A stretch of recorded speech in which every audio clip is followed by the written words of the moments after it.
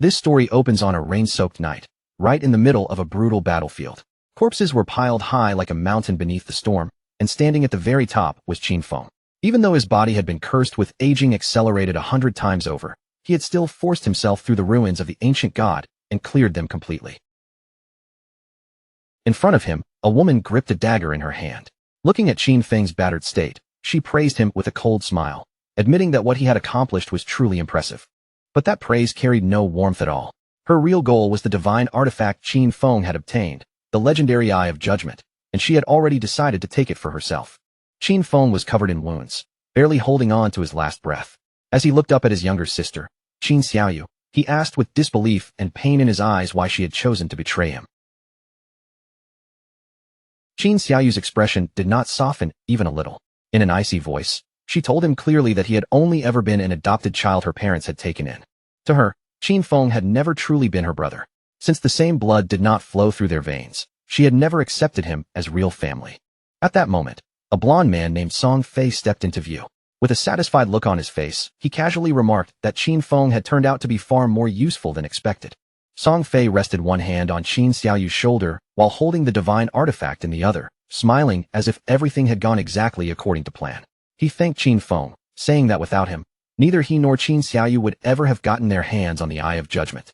Then he revealed that, in order to drain Qin Feng's remaining lifespan all at once, he had gone through great effort to obtain the soul-stealing blade now buried in Qin Feng's body.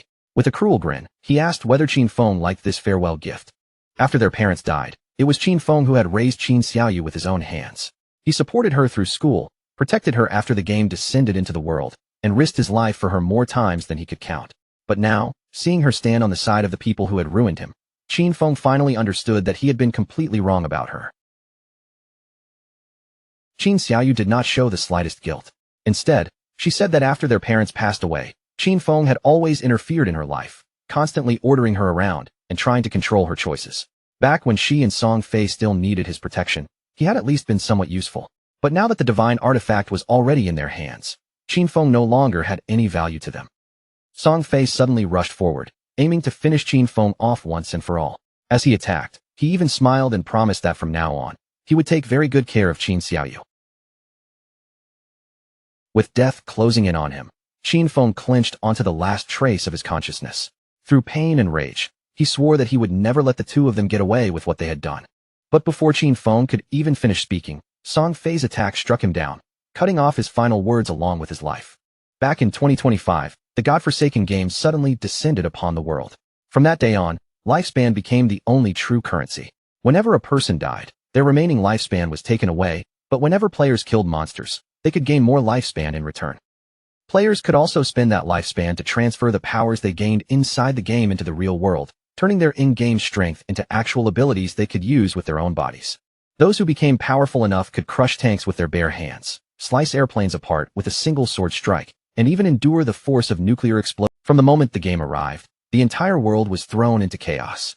Qin Feng fought desperately to survive alongside Qin Xiaoyu, enduring one disaster after another, and barely clawing his way into the top 100 powerhouses in the world. After countless near-death battles, endless dangers, and impossible struggles, he finally conquered the ruins of the ancient god and obtained the divine artifact known as the Eye of Judgment. With that artifact in his hands, Qin Feng finally had the qualification to stand at the very peak and challenge the highest level of power.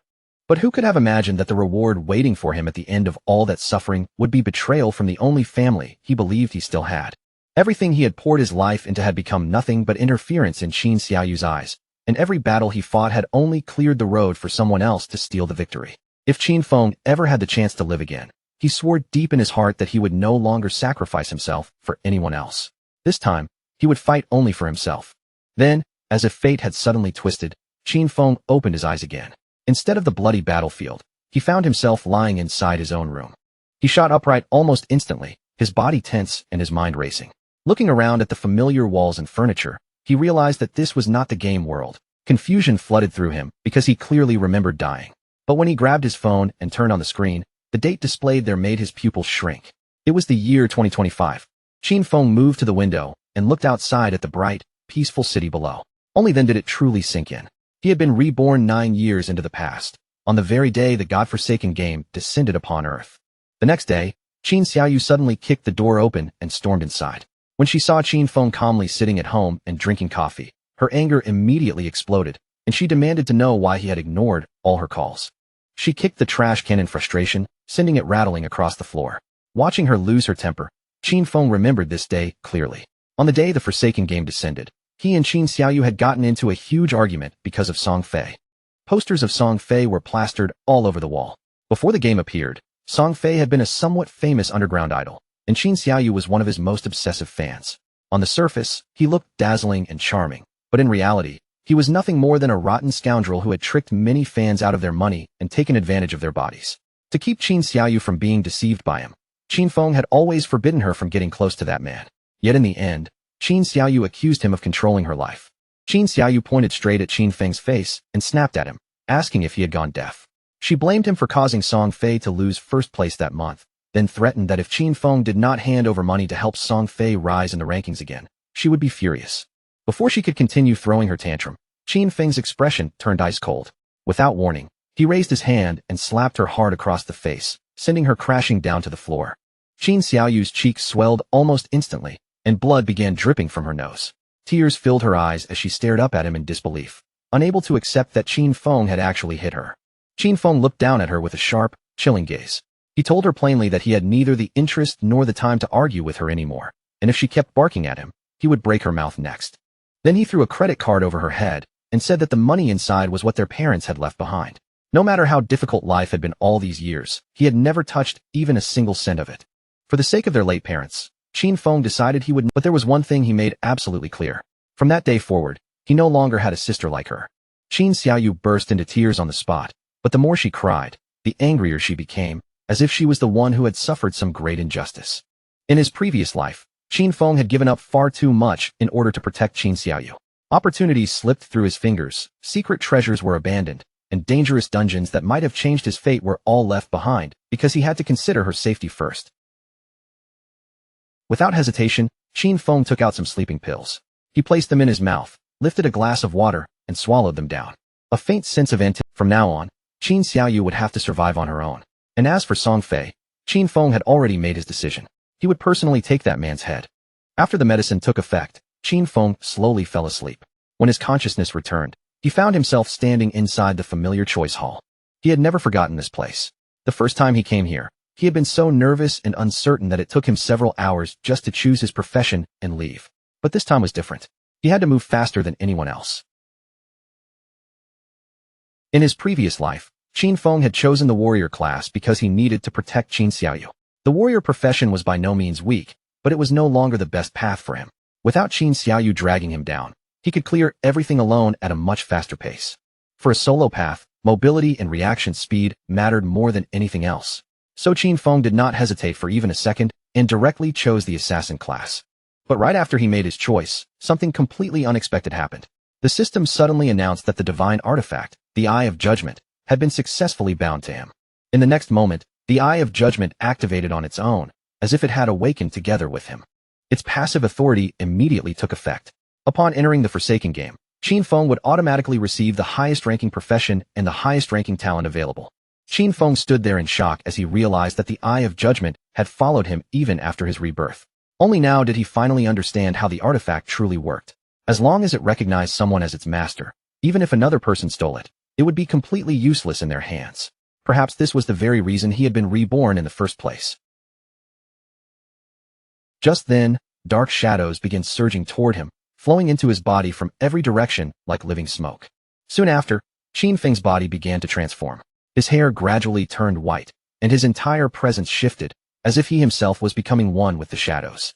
Qin Feng's entire appearance had transformed before anyone could even make sense of it. Shadow was the highest-tier hidden profession within the assassin path, standing far above any ordinary class. Compared with the warrior profession he had chosen in his previous life, this was on a completely different level, and just receiving it had already filled his body with terrifying power. Qin Feng's eyes widened as the memory struck him. Every profession had an extremely tiny chance of awakening into a stronger hidden advanced class, but that chance was so low that most people would never even hear of it. Yet the authority of judgment had turned that almost impossible probability into an absolute certainty. At that moment, the system awakened and delivered even more shocking information. The Authority of Judgment was the oldest and purest primordial authority in the universe, a force that stood above ordinary rules and order itself. For now, Qin Feng could not actively control it because he still lacked divinity, but its passive power had already begun working on him. This revelation stunned Qin Feng deeply. In his previous life, humanity only learned about the power of order in the 7th year after the godforsaken game descended, when one powerful player finally escaped God's abandoned realm and stepped into the realm of order. But even after that discovery, no human had ever truly obtained the power of order. Qin Feng had never imagined that he would touch something even greater so early. At the very beginning of this new life, he had already obtained a primordial authority that surpassed both order and rules. As long as he could one day leave God's abandoned realm, enter the realm of order, and gain divinity, he would be able to activate this authority himself. Just like that, Qin Feng gained another clear goal for this life. Now that the profession selection was finished, the system's cold voice sounded again, asking Qin Feng to enter the alias he would use inside the game.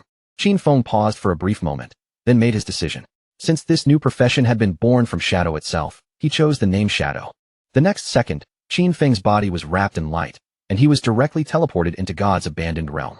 The place before him was a broken, ruined land filled with danger, where countless monsters wandered beyond the safe zones. Qin Feng knew he had to stay cautious, because every creature outside was ready to rip players apart and steal their lifespan.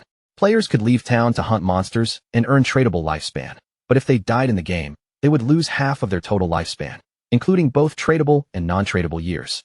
Right now, Qin Feng had arrived in Shell Town, one of the beginner safe zones. Inside Shell Town, there were no monsters roaming the streets, and players were unable to attack one another. The speed at which lifespan was consumed here was also only multiplied by 1, making it the safest place for beginners to catch their breath. A large number of people had been dragged into the game without warning. Some had simply taken a nap after eating, while others had fallen asleep after a long day of exhausting work, only to open their eyes and find themselves stranded in this unfamiliar world. Soon, everyone's attention gathered on Qin Feng. No one could tell what profession he had chosen or why his appearance looked so different from theirs. When some of them noticed the weapon at his side, they guessed he might be an assassin. Qin Feng knew very well that before long, powerful figures from different countries would begin appearing one after another, and the entire order of the real world would be reshaped by this game. If Qin Feng wanted to stay ahead of those future monsters, he could not afford to waste even a second. In this world, practice and opportunity would never wait for anyone. Just then, 3 men and 1 archer were suddenly teleported back into town. Whenever players died while hunting monsters outside, they would be returned to the safe zone, and these players looked both furious and terrified. From their expressions, it was obvious the wild monsters had been far stronger than they expected. One of them shouted that the monster had taken his life with a single bite.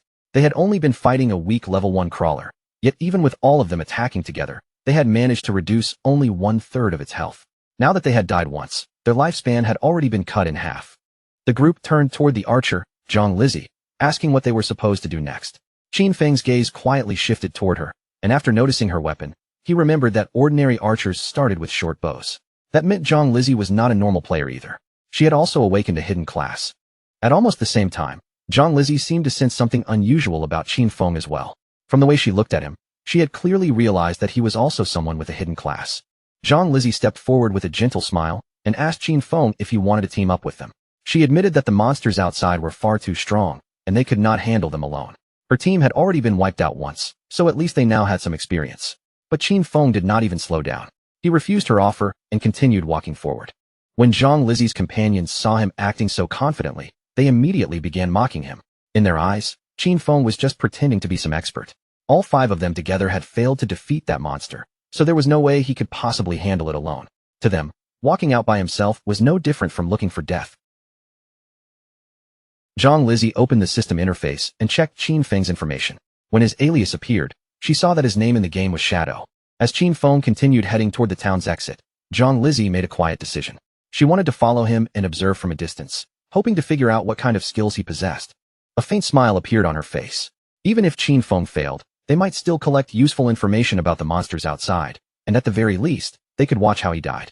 The land abandoned by the gods stretched out before them like a nightmare, dark, ruined, and filled with a heavy sense of danger that made every step feel unsettling.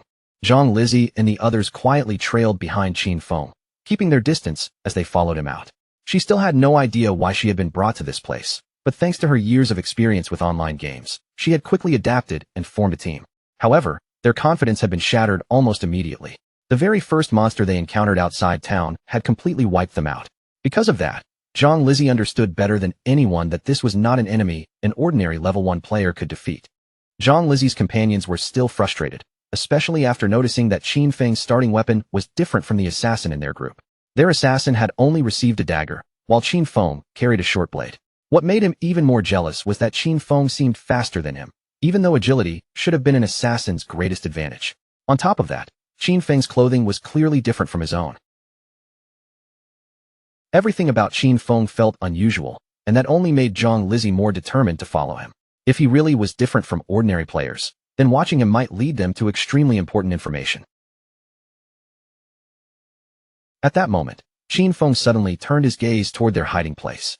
Zhang Lizzie's heart tightened, and she quickly pulled herself back into cover, unsure whether they had already been discovered. Qin Feng did not bother confronting them. Instead, he activated Shadow Sneak, and his figure silently melted away from the spot. Zhang Lizzie and the others froze in confusion when they saw him disappear into thin air. The assassin in their group quickly realized what had happened, and said it must be a stealth ability, an initial skill that allowed the user to turn invisible. Qin Feng had completely entered invisibility. After seeing that, Zhang Lizzie decided it was better to return to town first and search for ways to improve themselves. Going outside was simply too dangerous right now. They had already died once, and their lifespan had already been reduced by half. So they planned to talk to NPCs and search for hidden rewards, like treasure chests or beginner opportunities. Shadow Sneak allowed Qin Feng to enter stealth for a limited amount of time. Once he attacked, his invisibility would be broken, but the first strike after leaving stealth would deal increased damage. On top of that, Stealth Mastery doubled the duration of his stealth and raised its level by 1. As expected, the Shadow class was far from ordinary. A normal assassin's stealth at this stage would still be easy to detect, but with the Shadow class's built-in mastery, no player, and not even early game monsters, could notice Qin Feng at this stage. Qin Feng could not help but think that Zhang Lizzie and her companions were still too naive. The beginner town might look safe and promising, but in reality, there was nothing there that could truly increase a player's strength. Shell Town was only a temporary refuge for new players. In the godforsaken game, weak players were nothing more than prey waiting to be hunted by monsters. A few seconds later, Qin Feng's stealth finally ended. For now, the duration was not very long, but luckily, the cooldown had started the moment he activated the skill. In just a few more seconds, he would be able to vanish again. Qin Feng opened his status window. His codename was Shadow, and his class was also Shadow. His non-tradable lifespan showed 75 years, while his tradable lifespan was still 0. His strength was 13 points, his constitution was 13 points, his agility had reached 18 points, and his spirit was 15 points. All players began with base stats of 10, and each profession granted different bonuses on top of that. In his previous life, when Qin Feng chose the warrior class, it had only given him 3 extra points in strength and constitution. But this time, the Shadow class had increased every one of his attributes, and his agility alone had risen by 8 points. He still had 5 free attribute points left to assign. Most players at the beginning would spend those points on strength or spirit to increase their physical or magical attack power. But Qin Feng knew from experience that this was a serious mistake. Without wasting even a moment, Qin Feng placed all 5 free points directly into agility, pushing the stat up to 23 points. Agility was the key to surviving the early game. No matter how players allocated their stats, early monsters could still deal overwhelming damage if they landed a hit. The only reliable way to kill monsters without being injured was to move faster than them, dodge their attacks, and strike before they could react. Just as Qin Feng finished adjusting his attributes, something nearby suddenly caught his attention. Behind a tree not far away, a monster was hiding in the shadow. It was a level 1 crawler of normal grade, but something about it was abnormal. The creature was in the middle of evolving. Qin Feng immediately became alert. When he noticed that the crawler was still absorbing lifespan, he quickly understood what had happened. This was the same monster that had just wiped out Zhang Lizzie's group of 4 players. The crawler also sensed Qin Feng's presence. Its body was still injured, and part of its health had already been lost from the earlier fight.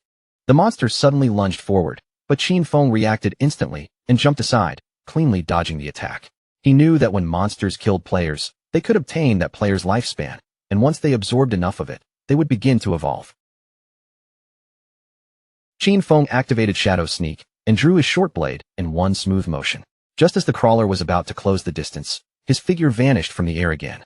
While the crawler twisted around, trying to locate where Qin Feng had gone, Qin Feng suddenly appeared above it. Using Stealth Break Strike, he dropped down onto the monster and drove his short blade fiercely into its head, dealing 174 damage in a single hit. The crawler was killed instantly, and Qin Feng gained 10 experience points. Even Qin Feng had not expected to kill the crawler with one strike. Then he remembered that attacking the nape of a crawler triggered a critical hit. At that moment, a system window appeared and informed him that the backstab skill doubled damage when the attack came from outside the enemy's field of vision. That explained everything. Backstab had stacked together with several other abilities, creating a terrifying. Qin Feng stood beside the crawler's corpse and stared at it in silence, the short blade still in his hand. He remembered how difficult things had been when he played as a warrior in his previous life. Even when he landed a critical hit back then, he could barely deal 40 damage, and every fight against a crawler dragged on for what felt like ages. He had nearly died just trying to kill one of them. The moment the crawler collapsed, a glowing orb floated up from its corpse, shimmering faintly in the air. That light was not ordinary loot. It was the lifespan the monster had gathered. Qin Feng reached out and clenched his fist around the shining orb. In an instant, the lifespan inside it flowed into his body and was absorbed by him. From that one kill, Qin Feng gained 3 days of tradable lifespan, along with 54 years and 155 days of non-tradable lifespan. 5 people had died to that crawler, and each of them had lost at least 20 to 30 years, adding up to more than 100 years in total. But because the monster had absorbed that lifespan first, Qin Feng only received 54 years from it. For the time being, though, non-tradable lifespan had no real use to him. But right at that moment, the authority of the Eye of Judgment suddenly activated again, and a new talent was granted to Qin Feng. Its name was Infinite Evolution. With this talent, whenever Qin Feng killed monsters by himself, he had a chance to gain evolution points, which could then be used to upgrade his skills. The effect was even more outrageous than that. Every 24 hours, Qin Feng would naturally receive 5 evolution points, and if he defeated a boss-class monster alone, evolution points were guaranteed. Right now, he already had 5 points available. Qin Feng now possessed infinite evolution, meaning his skills were no longer fixed forever. In his previous life, he had never heard of anything like this. No matter what equipment or skill book dropped from monsters, its grade was set from the beginning, and there was no normal way to raise it. This was clearly a power that existed beyond rules and order. Curious to test it, Qin Feng decided to upgrade Shadow Sneak and Backstab first. He spent 4 evolution points, and both skills were successfully strengthened. Shadow Sneak rose from normal quality to bronze quality, increasing its duration from 12 seconds to 16 seconds. The bonus damage after breaking stealth also rose from 60 to 90, while the cooldown was shortened by 2 seconds. Backstab improved from inferior quality to normal quality, raising its damage by another 5%.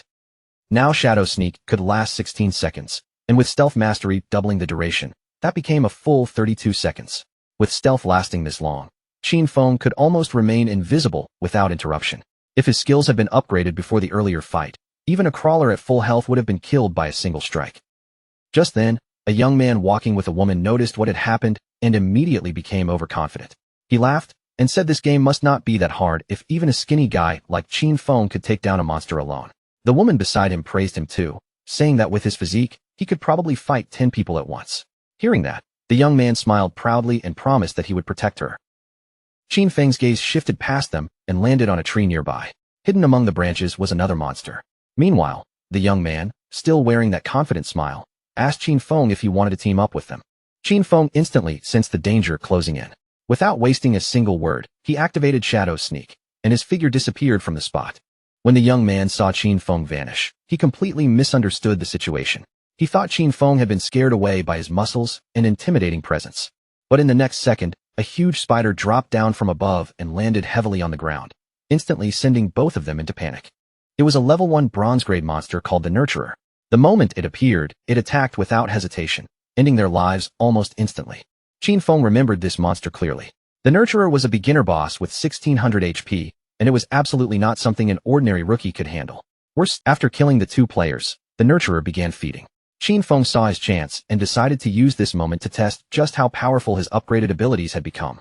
He activated Stealth Break Strike and moved in sharply, driving his short blade straight into one of the spider's eyes. The Nurturer immediately counterattacked, but Qin Feng reacted fast enough to avoid the blow. After dodging, he pulled back, created distance, and slipped into invisibility again with Shadow Sneak. That attack dealt 338 damage to the Nurturer. However, during the exchange, Qin Feng still took 9 points of damage himself. He had only escaped the real danger because of his high agility. Qin Feng's total HP was just 130, and if the spider's attack had landed cleanly, he would have been killed on the spot. Still, seeing that his strike had dealt over 300 damage to a boss made even him feel impressed. The injured nurturer flew into a rage. Its massive limbs lashed out wildly, and the trees around it were split in half under its furious attacks. Qin Feng knew these monsters were not mindless beasts. They possessed intelligence, and this spider would never just stand there obediently while he attacked it again and again. The nurturer began attacking everything around it, clearly trying to force Qin Feng to reveal his position. Even the smaller spiders had become alert now, so charging in recklessly would only get him surrounded. While the spider's attention was still scattered, Qin Feng seized the opening. He picked up a rock and threw it hard, striking the nurturer directly in the abdomen and dealing 299 points of damage. Qin Feng immediately grabbed another rock, and his guess was proven correct. His main damage did not come from the weapon itself, but from the bonus of stealth ambush strike and the enhancement granted by his class skills. Because of that, even something as simple as a thrown rock could still cause solid damage. All he needed to do now was wait until Shadow Sneak came off cooldown, then attack again with another rock from stealth. By doing this, the thrown rock would trigger the bonuses from ambush strike, backstab, and weak point attack all at once. The moment Shadow Sneak's cooldown ended, Qin Feng threw another rock, dealing 279 damage to the spider, then immediately activated Shadow Sneak again and vanished. His strategy was simple but extremely effective. Stay hidden, wait for Shadow Sneak to refresh, strike from the shadows, and then disappear before the monster could touch him. At the same time, back in Shell Town, the leaderboard suddenly updated. It announced that the player Shadow had killed the bronze-grade boss Nurturer, becoming the first player to reach level 2 and instantly rising to number 1 on the list. The other players were stunned, because most of them had already died to ordinary mobs, and they could not understand how someone had defeated a boss this early. Zhang Lizzie and her companions were completely speechless when they saw that Qin Feng had killed a boss and reached level 2. They could not even deal with normal monsters as a group, so the idea that Qin Feng had defeated a boss alone felt impossible. For a moment, they even wondered if the system had made some kind of mistake. The man and woman who had just been attacked by the giant spider soon respawned back in town as well. When they saw that someone had killed that terrifying monster, shock filled their faces. Then they realized that the player called Shadow was the same young man they had seen earlier in the forest. Back in the forest, the system announced Qin Feng's victory. He had killed the boss Nurturer, gained 300 experience points, and received 2 evolution points. At the same time, Shelltown's level leaderboard was officially unlocked. The system also granted Qin Feng 1 reputation point. He then began absorbing the spider's lifespan. Unfortunately, the moment the giant spider died, all the smaller spiders scattered in every direction, which felt like a waste. Qin Feng could not help but regret not killing the small spiders first for extra experience. Still, he obtained 46 days of tradable lifespan, a bronze-quality skill book called Greedy Hand, and a corrosive dagger with 35 damage and 4 agility points. After learning Greedy Hand, Qin Feng could use it on defeated monsters, giving him a 20% chance to receive an additional loot reward. Even Qin Feng was surprised. He had never expected a bronze boss to drop such a god-tier assassin skill this early. This skill could greatly increase the amount of loot a player obtained. In the late game, when powerful bosses dropped rare items, a 20% chance for extra loot was incredibly valuable. In Qin Feng's previous life, there had been a player in the Godslayer Guild whose combat strength was only average. But because he possessed this one skill, he became one of the most desired players around, even traveling with a personal bodyguard wherever he went. Qin Feng's eyes widened as he realized the true potential of this skill. The activation rate was only 20% right now, but if he combined it with infinite evolution, he could continuously raise both the drop rate and the amount of loot gained. The next day, students were making their way to school, as usual, unaware that the world around them had already begun to change. On the way there, Qin Xiaoyu's friend asked whether she planned to call Qin Feng and apologize. She reminded Qin Xiaoyu that they had skipped the exam yesterday to secretly go support Song Fei, so Qin Feng was probably angry with her. But Qin Xiaoyu refused immediately, insisting that she had done nothing wrong. In her eyes, Qin Feng was the reason they had almost missed the entrance time, so he was the one who should apologize. Her friend tried to persuade her, saying that Qin Feng had always treated her very well, then asked what had happened to her face. Qin Xiaoyu remained stubborn, claiming that Qin Feng did nothing but interfere in her personal affairs. As for the injury on her face, she made up an excuse and said she had simply tripped and hurt herself. When they entered the school, they immediately saw a large crowd of students gathered outside one of the classrooms. Qin Xiaoyu's friend became curious and pushed her way through the crowd. Once she stepped into the classroom, she saw Xiang Wei sitting there with his body becoming faint and semi-transparent. One of Xiang Wei's friends explained nervously that he was not completely sure what had happened. A moment ago, Xiang Wei had said he was going to take a nap, but when they turned around again, he had already become like this. And this was not an isolated incident. Similar cases were spreading all over the internet. People across the world were experiencing the same strange phenomenon, and some experts were saying that anyone who fell asleep might enter a ghost-like semi-transparent state. The worst part was that nobody knew why it was happening. Qin Xiaoyu's friend immediately became alert and decided to call her parents to warn them. She also advised Qin Xiaoyu to call Qin Feng, just in case he needed to be warned too. But Qin Xiaoyu refused coldly, saying she would rather see him dead than contact him. Meanwhile, Qin Feng was focused on evolving his newly acquired skill, Greedy Hand. He upgraded it from bronze quality all the way to gold quality. After the upgrade, the chance of gaining an extra piece of loot from an enemy increased from 20% to 70%. Thanks to this improvement, Qin Feng used Greedy Hand and obtained 2 more evolution points. Qin Feng clenched his fist and activated the skill again. This time, he successfully gained 2 evolution points along with 46 days of tradable lifespan. He was extremely satisfied with the result. Now that he had gained 2 evolution points, he knew he only needed 3 points to raise Greedy Hand to the next level. Once that happened, the chance of receiving extra loot would soon reach 100%. Qin Feng also understood that the governments around the world must have realized the seriousness of the situation by now. More and more people would soon flood into the game. So he had to speed up his progress and equip anything useful immediately. Without hesitation, he put on the bronze quality corrosive dagger, gaining 35 attack points and 4 additional agility points. Then Qin Feng activated Shadow Sneak to avoid attracting the attention of nearby monsters. He knew that before long, people would discover that the skills and equipment obtained in this game could be extracted into the real world. Once that secret spread, the entire world would descend into chaos. Extracting skills and equipment required 2 conditions. First, reaching level 10, and second, possessing enough tradable lifespan. Since farming small monsters would waste too much time, Qin Feng decided his next target would be stronger bosses. As Qin Feng moved through the wilderness, the sound of fighting suddenly reached his ears from somewhere ahead. He followed the noise to the edge of a cliff, and from there, he saw several players below struggling against a level 2 bronze-grade monster known as a sprint predator. Qin Feng had just been thinking about searching for stronger bosses to speed up his growth, and now a sprint predator had appeared right in front of him. The timing could not have been more perfect. The monster lunged forward, but the player holding a shield and mace stepped up and blocked the attack without much difficulty. That player was Wang Ming. Qin Feng's eyes narrowed slightly when he recognized him, realizing the rumors from his previous life were true. It was said that when Wang Ming first entered the Forsaken game, he had gathered an entire squad of hidden class players, and all 6 members of his team possessed hidden professions.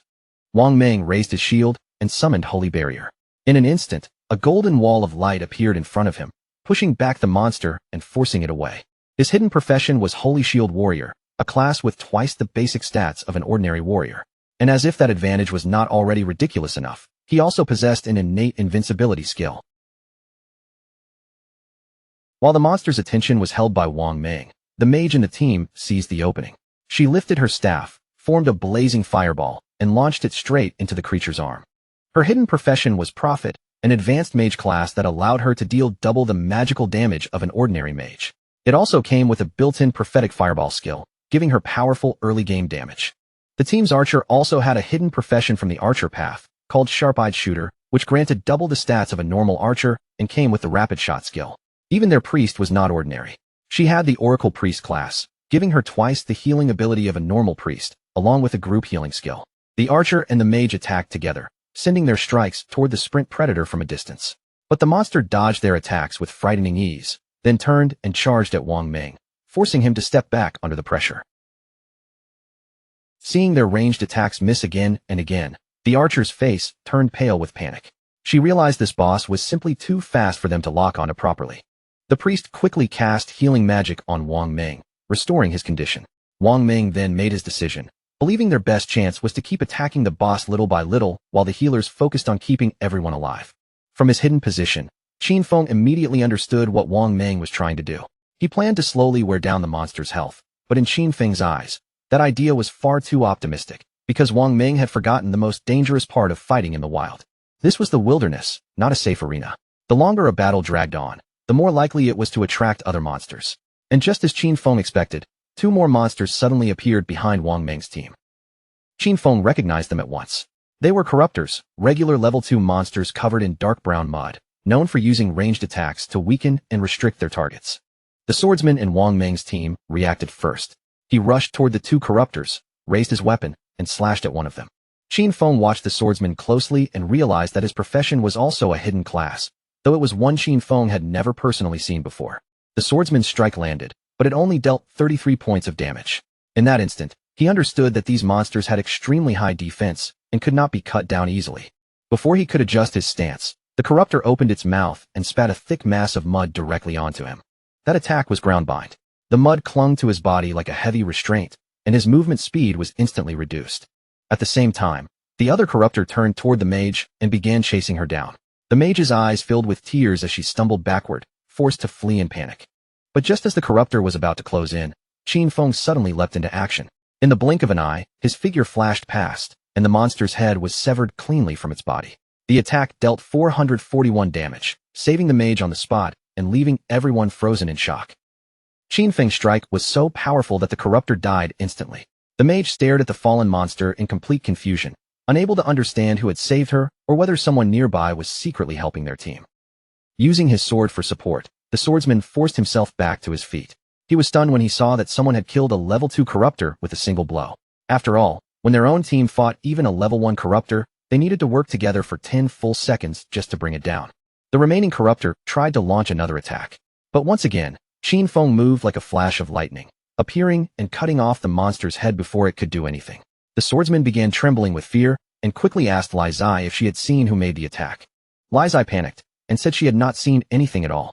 Wang Ming quickly steadied himself and told everyone not to get distracted. Deep down, however, he could only hope that the invisible attacker was on their side. Now, only the sprint predator remained on the battlefield, while Qin Feng quietly watched from a tree branch above. For killing 2 level 2 corruptors, he obtained 40 experience points, 1 evolution point, a common quality skill book called Venom Dart, and 8 days of tradable lifespan. Qin Feng did not hesitate for even a moment. Venom Dart was a perfect mid-range poison damage skill, so he immediately used his evolution points to strengthen it. After the evolution was complete, Venom Dart rose to level 2 and upgraded from common quality to silver quality. The skill now allowed him to throw a deadly poison dart up to 14 meters away, dealing 120 attack damage on impact and applying the Venom status, with only a 5-second cooldown. The Venom status would inflict continuous damage equal to 50% per second, lasting for 5 seconds. Although the poison could not stack, its damage over time was already extremely powerful for this stage. The sprint predator attacked again. Wang Ming managed to raise his shield in time and block the strike, but during the clash, Wang Ming's shield and mace slipped from his hands and fell heavily to the ground. The monster immediately took advantage of that opening, stabbing him again with its other limb and causing him unbearable pain. The archer began shaking with fear at the sight. The priest also panicked, knowing the situation had turned terrible, because her healing could not keep up with the damage Wang Ming was taking. In that desperate moment, Wang Ming gritted his teeth through the pain and shouted for the others to run away. Before the sprint predator could continue its attack, Qin Feng flicked his hand and shot out a poison dart. The dart pierced directly into the monster's head, dealing 845 points of damage in one strike. The mage and the archer stared in disbelief. That single attack had taken away nearly half of the boss's HP, something their entire team had failed to do after struggling for so long. Both the sprint predator and Wang Ming twisted in pain at the same time, one from the poison tearing through its body, and the other from the wound already carved into his stomach. Dark venom began leaking from the monster's wound, spreading through its body rapidly. Then the poison damage triggered again and again, dealing 324 damage multiple times until the sprint predator finally collapsed to the ground. Since Qin Feng had dealt more than 90% of the total damage, all the loot naturally belonged to him. For killing the sprint predator, he gained 600 experience points, reached level 3, obtained 2 evolution points, and received 55 days of tradable lifespan. What surprised him even more was that Venom Dart's damage over time had triggered his class passive ability, with stealth allowing him to stay invisible and poison darts letting him attack from range. Almost nothing in the early and mid-game could stop him anymore. Loot began rising from the sprint predator's corpse. Wang Ming stared at the fallen boss in shock, still unable to process the terrifying amount of damage it had suffered. A few seconds later, the loot vanished from the ground. Wang Ming forced himself back up and turned toward Qin Feng's direction. With a serious expression, he thanked him for saving their lives. But Qin Feng only gave him a calm warning. In the wildlands, people could not trust strangers so easily, and his words immediately left everyone stunned. Wang Ming accepted the warning and thanked him for the advice. He and his team decided not to disturb Qin Feng while he checked the loot. Before leaving him alone, Wang Ming added that if Qin Feng ever needed anything, he could come find him. Qin Feng picked up the loot while quietly judging Wang Ming in his heart. Wang Ming seemed like a trustworthy person, and more importantly, he had the support of Daxia's government, which controlled a huge amount of resources. Because of that, Qin Feng began considering whether he could use Wang Ming as a stable channel to sell the loot he did not need. Then Qin Feng used Greedy Hand on the Sprint Predator's corpse. The skill brought him 3 evolution points, another 55 days of tradable lifespan, and a pair of bronze-quality leather greaves from the Sprint Predator. Qin Feng immediately equipped the leather greaves. Once he put them on, he gained 9 points of physical defense, 5 points of resistance to all elements, and a 15% increase in cooldown speed. This loot haul was excellent. Qin Feng still had several pieces of class gear and skill books he could not use, and once his bag was full, he decided he would return to town and exchange everything for lifespan. A confident light shone in Qin Feng's eyes. Compared with his previous life, his growth speed this time was already more than 100 times faster. Not far from where he stood, another group of players was being attacked by more monsters. Seeing the number of enemies increasing around them, the players quickly realized they could not win and decided to escape. But before they could get away, an even larger monster suddenly appeared in front of them, blocking their path like a living wall. And just as the players tried to flee, that massive monster struck first. Sharp vines shot out with deadly speed, piercing through the group and killing every last one of them. After being wiped out, the players respawned back in town, their faces full of frustration and despair. They complained that the monsters outside always moved in groups, and whenever their health dropped low, they would run away instead of fighting to the end. Everyone had heard that players needed to reach level 3 before they could leave the game, but right now, that goal felt almost impossible. Some players believed the answer was simply to gather more people. Since a team of 3 was clearly not enough, they thought they should form groups of 6 or even 10 before heading out again. But another player immediately argued that this would not solve anything. He had personally seen a 10-person team get surrounded and wiped out, and if too many people gathered together, they would only attract a boss. Not long ago, a group of 40 players had triggered something called the Curse Master, and that monster had annihilated more than 30 of them with a single strike. Zhang Lizi's team also respawned in town, looking far worse than before. If players could not reach level 3, they would be trapped inside the game forever. Since all of them had entered after falling asleep, that meant only their consciousness had been pulled into this world. If they remained stuck here for too long, their real bodies outside would eventually starve to death. Zhang Lizi felt increasingly irritated because she could not understand why this game was so brutally difficult. One of her companions panicked, saying they had already died 3 times, and their non-tradable lifespan had dropped to less than 10 years. If this continued, they would really die in the real world. Even though Zhang Lizi still did not know whether everything was truly real, she understood one thing clearly. They could not afford to die again. When Zhang Lizi saw that Shadow had already reached level 3, confusion flashed across her face. He had advanced far faster than everyone else, so she was certain he must have discovered some hidden trick. At that moment, she understood that if her team wanted to escape this game, they needed Shadow to carry them all the way to level 3. Zhang Lizi clenched her fist and quickly gave orders to her teammates. She told them to spread the word everywhere. They had to make Shadow help them reach level 3 no matter what. Once they returned to reality, she was willing to pay him 10 million in cash. Her teammates were stunned by the amount, but Zhang Lizi was confident. In her mind, there was no way Shadow could ignore 10 million. Meanwhile, back in the forest, Qin Feng killed a level 2 polluter, gaining 20 experience points and 1 evolution point from the fight. After absorbing the monster's lifespan, Qin Feng checked his evolution points and decided he had gathered enough. Without hesitating, he spent 5 points to evolve Greedy Hand again. The skill's quality rose sharply, upgrading from Platinum to Emerald. Its chance of producing extra loot increased all the way to 160%, and now, the bonus loot even had a 20% chance of being 1 tier higher than normal. Qin Feng was amazed. Rain began falling through the forest, soaking the leaves and darkening the ground beneath his feet. As Qin Feng moved through the wet wilderness, something ahead suddenly caught his attention. There, wandering through the rainy forest, was the monster known as the Curse Master. This monster was a bronze tier boss, and right now, it was consuming vital force as it slowly prepared to advance into a silver tier boss. To Qin Feng, it was no surprise that this boss had wiped out a team of 40 players. With its power, that result was completely normal. But his inventory was already full, so even if he killed the Curse Master now, he would not be able to pick up all the loot. For the moment, he decided to mark this location on his map first. The boss's evolution would take some time, which gave Qin Feng a chance. He planned to empty his inventory first, then return later to deal with it properly. Back in town, the news had already spread everywhere. Someone was offering 10 million for Shadow, the #1 player on the leaderboard, to help them level up quickly. Players were dying over and over, losing lifespan each time, and the wealthy had already started using money to search for a way out. For ordinary people without resources, the situation looked more and more hopeless. While everyone was still discussing the offer, Qin Feng suddenly appeared in town, and the surrounding players immediately fell into shock.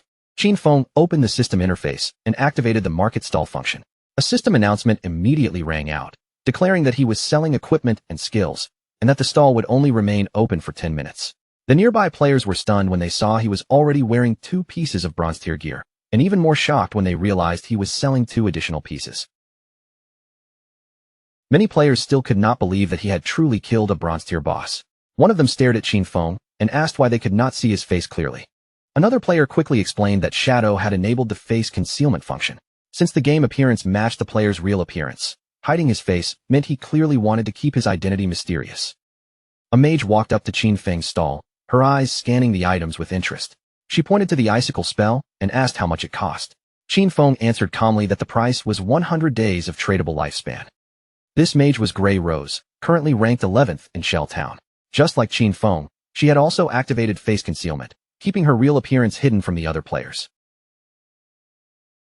Grey Rose hesitated because 100 days of lifespan was not a small amount. She asked if he could lower the price a little. Qin Feng explained that even though Icicle Spell was only a common tier skill, it could greatly increase a mage's farming speed in the early stage, so 100 days was already a bargain. Grey Rose then asked if she could pay with real-world money instead. Qin Feng refused without hesitation. He advised her that if she had cash, she could first use it to buy tradable lifespan from other players, then exchange that lifespan with him. If no one offered a higher price, he was willing to hold the skill until she gathered enough lifespan. Grey Rose lowered her head and began thinking it over. Then she opened the team channel and asked her teammates whether they thought the deal was worth it. Since her leadership had already helped them reach level 2 so quickly, none of them objected. More importantly, with this skill, they could reach level 3 even faster, and escaping the game had to come first. So she asked them to transfer their tradable lifespan to her, promising that once they returned to reality, she would send them money as compensation. Grey Rose handed 100 days of tradable lifespan over to Qin Feng. Seeing that every member of her team was already level 2, Qin Feng understood that they must have killed at least 30 or 40 crawlers by now. In that case, their total tradable lifespan should be far more than just 100 days. Qin Feng completed the trade and sold the spell, receiving 100 days of tradable lifespan. With that, his tradable lifespan increased from 268 days to 368 days. Just then, Zhang Lizzie appeared in the crowd, and her eyes lit up when she finally found Shadow.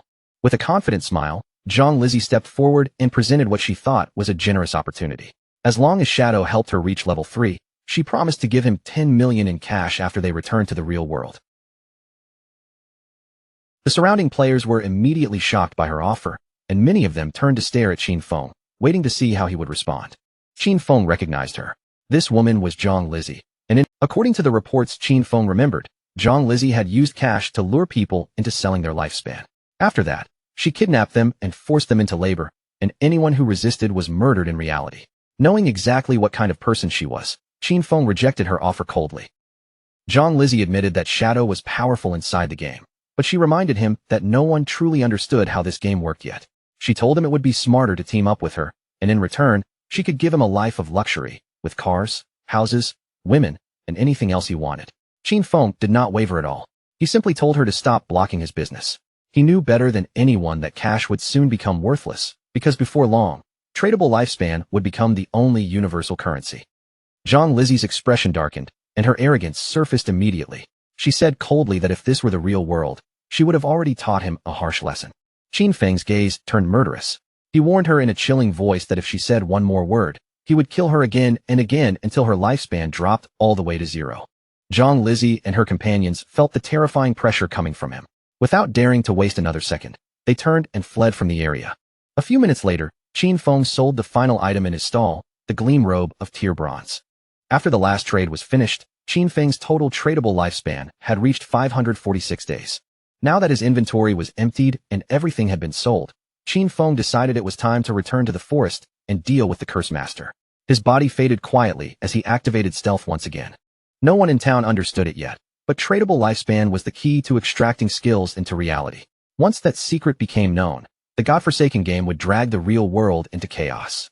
The family backgrounds, wealth, and status people were once proud of would soon lose their meaning, and only personal strength would matter. After escaping from the stall area, Zhang Lizzie and her team finally stopped some distance away. They were all out of breath from running, their faces still tense from Qin Feng's threat. Zhang Lizzie gritted her teeth and told the others that Shadow had not only rejected her offer, but had even dared to threaten her. Anger burned in her eyes as she swore that once they returned to the real world, she would find him and kill him. While Zhang Lizzie was thinking about revenge, a man named Mao Lijun, also known as Lao Mao, walked toward her from nearby. Lao Mao said that he had already reached level 2, and with a confident look, claimed that he knew some tricks that could help people level up inside the game.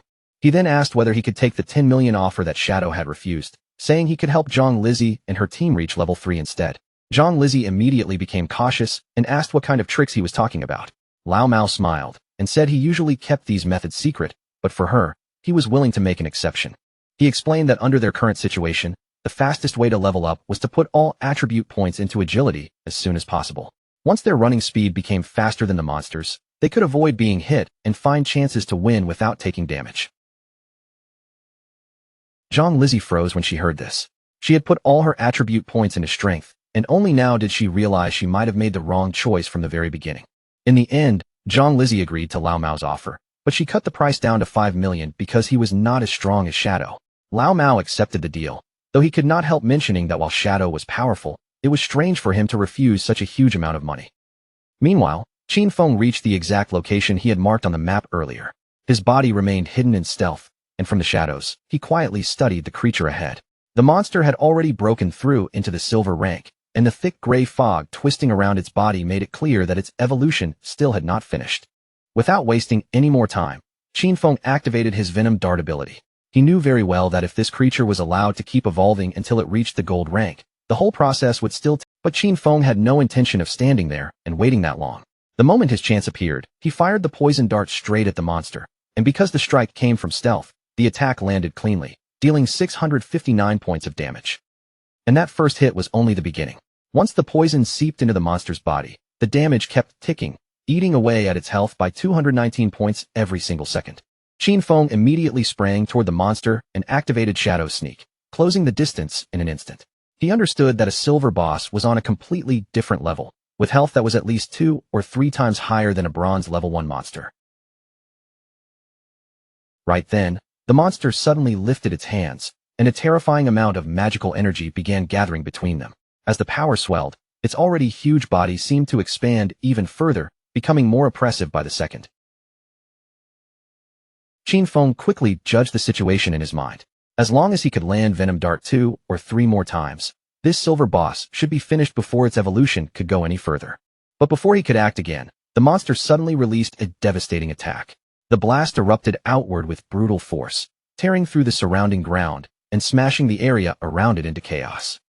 This was a magic-type boss, the kind of monster that could unleash massive area damage in one strike. After throwing out Venom Dart, Qin Feng had already started retreating, and even then, he only barely slipped out of the attack range in time. Still hidden from sight, Qin Feng felt the danger even more clearly.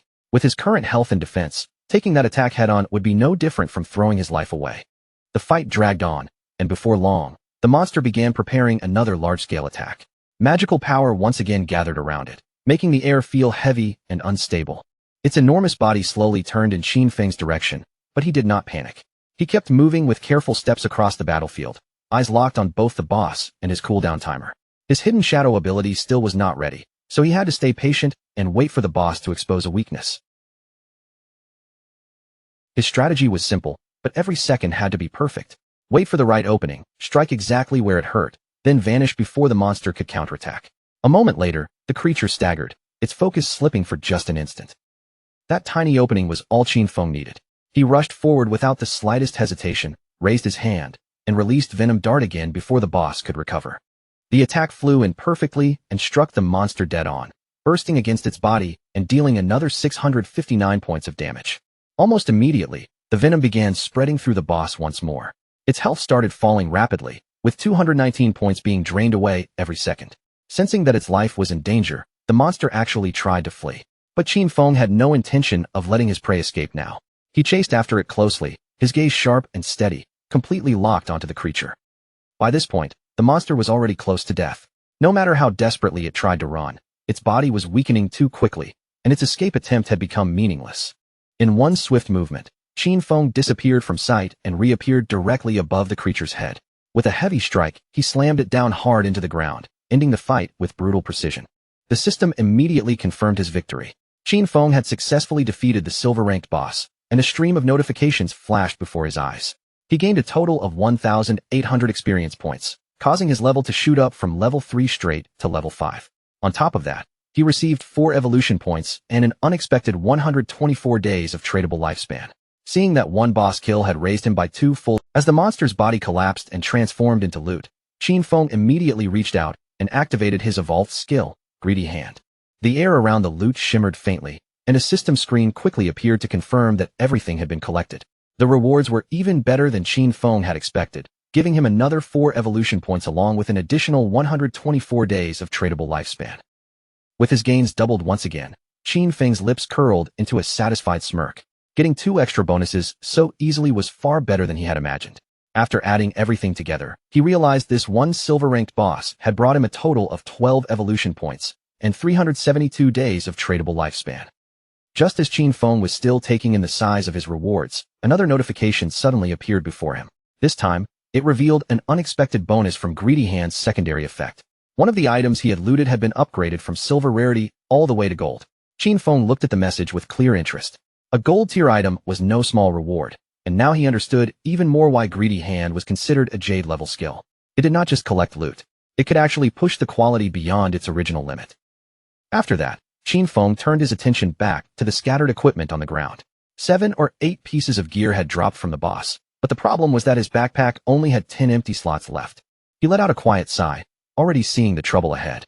If he had to run back to town every time he killed a boss, it would waste far too much time. Something like a storage ring would have solved this problem perfectly. Just as Qin Feng was about to examine one particular item among the loot, the scene suddenly shifted back to Shell Town. Back in Shell Town, the mage from Wang Meng's team appeared in a flash of light. The tension on her face finally eased, and she looked visibly relieved. She had made it back safely, and it was all thanks to Wang Meng. One after another, the rest of the team returned as well. They gathered around Wang Meng and thanked him since the mage, however, still had one regret she could not shake off. She sighed softly, wishing she had managed to add Qin Feng as a friend back in the forest. In her mind, maybe the problem was that she had been covered in mud at the time and looked too miserable. Her teammate grinned and comforted her, saying that now that she had changed into a fresh outfit and looked so good, that mysterious player definitely would not reject her again. While they were still chatting, a system announcement suddenly echoed across the entire town. The leaderboard had been updated, and the name Shadow had risen again, reaching level 5. The news instantly shook the players in town. Someone stared in disbelief, unable to understand how Shadow had jumped from level 3 to level 5 so quickly. The only reasonable explanation was that he must have taken down some powerful boss monster. Another player said that just 10 minutes earlier, he had seen Shadow casually selling gear in the town square, and now the man had already leveled up again. Then another guy suddenly declared that his sister had just turned 18, and if Shadow happened to like her, their whole family would be set, because having Shadow help them level up would completely change their future. His friends immediately shut that idea down, reminding him that Shadow had already ignored 10 million in cash, so there was no way a random matchmaking offer would impress him. Back at Wang Meng's side, the mood in his team quickly became uneasy. They had only just been celebrating the fact that they had reached level 3, yet in the blink of an eye, Shadow had already pulled far ahead of them. Wang Meng, however, remained steady. He told everyone not to panic about it for now. Their priority was to log out, return to the real world, and warn their families and friends about the danger hidden inside this game. As their bodies began fading from the game, the system confirmed that they were logging out. Wang Meng's final words carried a heavy seriousness. If the world was truly moving toward chaos, then they had to make sure their loved ones were prepared. The scene then shifted to the real world.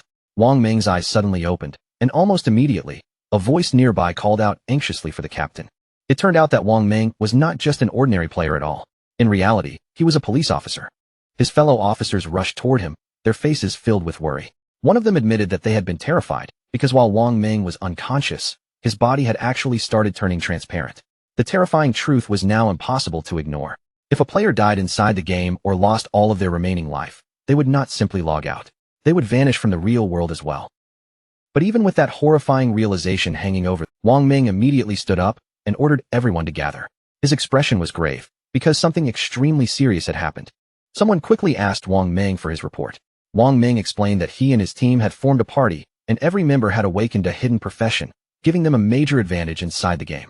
Even with that advantage, they had still almost been wiped out by a single monster. In the end, they only survived because an unknown player named Shadow appeared at the last moment and saved them. Wang Ming confirmed that every part of his report was accurate. He then described just how terrifying Shadow's growth had been. When Shadow rescued them, he had already been leveled. That information immediately made the higher-ranking officers uneasy. One of them asked the question everyone was thinking. Did this mean Shadow was now the strongest player in the world? And more importantly, how had he leveled up at such an unbelievable speed? The room fell into speculation, and Wang Ming suggested that Shadow might have defeated a high-level boss monster, or achieved something just as extraordinary. Another officer, paying close attention to the details, noticed something strange. According to Wang Ming, Shadow had already been level 3 when he saved them. If that was true, then why had he not logged out like the rest of them? Could it be that Shadow had no close family or friends waiting for him in the real world?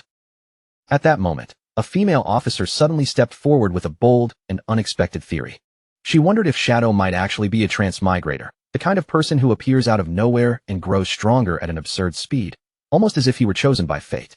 She added that transmigrators were often orphans in stories, which might explain why Shadow had not rushed back to reality. Her words instantly made the entire room fall silent. Realizing how outrageous she had sounded in such a serious meeting, her face turned red with embarrassment. A senior officer, clearly unimpressed, called her NEU and warned her not to crack jokes when they were discussing something this important. He dismissed her idea without hesitation, saying she had obviously been reading too many novels. Then, pulling the conversation back to the real issue, the officer revealed a piece of crucial information. According to secret reports from the higher-ups, researchers had been investigating a disturbing pattern. A large number of elderly people had recently been dying mysteriously in their sleep. When the researchers compared those deaths with information from people who had returned from the forgotten game of the gods, they discovered something horrifying. The elderly people who died in their sleep had also died multiple times inside the game. This pointed to a terrifying truth. If a player's lifespan dropped all the way to 0 in the game, they would not only die there, they would die in real life too. One officer voiced his concern, saying that the forgotten game of the gods was an anomaly far beyond anything they currently understood.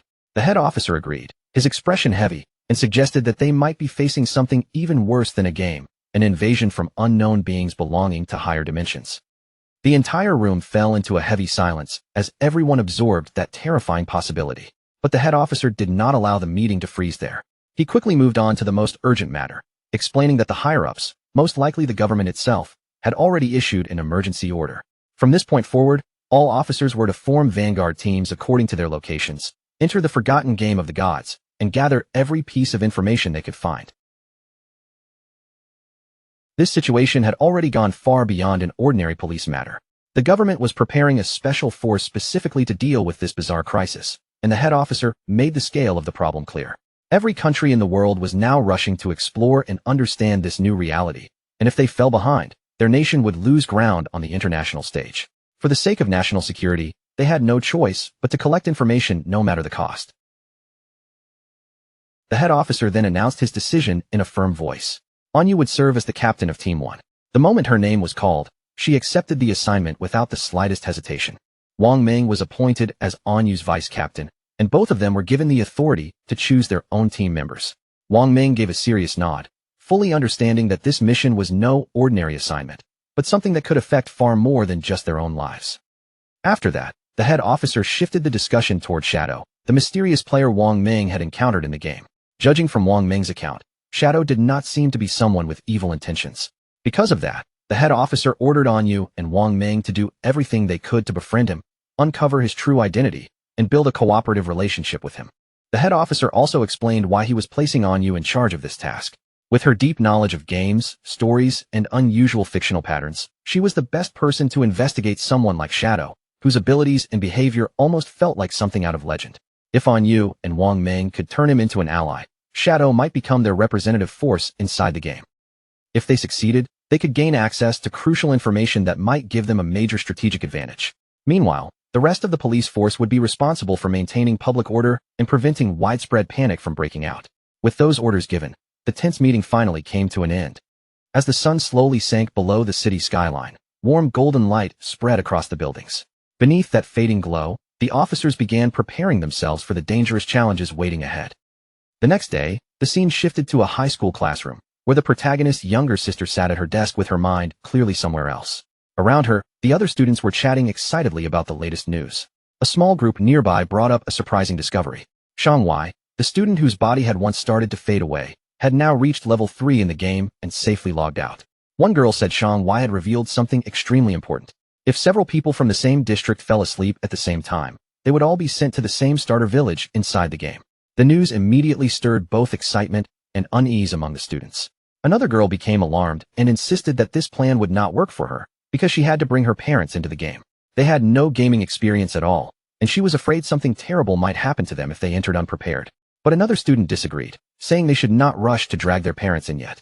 Their first priority should be getting stronger themselves, so that when the time came, they would actually be able to protect their families. Meanwhile, the protagonist's younger sister lowered her gaze to her phone, her thoughts growing heavier by the second. A small but stubborn frustration kept rising in her chest. Why had her brother still not contacted her? With something as huge as the forgotten game of the gods happening, she had expected him to at least send one message and check on her. But there was nothing. He had not asked if she was safe, and he had not even apologized for hitting her earlier. That kind of cold silence felt completely unlike him. In the past, no matter how badly they argued or how much she annoyed him, he would always find some way to smooth things over. But today was different. There was no apology, no softening, and no attempt to make peace. Even their parents had never laid a hand on her, yet her own brother had actually struck her. Still upset, she tried to defend herself in her own mind. All she had done was skip class to attend Song Fei's concert. Was that really such an unforgivable mistake? She puffed up her cheeks, deciding that unless her brother called her and apologized at least 1,000 times, she absolutely would not forgive him. But that irritation did not last long before her mood suddenly shifted. The moment Song Fei entered her thoughts, her eyes lit up, and her annoyance quickly turned into excitement. Thinking back on it now, she felt glad that she had gone to see Song Fei yesterday.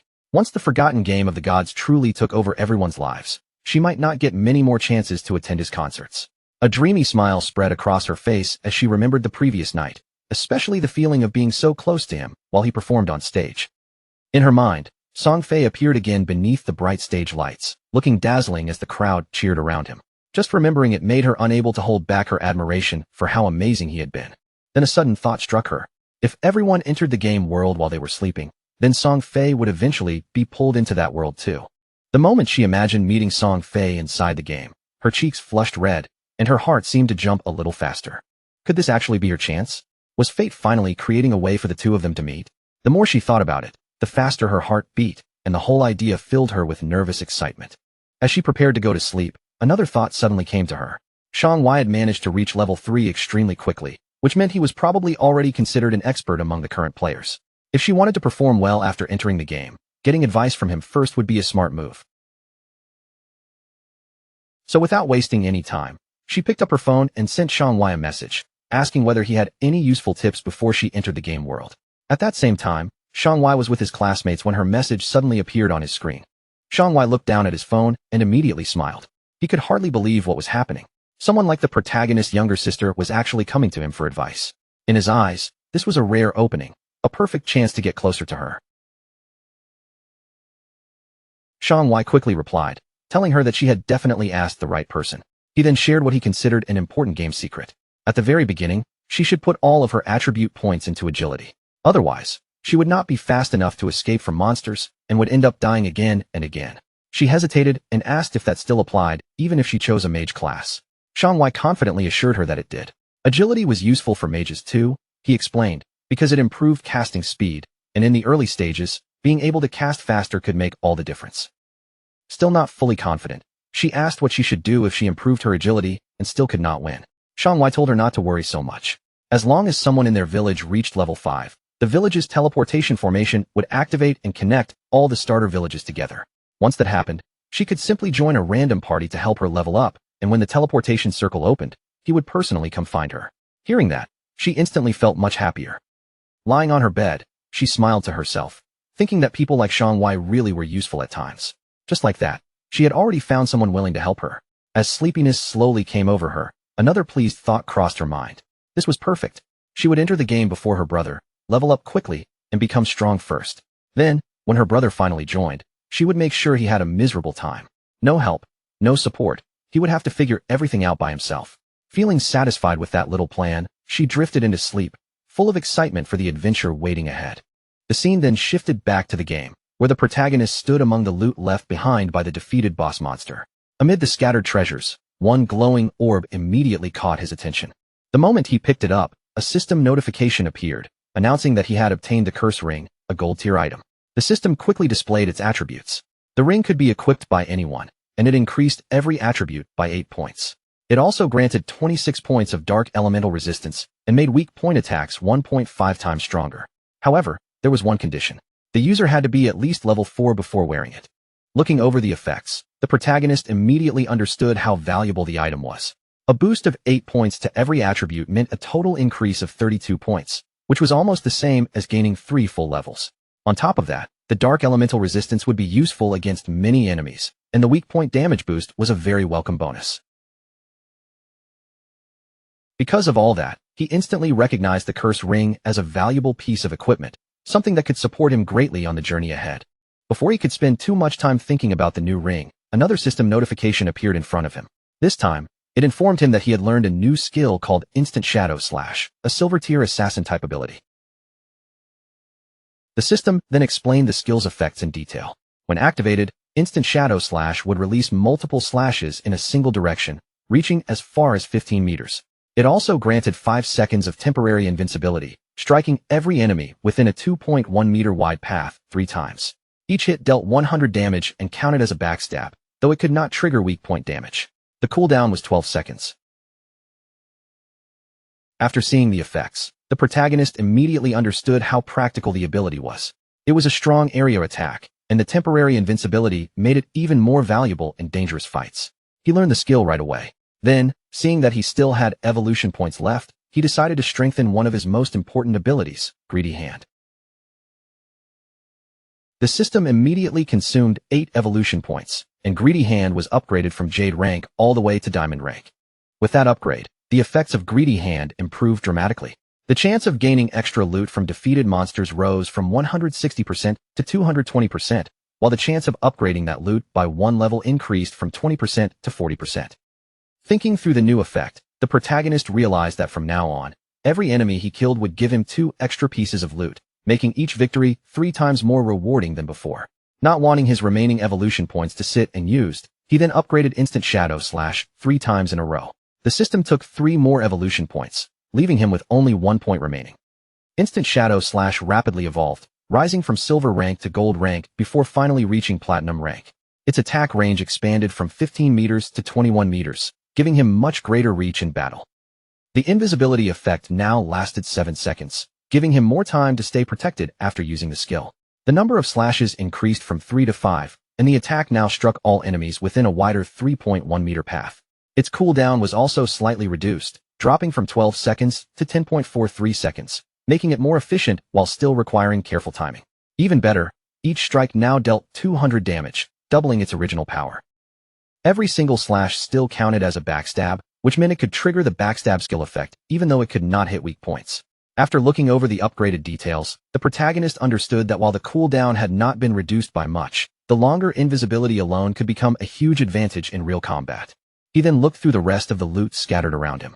Most of it was not very useful to him, but one item still stood out from the pile, a silver-tier warrior skill book called Battle Roar.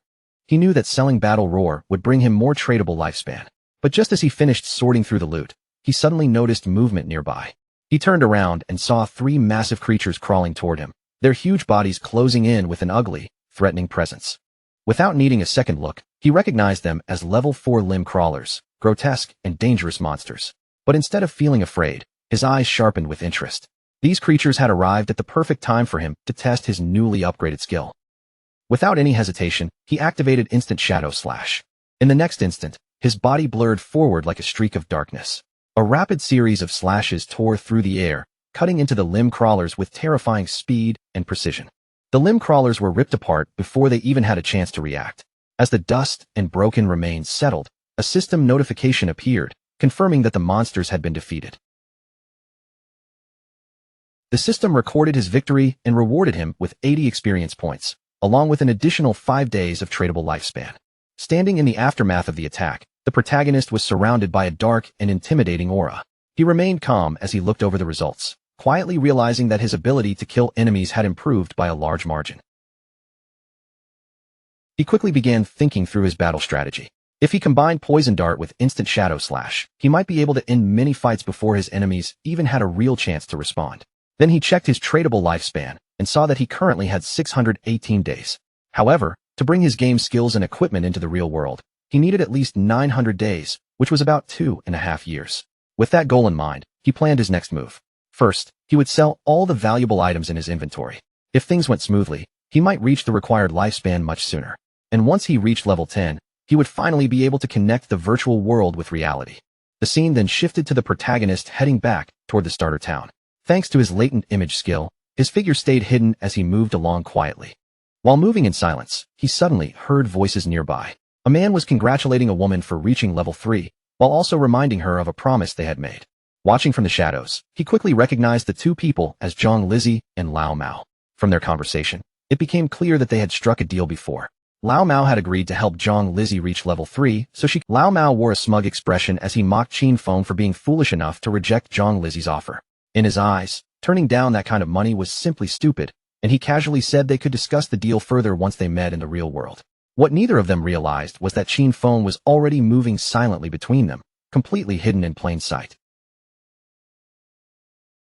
Lao Mao had no idea Qin Feng was right there beside him, and he continued looking down on the value of lifespan inside the game. To him, there was nothing worth worrying about. As long as he kept playing, he believed he could gather tradable lifespan just as easily as earning ordinary game currency. From Lao Mao's point of view, the smartest path was obvious. He could turn his progress in the game into real money outside of it, and that made him feel like he had discovered a brilliant shortcut before everyone else. Back in the starter town, Qin Feng stood before the teleportation gate. As he slowly stretched out his hand toward it, bright blue energy began to surge across the gate's surface, lighting up the area in front of him. The blue light grew more intense, and a system window soon appeared before Qin Feng. It congratulated him for activating the teleportation formation in Shell Town and rewarded him with 1 reputation point. The system also explained that he could use the teleportation gate once per day for free, but if he wanted to use it more than that, he would have to pay with tradable lifespan. But for now, the gate had almost no practical use. None of the other teleportation gates in the game had been activated yet, so there was nowhere for this one to connect to. Qin Feng understood the teleportation system very well. It worked both ways, which meant activating only one side was meaningless. For the formation to truly function, another player in a different starter town had to reach level 5 and activate their own gate too. He remembered clearly that in his previous life, Song Fei had been in Firefly Town. To make sure he stayed one step ahead, Qin Feng set up an altar that would alert him the moment the Firefly Town gate became active. He was not simply waiting around. He was preparing in advance. The instant that gate opened, he would be ready to face Song Fei. As he moved deeper through the city, his real objective was to reach level 10 and enter the god's abandoned realm. Only there could he finally activate his authority, and only after that would the true trial of the godforsaken game begin. A short while later, Qin Feng opened his shop again. Almost immediately, a system announcement spread to the nearby players, informing them that he was selling equipment and skills for only 10 seconds. It was first come, first served, and the reaction was instant.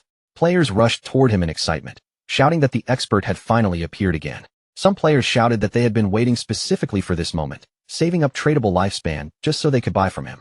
One person proudly said he had already saved 150 days, while another remembered that the last time Qin Feng opened a stall, he sold an icicle spell that helped Gray, the buyer, climb all the way to second place on the rankings. Then another player spotted something that made his eyes light up. It was a silver tier skill book called Battle Roar, and it was a warrior-only ability. Without hesitating for even a second, he decided to buy it. A system notification appeared right after, confirming that the Battle Roar skill book had been sold for a massive 300 days of tradable lifespan. The surrounding players were stunned by the price. One of them could not help but ask whether a single skill book was really worth that much. Another player immediately brushed off his doubt, explaining that Battle Roar could greatly improve a warrior's farming efficiency. With that kind of skill, earning back 300 days of tradable lifespan would take less than 2 days, which made the purchase extremely worthwhile. Once the crowd understood how valuable Qin Feng's items were, the atmosphere became even more frantic. The remaining players surged forward, desperate to grab anything they could before the stall emptied out. In only a few seconds, every item was completely sold out. Qin Feng looked at his system window, and checked the result of the sale. In just 1 minute, he had earned 650 days of tradable lifespan, bringing his total up to 2,174 days. Even so, he was far from satisfied. To bring his attributes, skills, and equipment into the real world, he would need far more lifespan than this. Meanwhile, some unlucky players complained that they had not even gotten a chance to buy anything. They quickly asked whether he would set up shop here again, and Qin Feng calmly confirmed that he would. Just then, a female player suddenly called out to him from the crowd. She said she had a treasure in her possession and asked whether he was interested in making a deal. Qin Feng turned his head toward the voice, and the moment he saw her, he recognized her. She was one of Wang Ming's teammates from earlier. The system quickly identified the item she had brought out. It was a space ring with 12 inventory slots, and even more importantly, it would not take up Qin Feng's backpack space or any of his equipment slots. Qin Feng was briefly surprised by what he saw. He knew exactly how valuable a space ring was. This kind of storage item was rare because it provided extra carrying capacity without occupying a normal ring slot or taking space inside a backpack. Since players could only carry up to 3 storage backpacks, an item like this was incredibly precious. Qin Feng knew that space rings could technically drop from any monster, but the drop rate was absurdly low. For this girl, with her profit-related profession, to obtain one so early in the game was almost unbelievable. Her luck was truly frightening. Without wasting time, Qin Feng asked her for the price, already calculating its true value in his mind. In his past life, a 12-slot space ring like this had once sold for an astonishing 3,600 days of tradable lifespan. But instead of asking for lifespan, the girl gave him an offer he had not expected. She did not want his tradable lifespan at all. What she wanted was for him to add her as a friend and team up with her to defeat a boss monster. Qin Feng agreed immediately, and a system notification appeared soon after, confirming that the player Big Plum had accepted his friend request. After leaving Shell Town together, Qin Feng asked Big Plum about the boss monster she needed help with. Big Plum explained that it was a gold-tier boss, but because she had seen it from too far away, she had not managed to catch its name. All she knew was that it was located on an old, worn-out boat deep in the swamp. Qin Feng's eyes narrowed slightly in surprise. A worn-out boat in the swamp, and a gold-tier boss on top of it. Could it be the Golden Ghost ship? He knew that the Golden Ghost ship was a rare special boss that could appear at almost any level. Its spawn rate was extremely low, but whenever it appeared in his previous life, the powerful equipment it dropped always drew big guilds into brutal fights.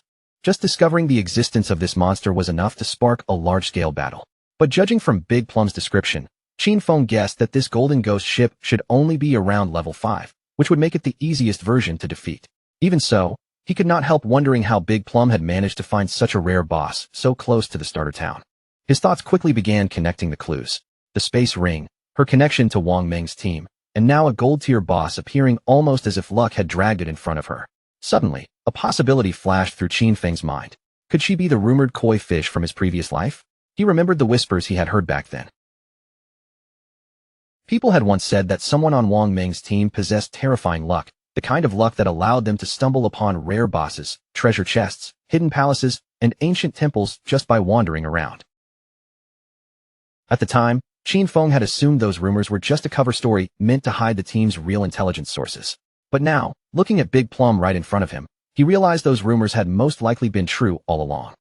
Lost in thought, Qin Feng stared at her for a moment, trying to understand what her existence really meant. Big Plum noticed his gaze, her cheeks turning slightly red as she asked why he was looking at her like that. Qin Feng quickly snapped back to himself, told her it was nothing, and shifted his attention back to the road ahead. As Qin Feng and Big Plum passed through the main gate of the starter town, neither of them noticed the figure hiding nearby. Behind a tree, a bald player crouched in the shadows, silently watching their every move. Elsewhere, a group of fierce-looking players had gathered together. In front of several bald players stood a long-haired man, speaking with the confidence of someone used to being obeyed. He boasted about his past victories, including how he had once led his team to conquer the overlord of Sand City.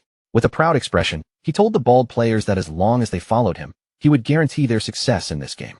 But before he could continue, the bald player who had been tracking Qin Feng hurried back and reported that the target had left town with a girl. Their boss immediately broke into a smirk. Hearing that Qin Feng had left with a girl, he laughed and assumed Qin Feng was just another young man easily distracted by a pretty face. Without wasting another second, he gathered his men and ordered them to move out. It was time for them to make their move. Meanwhile, outside the town, Qin Feng and Big Plum continued along the road while discussing the conditions for his help. Qin Feng made it clear that if the boss dropped equipment or skill books Big Plum could use, those items would belong to her. Everything else, however, would go to him. Big Plum thought it over, then asked what Wang Ming and the other party members would receive from this arrangement. Qin Feng explained calmly that because everyone had different roles, there was no guarantee that assassin equipment would drop from the boss. If nothing useful for him appeared, then he would have fought for free, and that would not be fair. After hearing his reasoning, Big Plum understood and agreed to the terms, though she still had one small request. If the boss dropped gear that her captain or the other members of her party could use, she asked whether Qin Feng would be willing to sell it to her at a discounted price. Qin Feng agreed to that without making things difficult. With the conditions settled, Big Plum said they could head to the boss's location once Wang Ming and the rest of her party logged back into the game. But after walking for a while, she suddenly realized she had no idea where Qin Feng was taking her. Only when Qin Feng finally told her their destination did she understand. They were going to fight the gold tier boss right now. Big Plum was instantly shocked. To her, that idea sounded far too reckless, almost completely insane. Qin Feng was an assassin, and she was a mage. Even if he could turn invisible, she had no way to withstand even one serious hit from a boss that strong. Challenging a gold tier boss this early with only the two of them felt no different from walking straight toward death. But Qin Feng remained perfectly calm. He never intended for her to fight in the first place. His plan was to handle the boss alone while she stayed far back and watched from a safe distance. Even with his confident tone, Big Plum still found it hard to believe. She knew Qin Feng was strong, but soloing a gold-tier boss at this stage of the game was something she had never heard of before. Just as Big Plum was about to question him further, Qin Feng suddenly stopped walking, as if he had sensed something nearby. Without saying a single word, he activated his latent image skill, and his figure disappeared into thin air. Big Plum froze on the spot, completely stunned. She looked around in confusion, trying to understand what had just happened. A moment ago, Qin Feng had been standing right beside her, yet now there was nothing but empty space. She called out to him uncertainly, but no answer came back, only a quiet silence around her. Not far away, hidden behind the trees, the group of bald-headed players continued watching Qin Feng and Big Plum from a distance. Their leader wore a confident smirk, certain that they had the advantage. But then one of his men noticed something strange. Qin Feng had vanished. The players exchanged confused looks and turned to their boss for orders. Without thinking too deeply, the leader dismissed it, assuming Qin Feng had tricked Big Plum and abandoned her there alone. With a wicked grin, he ordered his men to move in. Their plan was to capture Big Plum first and enjoy themselves before dealing with anything else. As they rushed forward, their boss proudly reminded them of his promise, saying that following him meant living a good life. Now, he laughed, even women were practically falling into their hands. But just as they closed in, a shadowy figure suddenly appeared directly in front of them. The leader stopped in his tracks, and the grin on his face disappeared as he stared into the dark aura swirling before him. Confusion flashed across his eyes. He barely had time to wonder what he was looking at before danger was already right in front of him. Qin Feng activated Instant Shadow Slash, and in the blink of an eye, the fight was over. A cold flash sliced through the air, and the entire group was cut down before they could even defend themselves. Their bodies collapsed one after another, torn apart so quickly that they barely understood what had happened before their lives were gone. After finishing them off, Qin Feng seemed to melt back into the darkness. His figure vanished again, leaving no trace behind. A system notification appeared, confirming the result of his attack. 5 players had been killed, and Qin Feng earned 12 days of tradable lifespan from them. Qin Feng glanced briefly at the fallen bodies, but he did not waste much attention on them. Their loot was practically worthless, barely even worth picking through. In Qin Feng's eyes, cutting them down had been no different from wiping out a couple of weak, low-level monsters. They were not worth his time, his anger, or even a second glance. A moment later, Qin Feng silently reappeared beside Big Plum as if nothing had happened at all. His expression remained calm and indifferent, while Big Plum, completely unaware of the brief slaughter that had just taken place, immediately asked why he had suddenly vanished. Qin Feng only shrugged and said a few people had been following them, so he sent them back to town. Big Plum seemed to accept that answer at first, but after a beat, curiosity took over and she started pressing him with more questions. She even joked that she thought he had slipped away to relieve himself, then started imagining how convenient his invisibility must be. With that skill, she said, he could handle something embarrassing without anyone seeing him at all. Qin Feng's face immediately darkened, clearly not amused by the strange direction of the conversation. He cut her off and told her to stay focused and hurry up, because their real target was still the gold-tier boss monster. At that same time, back in Shell Town, the ground suddenly began to glow, and a bright light spread across the summoning area. Right after that, Qin Feng's younger sister appeared in the town as a healer. The moment she opened her eyes and saw the magic staff in front of her, her eyes widened in surprise. She reached out and picked up the staff, and the solid feeling in her hand made her realize that everything here was real. This was not just some dream or illusion. Around her, nearby players quickly turned their attention toward her, immediately recognizing that another newcomer had just arrived. She was thrilled when she realized she had obtained the hidden class, Life Sacrifice. In her mind, a hidden class had to be incredibly powerful, and with this kind of special profession, she was sure she would be able to catch Song Fei's attention. But almost immediately, she started wondering where Song Fei was right now, and whether he already knew the secret about people from the same area appearing at the same starting point. Then, when she thought about Qin Feng, anger flashed in her eyes. He usually watched over her all day long, yet when the truly important moment arrived, he had become completely unreliable. She forced herself to stop thinking about him. After all, she now had a hidden class, and Shang Wei had already promised to help her level up. From this moment on, Qin Feng could fend for himself, because she was not going to worry about him anymore. Her attention then landed on the leaderboard, and the moment her face immediately filled with frustration. Shang Wei was only level 3, yet he had still dared to act like he was some powerful expert. Now she understood that Shadow was the real top player. If she could stay close to someone like him, she would definitely level up much faster than she could with Shang Wei. But then another question appeared in her mind. Where was she supposed to find an expert like Shadow? Not far away, a group of players was gathered together and talking anxiously. They were worried because they still could not get in touch with Swain, the healer in their party.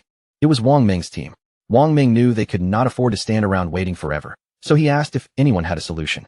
One teammate said with concern that without a healer, they would not be able to safely kill monsters. Another player pointed out that they were not experts like Shadow, who could farm alone, so the most practical choice was to find another healer and invite them into the party. While they were trying to figure out what to do, someone suddenly greeted them from nearby.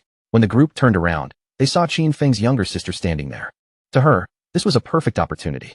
She walked over with a bright smile and asked if they happened to need a healer, then proudly revealed that she had the hidden class, Life Sacrifice. Meanwhile, deep in the forest, Qin Feng and Big Plum stood on top of a cliff.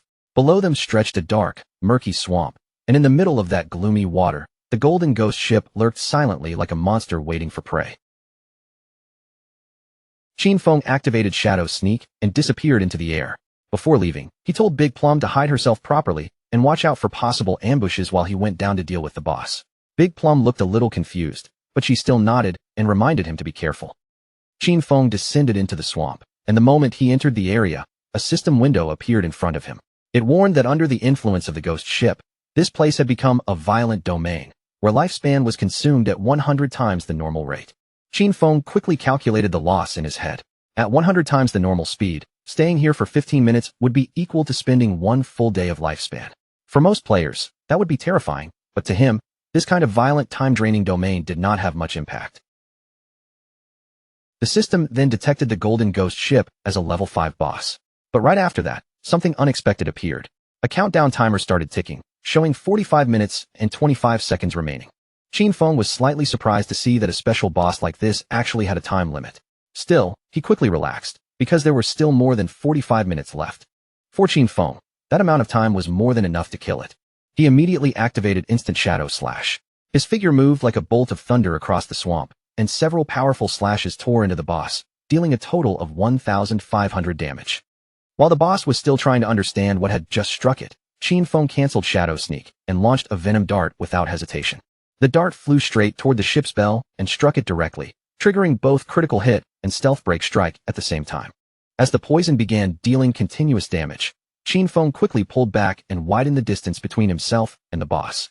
The Golden Ghost ship was difficult to handle for several reasons. First, most players did not know where its true weakness was.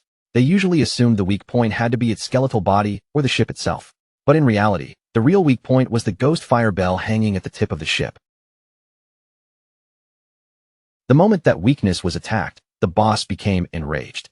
Its power spread through the swamp, and it began controlling the surrounding water. The Golden Ghost ship then prepared a massive area attack, forcing towering pillars of water to burst up from the swamp one after another. Qin Feng dodged through the attacks while steadily moving closer to the boss. Those water pillars dealt abnormal damage, and even early-stage warriors wearing full silver armor would barely be able to survive a single hit. Qin Feng was glad his Shadow class gave him such high agility. Without that speed, dodging these attacks would have been almost impossible. At that moment, pale hands suddenly pushed up from beneath the swamp's surface. Rotting zombies known as decaying water ghosts began crawling out of the mud and water. Qin Feng remembered this pattern clearly. Once the boss's area attack ended, it would summon 12 decaying water ghosts, and every one of them had silver tier combat ability. Because Qin Feng was still under the effect of Shadow Sneak, the ghosts could not sense his presence, even though he was standing right among them. The 12 decaying water ghosts were ready to attack viciously, and most ordinary parties would already be thrown into panic at this stage. Worse still, the Golden Ghost ship would summon one more decaying water ghost every 3 minutes. If a team could not kill them fast enough, their numbers would keep growing until the entire party was wiped out. But Qin Feng had been invisible from the very beginning, so none of them could lock onto him. All he needed now was to find the perfect angle. The moment he found it, Qin Feng activated Instant Shadow Slash again. His body flashed through the group at terrifying speed, and the slashes tore through the decaying water ghosts all at once. While Qin Feng was cutting down the monsters below, Big Plum remained on the cliff above, watching everything unfold from a distance. Her body trembled, and her face flushed as she realized just how terrifying the #1 expert Shadow truly was. To her, Qin Feng was far too powerful. He appeared and disappeared without leaving a trace, and in the blink of an eye, he had already taken more than half of the boss's health without giving it any real chance to fight back. But then, to her surprise, Qin Feng suddenly contacted her through chat. He called her Little Black and calmly told her that he was going to die soon, leaving Big Plum completely shocked. With a confident expression, Qin Feng told her there was nothing to worry about. All she had to do was wait for him to revive. Big Plum instantly panicked. She had thought Qin Feng had the advantage, so hearing him say he was going to die made no sense at all. On top of that, she could not help asking who Little Black was supposed to be. Qin Feng calmly asked if that was not her name. She immediately corrected him, saying her nickname was Big Plum, not Little Black, which sounded more like a dog's name. At that moment, someone stomped hard against the ground nearby. It was the man Qin Feng had killed earlier, and this time, he had brought his entire team with him. His face was twisted with anger as he cursed himself for being careless before. Back in his glory days, he had claimed to defeat legends one after another, yet now he felt like he had been humiliated by a mere little girl. One of his men rushed over with good news. He had found the girl on the cliff, and he reported that Shadow, that bastard, was challenging the boss alone at the bottom. Hearing this, the leader's confidence surged. This time, he had brought his full team, so he believed they had a real chance to kill Qin Feng. Down in the swamp, the Golden Ghost ship was furious, and the ship's bell began shining with an eerie light. Qin Feng had already pushed the fight into its 4th stage, which was also the most troublesome and dangerous part of the battle. The boss lifted its, or high, stirring the swamp into violent waves. Once its health dropped to half, it unleashed its massive skill, Soul Surge. The waves spread rapidly across the swamp, rolling outward with terrifying force. From the cliff, Big Plum's eyes widened in fear as she watched the attack sweep toward Qin Feng. Soul Surge instantly disabled Qin Feng's invisibility skill, and at the same time, something began rising beneath his feet. In the very next second, a giant pillar of water erupted upward and trapped his body inside it. The impact struck him brutally, dealing 1,059 points of damage. A system prompt appeared immediately, confirming Qin Feng's death. Because of that death, Qin Feng lost 326 years of non-tradable lifespan and 1,087 days of tradable lifespan. Up on the cliff, the leader saw Qin Feng fall and looked extremely pleased. In his eyes, Qin Feng had become arrogant just because people kept calling him an expert. To him, Qin Feng was nothing but a fool for thinking he could challenge a gold-tier boss alone. When the leader and his men saw Qin Feng's dropped lifespan glowing on the ground, their eyes lit up with greed. They rushed toward it like madmen, never imagining that Shadow was this rich. A light orb that large had to contain at least 100 days of lifespan. Since the boss was already low on health, they decided to kill it themselves while also grabbing Qin Feng's dropped lifespan at the same time. But the moment the group took another step forward, their surroundings suddenly changed. Instead of landing near the loot, they found themselves appearing high in the air, completely thrown off by the strange shift. The leader's face twisted in confusion, unable to understand what had just happened. In the next instant, he and all of his men were forcibly teleported back to Shell Town, their plan collapsing before they could even touch the battlefield. The group was furious and frustrated, still unable to figure out why that boss was so terrifying. They could not understand how Shadow had managed to attack it until its health was already down to half. Some of them were especially enraged because the moment they stepped into the swamp, the boss had instantly killed them with a water pillar. And as if that was not bad enough, the entire swamp was also crawling with smaller monsters. To them, this boss was simply impossible to fight. The leader clenched his teeth, refusing to accept such a humiliating result. They had already suffered heavy losses, but instead of backing down, he barked an order for his men to follow him again. He was determined to go back and try one more time. At the same time, someone suddenly jumped back into the swamp. It was Qin Feng, who had already returned to the battlefield. But when he saw so many lifespan orbs scattered across the ground, even he felt a little puzzled. Through the chat, Qin Feng told Big Plum that he had already returned, then asked why there were so many lifespan light orbs lying around. Big Plum was surprised by how quickly he had come back, but she quickly explained that the lifespan belonged to a group of players who had rushed loudly at the boss, only to be wiped out by the water pillar almost immediately. Qin Feng could not help but smile when he realized those people had completely overestimated themselves. But the sight also reminded him of his previous life, when he had suffered quite a bit because of the Golden Ghost ship as well. The boss was still roaming through the swamp, and Qin Feng watched it carefully. He knew that the Golden Ghost ship would only use its immobilization skill once, so the rest of its remaining health would be much easier to deal with. However, once its health fell below half and it took damage, there was a fixed chance it would disappear and reappear far away, which was exactly what made it so difficult for ordinary players to kill. Without wasting another second, Qin Feng launched a poison dart straight toward the boss, and the dart struck the ship's bell with perfect accuracy. The Golden Ghost ship instantly became enraged and began preparing another attack. The moment Qin Feng saw that movement, he activated Shadow Sneak and vanished into invisibility. After calmly studying the boss's movements, Qin Feng used Instant Shadow Slash and rushed in with swift precision. He had already seen through its attack pattern, so every movement he made was sharp and deliberate. Meanwhile, the leader and his men returned to the cliff once again. One of them quickly reported that Qin Feng was already fighting the boss again. Hearing this, the leader's eyes darkened, and he immediately began looking for a chance to take down both Qin Feng and the boss together. When Big Plum saw that the same group of idiots had come back to cause trouble again, anger surged inside her. Shadow was clearly close to killing the boss, and she refused to let these bastards ruin everything and get away with it. She tightened her grip around her magic staff and focused her power. In the next moment, crackling thunder began gathering around the staff. A bolt of lightning shot out from the magic staff and crashed down onto the men below. The strike scorched their bodies instantly, leaving the others around them staring in shock. The leader, now furious, shouted out and demanded to know who had attacked him. One of his men quickly raised a trembling finger and pointed toward Big Plum, telling him that she was the one responsible. The leader grabbed his axe from the ground, his face twisted with rage, and ordered his men to kill her. The moment Big Plum saw them turning toward her, fear filled her eyes. She immediately turned and ran, shouting for help as fast as she could. Behind her, the leader and his men charged after her, cursing loudly and swearing that they would kill her. Not far from that area, a man hiding behind a tree quietly watched the chase unfold from the shadows. And he was not alone. Another man was hiding behind him as well. When they noticed Big Plum and the group of pursuers getting closer, both of them quickly ducked back behind the tree and concealed themselves again. Back in the swamp, Qin Feng pulled some distance away from the boss, his eyes locked firmly on its movements. He could tell at a glance that the Golden Ghost ship was already close to death. Still, everything had gone about the way he expected. Even though the Golden Ghost ship was only a level 5 boss, fighting it alone was still extremely troublesome.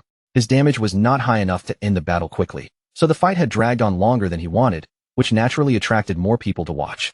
When Qin Feng noticed movement on the cliff, he immediately realized those were the same players who had just died and returned. He also spotted another group waiting near the swamp, clearly planning to let him finish killing the boss first before attacking him and stealing the loot. At that moment, the poison finally began taking full effect on the boss. Its eyes started glowing, and not long after, its entire body began fading away. The system announced that the gold-grade Golden Ghost ship had been defeated. Qin Feng received 480 experience points as a reward, and his level rose all the way to level 8. Along with that, he gained 7 evolution points and 216 days of tradable lifespan. Right after that, Qin Feng activated Shadow Sneak again and disappeared from sight. Their dream of stealing the spoils had been a nice one, but unfortunately for them, they had miscalculated. A global system announcement rang out across the entire game, declaring that the Shelltown player Shadow had become the first person on the server to kill a gold-grade boss. As a reward, he received 3 reputation points. That announcement immediately drew the attention of every player in the area, and countless eyes turned toward the news in disbelief. No one knew exactly who Shadow was, or how he had become so powerful. Some players were shocked, while others were furious, insisting that the first person to kill a gold-grade boss should have come from Han City instead. In Shelltown, Wang Ming stared at the system notification in confusion. It had not been long since Shadow had been fighting a bronze boss alone, yet after such a short time, he had already solo killed a gold boss. Wang Ming could not understand why the gap between Shadow and everyone else was so enormous. At the same time, Qin Feng's younger sister stared at the announcement with determination shining in her eyes. Now she was certain that Shadow was the strongest player. If Shadow helped her level up, then she would definitely have a much better chance of seeing Brother Song Fei. After the boss's body disappeared, glowing lifespan and scattered loot were left behind on the ground. The boss of the group hiding behind the tree could not hold back a grin when he saw how much loot had dropped. With a wicked look in his eyes, he realized that Shadow had gone invisible without collecting anything, which meant Shadow must be cautious of them. He immediately ordered Guang to use his skill and locate Shadow. They planned to kill Qin Feng and take the gold boss's loot for themselves. Guang nodded, raised his bow, and activated a skill called Phantom Horned Eagle.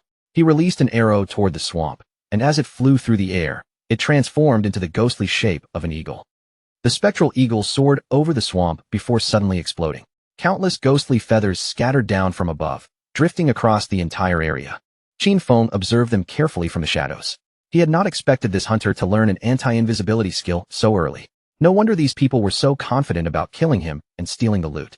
But unfortunately for them, Qin Feng's assassin class gave his invisibility an extra level.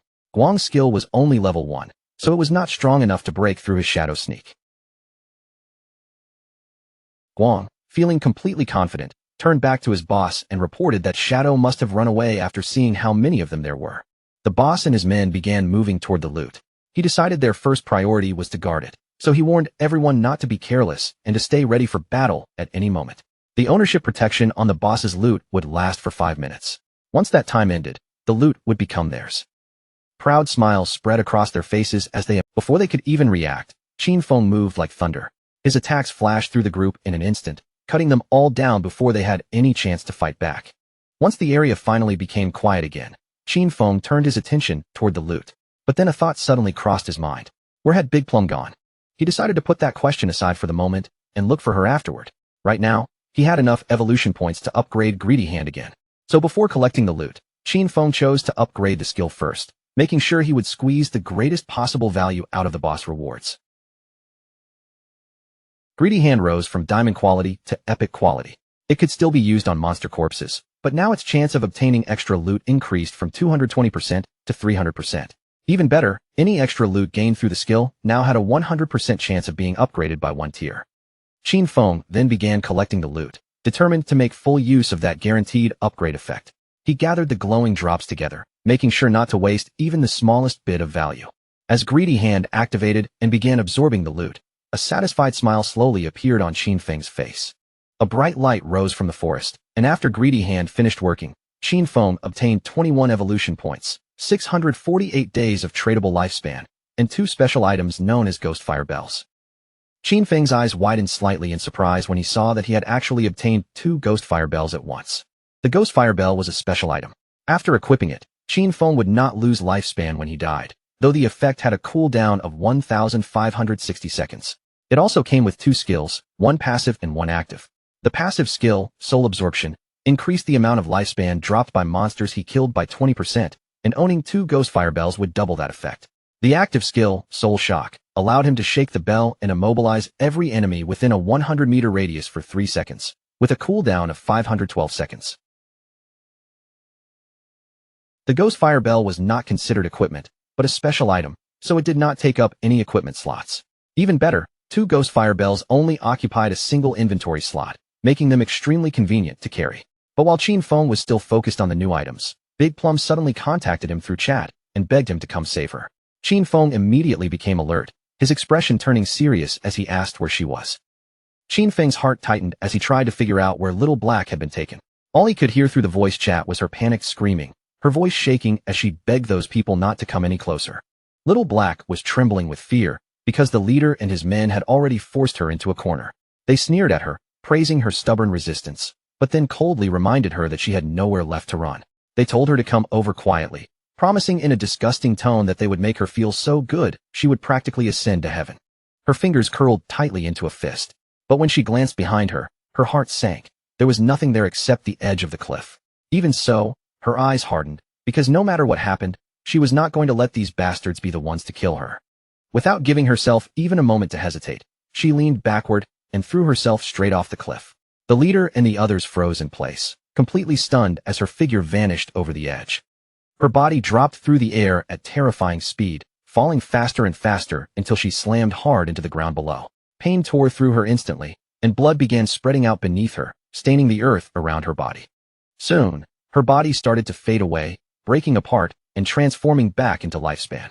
The leader leaned over the cliff and looked down, his face full of confusion, as if he still could not believe she had truly jumped. In his mind, he had to admit she was far more decisive than he expected. Little Black quickly told Qin Feng that he no longer had to come and save her. She had already died and returned to town, and what relieved her most was that all the tradable lifespan from their party had been placed with Captain Wang Meng. Qin Feng finally let out a breath of relief and told her to wait there for him, because he was going to hand some things over to her. Hearing that, Little Black's mood brightened at once, and she happily praised him for working so hard. After that, Qin Feng swept through the area and collected every bit of lifespan lying around. This time, the harvest was huge. His tradable lifespan had already climbed to 3,115 days, and on top of that, he had gained 21 evolution points. He decided to spend the points first and tried to evolve Greedy Hand. But then a system window appeared, telling him that Greedy Hand had already reached epic quality. To evolve it any further, it would require 10 times more evolution points, and the system asked whether he wanted to spend 210 evolution points to continue evolving the skill. Qin Feng was not shocked by this at all. In fact, this result was exactly what he had expected. A skill of that level could not possibly keep evolving so easily. The higher a skill climbed, the more evolution points it naturally consumed. So he chose to put that aside for now and focus on improving his attack skills first. After all, the stronger his damage became, the stronger the bosses he could challenge, and that meant the loot he gained would only get better. He focused his attention on Instant Shadow Slash, and in one breath, the skill jumped directly from Platinum Grade to Diamond Grade. Its attack range expanded from 21 meters to 27 meters, and the invisibility duration also increased, stretching from 7 seconds to 9 seconds. The improvement did not stop there. Now, instead of striking enemies along the path 5 times, Qin Feng could unleash 7 slashes in a single sequence. The total duration reached 10 seconds, and even the length of each slash increased, growing from 3.1 meters to 4 meters. With the slash length now reaching 4.1 meters, every strike would also deal 300 additional damage instead of the previous 200. After spending 10 evolution points, Qin Feng was left with only 3 points. Then his starter skill, Backstab Enhancement, also rose from normal grade all the way to gold grade, skipping bronze and silver entirely. From now on, whenever he used Backstab, the damage increase would be 30% instead of only 15%. Qin Feng was extremely satisfied, because after evolving Instant Shadow Slash twice, the skill's damage had practically doubled. Even without entering stealth mode, and without breaking invisibility, he could still deal around 3,000 points of damage. And if stealth was broken while he performed Backstab, the combined damage from all 7 slashes could reach somewhere between 6,000 and 7,000. Through the system window, Qin Feng began carefully checking his skills and loot. He remembered that a gold-tier boss would normally drop only 2 to 4 pieces of silver equipment, with just a small chance of dropping gold equipment. But because of Greedy Hand's effect, he had obtained 11 pieces of gold equipment and skill books, along with 2 platinum pieces of equipment and 1 platinum skill book. This harvest was already very impressive, especially since 3 of those items could actually be used by assassin-type players. Among the equipment was a platinum-grade assassin weapon called the Ghost Ship Dual Blades. Its damage reached 136 points, it added 22 agility, increased attack speed by 24%, and provided 17 points of armor penetration. The requirement to equip it was level 5, and its unique effect was even more eye-catching. Every normal attack would deal damage twice. Qin Feng immediately. Next, Qin Feng was genuinely amazed when he saw the effect. Leveling up had not increased his constitution. Using the system settings, Qin Feng chose to hide the appearance of his defensive equipment and kept the basic starter look of the assassin class on the outside. That way, other players would not be able to judge his equipment just by looking at him. They would have to open the game interface and inspect him properly to see anything. But his upgrades were not finished yet, because there was still one final item waiting in his inventory. When Qin Feng checked his inventory again, he discovered that the last item was a skill book. It was called Ghost Shadow Blur, a gold-tier assassin class skill. This skill was passive, granting a 15% dodge rate, and whenever dodge successfully activated, it would make the user immune to all damage from that attack. Qin Feng was happy at first, because he had finally obtained a survival skill for assassins. But almost immediately, he remembered why this skill was usually considered weak. In this game, increasing dodge rate was extremely difficult. If a player invested too much in a dodge, their other attributes would fall behind. And if dodge failed to activate at the critical moment, the situation could become extremely dangerous. But Qin Feng was different from ordinary players. As his body began to glow with the light of learning the skill, he knew he had an advantage no one else had. He could evolve skills infinitely. For him, raising the dodge rate would not require sacrificing other attributes at all. That meant this skill brought him only benefits, with almost no drawback. After finishing his upgrades, Qin Feng started leaving the area and decided it was time to return. The remaining loot was mostly equipment for warriors, priests, and archers. He could sell those items to Wang Ming at a 10% discount. And although Wang Ming's group probably could not afford everything right now, Qin Feng was sure that with Wang Ming's personality, he would still take them on credit. This huge round of upgrades was all thanks to Little Black. Without that lucky koi, Qin Feng would never have found a level 5 ghost ship to attack in the first place. So he decided he definitely had to thank her properly. As Qin Feng passed by a tree on his way back, several figures suddenly appeared nearby. It was the furious leader from before, and his men had come with him. Qin Feng noticed the moment they saw Shadow standing there, fear filled their eyes.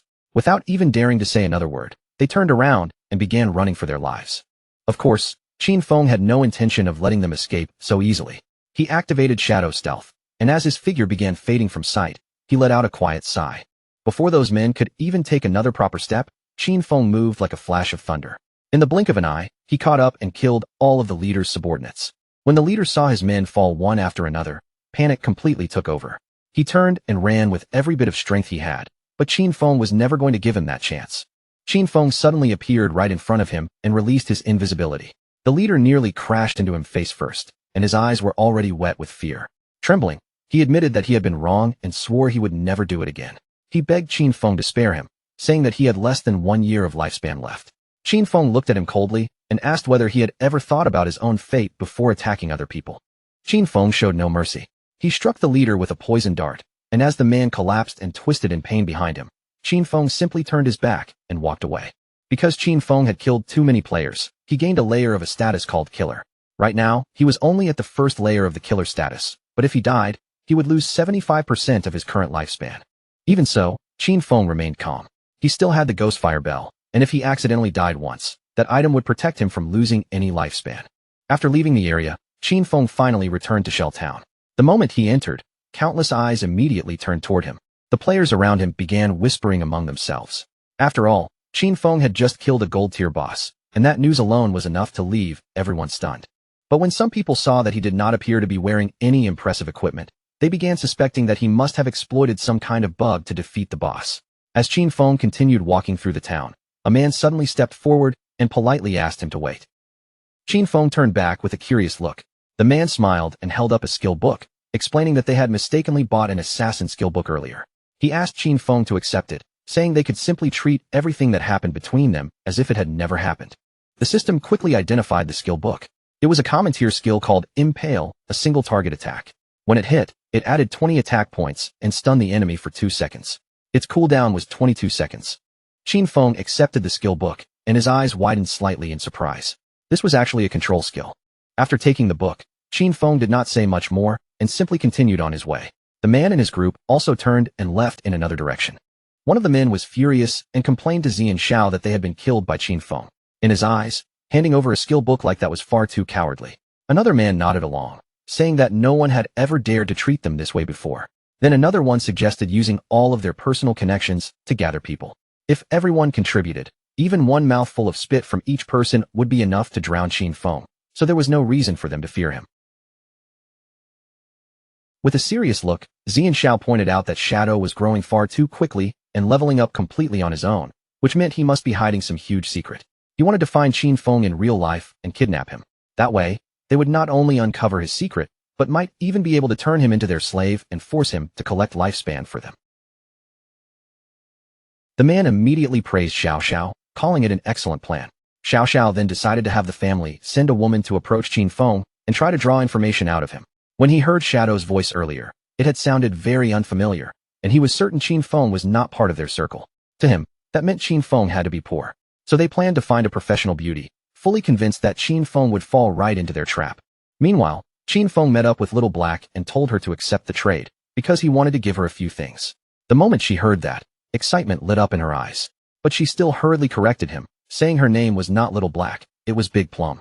Qin Feng handed her a powerful skill and a necklace. Once Big Plum equipped them and activated the skill, flames began surging from her magic staff. She was overjoyed, because with this skill and necklace together, her damage had multiplied several times over. On top of that, her mana regeneration had more than doubled. She looked at Qin Feng with sincere gratitude and thanked him from the bottom of her heart. Qin Feng told her there was no need to be so polite, explaining that he was only following their original agreement. Then he asked her to give him the space ring. Big Plum smiled, took the space ring out from her inventory, and told him he could keep it. Her cheeks turned slightly red as she continued speaking. She revealed that while she had been fleeing through the forest earlier, she had discovered an underground cave that seemed to be the entrance to some kind of ruin. Then she looked at Qin Feng and asked whether he was interested in checking it out. Qin Feng was a little surprised. First, there had been the Golden Ghost ship, and now she had somehow found the entrance to a ruin. At that moment, he truly realized how beneficial it was to be friends with this girl. Of course, the sincerity went both ways. If he had not given her 2 pieces of gold equipment, she probably would not have told him such valuable information. With the space ring in hand, Qin Feng's inventory finally expanded to 27 slots. He then asked where Wang Meng was, and said that after selling the remaining items to them, he would go take a look at the ruin entrance she mentioned. Big Plum raised her hand and explained that the captain and the others had gone to train the new priest, so they probably would not be back anytime soon. Using the map, Big Plum marked the location of the ruin entrance for Qin Feng. She explained that behind the bushes, there was a stone slab lying on the ground. While she was running away, she had moved the slab aside and hidden inside. But after walking only a few steps into the passage, she heard screams echoing from deeper within. She had been so frightened that she immediately ran back out. Otherwise, those men might never have managed to catch her. Qin Feng's figure soon vanished from sight, and instead of waiting around in Shell Town, he decided to head straight for the ruins first. As for the trade with Wang Meng, that could wait until Wang Meng came back. Big Plum stood there for a moment, a little confused by how quickly he had made up his mind. Leaving Shell Town behind, Qin Feng moved into the forest once again, his figure slipping between the trees as he followed the route toward the place Big Plum had marked. Originally, Qin Feng had planned to find a suitable area and grind monsters until he reached level 10. But now that a ruin entrance had appeared, there was no need to waste time on ordinary grinding. In a beginner town, there were mainly 3 types of ruins that could appear: tombs, cursed ruins, and temples of faith. No matter which type of ruin it turned out to be, the small monsters inside would at least be bronze tier. There was even a chance of running into silver tier monsters. To Qin Feng, that was not danger alone. It was practically a huge pile of lifespan and evolution points waiting to be collected. Following the exact location Big Plum had marked on his map, Qin Feng crossed through the forest and finally arrived at the hidden entrance of the ruin. Without wasting any time, Qin Feng stepped inside. As he entered, he once again went over the different ruin types in his mind.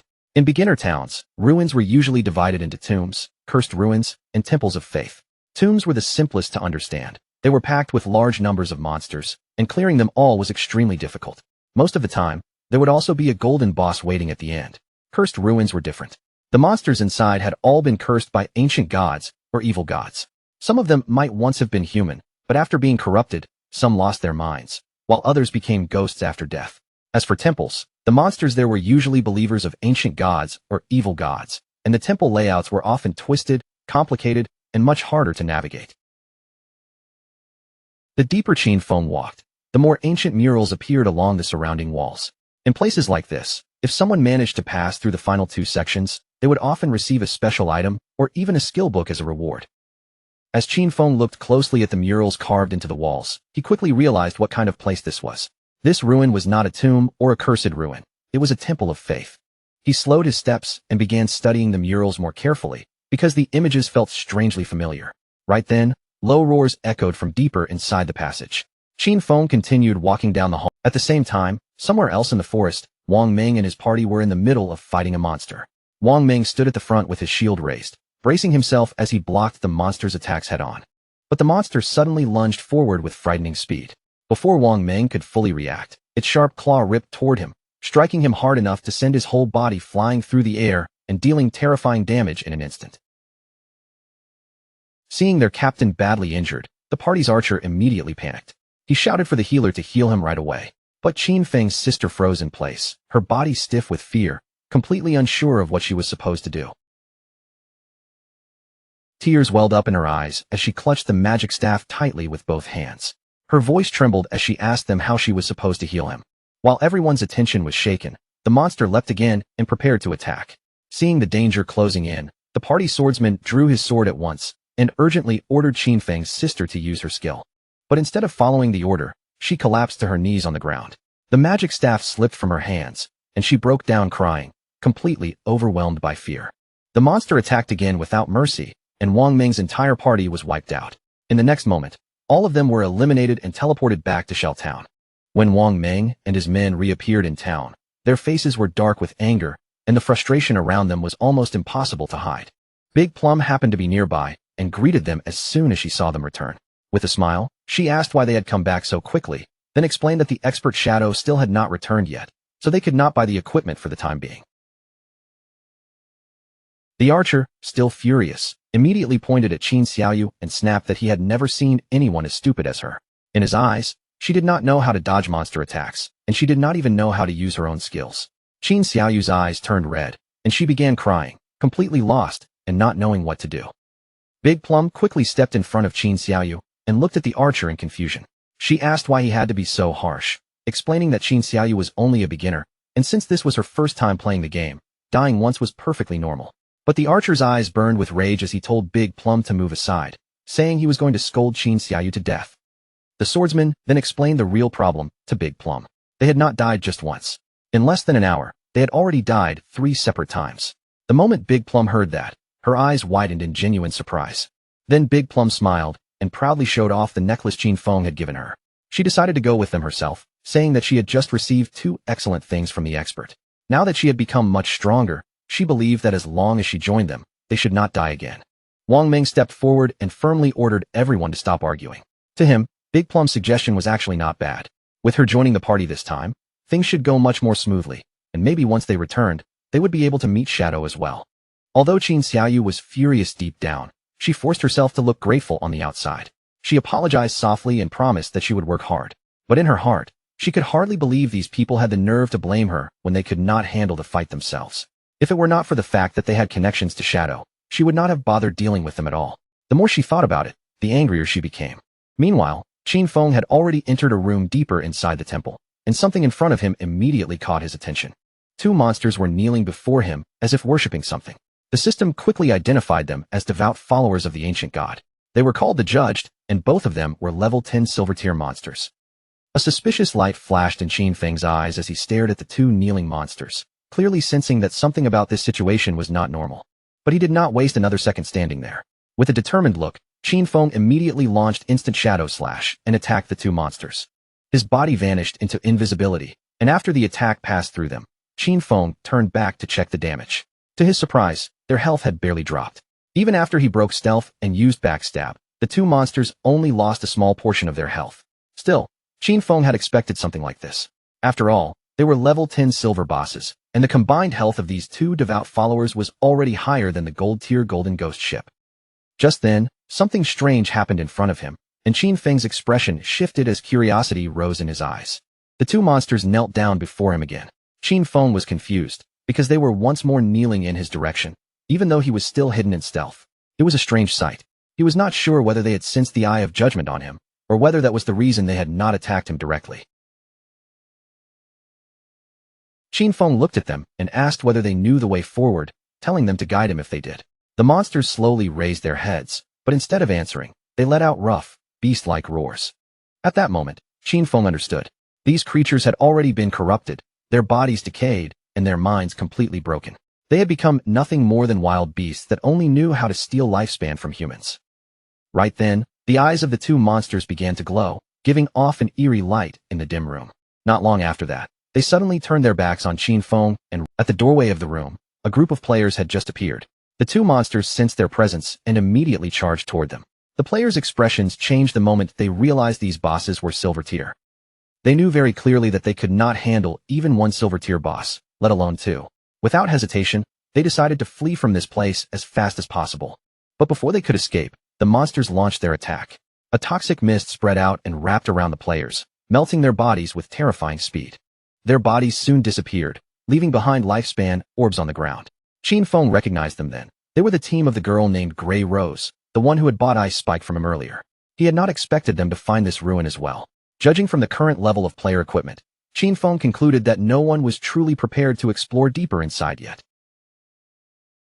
Qin Feng canceled his stealth and walked over to collect the lifespan that had dropped. As soon as he appeared, The two monsters knelt before him again. Those players had lost more than 100 days of tradable lifespan, and Xinfeng honestly had not expected them to be that rich.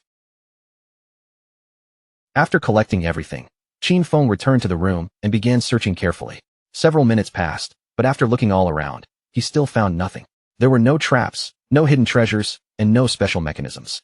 In the end, he could only conclude that this room contained nothing except those two silver mini-bosses. A flash of irritation appeared in Xinfeng's eyes.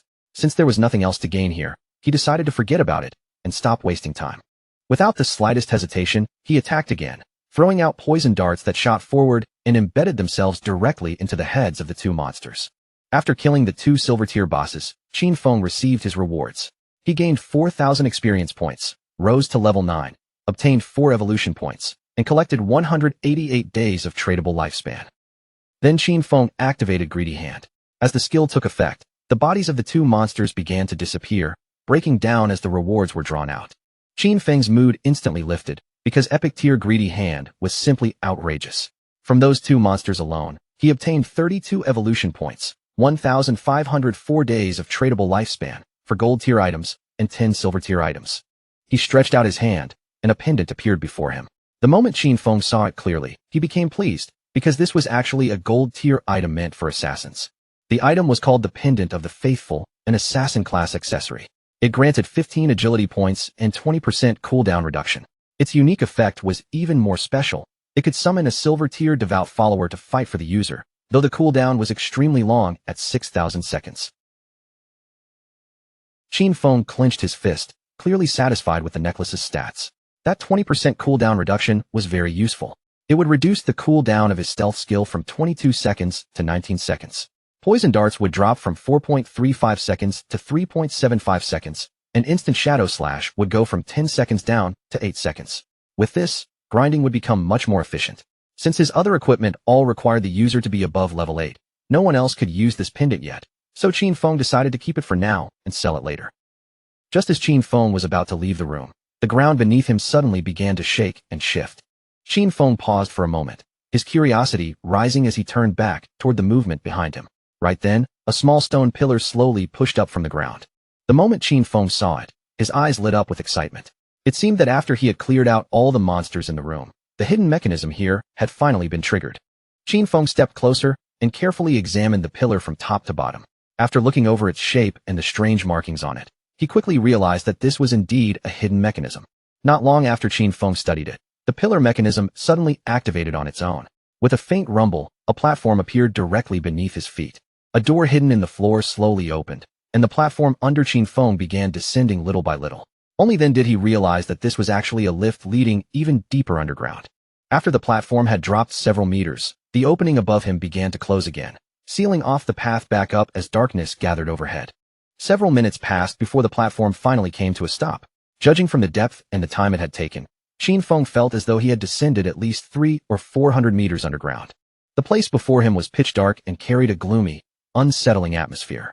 Xinfeng narrowed his eyes slightly, his attention completely fixed on the strange space ahead. With the knowledge he had from the past, Xinfeng quickly understood where he was. This was the hidden maze buried beneath the temple. He knew that ruins had a certain chance of containing hidden mazes like this. In his previous life, he had explored many of them, so he knew very well that places like this were packed with countless traps. But as long as there were people ahead to act as cannon fodder, exploring them was not truly dangerous. The only real problem was that it would consume a huge amount of time. With confidence in his eyes, Xinfeng took out the pendant. With his current attributes, if he accidentally triggered one of the traps himself, he would most likely die on the spot. Fortunately, he now had this item, which could summon a silver-tier devout follower to fight and scout for him. Xinfeng raised his hand and activated the power inside the pendant. In the next moment, a devout follower was summoned, and a zombie-like figure appeared on the ground before him. Pointing toward the hallway stretching into the maze, Xinfeng gave it a direct command to go ahead and scout. The devout follower slowly stood up, then began moving step by step toward the dark passage. Xinfeng crossed his arms and could not help feeling satisfied. Having a summoned lackey walk ahead to explore made things much easier. Still, the maze was not completely safe, so just in case, he decided to evolve his dodge passive first. He spent 11 evolution points, and Ghost Shadow Blur immediately rose from Gold Tier to Epic Tier. Its passive dodge rate increased sharply from 15% all the way to 75%, and whenever dodge activated, it would still grant immunity to all damage. A 75% dodge rate was already extremely high. After that upgrade, Qin Feng looked at his remaining points and realized he still had just enough to evolve Instant Shadow Slash into Epic Tier as well. Using 13 evolution points, Qin Feng raised Instant Shadow Slash from Diamond Tier to Epic Tier. Its range expanded to 30 meters, and its duration increased to 12 seconds. Now he could unleash 9 slashes instead of 7, while the cooldown became 8.8 seconds. The width of each slash also grew to 5 meters, and the additional damage rose from 300 points to 400. Qin Feng's eyes shone as he thought about the evolution rules. To evolve something from Epic Tier to Legendary Tier, it required 10 times the evolution points. That also meant the higher a skill's starting tier was, the more profitable it became to evolve it. For example, if a skill started at Epic Tier, then evolving it to Legendary Tier would count as its first evolution. That meant it only needed the base evolution cost of 1 point, and because the target was Legendary Tier, that cost would be multiplied by 10. In the end, 1 times 10 was only 10 points. In other words, if Qin Feng obtained an epic skill, he could quickly push it to Legendary Tier, then later to Mythical Tier, Ancient Tier, and even Immortal Tier. But if a skill started at Normal Tier, then reaching Epic Tier would already require 7 evolutions. By the time the 10 times cost appeared, it would consume hundreds of points. The good news was that no matter what tier a skill started at, he could still spend a relatively small number of points to raise it to Epic Tier. From now on, all of his skills would at least reach epic quality. Qin Feng still had 11 evolution points left, and the only skill he could evolve now was his starter skill, Shadow Sneak. He spent 8 points, raising it from Silver Tier to Platinum Tier. The skill duration increased from 16 seconds to 24 seconds, and the bonus damage when breaking stealth changed from 50 to 120. Its cooldown also dropped from 26 seconds to 22 seconds. On top of that, Qin Feng had attributes that reduced cooldown speed by 35%, so the final cooldown of Shadow Sneak became 16.3 seconds. Still, he felt that the cooldown was too long, and the stealth-breaking attack was not impressive enough, so he knew he would have to replace this skill in the future. As the devout follower walked through the hallway, it suddenly stepped on a stone slab. The trap activated instantly, and a massive rock dropped from above, crashing down directly onto its body. The huge stone crushed the summon completely, and its body quickly transformed into light and disappeared. Since the summon had died, Qin Feng could only wait for the cooldown to finish before summoning another one. This maze was complicated and dangerous, so slow exploration was his only option. He could only hope that when he finally reached the end, there would be something valuable waiting for him. Meanwhile, on the upper layer of the temple, a shield-carrying man and a hooded woman cautiously poked their heads through the doorway. The man quickly reported to his captain, Grey Rose, that the monsters inside had disappeared. Hearing that, Grey Rose could not help but show a trace of surprise on her face. They carefully entered the room, and Grey Rose immediately noticed that the lifespan dropped there had also vanished. She understood at once that someone must have killed those monsters and taken the lifespan away, though she had no idea who it was. The shield-bearing man said that only the expert Shadow could possibly kill 2 Silver Tier bosses. Grey Rose felt that he was probably right, but she was also relieved, because at least they would not have to die again here. She placed a hand under her chin and thought back to what they had seen when they first came here. At that time, there had been someone who seemed to be communicating with the monsters. She was not sure whether that person had been Shadow, or whether he possessed some kind of skill that could charm bosses. If that was true, then his power was simply incomprehensible and terrifying. At the same time, down in the second layer of the temple, Qin Feng's devout follower died once again after triggering another trap in the maze. Ahead of Qin Feng stretched a long path that led straight to a door. By this point, he had already explored the maze for 3 full hours, and this place should have been the end. Based on his experience from his previous life, if ordinary players used human lives to explore a maze like this, at least hundreds of people would have died. Qin Feng activated the pendant once more and summoned another devout follower to take the lead for him. The summoned monster began walking ahead, and Qin Feng followed closely behind it, keeping just enough distance to stay safe. When they arrived in front of the door, Qin Feng pointed forward and ordered the devout follower to open it. Following Qin Feng's command, the monster used all its strength to push against the door. But no matter how hard it tried, the door did not move. It strained so much that its whole body began trembling. Seeing that even the summoned monster could not open it, suspicion flashed through Qin Feng's eyes. This door clearly was not ordinary. After a brief pause, Qin Feng stepped forward himself and reached out, placing his hand directly on the door. The moment he touched it, the door slowly began to open. Qin Feng's expression changed at once, and even he was shocked by how easily it responded to him. From the other side of the door, a wave of air rolled outward, followed by a curtain of drifting smoke that spread into the hallway. Cold sweat began to gather on Qin Feng's forehead. Just from that strange reaction, he could tell this was definitely not a good sign. Beyond the door was a large room, filled with pillars. At the very center of the room sat a treasure chest, tightly wrapped in thorn-covered vines. Qin Feng stepped into the room and examined the chest carefully. It was covered from top to bottom in sharp thorns, and it was clearly locked. Beside the chest stood an NPC. The NPC was a woman, and the lower half of her face was wrapped in bandages. Qin Feng tried to use the system to detect her stats, but no information appeared at all. Qin Feng's eyes widened in surprise. This was the first time he had encountered an NPC whose information could not be detected by the system, making her seem even more mysterious. The woman began whispering in a strange language Qin Feng could not understand. Then she slowly knelt down, and her entire body transformed into light, fading away right before his eyes. Qin Feng watched her closely, his gaze fixed on the spot where she had been. He had no idea why she had suddenly disappeared like that. Right after the mysterious woman vanished, the thorny vines wrapped around the treasure chest also began to disappear little by little. Even so, Qin Feng did not lower his guard. Although he could not see the mysterious woman's information, he was certain that she had some kind of connection to the Eye of Judgment. The chest soon began glowing with a golden light. Qin Feng immediately realized that it contained epic tier items, but he remained cautious.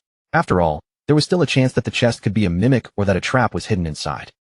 Pointing toward the glowing chest, Qin Feng ordered his summoned follower to go forward and open it. The monster obeyed the command and stepped up to the chest. As it opened the lid, a brilliant light burst out from inside.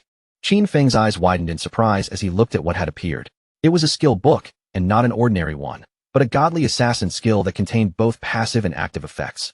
Inside the chest was an epic tier assassin skill book called Stole of Mercy. Its passive effect was extremely powerful, giving a 100% correction bonus when striking weak points, while also doubling the damage multiplier whenever a weak point was hit. The skill book also carried an active skill called Slit Throat. After activation, Shadow's next attack would apply the Slit Throat effect, causing damage equal to 100% of that attack every second for 3 seconds. Its normal cooldown was 60 seconds, but with Qin Feng's cooldown reduction, it dropped all the way to 44.4 seconds. Qin Feng immediately noticed how terrifying the passive ability was. It directly doubled the hitbox range of an enemy's weak points, making precise attacks much easier to land. But compared to that, the truly ridiculous part was still the active skill, Slit Throat. For example, if Qin Feng's next attack dealt 300 damage, then Slit Throat would continue dealing 300 damage every second for 3 seconds. That meant the debuff alone could add 900 extra damage, bringing the total impact to 1,200 points, which was 3 times more than the original attack by itself. Qin Feng read through the details more carefully. A multi-hit skill like Instant Shadow Slash could land several times, but Slit Throat would only calculate the first strike. Even so, this skill was only epic tier, which meant he only needed 10 evolution points to push it into legendary tier. This harvest was enormous, because his burst damage had just increased by several levels at once. After putting the skill book away, Qin Feng began heading toward the exit. He knew this entire opportunity had come from Big Plum's information, so it was time to return and sell the remaining equipment to her party. Through the chat, he told Big Plum to inform Wang Meng to return to town, because he had items to sell. When they heard that Shadow had already finished exploring the ruins, they immediately decided to head back. By the time Qin Feng returned to the starter town, he had barely stepped inside before his eyes widened in surprise. A huge crowd of players was already waiting for him. Every one of them seemed eager to add him as a friend, and some even offered to become his followers, promising they would cheer him on from the side. The chairman of the Runding Group from Jianghai City had also arrived in person, formally inviting Shadow to join their corporation. There were even fans from Firefly Town who had rushed over just to greet him. Players from several different towns had gathered here, all hoping for a chance to form a team with Qin Feng. Seeing players from other places appear like this, Qin Feng immediately realized that the teleportation gates between towns had started activating. That meant he could finally head to Song Fei's Firefly Town. Without wasting even another second, Qin Feng's figure vanished from where he stood, melting into the shadows without leaving a trace. Using his invisibility skill, Qin Feng quietly slipped away from the noisy crowd. Meanwhile, the players behind him started arguing among themselves, thinking Shadow had left because they had surrounded him too aggressively and annoyed him. Qin Feng soon reached Big Plum's side, and his sudden appearance immediately drew her attention. Big Plum quickly raised her hand and called out to her captain, telling him that the expert Shadow had arrived. But just as Qin Feng looked over the group, one figure immediately caught his attention. That person was none other than his own sister, Qin Xiaoyu. Qin Xiaoyu showed him a gentle, kind-looking smile, but Qin Feng's mind instantly filled with questions. He had no idea how she had managed to enter Wang Meng's team, and he knew very well that with her around, Wang Ming's whole crew could easily be dragged into disaster. Qin Feng knew he had to be extremely careful. Now that everyone was aware of Shadow's existence, he absolutely could not expose his true identity. He still had no way to use his powers in the real world, and with so many people watching him, even something as ordinary as a kitchen knife could kill him right now. Qin Xiaoyu could not help blushing as she looked at him. Just from his presence, she could tell how powerful Shadow was, and compared to him, Wang Ming's entire party seemed almost worthless. In her mind, if Shadow was willing to carry her, then she might be able to reunite with Song Fei within just a few days. Through the system trade window, Qin Feng explained to Wang Ming that this batch of equipment matched their party's classes very well. The skill books could also raise their overall combat power by a large margin. He set the starting price at 220 days of lifespan.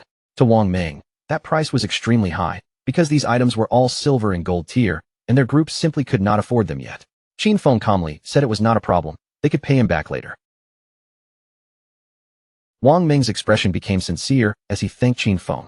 For a moment, he genuinely did not know how he could repay Shadow for helping them this much. He told Qin Feng that if Shadow ever needed their help in the future, he only had to say one word, and they would do everything they could to assist him. The swordsman in the party immediately put on a golden helmet, his excitement impossible to hide. In his eyes, Shadow was simply incredible. He could hardly believe he was already getting gold-tier equipment this early in the game. Wang Ming also equipped his new gear and obtained a gold-tier skill, causing his DPS to triple at once. He was so moved that he nearly cried, especially because Shadow was even willing to let them buy everything on credit. To him, that meant Shadow truly trusted them. Wang Ming then checked through his inventory again, but he did not find anything meant for priests. This left Qin Xiaoyu standing there in confusion. The archer, however, was already furious, thinking she was only lucky enough to leech experience from them. Qin Xiaoyu stepped closer to Qin Feng and introduced herself as the priest of Wang Ming's party. With a soft expression, she asked whether he had any equipment that she could use. Right then, the system notified Qin Feng that a player named Little Graceful wanted to add him as a friend. Qin Xiaoyu's eyes widened in surprise as she waited for Shadow's response. Qin Feng simply stared at her with a cold gaze. Then, without saying a single word, he disappeared from sight, leaving Qin Xiaoyu frozen in shock. With a confused look on her face, Qin Xiaoyu asked where Shadow had gone. Wang Ming explained that maybe he just had not gotten any priest drops this time, and perhaps next time, he would bring something suitable for her. But the archer stated the harsh truth directly. Shadow had clearly ignored her on purpose. As for Big Plum, she only felt that Shadow was incredibly cool, appearing and disappearing like a dragon that no one could catch. As Qin Feng walked away from the group, he knew perfectly well that he currently had a gold-tier priest staff in his bag, along with a gold-tier priest skill book. But there was absolutely no reason for him to hand such precious items over to Qin Xiaoyu. As Qin Feng continued progressing, he knew he would eventually gather huge amounts of unused equipment and skill books. Selling each item one by one would waste far too much time. Wang Ming's background with the authorities was perfect for buying from him in bulk. Because of that, Qin Feng could not allow Qin Xiaoyu to damage his cooperation with the authorities. He needed to find a proper priest for Wang Ming's team as quickly as possible and replace her. A serious light flashed in Qin Feng's eyes as he thought of one person. He needed to find little Zhu as soon as possible. Gu Yishu had once been the manager of the Godslayer Guild in his previous life. She possessed a hidden priest class called White Avian Priestess, which came with a white bird capable of healing allies and applying buffs. She was the only priest Qin Feng knew who could defeat epic-tier bosses alone. She had been a powerful ally in the past, and compared to her, Qin Xiaoyu was nothing but trash. Qin Feng activated the teleportation gate, remembering that little Zhu was also from Firefly Town. Just like Song Fei, she happened to be there, which made this trip even more perfect. If Qin Feng could find little Zhu, then he would place her directly into Wang Ming's team. Using the teleportation gate, Qin Feng left the starter town and traveled straight to Firefly Town. When Qin Feng arrived at Firefly Town, he immediately noticed that this place felt very different from the starter town he had just left. As he walked through the area, he overheard two players talking anxiously about hurrying back. They said the silver boss was already below half health, so they could not let someone else steal it after they had already died for it. One of them cursed Song Fei, saying that bastard had brought a crowd of fangirls with him, making it impossible to compete. He could not understand how some minor celebrity had so many brainless fans following him around. Qin Feng had only just arrived in Firefly Town, yet he had already picked up clues about Song Fei's location. Following those players from a distance, Qin Feng soon arrived at a valley. This was a level 5 area known as Wailing Valley. The monsters that roamed this place were Ember Fiends and Shackles, both dangerous creatures suited to this area's level. After walking a little farther into the valley, Qin Feng began hearing the sounds of players fighting up ahead. He carefully peeked out and saw a large group of players attacking a two-headed monster whose entire body was wrapped in flames. Qin Feng recognized it at once. This twin-headed Ember Fiend was a silver-tier boss, but the battlefield around it was already chaotic because many players were not only attacking the boss, they were also attacking each other. After observing more closely, Qin Feng spotted a group of players in the crowd, and standing among them was that bastard Song Fei. Two players stepped out in front of Song Fei's team and drew their weapons. One of them glared at Song Fei, saying he had been ambushed by him before and had his lifespan stolen, so he swore he would kill him today. The shield-bearing player beside him sneered and asked whether Song Fei really thought hiding behind his mage girls would keep him safe. He then revealed that he possessed a godly anti-mage skill. But before that player could even take a step forward, one of Song Fei's mages moved first and smashed his head with her magic staff. Qin Feng remembered very clearly that Song Fei, known by the title Heaven-Defying Mage God, was a mage-class player. In his previous life, this bastard had tricked a large number of fans into choosing the mage class, then took their equipment and skills to strengthen himself as quickly as possible. But a team could not function with only mages, so his fangirls had come up with their own twisted solution. Some of them poured their attribute points into intelligence, turning themselves into glass cannon mages with high damage. Some invested in agility, becoming disruption mages who could interfere with enemies. Others placed their points into health, forcing themselves into the role of meat shields for the team. Some of the players chose raw strength instead, turning themselves into battle mages who could rush in and strike with their staffs while casting spells at close range. During the early phase, Song Fei's team looked almost unstoppable, sweeping through the area and stealing lifespan from players wherever they went. But as the fight dragged on, the weakness of that ridiculous fan army became obvious. Just as expected, most of the girls worshipping him started dying off very quickly. Song Fei raised his hand and pointed straight at the boss, putting on a sorrowful expression as he started spinning another lie. He claimed his fans were working so hard for him that his own heart was aching just watching them suffer. Then, with that fake gentle tone, he said he only hoped the boss would die soon so everyone could finally rest, and that one day the whole world would be filled with love instead of violence. The twin-headed Burfin slowly pushed forward, closing the distance towards Song Fei's group with heavy, threatening steps. One of Song Fei's fans immediately stepped up and told the others that this battle was nothing difficult for them, because the person truly suffering the most was Song Fei himself. In her eyes, he had already worked far too hard and should never have been forced to endure this pain. With that, she pointed angrily at the monster and declared that they had to kill it before it could hurt their beloved Song Fei again. Song Fei's fans instantly raised their staffs and began throwing spell after spell at the monster. Their eyes were burning with devotion, and every attack carried the same ridiculous goal. They were determined to defeat the boss, push Song Fei higher, and make him the king they believed he deserved to become. No matter where he went, they swore they would follow him without hesitation. The monster suddenly opened its massive mouth, and a blazing wave of fire burst out from between its jaws. The flames rushed straight towards Song Fei, forcing him to tense up as danger closed in right before his eyes. But before that burning blast could reach him, one of his fans threw herself forward without the slightest hesitation. She planted herself directly in the path of the flames and took the entire attack with her own body. Song Fei quickly grabbed the girl's hand, lowering his gaze as if he were heartbroken while her body slowly began to fade away. Even as tears welled up in her eyes and her figure disappeared, she still looked at him with devotion and swore that she would do absolutely anything for him. The chubby girl clenched her magic staff with both hands, her face twisting with anger as she shouted for the others to get fired up. As far as she was concerned, if they could kill this ugly monster, then brother Song Fei would rise all the way to first place in the rankings. He had to climb above Shadow, no matter what it took. Her words instantly stirred up the rest of the girls. They lifted their weapons high, their faces glowing with wild excitement, and shouted that they would conquer the world, rule over the heavens, and keep fighting at Song Fei's side until the very end. One powerful spell after another gathered above them, filling the air with violent magical energy. A moment later, thick thunderbolts crashed down from the sky and slammed into the monster's body again and again. Song Fei watched the boss closely and realized it was already on the verge of death. Since this was a silver-tier boss, he knew it should have been extremely difficult to kill, and that made him even more confused about how someone could have taken down a gold-tier boss alone. In his mind, Shadow must have used some kind of bug. After all, Song Fei had so many fans helping him and was still only level 7, so he simply couldn't understand how Shadow had managed to level up that quickly. A satisfied smile slowly appeared on Song Fei's face. Once this silver-tier boss fell, he would finally level up to 8. And since Shadow had been stuck at level 9 for quite a while, Song Fei saw this as the perfect chance to catch up, overtake him, and become the #1 player in Godforsaken. But right at that moment, a shadow-covered hand suddenly reached out from behind and clamped tightly over Song Fei's mouth. In the next blink, Qin Feng moved. His blade flashed through the darkness, instantly cutting off Song Fei's head, and with instant shadow slash, he followed through by slicing the rest of his body into pieces. Blood spilled from Song Fei's mouth as his body collapsed, the smug confidence on his face vanishing in an instant. His fans froze in complete shock, their minds going blank at the sight of Song Fei being killed so suddenly. But before any of them could even take another breath, Qin Feng had already launched his next attack. He moved with the speed and force of thunder, cutting through the fans and the boss in one clean storm of slashes. Bodies were torn apart almost instantly, leaving no time for anyone to react. A system window appeared in front of him, announcing that the boss had been defeated and that he had received 150 experience points. The boss crashed heavily to the ground, and its huge body began breaking apart into lifespan. The surrounding players stared in disbelief, unable to accept what they had just witnessed. Shadow had killed the boss with a single strike.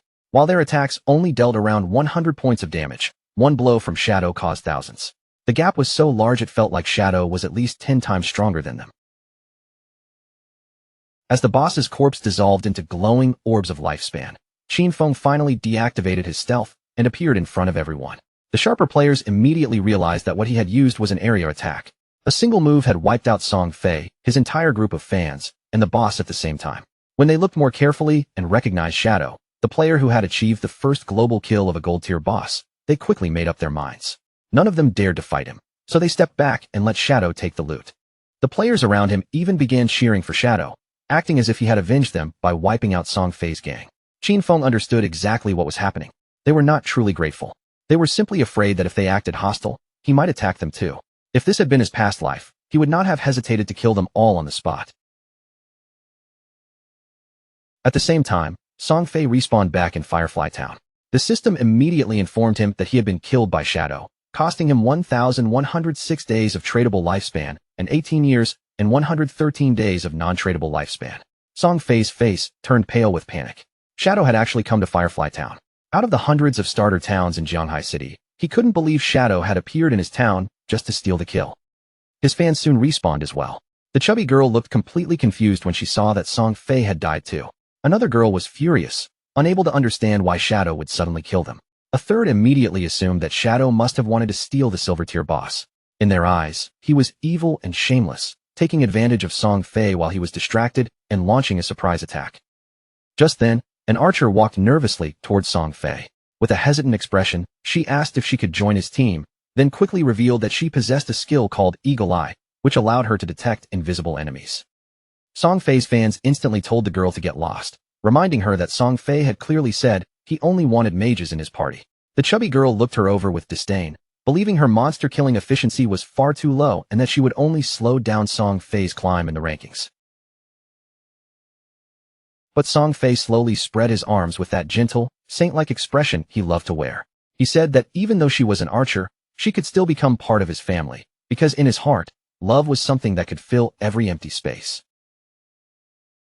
He reached out and took the woman's hand, staring at her with a kind and understanding look. Then he told her that he had already felt the strength of her emotions. It did not matter that she was an archer. He would allow her to join the team, and from this moment on, they would work hard together and continue leveling up side by side. With Song Fei standing so close and holding her hand, the archer's face turned bright red. Tears of happiness gathered in her eyes and quickly began flowing down her cheeks. An assassin also stepped forward and revealed that she could turn invisible as well. Her eyes were cold as she swore she would make Shadow pay for killing Song Fei. Then one of the mages added that she had just learned a new area skill, and with it, she could freeze Shadow in place. Song Fei once again opened his arms wide, acting as if he were embracing the whole world. He declared that his family was filled with love, and any girl who wanted to join his team would be welcomed with open arms. The girls were instantly moved to tears. One after another, they cried with joy and swore that they would stay beside Song Fei forever, no matter what happened. To them, Shadow had no honor at all, because he had attacked their beloved Song Fei from behind like a coward. They promised that he would pay the price for what he had done. The moment they found Shadow, they would hand him over to Song Fei and let Song Fei kill him personally, so everyone would understand what happened to anyone who dared to mess with him. Not far away, two players turned their attention towards Song Fei and his growing group. They had no idea what he was planning to do next, but they did know one thing for sure.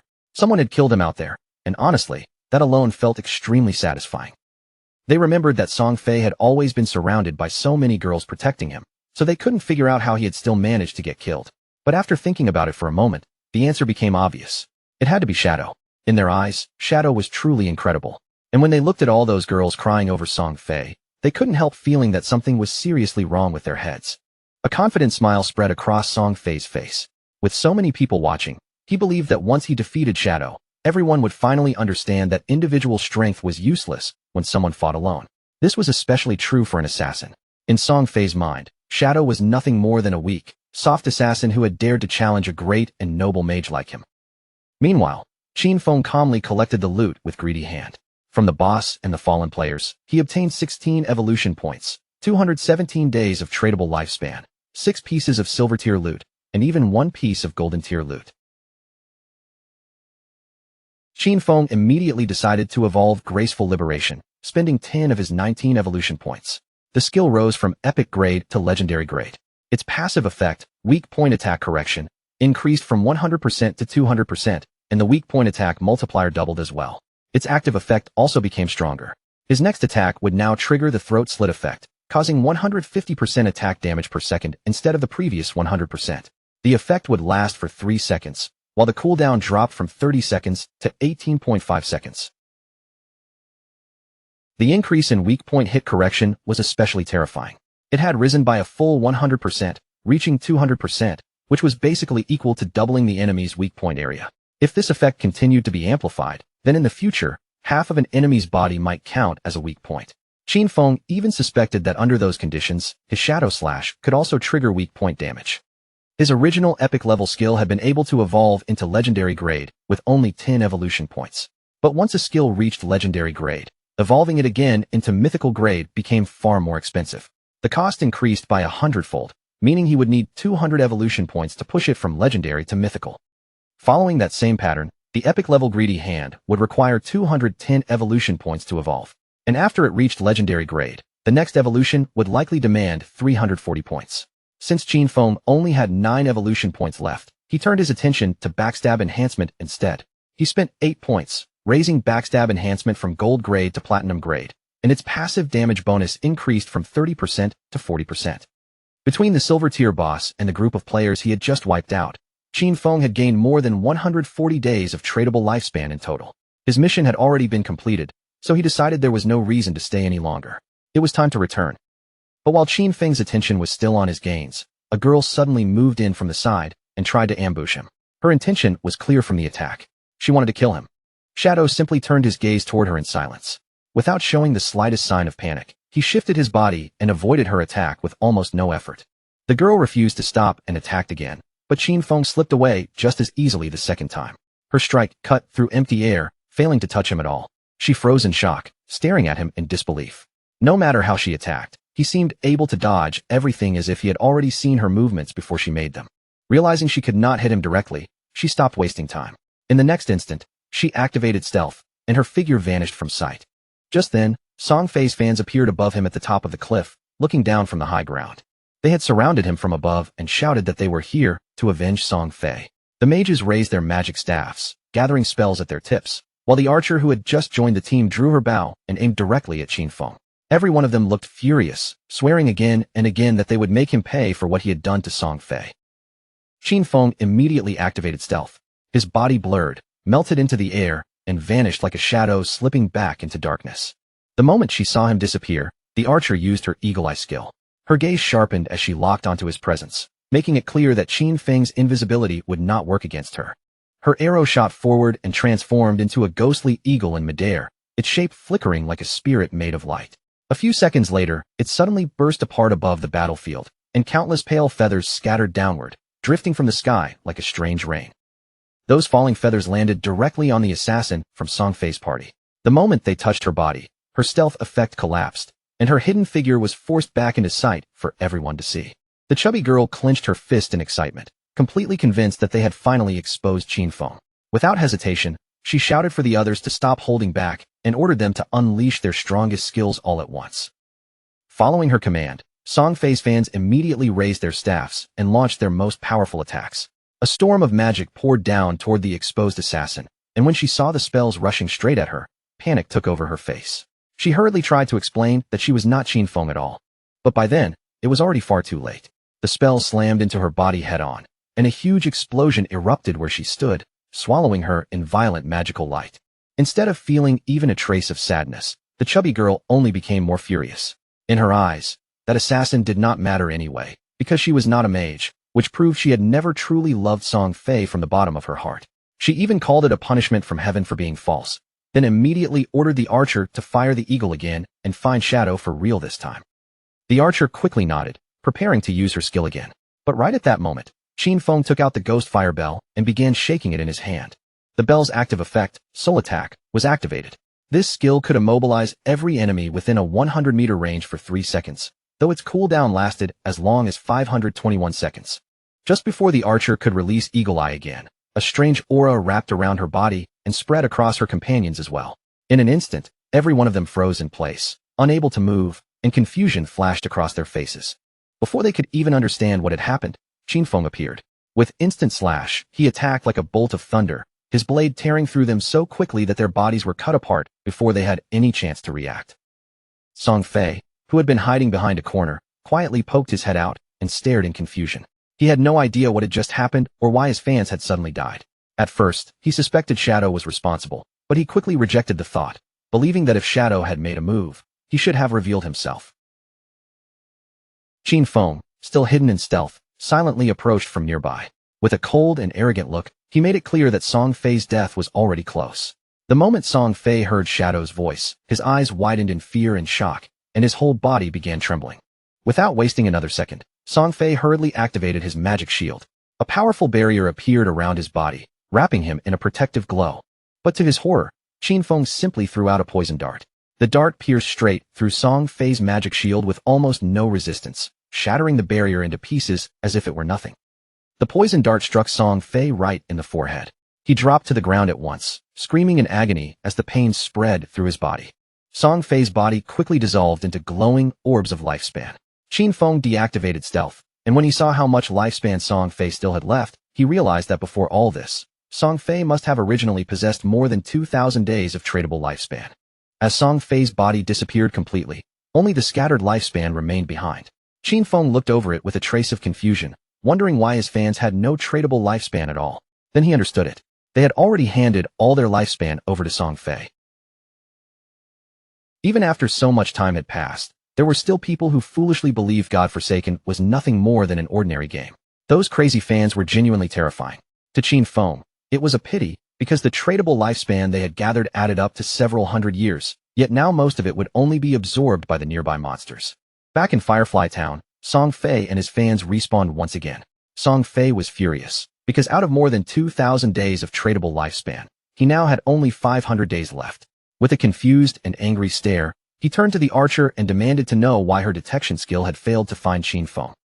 The archer quickly explained that she had indeed used the skill, but the only person it revealed was their assassin sister.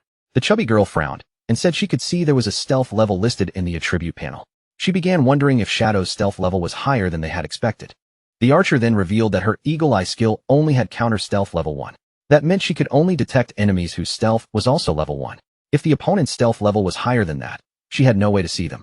Song Fei became even more frustrated, because Shadow could attack and disappear without leaving a single trace. He had no idea how he was supposed to defend against that. Song Fei touched his face and began thinking it over. In his mind, he had never offended Shadow, and now that Shadow had already stolen the boss kill too, there should have been no reason for him to keep coming after him. But then another thought crossed his mind. Maybe Shadow was jealous of his unmatched beauty, and that was why he might return to kill him again. Song Fei's fans immediately raised their weapons and decided that, for everyone's safety, they should go level up somewhere else. Wherever Song Fei chose to go, they swore they would follow him without question. Not long after that, Qin Feng also returned to Firefly Town. After searching around for a while, Qin Feng felt that something was strange. Song Fei and the others were already gone. He could not tell whether they had moved to another town or simply logged off. Qin Feng deactivated stealth and asked a nearby player if he knew where Song Fei and his group had gone. The moment the man saw Shadow appear in front of him, fear spread across his face, and he could barely keep himself calm. The man quickly pointed in one direction and revealed that Song Fei and his fans had gone that way. Then, almost begging, He pleaded with Shadow to kill Song Fei. But he also had one request. After killing Song Fei, he asked Qin Feng if he could spare his girlfriend, a female hunter named One Flying Treasure Cat. Qin Feng calmly advised him to find another girlfriend, immediately realizing that this girlfriend was the hunter who could detect invisibility. Qin Feng activated stealth again, and his figure disappeared from sight. Behind him, the man kept begging, saying he had worked extremely hard just to get that girlfriend. Although Qin Feng now knew the direction Song Fei's group had taken, he still had no idea where they were actually heading. Searching blindly would waste far too much time. As the man cupped his hands near his mouth and kept calling for Shadow, Qin Feng realized that finding Gu Yishu would make everything much easier. At that very moment, a woman happened to pass by his side. Qin Feng's attention immediately shifted to her, and a hint of surprise appeared in his eyes. That girl was none other than Gu Yishu. Qin Feng deactivated stealth and called out to her with a cheerful look, casually calling her beautiful before asking if she could help him with something. When Gu Yishu saw that the person in front of her was Shadow, she could not hide her surprise. Qin Feng took a golden grade staff out of his inventory and told her that he had heard her class could search for targets across a wide area. If she could help him find Song Fei, he promised to sell her the staff at a bargain price as her reward. The moment Gu Yishu saw the weapon, her eyes lit up with excitement. She opened her system window and asked how he knew she had the ability to search across such a large range, since she was sure she had never told anyone about it. Qin Feng did not answer directly. He simply asked whether she wanted this golden grade weapon. Gu Yishu immediately admitted that she did, though she was not sure if she could actually afford it. Qin Feng looked at her with a confused expression and asked if she really did not even have 500 days of tradable lifespan. He revealed that the staff's original price should have been at least 700 or 800 days. After checking her system window, Gu Yishu realized that she actually had 700 days available to buy it. Hearing that, Qin Feng made the deal with her and handed over the staff. A system window appeared soon after, confirming that the transaction had been completed successfully. Gu Yishu took the staff into her hands and stared at it with such excitement that she actually started drooling. Qin Feng gave her cheek a light tap, snapping her out of her daze and stopping her from drooling all over the place. Then he urged her to hurry up and get started. Hearing him speak so close to her, Gu Yishu blushed slightly, then nodded with a happy smile. Holding the new staff, Gu Yishu began using her power and focused her mind. Even though this was the first time she had met Shadow, he gave her a strangely familiar feeling. Her owl circled around her in the air, and she asked whether Shadow was not afraid that she would simply take the weapon and leave without helping him. Qin Feng remained calm, and simply asked her if she did not hate Song Fei. When Gu Yishu heard him say that, her eyes widened in surprise. She wondered if Shadow might be someone she knew in real life, but his voice did not sound familiar. Qin Feng only smiled, and told her she could guess for herself. Gu Yishu raised her hand, and the owl immediately flew upward. As for guessing Shadow's identity, she was far too lazy to bother with that right now. But just then, her eyes suddenly widened in surprise. The owl flew high above the town, sweeping its gaze across the surrounding area. In the distance, between the rocky canyons, Gu Yishu finally spotted Song Fei and his group of fans. Her owl had located Song Fei's hiding place deep in the rocky canyons, so Gu Yishu quickly told Qin Feng the exact direction. She also warned him to move fast, because Song Fei and his companions might leave before he arrived. The owl could fly quickly, but following targets for too long would drain its strength and leave it exhausted. Shadow was already prepared to move, and he told her not to worry, because he would reach the location very soon. Right after saying that, Qin Feng shot forward like an arrow leaving the string. He rushed across the rough terrain, leaping over rocks and passing through uneven ground without slowing down at all. But then the owl suddenly stopped flying. Qin Feng stopped as well, immediately realizing that something had interfered with their tracking. He scanned the area around him and soon noticed a tree nearby. On its trunk, there was a strange sign that looked completely out of place. Wanting to understand what was going on, Qin Feng contacted Gu Yishu again and asked her to have the owl inspect the area more carefully. Before long, the owl found 2 more trees marked with the exact same strange signs. One stood about 100 meters ahead, while the other was positioned 100 meters to the left. Qin Feng moved from one tree to the next, stopping in front of each strange mark and carefully pressing his hand against the symbols. He did not rush, instead feeling them out one by one as if testing whether they were part of some hidden mechanism. The moment Qin Feng touched all 3 symbols with a trace of his own energy, the marks suddenly responded. A bright line of light shot out between them, linking the 3 trees together like the edges of a glowing formation. Then the ground at the center of the connected symbols began to shine. The light grew brighter and brighter, until a treasure chest suddenly rose into view, wrapped in a vivid green radiance and a faint golden glow. Qin Feng was stunned. He never expected a treasure like this to appear in an ordinary starter area like Firefly Town. Even Qin Feng could barely believe what he was seeing. Treasures left behind by ancient gods were unbelievably rare, and they could appear in almost any location. Some of them brought terrifying monsters, some released entire waves of beasts, and some, like this one, contained priceless rewards. Gu Ishu, watching everything through her owl, was just as shocked. A green chest like this could be worth 1,000 days of lifespan, or more than 10 million in real-world money. Qin Feng could not help admiring Gu Ishu's sharp instincts for noticing something misvaluable. Back in Qin Feng's previous life, 1 year of lifespan had only been worth around 10,000 at the very beginning. But by the second day, that value had already exploded, rising all the way to 50,000. Gu Ishu was still fascinated by what had just happened, so she quickly began memorizing the strange symbols, clearly planning to keep them in mind for later. A clever light flickered in Gu Ishu's eyes. With her tracking abilities, there was no telling how many hidden secrets like this she might be able to uncover in the future. Qin Feng stepped forward and opened the chest. Inside was a skill book wrapped in a dark, ominous aura, named Curse of the Blossoms. It was a powerful emerald-grade ability. Once activated, it could make cursed flowers grow from the body of a defeated enemy, draining that enemy's tradable lifespan all the way down to 0. The skill had no cooldown, but it came with one harsh condition. It had to be used within 15 seconds after the target died. Qin Feng immediately remembered how terrifying this spell had been in his previous life. With it, every enemy he defeated could be turned into an even greater advantage. If he managed to kill Song Fei again and guard the body for just a short while, then this time, he could take everything from him. A sinister smile slowly curled across Qin Feng's face. Song Fei would not simply lose this time. He would be drained completely, down to the last bit of tradable lifespan. With that thought in mind, Qin Feng hurried straight toward his target, while far away, things were already moving in another canyon. Deep inside a distant canyon, Song Fei's most devoted fans were busy surrounding another boss and attacking it with everything they had. Spell after spell slammed into the monster, while Song Fei safely stayed behind them, waiting for the perfect moment to step in and take the final blow. Song Fei looked completely confident, even a little smug. He was certain that Qin Feng would never bother chasing him all the way out here. After all, Qin Feng had already killed a silver-tier boss and humiliated him twice. In Song Fei's mind, that should have been more than enough, and the matter should have ended there. Unfortunately for him, he was completely wrong. Just as the boss was about to fall, the heavier girl among Song Fei's fans suddenly noticed another group of players nearby. That group was also fighting a different boss of their own. Song Fei smoothly slipped into his usual act and started manipulating his fans again. He told them that the other group must be supporters of a rival idol, deliberately trying to steal the spotlight and make him look bad. The moment his fans heard that, their faces twisted with anger. In their eyes, no one had the right to outshine their precious Song Fei. Without thinking twice, the girls charged straight toward the other group. The team nearby saw them approaching and mistakenly thought they had come to help, so they welcomed them with open arms.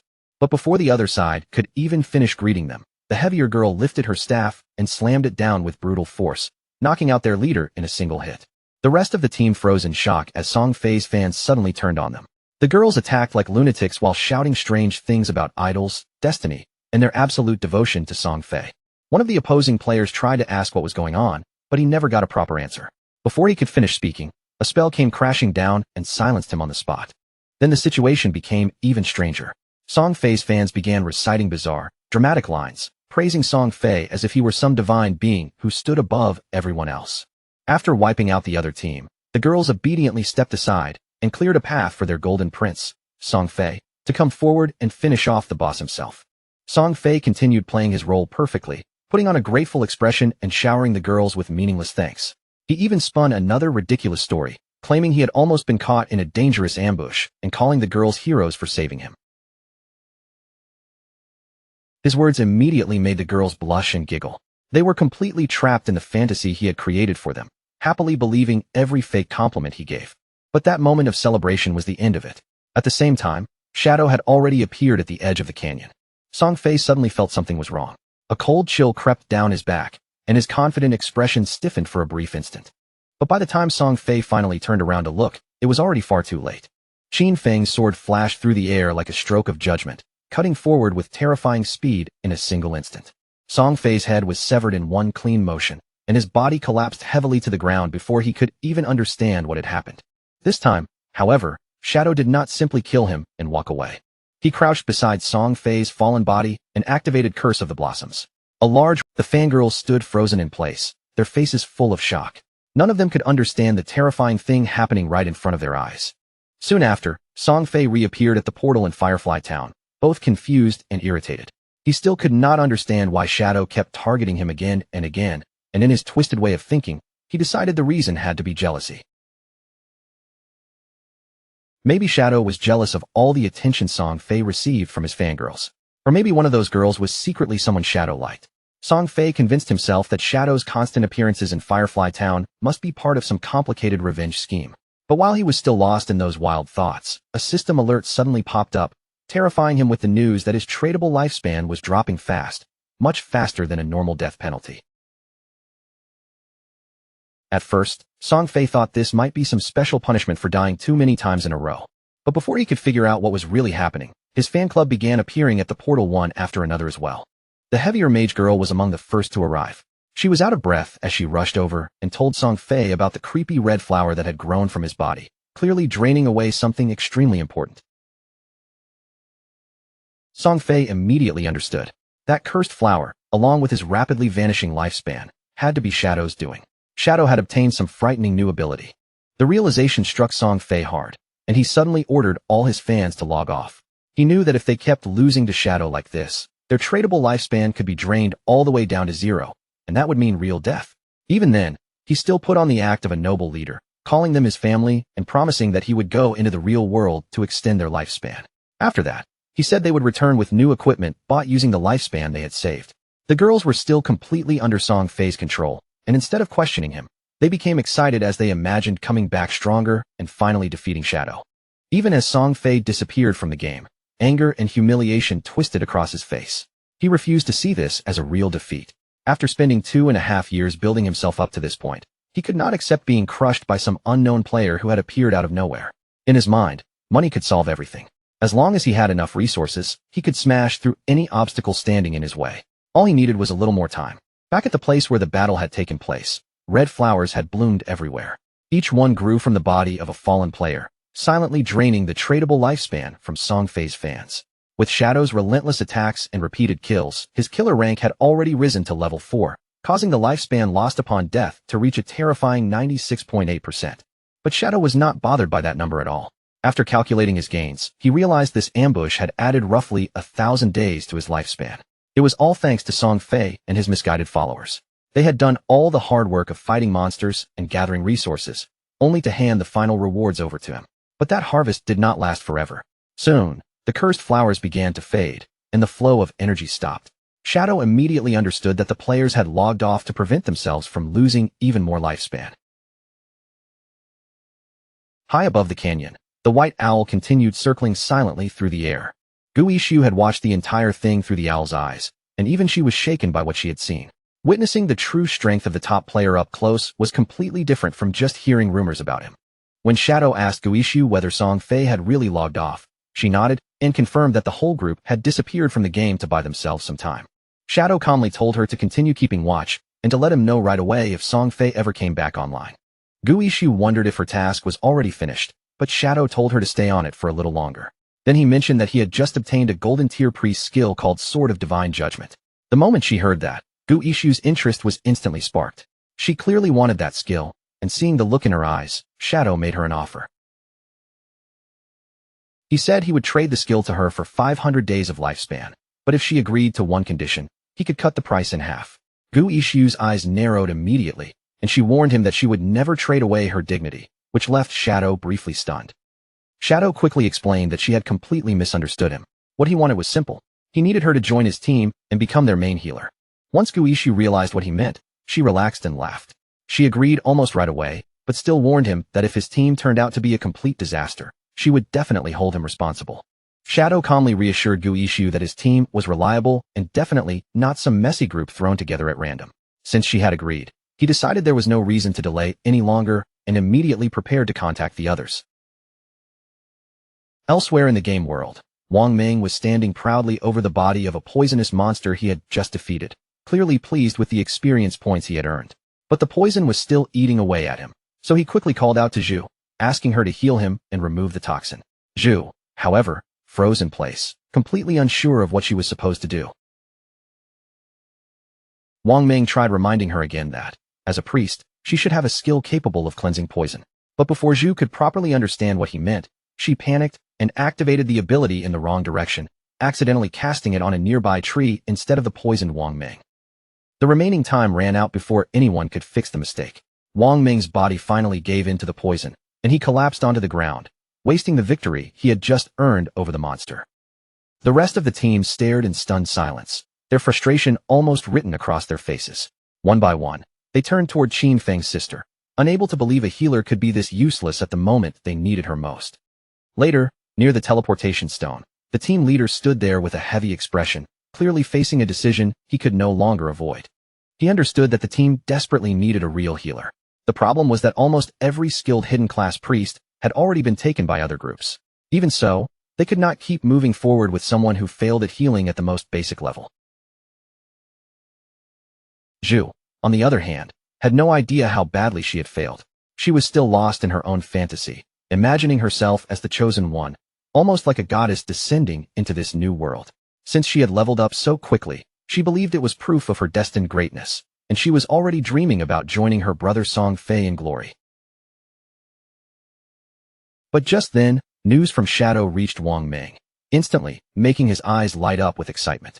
A hidden class healer had agreed to join their team, and she was a white bird priest with strong potential in other roles as well. This was exactly the chance they had been waiting for. The leader immediately asked Shadow where she was, and Shadow told them the new healer was currently in Firefly Town. It was not the best leveling area, but gathering together first and moving as a proper team mattered more right now. Wang Ming agreed without hesitation and prepared to head over, but before leaving, he knew he still had to deal with Zhu's situation. He chose his words carefully and told her that the team would be moving to a higher level area soon, because Shell Town had become far too crowded. He deliberately made it sound as if her level was the only problem, using a softer excuse so he would not hurt her pride too directly. But before Zhu could even respond, the entire team had already moved out, and their relief was obvious. Everyone seemed happy to leave behind a healer who could not actually heal. Zhu, however, did not seem upset at all. In her mind, their departure was actually a good thing. She convinced herself that they simply were not strong enough to be worthy of her, and she decided she would find Shadow instead, then make him help her level up. Meanwhile, Wang Ming arrived in Firefly Town and soon found Shadow together with Guishu. The first thing Wang Ming did was hand over the lifespan he had gained from their previous fight, settling the share honestly before they moved on. As they prepared to reorganize the team, Wang Ming could feel more clearly than ever how difficult it was to keep up in this game. While discussing their next plans, Wang Ming brought up another possible ally, a captain named Yinyu. The moment Shadow heard that name, he stopped in place, his thoughts suddenly racing. That name was definitely not ordinary. Then, almost as if on cue, she appeared. With a cheerful wave, Yinyu greeted them openly, and both men immediately turned their attention toward her. Shadow could hardly believe what he was seeing. The woman standing in front of them was Yinyu, also known as Justice Execution, the only player in the entire game with the hidden class Dragon Swordsman. In Shadow's previous life, Yinyu had ranked among the top 20 players in the world and had played an extremely important role among the country's official forces. She was a national hero, someone respected and feared in equal measure. Yet now she had appeared far earlier than expected, looking bright and confident as she faced Shadow with obvious admiration. With a warm smile, Yinyu introduced herself and openly admitted that she admired him. She even joked that with the speed he was growing, he almost seemed like a time traveler or some reincarnated hero who already knew the path ahead. Shadow stayed quiet for a moment, his thoughts drifting back to his previous life, when their paths had crossed much later under far darker circumstances. Back then, she had not been part of Wang Ming's team, which made this early meeting even more unexpected. She likely already carried a large amount of tradable lifespan, probably collected on behalf of government groups. As a dragon swordsman known for toughness and survival, she was indeed the perfect person to hold such resources. Shadow understood the logic behind the government's choice and respected it. Yinyu was direct as well. She told Shadow that if he had any equipment he wanted to sell, she and her group would be interested in buying it. Her tone remained sweet, but there was firmness beneath it as she reminded him that she carried responsibility for her entire city. Shadow saw no benefit in opposing her, and both of them clearly understood that. He agreed, saying it would be short-sighted to miss out on such a mutually beneficial deal. Although Yinyu looked cheerful and harmless on the surface, Qin Feng knew very well that there was far more hidden beneath that friendly smile. Meanwhile, Song Fei's fans began logging out of the game one after another. They had seen the official announcement, and the contents left them completely shaken. Lifespan in God Forsaken was real. If a player's lifespan reached 0 inside the game, that person would truly die in the real world. The archer was furious when she realized this was no longer just some harmless game. What terrified her even more was the fact that she had already handed all of her tradable lifespan over to Song Fei. Some of the girls discovered they only had a few days of lifespan remaining. The assassin among them had killed several players and carried the assassin stat, which meant if she died one more time, she would lose double the lifespan. They were all stunned. None of them could understand how dying only 3 times could cost such a terrifying amount of lifespan. The chubby girl hurriedly read through the messages, and sweat quickly covered her face. She realized with horror that in the game, as a tank mage, she had always charged at the front. She had killed many people and died many times as well. Now, after checking her remaining lifespan, she discovered she had only 1 day left. If that number reached 0, she would die for real. Just then, one piece of information caught her eye. Brother Song Fei was buying lifespan. To her, that was wonderful news. She immediately decided to go find Brother Song Fei, firmly believing he would definitely help her. She quickly changed clothes and decided to wear Brother Song Fei's support outfit from head to toe. In her mind, this was perfect. She was going to see Brother Song Fei, and he would absolutely save her. She even excitedly mentioned Brother Song Fei's newest product release, the Song Fei Ultra Thin Anti-Side Leak. After dressing herself completely in Song Fei merchandise, she wasted no time at all. She rushed out of her house and headed straight toward the concert venue. Not far away from there stood a group of apartment buildings. Qin Feng's sister had also logged out of the game. For a moment, she stood there in confusion, almost unable to tell whether she was truly back in the real world or still trapped inside the game. She turned on her phone, and a smile soon appeared on her face. At the current rate, 1 day of lifespan could be sold for 15,000. With more than 200 days left in her hands, she felt as if she could become a millionaire overnight. But her smile froze when she saw the news that Shadow had killed Song Fei 3 times. Sadness and fury immediately overwhelmed her, and tears began spilling from her eyes. She remembered what everyone had said clearly now. If a person's lifespan reached 0 in the game, they would truly die in real life. Even though Song Fei had 100 years of non-tradable lifespan, dying 3 times had reduced his remaining time to barely 12 years. Qin Feng's sister thought of Brother Song Fei again and could not understand why Shadow had killed him so mercilessly. According to the group chats, even while surrounded by dozens of people, Shadow had still managed to kill Song Fei 3 separate times. To her, he was not just strong, he was terrifying. At that moment, the chubby girl began sending frantic messages into the chat, telling everyone that Brother Song Fei urgently needed help. She called on any sister in Jianghai City to come find her and sell their tradable lifespan. She also revealed that Song Fei was currently at Dajiang Plaza, and the exchange rate for lifespan was 1 day for 10,000. In her eyes, this was the perfect chance to get rich while helping Brother Song Fei at the same time. Qin Feng's sister immediately started putting on her clothes. She could hardly believe Brother Song Fei was at Dajiang Plaza, so close to where she lived. She told herself she could not just stand by and watch his lifespan run out. She had to go help him. Thanks to Shadow and the others, she had managed to save more than 200 days of tradable lifespan, which was just enough to support Brother Song Fei. Without wasting another moment, she made up her mind and rushed off toward Dajiang Plaza.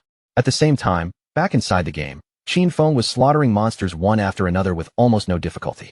A system window appeared in front of him, announcing that he had reached level 10.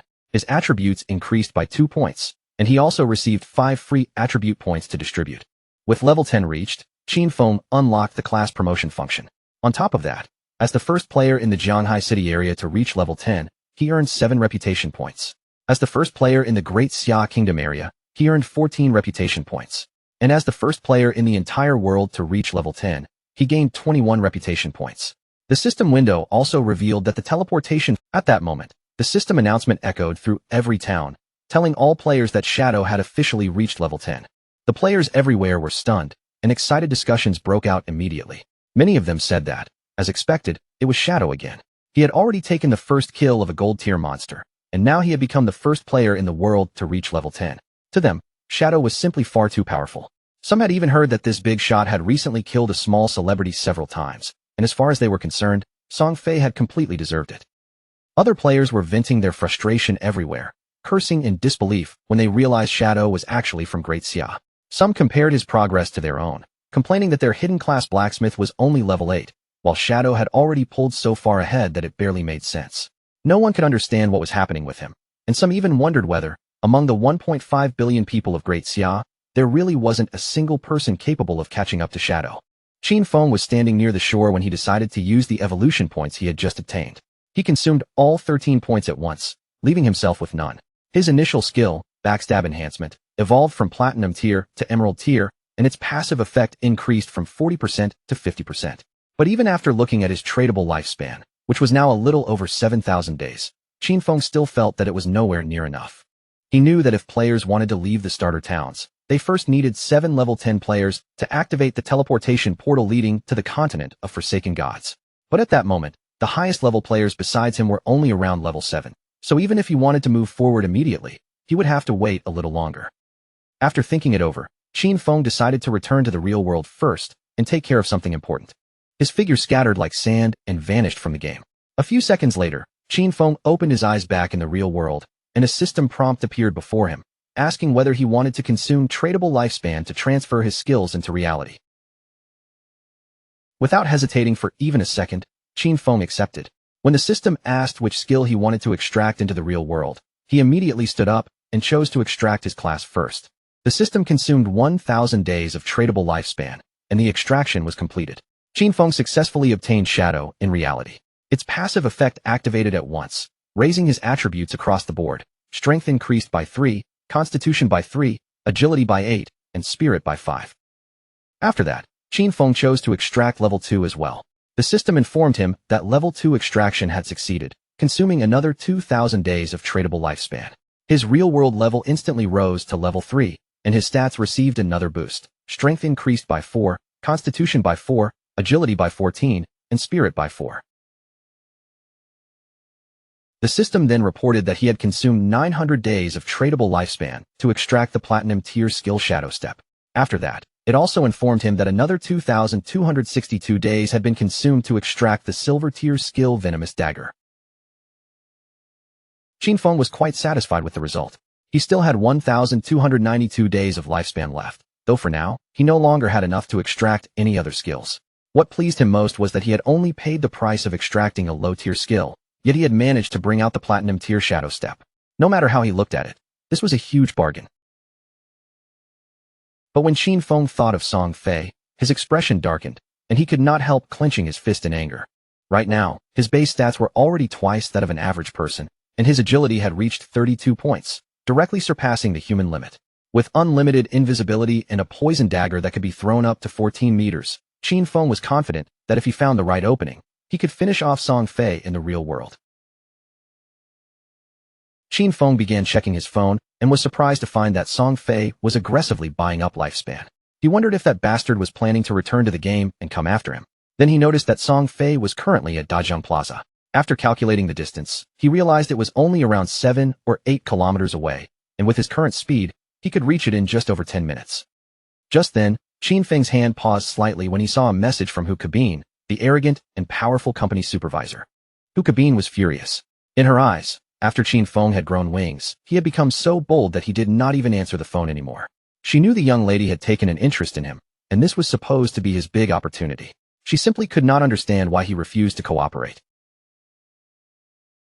Qin Feng did not waste time replying.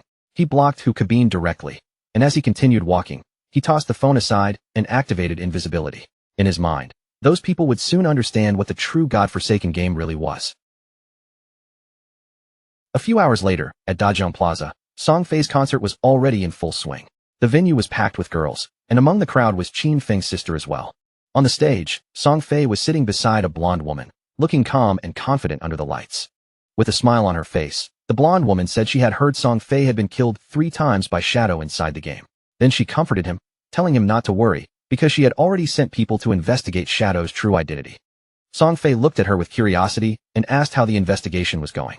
She revealed that someone had already been sent to Firefly Town to make contact with Shadow. They planned to offer him an amount of money he could not refuse. Once Shadow entered the real world to collect it, they would capture him. And after that, they would make sure brother Song Fei had the chance to vent his anger properly.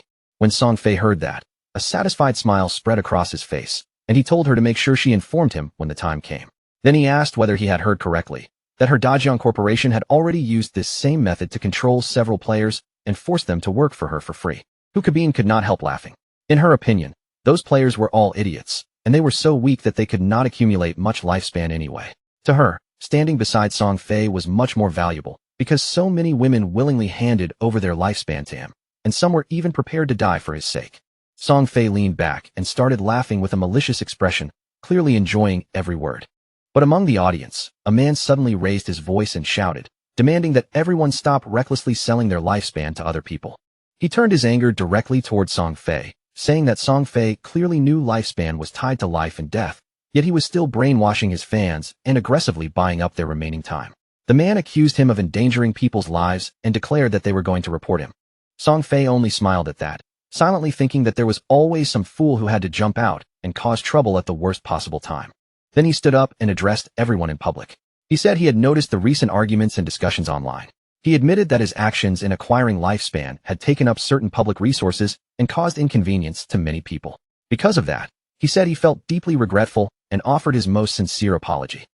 His fans immediately shouted back that he did not need to apologize at all, because in their eyes, he had done absolutely nothing wrong.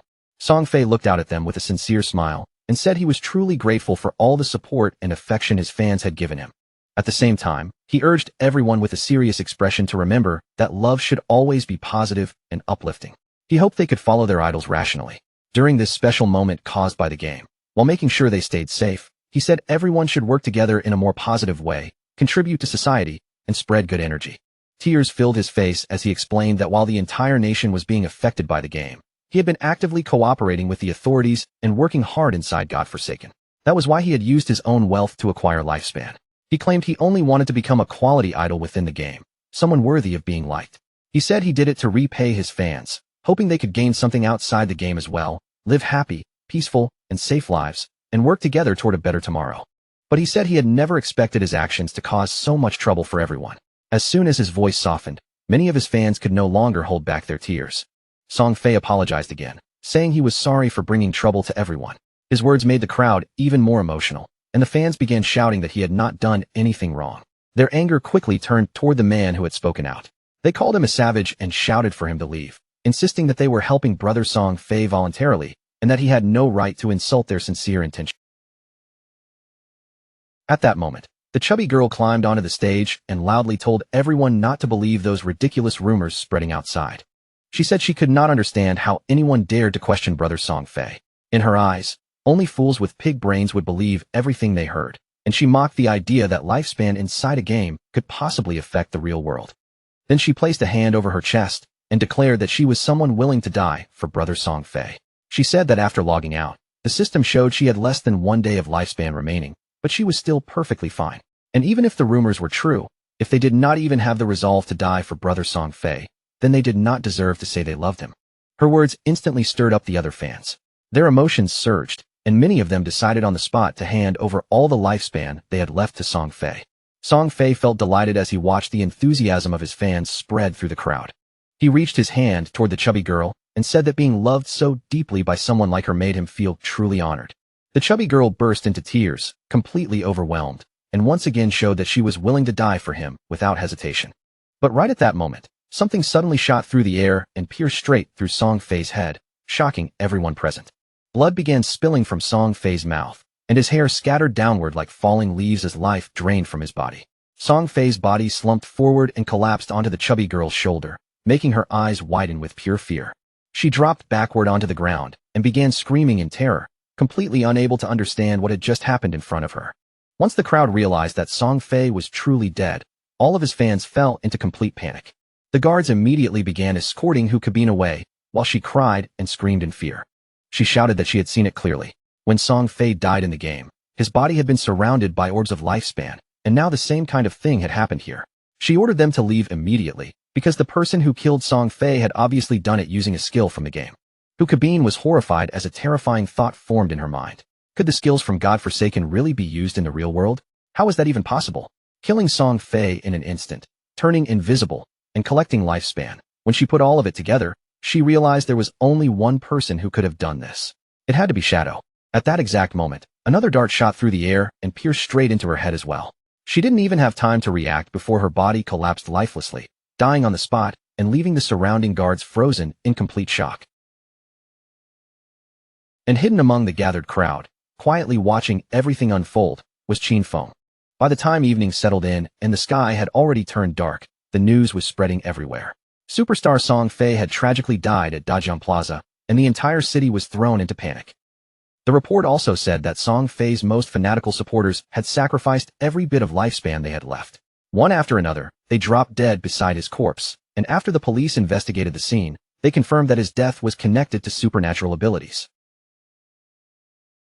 When Qin Feng's sister and her friends saw the news, their faces were soaked with tears, and fear was written all over their eyes. She was devastated, because no matter how hard she tried, she still couldn't accept it. Just the day before, they had gone to Song Fei's concert together, watching him shine on stage, and now he was already gone forever. Her friend, however, wasn't stupid at all. The moment she thought about the throwing knives and the invisibility, she immediately realized those had to be abilities from the godforsaken game. Then a terrifying thought crossed her mind. Could Shadow have been the one who killed Song Fei? After all, she had heard that Shadow had already killed him 3 times inside the game. Qin Xiaoyu was completely confused, her mind spinning as she wondered how skills from a game could possibly appear in the real world. Even then, she still couldn't bring herself to believe that Shadow had really killed Song Fei. But when she remembered that Shadow had killed Song Fei several times in the game, her expression slowly changed.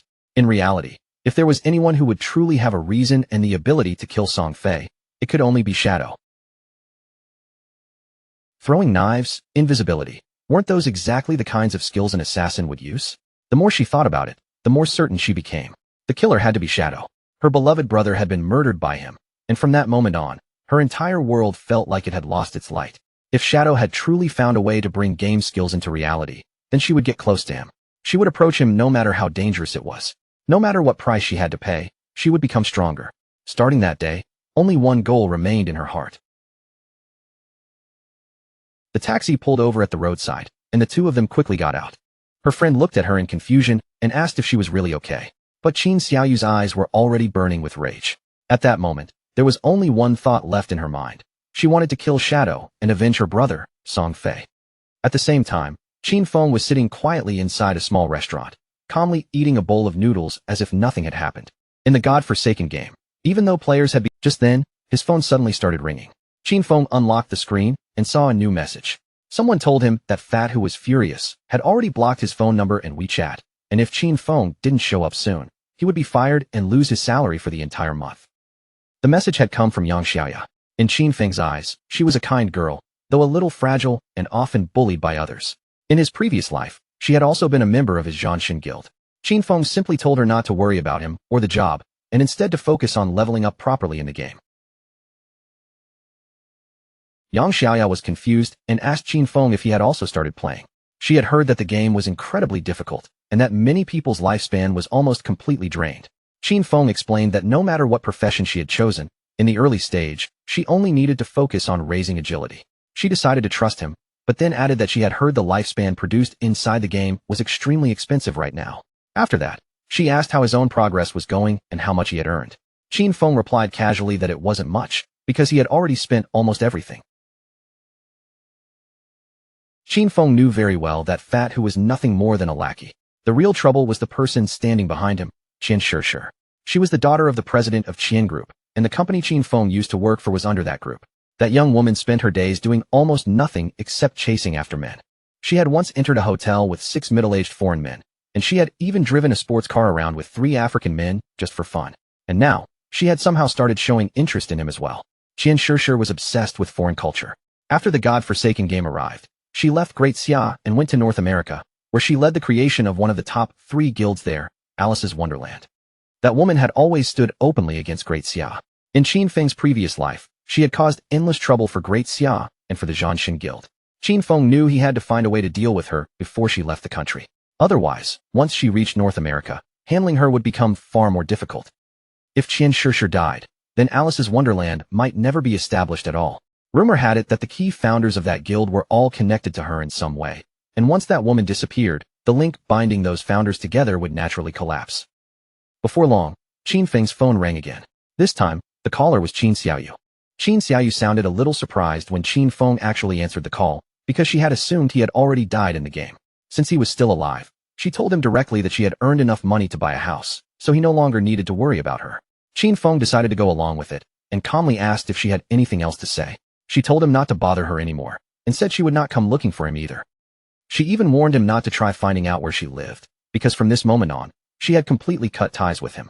Qin Feng hung up the call, and instead of feeling upset, he couldn't help feeling strangely happy. After that, he decided it was time to return to the game and continue leveling up. It wouldn't be long before someone reached level 10 and discovered that game skills could be transferred into reality. And once that secret spread, the world would never be peaceful again. Not long afterward, Qin Xiaoyu and her friend also logged back into the game. Her friend still looked uneasy and asked if cutting ties with her brother was a little too harsh, even advising her to make peace with him. But Qin Xiaoyu's attitude didn't soften at all. She firmly refused and revealed that she had already sold her lifespan to Qian Group, receiving a full 2 million in return. Her friend was shocked speechless. Qin Xiaoyu then said she had already bought a house, and from now on, the two of them would live together. She added that she would soon meet Shadow, and once that happened, Qin Feng would no longer matter to her at all. Just then, a player passing through the area suddenly caught Qin Xiaoyu's attention. The man walked up with a smile and handed her a book, saying this was the assassin skill book she had wanted. He also reminded her not to forget what she had promised him. Qin Xiaoyu smiled brightly, nodded, and said that once everything was finished, she would satisfy his little wishes. But deep down, she was already sneering at him as nothing more than a flatterer, thinking that once she met Shadow, no one would care about a useless piece of trash like him. She quickly informed Wang Meng that she had obtained an assassin skill book, and that it was a control-type skill. Then she asked him to check with Shadow and see whether he needed it, because if he did, she was willing to give it to him. A smile slowly spread across her face. In her eyes, Zhang Wei, that shameless flatterer, was still somewhat useful after all, since he had actually managed to bring her such a good skill book. This book would become the red thread connecting her to Shadow. Soon, she would approach Shadow, stay quietly by his side, heal him when he needed it, help him kill enemies, and level up together with him. She would make sure he clearly felt every bit of help she gave him, until little by little, he began to trust her. Eventually, she wanted him to see her as someone inseparable from him, almost like his other half. But once she became strong enough, and once Shadow no longer had any use to her, she would personally kill him with her own hands. She would even tear out his eyes, all to avenge her brother, Song Fei. But to Qin Xiaoyu's surprise, Wang Ming soon replied that Shadow had said the skill was trash. He didn't need it at all, and told her she could keep it or sell it herself for money. A while later, Shadow also logged back into the game. Almost immediately, he heard the sounds of battle nearby, and judging from the noise, someone seemed to be fighting a boss that was anything but ordinary. Following the fierce sounds of combat, Qin Feng moved closer and saw a man carrying a shield, desperately fighting against a terrifying multi-armed boss. The shield-bearing man suddenly turned and tried to run, but it was completely useless. In the next instant, the monster caught up and sliced him into pieces. Qin Feng immediately recognized the creature. This boss was the Golden Arachnid, a level 8 gold-tier boss. And what made it even more troublesome was that this boss possessed a level 2 anti-stealth ability. That meant that in front of the Golden Arachnid, Qin Feng's invisibility would be completely useless, with no way to hide from its senses. The monster suddenly let out a furious roar. Qin Feng gathered his strength, rushed out from his hiding place, and attacked at high speed. With Shadow Slash, he struck the Golden Arachnid directly and dealt several thousand points of damage. Qin Feng had a buff that doubled his damage whenever he attacked from outside the target's line of sight. But he also knew that against an enemy capable of seeing through invisibility, that effect would not activate, which meant his damage output had been greatly reduced. However, the legendary effect of Graceful Liberation had amplified the Golden Arachnid's head and heart weak points by 200%. Out of the 9 strikes from Shadow Slash, 3 were judged to have landed directly on weak points, triggering triple weak point damage and instantly making up for the damage he had lost. It truly lived up to being a legendary skill. Qin Feng couldn't help thinking that he really had to thank Sister Hai for this, because she was the one who helped him find that faith temple. Not far away, a mage was watching the battle closely. In her eyes, Shadow's damage was simply ridiculous, because with just one skill, he had already shaved off 1/6 of the Golden Arachnid's health bar. Qin Feng followed up by throwing a venomous knife. The blade shot forward and stabbed straight into the monster's head, dealing 1,783 points of damage. Even so, Venomous Throwing Knife was still only a silver tier skill. Its damage was already starting to fall behind compared to the stronger abilities Qin Feng now relied on. Qin Feng knew very clearly that he still had to advance his profession as soon as possible. Only by completing that step could he obtain a higher level invisibility skill and stop being restrained by enemies with anti-stealth abilities. But before he could think any further, the monster suddenly rushed forward. Its massive body lunged straight at him, and in the blink of an eye, it was already preparing to launch another fierce attack. Seeing the Golden Arachnid charge and so violently, the mage instantly panicked. But Qin Feng didn't retreat at all. Instead, his eyes sharpened and began to glow with calm, unshakable confidence. The monster's attacks came down one after another, but Qin Feng moved lightly between them, dodging each strike with almost no effort, as if the danger in front of him was nothing at all. The mage and her companion were completely stunned. They couldn't help wondering what kind of terrifying speed this was. But soon, they realized it wasn't just his movement speed. Qin Feng's reactions were unbelievably fast, and he seemed to understand the boss's attack patterns far too well. In terms of pure speed, Qin Feng was nearly on the same level as the boss. Every time the golden arachnid attacked, he slipped away at the perfect moment, making it look as if he had fought this exact monster countless times before. Back in his previous life, Qin Feng had traveled together with Qin Xiaoyu, but she could barely protect herself, let alone heal him properly. Because of that, he had slowly trained himself to survive through movement. A warrior couldn't rely only on taking hits head-on. Agile footwork and sharp evasion skills were just as important. A fierce light flashed in Qin Feng's eyes. This was also one of the reasons why, even with only an ordinary warrior class in his previous life, he had still managed to force his way into the world's top 100. He seized the opening and launched a chain of slashes at the boss. Blade light flashed across the golden arachnid's body, and before long, its health had already dropped to less than half. Qin Feng then slipped into invisibility again, thinking to himself that compared with special bosses like the Golden Ghost Ship, which had unavoidable attacks, the golden arachnid was actually much easier to handle. The mage stared at the battlefield in disbelief. The boss that had looked so terrifying moments ago was now actually trying to flee. Of course, Qin Feng had no intention of letting it escape. He drew his dagger, rushed in close, and cut straight across the monster's throat. A system window immediately appeared, confirming that he had killed the level 8 gold tier boss and received 640 experience points, 7 evolution points, and 497 days of tradable lifespan. Qin Feng activated Greedy Hand as well, and from that extra harvest, he obtained another 21 evolution points and 497 more days of tradable lifespan. Seeing the rewards stack up, Qin Feng felt quite satisfied. Just one gold tier boss had given him 28 evolution points in total and nearly 2,000 days of tradable lifespan. But just when he thought the rewards were over, another system window appeared. This time, he had obtained Blacklight Shield, an assassin skill. Its active effect converted all dodge rate into a damage reduction shield for 8 seconds, with a cooldown of 60 seconds and a level 8 requirement. The conversion rule was clear. Every 20% dodge rate would become 1 layer of damage reduction shield. Once the duration ended, or once the shield was broken, the shield would disappear and the dodge rate would return to normal. Qin Feng could hardly believe such a skill book had actually dropped. When paired with the 75% dodge chance from the epic skill Phantom Blur, Blacklight Shield could immediately provide 3 layers of damage reduction.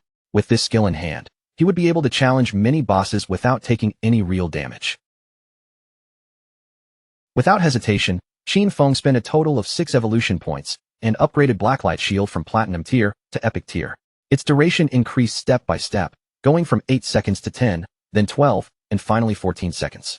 Even better, its conversion rate improved as well. Instead of every 20% dodge chance becoming 1 shield layer, it first improved to 15%, then 12%, and finally every 10% dodge chance could convert into 1 layer of damage reduction. Qin Feng was extremely pleased. Now he could stack 7 layers of damage reduction shield, which meant he could even enter many high-level areas ahead of schedule. He still had 22 evolution points remaining, so Qin Feng decided to evolve Venomous Throwing Knife 2 and raise its damage output. After spending 16 evolution points, the Silver tier Venomous Throwing Knife advanced all the way to Emerald tier. Its maximum range increased from 14 meters to 17 meters. Its continuous venom damage still had no weak point bonus, lasted for 5 seconds, and could not stack, but the direct hit damage rose from 120% attack to 240% attack. The poison damage also improved from 50% attack per second to 80% attack per second. Qin Feng understood very well that after 3 evolutions, Venomous Throwing Knife's damage had at least doubled. With its base cooldown of only 5 seconds, it could keep dealing damage continuously, making it no weaker than Shadow Slash. On top of that, he had also obtained 2 pieces of assassin class equipment, so he planned to equip them immediately. One of them was the Platinum tier Agile Ring, an assassin class accessory that granted 20 agility, 20% movement speed, 20% attack speed, and 20% cooldown speed, with a level 8 equipment requirement. The other was the Gold tier Heavy Red Leather Gloves, assassin class armor that gave 18 physical defense, 15 points to all elemental resistances, 12 constitution, and 588 HP, with a level 6 equipment requirement. After putting on these 2 pieces of equipment, Qin Feng's cooldown speed reached 55%.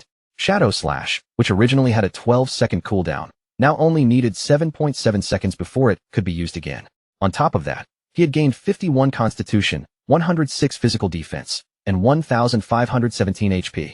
These boosts were not bad at all. With his current stats, he could now survive 3 attacks from the Golden Arachnid without dying, and combined with Blacklight Shield, his survivability had improved by a huge margin. The mage and the others finally walked out, still looking amazed as they praised Shadow. To them, that terrifying boss had been almost nothing in his hands, and they couldn't believe he had defeated it alone. Then the mage looked at him and asked if he had any equipment or skill she could use, adding that she was willing to buy them.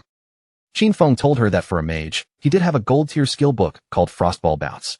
It was a group attack skill that released ice balls capable of bouncing up to 10 times, and the price was 800 days of lifespan for a direct purchase. The mage hesitated slightly, thinking that 800 days was a bit expensive, since she had just seen someone sell a level 5 gold-tier skill book for only 400 days earlier. Qin Feng looked at her seriously and made the difference clear. Frostball Bounce was a level 7 skill book, and its damage was more than 40% higher than a level 5 skill. With that kind of gap, 800 days was not expensive at all. After hearing that, the mage no longer hesitated. She quickly made the deal with Qin Feng and agreed to buy the skill book for 800 days. The system window confirmed that the transaction had been completed. Qin Feng then gradually faded into invisibility again. At this stage of the game, there were basically no early bosses that could truly threaten him anymore.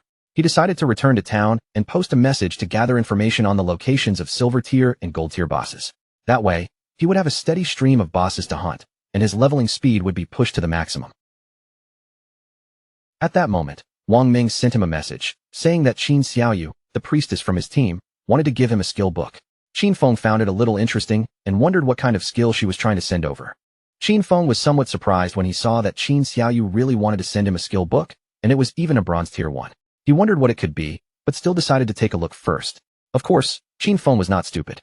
Right now, everyone was probably guessing that Shadow had killed Song Fei, and immediately after that, Qin Xiaoyu was suddenly trying to send him a skill book. So he chose to reject the offer, while quietly wondering whether she was trying to get close to him, trying to avenge Song Fei, or maybe planning both at the same time. Wang Ming passed the message back to her, saying that Shadow had called the skill book trash. He didn't need it, and she could just keep it or sell it herself for money. After that, Qin Feng told Wang Ming to come to town because he had something to sell him, and reminded him to prepare enough lifespan for the purchase. Wang Ming's expression grew serious, and he seemed to want to ask something important. Qin Feng immediately understood and asked if he was trying to ask whether he had been the one who killed those people. Then Qin Feng admitted it directly, saying that yes, he was the one who killed them. To Qin Feng, Wang Ming was a friend. Because of that, Wang Ming knew very well that when Song Fei was killed, Shadow had been offline the entire time. The motive and timing lined up perfectly. Since Wang Ming had already asked this question, it meant the authorities had probably figured out most of the truth as well. Qin Feng asked Wang Ming if he was planning to arrest him. After all, Qin Feng knew that in another 2 hours, other players would reach level 10, and by then, the fact that game powers could be transferred into reality would no longer remain a secret. To him, this was the perfect chance to see how the Great Xia government would respond, and he intended to treat it as a test. Qin Feng soon returned to Firefly Town and met up with Wang Ming and the others once again. And you looked at him closely and asked whether he was truly admitting that he had killed Song Fei. Qin Feng gave a calm nod, openly confirming it without showing the slightest hesitation. With a faint smile, and you said that Qin Feng was indeed their main suspect. However, they also knew that Song Fei and Jiang Lai had carried malicious intentions toward him first, and that Dajiang Industries had captured and abused many players, forcing them to work against their will. Strictly speaking, killing those two could be considered an act of self-defense. Qin Feng immediately understood what was going on. Since they still could not uncover his true identity, they had chosen to maintain a temporary cooperative relationship with him instead. He remembered that in his previous life, because he had worked with the officials, his record had always remained completely clean. But this time, things were different. He had directly killed Song Fei and Jiang Lai, and that might cause the future to shift in unexpected ways. Qin Feng was actually looking forward to seeing just how much his rebirth could change that doomed era brought by the game. For now, Qin Feng decided to sell the platinum tier equipment he had no use for. Since this group had official backing, they would accept equipment and skill books from any class. More importantly, they had enough resources to make the trade worthwhile. Qin Feng opened the system window, and the moment the others saw the items inside, they could barely believe their eyes. Platinum tier equipment and skill books were actually sitting there. They cried out in shock, wondering if Shadow had just achieved the first kill of a platinum grade boss. but they quickly rejected that idea because no global announcement had appeared. Qin Feng casually said that his luck had been pretty decent. He had found a few treasure chests, and Xiao Zhu could confirm it. Even she herself had obtained an emerald-tier skill book from one of them. The mage immediately nodded and confirmed that she had personally seen Qin Feng open that emerald chest. Little Black couldn't help feeling jealous when she noticed that Qin Feng called the mage Xiao Zhu so naturally. But when it came to her, he only called her Yu. Qin Feng then decided to call her Little Blackie instead of Little Black, which immediately made her angry. She quickly told him that he would be better off just calling her Little Black. Qin Feng then announced the prices. The Platinum Grade Archer skill book was fixed at 2,500 days, the Platinum Grade Berserker weapon was 1,500 days, the Platinum Grade Mage skill book was 3,000 days, and the Gold Equipment and skill book package was 8,000 days. Including the remaining Platinum equipment and skill books, there were 25 items in total. Since they were buying in bulk, he gave them a discount and set the total price at 16,000 days. Wang Ming was completely shocked and immediately told Yu to pay whatever Shadow asked. Then he looked at her again and asked if she wasn't going to bargain at all. And Yu simply smiled and said she felt the price was actually very fair. She would also include what Xiaosu and Wang Ming owed from before in this deal. The transaction was completed smoothly, and Qin Feng couldn't help praising her. He called her a true heroine, straightforward, decisive, and not the kind of person who wasted time. Deep down, Qin Feng knew that once tradable lifespan exceeded 10,000 days, the unit would automatically change into years. 60 years converted into days was roughly 22,000 days. According to the current exchange rate, that was equal to around 400 million in cash. Even for the officials of Zhanghai City, this was still an enormous expense. However, the benefits they gained were far greater than the money they spent. With this batch of equipment and skill books, many teams under Zhanghai City's official support could develop far ahead of schedule. Qin Feng understood that the stronger the authorities became, the more unnecessary trouble could be avoided in the future. They might even gain an advantage later in international confrontations. At that moment, Yu told Qin Feng that several players were still being imprisoned inside Dajang Industries. They were preparing to launch a rescue mission, and she asked him directly whether he wanted to join them. Qin Feng felt a little puzzled by their attitude. He couldn't tell whether the authorities were genuinely trying to recruit him, or whether they were simply trying to make his killing of Song Fei look more acceptable. So he calmly refused to join the rescue mission, but before leaving, he decided to give them a warning in advance. Their guess was right. He had indeed used skills from the game to kill those two people, and the moment those words came out, everyone around him was stunned. Qin Feng then made the key point clear. Once players reached level 10 inside the game, they could consume lifespan to extract their skills from the game and bring them into reality. And Yu immediately understood what that meant. This was probably the reason Dajang Industries had been buying large amounts of lifespan at this time. Once their own people reached level 10 and pulled game skills into the real world, the rescue mission would face far stronger resistance than expected. Seeing that she had grasped the danger so quickly, Qin Feng felt relieved and decided it was time for him to leave. Not long after that, Qin Feng's figure melted into a dark shadow, and in the next moment, he vanished from where he stood. With a serious expression, Yu immediately gave Wang Ming an order. From this moment on, they would stop leveling together as one full group and instead split up. Their 6-person team was already at a fairly high level, and when they stayed together, even ordinary monsters were being killed in one blow because their combined damage was too excessive. But if they separated, and each person led a smaller team, their overall leveling efficiency would rise by a large margin. Wang Ming nodded in agreement, and Yu added firmly that right now, everyone's top priority was to reach level 10 as soon as possible. After giving that order, she told Wang Ming to log off for a moment and report the information they had just received. Meanwhile, 2 players in town noticed that Shadow had set up a stall again. But this time, he wasn't putting items up for sale. Instead, he was openly buying information. A system window appeared above the stall, announcing Shadow's offer. He would buy silver boss coordinates for 30 days of lifespan and gold boss coordinates for 100 days. The moment one of the nearby men saw that announcement, a sly smile slowly appeared on his face. He walked up to Qin Feng and said that his young lady had already made her offer. As long as Shadow was willing to help her level up, she would give him 300 million, along with shares in Dajang Industries. The man even spoke like he was presenting a once-in-a-lifetime blessing, advising Qin Feng not to let such a rare opportunity slip away. The other players nearby quickly realized that this man still hadn't logged out yet. He probably had no idea that Shadow had already killed Song Fei and the young woman from Dajang Industries in real life. Some people were shocked to hear that the girl from Dajang Industries had also been taken out, and a few even muttered that they had seen her before and thought it was a real pity. The man's face twisted with anger as he remembered everything that had happened. In his eyes, that woman had only brought disaster upon herself. At first, she had wanted to capture Shadow in reality and force him into illegal work, but in the end, she was killed right on the spot. Then his expression changed sharply as the truth finally sank in. Zhang Lai was dead. He remembered how, in the beginning, Zhang Lai had offered 10 million for Shadow to help her level up. After Shadow refused, he saw the money and rushed forward to help her instead. He thought he could earn a huge payment of 5 million, but when he went to collect the money in reality, they knocked him unconscious. When he finally woke up, he found himself locked inside an unknown basement.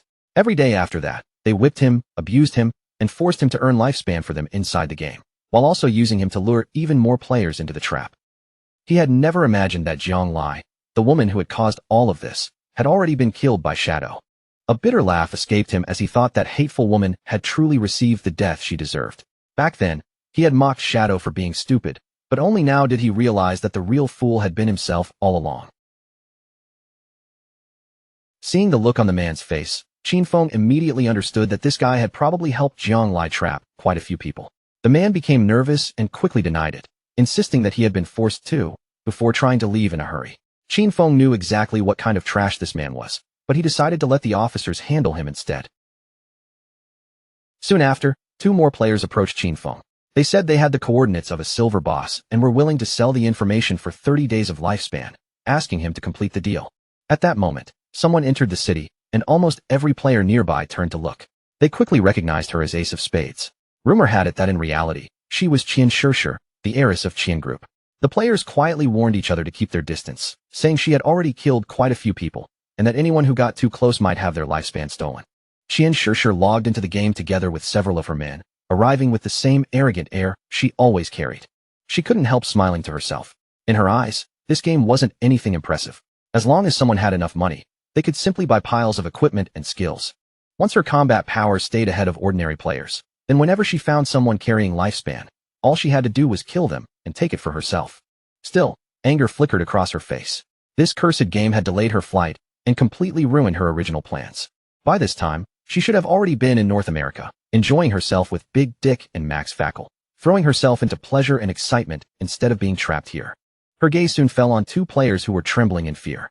She was still stuck in Great Xia's magic city and couldn't leave the country, and as she looked at those Great Xia men, she saw them as nothing but weak insects.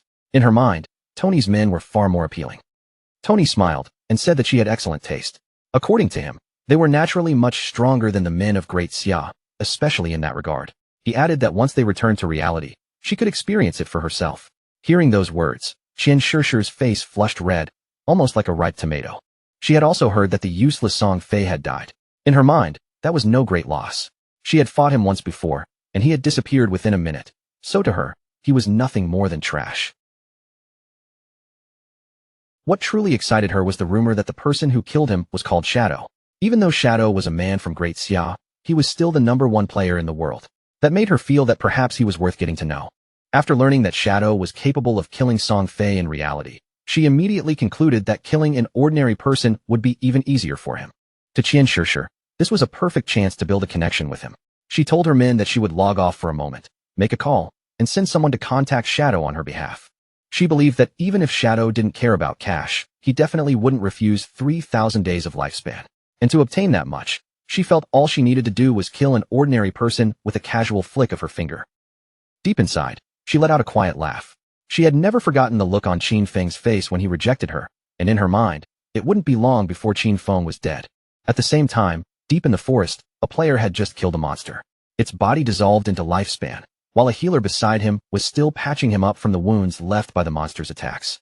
The man looked completely exhausted and begged Qin Xiaoyu that the next time she healed him, she shouldn't push it so far. Just now, he felt like he had nearly gone to meet his great-grandmother. Qin Xiaoyu turned her back on him and asked why he was being so fierce, adding that he wasn't dead anyway. The man looked confused and quickly explained that he hadn't meant to sound fierce. He was only trying to remind her. At that moment, Qin Xiaoyu said the system had warned her that her hunger level had already reached 90%. She decided to log off and eat together with her friend Yin Yin. The 2 of them vanished from the game, leaving the man standing there in confusion.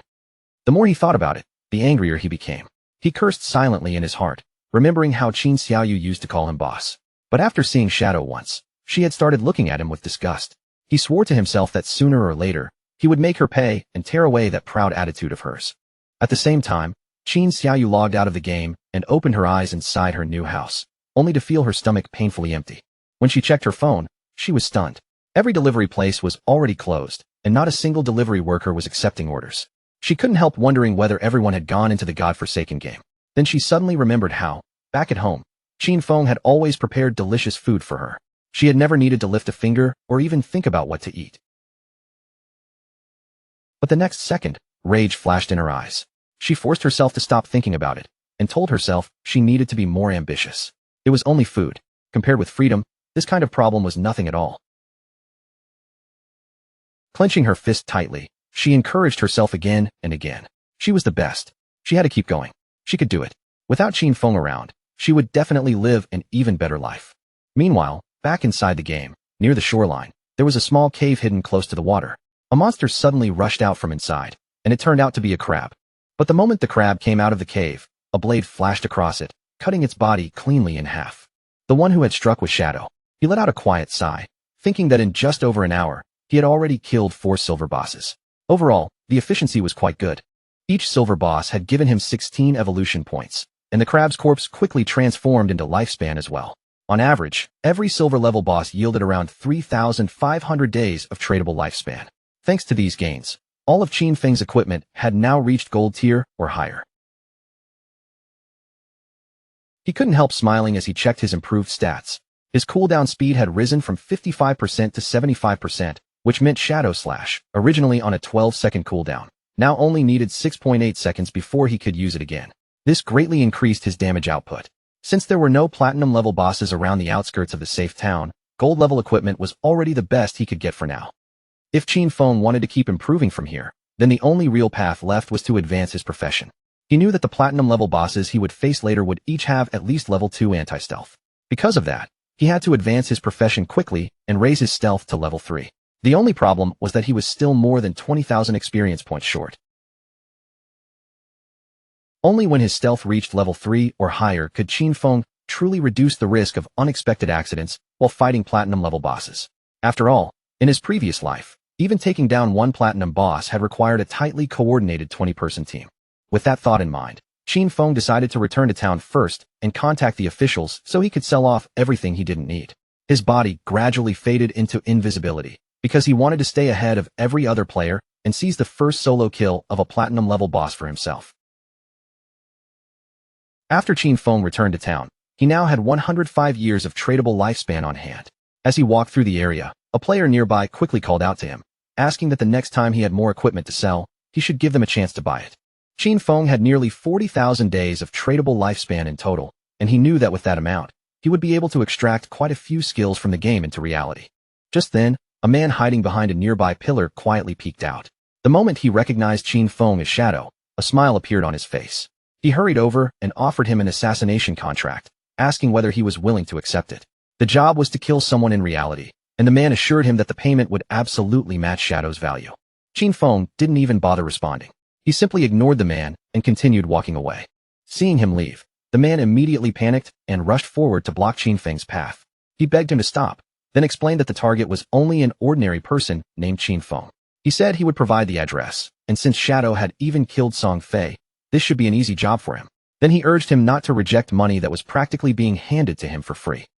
Qin Feng's gaze turned cold as he looked at the man, though inside, he was slightly surprised.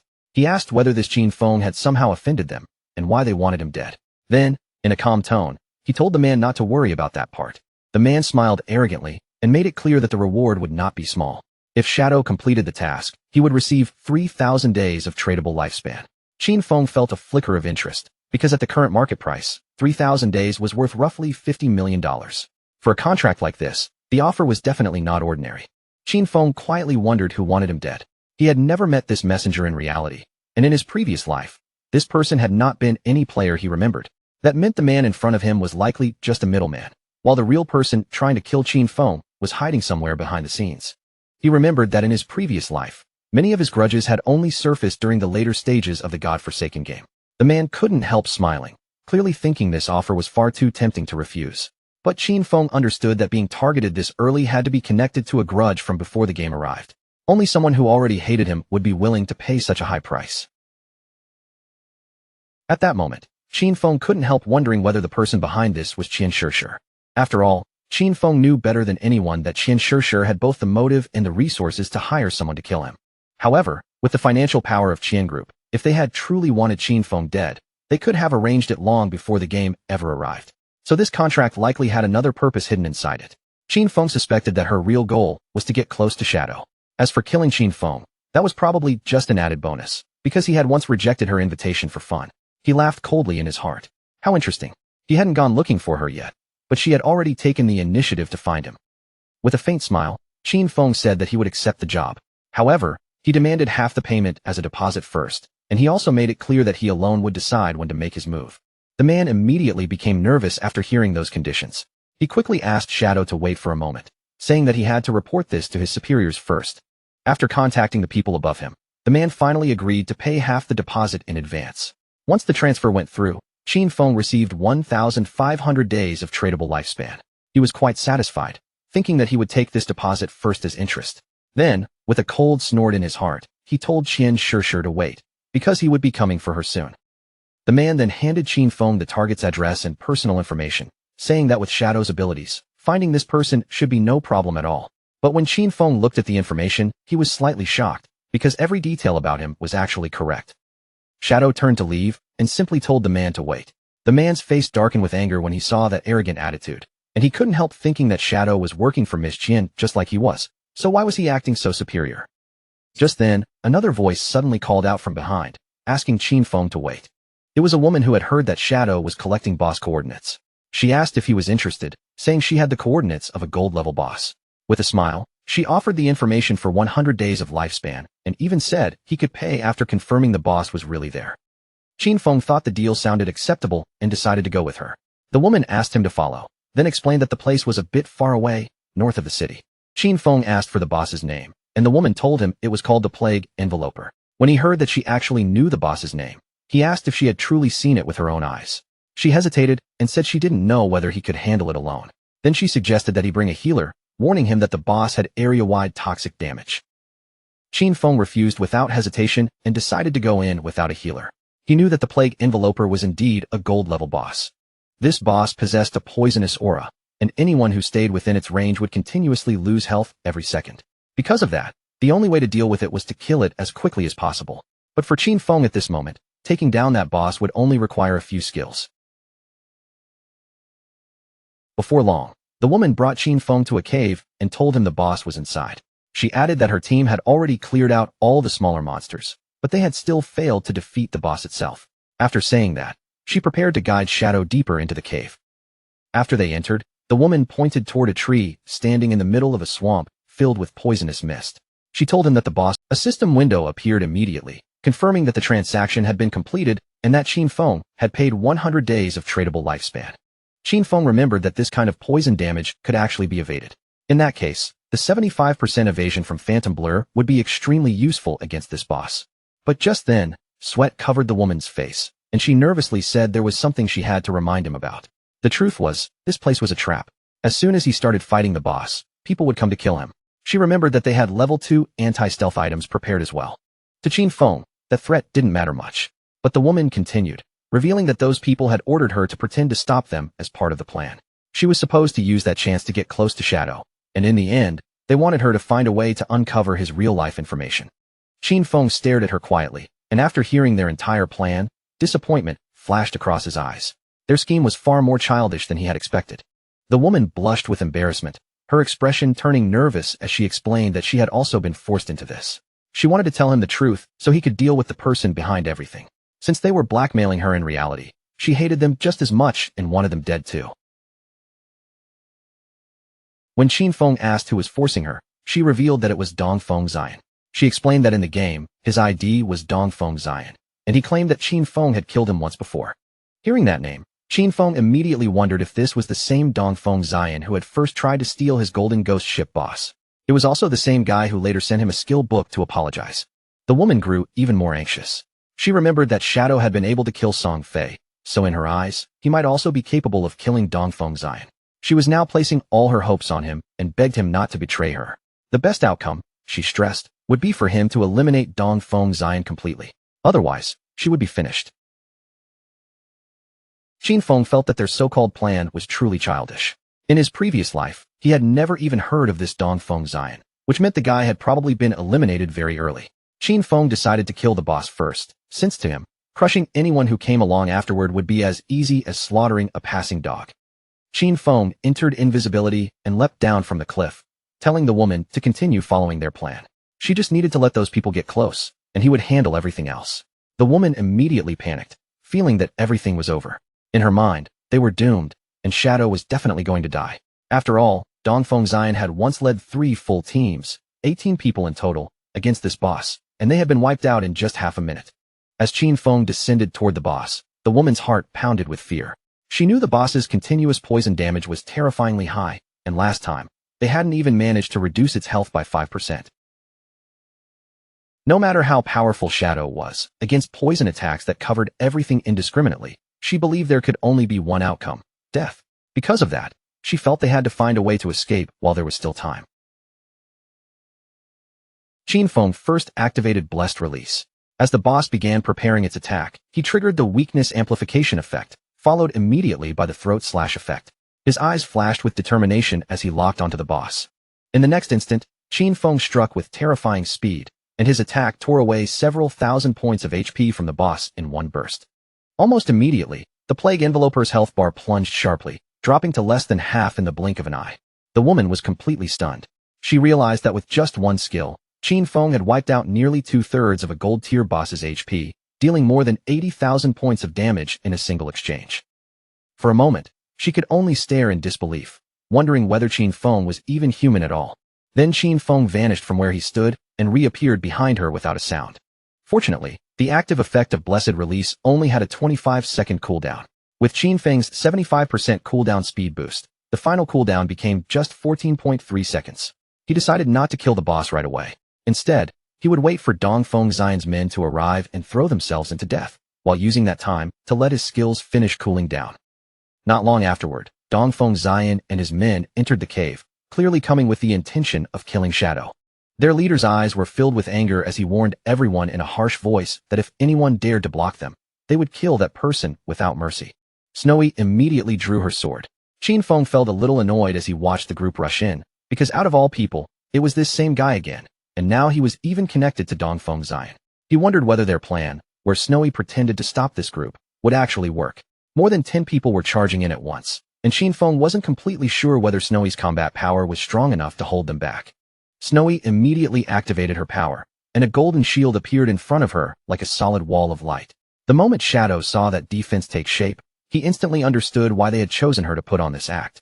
With a defensive skill like that, there really weren't many players in the early stages of the game who could break through her guard by force.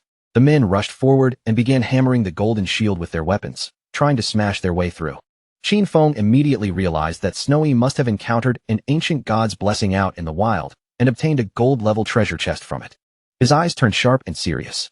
In the next instant, Qin Feng activated Instant Shadow and moved like a flickering dark blade, cutting through those men so quickly that their bodies were torn apart before they could even react. A cold rage flashed in Qin Feng's eyes as he followed up with Blooming Curse. The corpses scattered across the ground twisted and changed, transforming into strange crimson flowers. Snowy froze in place, her face pale with shock. To her, it was terrifying beyond belief. One skill had killed so many people at once, and now those bodies had turned into eerie red flowers. She couldn't help wondering what those crimson blooms really were. Thankfully, she had not listened to Dongfeng Zion. Otherwise, she would have ended up just as miserable as Song Fei and the others. She quickly asked Shadow to add her as a friend, promising that if she got the chance, she would tell him Dongfeng Zion's real-life location. Qin Feng thought for a moment and decided to accept her request. Snowy's cheeks suddenly turned red, and with a shy little smile, she told him that if he ever needed any special services, he could come find her anytime. For him, she said, they would always be free. Only then did Qin Feng finally understand what she meant, and no wonder the poison had felt so irritating before. After that, he leapt forward and began descending from the cliff again. Qin Feng charged straight at the boss and unleashed a storm of powerful slashes. In his mind, the lifespan absorbed from more than a dozen players could not even compare to the rewards this boss had given him. He remembered how those people could have simply focused on farming safely, yet instead, they chose to run around causing trouble. Since they had gone looking for death, they fully deserved the end they received. Qin Feng turned back toward Snowy, and asked if there was any problem left. Snowy quickly said there wasn't, then chose to leave without wasting any more time. Qin Feng activated Greedy Hand, and a pleased smile appeared on his face. It had been quite a while since he had seen another assassin skill book, and now, one had finally dropped again. This skill book was called Darkest Hour, a platinum-level assassin skill. Once activated, it released a burst of dark light from the blade, blinding all enemies within its range. The skill had a 60-second cooldown, required level 10 to learn, covered a range of 20 meters, and had a base duration of 10 seconds. However, the higher the target's spirit stat, the shorter the blind effect would last. Qin Feng clenched his fist without hesitation and decided to learn the skill immediately. He drew his dagger, already understanding the value of this skill. As long as he could blind the enemy, he could still trigger double damage even without relying on stealth. With Darkest Hour, no matter how high a boss's anti-stealth level was, it would no longer suppress his damage output so easily. The dagger he had obtained was called the Plague Blade. It was an assassin-type weapon that provided 216 attack and 42 agility. On top of that, it increased the weak point attack multiplier by 0.3. The equipment requirement was level 10, and every attack from it applied poison that would detonate after 3 seconds. That poison explosion would deal 50% of the original attack's damage. After checking the effect, Qin Feng decided to leave the cave, feeling that this had been another extremely profitable day. He had already gathered 98 evolution points, which meant he would soon. When he walked out of the cave, the small monsters nearby immediately became frightened. Qin Feng realized he only needed a little over 10,000 more experience points to complete his class advancement, so he decided to farm monsters directly. Qin Feng began slaughtering every monster he saw, cutting through them one after another until the remaining creatures started fleeing in terror. But Qin Feng had no intention of letting them escape. In the blink of an eye, he chased them down and finished every last one. A smile finally appeared on his face, because after all that grinding, he could finally advance his class. Golden energy suddenly rose around his body, wrapping him in a bright glow as the game notified him that his shadow class had advanced. His current class tier changed directly from tier 0 to tier 1. His class attribute bonuses also increased dramatically. Strength rose from 3 to 9, Constitution from 3 to 9, Agility from 8 to 24, and Spirit from 5 to 15. His first class passive now doubled the duration of stealth, and even gained a new effect, allowing him to use stealth skills while already in stealth. His second class passive raised his stealth level bonus from +1 to +2. Finally, his third class passive strengthened his attacks from outside the enemy's line of sight, increasing the damage boost from double to triple. Qin Feng lowered his gaze and looked at his hand, feeling the changes in his body. After advancing to tier 1, his attribute bonuses had tripled. Even more importantly, he could now activate stealth while already hidden, which meant that as long as his cooldowns were short enough, he could stay invisible almost permanently. And now, attacks launched outside an enemy's sight no longer dealt double damage, but triple damage. This was only tier 1, yet it was already this powerful. No wonder Shadow was known as the strongest stealth class. At that moment, the game announced that 7 players in Jianghai City had already reached level 10. It also announced that the teleportation array leading to the Divine Abandoned Continent would activate in 10 minutes, urging all qualified players to prepare for departure. A ranking table appeared in front of everyone. Shadow stood firmly in first place, followed by Gray Rose in second. In third place were Snowy Day, Black Elf, Doll, Lai Zai, and Wang Ming, while fourth place belonged to Huai Yu and Yuhan. Qin Feng noticed that it was already 8:30 p.m. He had not expected so many players in Jianghai City to reach level 10 this quickly. The table was full of familiar names, and he clearly remembered that in his previous life, at this exact time, the entire ranking list had been occupied by foreign players. Qin Feng's eyes turned serious as he realized that the impact of selling so much equipment and so many skill books was finally beginning to show. Perhaps the world order from his previous life really could change this time, and deep down, he truly hoped it would.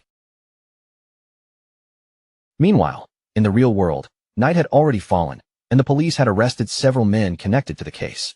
One officer reported that all the main members of the Dajiang Industries criminal group had been arrested. However, he also added that 3 key members were still inside the game, and since their bodies were in a non-existent state, they could not be captured for the time being. The team was waiting for further instructions from the commander. The commander praised his comrades for doing a good job, then ordered them to inform Yu and assign her the task of finding a way to force those suspects to disconnect from the game. He explained to his companion that this method would work. Even if those criminals hid inside safe towns where they couldn't be attacked, their real bodies would still feel hunger. The other officer nodded, saying that once they got hungry, they would have no choice but to log off and eat, and the moment they disconnected, the police could capture them. They were both relieved that everything had gone so smoothly this time, and it was all thanks to Shadow. Not only had he provided intelligence about Dajiang Industries' crimes, he had also warned them in advance that skills from the game could be extracted into reality. If his warning had come just a little later, the leaders headed by Zhang Lai would have reached level 10 very soon. By then, they would have already extracted their skills into reality, and any attempt to arrest them would have caused heavy casualties. Several countries had already suffered small-scale uprisings, with death tolls reaching into the thousands. Meanwhile, the squads Great Xia had sent into the game were gradually reaching level 10 as well, largely because of the equipment and skills Shadow had provided. They understood very clearly that Shadow was an irreplaceable talent for Great Xia, and they had to find a way to bind him firmly to their side. At the same time, Qin Feng returned to Firefly Town. Snowy approached him and said she hadn't expected him to be a great hero who freed the town from evil, adding that she admired him. Qin Feng frowned slightly and asked what nonsense she was talking about, telling her to say what she wanted directly. Snowy stuck out her tongue and smiled, telling Qin Feng there was no need for him to be modest. The authorities had already made the news public. According to the official statement, Dajiang Industries and Song Fei had been involved in kidnapping, detaining, and murdering players, and the reason Shadow killed Song Fei and Zhang Lai was because he had been acting under official orders. Qin Feng fell silent after hearing that. He hadn't expected the authorities to clear his name so quickly, and he couldn't help thinking that they were probably doing it to make future cooperation with him easier. When Qin Feng asked whether Snowy had already found Dong Feng Xian's real-world location, she said he still had not logged off yet. She asked him to wait a little longer and promised that once she obtained the information, she would send it to him immediately. Qin Feng continued walking through the town, deciding that everything else could wait for now. The most urgent matter was to head to the Divine Abandoned Continent first. He noticed that many players were already using Firefly Town's teleportation arrays, but so far, no one had been able to use the continent's teleportation array yet. Qin Feng stepped onto the town's teleportation array and chose to go to the Divine Abandoned Continent. In his eyes, the areas around Firefly Town were nothing more than beginner zones. The real game would only begin after arriving on that abandoned continent. The players nearby were instantly stunned. They couldn't see anyone on the array at all, so they started wondering who had just teleported away. One player immediately shouted that it had to be Shadow. Another player, clearly confused, said he had level 2 anti-stealth, so how was it possible that he still couldn't see him? Someone else snapped at him right away, calling him an idiot and explaining that it simply meant Shadow's stealth level was higher than 2. Several seconds later, Qin Feng appeared on the Divine Abandoned Continent. Just as he had expected, everything here was exactly the same as it had been in his previous life. The entire place was silent and empty, with not a single player anywhere in sight. While Qin Feng moved through the broken streets and quietly inspected the area, a pair of eerie glowing eyes locked onto him from the shadows. These were the familiar ruins of Zhonghai City. Whenever players from different cities first entered the Divine Abandoned Continent, they would always appear inside the ruins that matched their own city. Even stranger, the position of each ruined city lined up perfectly with its real-world geography, and to this day, no one had ever truly understood why. The creature finally crawled out from the place where it had been hiding. Qin Feng immediately sensed the movement behind him, and without the slightest panic, he turned his body and looked back. A worm-like monster burst into view, its twisted body rising from the ruins as it let out a harsh, furious roar that echoed through the broken surroundings. The monster rushed forward with terrifying force, slamming into the ground so violently that the surface cracked apart and chunks of debris exploded outward. Qin Feng instantly activated Shadow Blur, and his figure blurred like a streak of darkness, slipping away from the attack just before it could crush him. Right after dodging, he followed up with instant Shadow Slash, flashing past the creature in a single deadly motion and slicing its massive body cleanly in half. A system window quickly appeared in front of him, confirming that he had successfully killed a level 11 Earthshaker. But before the silence could settle, more Earthshakers suddenly emerged from the ruined ground and charged straight at Qin Feng. He kicked off the floor, leapt into the air, and avoided their attacks, his eyes shining with a sharp, dangerous light. Qin Feng immediately used Blessed Release, then activated Instant Shadow Slash again. In a flash, his blade tore through the monsters one after another, cutting their bodies into scattered pieces. Their broken corpses began transforming into lifespan, and Qin Feng understood at once that this place was completely different from the starting towns. Out here, there were no safe zones waiting to protect anyone. Monsters were hidden in every direction, buried beneath the ruins and watching from the darkness, ready to launch a surprise attack at any moment. Even so, Qin Feng also knew one crucial secret. As long as someone could locate the refuge hidden deep within the ruins, they could establish a fortress there and take control of the surrounding region. He clearly remembered that the best refuge in the ruins of Zhanghai City was hidden in the northwest. In his previous life, that very place had become the refuge of the Godslayer Guild. At the same time, somewhere else on the divine abandoned continent, another group of players had also just arrived. It was Wang Ming's party. Little Black looked around with visible surprise, while Wang Ming frowned in confusion, unable to understand why this place looked so much like the ruins of a modern city. For their group, the scenery felt strangely familiar. Little Black lifted her hand and pointed toward the distant tower, asking if these were not the ruins of Zhongnan City. Du Yishu looked in the same direction and confirmed that she was right, saying that the towers of Zhongnan City were still standing there. Little Black kept scanning the area from side to side, because she had heard someone mention that Shadow had teleported here. Her eyes searched the ruins anxiously as she wondered where he could be. Du Yishu told her to stop looking so desperately, reminding her that Shadow could turn invisible. At that exact moment, two earthshakers suddenly broke out from beneath the ground. Wang Ming reacted immediately, pulling out his shield and warning the entire party that monsters were attacking them. Du Yishu raised her power and activated her skill, Elven Blessing, sending a supportive enhancement over Wang Ming and the others. The monsters rushed in with shocking speed, but Wang Ming planted his feet firmly and blocked their attack with his shield. Thanks to Du Yishu's enhancement, he managed to withstand the heavy impact. Du Yishu quickly warned Wang Ming to be careful, telling him that even these ordinary monsters hit harder than the silver tier bosses around the starting town. The party's archer reacted right away and used Binding Shot, drawing his bow and firing a sharp arrow straight toward the charging monsters. In the blink of an eye, the arrow burst with energy, forming glowing ropes that wrapped tightly around the monsters' bodies and locked them in place. Seeing the monsters restrained, the archer smiled and said that these creatures were weak against control effects. As long as he kept them immobilized, they could pour on their damage and finish them off. Little Black raised her magic staff high into the air, gathering power at its tip before summoning a prophetic fireball. Two blazing flames shot forward and slammed directly into the trapped monsters, engulfing their bodies in scorching fire. The Earthshakers were quickly killed, and their bodies began dissolving into glowing lifespan. Wang Ming immediately turned to Xiaoshu and told her to send her owl high into the sky so it could scout the surrounding terrain. Xiaoshu nodded, and her owl spread its wings before circling above the ruins. After looking through its vision, she reported that monsters were everywhere, and there were far too many of them. Worse, the noise from their fight had already attracted more creatures, and those monsters were now heading straight toward them. She also said she could not see any nearby safe zone, then anxiously asked the captain what they should do next. Wang Ming was stunned when he heard there was no safe zone nearby. The archer instantly panicked, asking what kind of terrible continent this was and why it had suddenly turned into a survival game. Little Black quickly told Xiaoshu to try finding Shadow. She explained that Shadow had arrived about 10 minutes before them, so he should not be too far away. If they could locate him, she was certain they would be safe. At first, Xiaoshu could not spot any human figure anywhere nearby, but after searching a little longer, she suddenly began to notice clusters of glowing lifespan. She saw a huge gathering of bright lights shining toward the northwest, and immediately realized those were rewards left behind by defeated monsters. From that, she guessed it had to be Shadow's work, and he probably had not picked up the loot because his inventory was already full. More monsters suddenly crawled out from beneath the ground and started charging toward them. Wang Ming immediately turned and ran, shouting for everyone to hurry and keep moving. Since Shadow had already cleared out all the monsters in that direction, that area should be safe for the moment. If they followed the glow of the rewards, they would most likely be able to find him. Wang Ming ordered the group to stay alert, keep their formation tight, and make sure no one fell behind. They would not simply run blindly, they would fight while retreating. At the same time, not far from them, another group of Earthshakers rose from the broken ground and prepared to launch an attack. But before the monsters could even strike, a figure moved through them at incredible speed, cutting their bodies into pieces in an instant. It was Shadow. He knew that even without the active effect of graceful release, the total damage from Shadow Slash could still reach 20 to 30,000.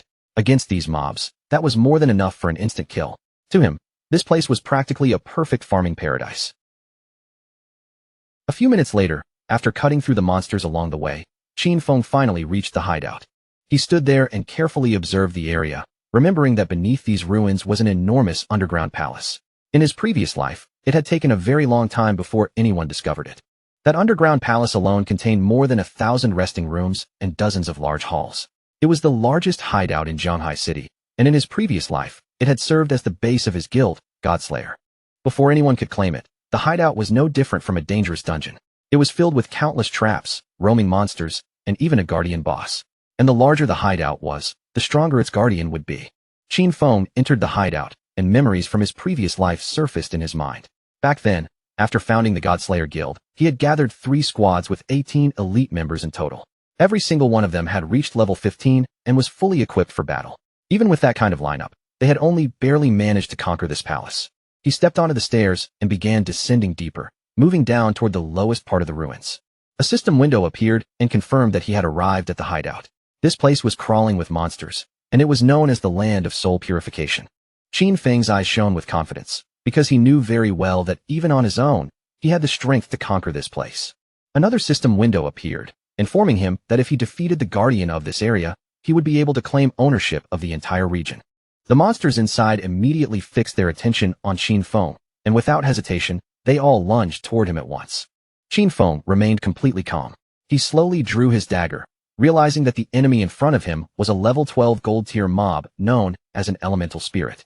Just as the monsters were about to rush him, Qin Feng activated Darkest Hour without hesitation. The space around him seemed to sink into darkness, and in the very next breath, he unleashed Shadow Flash, sweeping through the monsters so fast that they were slaughtered before they could even react. Qin Feng's figure kept moving through the hideout at high speed, cutting down every monster that crossed his path. One after another, their bodies were sliced apart and dissolved into glowing lifespan. He could not help feeling a surge of joy. As long as his enemies were blinded, every attack he launched would receive a powerful damage boost. At that point, even his most basic strikes were enough to instantly kill those level 12 monsters. But even after all 15 monsters in the hall had been wiped out, the land of soul purification still had dozens of halls and thousands of small rooms waiting deeper inside. A faint smile slowly appeared on Qin Feng's face. This was definitely going to be a massive job, but to him, that only meant even more gains. He lowered his gaze and carefully examined the lifespan scattered across the ground, watching the glowing rewards gather around him. Judging from the number of monsters inside this hideout, Qin Feng quickly realized that once he cleared them all out, he would have more than enough to evolve Greedy Hand again. Qin Feng looked down toward the floor beneath his feet, and the light in his eyes became much more serious. He knew very well that once every monster in each area had been cleared away, the true guardian of the hideout would finally appear. Not long after that, 2 players who had originally been inside a bookstore were suddenly teleported into the divine abandoned continent. The man looked around in confusion, still unsure whether everything in front of him was real. He wondered aloud if they had truly arrived on the divine abandoned continent. The girl beside him also felt uneasy, because for some reason, this ruined place seemed strangely familiar to her. After taking a closer look at the broken streets and collapsed buildings around them, they realized that these ruins were actually Chaoyu. As they continued exploring the area, they eventually reached the ruins of Mountain City, and a few hours later, they even arrived at the ruins of London. The man was completely shocked by what they had found. He began wondering if players from different regions had all been transported to the ruined versions of their original cities. The girl found it just as strange and guessed that maybe the locations of these cities matched the real world's geography exactly. While the 2 of them were still distracted by that thought, something began moving toward them from nearby. They immediately became alert, and when they turned around, several Earthshakers were already staring at them with glowing eyes. Panic hit them at once, and they decided to run. The monsters launched their attack without delay, forcing the 2 players to flee from the area as fast as they could. At the same time, inside the Zhonghai ruins, the ground was already covered with glowing lifespan. Not far from that scene, Wang Ming and his team were hiding quietly beneath a pile of rubble. Wang Ming carefully poked his head out from behind the rubble. After confirming that there were no monsters nearby, he suggested that everyone should take this chance to rest and recover for a moment. And you could not help blushing as she thought about how incredible Shadow was. She had once believed their team was already strong enough, but in the end, they could only hide here, trembling under the shadow of the boss. Wang Ming coughed awkwardly and told her to watch how she phrased that. And you looked confused and asked if what she said was not accurate. Little Black also poked her head out and said they were lucky Shadow had already cleared this area. Otherwise, with that many monsters roaming around, their whole team probably would have died. Then she added that she was honestly a little curious about where they would respawn if they died in this place. While Gu Yishu controlled the owl to scout the surroundings, Wang Ming turned toward Yu and suggested that the 6 of them should stop exploring for now. He proposed waiting until every member of their team reached level 10 before advancing together, and Yu nodded in agreement. As Xiaoshu's owl flew over the area, she saw monsters dropping one after another like flies. But she could not understand why Shadow had suddenly stopped at that spot, almost as if he had vanished right there. She also noticed that a huge amount of loot had been left behind, including some gold-tier equipment, and she could barely hold back the urge to go pick it up. With a serious expression, Wang Ming decided to contact Shadow first and ask whether he still wanted those items. Meanwhile, Qin Feng sliced another monster apart, and the surrounding area was already filled with glowing lifespan orbs. He finally let out a quiet breath of relief, because he had at last cleared out every mob in the area. By this point, he had swept through more than 40 halls and over 1,000 small rooms, killing more than 400 monsters along the way. On top of that, he had defeated 4 bronze-tier bosses and 2 silver-tier bosses. Those kills had given him more than 80,000 experience points, and his evolution points had risen all the way to an impressive 205. Qin Feng started walking forward, knowing he only needed 5 more points to evolve Greedy Hand. At that moment, Wang Ming contacted Shadow and said they had noticed some loot left behind from the monsters he killed. He asked if they could collect it and pay him the matching value and lifespan afterward. Hearing that message, Qin Feng immediately realized that Wang Ming and his official squad had also arrived. He did not refuse their request, allowing them to collect the loot and adding that he would contact them later, since he had a batch of equipment to sell. Wang Ming thanked him and told him they would wait at coordinates 89,554 and 66,666 inside the shelter within the ruins. At that moment, arcs of electricity suddenly began to appear in the area, and Qin Feng's attention instantly locked onto the strange movement. The lightning gathered and surged forward at incredible speed, rushing straight toward Qin Feng. Qin Feng's eyes sharpened as he realized the Guardian had finally appeared. A lightning-wreathed nightmare appeared in front of him, and its name was revealed as the Platinum Tier Soul Purifier. The system window showed its description, stating that this was the Guardian of the Soul Purifier's domain. If Qin Feng defeated it, he would become the master of that entire domain. Qin Feng quickly thought through what he knew, remembering that the highest-level monsters inside the city ruins were level 15. This Soul Purifier, Faisal, was already the highest-level monster within the city ruins, and it was also the highest-grade boss there. If Qin Feng remembered correctly, this boss had a total of 750,000 HP and would fight across 3 different phases. Qin Feng immediately used Instant Shadow Slash, choosing to strike first before the boss could fully pressure him. However, the attack barely seemed to make a dent. He followed up with Throat Slash, driving the attack in with precision. This time, the boss's HP finally dropped by a small amount. The Soul Purifier raised its hand, and crackling electricity gathered in the air before forming a spear of lightning. A rain of lightning spears came crashing down from above, aiming straight for Shadow.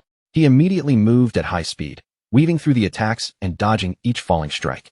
While avoiding the lightning, Qin Feng understood the danger clearly.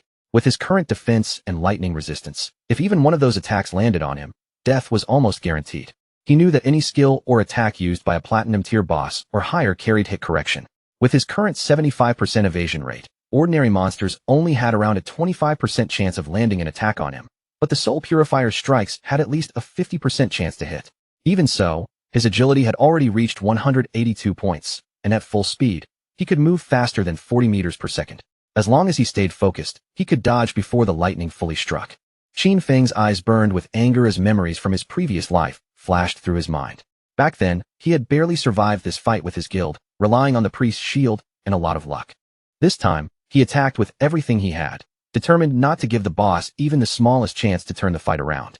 The boss had already lost a quarter of its HP. The throat-cutting damage from Graceful Release, combined with Shadow Slash and the burst damage from Plague Blade, had directly stripped away 250,000 HP. Qin Feng knew the boss would enter its second phase next. Sure enough, the Soul Purifier began summoning balls of electricity. He understood that in this phase, the boss would become invincible while continuously creating lightning, orbs, and bolts. The top priority was to destroy the 3 lightning orbs first, because if they were left alone, the boss would go berserk.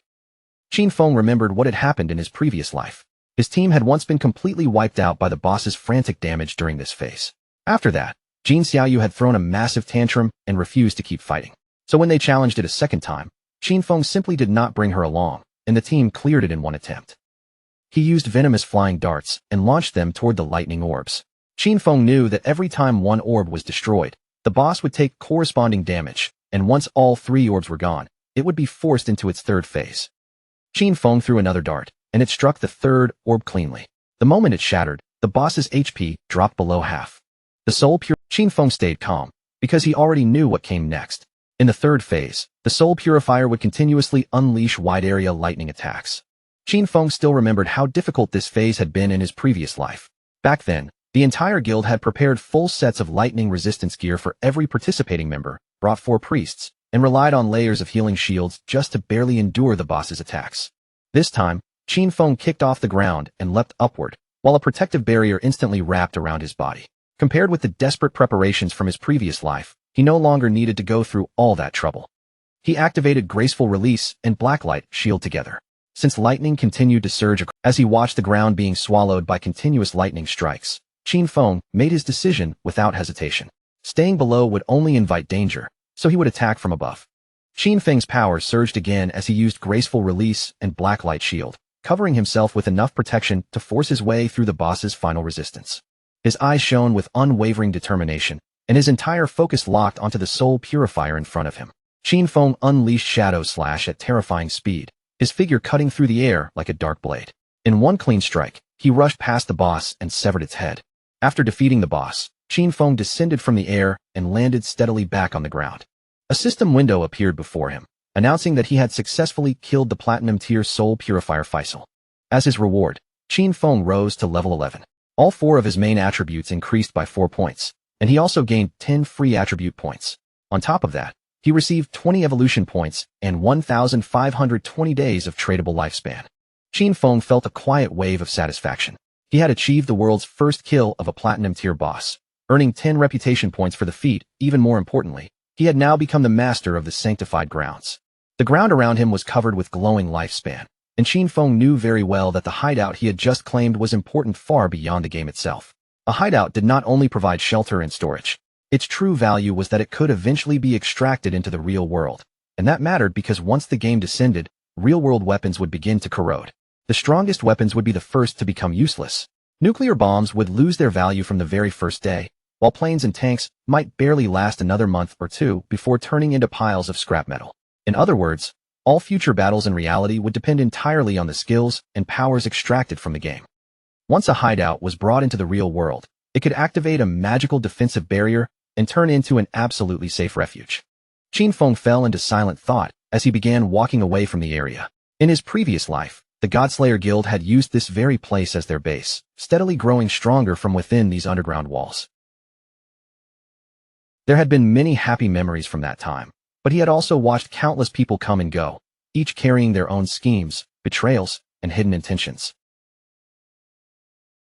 A determined light rose in Qin Feng's eyes. This time, he would not walk the same path again. He would rely on himself, become stronger alone, and keep climbing until he reached the very top. Outside, rain began falling across the battlefield, while a monster raised its heavy axe and swung it down with brutal force. Jin Xiaoyu's friend dropped to the ground and barely dodged the attack. As she shouted for Jin Xiaoyu to move aside, her voice rose into a desperate scream for help. But Jin Xiaoyu failed to react in time. The massive axe came down, and in an instant, her body was cut in half. She respawned back in town, and a system notification appeared before her, telling her that she had died and lost 14 years of non-tradable lifespan along with 2 days of tradable lifespan. Jin Xiaoyu froze in shock after realizing she had died yet again. Her teammate was furious, calling her an idiot and scolding her for failing to dodge such an obvious giant axe attack from the boss. Jin Xiaoyu immediately snapped back at him, angrily asking who he thought he was insulting. She shouted that he was supposed to be the tank, and if he could not properly draw the boss's attention, how was she supposed to dodge its skills? The tank became even angrier and called her an idiot again, asking how he was supposed to pull aggro on an AoE skill. After that argument, he quit the party on the spot. Jin Xiaoyu's friend panicked the moment she saw the tank run off. With the boss still attacking her, she started crying out for help. The boss swung its axe again, and before long, Jin Xiaoyu's friend also respawned back in town. With worry written across her face, the friend suggested that they should stop challenging bosses for now and focus on killing small monsters to level up first. She admitted that she felt uneasy because they did not have much lifespan left, while Jin Xiaoyu fell into silent thought. At that moment, the system announced that the player Shadow from Jianghai City had achieved the world's first kill of a platinum-tier boss, earning 10 reputation points. Everyone's eyes locked onto the system window. None of them could believe what they were seeing. To them, it was almost insane that someone had managed to solo kill a platinum-tier boss. Many players began commenting in amazement, saying they had only just reached the continent, yet Shadow was already farming there alone. The name Shadow spread through the crowd once again, and everyone started wondering who he really was. The achievement was simply too shocking, especially since most players had not even seen a gold-tier monster yet. It was obvious that Shadow was someone with terrifying strength. Jin Xiaoyu felt completely confused, unable to understand why the other players were so weak. Their own group had struggled just to fight a silver-tier boss, so she could not figure out how Shadow had somehow achieved the first kill of a platinum-tier boss. Back at the hideout, Qin Feng began collecting the glowing lifespan orbs scattered around him. After killing the soul purifier, he had reached level 11. He knew that after level 10, every level up granted 4 points to all attributes and 10 free attribute points, so he continued putting every free point into agility. His logic was simple. With enough agility combined with his infinite invisibility, he could kill many bosses without taking damage. What surprised him most was that this boss kill had directly given him 20 evolution points, which meant he could evolve Greedy Hand again. Qin Feng could not help feeling pleased. The additional loot rewards had increased from 3 to 5, and on top of that, he had gained an extra storage space of 100 slots. After spending 210 evolution points, he still had 15 points remaining. As a result, his Greedy Hand skill successfully evolved from Epic Tier to Legendary Tier.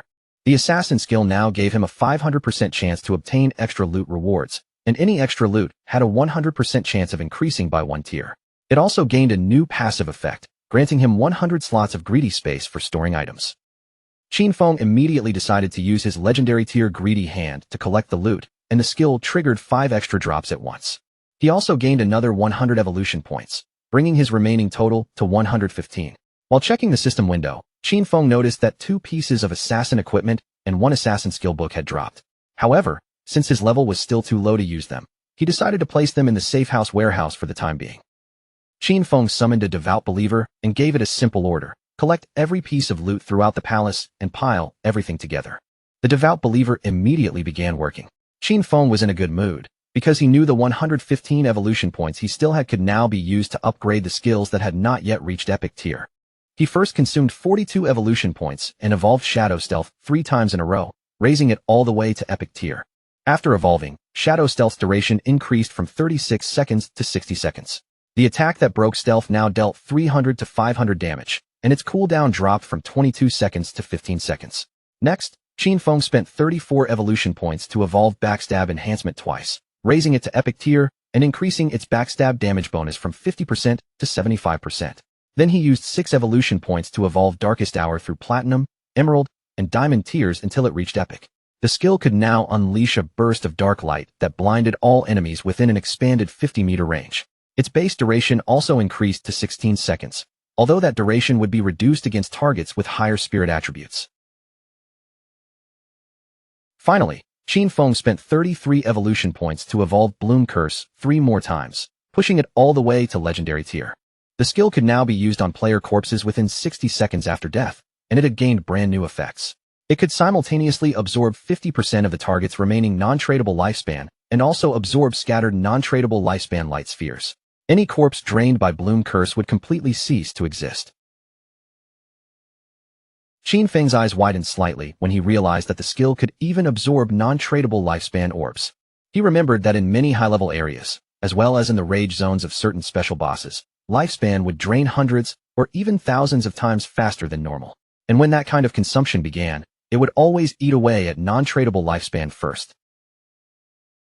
At that moment, Snowy contacted Qin Feng and congratulated him on securing the first kill of a Platinum Tier boss. Snowy explained that she had heard Eastern Sage's clan was gathering at the Jiangnan Hotel. Apparently, they had purchased a large amount of lifespan and planned to convert it into combat power inside the game. While the devout believer continued piling up the loot, Qin Feng praised Snowy for the information. But she told him there was no need to thank her, because this was what she was supposed to do. Then she said he had to defeat Eastern Sage no matter what, or she would be doomed. Qin Feng told her not to worry and began storing away the loot. After putting everything inside, he realized all the items fit easily, and he still had half the storage space left. Thinking about how useful the 100-slot backpack truly was, he decided to go find Wang Ming and sell the equipment to them. When Shadow finally returned, Enyu and Little Black immediately widened their eyes with joy. Enyu became excited and quickly ran toward him, looking as if she was about to rush in for a hug. But before Enyu could actually hug him, Qin Feng raised one hand and stopped her in place. Then he got straight to the point, saying that the rules were the same as always. He set the price, and if they did not accept it, they could simply pass. He explained that more than 30 of the items were common grade and bronze grade junk, so he would give them a discount and sell the whole batch for a single price of 950 days of lifespan. And you still had Qin Feng's handprint on her face, but instead of looking embarrassed, she smiled brightly and agreed right away. She said they had already calculated the value of the loot they picked up earlier, and it came to roughly 1,000 days. To keep things simple, they would just pay 2,000 days of lifespan for the entire batch. Qin Feng was a little confused and calmly pointed out that this batch included silver tier, gold tier, and even platinum tier items, with a total value of nearly 18,000 days of tradable lifespan. And Yu quickly opened the system window and started checking the contents. And the more she looked, the more shocked she became. She could hardly believe there was actually platinum tier equipment inside.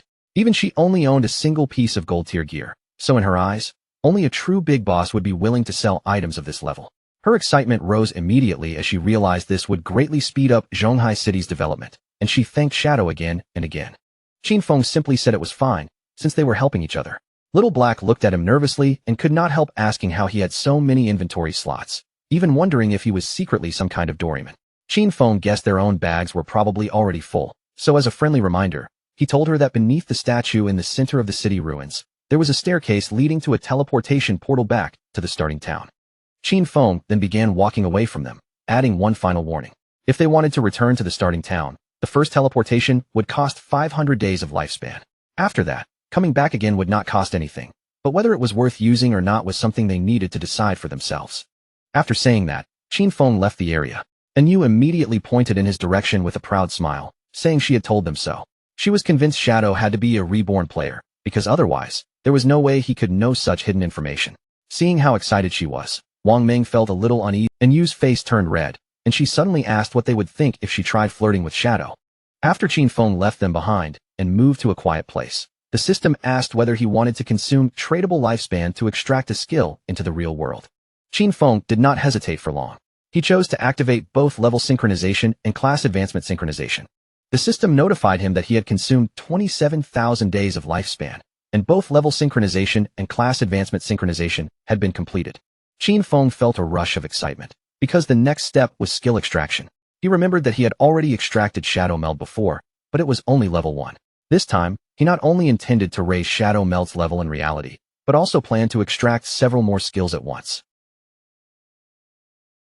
He first spent 1,946 days to raise Shadow Meld to level 10. Then he extracted skill after skill. Backstab Enhancement for 900 days, Greedy Hand for 1,000 days, Shadow Flash Slash for 3,200 days, Ghost Blur for 5,366 days, Bloom Curse for 16,099 days, and Blacklight Shield for 11,313 days. Once all the skill extractions were synchronized, he had 7,480 days of tradable lifespan left. Finally, he spent 3,600 days to extract the gold tier Boots of Concealment, and another 3,394 days to extract the gold tier Pendant of the Devout. Now, it was finally time to bring his equipment into reality. Qin Feng carefully browsed through the system window and quickly understood the real value of the Pendant of the Devout. It did not only reduce cooldown time. More importantly, the silver tier follower it summoned would be almost invincible in the real world. After spending nearly everything in one go, he only had 486 days of tradable lifespan left. But in exchange, his strength in reality had finally become almost equal to what he possessed inside the game. Qin Feng's figure slowly vanished without leaving a trace. He knew he still needed to gain more lifespan, because by the next time he logged out, he had to make sure he could complete full synchronization. Several minutes later, with shadowy energy still fading from his body, Qin Feng woke up in the real world. He sat there in silence for a moment, thinking through the situation. Now that Kai and Shirshir already knew his address, staying here was no longer safe. Extracting the Sanctuary of Soul Purification would require more than 1,300 years of lifespan, so for the time being, he needed to find a temporary place to stay. With a serious light in his eyes, Qin Feng activated Greedy Hand and began absorbing everything inside his room. One item after another disappeared without a trace. Qin Feng felt satisfied, because Greedy Hand's storage space was truly convenient, and all of his belongings fit neatly inside. Then he sprang upward and climbed onto the window with quick, steady movements. He took out his phone and checked the location, realizing that Dongfang Zion was currently at the Jiangnan Hotel, roughly 15 kilometers away from the neighborhood. Qin Feng looked down toward the ground below. Then, after making himself invisible, he descended silently from his apartment all the way to the street. At his current speed, he calculated that he could reach the hotel in about 10 minutes. Under the cover of night, Qin Feng moved quickly through the city, heading straight for the Jiangnan Hotel. Several minutes later, he arrived outside the building. Inside the hotel, several men were gathered around a dinner table. One of them said that, judging from the current situation, the skills and lifespan from the game could already affect the real world. To him, this was a tremendous opportunity for the Dongfang family, and he praised Dongfang Zion for doing well by establishing a faction inside the game from the very beginning. Dongfang Xian smiled politely and replied that he was only doing what he should. The old patriarch looked pleased and said he was very satisfied with Dongfang Xian's progress. He explained that this time, they had purchased a large amount of exchangeable lifespan so they could buy equipment and skill books. Their goal was to help the main members of the family reach level 10 as soon as possible, seize an early advantage, and then use that strength to expand the family's influence in the real world. With both the game and reality developing together, the Dongfang family would surely become a dominant power, and even their dream of building a 1,000-year dynasty would no longer be impossible. Dongfang Xian stared silently at his grandfather, and a cold, malicious light slowly appeared in his eyes. Deep down, he looked down on that damn old relic with contempt. The man already had one foot in the grave, yet he still clung tightly to the position of clan leader and dreamed of immortality. Dongfang Xian's real plan was to trap Shadow, force him to reveal all his secrets, and then make him earn lifespan for him. Once Dongfang Xian became number 1 on the ranking list, he would make sure every one of them died.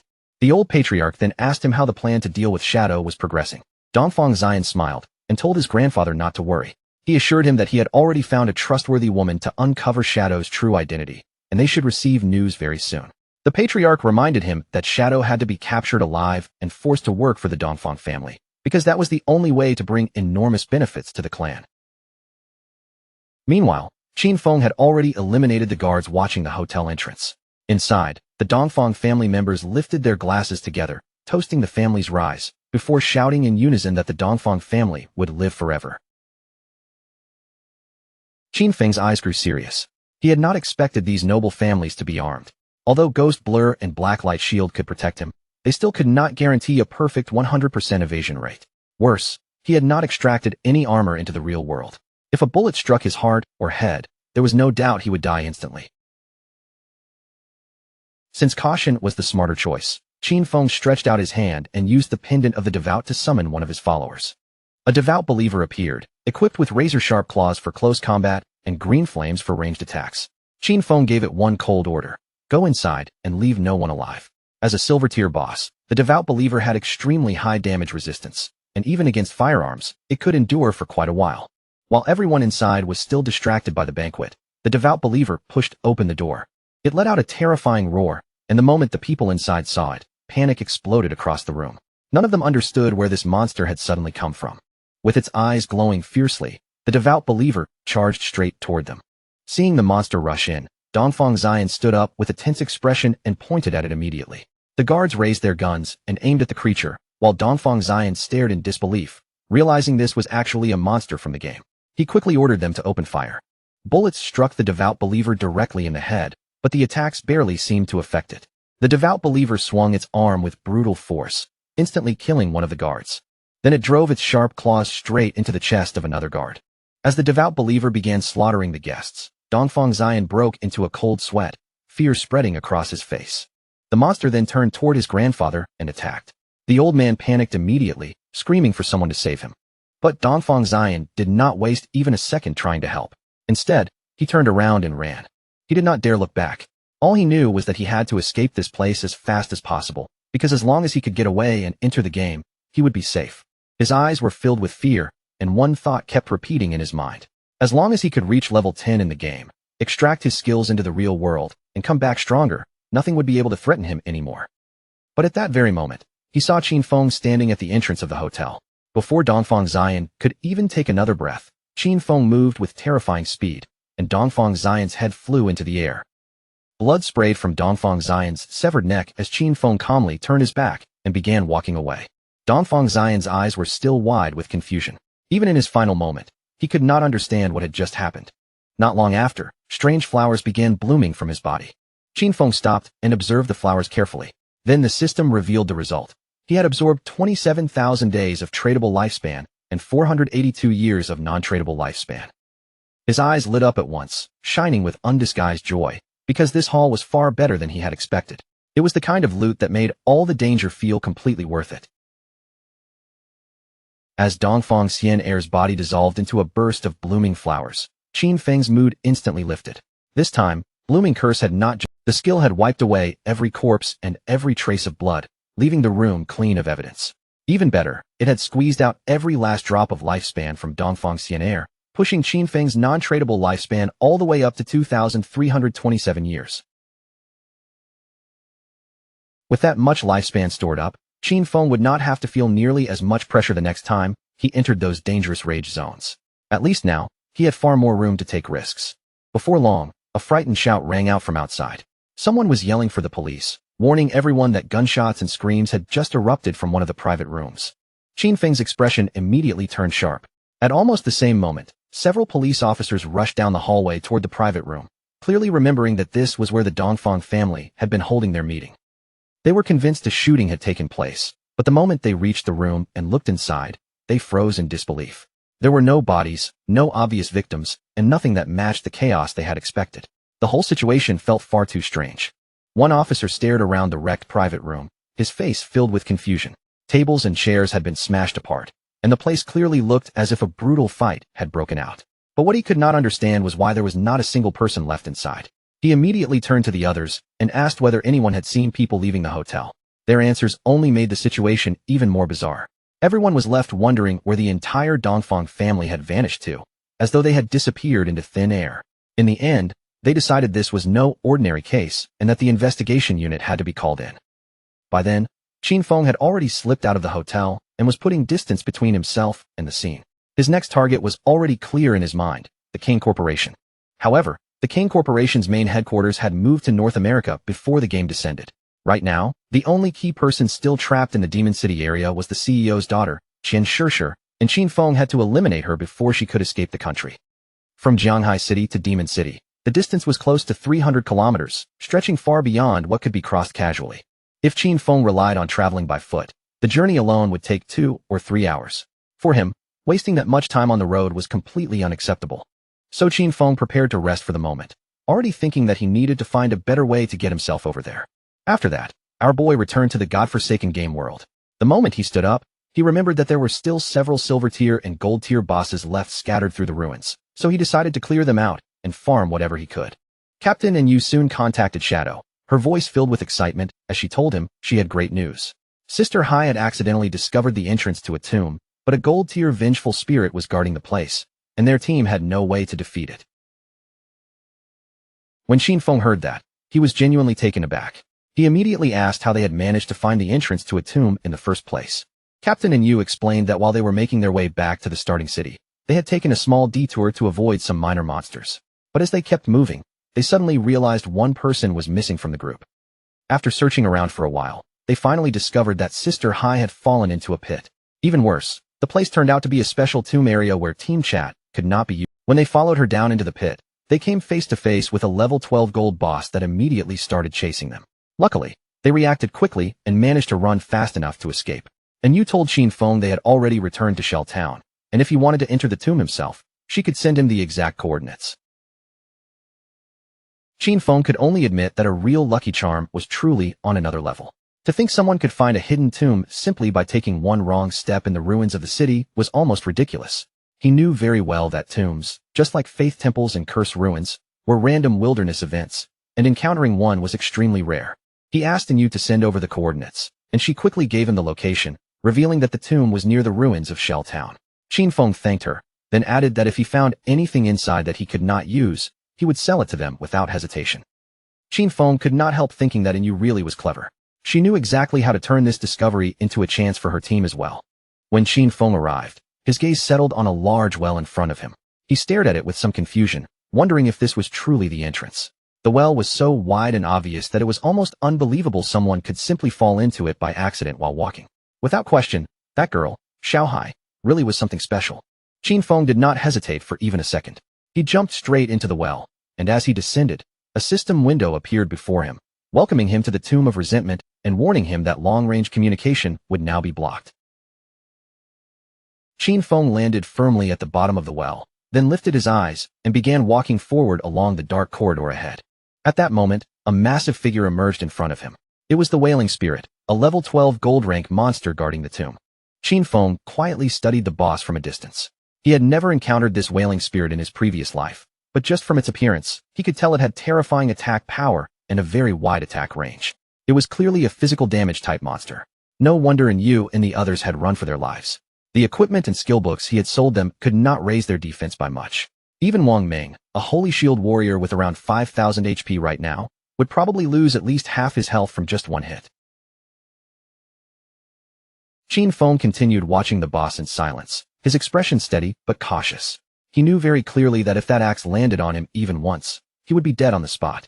The next instant, Qin Feng combined Blessed Release with instant Shadow Slash.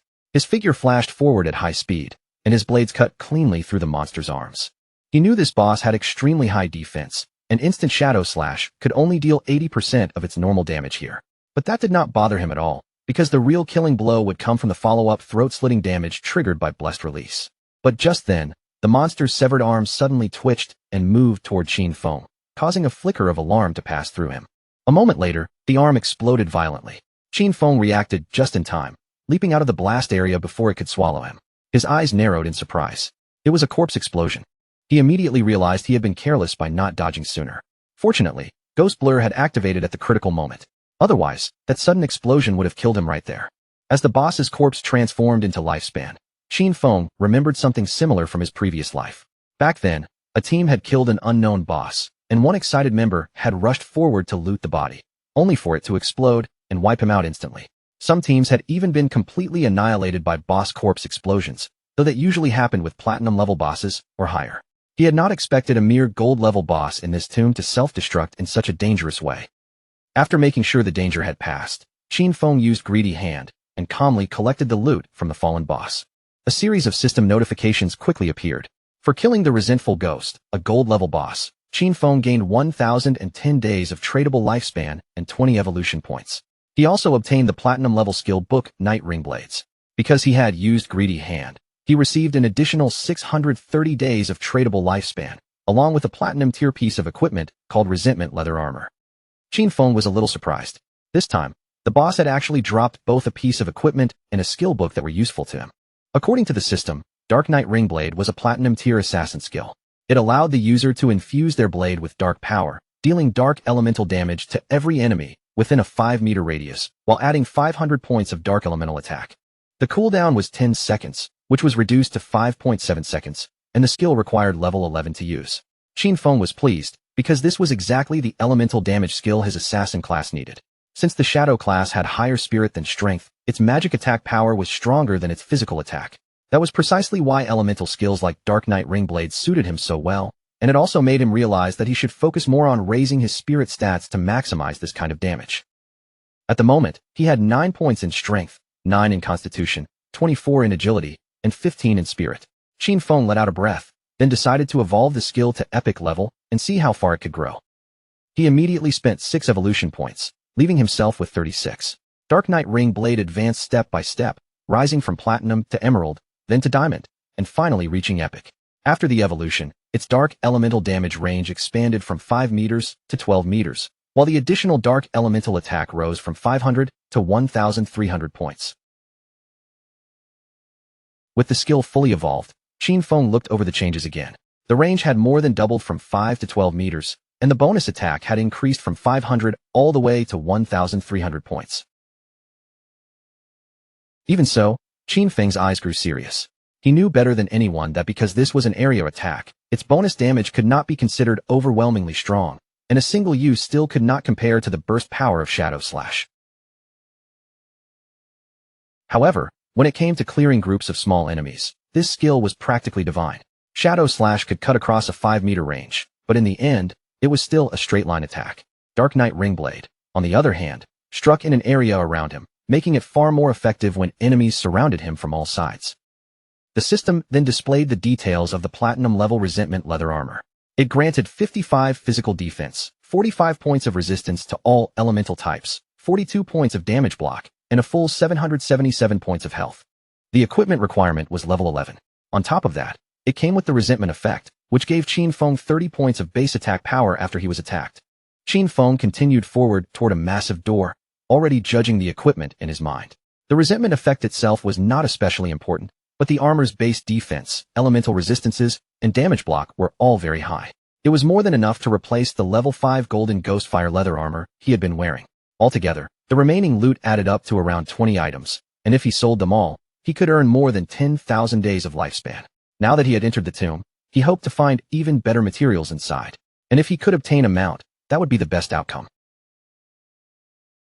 At the same time, Somewhere else, a goblin raised its sword and swung down with brutal force, slicing Qin Xiaoyu and her friend in half. A moment later, Qin Xiaoyu and the rest of her party respawned back in town, their failed battle ending in complete defeat. The man was so furious that he completely lost control, shouting at the top of his lungs like a madman. Then he grabbed Qin Xiaoyu hard by the collar, yanking her close as his anger finally exploded. He cursed her as a useless fool who had only grown taller but never grown smarter, blaming her again and again for dragging the entire team into defeat. Because of her mistakes, he said, he now had only 2 years of non-tradable lifespan left. With a rough shove, he threw Qin Xiaoyu to the ground, making her hit the floor in humiliation. Then he pointed at her and threatened her coldly, warning her not to even think about coming to find him at school, because if she did, he would definitely deal with her himself. Her friend hurried over at once, bending down to help Qin Xiaoyu up from the ground. As for the man, he did not bother saying anything else, and simply disconnected from the game. Her friend gently urged Qin Xiaoyu to come with her to her parents' small town. She said she had heard there was a community support group there, specially made to help elderly people and players like them who had no idea how to survive in the game. But as she spoke, Qin Xiaoyu clenched her fists so tightly that her anger almost trembled through her whole body. In the end, Qin Xiaoyu disconnected from the game and rejected her friend's kindness. She told Yin Yin to go by herself, making it clear that she had no intention of following her. Still burning with anger, Qin Xiaoyu opened her eyes in bed. She grabbed her phone almost immediately and sent Han Han a message, asking if he could help her level up. Han Han smiled when he saw the message, and he did not reject her outright. Instead, he gave her a condition. If she wanted him to raise her by 1 level, then she had to spend 1 night with him, because he wanted to see how the famous school goddess acted in bed. Qin Xiaoyu's face twisted with fury as she cursed him as an ugly monster. She snapped at him for actually thinking he had the right to take advantage of her, then angrily ordered him to get lost. But moments later, a smile slowly spread across Qin Xiaoyu's face. Her tone softened as she told Han Han that, in truth, she had always liked him too. She claimed she had only rejected his confession before because her brother, Qin Feng, had been controlling her. Now that she had cut ties with Qin Feng, she said, the two of them could finally be together openly. But Han Han did not fall for her little trap. Instead, Han Han called her an idiot and asked if she was trying to make him laugh himself to death. He reminded her that if she could cut ties with her own brother so easily, then who knew what she might do to him later. In the end, he coldly told her to get lost. After that, Qin Xiaoyu started contacting one person after another. First, she messaged Sharp Young Master, inviting him to come to her house to keep her company and help her level up along the way. But he recognized her immediately and laughed at her instead. He boasted that he now had a platinum-level talent and no shortage of women around him, then bluntly told her to get lost. Then Qin Xiaoyu tried her luck with brother Xiaoma, telling him she was bored and waiting for him in Shell Town. His reply was just as cold. He reminded her that everyone already knew how she had tricked Zhang Wei, then threatened that if she bothered him again, he would use his new skill to beat her up. Qin Xiaoyu sank into sadness and desperation. She cursed those men in her heart, thinking that not a single one of them could be relied on when she truly needed help. But what terrified her most was the fact that she only had 2.5 years of non-tradable lifespan left, and she had no idea what she was supposed to do next. Tears filled Qin Xiaoyu's eyes as the room around her suddenly felt unbearably empty. At that moment, she felt completely alone. Then Qin Xiaoyu thought of Qin Feng. The more she thought about him, the more certain she became that he would not truly abandon her. He had to have a way to solve this crisis, and she had to go back and find him to confirm it. By the time night had fallen, several hours had already passed. Qin Xiaoyu finally arrived outside Qin Feng's apartment. For a brief moment, Qin Xiaoyu imagined that once she entered the apartment, she would see Qin Feng there. She could say a few soft words, pretend to apologize, and he would definitely forgive her. But almost immediately, that thought made her resist inside. She had done nothing wrong, so why should she be the one apologizing? As she raised her hand toward the door, she forced herself to stop thinking that way. Qin Xiaoyu quickly convinced herself that lowering her head was only temporary. First, she would act obedient and let Qin Feng help her level up. After all, since childhood, he had always been the person who cared about her the most, so she was sure he would agree. A confident smile appeared on Qin Xiaoyu's face. Once she leveled up and no longer had to worry about her lifespan crisis, she would cut ties with Qin Feng completely. That was her plan, and in her own mind, Qin Xiaoyu felt like an absolute genius. Feeling satisfied with herself, Qin Xiaoyu knocked on the door and called for Qin Feng to open it. She kept knocking again and again, wondering out loud if he might already be asleep. Then she announced that she had come back, and as no one answered, her voice slowly turned more pleading, begging him to please open the door. At last, Qin Xiaoyu lost her temper and kicked the door open in anger. But the moment she stepped inside and looked around, she froze in shock, because there was no one in the apartment. She stood there in disbelief, wondering where Qin Feng had gone. Then her shock deepened even further when she realized that the bed, the table, the clothes, and everything else had disappeared as well. Qin Xiaoyu quickly pulled out her phone and tried calling Qin Feng, but no matter how long she waited, no one picked up. She had no idea where Qin Feng had gone, and the empty apartment gave her no answers at all. At the same time, deep inside the tomb of resentment, Qin Feng was cutting through the monsters one after another, leaving nothing alive in his path. Before long, Qin Feng realized that he had already reached the deepest part of the tomb. Qin Feng summoned a devout follower and looked ahead. Along the way, he had wiped out more than 200 minor monsters, as well as several bronze tier and silver tier bosses, and because of that, he was now close to reaching level 12. In front of him stood the final coffin. He knew that once it was opened, the tomb's last boss would appear, and in his heart, he hoped it would be platinum tier. The devout follower stepped forward and began pushing against the heavy coffin lid. Qin Feng kept his eyes fixed on the coffin, watching every movement carefully. Before long, something strange began to happen. A wave of evil energy suddenly poured out and drilled into the devout follower's body through its eyes and mouth. The system immediately informed Qin Feng that his devout follower had been annihilated. Qin Feng instantly recognized what he was facing. This was Death Miasma, a gold-level boss. He cursed his luck under his breath, because this thing was disgustingly troublesome. It had no physical body, which meant it was completely immune to ordinary physical attacks. Qin Feng still remembered that in his previous life, someone had once released this same kind of boss, and it ended up spreading all the way to a nearby base. Because of that disaster, countless civilians who had no idea what was happening were killed or badly injured. Anyone possessed by Death Miasma was basically marked for death, unless a teammate could dispel it in time, or unless they belonged to one of the rare classes with special invincibility type skills that could help them survive. Qin Feng's eyes sharpened with seriousness, and he immediately activated Dark Knight Ring Blade. Dark energy began spinning around his body like a shadowy ring of blades. Thanks to that skill, Qin Feng was finally able to see the boss's true body hidden deep inside the swirling miasma. Qin Feng drove his dagger straight toward the exposed true body, striking it down in one clean attack. A system window appeared at once, announcing that he had killed the gold-tier boss, Death Miasma. Qin Feng knew very well that although Death Miasma was officially classified as gold tier, its true difficulty was clearly above platinum level, even if the drops would only be gold grade. Fortunately, the Dark Knight Ring Blade he had just learned dealt magical damage, which happened to counter this type of enemy. As the remains transformed into a lifespan orb, Qin Feng used Greedy Hand and collected the loot. He let out a breath. After spending so much effort to clear this tomb, he truly hoped the final reward would at least drop something worthy of a gold-tier boss. Then Qin Feng obtained a rare item called the Mount Bell, and the moment he saw it, his eyes widened in shock. Qin Feng's mood instantly brightened, because the boss had really dropped a mount. This proved that Lin Lu's famous koi luck was not just some exaggerated rumor, it was absolutely real. According to the system, the Mount Bell, Ghost Night Wolf could summon a level 11 Ghost Night Wolf. The creature could help in battle, and could also be ridden as a mount, as long as the user had reached at least level 11. Qin Feng remembered clearly that the Ghost Night Wolf was one of the fastest mounts available in the early stages of the game. The Ghost Night Wolf was level 11 and belonged to the gold grade. Its stats were impressive as well, with 148 strength, 155 constitution, 135 spirit, and an outstanding 191 agility. Even better, the mount could gain experience together with its owner and grow stronger over time. However, if the bell was traded away, the creature's level would return to its original state. Its skills were just as impressive. While mounted, it increased movement speed by 245%. Its Nightwalk ability allowed it to remain permanently in level 1 stealth during the night. Attacking would break the stealth, but it would also add 120 reveal damage, and the stealth would only return after 60 seconds. Its pounce skill let the mount leap at a single target 3 times in a row, with each strike dealing an extra 267 physical damage and a 12-second cooldown. Finally, Wolf Howl could grant allied units 35 attack, 35 physical defense, and 35 resistance to all elements for 180 seconds, though it had a 600-second cooldown. Qin Feng immediately understood that this was not just a simple mount. It was also a battle pet that could fight by his side. And the fact that it even came with a stealth skill made this reward feel even more valuable. For Qin Feng, this was an enormous gain.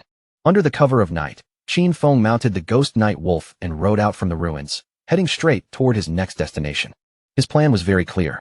He had to reach level 15 and accumulate enough lifespan so he could extract the mount into reality. Once Qin Feng disconnected from the game, he would head directly to Magic City to eliminate Kane Shirshir, cutting off any future threat before it could grow. As Qin Feng passed by Jianghai Coliseum, he remembered just how massive the place was. It covered an enormous area, and beneath it were 2 additional underground levels, forming a complicated maze-like structure. The entire place was crawling with monsters, packed so densely that it looked dangerous at a glance. But for Qin Feng, that made it the perfect hunting ground to level up as quickly as possible. With several light but powerful leaps, the Ghost Night Wolf carried Qin Feng up the wall of Jianghai Coliseum. Beyond the high stone edge, powerful monsters were already gathered inside, filling the area with a heavy, dangerous pressure. One by one, those monsters turned their heads and locked their eyes on Qin Feng, as if they had just noticed fresh prey standing above them. The Ghost Night Wolf lowered its body, kicked off the wall, and launched itself forward in a clean, powerful jump. Qin Feng and his beast dropped from the sky together, descending straight toward the crowd of monsters below like a shadow falling from above. Qin Feng's eyes sharpened, glowing with calm determination as he prepared to tear through everything in front of him. The next instant, Qin Feng activated Instant Shadow Slash. His figure flashed through the monster horde, and wherever his blade passed, the monsters were cut down one after another. At the same time, in another part of the ruins, Yu was fighting with her own team. She swung her sword cleanly through one of the nearby monsters, cutting it down in the middle of the battlefield. As the monster's corpse dissolved and transformed into lifespan, Yu finally let out a small breath of relief. At least this battle had not been for nothing. Her teammate, Ma Naoyang, the son of a department head in Jianghai City, immediately started clapping as he praised her with an excited smile. He said that, as expected of Captain Yin, her damage was absolutely insane. The hidden class dragon swordsman was truly powerful, and in his eyes, Yu was definitely the woman he had chosen. But Yu only looked at the fallen boss and said that this golden boss was merely level 8, yet they had still spent more than 10 minutes fighting it. Because of that, she truly could not understand how Shadow had managed to kill a platinum boss alone. Ma Naoyang kept praising her, but when Shadow was mentioned, he quickly brushed off the achievement. In his opinion, Shadow was just a stealth-based assassin who relied on hiding and slowly wearing down the boss over time. Someone who fought that way, he claimed, would never become truly great. Deep down, he felt secretly pleased, because he knew Yu did not have any powerful background supporting her. With his identity as the son of an official, he believed bringing her under his control would be effortless. Yu, however, calmly shot back and asked whether a mediocre archer like him would not be even more suited for slowly grinding down a boss.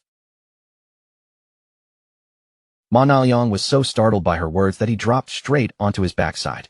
Sitting there awkwardly, he quickly explained that he was an upright person and would never lower himself to doing something like that. Then his expression turned serious, and he revealed that he had heard Shadow's character was terrible. According to the rumors, Shadow was a ruthless killer even in the real world. Ma Naoyang also said he happened to know a hunter from the Metropolitan Police who already had level 3 anti-stealth skills. Because of that, he suggested they find a way to set Shadow up, uncover his real-world identity, and then take control of him afterward. In Ma Naoyang's view, someone as dangerous as Shadow could only be trusted if he was forced to work for their organization. Otherwise, disasters like the Song Fei incident and Jiang Lai incident would only continue to happen. He sounded completely fed up, saying he was tired of cleaning up Shadow's messes. But when Yu and Wang Meng heard that, they looked at each other for a moment before both of them burst into laughter at Ma Naoyang. They asked him if he truly still had not understood the situation. Shadow had never begged them to clean up after him. In reality, they were the ones who had to deal with what Shadow left behind, because only by doing so could they keep their interests aligned with his and continue cooperating with him. Then they reminded Ma Naoyang of Shadow's achievements, the world's first solo kill of a gold boss, and the first solo kill of a platinum boss. Ma Naoyang's face twisted with anger. To him, Shadow was nothing more than a fragile assassin. As long as their anti-stealth level could keep up, he could not understand why Shadow could not be controlled. He cursed them as a bunch of nobodies, furious that they actually dared to lecture him. Then Ma Naoyang turned toward Yu and told her to watch carefully. He declared that he would ruin Shadow's reputation and capture him with his own hands. And when that day came, he said, and Yu would kneel in front of him, apologizing and begging for his forgiveness. Wang Meng ignored Ma Naoyang's outburst and turned to Yu instead, asking what loot the boss had dropped. Yu checked the rewards and replied that it had dropped a piece of gold tier equipment for a priest. There was also one piece of silver tier equipment and a silver tier skill book. Yu touched her chin as she thought about it. Shadow usually sold them several pieces of gold equipment, and sometimes even platinum equipment, which made her wonder just how many bosses he had actually killed. Or maybe his talent was related to treasure hunting, and all those items came from opening chests. At that moment, Wang Ming's expression became serious. He said he was a little worried, and then you could not help feeling confused. Wang Ming then brought up the Zhongnan restaurant case, where the entire Dongfang family had been murdered during a gathering. Then Wang Ming raised an unsettling possibility. If Shadow had really been the one behind that incident, were they still supposed to keep cleaning up after him? He admitted that he still could not fully understand Shadow's personality, and what he feared most was that Shadow might truly be a ruthless serial killer in the real world. And you had already heard about that case, so Wang Ming's concern did not come as a surprise to her. The higher-ups were taking the matter extremely seriously, and many people were already speculating in private about whether the incident had anything to do with Shadow. But Yu only smiled with confidence. She said that even if the case really had been done by Shadow, she would still choose to cooperate with him. And even if the higher-ups refused to clean up his messes, she would personally stand on his side and support him. Wang Ming looked even more confused and asked why she would go that far. And Yu simply replied that the real question was who would not want to support Shadow. Just then, one of their subordinates appeared and reported that they had found a place ahead that looked like an arena. However, every monster inside had already been killed. With a serious look, the subordinate explained that bodies were scattered everywhere across the area. He had no idea what kind of party could have been strong enough to wipe out every monster in the arena. The moment Yu heard that, her eyes brightened with interest. She immediately decided to head to the arena, and seeing her reaction only made Wang Ming feel even more puzzled. Soon, the group arrived at Jianghai Coliseum. The moment they stepped into the area, they saw large amounts of lifespan scattered across the ground. Everyone was stunned by the sheer amount of loot lying there.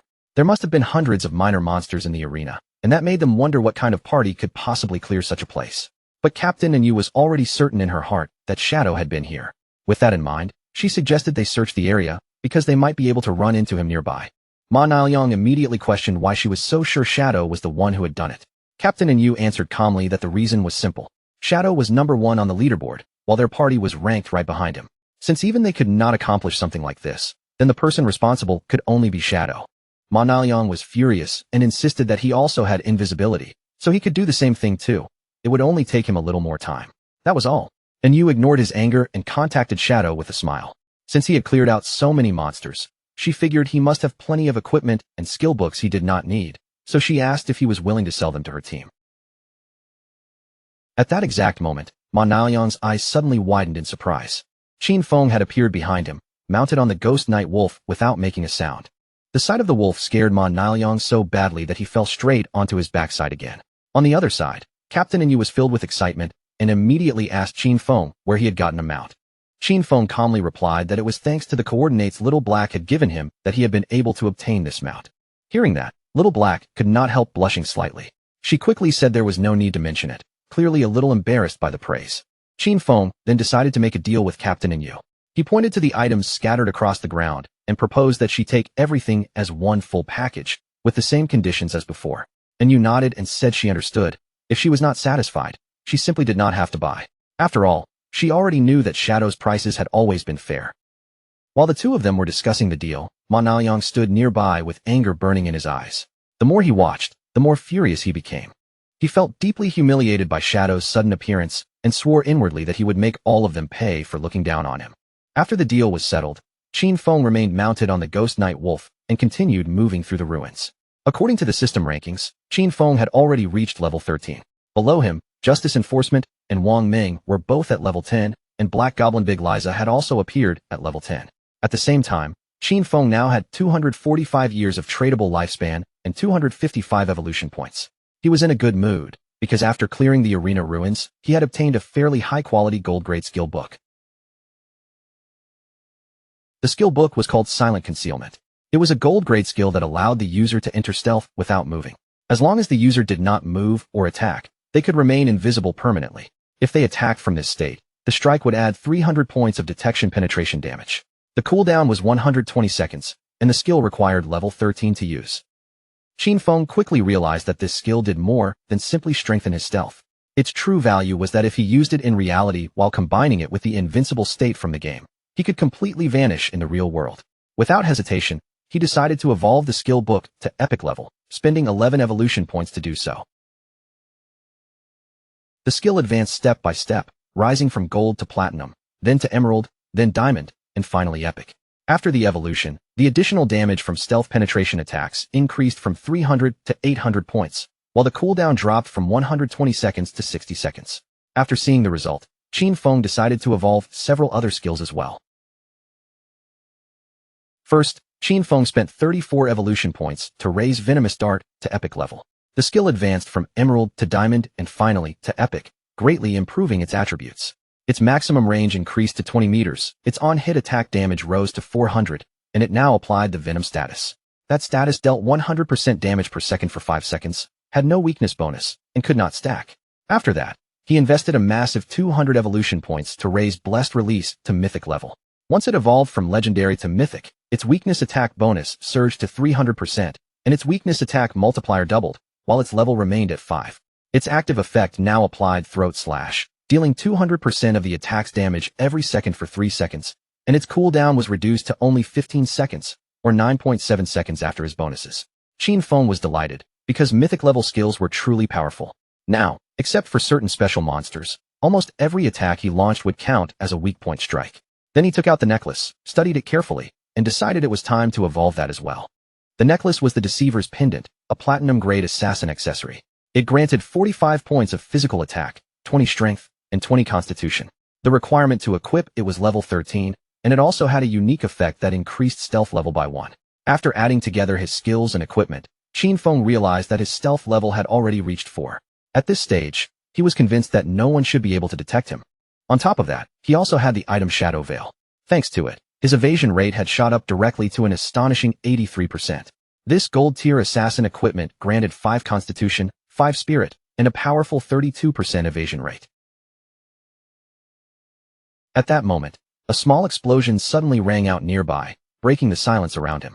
Qin Feng immediately stopped moving, his attention shifting toward the source of the disturbance as he prepared to find out what had just happened. And when he turned around to look, something slowly began to emerge from the ruins behind him. What emerged from the ruins was a gigantic boss with an unsettling body. Instead of normal arms, heavy chains stretched from her shoulders, and at the ends of those chains were 2 sharp blades that looked like hands made for slaughter. The moment Qin Feng saw her clearly, he recognized her at once. This was the Steel Saintess, and he could not help wondering which lunatic had been reckless enough to release a boss like this. Qin Feng still remembered her from his previous life.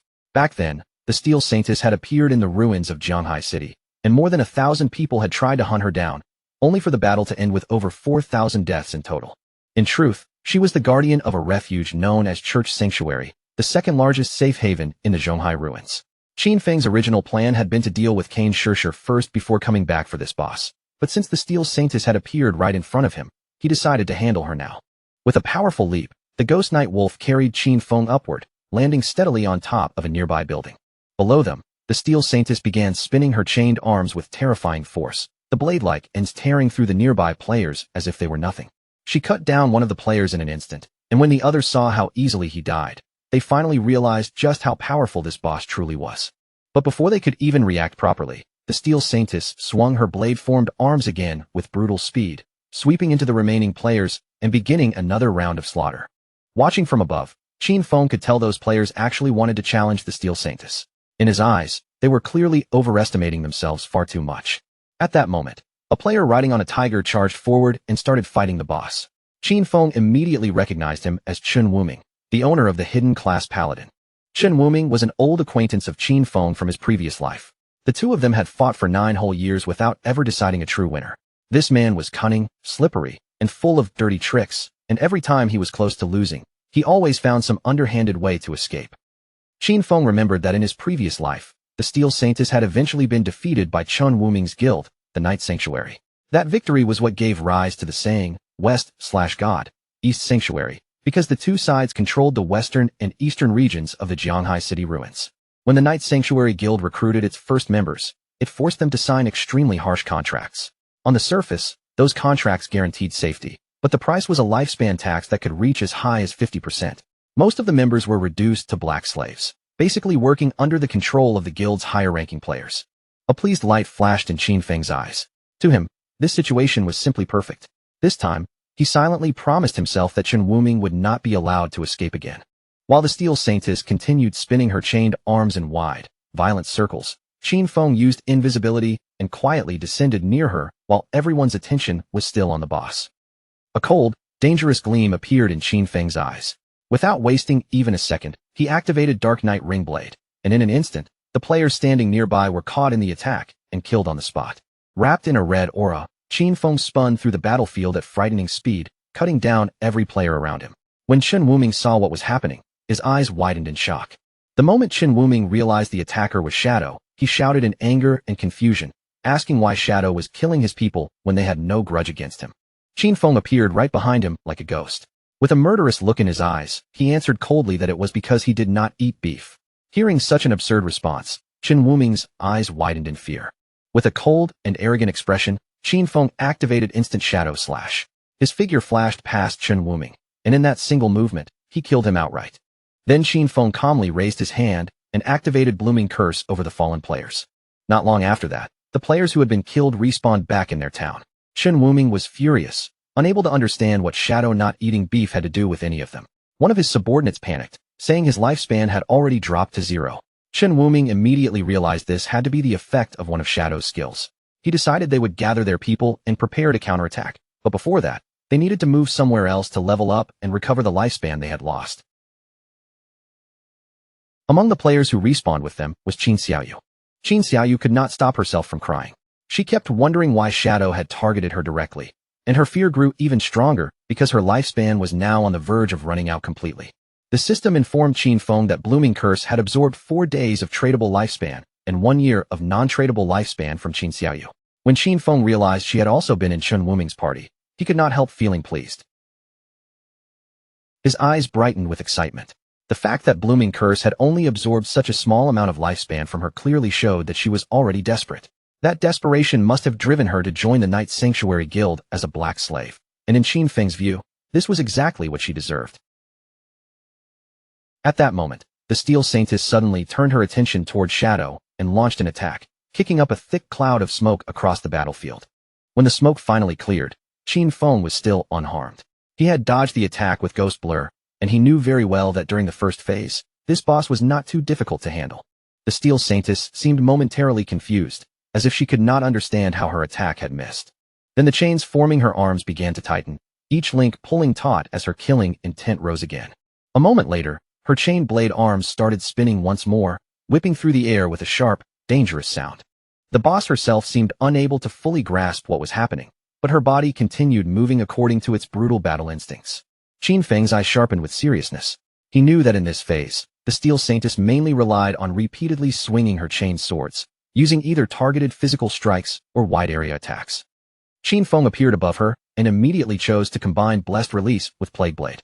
After an attack landed, Blessed Release would apply the throat slash effect, triggering a burst that caused massive damage. Plague Blade, meanwhile, would create an explosion of toxic damage 3 seconds after impact.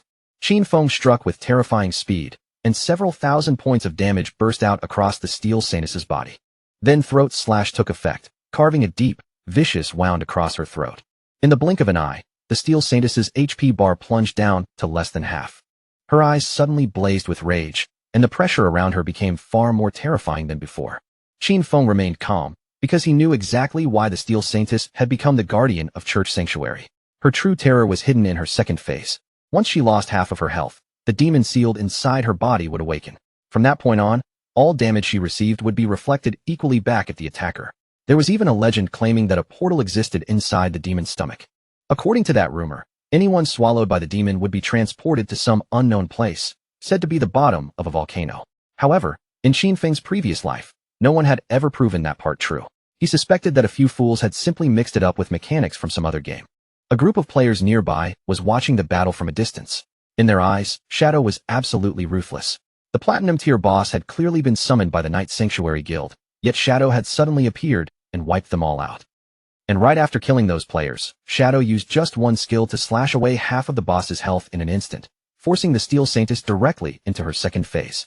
While those players were still talking among themselves, Qin Feng, hidden in invisibility, quietly turned his attention toward them. His eyes grew serious as he considered the Steel Saintess's second phase. He knew she had one weakness. Whenever she launched an attack, her damage reflection. That meant if Qin Feng attacked at the exact same moment she attacked, he could avoid taking reflected damage. The problem was that several of his strongest skills, including Shadow Slash, Throat Slash, Plague Blade, and venomous dart, all dealt damage over time. If he used any of them carelessly, the reflected damage would still come back to him, and with his current strength, it would kill him instantly. As Qin Feng thought through the problem, his gaze shifted toward the players secretly watching from the cliff. Very quickly, he decided to make use of them. One of the players pushed forward from the back and told the others to move aside, saying he wanted to get a better look at what was happening. This man was known as Anshuan. When the other players saw him arrive, they immediately looked pleased. One of Anshuan's subordinates explained that they had been watching the battle for a long time and had already memorized all of the boss's skills. In their view, the Steel Saintess only had a few moves to deal with. With a faint smile, the girl stretched out her hands and explained what they had just seen.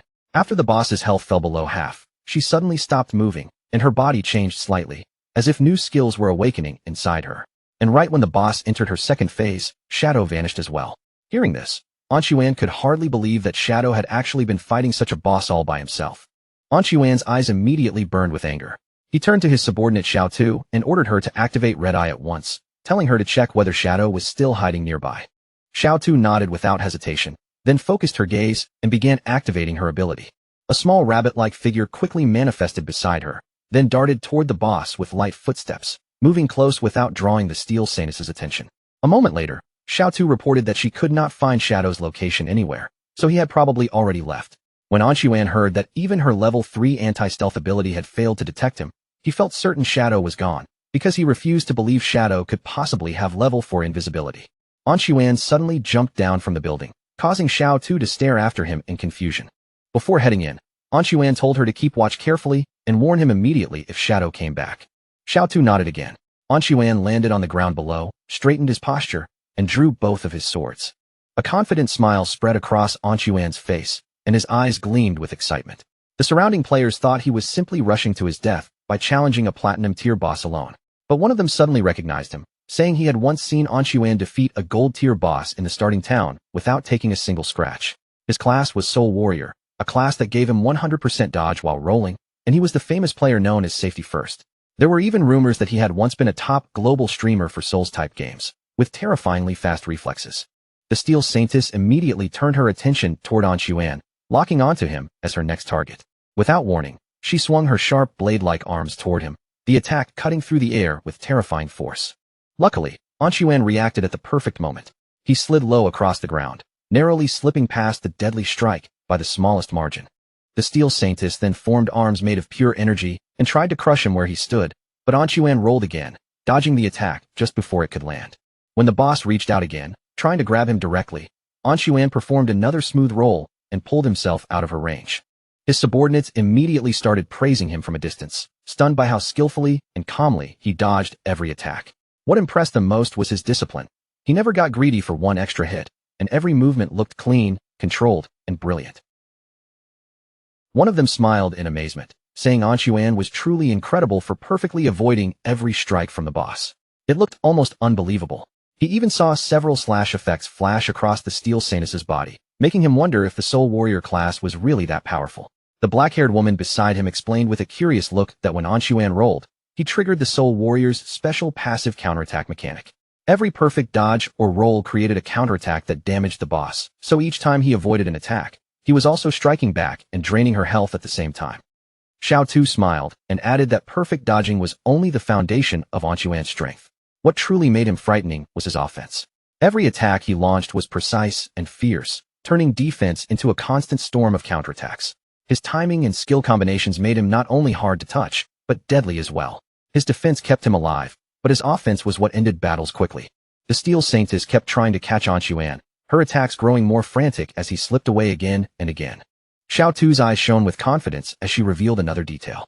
If Anshuan successfully triggered a dodge during a roll, his next attack would ignore 50% of the boss's defense. At that moment, Anshuan suddenly turned back toward the boss, choosing to face her head-on. Blue energy began rising from his body, wrapping around him like a surging aura. The moment his subordinates saw that striking effect, they immediately realized that his next blow would definitely deal 4-digit damage.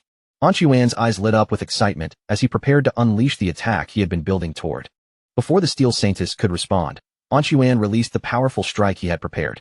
His movement looked almost like a graceful dance, a single attack splitting into 3 shadowy flashes, fast and fierce like shooting stars cutting through the battlefield. With practiced mastery, he swung both swords through the openings in the boss's defense, leaving deep cuts across her body. In the blink of an eye, her HP bar dropped again, falling to less than half. His subordinates immediately burst into applause when they noticed that, before they had even fully processed what happened, the boss had only about 1/3 of her health left.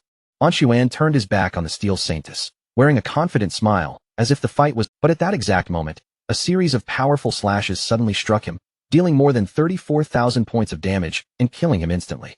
His subordinates instantly panicked. They could not understand why Anshuan had died, because they were certain he had dodged every attack. What confused them even more was that although their skills had clearly hit the boss, her health had not dropped from those blows, even though they had seen her HP fall dramatically just moments earlier. Not far from the battlefield, Qin Feng was standing quietly.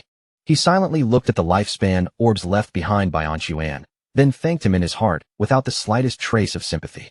Anshuan's constant showboating had forced the Steel Saintess to use many of her moves. Qin Feng's eyes shone with satisfaction. During all that time, he had been attacking from the shadows, steadily reducing the boss's health until only 1/3 remained. The Soul Warrior's flashy movements had indeed dealt some decent damage, but in the end, Anshuan had only pushed himself toward his own death. Because of the Soul Warrior class's own traits, defeating the Steel Saintess was simply impossible for him. When he rolled, he could not attack directly, and when he attacked, he suffered reflected damage. Against this boss, that was no advantage at all, it was a curse. The Steel Saintess began turning her body away, and Qin Feng's gaze immediately locked onto her movement. He knew at once that this was bad. With her health already so low, the Steel Saintess was trying to retreat back to the church sanctuary. If she successfully returned there, she would completely recover, and all the damage dealt so far would become meaningless. Qin Feng quietly glanced toward Anshuan's subordinates, watching their frightened expressions for a moment before his eyes grew serious. He understood that the Soul Warrior's sudden death had terrified them, and they probably would not dare attack the boss again. But if the Steel Saintess did not attack, her damage reflection effect would not briefly disappear. At this point, Qin Feng knew it was time to get serious. Qin Feng landed directly in front of the Steel Saintess, blocking her path. No matter what, he could not allow her to return to the sanctuary. When the other players saw Qin Feng appear, they were stunned. In their eyes, Anshuan had only been a clown after all. Shadow was the true monster on this battlefield.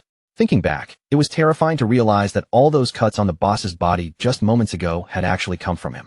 Xiao Tu was especially shocked, because her level 3 anti-stealth ability had failed to detect Shadow at all, which meant his invisibility had to be level 4, or even higher. One player's gaze slowly drifted toward Anshuan's lifespan orbs on the battlefield. His mouth nearly watered when he realized that the Soul Warrior's loot was still lying there, and he immediately began thinking of a way to retrieve it. Qin Feng's eyes flashed with determination as he activated Blacklight Shield. A golden shield instantly appeared around him, forming a 10-layer barrier, with each layer capable of blocking one instance of damage. The Steel Saintess focused on Qin Feng, and her chained arms transformed back into sharp blades. She launched her attack, and Qin Feng instantly recognized that this was the exact timing he had been waiting for. Qin Feng activated Instant Shadow Slash and rushed forward, unleashing a rapid series of slashes against the Steel Saintess. He stared closely at the boss as the attack ended. His Blacklight Shield now had only 7 layers remaining. Qin Feng remembered clearly that out of the 9 strikes from Instant Shadow Slash, the final 3 had landed right after her attack ended. During the moment her damage reflection returned. If Blacklight Shield had not blocked those 3 reflected hits, he would already be dead. The Steel Saintess began gathering energy in her abdomen. Then she suddenly leaped up, and streams of purple flame burst outward from her body. Qin Feng quickly stepped back, but by then, every remaining layer of his Blacklight Shield had been destroyed. The Steel Saintess stared at him with eyes full of evil light. Qin Feng immediately understood how dangerous that flame attack was. The damage from the flamethrower came far too frequently.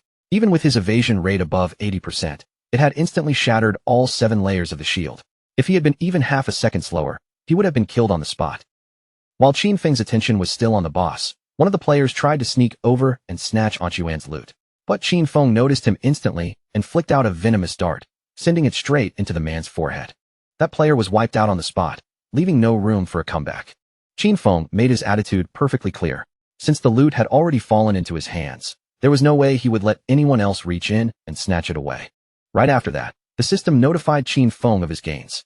From safety first, he had obtained 612 days of tradable lifespan, along with 67 years of non-tradable lifespan.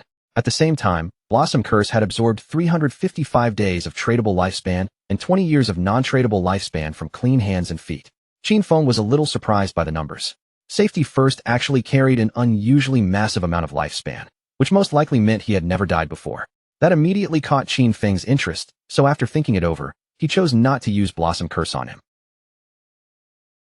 The boss suddenly let out a furious roar, the sound shaking the area around them, but Qin Feng stood there completely calm, without the slightest trace of panic on his face. He understood the situation very clearly. Against this kind of enemy, he couldn't rush in recklessly. He would have to rely on the black light shield for protection, then use ordinary shadow slash attacks again and again, slowly shaving down her health bit by bit. The boss swung at him with terrifying force, but Qin Feng reacted quickly and slipped out of the attack range just in time. Her hand slammed heavily into the ground instead, sending the impact into the floor. The method was definitely not fast, and the damage efficiency was low, but for Qin Feng, it was stable, cautious, and far safer than taking unnecessary risks.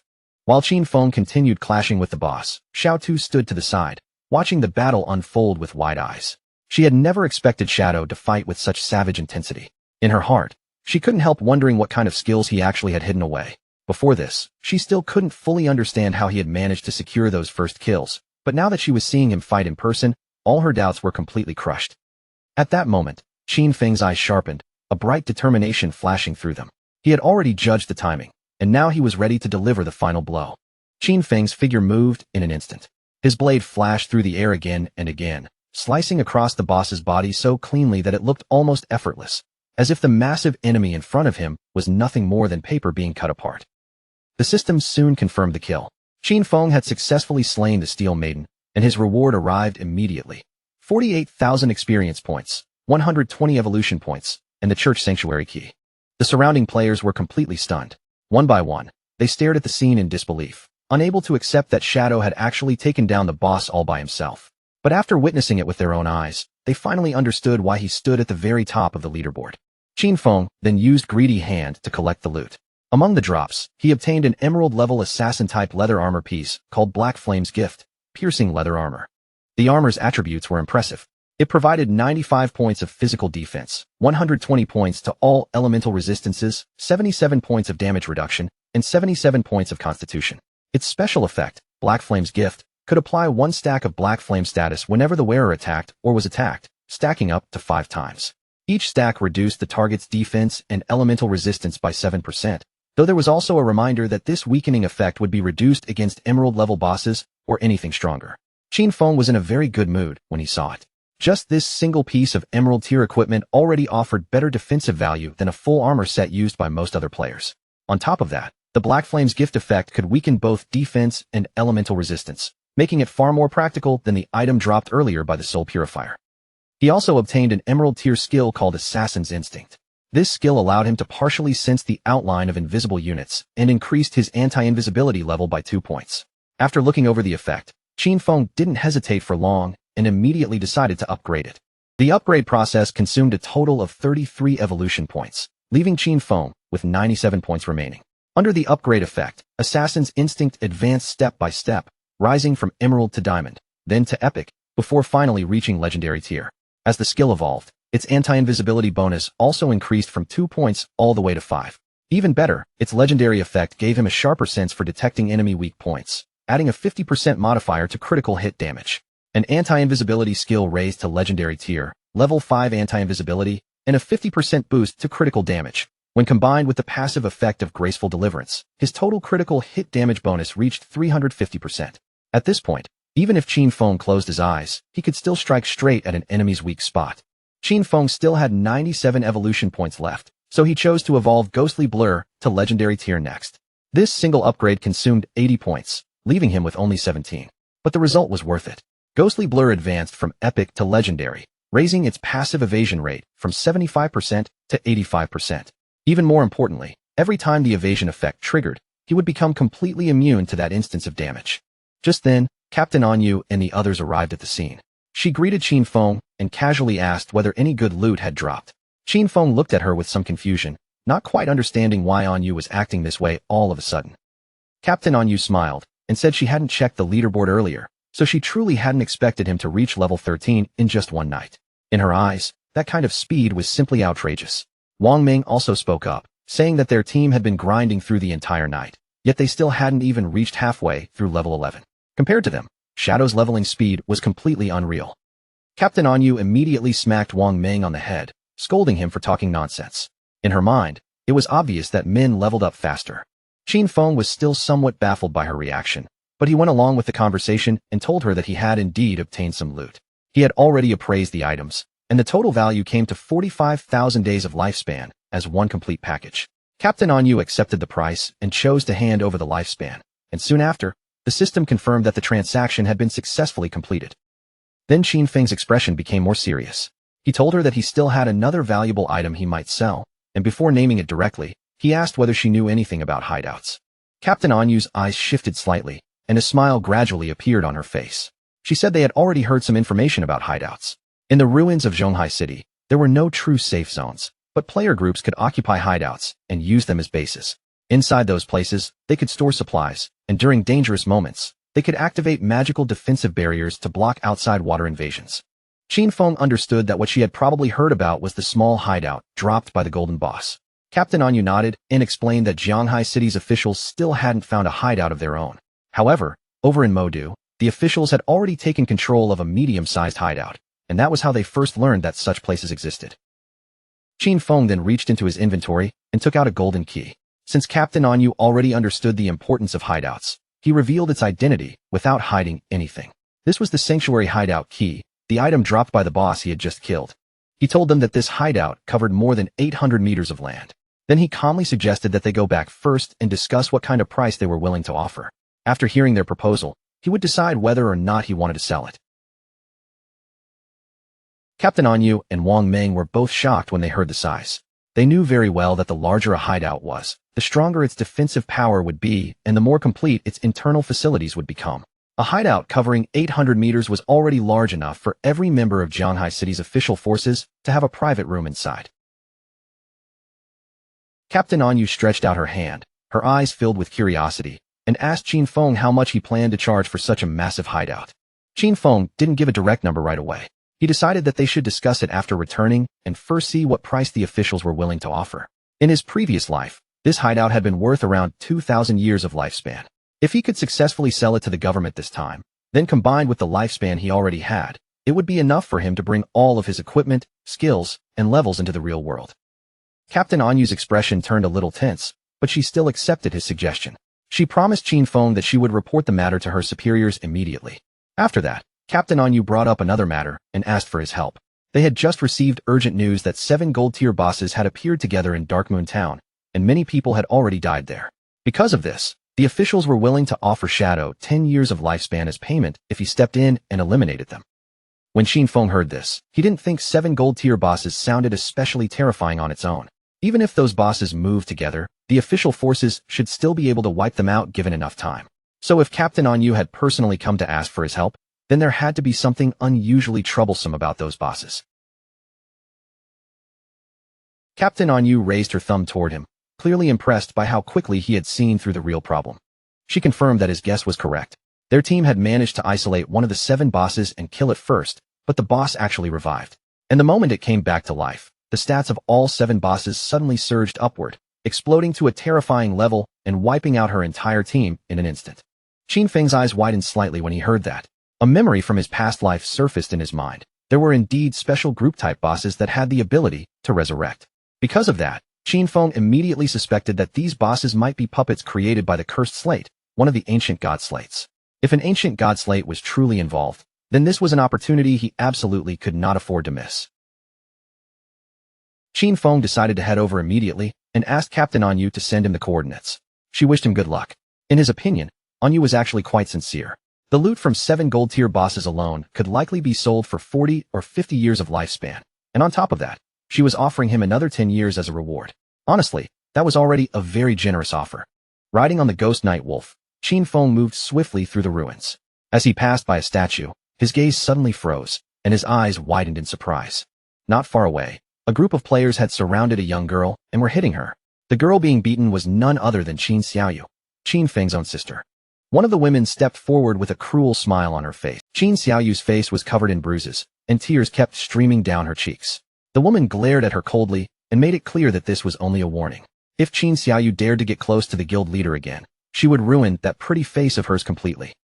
After that, the group didn't stop. They continued beating Qin Xiaoyu, their attacks falling on her one after another. From the top of a nearby building, Qin Feng watched everything in silence. He quickly realized that after joining the Knight's Sanctuary, Qin Xiaoyu had been dragged into the guild's internal power struggle. These petty fights and insignificant schemes were nothing new to him.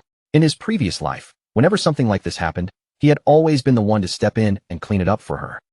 Qin Feng descended from above and landed on the ground, thinking that she should simply learn to enjoy life on her own. Meanwhile, Qin Xiaoyu cried helplessly, begging them to stop because it hurt too much and she felt like she was about to die. But the women showed no mercy. They kept cursing at her, saying they would kill her, calling her a filthy slut, and accusing her of seducing who knew how many men. Qin Feng then entered the statue. He remembered clearly that beneath the enormous statue at the center of Jianghai City's ruins, there was a hidden chamber that could send someone back to the starter town. Very few people knew about this secret passage.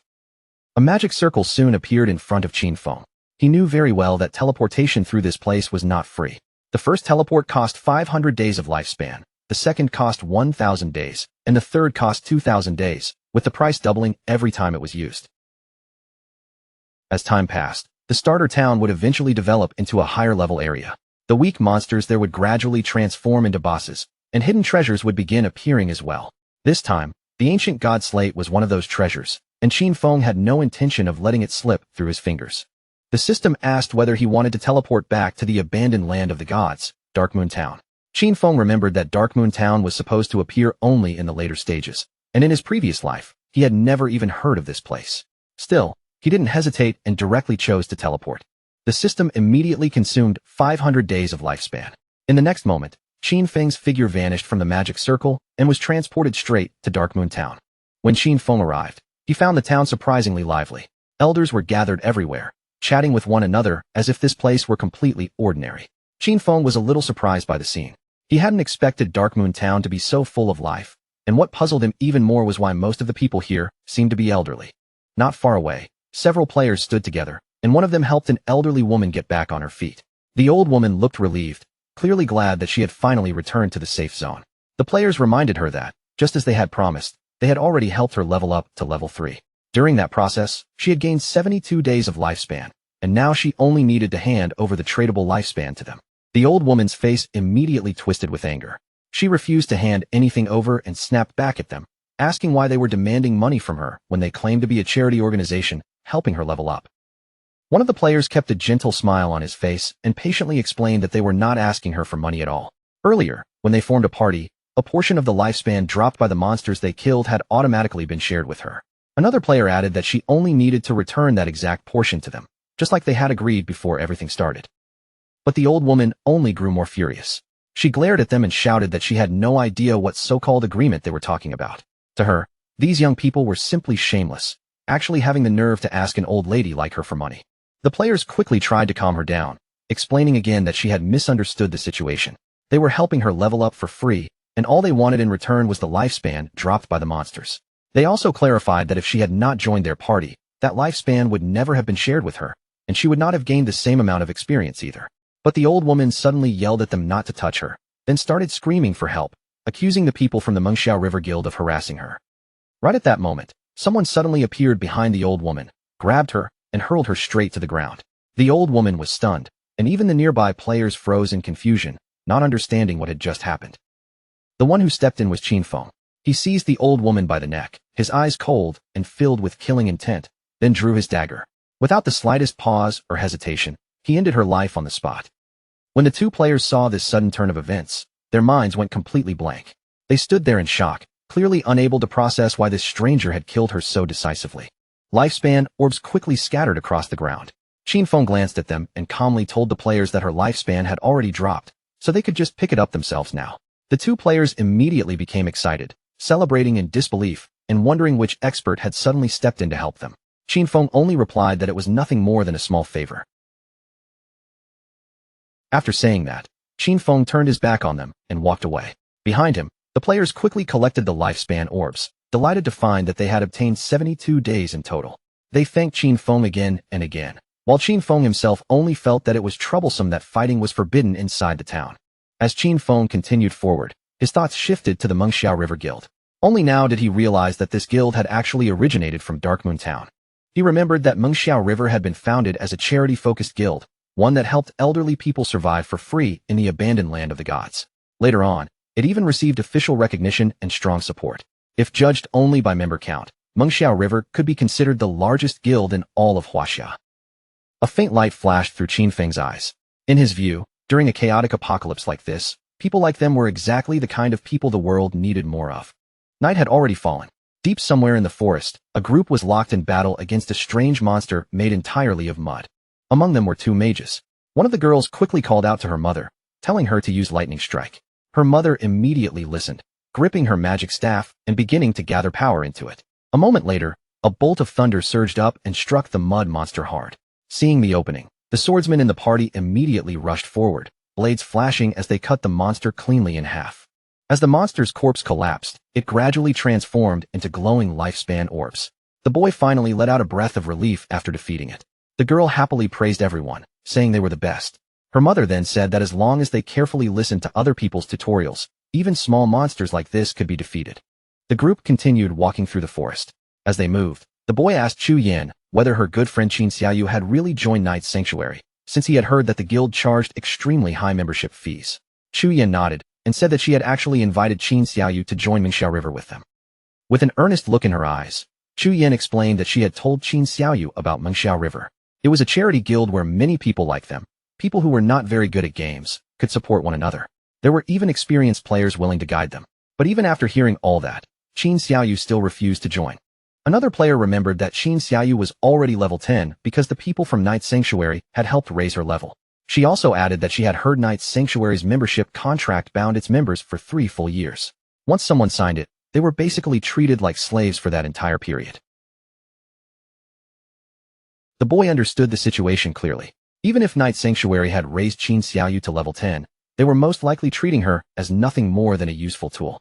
In his opinion, if someone did not have strong skills, the smartest path was to quietly kill small monsters, slowly building up lifespan and experience. That was exactly what they were doing, focusing only on weaker monsters and immediately retreating to ask for help whenever they ran into a boss. Chu Yan let out a quiet sigh. She knew Qin Xiaoyu had always believed she was special. After all, Qin Xiaoyu possessed a hidden class, and in that sense, she really was stronger than ordinary players like them. But at that very moment, a rain of invisible arrows suddenly came pouring down toward them from the darkness. They had no time to react at all. The arrows tore through the player's body in an instant, violently taking away 1,200 HP. The man's body collapsed and transformed into lifespan. Chu Yan immediately panicked, because the man who had just died was her father, while her mother broke down beside her, unable to stop herself from crying. The archer who had fired the arrows smiled with satisfaction. He was clearly pleased that a single skill had instantly killed his target. The masked men beside him told him to stop wasting words, saying it was impossible for the Mengxiao River Guild to have any real experts. To them, the guild was just a pile of trash. They could not imagine any skilled player willingly carrying a group of elderly people, and they sneered that all of them were nothing but scum. The attackers then closed in on Chu Yan and her mother. With a relaxed smile, the archer told them to hand over. Chu Yan could not stop fear from rising in her chest. She knew the authorities had officially banned killing people in-game, and these attackers were putting themselves at risk of becoming wanted criminals. But the archer simply pointed at her with a mocking smile, making it clear that he did not care about the authorities at all. Then he lost interest in talking and coldly gave them 3 seconds to hand over their lifespan. Chu Yan's mother was about to obey, but Chu Yan stood firm and immediately told her not to even think about it. She urged her mother to quickly call for help in the guild channel while she stayed behind to hold the attackers off. Seeing her resistance, the archer's expression turned cruel. He ordered his men to attack, telling them to kill the older woman first and keep the young one alive for entertainment. The masked men rushed forward at once, but just as they were about to reach them, a wolf suddenly burst into the scene and sank its teeth into the attackers. Chu Yan froze in place, completely confused by the sudden change. She had no idea where this wolf had come from or what was happening. The archer's eyes also filled with confusion, his confident expression cracking for the first time. Before he could even take another breath, a figure flashed past him with terrifying speed, and in the next instant, his head was sliced clean off. The one who appeared was none other than Qin Feng. While the wolf tore into the archer's subordinates, Qin Feng quietly looked down at the severed head. He soon realized that this man was Shadow. The archer and his subordinates soon respawned back in town. He was furious, and his men were just as enraged. They wondered whether this had happened because of their killer status, but even with that status, it still should have been impossible for all of their lifespan to be completely drained. They were horrified and completely unable to understand what had happened. Not only had all of their lifespan disappeared, but such a huge amount had even dropped as tradable lifespan. Panicking, they immediately ran toward the forest. They knew that if things continued like this, they would die for real, so they had to kill monsters as quickly as possible and recover some lifespan. But just then, a strange energy suddenly appeared around them. A moment later, a sword formed from pure energy descended from above and struck down toward them. That energy pinned them in place, making it impossible for them to move. As someone approached from ahead, they finally understood that after wandering around and attacking other players, they had at last been caught. The people who appeared were two priests. The man holding a skill book revealed that they were official bounty hunters, and according to the law, they were going to arrest them. He ordered the attackers to provide their real-world information. The other priest stared at them with a cold, serious gaze and warned them that if they dared to resist, their lifespan would be ended immediately. Back in the forest, flowers slowly began blooming from the archer's corpse, spreading out from the place where he had fallen. Chu Yin was overwhelmed with relief and quickly thanked Qin Feng. She knew very well that without his help, both she and her mother would have been finished. Qin Feng lowered his gaze toward the ground, quietly thinking that Chu Yin was surprisingly good-natured. She was kind-hearted and brave, completely different from Qin Xiaoyu. He did not know how the two of them had become best friends, but fortunately, they had chosen different paths. In the next moment, Qin Feng vanished without leaving even a trace behind. When Chu Yin and her mother noticed he was gone, both of them were left standing there in confusion. Chu Yin picked up the lifespan orb from the ground, her eyes filled with uncertainty because she did not know whether it belonged to her father. Her mother also looked around in confusion, wondering where the other attackers had gone. She asked Chu Yin how Shadow had disappeared so suddenly. Chu Yin said she did not know either. The only thing she knew was that he was the #1 shadow boss in the world. Elsewhere in the forest, another group of players was waiting. They remembered that Captain Anyu had said Shadow would arrive in just a few minutes, but almost half an hour had already passed. None of them could understand what he was doing. With curiosity written across his face, one player asked another whether Shadow could really defeat the bosses inside. The other player said he doubted it. After all, those bosses could revive. To him, it was already unbelievable that Shadow had dared to accept a mission involving bosses that seemed capable of resurrecting endlessly. Meanwhile, Qin Feng, still invisible, silently passed right between them. Qin Feng moved away from the group without making a sound. In his mind, he was thinking about the ancient god slate. He knew that this kind of slate could add 1 positive affix and 1 negative affix to equipment. If luck was good enough, those affixes might even alter class traits. In fact, there had even been people who witnessed the 7th-ranked player in the world use 7 of these slates to summon the ghost of an ancient god, destroying a legendary-level boss in one overwhelming strike. Sometimes, these bosses could even hide themselves completely, carrying stealth levels so high that ordinary players would walk right past them and die before they ever understood what had struck them.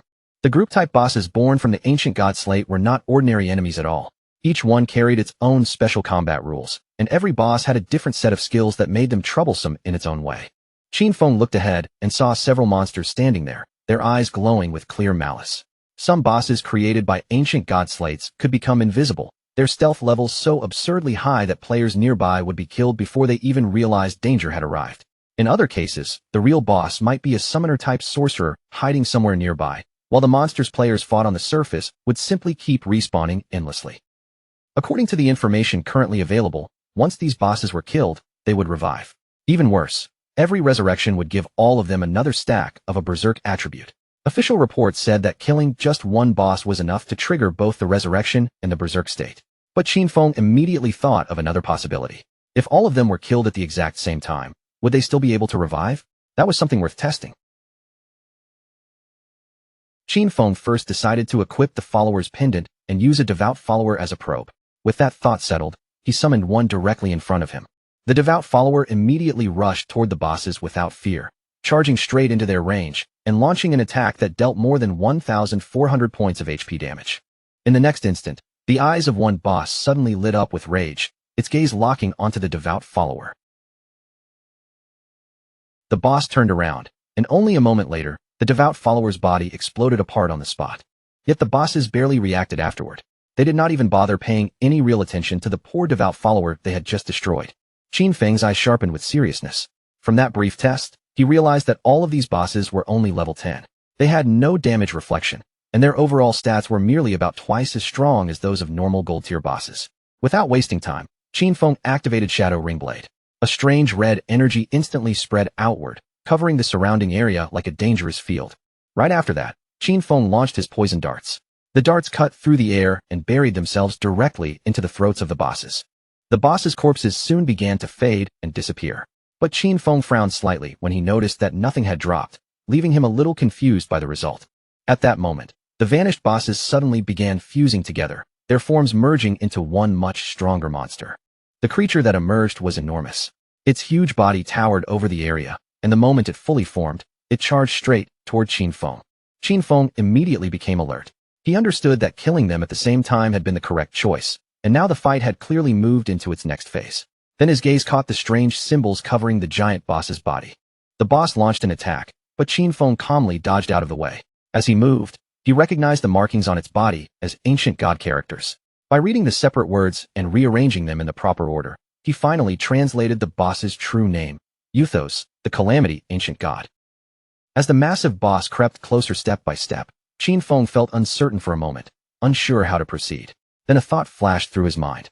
Maybe he needed to strike the different parts of the boss's body in the order of those characters. After all, in his previous life, he had poured a huge amount of manpower and resources into studying the ancient god language just to conquer the ancient god ruins. Qin Feng slipped past the boss's movement and struck the symbol on its leg first. Then he shifted positions, attacking the symbol on its arm, and finally drove his attack into the marking on its chest. Poison suddenly began seeping out from the boss's body. The creature opened its mouth wide and let out a painful roar, the sound echoing through the area.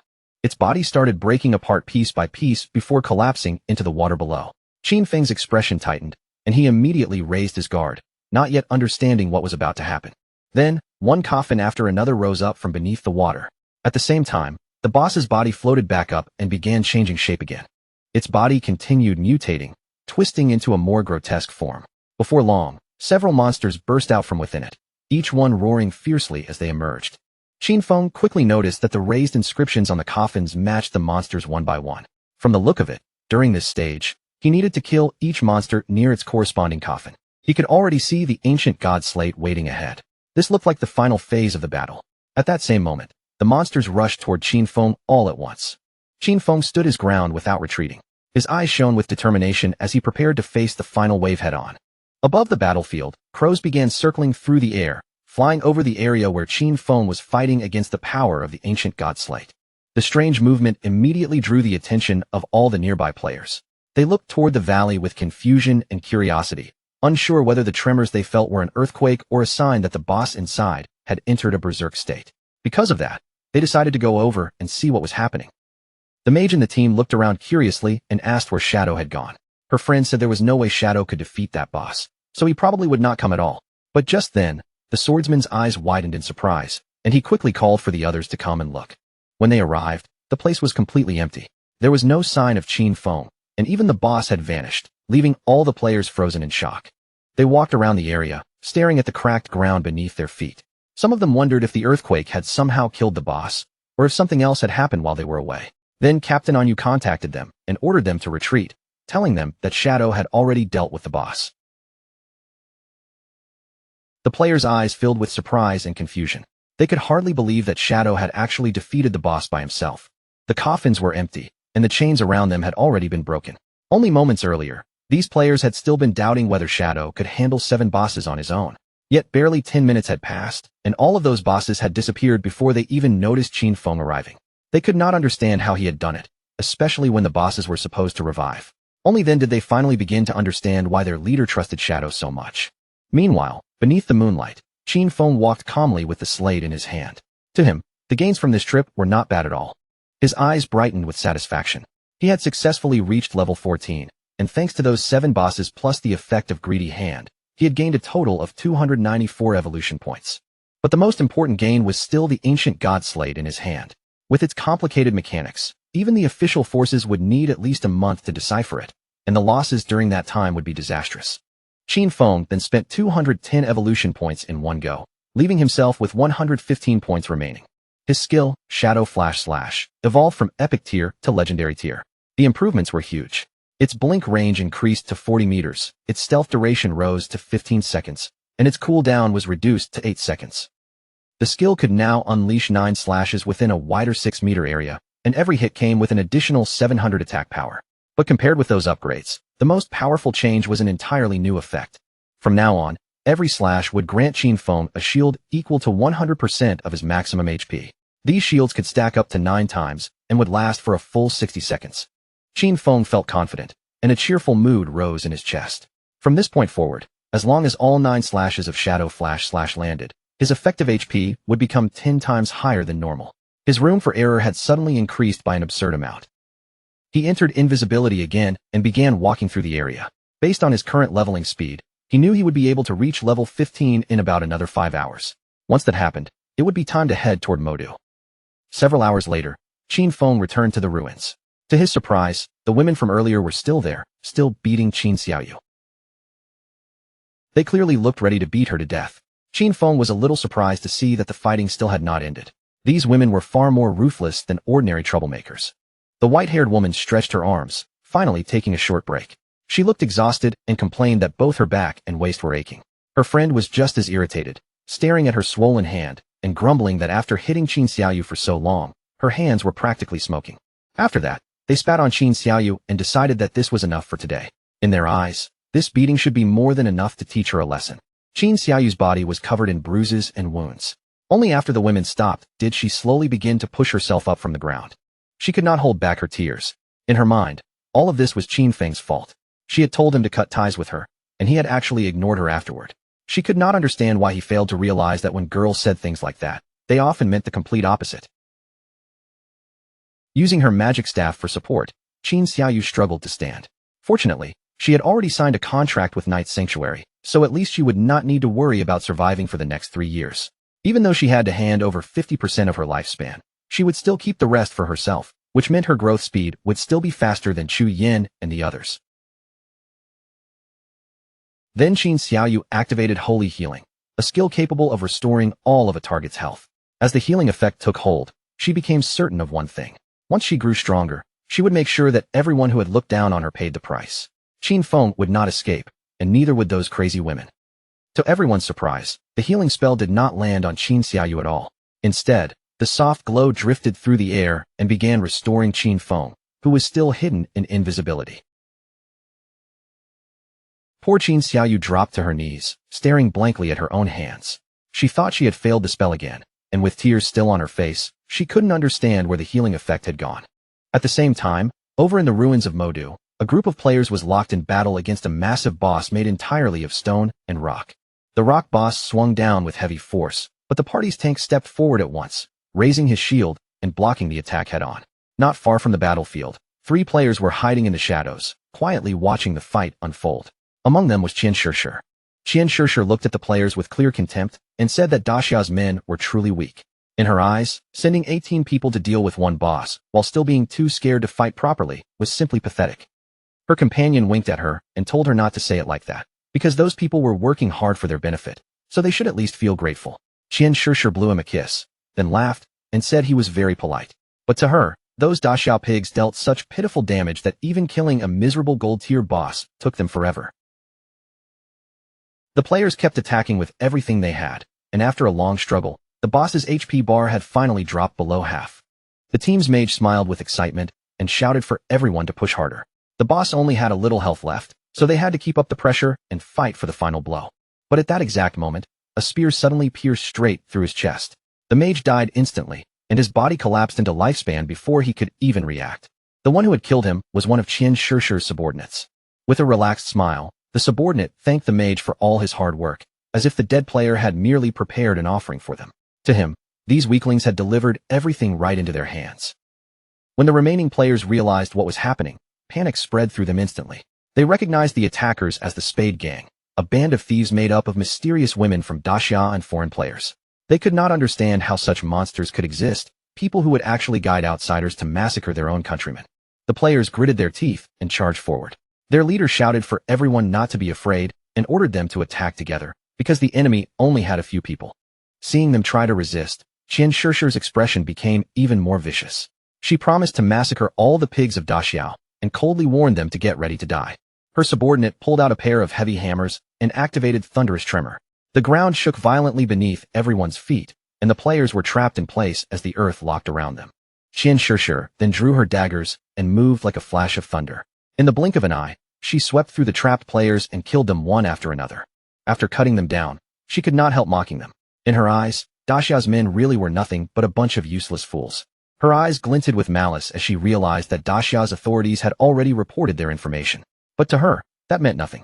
In her twisted view, all of Daxia was nothing more than a garbage dump filled with filth.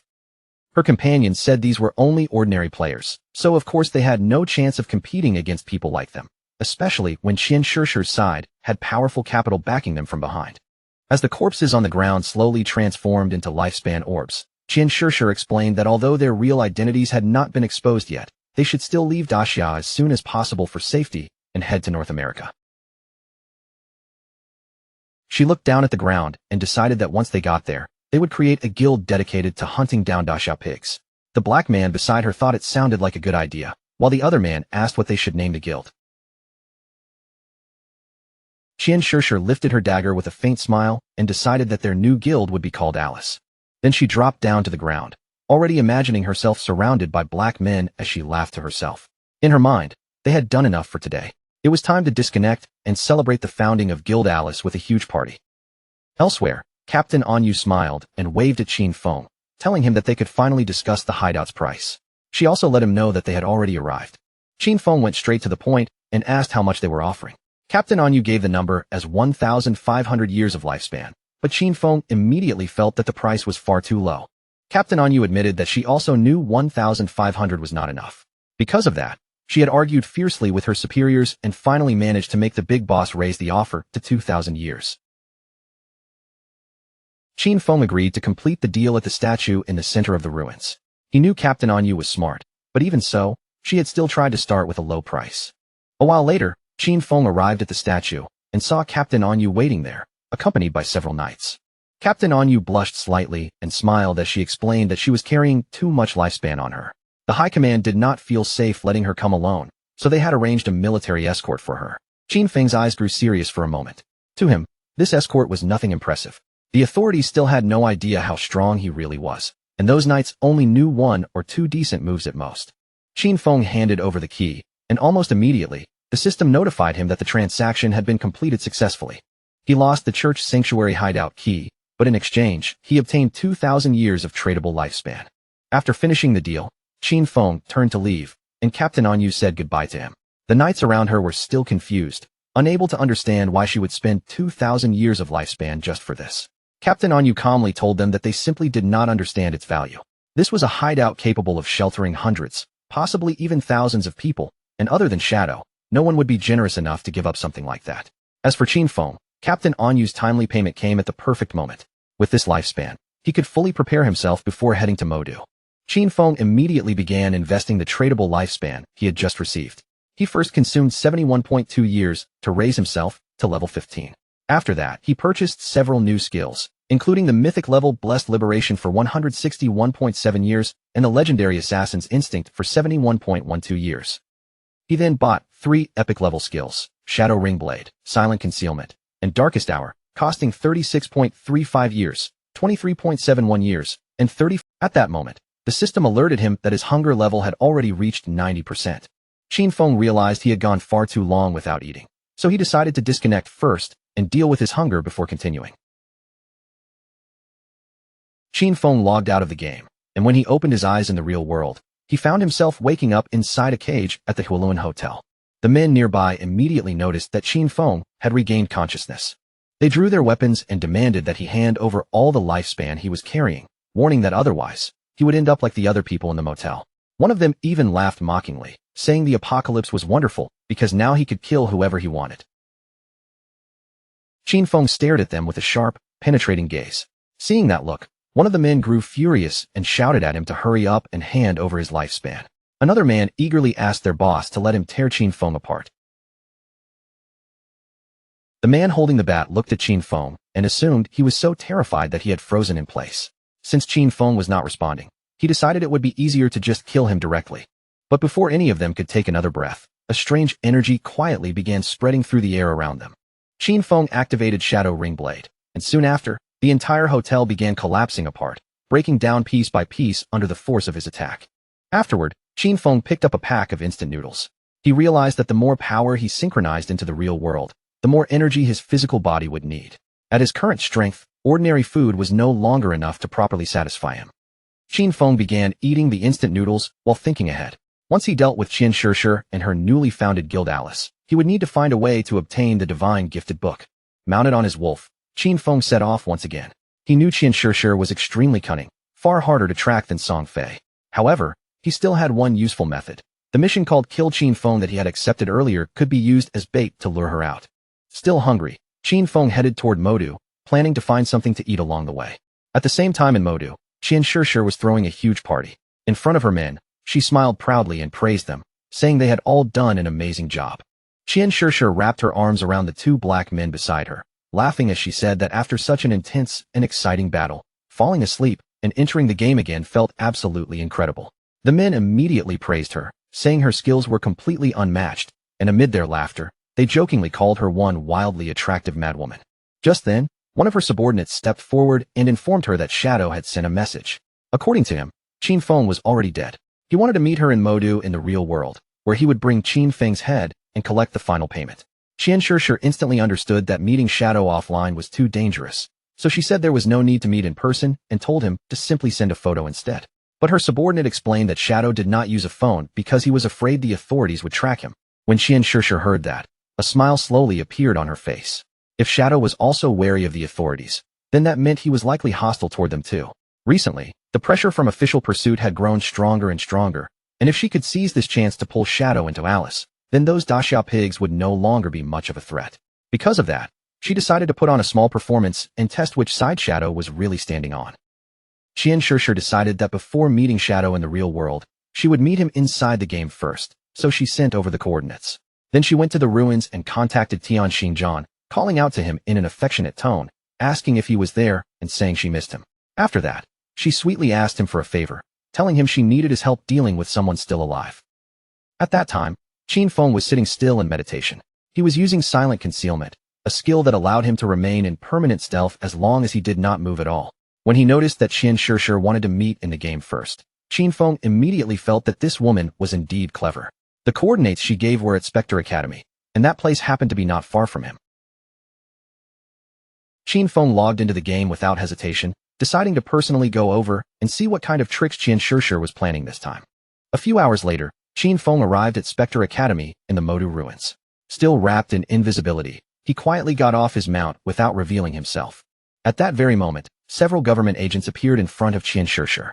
They announced that the authorities had already located her Spade gang and identified her as Spade A. They advised her to surrender immediately and stop resisting, warning that otherwise, they would be forced to take military action. Qian Shishir only smiled and told Tian Xinjian to go back and make sure the men of Daxiao remembered one thing clearly. They were no longer the Spade gang. From now on, they were the Alice Guild. Then she deliberately showed off her body and declared that their Alice Guild specialized in killing Daxiao dogs. Tian Xinjian and the men beside him could not help blushing for a moment, but anger quickly took over. They cursed Spade A, swearing that the officers of Great Xia would bring her to justice and calling her shamelessly arrogant. Qian Shishir looked even more excited as she provoked those Daxiao pigs to face her. With a teasing smile, she hinted that if they performed well in this little show, she might become even bolder with them later that night. From the shadows, Qin Feng quietly watched everything unfold. Tian Xinjian clenched his fist tightly, clearly seeing that Qian Shishir was still as stubborn and reckless as ever, and he swore that he would arrest her no matter what. Qin Feng recognized him.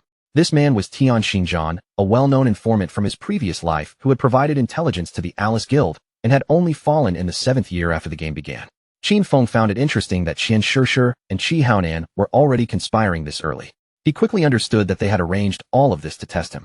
If he stepped in to help Qian Shishir, he would become an enemy of the... At that moment, Qin Feng leapt down from above, his figure descending from the sky like a dark shadow. He activated Shadow Ring Blade, deciding that this was the perfect moment to show his so-called sincerity.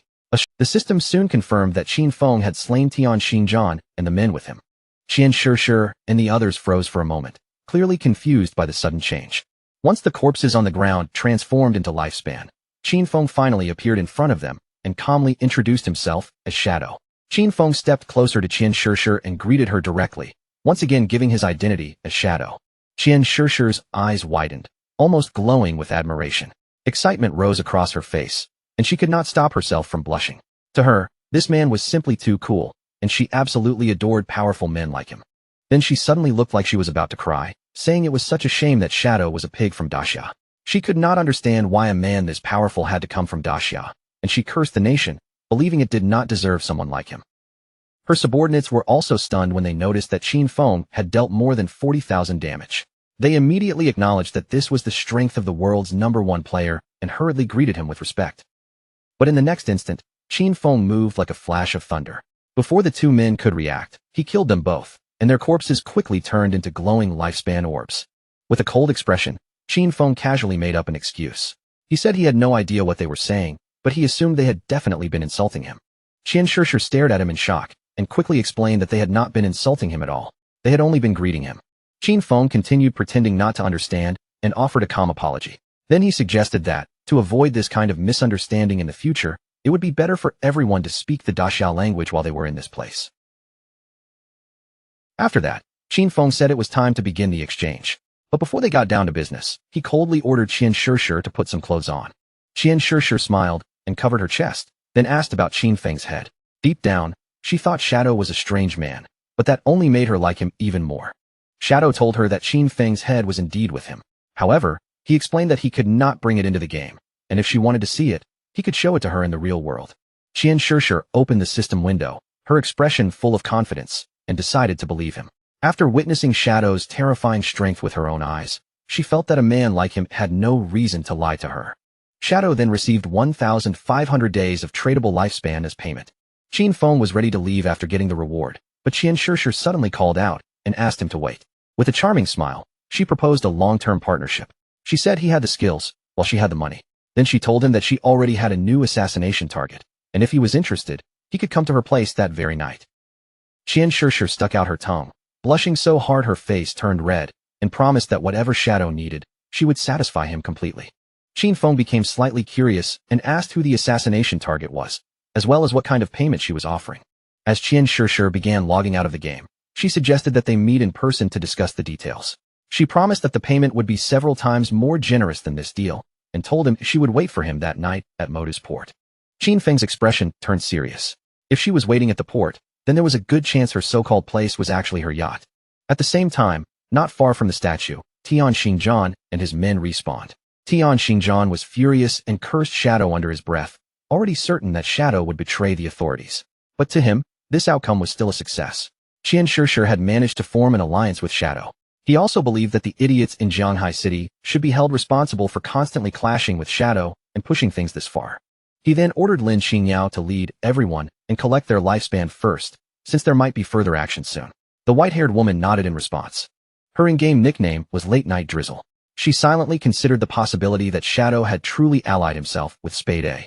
If that was really the case, then they would have to find a way to eliminate Shadow, even if it cost them their lives.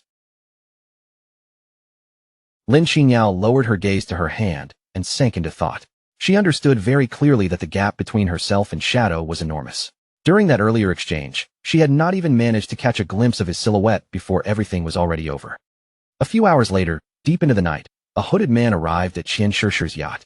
He introduced himself as Shadow and said he had come to see Spade A. When the guards noticed that Shadow had arrived, they immediately recognized him. The guards told him that they had been waiting for him and that the yacht was already prepared to set sail. Then they invited him to come aboard, while Shadow remained silent. By then, night covered the sea, and the yacht was already sailing far away from the cities, cutting through the dark water under the open sky. While Shadow seemed distracted, Qian Shishir appeared with a glass of wine in her hand. She was dressed in an elegant red gown, and with a smile, she offered him a drink, saying they were finally meeting in person. She also remarked that she had not expected him to remain this mysterious even in the real world. Shadow had no interest in wasting time. He went straight to the point and asked her who she wanted him to kill. Qian Shishir stepped closer to Shadow with a mischievous smile and told him there was no fun in being so direct. With such a beautiful night and such pleasant company around them, she suggested they leave those boring matters for later. Instead of pressing him any further, Qian Shishir gently invited him to share a drink with her, raising the glass as if they were simply celebrating this beautiful evening together. Shadow accepted the wine glass from her hand, and without showing even the slightest hesitation, he brought it to his lips and took a calm sip. Seeing him drink so easily, Qian Shishir could barely hide the joy spreading across her face, and before long, Shadow had settled himself down on the sofa. Qian Shishir immediately sat down beside him, leaning close as she wrapped her hands around his arm. With a sweet smile on her face, she asked if he was already starting to feel something, then proudly revealed that the wine had been mixed with her own special secret recipe. Her breathing grew heavier as excitement rose inside her, and she admitted that anyone who drank that mixture would end up obeying her every command. In her mind, she was already celebrating, convinced that everything had gone exactly as planned. Even Shadow, in the end, was still only a man. But her excitement quickly turned into stunned surprise when she saw just how intense the reaction seemed to be. Drooling with anticipation, she moved in front of Shadow and softly told him not to be nervous, urging him to relax and enjoy himself. Then she laid out her plan with a thrilled smile. Once they both reached the peak of the moment, she would finally lift his hood and look clearly at his face, certain that he had to be unbelievably handsome. Until then, though, she wanted to preserve the mystery a little longer. Qian Shishir lost herself in the moment with Shadow, amazed that Daxia could actually have such an extraordinary man.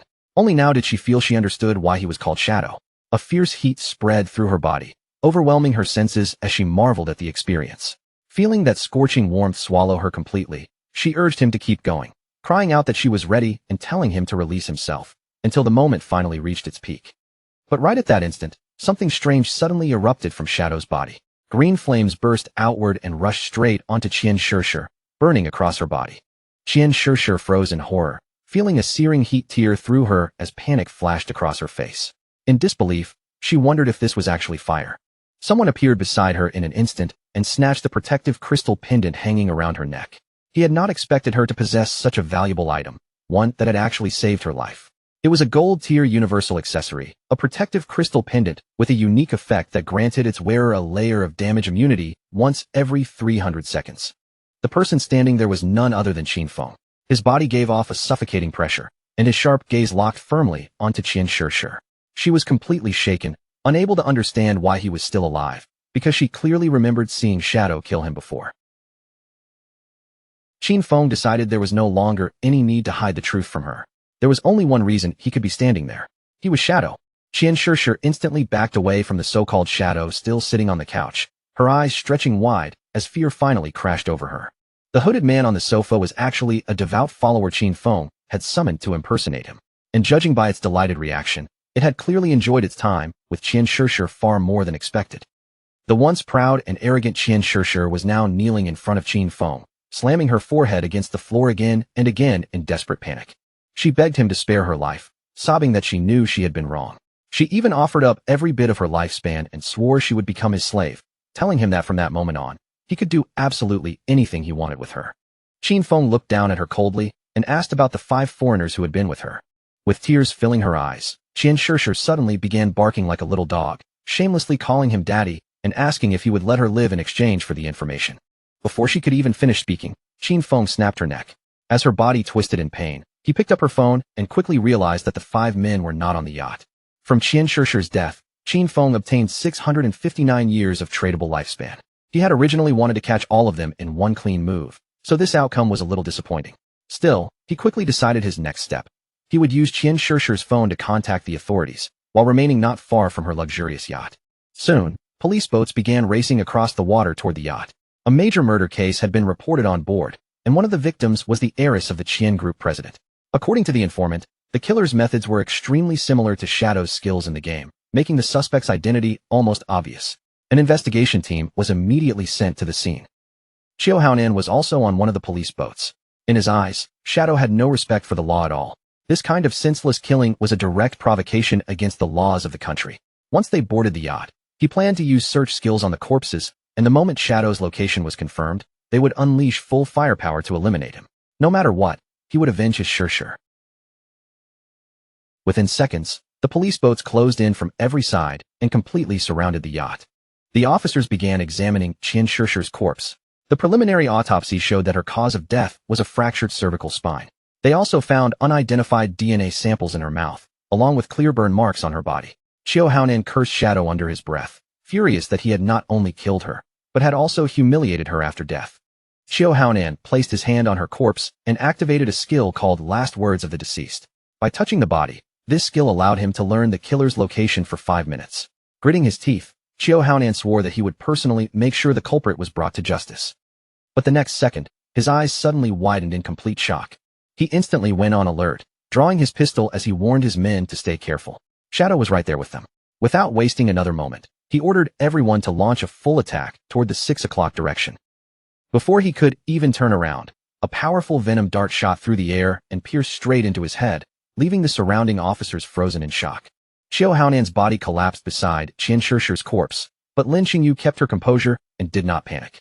With a firm and determined expression, Lin Xingyu immediately summoned a group shield and opened fire. She accused Shadow of killing the investigator and demanded to know whether he was trying to make himself an enemy of the authorities. Qin Feng calmly told them not to be nervous. He explained that the reason he killed Xiao Haonan was because the man was a traitor who had leaked official information to Qian Shishir in exchange for personal benefits. As for proof, Qin Feng pointed out that the evidence should be on Xiao Haonan's phone, and they were free to investigate it carefully. One of the officers turned on Xiao Haonan's phone, checked through it, and quickly reported to Captain Lin that they had indeed found communication records between Captain Xiao and Qian Shishir. It was also revealed that Qian Shishir had been the player known in the game as Black Ace.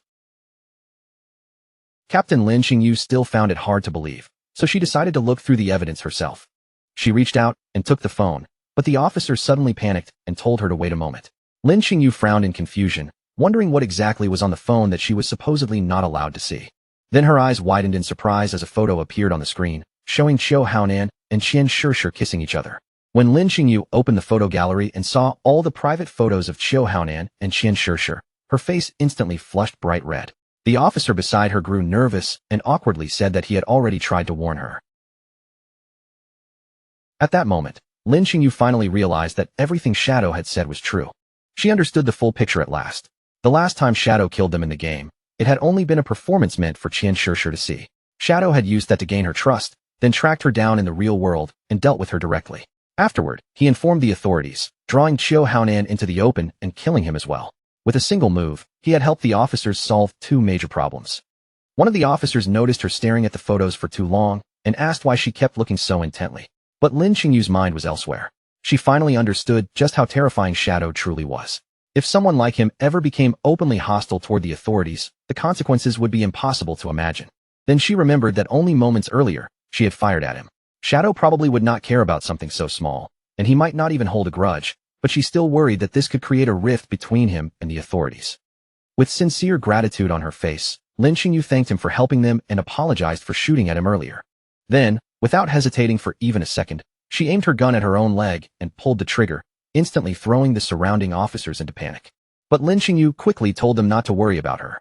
With tears gathering in her eyes, she looked toward Shadow's direction and said she had now repaid the debt. Then she pleaded with him to continue cooperating with the authorities in the future. One of the officers moved in to support her and told her there was no need to be that cautious. But Lin Xingyu said they did not understand Shadow's personality, and no matter what, it was always better to be safe than sorry. Qin Feng was still hidden under his invisibility skill, quietly watching everything unfold. He recognized her as Late Night Drizzle, whose real name was Lin Xingyu. She had shot herself just to avoid becoming his enemy, and that level of decisiveness was exactly what one would expect from the future leader of Magic City's official forces. At the same time, back inside the game, several monsters appeared not far from the ruins. The player carrying the shield immediately rushed forward to fight them, blocking the monsters head-on while calling out for Qin Xiaoyu to heal him. Qin Xiaoyu raised her friendly staff and activated a healing skill, but she was so clumsy that the healing light landed on one of the monsters instead of her own teammate. The monster immediately bit the shield-bearing player, and he stared in disbelief as he realized she had healed the wrong target again, angrily calling her as useless as ever. Her healing skill kept pouring light into the monster instead, while the other creature tore into her teammate right in front of her. It did not take long before both of them were completely wiped out, disappearing from the battlefield one after the other. When the two of them respawned again, Qin Xiaoyu stood there with tears welling in her eyes, completely unable to understand what had just happened. She said she had not even seen anyone attack them, so it had to be Shadow. Then she anxiously wondered if he kept targeting her because he had discovered her plan to avenge Brother Song Fei.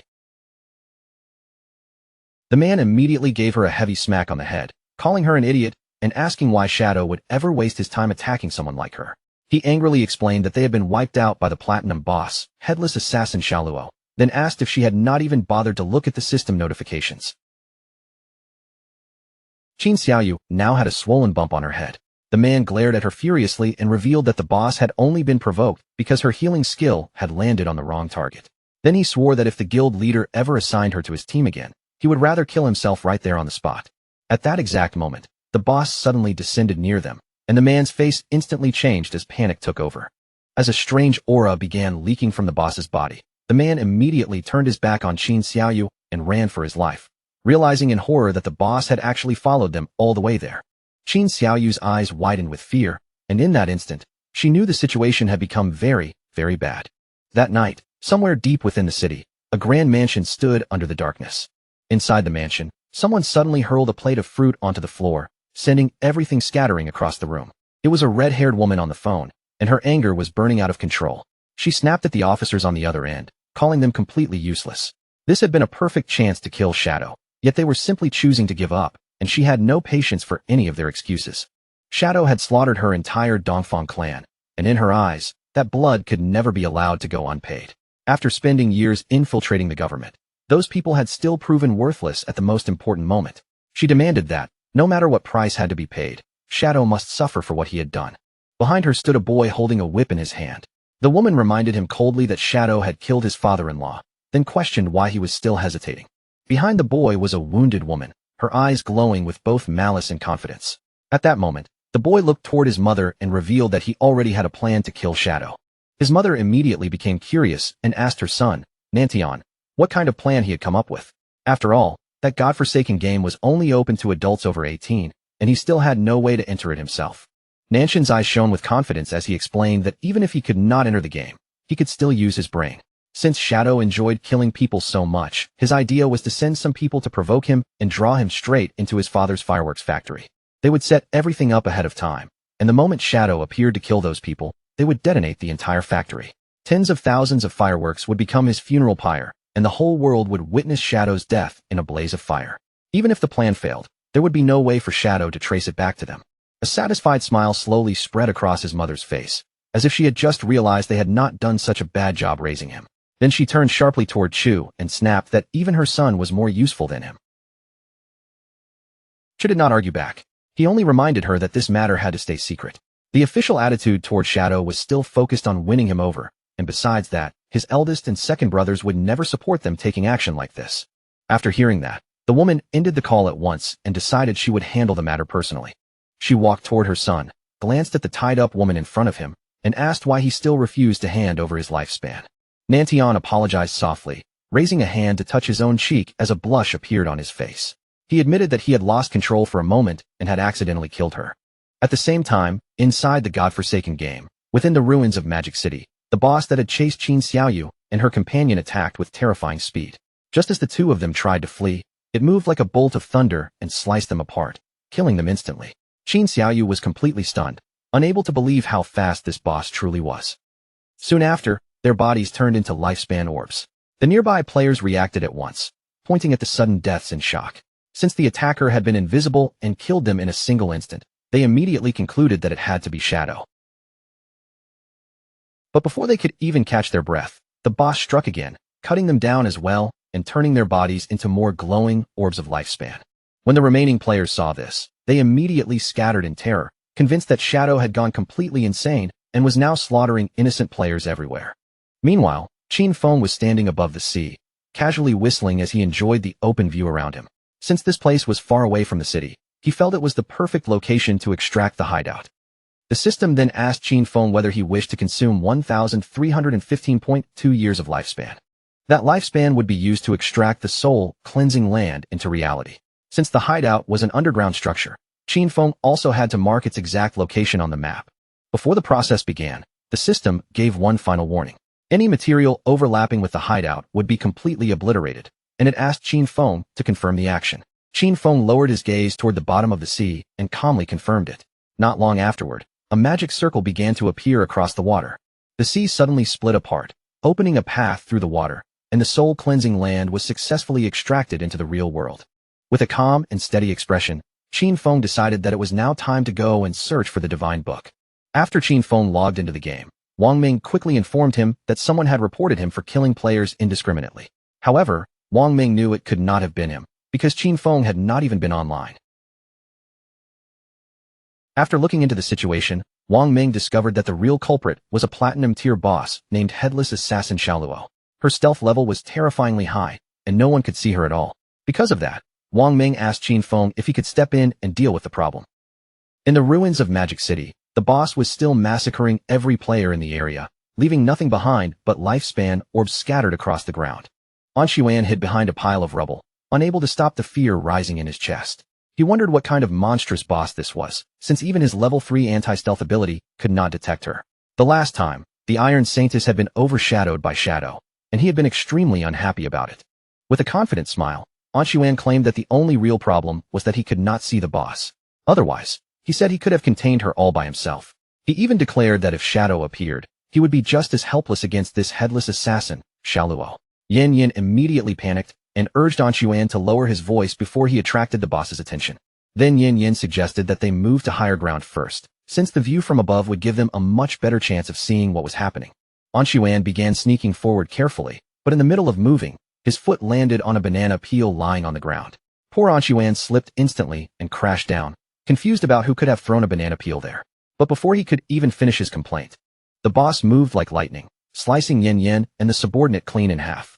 Their bodies immediately turned into lifespan orbs, and Anshuan was the only one who survived, all because he had accidentally slipped on that banana peel. Anshuan stared in shock, realizing that the boss had wiped out all of his subordinates in an instant. Without wasting a single, Xiaoluo raised her arm, clearly preparing to eliminate Anshuan next. But instead of trembling in fear, Anshuan shouted back at her, boldly declaring that he was not afraid.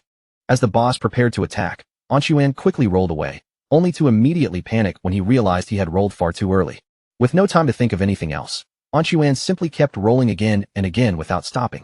His eyes widened in confusion as he wondered what she was waiting for, and why she still had not attacked him. Anshuan kept rolling around the boss non-stop, circling her over and over until his head spun from reaching his absolute limit. When Anshuan finally stopped rolling, he looked up in confusion and noticed that the boss was beginning to disappear. But by then, he was so dizzy that his vision had blurred, and he could barely see anything clearly at all. After gathering power for her strike, Xiaoluo suddenly unleashed anti-stealth strike. The attack shot straight toward the dizzy Anshuan, and before he could roll away again, the blow landed directly on him. In the very next instant, Anshuan's body shattered apart and transformed into lifespan, leaving nothing of him behind. And while the boss's attention was still caught by that attack, Shadow's figure began to quietly emerge from the darkness. Out of nowhere, Qin Feng appeared above Xiaoluo like a shadow dropping from the sky. Using true anti-stealth strike, he drove his dagger forcefully into her back, dealing more than 28,000 points of damage and killing her instantly. His movement was so fast that Xiaoluo did not even have the chance to turn around or sense him behind her. But when Qin Feng saw the boss's name, he could not help feeling slightly surprised that she was actually called Xiaoluo. A few minutes before Qin Feng showed up, every guild member hiding in the city ruins had started pointing at poor Qin Xiaoyu, blaming her for casting her spell on the wrong target.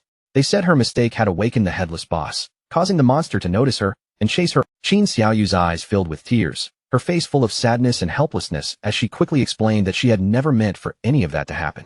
Two of the players were furious and told the guild leader that their teams would never dare accept someone like her. With Qin Xiaoyu around, they said, they might die without even understanding what had killed them.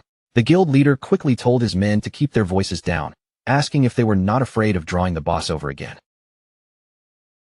The guild leader looked at Qin Xiaoyu with a serious expression and finally understood that she was simply not suited for combat. Because of that, he told her that from now on, her job would be gathering information about hideouts. If she found a gold tier hideout, he would reward her with 3 years of lifespan, and if she discovered a platinum tier one, he would give her 10 years. He could still remember how, back when they first saw her hidden class, they truly thought they had found a treasure. Pointing directly at Qin Xiaoyu, the guild leader then decided that from now on, he would give her 1 year of lifespan every day, since letting her keep dying over and over was far too wasteful. A system window appeared in front of Qin Xiaoyu, informing her that she had received 2 days of tradable lifespan. Her remaining tradable lifespan had now become 2 days, 13 hours, and 32 minutes. With a deeply grateful expression, she thanked him from the bottom of her heart. When the other girls in the guild saw this, anger immediately flared in their eyes. They were convinced that Qin Xiaoyu had only gotten lucky, and that this had been her plan all along so she could see the guild leader every single day. Gritting their teeth and cursing little Xiaoyu, they declared that they would do the same thing too. Just then, lifespan began rising from the area, and someone suddenly noticed that the boss's name was Xiaoluo. The moment they heard that, the guild leader and his men could not help showing curious and confused expressions. A short while later, the boss's corpse appeared on the ground. Then Qin Feng stepped into view and silently fixed his gaze on the guild leader, and the others stared at him with wide eyes, their mouths falling open as shock washed over their faces. Without hesitating for even a second, the guild leader's face twisted with anger, and he immediately landed a heavy blow on the head of one of his own men. At that moment, a strange energy suddenly wrapped around Qin Xiaoyu, and the space around her began to distort, leaving her standing there in confusion. Her eyes widened with fear and surprise, and neither she nor the surrounding players had any idea what was happening. The guild leader reacted instantly. Without wasting even a breath, he kicked Qin Xiaoyu hard in the backside, sending her flying away. Qin Xiaoyu's body floated helplessly into the air, and she immediately screamed in panic, crying out for someone to save her. At that same moment, 3 headless bosses appeared around her. Seeing this, Qin Feng's attention immediately locked onto Qin Xiaoyu. An Xuan and the others, who were watching from a corner, panicked the moment they saw 3 bosses appear. But then they realized there were actually 4, and soon after, 5, because one of them had just been instantly killed by Shadow. Only then did they understand why it had felt like the boss was everywhere at once. There were multiple clones. With tears in her eyes and desperation written all over her face, Qin Xiaoyu began begging for help. Then she saw Shadow, and hope instantly appeared in her expression as she believed she had finally been saved. She stretched her hand toward Qin Feng and pleaded for him to save her, calling him Brother Shadow. But the moment Qin Feng heard the word brother from the mouth of someone who had once betrayed him, rage began to burn in his eyes. Just before the headless bosses could launch their attack, Qin Feng moved. Qin Feng activated his new shadow dash, his figure flashing forward in the blink of an eye. In one swift motion, he cut through the bosses and poor Qin Xiaoyu together, slicing them all into pieces. Qin Xiaoyu was stunned beyond belief, unable to understand why Shadow had killed her too. The system then informed Qin Feng that he had killed headless assassin Xiaoluo and Qin Xiaoyu, gaining 48,000 experience points, 20 evolution points, and 1,520 days of tradable lifespan. As lifespan orbs rained down from the sky, Qin Feng turned his back on Qin Xiaoyu's remains and coldly said that she was simply unlucky. Qin Feng used greedy hand to collect the loot. He quickly realized that aside from the 1,520 days of lifespan dropped by the boss itself, there were also many glowing orbs of light. Those were the non-tradable lifespans the boss had just absorbed from other players, which it had not yet fully digested. Captain Anyu and Wang Meng soon appeared. With a smile, Anyu greeted Qin Feng and offered to buy the items from him if he had no use for them. Qin Feng felt a little surprised, wondering why Captain Anyu and Wang Meng seemed to show up everywhere. With a calm look, Qin Feng said they had arrived at just the right time, because he happened to know another place with good loot. If the price was suitable, he could take them there. He told Wang Meng and the others to come with him, but Anyu could not join. Captain Anyu immediately became both angry and confused, demanding to know why she was not allowed to go. Shadow raised his finger and pointed toward Wang Meng, then clarified in a calm tone that, to be more exact, women could not go. Anyu's cheeks turned red, and she deliberately showed off her sensual figure while asking the boss why that was. Pretending to be hurt, she accused him of discrimination, saying she had even planned to seduce him, but she never expected that he actually preferred men. Qin Feng lightly knocked her on the head, and then explained the real reason. Outside the north gate of the city ruins, there was a tower of divine authority. After completing its challenge, players could obtain valuable rewards. However, the NPCs inside looked down on women, and if even one woman was in the team, the challenge difficulty would increase by 10 times. Little Black smiled as she said goodbye to Qin Feng and wished him good luck, while her friend looked at him with an expression full of admiration. Captain Anyu, however, turned away in frustration and cursed those NPCs as sexist trash, vowing that once she leveled up, she would kill them herself. Then she told Xiaohei they should go explore the nearby mountain, kill some monsters, and vent her anger. Qin Feng told Wang Meng and his men to follow him, and the system soon informed them that Shadow had sent a party invitation. One of Wang Meng's subordinates became nervous, saying it was his first time teaming up with the great boss.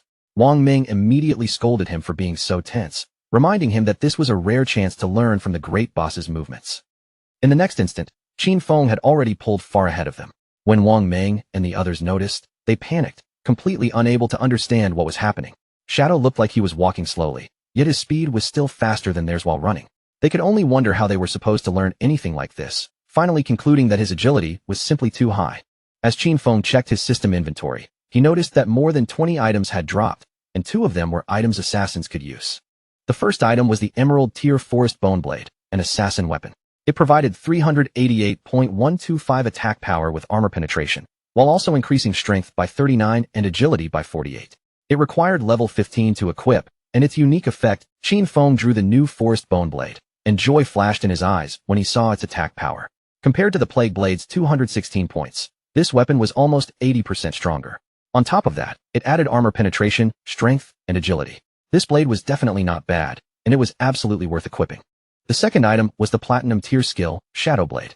It could launch a blade of shadow condensed from dark elements, dealing dark elemental damage to a single target within 20 meters, with an additional 600 points of dark elemental attack. On impact, it would dispel one random buff up to Platinum Tier.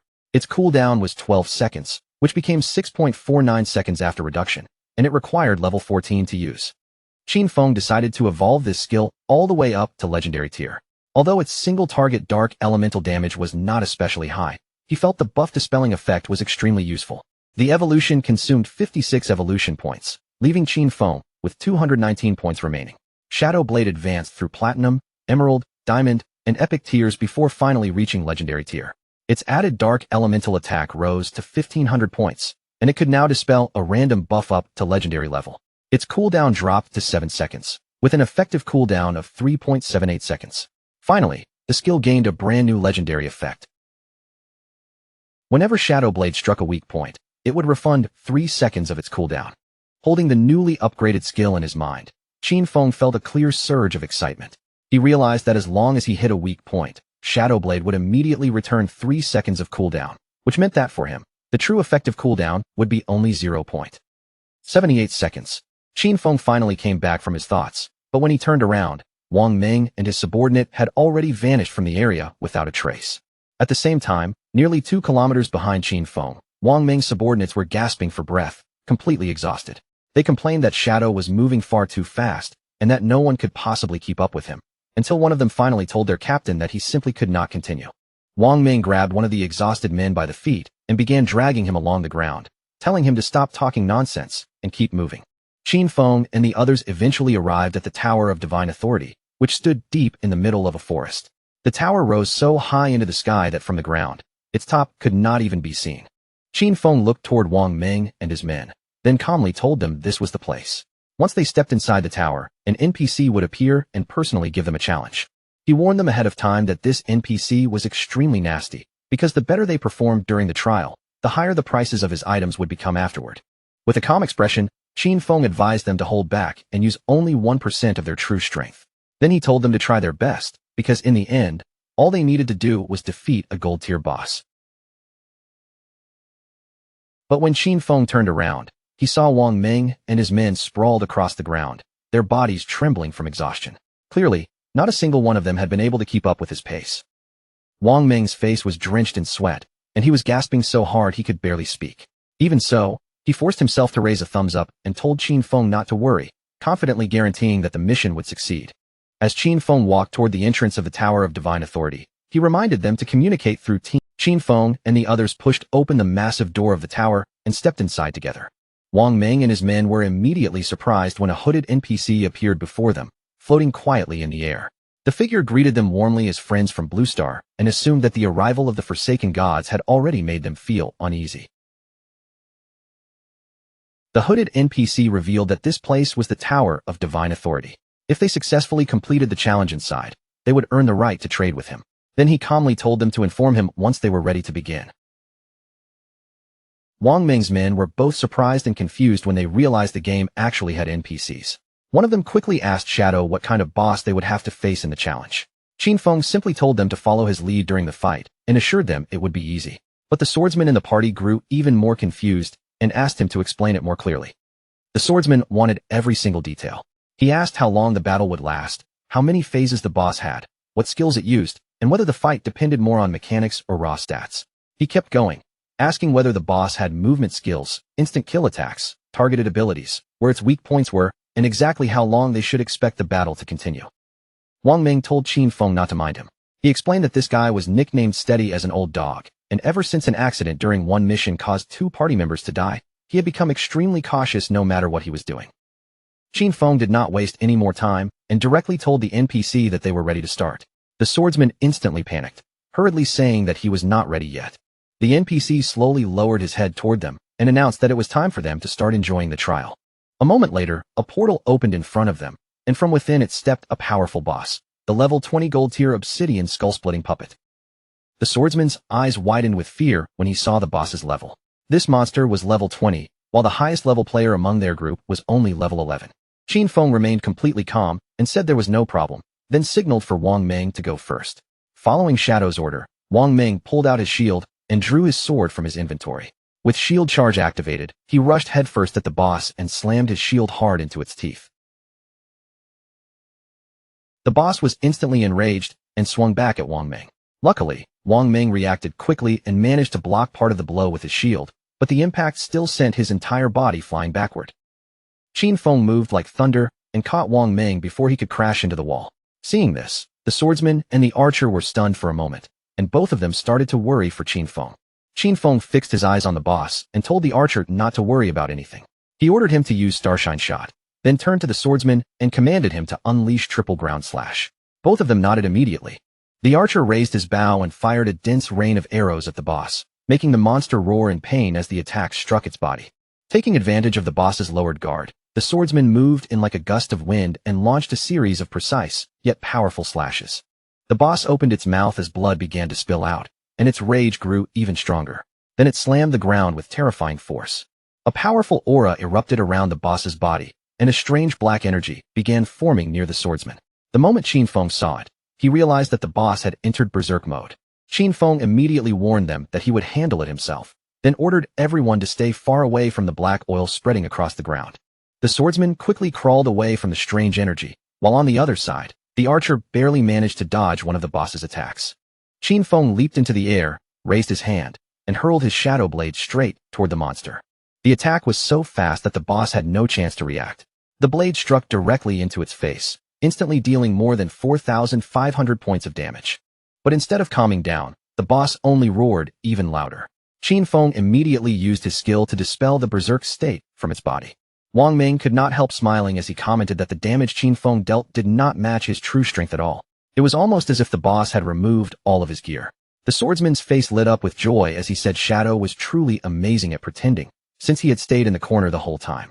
The NPC probably thought he was a complete beginner. The archer became curious and asked Qin Feng how he knew the NPC's items would become more expensive when stronger players performed too well. More than that, he wanted to know how Qin Feng had discovered such a hidden detail in the first place. Qin Feng thought for a moment before explaining that this game was full of secrets. A great deal of information was buried deep within the ruins, so they should often ask themselves whether they had truly made an effort to explore and whether their knowledge had actually grown. The archer and the swordsman both fell silent, unable to come up with any response to his words. While they were distracted by Qin Feng's explanation, the boss suddenly opened its mouth and began charging a fireball. As the fireball in the boss's mouth grew larger and more powerful, Qin Feng warned them that the monster was about to spin clockwise and spit flames. He told them to dodge properly, explaining that once the fire touched the black oil on the ground, they could be burned to death in only 3 seconds. Wang Ming and the others immediately scattered in different directions, but Wang Ming quickly noticed something wrong and shouted that Old Dog was running the wrong way. Qin Feng instantly realized it was already too late for Old Dog to dodge. Without hesitation, he ordered Wang Ming to activate invincibility and block the attack for him. Wang Ming obeyed at once, stepping forward with his shield raised and taking the attack head-on. Qin Feng praised him for the quick response, then ordered everyone to wait until the flames died down before unleashing their strongest damage skills and attacking with everything they had. The archer immediately released another rain of arrows, while the swordsman leaped forward and prepared to strike. Wang Ming followed close behind, ready to block any counterattack from the boss. Their combined assault worked perfectly. Before the boss could even take another breath, Wang Ming and the others dealt more than 25,000 points of damage, killing it on the spot. The system congratulated them for defeating the level 20 obsidian skull-splitting puppet. Wang Ming and the others finally let out a breath of relief, their faces showing both exhaustion and happiness. Qin Feng, however, still did not lower his guard. He remembered that the truly troublesome part of this boss was that once its HP dropped below 70%, it would enter Berserk mode. After that effect was dispelled, its strength was only about the same as a silver tier boss. The NPC reappeared in the air above them and congratulated the group, telling them they were the first players from Blue Star to pass his trial. As the items began to materialize, the NPC laughed and revealed that from this point on, as long as they offered their lifespan, they could trade with him for the divinely gifted tome. The NPC released his power, and his name appeared above his head. He was called Vickley. When the swordsman noticed Vickley's hand, he could not help feeling surprised, because this strange NPC actually had 6 fingers. Vickley's eyes suddenly began to glow, and his gaze locked directly onto the swordsman. Without wasting even a second, Vickley summoned a thunderbolt from above. The lightning crashed down onto the swordsman, dealing more than 99,000 points of damage and killing him instantly. The swordsman's body turned into orbs of lifespan, and Wang Ming immediately panicked, completely unable to understand why the NPC had suddenly attacked him. Qin Feng remained completely calm, as if none of this pressure could shake him, and pointed out that the forbidden rule created by this NPC was connected to one very specific thing, his fingers. He then explained the key rule behind these NPCs. Normally, NPCs and players were unable to attack each other directly, unless the player violated the taboo that the NPC had personally set. So as long as they kept their mouth shut and never brought up his fingers again, they would not be in danger. At that moment, a doubt flashed through Wang Ming's mind. He couldn't help wondering whether Qin Feng was strong enough to defeat this NPC. But Qin Feng answered honestly, at least for now, he still couldn't do it. The truth behind these NPCs was far more terrifying than ordinary monsters. They were powerful beings from other timelines, existences that had already obtained divinity. Under the restriction of ancient, eternal rules, they had descended upon Blue Star in the disguise of NPCs, using this role to harvest the lifespan of players. Vickley looked at them with that same arrogant, impatient expression, then coldly told them to hurry up and choose whatever divine skill book they wanted. They could exchange their lifespan, take the book, and then get out of his sight. The moment Wang Ming saw those skill books, his eyes widened in disbelief. He realized that by spending lifespan, these books could actually create real daily necessities in the outside world: food, water, drinks, and all kinds of supplies. In other words, even if disaster struck reality, anyone who owned these divine books would never have to worry about basic survival. As expected of Qin Feng, he hadn't brought them here for nothing. He had truly led them straight to something priceless. Both Wang Ming and the archer were stunned where they stood. Once again, Qin Feng had proven that he never disappointed them. But their shock rose to another level when the archer suddenly noticed a divine book called Mechanical Maid. The moment he saw that name, his eyes practically lit up, and he immediately wanted to buy it. Qin Feng directly spent 9,000 days of tradable lifespan and exchanged it for the complete set of 9 Jianghai City divine books. These books were enough to cover his daily needs in reality, but that was not the only reason he wanted them. The Tower of Divine Authority also had an achievement that rewarded reputation points, and Qin Feng had no intention of letting that reward slip away. After finishing the exchange, Qin Feng calmly told the NPC that he wanted to challenge the highest difficulty alone. Vickley was clearly confused by this. Based on Qin Feng's earlier performance, he bluntly said that Qin Feng probably couldn't even clear the first level, yet somehow still dared to dream about challenging the maximum difficulty. Instead of backing down, Qin Feng became even more interested and asked what the highest difficulty actually involved. Vickley explained that the challenge was separated into 5 difficulty levels, and the 5th level was the highest. The boss would still be the golden grade Obsidian Skullbreaker Golem, but its attack power, health, defense, and skill cooldown speed would all be increased by a terrifying 500%. Wang Ming and the archer were so shocked that their jaws nearly dropped. A 500% increase was simply outrageous. They had already struggled just to dodge the boss's skills before, so they couldn't imagine how Shadow was supposed to handle it now. And with the monster's health and defense multiplied 5 times over, they couldn't even guess how long the fight would last. One mistake during battle would be enough to end everything. Vickley narrowed his eyes and fixed his gaze on Qin Feng. He warned him that if he died during the challenge, all the lifespan he dropped would become Vickley's property. Then, with a dangerous smile, he asked Qin Feng one last time whether he was truly certain he wanted to accept. Qin Feng did not even bother responding to the warning with words. He simply gave a calm nod, making it perfectly clear that he had already made up his mind and accepted the challenge. Vickley raised his hand and began gathering a ball of magic, clearly delighted by what he saw as a gift delivered straight to his doorstep. In his eyes, these Blue Star players had become far too arrogant far too early in the game. People like this were practically rushing toward their own deaths. The boss that had already been defeated before was brought back once again. But this time, it returned as the golden grade obsidian skullbreaker golem, and every part of its strength had been boosted by a full 500%. Qin Feng slowly drew his dagger, his eyes steady on the towering monster ahead. He knew very well that Vickley had the ability to empower his summoned creatures, and a 500% boost was nowhere near the true limit. In his previous life, when Qin Feng had defeated Vickley, this NPC had once strengthened his summons all the way up to 2000%. So to Qin Feng, this battle was not a disaster at all. It was the perfect chance to test the power of his new weapon. Qin Feng made the first move by firing a poisonous dart straight at the boss. The moment it struck, the effect of Black Flame's gift activated, cutting the target's defense and all elemental resistances by 7%. Right after that, the special effect of the Emerald Bone Blade triggered as well, instantly increasing Qin Feng's speed by 100% for the next 5 seconds. The boss opened fire with a burst of flames, sending the attack roaring toward him. But just before the flames could reach Qin Feng's body, he vanished from sight as if he had been swallowed by the air itself. While the boss was still distracted, trying to understand where its target had gone, Qin Feng suddenly appeared behind it. In the next instant, he landed on top of its head and drove his dagger deep into its skull, activating the special effect of the Emerald Bone Feather. The massive monster let out a painful roar that shook the air around it. Qin Feng vanished once again, and his movement speed surged by another 100% for 5 seconds. Watching that unbelievable speed with their own eyes, Wang Ming and the archer were completely frozen in shock. At first, they thought Qin Feng had used invisibility again, and they even wondered how the cooldown of his skill could be so short. But very quickly, they realized the truth. This was not invisibility at all. Shadow was simply moving so fast that their eyes could not keep up, making it look as if he had disappeared.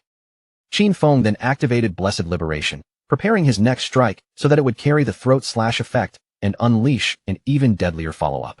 Using Shadow Dash, Qin Feng shot forward like a flash of thunder, cutting through the boss and dealing more than 100,000 points of damage in a single explosive attack. At the same time, Black Flame's gift stacked even further, reducing the monster's defense and all elemental resistances by a massive 64%. Even after Qin Feng used his strongest skills, the monster's health bar had only dropped slightly compared to its enormous total.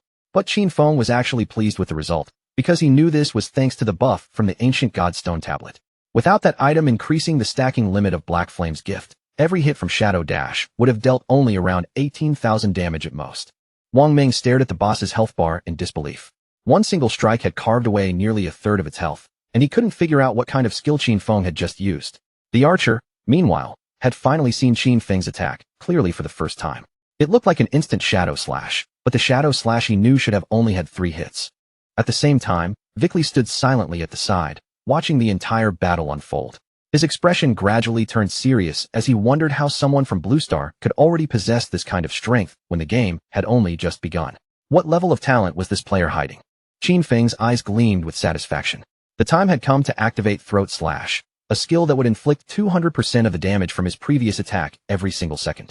In the next moment, blood began gushing out from the boss's body, spilling from the wounds as the effect started tearing through it from within. The monster roared in unbearable pain, its huge body trembling as its HP bar began dropping at a terrifying speed. Within just a few seconds, the powerful monster's life was completely drained away, and its enormous body shattered into glowing orbs of lifespan.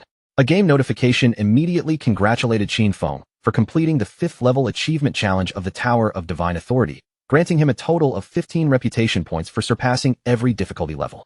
And because this was the first time in the entire world that someone had cleared the tower solo, he received an additional 75 reputation points. Then, an official global announcement rang out across the world. Player Qin Feng had cleared the maximum difficulty challenge of the Tower of Divine Authority for the first time in history. But instead of being shocked by the announcement, most players were completely confused. They had no idea what the Tower of Divine Authority even was. In the ruined cities where they were exploring, they had never seen anything that looked like a tower at all. And because of that, they were forced to admit once again that Shadow was already far ahead of everyone else. Vickley's face darkened with frustration. To him, this whole situation felt like he had been scammed. He cursed the people of Blue Star for being so cunning and regretted not charging 10,000, or even 100,000, days of lifespan for each Divine Authority book. In his anger, Vickley summoned a bright and powerful ball of magic in his hand. Then he roared at them to get out immediately, making it clear that he never wanted to see their faces again. Wang Ming and the archer instantly raised their arms to cover their eyes, afraid that the blinding light would burn their vision. In their minds, they were finished.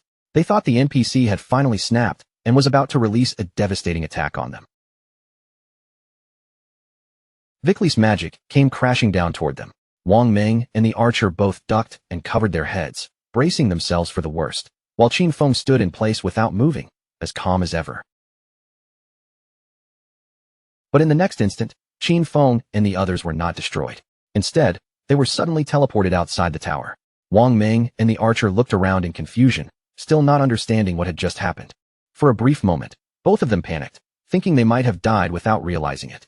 But after checking themselves, they quickly discovered that they were still alive. Vickley had not killed them at all. He had merely thrown them out of the Tower of Divine Authority. Qin Feng reminded them calmly that there was never any need to be afraid. Just as he had already told them before, these NPCs could not attack players unless the player first violated their taboo. Now that Qin Feng had obtained what he came for, he decided there was no reason to stay any longer. He casually said that it was time to wrap things up and that he was going to log off to eat. Wang Ming quickly thanked him for guiding them through this opportunity and asked Qin Feng to bring them along again if something like this ever came up in the future. Qin Feng gave a simple nod, while the archer also said goodbye. After logging out, Qin Feng woke up back in reality inside his hideout. The system then extracted the 9 divine gift books into the real world, and the process consumed 90 days of his tradable lifespan. Qin Feng then chose to spend 106 years of lifespan in one go, purchasing luxury furniture, all kinds of daily necessities, cooking ingredients, and a multi-purpose mechanical made to help manage his hideout. A maid with dog ears soon appeared right in front of him. After politely introducing herself, she explained that she could take care of everything inside the house, and that from this moment on, she was there to serve him with anything he needed. Qin Feng lay back on the luxurious sofa and immediately gave her the order to begin a full cleaning of the hideout. The maid got straight to work, starting with the floor, while also planning to prepare a lavish feast for him once the cleaning was finished. At the same time, in the real world, over in Shanghai City, the authorities were dealing with a far darker problem. Several murder cases had already drawn their attention, and the investigation was growing more urgent.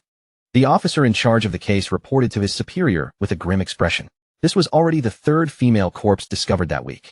Just like the 2 victims before her, all 4 limbs had been severed, and her eyes had been removed. Because the method was almost exactly the same, there was a very high chance that the killer was the same person. Hearing this, the superior immediately asked whether the investigators had found any useful clues. The officer answered that the killer clearly understood how investigators worked. Every time a body was abandoned, the timing was placed just outside the effective duration of their investigative skills, making it extremely difficult for them to trace anything directly. After hearing this, the superior immediately ordered them to question everyone relevant to the case, and then asked how much time was left before the researchers' professional advancement. They could not afford to delay anymore. This killer had to be caught as soon as possible. The police officer beside him nodded in agreement. But then another officer suddenly asked them to wait, causing the superior to turn and ask whether he had discovered something. The officer's eyes sharpened with seriousness as he stared at the information in front of him. He had noticed something strange. Shadow's login and logout times lined up almost exactly with the moments when those girls had died. The superior fell into thought, because a simple overlap in timing was not enough to prove anything. But the officer argued that even if it was only a coincidence for now, they could still begin investigating from this direction. He also mentioned that rumors were already spreading outside, claiming that Shadow was the murderer and that the authorities were hiding the truth because they feared his power. The superior raised his hand and waved off that line of thinking. He reminded Xiaoma that even though Shadow had once embarrassed him in front of Anyu, he could not allow personal resentment to interfere with official work. The superior assured him that the technology department would support him around the clock, 24/7, so they could solve the case as quickly as possible and bring justice to the victims. After saying that, the superior turned and began discussing the next steps with another police officer. Meanwhile, Xiaoma lowered his gaze to the ground, his eyes burning with barely suppressed rage. At the same time, Qin Feng logged back into the game and silently looked up at the castle standing within the ruins of Demon City. He remembered this place clearly. It was the Academy of Evil Spirits, a platinum-tier hideout. Although the castle was not exactly hidden from sight, rumors said its protective barrier was the strongest in all of Huaxia, standing like an unbreakable shell around the entire place. The system then informed Qin Feng that he had consumed 2.74 years of tradable lifespan to create his guild, Shadow. His plan was very straightforward. He would take control of this hideout, register it under the guild's name, and secure a personal sanctuary within the ruins of Magic City. Qin Feng leapt forward without hesitation. Sanctuaries had the ability to teleport between each other, and once this place belonged to him, traveling back and forth between Magic City and Shanghai would become far more convenient. Activating his invisibility, Qin Feng slipped into the hideout without making a sound.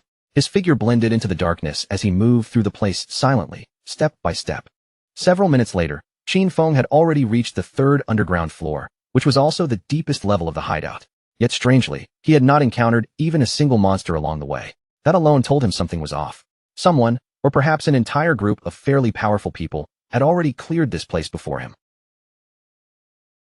Just then, a harsh voice suddenly echoed through the underground area, shouting that she had nowhere left to run.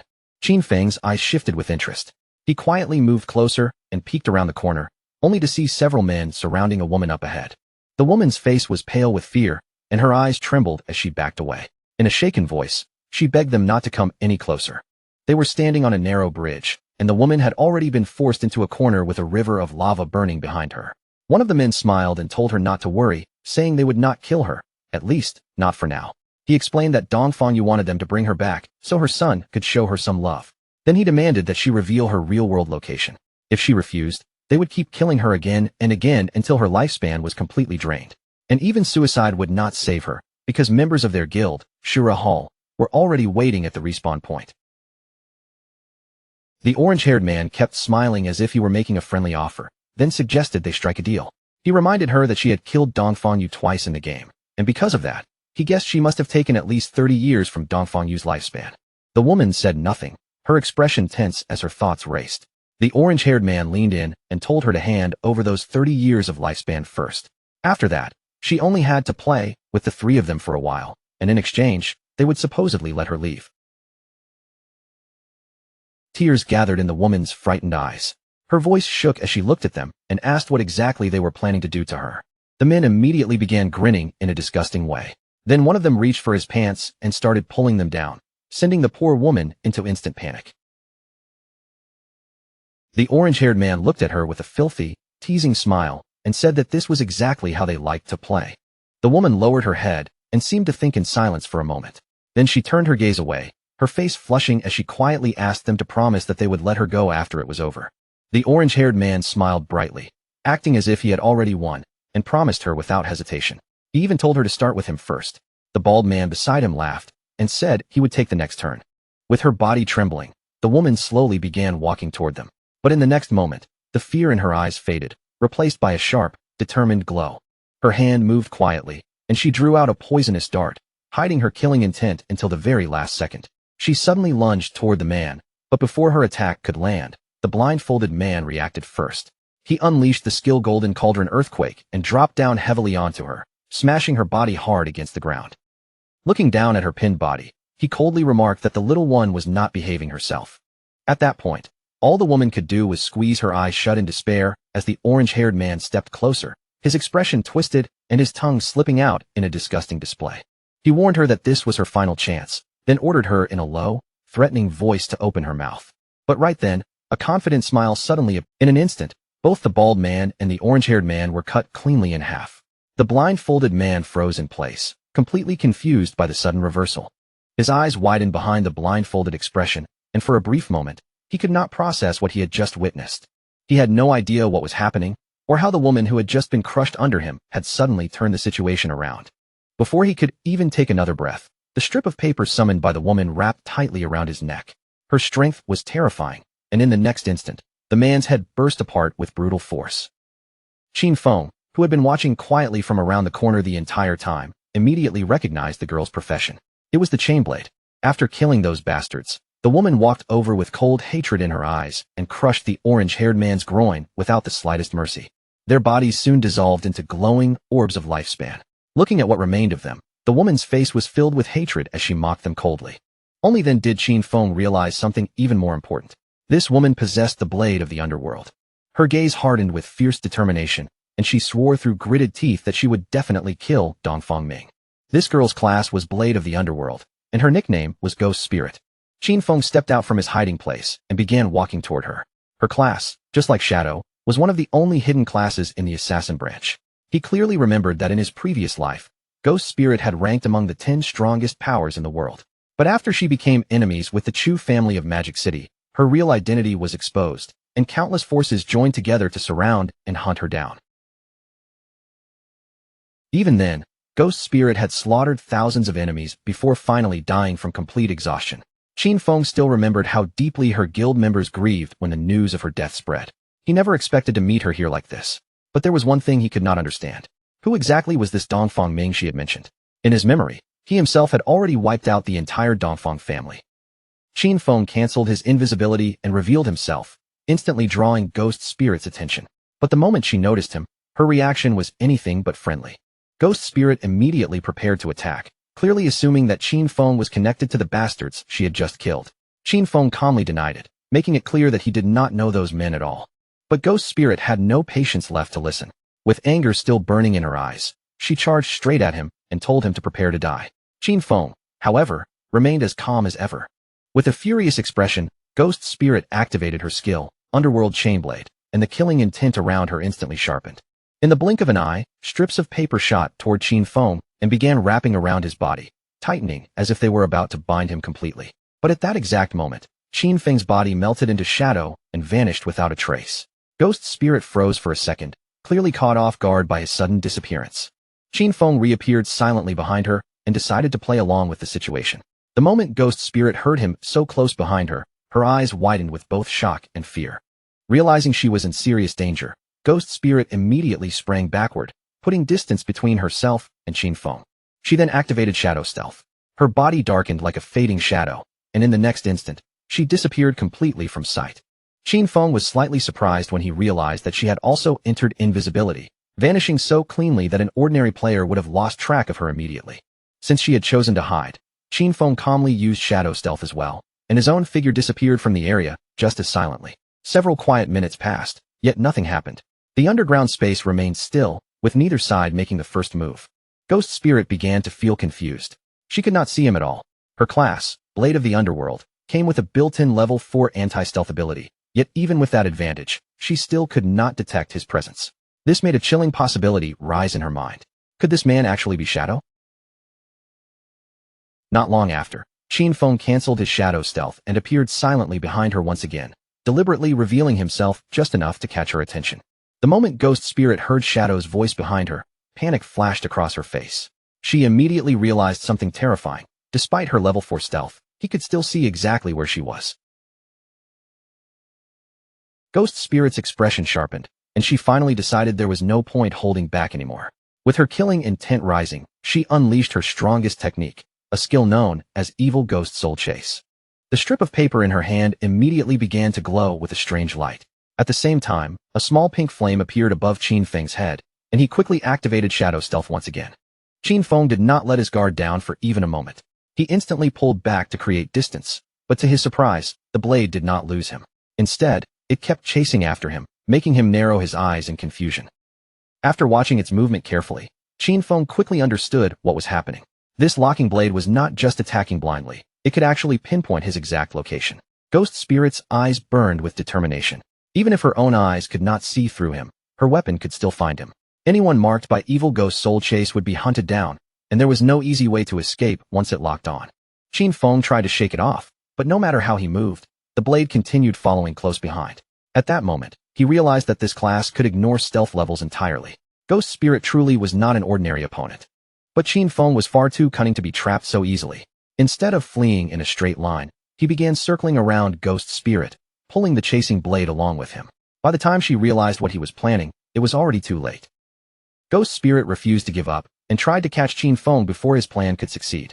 But the next second, the strip of paper twisted back around and wrapped tightly around her own body, binding her in place and leaving her completely immobilized. Qin Feng grabbed the strip of paper and lifted her up with it, then calmly told her that he was Shadow, not someone sent by Dongfang Ming. He also made one thing very clear. If he had really wanted to kill her, she would already be dead. With no other choice left, Ghost Spirit finally decided to believe him and asked him to put her down.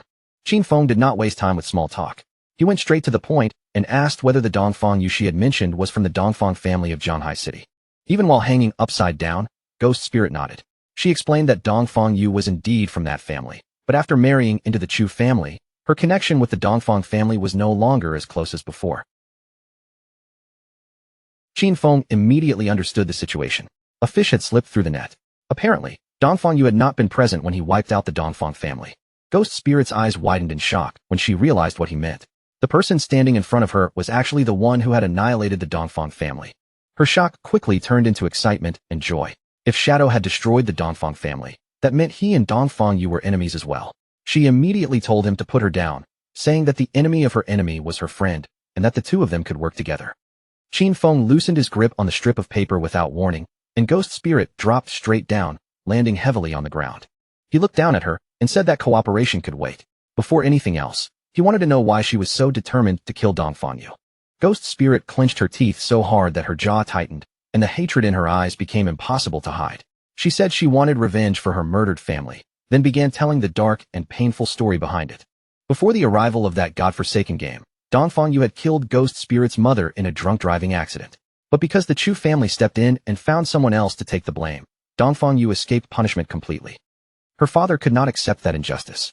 He eventually found evidence that could convict Dongfang Ming, but the very next day, his body was pulled out of the river, and the official conclusion was simply written off as suicide. When Ghost Spirit went to Dongfang Yu's home to demand an explanation, the Chu family's guards beat her until she was nearly dead. She sank into despair, pushed to the edge of ending everything, and it was at that exact moment that the godforsaken game arrived. After entering the game, the very first thing Ghost Spirit did was kill Dongfang Yu. But if she wanted to make that death permanent, she had to completely drain Dongfang Yu's lifespan. After Dongfang Yu revived again, she began hiring countless people to hunt Ghost Spirit down, which eventually led to the situation Qin Feng had just witnessed. Qin Feng stood there in silence as Ghost Spirit finished telling her story. From beginning to end, he did not interrupt her even once. Tears streamed down Ghost Spirit's face as she looked at Shadow with desperation in her eyes. Her voice trembled as she begged him to help her kill Dongfang Yu. Qin Feng's answer was cold and direct. Without softening his words or giving her false hope, he refused. But Ghost Spirit did not give up. With sorrow filling her tearful eyes, she begged him again, pleading for him to help her kill Dongfang Yu. Qin Feng quietly stared at her. He could tell from her expression that she was not the kind of person who would easily abandon her revenge. With a pained look on her face, Ghost Spirit promised that she would not ask for his help without paying a price. She offered him everything she had. She would work for him, hand over every bit of lifespan she earned, give him her equipment, and even surrender her skills, as long as he helped her kill Dongfang Yu. And then, with her pride already crushed by hatred and desperation, she declared that she would even become his slave willingly. Qin Feng studied her in silence, and a trace of surprise flickered in his eyes. Then, with a calm but almost arrogant gaze, he told her he would not help her kill Dongfang Yu. That revenge belonged to Ghost Spirit, and it had to be settled by her own hands. Qin Feng was not some heartless villain, so he told her that he would help her reach that point. But how far she could truly go after that would depend entirely on her own fate. Ghost Spirit froze in shock, her eyes widening with confusion. She could not understand what kind of help he meant or how he planned to support her revenge.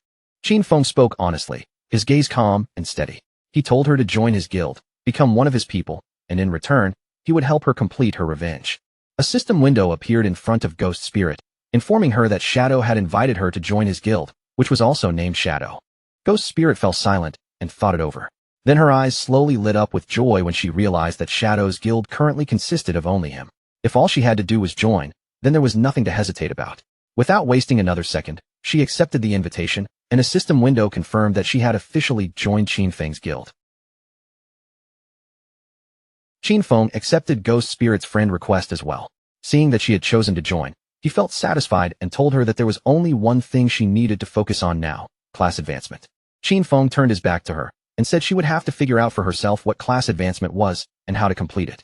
Once she achieved it, she could come find him again. Ghost Spirit remained kneeling on the ground, but her eyes began shining with renewed determination. Qin Feng made his meaning clear.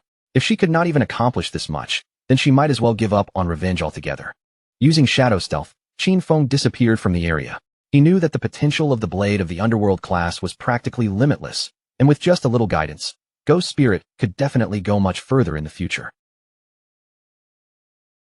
After leaving Ghost Spirit behind, Qin Feng continued deeper into the hideout and finally arrived at the depths of the Evil Spirit Academy.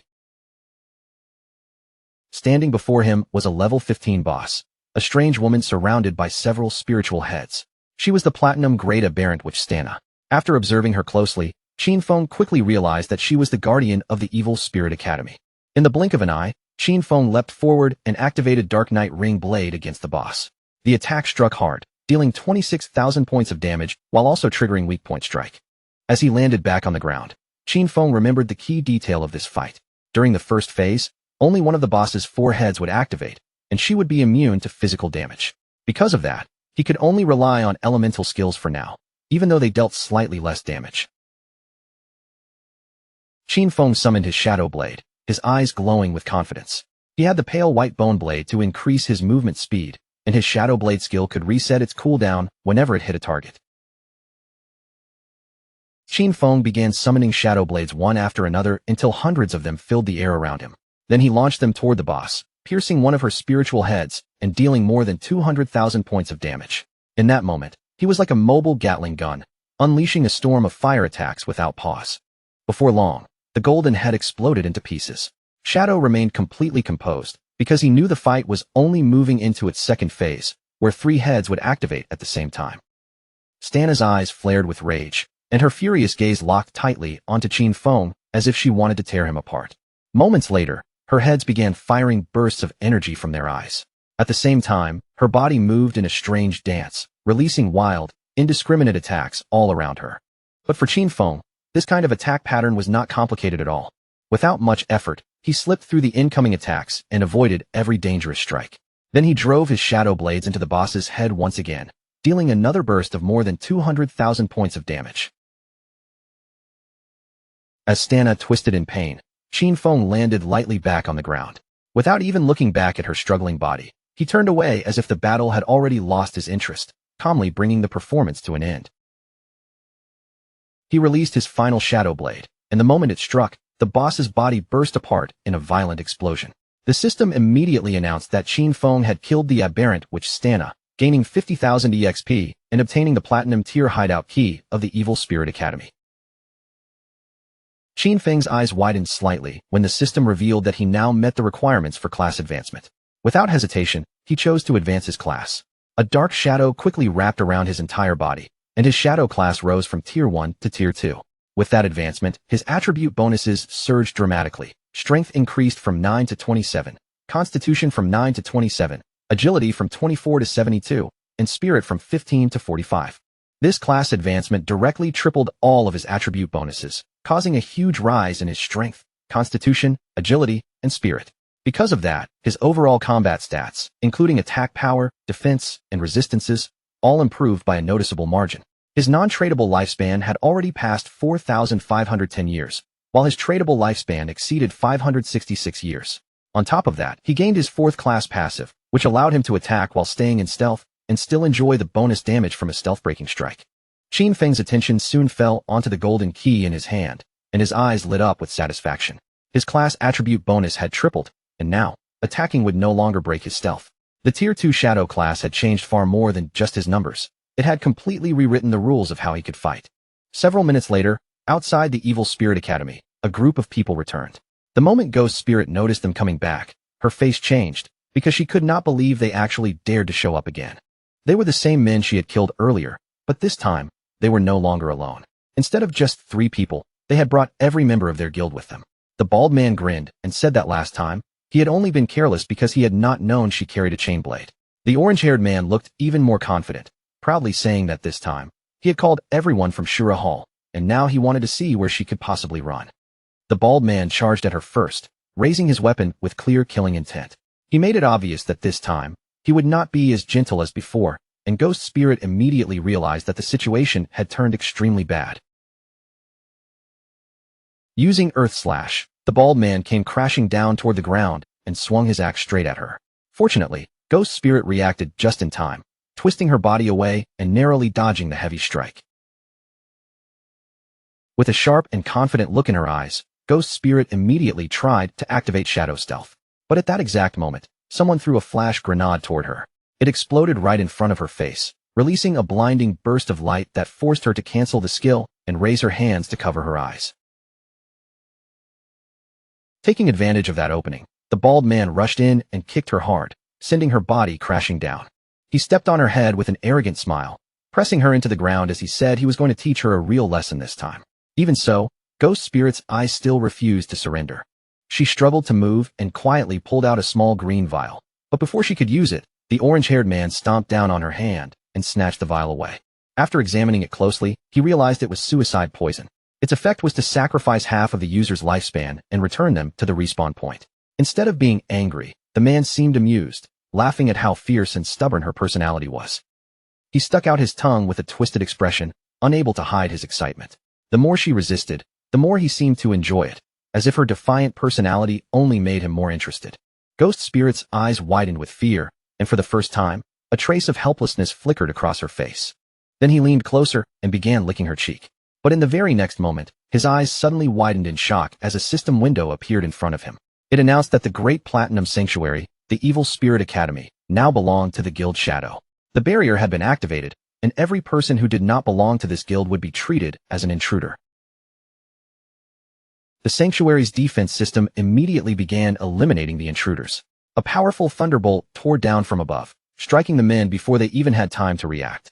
In the blink of an eye, their bodies were reduced to glowing orbs of lifespan, scattered across the ground where they had just been standing.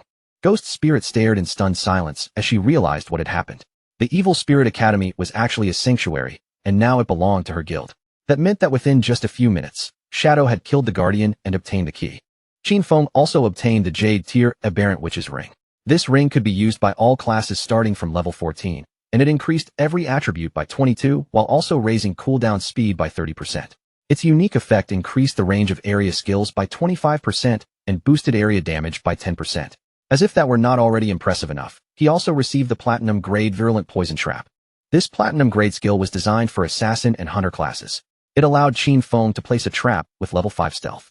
Any enemy who triggered it would suffer 500 additional poison damage, be slowed by 50% for 5 seconds, and continue taking poison damage equal to 100% of his attack power. He could place up to 3 traps at most, each with a 4.65 second cooldown and a duration of 3,600 seconds. Qin Feng was quite satisfied, because 2 of the items that dropped were usable by assassins. The ring, in particular, was very useful to him. Both his Instant Shadow Slash and Dark Knight Ring Blade were area of effect skills, so the ring would give him a major boost. His eyes then lit up with joy as he noticed that he had 363 evolution points, exactly what he needed to evolve his Backstab Enhancement skill to Legendary. He consumed 340 evolution points, leaving only 23 behind. With that, Backstab Enhancement successfully evolved from Epic to Legendary, and its passive effect increased back attack damage from 75% to 100%. Even better, the Legendary effect made all of his damage while in stealth count as backstab damage. Qin Feng was extremely pleased, because combining this constant backstab bonus with the permanent stealth effect from his advanced class would massively raise both his damage output and his ability to survive.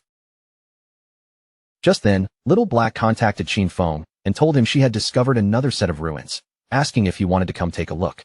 When Qin Feng asked where she was, she said she was in the Jianghai City ruins. According to her, the stones around the temple entrance were carved with murals that looked very similar to the ones in the beginner village ruins. Shadow was a little confused and asked why they had not explored it themselves. With their current progress, they should already be capable of dealing with a platinum grade boss. Little Black answered honestly that they had wanted to keep going, but after they cleared all the enemies to the very end, a teleportation orb appeared. When they touched the orb, nothing happened at all. The system only said that a fated person was required to enter, so Little Black wondered whether her boss might be that person. Qin Feng decided to check it out personally. He told her to wait for him and prepare her lifespan, because he would bring over the new equipment he had just obtained. Besides, now that he could teleport between sanctuaries, traveling from the Magic City ruins to the Jianghai ruins had become much more convenient. Little Black also mentioned that the officials on Jianghai's side did not have enough lifespan, so he could sell the equipment directly to the officials in Magic City instead. At that same time, Little Black was waiting on the outskirts of the Jianghai City ruins. She was riding on a white llama, and the creature was calmly lowering its head, chewing on the grass as if nothing dangerous could happen nearby. Not long after, Qin Feng appeared silently behind her and asked where the ruins were. Hearing Qin Feng's voice so suddenly from behind, both Little Black and the llama were startled at the same time. Little Black quickly complained and told him not to scare her like that. Qin Feng had clearly done it on purpose, but he still lied with a straight face and promised he would be more careful next time. Little Black leaned forward and peeked over the edge of the cliff, then pointed down and said the entrance to the ruins was at the bottom. When Qin Feng asked how they had found a place like this, she gave a slightly awkward look and said it was a long story. Little Black turned toward the llama beside her and explained that she had found a mount in this area, a little sheep-like creature. While she was playing around with it, a silver gray boss suddenly appeared nearby, scaring both of them badly. In her panic, Little Black accidentally fell off the cliff. Fortunately, she was caught by a tree growing near the bottom, and that was exactly how she noticed the cave hidden below. Very carefully, Little Black began making her way down toward the bottom of the cliff, reminding Qin Feng to watch his step and not slip. She explained that after she respawned, she called Captain and Uncle Wang Meng over, and the three of them explored the place together. Qin Feng jumped down after her with ease, casually commenting that finding a hidden place like this really did fit her style. Little Black immediately praised Shadow's smooth movements, then mentioned that Wang Meng had tried to jump down the same way before, only to slip and die from the fall. The two of them entered the cave. As they moved deeper inside, Little Black explained that there was a labyrinth ahead, but they had already cleared out the monsters and explored the entire route. Qin Feng then reminded her that from now on, she should avoid dying whenever possible. He warned her that if her non-tradable lifespan ever reached 0, the situation would become extremely dangerous. Little Black smiled confidently and promised that she understood. She said she already knew about skills that could drain other people's lifespan, but they had taken precautions because they had a way to replenish their non-tradable lifespan. Qin Feng was slightly surprised and asked if they really had a reliable method for restoring it. Little Black raised a finger and explained that inside the city ruins, they would lure monsters that had absorbed non-tradable lifespan into a secluded area. After killing those monsters, they would gather and store all the non-tradable lifespan that dropped. Then, whenever they needed to restore their own, they could simply return to that place and replenish it. Qin Feng grew interested after hearing that, and said it was actually a pretty good method. Little Black looked shocked, because Qin Feng had guessed it correctly in one try. Qin Feng, however, remembered very clearly that in his previous life, Anyu had been the one who invented this method, and over time, nearly everyone ended up using it. Not long after, they reached the teleportation orb. Little Black placed her hand against it, but the system immediately informed her that she was not the fated person, so the mechanism would not activate. She then asked Shadow to give it a try, explaining that everyone believed this temple might be connected to the one back in the beginner village. Qin Feng became curious as well. He stood in front of the orb and quietly observed it for a moment, watching it without rushing to act. Finally, he reached out and touched it. The instant his hand made contact, the orb began to glow brightly, and a powerful wave of energy started pouring out from within. Little Black quickly raised her arms to cover her eyes, completely confused by the sudden burst of light and not understanding what was happening. When the light faded, she was shocked to find that Qin Feng had disappeared without a trace. Even the orb was gone. Realizing that both her boss and the mechanism had vanished together, Little Black confirmed her suspicion. Shadow really was the fated person. Meanwhile, Qin Feng found himself transported to a new place known as the Cave of the Ice Tide, and the moment he arrived, he realized that all remote communication had been blocked. Qin Feng did not relax for even a second after arriving in this unfamiliar place. His eyes swept across the surroundings, and he immediately activated his invisibility skill, hiding his figure before anything could catch him off guard. Right then, the system assigned him a new mission: protect the Ice Tide crystal. Qin Feng's gaze instantly locked onto the crystal in front of him. He recognized it at a glance and remembered clearly that if this object was struck by any attack, it would erupt with a terrifying icy tide. After observing the area more carefully, Qin Feng noticed that monsters would emerge from the surrounding caves and charge straight toward the crystal. Their goal was obvious. They would do everything they could to attack it. And if he allowed them to succeed, he knew he would be dead. Qin Feng took the virulent poison trap out of his inventory. To him, dying here was not the most serious problem. What truly mattered was the possibility of failing the mission. If the mission failed, he would never be able to return to this place or obtain the reward hidden here. Knowing that, he understood his only real choice was to evolve Virulent Poison Trap. After consuming the required evolution points, leaving himself with 17, the skill successfully advanced from Platinum to Epic. After the upgrade, the trap's stealth level rose from level 5 to level 8. Any enemy that triggered it would now suffer 1,200 extra poison damage and be slowed for 8 seconds. The slow effect remained at 50%, while the continuous poison damage still dealt 100% of Qin Feng's attack power every second. Even better, the maximum number of traps he could place increased from 3 to 9, while the maximum duration still remained 3,600 seconds. Qin Feng quickly placed 3 traps directly at the cave entrances. The moment he finished setting them down, the system informed him that the effect of the Aberrant Witch's Ring had activated, increasing the skill's area of effect by 25%. Qin Feng looked over the placement and knew the upgraded traps now covered the entire passage perfectly. No matter which monster tried to rush through, it would definitely step into the trap's range. And just as he finished preparing, the first wave began to arrive. One monster after another emerged from the caves, their eyes glowing in the darkness as they stared straight at Qin Feng. Soon, An entire horde poured out together, rushing toward him with frightening momentum. But the moment they charged out of the cave entrances, they immediately triggered the traps Qin Feng had prepared. Thorn-covered vines burst violently from the ground, wrapping around the monsters and tearing into them. In an instant, the traps dealt more than 100,000 points of damage, crushing the front line before they could even get close. Dust and shattered debris rose from the ground, clouding the battlefield, but Qin Feng stood there calmly, completely unshaken by the chaos in front of him. Right then, an arrow suddenly shot through the dust and came flying toward him. Qin Feng noticed it immediately, and his eyes sharpened with a serious light as he sensed the danger cutting through the air. Just before the arrow could strike him, Qin Feng summoned a shield in front of his body and blocked the attack at the very last moment. His gaze then locked onto a monster holding a bow in the distance. Only then did he realize that among this wave of enemies, there were ranged monsters as well. Meanwhile, outside the Magic City ruins, a mage named Dongfang Yu met with the orange-haired man. She questioned him coldly, asking whether his guild had truly given up on hunting ghost spirit, also known as Guiling, just because she had joined the Shadow Guild. The orange-haired man nodded without hesitation, confirming that they could no longer continue the job. If Dongfang Yu still wanted ghost spirit captured, she would have to find someone else. Dongfang Yu tightened her grip around her magic staff, her face dark with anger. She demanded to know why he considered Shadow a bigger threat than her.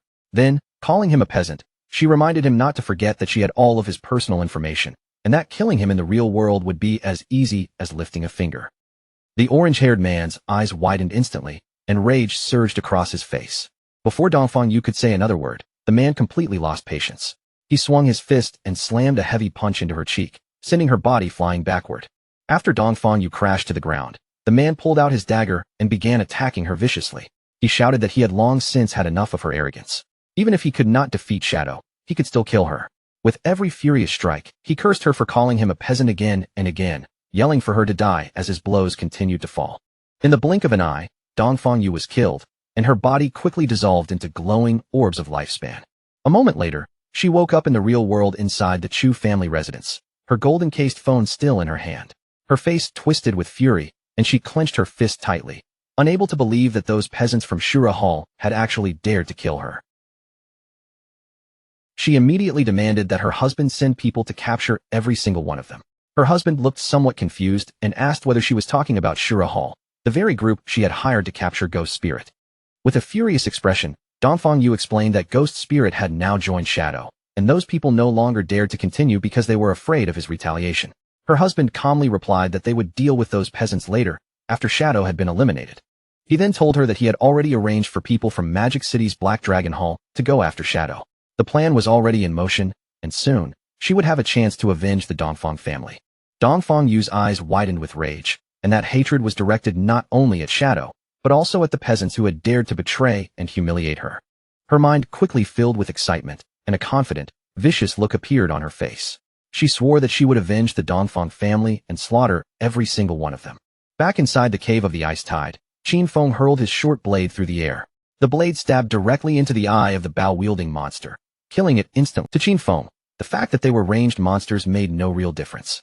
His Shadow Blade skill reset its cooldown whenever it struck a weak point, which meant this was nothing more than one clean slash for one kill. By then, the Ice Tide crystal was already covered in cracks and looked like it could shatter at any moment. But just then, the system announced that the guard mission had been completed and told him to claim his reward. Qin Feng was slightly surprised and wondered if it had really ended that quickly. The Ice Tide crystal shattered into countless pieces, and as the fragments scattered, a golden chest appeared in its place. Qin Feng's attention immediately focused on the chest, and he quickly realized that this was an epic treasure chest. He slowly reached his hand toward it. The last time he opened an epic chest, he had obtained blessed liberation. Now, he wanted to see what kind of reward this chest would contain. The chest opened, and a brilliant golden light surged out from within, filling the space in front of him. Then, from within that golden glow, the figure of a woman gradually began to take shape. The woman who appeared before him was an NPC. Qin Feng was somewhat surprised, because this was the same NPC who had stood beside the epic chest during his previous trial. With her eyes closed, she began speaking in a strange and ancient language. Qin Feng immediately recognized it as the language of the old gods. She told him that he had passed both trials and that he was the chosen one. Qin Feng found this strange.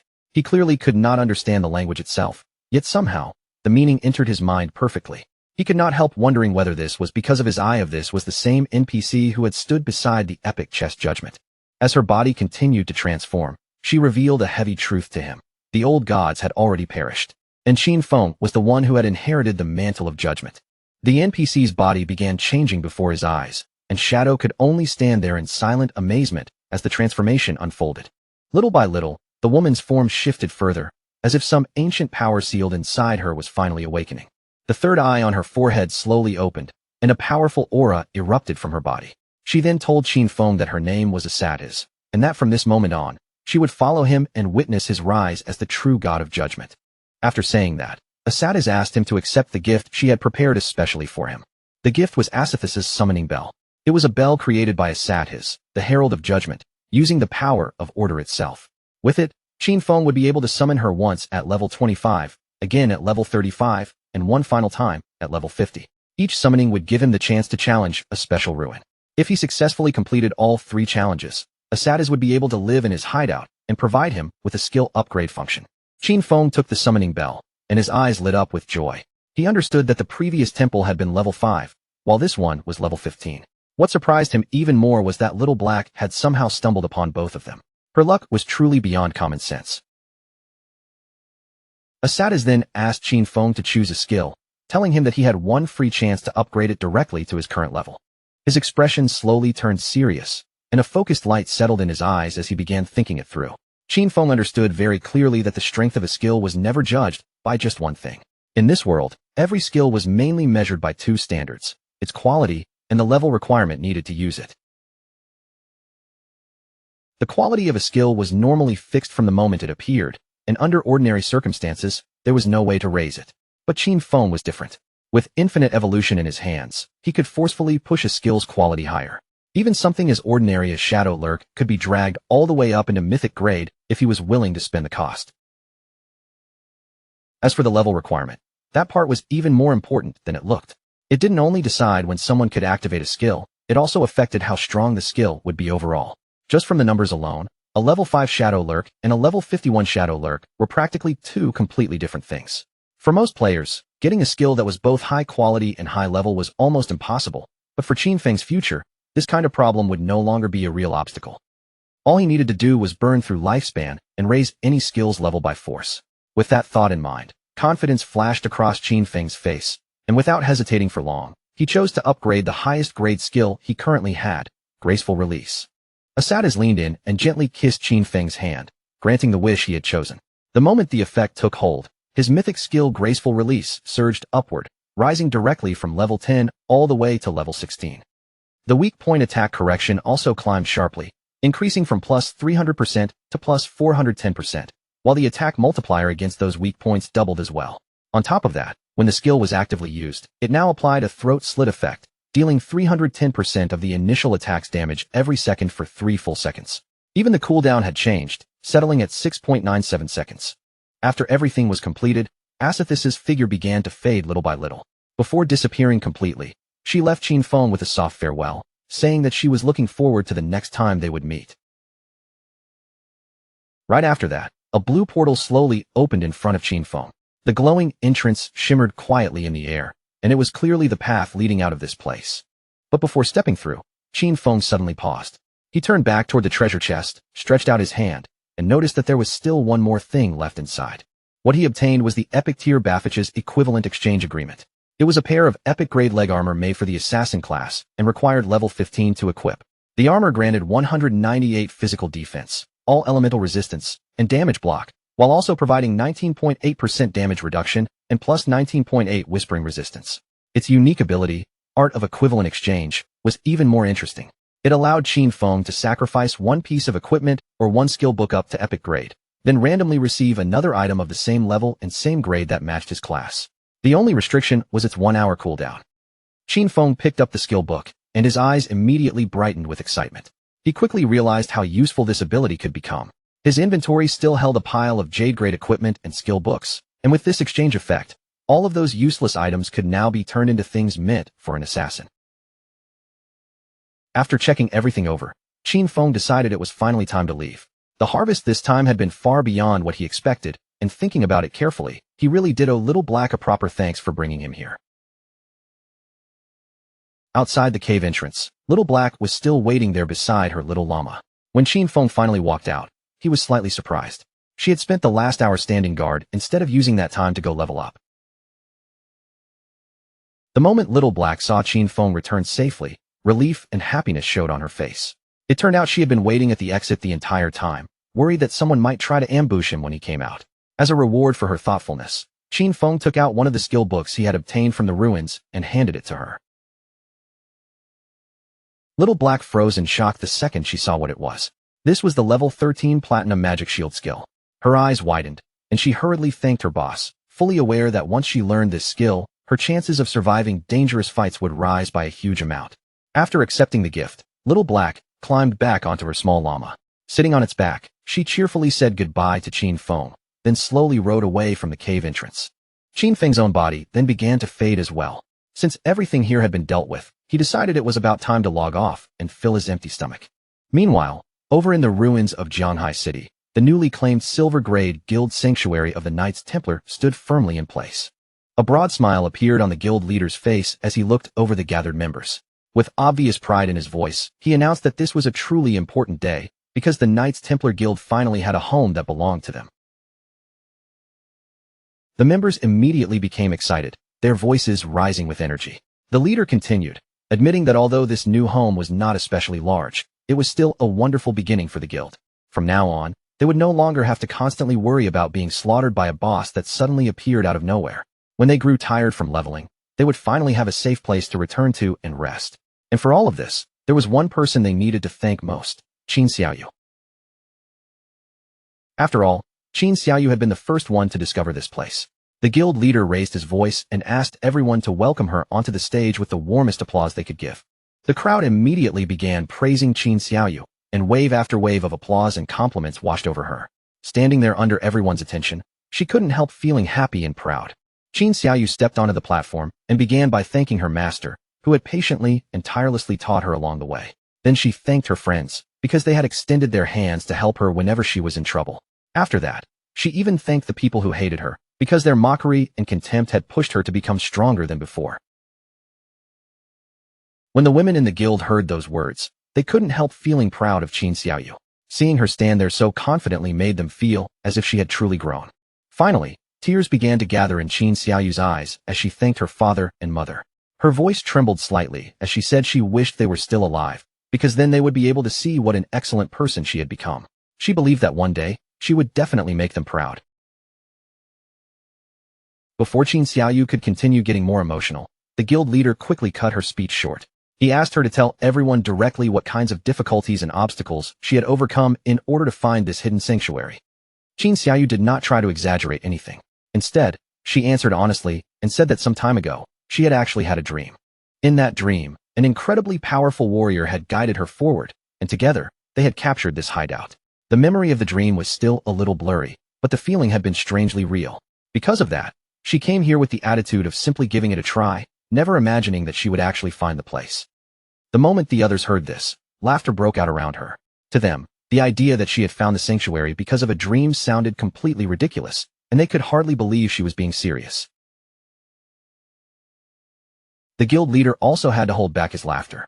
Still, he put on a polite expression, thanked Qin Xiaoyu for her wonderful speech, and then jokingly asked whether she had dreamed about anything the night before. Qin Xiaoyu touched her cheek thoughtfully and admitted that she really had dreamed again. In that dream, there was an enormous and magnificent hideout filled with many people, and judging from how grand it looked, she believed it might even be a platinum-grade hideout. The guild members burst into laughter once again. Some teased her for truly living inside her dreams, while others joked that maybe they would be moving into an even bigger house very soon. But this time, the guild leader's expression gradually became serious. Instead of laughing it off, he called it an excellent dream, then handed Qin Xiaoyu the reward she had earned, 1 full year of tradable lifespan. With a warm smile, the leader placed his arm around Qin Xiaoyu's shoulder and told everyone that he hoped they could all learn from her dedication to the collective good.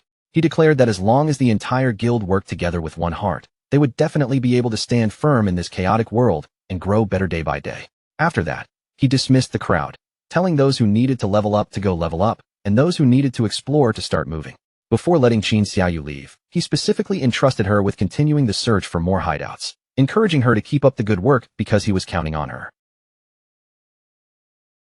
Qin Xiaoyu's eyes instantly lit up with joy. A bright smile spread across her face, and she nodded firmly, clearly taking the leader's words to heart.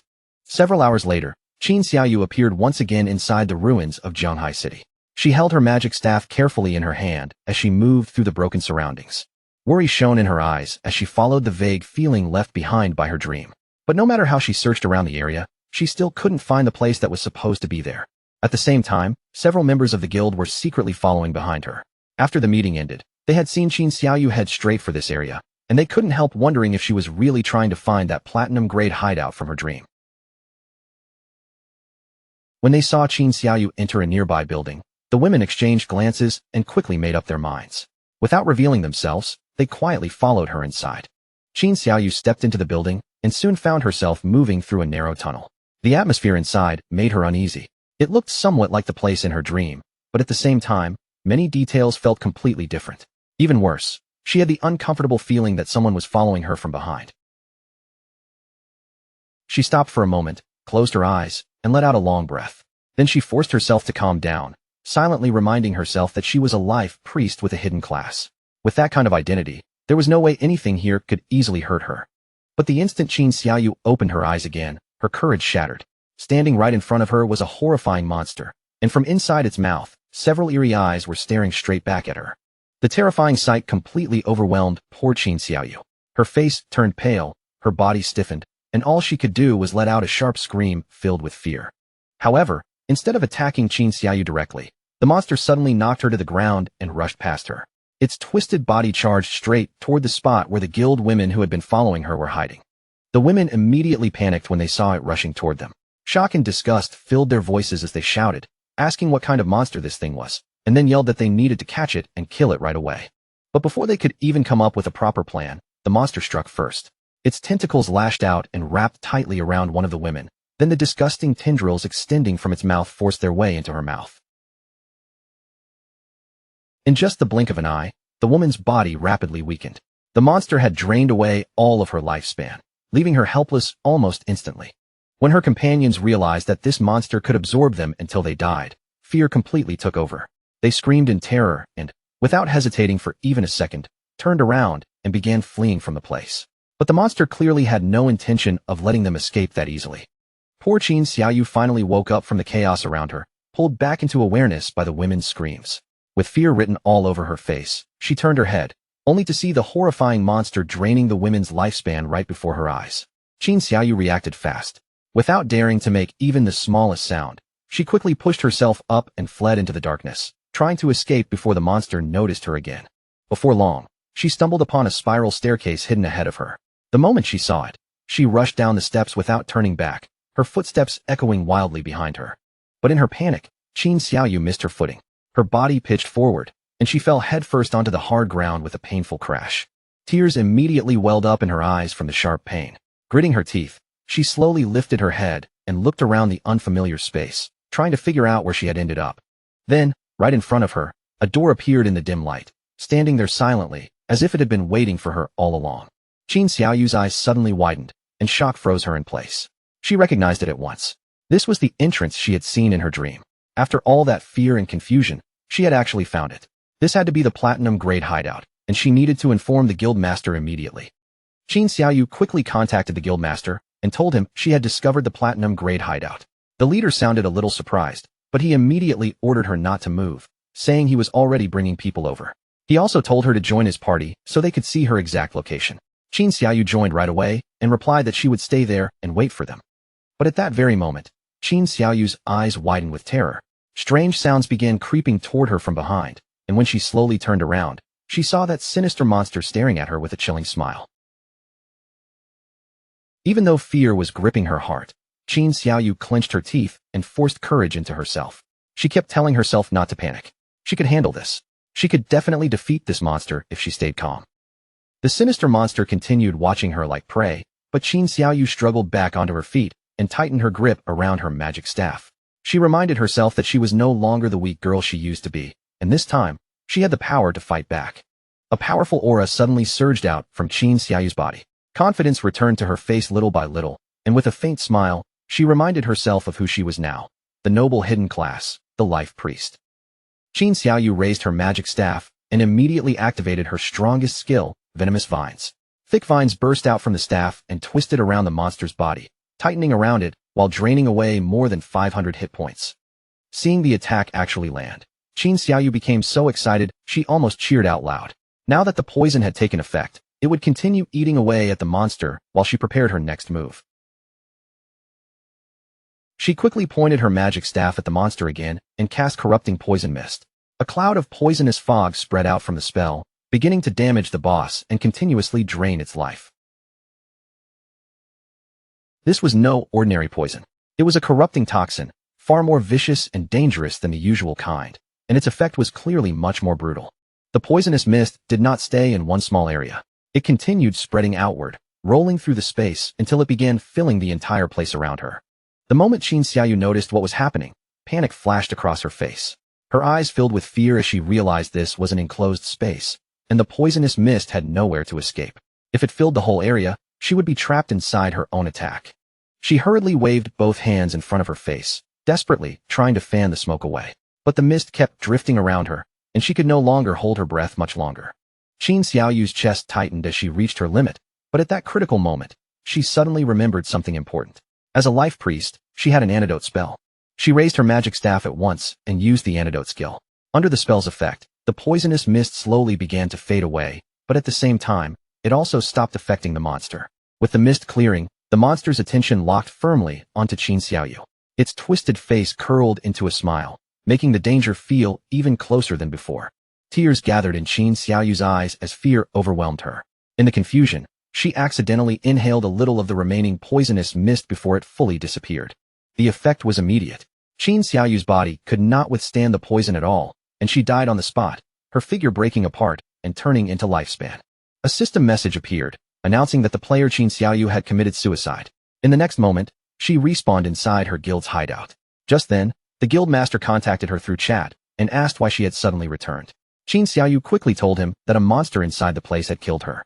The leader and his men had already killed the monster by then. He asked if she was talking about the soul-sucking hag, the silver-grade monster they had just defeated. But the more he thought about it, the stranger it seemed. The soul-sucking hag was slow, and its attack power was low, but anyone it caught would have their lifespan completely drained. Because of that, he could not understand how Qin Xiaoyu had managed to survive at all. Hearing his confusion, Qin Xiaoyu's face slowly broke into a smile. She told the guild master that in that desperate moment, she had chosen to kill herself instead, because she knew that if the monster caught her, she would definitely die for real. The leader was stunned for a second, then exclaimed that she was incredible and had actually found the only possible way to survive. When the leader praised her and called her a true genius, Qin Xiaoyu happily thanked him for the compliment. She then told the guild master she was already on her way back. As she moved, excitement rose inside her, because from the looks of it, the three nasty women who had secretly followed her were gone for good. That was exactly what happened when someone dared to mess with her. A while later, Qin Xiaoyu returned to the door of the hideout and told the guildmaster that the platinum-grade hideout was right behind it. The leader patted her on the back with approval, praised her for doing a good job, and promised that once they secured the hideout, her reward would definitely be waiting. Then the guildmaster turned toward his men and ordered Data to take a group out to clear the surrounding area, making sure no other players came to cause trouble. Data nodded without hesitation and told the guildmaster not to worry. He declared that anyone who dared interfere would be eliminated, even if that person was Shadow himself. After that, the leader pointed directly at the hideout's door and ordered his men to charge. As long as they killed the guardian inside, this hideout would officially belong to them. Several men immediately rushed up to the door and prepared to open it, filling the area with excited battle cries. They shouted for everyone to charge in, kill the guardian, and claim victory for the Knights Templar, while urging the men at the front to hurry. But after struggling with it, one of them turned back and reported that the stone door would not open. The guildmaster narrowed his eyes with curiosity and began thinking carefully. He remembered that in this game, every hideout was protected by some kind of guardian. Then, all at once, with a confident expression, the guildmaster raised his hand and pointed at the hideout's stone door. He declared that the door itself was the guardian they had to defeat. Hearing that, one of the men immediately lifted his axe and swung it hard, slamming the weapon directly into the heavy stone door. A damage number appeared above the door, showing that the attack had dealt 320 hit points. That single number confirmed the guildmaster's guess. The stone door really was the guardian. The surrounding members instantly began praising the guildmaster for his brilliance. With a pleased smile, The leader said that this platinum-grade hideout was practically being handed to them as a gift, then ordered his men to bring the door down. The group answered in unison, their voices full of confidence. His men charged the stone door together, striking it again and again. In the blink of an eye, the violent impacts kicked up a thick curtain of dust around the entrance. At that same time, several system windows suddenly appeared in front of Qin Feng, warning him that his hideout, the land of purified souls, was under attack. The entrance stone door's durability had fallen to 99.3% and was still taking continuous damage, while the magic defense barrier remained at 100%. The system also informed him that normal teleportation to the hideout had been blocked. If he wanted to return instantly, he could only use War Teleport, and it would consume his single use for the day. Qin Feng's eyes turned serious, and confusion flickered across his face. Someone had actually found the entrance to the land of purified souls and was now attacking his hideout. Riding on his wolf, Qin Feng headed toward the hideout himself. Judging from the attacker's damage, he estimated that at their current attack power, it would probably take them an entire year to break through the door. Since there was no real rush, he simply chose to ride over and see what was going on. After some time, Qin Feng finally arrived near the outskirts of the land of purified souls, his wolf slowing as the area came into view. Just then, Qin Feng's eyes lit up slightly. Something ahead had caught his attention. Not far away, two men were chasing after a woman. They shouted at her to stop, threatening that if she kept running, they would slaughter her without mercy. Before she could escape, another man carrying a spiked mace stepped out in front of her, blocking her path. With a threatening look, he asked where she thought she was going. The woman barely had time to catch her breath before the man struck her heavily. The impact sent her body flying backward through the air. A purple-haired man smiled coldly as he stretched out his hand. In the next instant, he activated his skill, Sacred Chains. For energy, swords descended from the sky, like judgment falling from above. They pierced through the woman's hands and knees, pinning her painfully in place and making her scream. One of the men stepped closer and reminded her that he had already warned her about this area. It had been claimed by their guild, the Knights Templar, and he asked if she really thought she could just force her way in. With a serious look in her eyes, the woman insisted that she was only passing through and had never tried to force her way into anything. To her, it was obvious these men were just using the guild's claim as an excuse to rob her. Qin Feng immediately recognized the woman pinned in that dangerous situation. She was Yang Xiaoya, his colleague from the company, and in his memory, she had always been a pretty decent girl. She had even kindly warned him about things before, so seeing her being bullied like this made the scene feel even more familiar. After hearing them claim that the guild had already reserved this area, Qin Feng quickly understood what was going on. The people attacking the land of purified souls were most likely members of the Knights Templar Guild. At the same time, the purple-haired man sneered and said that if they claimed Yang Xiaoya was forcing her way in, then that was exactly what she was doing. With a disgusting smile on his face, the purple-haired man reminded the others that according to their usual rules, he would be the first to enjoy this. Another man laughed along beside him, saying that if that was the case, then he would be right after him. But before their filthy laughter could continue, someone suddenly moved like a streak of thunder. In a single flash, the heads of all three men were cleanly cut off. The one who had appeared was none other than Qin Feng himself. Qin Feng stood there and stared closely at Yang Xiaoya, his eyes beginning to glow with a strange light. Yang Xiaoya froze in shock, wondering for a moment if the person before her was Shadow. But almost immediately, she felt something was not quite right. Those eyes looked far too familiar. They looked exactly like Qin Feng's. Without saying anything extra, Qin Feng simply raised his hand and snapped his fingers, activating one of his skills in an instant. The skill was Blooming Curse. Brilliant red spider lilies suddenly burst out from the corpses of the men Qin Feng had just killed, spreading across their bodies as they drained away the last traces of lifespan left inside them. Qin Feng stood quietly in the middle of that glowing red energy. His face remained calm and cold, as if cutting down those men had not shaken him in the slightest. Not far away, Yang Xiaoya stared at him in complete shock. The more she looked at those glowing eyes, the stronger the sense of familiarity became, and she couldn't help murmuring in disbelief, wondering if he could really be Qin Feng. The orbs of lifespan left behind by the fallen men were quickly pulled together, drawn into a spinning vortex of blue energy before disappearing completely. Yang Xiaoya watched everything vanish right before her eyes. For a moment, she stood there silently, trying to make sense of the unbelievable scene she had just witnessed. She couldn't deny that Shadow's eyes looked incredibly similar to Qin Feng's, but she soon shook that thought away and treated it as a coincidence. After all, if Qin Feng really was the powerful player Shadow, there was no way he would allow his sister, Qin Xiaoyu, to join a guild like the Knights Templar, where members were practically treated like slaves. Outside the land of purified souls, the situation around Shadow's hideout had already become tense. A group of players led by the Knights Templar Guildmaster spotted Shadow arriving, and the entire crowd immediately exploded with excitement. Their voices rose one after another as they shouted wildly, welcoming Big Brother Shadow like devoted fans. The Guildmaster hurried forward with a flattering smile and explained that his men had only been trying to rob someone. Then he quickly thanked Shadow for appearing at the perfect time and teaching those reckless members a lesson. He went on to say that ever since Shadow had saved them from the headless assassin, every member of their guild had become completely devoted to him. In their eyes, Shadow was already someone they deeply admired. The Guildmaster kept piling on the flattery, claiming that their guild now followed Shadow's positive values and was working hard to become a bright and upright Sunshine Guild. Only after saying all of that did he finally ask, with a careful smile, why Shadow had come all the way here. Shadow had no interest in listening to his sweet talk. He ignored every compliment and went straight to the point, asking whether it was true that they were attacking a hideout. The Guildmaster's expression instantly changed. Surprise and nervousness flashed across his face as he stammered, asking how Shadow knew about that. Then, with visible hesitation, he carefully asked if Shadow was also interested in the hideout they were attacking. Shadow's glowing eyes remained fixed on him. Then, in a calm and steady voice, he made one simple declaration: that hideout belonged to him. The Guildmaster froze on the spot. His entire body stiffened as if he had turned into stone, and for a moment, he could not process what he had just heard. The subordinates around him were no better. One by one, their mouths hung open in disbelief as they stared at Shadow, completely stunned by the sudden truth. Sweat began to appear on the Guildmaster's face as he tried to argue. He carefully pointed out that he had heard Shadow's hideout was located in Magic City, and as far as he knew, a player could only own one hideout. At that moment, one of his men leaned close and whispered an important detail into his ear. If a player created a guild, then the guild itself could also own a hideout. Shadow confirmed it without the slightest hesitation, saying coldly that he had hideouts in both Magic City and Zhanghai City. The moment those words landed, a terrifying realization settled over the entire group. They had not just attacked some ordinary abandoned location.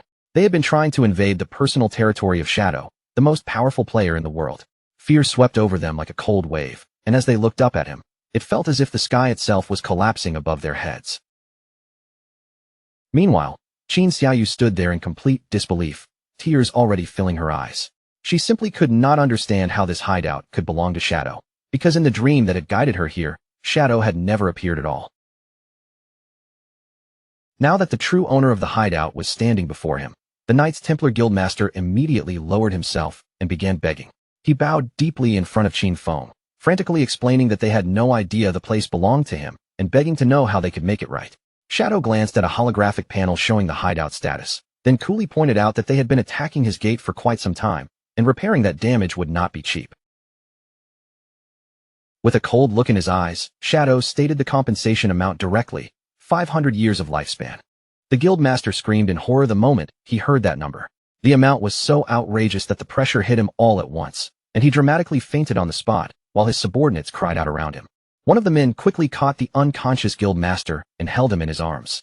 Looking up at Qin Feng looming over them, he pleaded in a trembling voice, asking if the price could possibly be reduced. Qin Feng looked at him coldly and asked whether he had any idea how much it cost to repair a gate like that. When the subordinate nervously admitted that he did not know, Qin Feng told him to shut his mouth. A moment later, the Guildmaster finally woke up with a dazed and miserable expression. Still shaken, he muttered to himself about the unbelievable repair cost, wondering what terrible thing he had done to deserve this disaster. But his despair suddenly turned into rage. He rushed straight toward Qin Xiaoyu and grabbed the front of her robes in both hands. Furious beyond control, he blamed the entire mess on her. He shouted that she was trying to destroy him, and that because of her, the whole Knights Templar Guild might be dragged into ruin. Qin Xiaoyu lowered her head with a look of shame. Instead of arguing back, she quietly accepted the blame and admitted that it was all her fault for dragging everyone into this situation. Then she turned toward Qin Feng and bravely took full responsibility in front of him. She told him to punish her instead, saying that she would do anything he ordered and was even willing to give her life to him. Qin Xiaoyu swore that she could become his servant from that moment on. Every bit of lifespan she earned in the future would be handed over to him until the entire debt was repaid. Facing Qin Feng, Qin Xiaoyu continued begging with a trembling but determined voice. She said that no matter how he wanted to punish her, whether by beating her, cursing her, or the Knights Templar Guildmaster and the surrounding members watched her sacrifice herself like this, and for a moment, they were genuinely moved, but Qin Feng did not respond to Qin Xiaoyu at all. His glowing eyes simply shifted past her and locked directly onto the Guildmaster. Then Qin Feng spoke a single name, Chen Wuming. The guildmaster's real name was Chen Wuming, and the moment he heard it, terror struck through him. He stammered in disbelief, unable to understand how Qin Feng knew his true identity. Qin Feng then asked Chen Wuming a cold question, his tone calm, but piercing. Did he really think Qin Xiaoyu was worth 500 years of lifespan? The moment those words reached him, a twisted, manic grin slowly spread across Chen Wuming's face. In the next second, he suddenly launched himself at Qin Xiaoyu. He swung his fist at her with rage in his eyes, screaming for her to die. His punches sent Qin Xiaoyu flying backward as he furiously accused her of causing them to invade Qin Feng's hideout, only to then pretend to be the hero in front of everyone. His jealousy finally erupted as he screamed that she was only trying to get close to Qin Feng and become his servant, something he believed she had no right to do. With Qin Xiaoyu lying unconscious on the ground, Chen Wuming dropped to his knees and began begging again. He cried that his own plan to get close to Qin Feng had completely failed, then pleaded for mercy, saying that his guild was small and could never afford 500 years of lifespan. As long as Qin Feng changed the condition, he promised they would do anything else he demanded. Qin Feng finally offered them another way out. He told them to pay 100 years of lifespan first, and the remaining 400 years could be repaid by bringing him every member of their guild who carried killer status. For each person they handed over, 1 year would be deducted from the debt. Chen Wuming was instantly overjoyed when he heard this new condition. He quickly explained that it would be easy for them, because the guild had more than 2,000 members, and this would also help him clear his own killer status. Without wasting another moment, he transferred the payment, and a system notification immediately confirmed that Qin Feng had received 100 years of lifespan. Chen Wuming quickly asked Qin Feng to wait for a moment. Then he turned around and began shouting orders at his men, urgently calling for every guild member carrying killer status to gather in front of them right away. While the Knights Templar members were still assembling, Qin Feng calmly decided to make use of the lifespan he had just received. A system window appeared in front of him, asking whether he wanted to spend 7 days of lifespan to repair the damage done to his hideout. Qin Feng accepted the repair request without any hesitation. A moment later, another notification appeared, confirming that the payment had been completed and that the damaged hideout had already been fully restored. Once all of Chen Wuming's guild members with killer status had been gathered together, Shadow made his move. A terrifying vortex of dark energy erupted around them, spinning like a blade-filled storm before cutting through all 400 players at the same time. A system notification immediately confirmed the kills, and the ground was soon covered with glowing orbs of lifespan. Because he had killed so many players with killer status, Shadow's own killer status was reduced as well, dropping from level 4 down to level 3. Chen Wuming, the guild master of the Knights Templar, immediately began clapping with exaggerated enthusiasm. He praised Shadow for being incredibly efficient, then coldly said that the men who had just died were nothing but troublemakers who had violated the guild's rules, so the lesson Shadow gave them was exactly what they deserved. Shadow then turned his gaze back toward Chen Wuming and gave him a new arrangement. From now on, the Knights Templar Guild would be responsible for guarding this hideout. Shadow explained that this would also be a perfect way to control the guild's unruly members and keep them from causing trouble elsewhere. He ordered Chen Wuming to arrange shifts and have his people guard the area properly. Then Shadow warned him in a cold voice that if anyone attacked this hideout again in the future, Chen Wuming himself would be the one held responsible. Chen Wuming agreed on the surface, forcing himself to nod respectfully. But deep down, he was already cursing Shadow, because he understood very clearly that his guild had just been turned into free security guards. Just then, another system notification suddenly appeared in front of Qin Feng. His other hideout, the Evil Spirit Academy, was under attack. The defensive barrier there was already taking damage, and the system asked whether he wanted to use his single daily war teleport. Qin Feng's mood immediately turned sour. Annoyed by this second problem appearing right after the first, he decided to use the teleport and deal with the new threat himself. Blue light began to wrap around Qin Feng's body as the teleport activated. As he disappeared, he wondered out loud who could possibly be stupid enough to provoke him, especially when everyone should already know that the Evil Spirit Academy belonged to him. After watching Shadow vanish in the blue glow, Chen Wuming immediately dropped his obedient act and ordered the guild members to pack up and leave. One of his subordinates quickly reminded him that Qin Feng had ordered them to guard the hideout. Chen Wuming glanced over and pointed at Qin Xiaoyu, who was only just beginning to wake up, then cruelly declared that she would be the one left behind to guard it. He mocked Qin Xiaoyu with a cold smile, saying this was exactly what she had wanted anyway.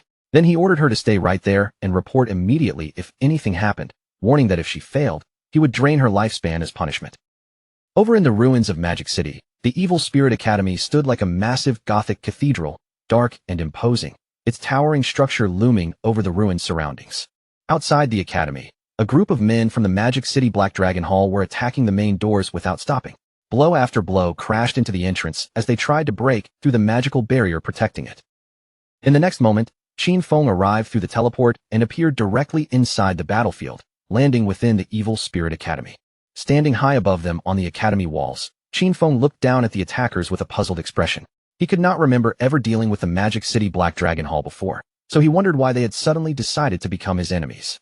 Down below, the leader of the Magic City Black Dragon Hall was already rallying his men for one last powerful strike. He roared for everyone to lend him their power. Under his command, the men joined their strength together, gathering a massive ball of dark energy before preparing to unleash their combined attack. The leader shouted the name of the attack, Black Flame, Magic Dragon Break. In the next instant, a colossal blast of dark power rushed forward and slammed violently. The barrier cracked badly under the impact, and its durability plunged all the way down to just 13%. Seeing this, the attackers burst into celebration. They believed the gate was about to collapse, and excitement filled their faces as they imagined the hundreds of years of lifespan they were about to seize. Watching from above, Qin Feng quickly understood that these men were nothing more than hired pawns. He began thinking about who still had a grudge against him and was alive enough to act on it, and very quickly, his mind landed on Dong Fenghua. But before the attackers could continue celebrating, they suddenly heard a strange sound echoing from above, and their expressions changed at once. When they raised their heads, they saw a massive ethereal dragon descending from the sky, its enormous form pressing down on them like a nightmare. A powerful wave of energy swept over the group. In an instant, the men were frozen in place by fear, their eyes spinning in a dazed, hypnotic state as their bodies refused to move. Completely unable to escape, they could only stand there helplessly. Then one of the guild members suddenly raised a trembling hand and pointed frantically toward the sky. Above them, a huge fiery meteor was falling straight down, blazing through the air as it headed directly for their position. The massive celestial body crashed into the ground with terrifying force, and a huge explosion swallowed the helpless men in roaring flames. One of the men had braced himself for the impact, certain he was about to die. But when the flames faded, he was shocked to find that he was still alive. Relief immediately turned into laughter as he bragged that the meteor had only dealt 3,000 damage, and his high health build had saved him. His celebration ended almost instantly. Before he could finish laughing, his head was severed from his body, and dark tendrils swallowed him up, tearing through him until his entire body disintegrated. After the battlefield fell quiet, another group of players arrived at the area. When they saw the Magic City Black Dragon Hall members lying dead everywhere, they were stunned and began wondering who could have killed them all. Among them was a young woman with pink hair and a witch's hat. The moment she saw the aftermath, she immediately suspected that the one behind it was the legendary player, Qin Feng. Her companions were doubtful because they could not see anyone nearby. But she insisted that Shadow's power could never be judged by ordinary standards, and he might even have a way to stay permanently invisible. From his unseen position, Qin Feng quietly observed the newcomers. He soon recognized them as members of the Sky Dome Guild. He also identified the pink-haired woman at the front as Zhang Yaoying, a player who possessed the unique hidden class known as Soul Painter. At that point, Qin Feng understood where the dragon and meteor attacks had come from. They had not appeared naturally at all. Zhang Yaoying had painted them into existence with her magical brush. Qin Feng remembered that the Soul Painter class was extremely powerful during large-scale battles. However, despite its terrifying battlefield potential, it also had a major weakness. It was vulnerable to sudden surprise attacks. Sensing that he was nearby, Zhang Yaoying looked around and called out respectfully, asking whether she could speak with Senior Shadow. To the shock of Zhang Yaoying and everyone beside her, Qin Feng's voice suddenly answered from empty air, calmly asking what she wanted. Zhang Yaoying's face flushed slightly as she explained her purpose. She needed to enter his hideout to search for something required for her class advancement, and she promised that she would pay him generously for the chance. Shadow quickly connected the dots. In his previous life, the Sky Dome Guild had controlled this hideout, and now he finally understood why. Zhang Yaoying must have discovered it while doing this advancement quest. Thinking about it, Qin Feng realized that his actions had once again changed the course of history. As he looked at Zhang Yaoying, Qin Feng suddenly remembered the past with a faint sense of nostalgia. Back then, he had often watched the popular gaming streams made by her and her grandfather. Her grandfather, Old Man Zhang, was the founder of the Sky Dome Guild, and under his leadership, that guild would eventually become one of the top guilds in the entire nation. Behind his mask, Qin Feng actually felt a little embarrassed. He admitted to himself that the reason he knew so much about them was simple. He used to be their fan. After pushing those memories aside, Qin Feng made his decision. He told them to come inside so they could talk. As his voice fell, the huge sealed doors of the Evil Spirit Academy slowly swung open, revealing a dark and cavernous entrance beyond them. Inside the Gothic halls of the Evil Spirit Academy, Qin Feng sat on a massive throne while dark energy swirled around him. Facing the members of the Sky Dome Guild, he calmly told them to state their business. Zhang Yaoying stepped forward and explained the situation. Her soul painter class required special materials for its advancement, and those materials could only be found inside the Evil Spirit Academy. She continued by saying that they had heard he had previously sold a hideout for a very high price. Because her class required a large amount of those materials, simply buying this hideout from him would be the most practical solution, so she offered to purchase it outright. Qin Feng was somewhat impressed when he heard her offer. He couldn't help wondering how the Sky Dome Guild had managed to gather so much lifespan in the first place. Qin Feng naturally gave credit to her grandfather, Old Man Jiang, for the Sky Dome Guild's wealth and foundation. However, he made it clear that the Evil Spirit Academy itself was not something he planned to sell. As a compromise, he offered Zhang Yaoying guest permissions instead, allowing her to freely enter and use the ground floor whenever she needed. But Zhang Yaoying was obviously not satisfied with only guest access. After thinking for a moment, she immediately raised a counteroffer and asked if she could rent the place instead. Her proposal was direct and bold: 500 years of lifespan in exchange for a 3-year lease on the first floor. Qin Feng did not answer right away. He sat there quietly, his gaze settling on Zhang Yaoying as he carefully weighed the meaning behind her offer. Very quickly, Qin Feng understood the deeper intention behind it. Since he had already agreed to let her enter for her advancement quest, there was no reason for her to insist on paying such a massive price unless the Sky Dome Guild's true goal was not just gathering materials. They clearly wanted to establish a formal connection with him. As though she had already guessed what Qin Feng was thinking, Zhang Yaoying suddenly smiled and added another condition, making the deal even harder to refuse. With a slightly devious grin on her face, she promised that if Qin Feng agreed, the Sky Dome Guild would personally handle the Magic City Black Dragon Hall, the group that had just dared to attack his hideout. Not only would they deal with them, they would wipe them out completely. Qin Feng was a little surprised by how fearless she sounded. He looked at her and asked whether she could really make such a serious decision, one that could trigger a guild war, without first discussing it with her grandfather. Zhang Yaoying laughed when she heard that, clearly amused that Qin Feng even knew about her grandfather. Then she confidently told him that Old Man Jiang always listened to her anyway, and destroying a small force like the Black Dragon Hall would not be difficult for the Sky Dome Guild at all. Qin Feng admired her decisiveness. Since she had already made the offer so cleanly, he no longer dragged things out and agreed to the deal, casually tossing the rental contract over to her. A system notification soon appeared, confirming that the transaction had been completed. Shadow had officially received 500 years of lifespan. Qin Feng then told them they could use the first floor however they wanted. He also reminded them not to worry too much about the defensive barrier, because the lava in the lower levels would automatically repair the damage over time. With the deal settled, Zhang Yaoying and the Sky Dome Guild members immediately burst into celebration. After the Sky Dome Guild members entered the hideout, Shadow allowed himself a faint smile. He thought Zhang Yaoying was even more lively and energetic in person than she had ever seemed on her streams. Behind his mask, Qin Feng actually blushed a little, but he quickly shook off the thought and reminded himself that he still had proper business to handle. Qin Feng then headed toward his hideout's warehouse. During this time, he had already used his equivalent exchange ability several times, and the results so far had been quite satisfying. Seeing that the skill's cooldown had finished, Qin Feng decided to activate it again. As he used Bafich's equivalent exchange, golden energy began swirling around his hand, and he sacrificed an item that had little value to him. A system message appeared right after, announcing that he had lost a wisdom training scroll but gained the Scarlet Blade, a powerful Jade-tier assassin finisher skill.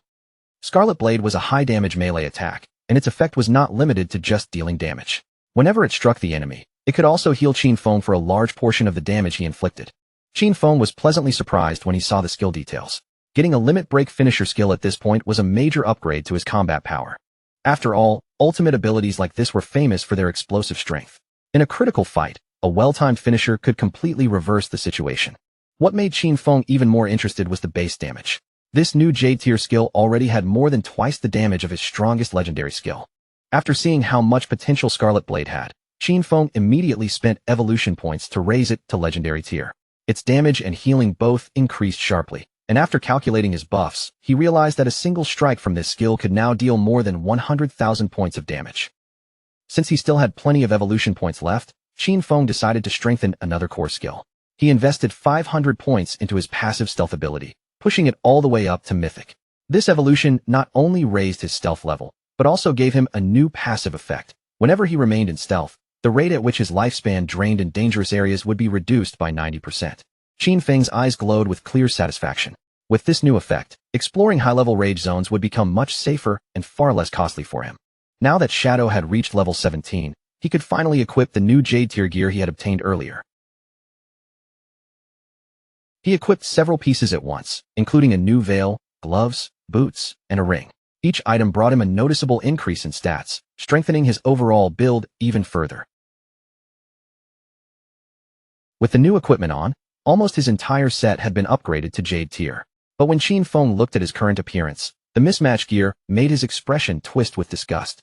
He could not help complaining about how ugly low-level equipment looked. Without wasting another second, he immediately switched his appearance back to his default all-black Shadow outfit. Now that his skills, gear, and combat power had all been strengthened, Qin Feng calmly declared that it was time to conquer the next hideout. Meanwhile, back in the real world, in the suburbs of Magic City, an armored vehicle slowly pulled up outside a grand mansion. One armed guard glanced toward his colleague and asked how many people they had managed to bring back this time. The other guard replied that they had only found 4. The first guard sounded disappointed when he heard the number. His colleague explained that these days, fewer and fewer people were willing to sell their lifespan, then turned toward the new arrivals and ordered them to get out of the vehicle.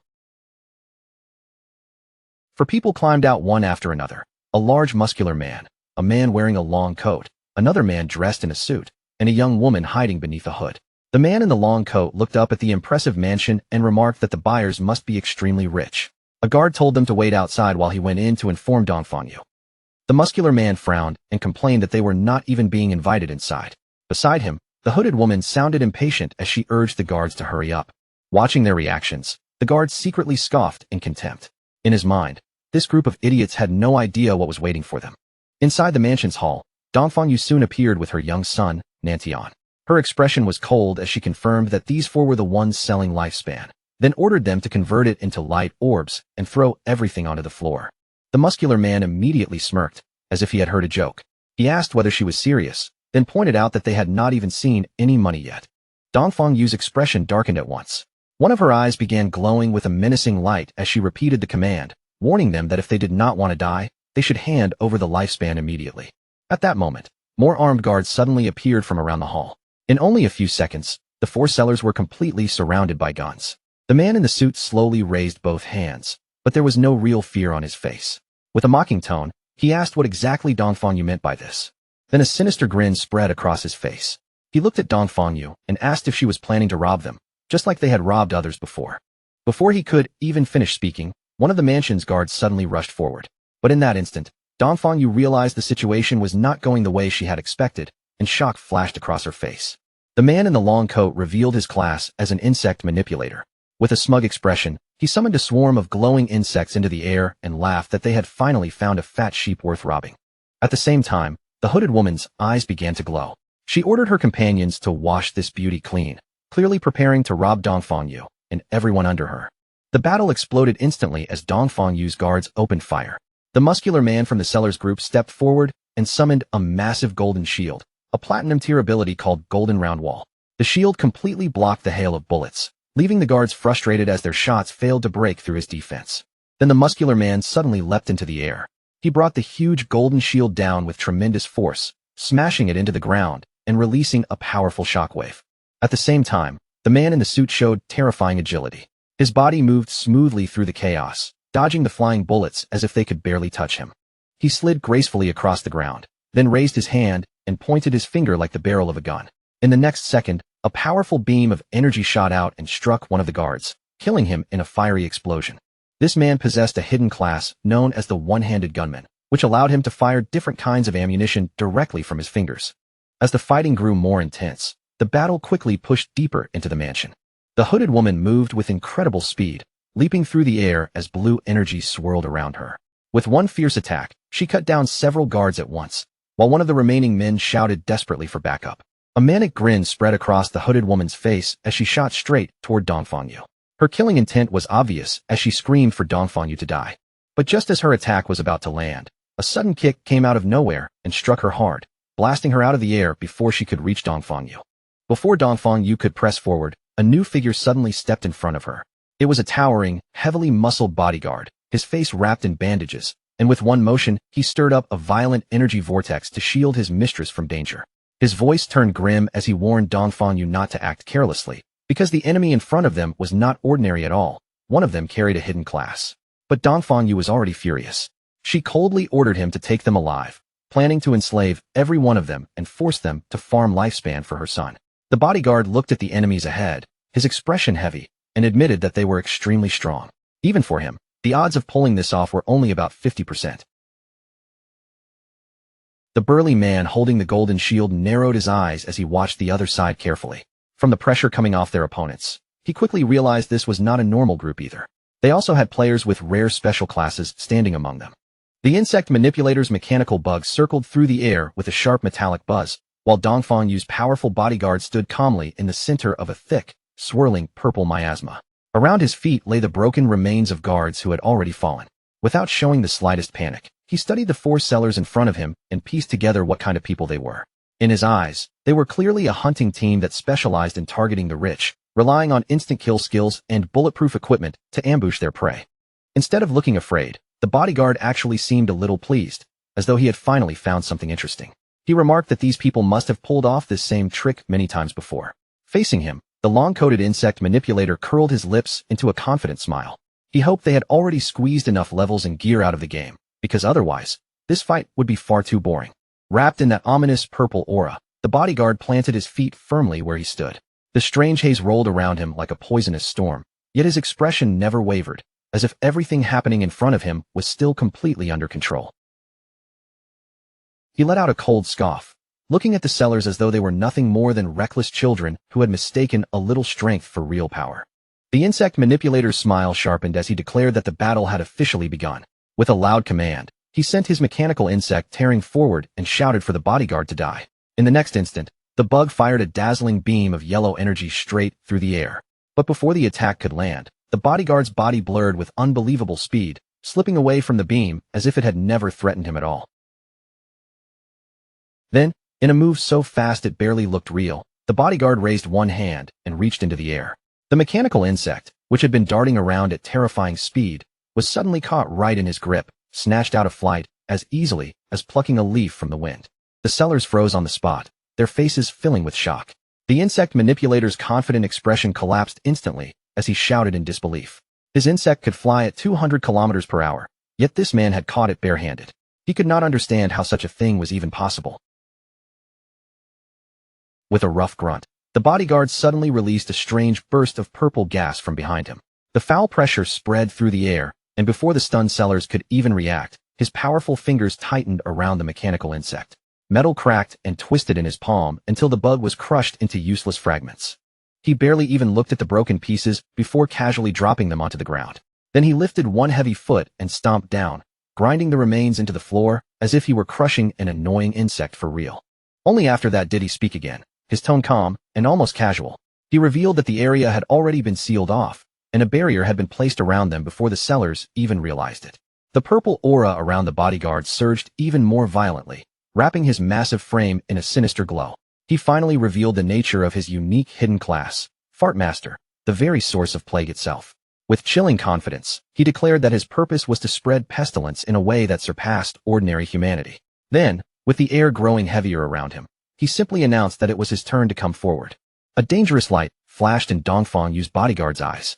The Fartmaster lowered his stance, his muscles tightening beneath the bandages, and he announced his attack with a menace that made the air around him feel even thicker. In the blink of an eye, he launched himself upward with shocking speed.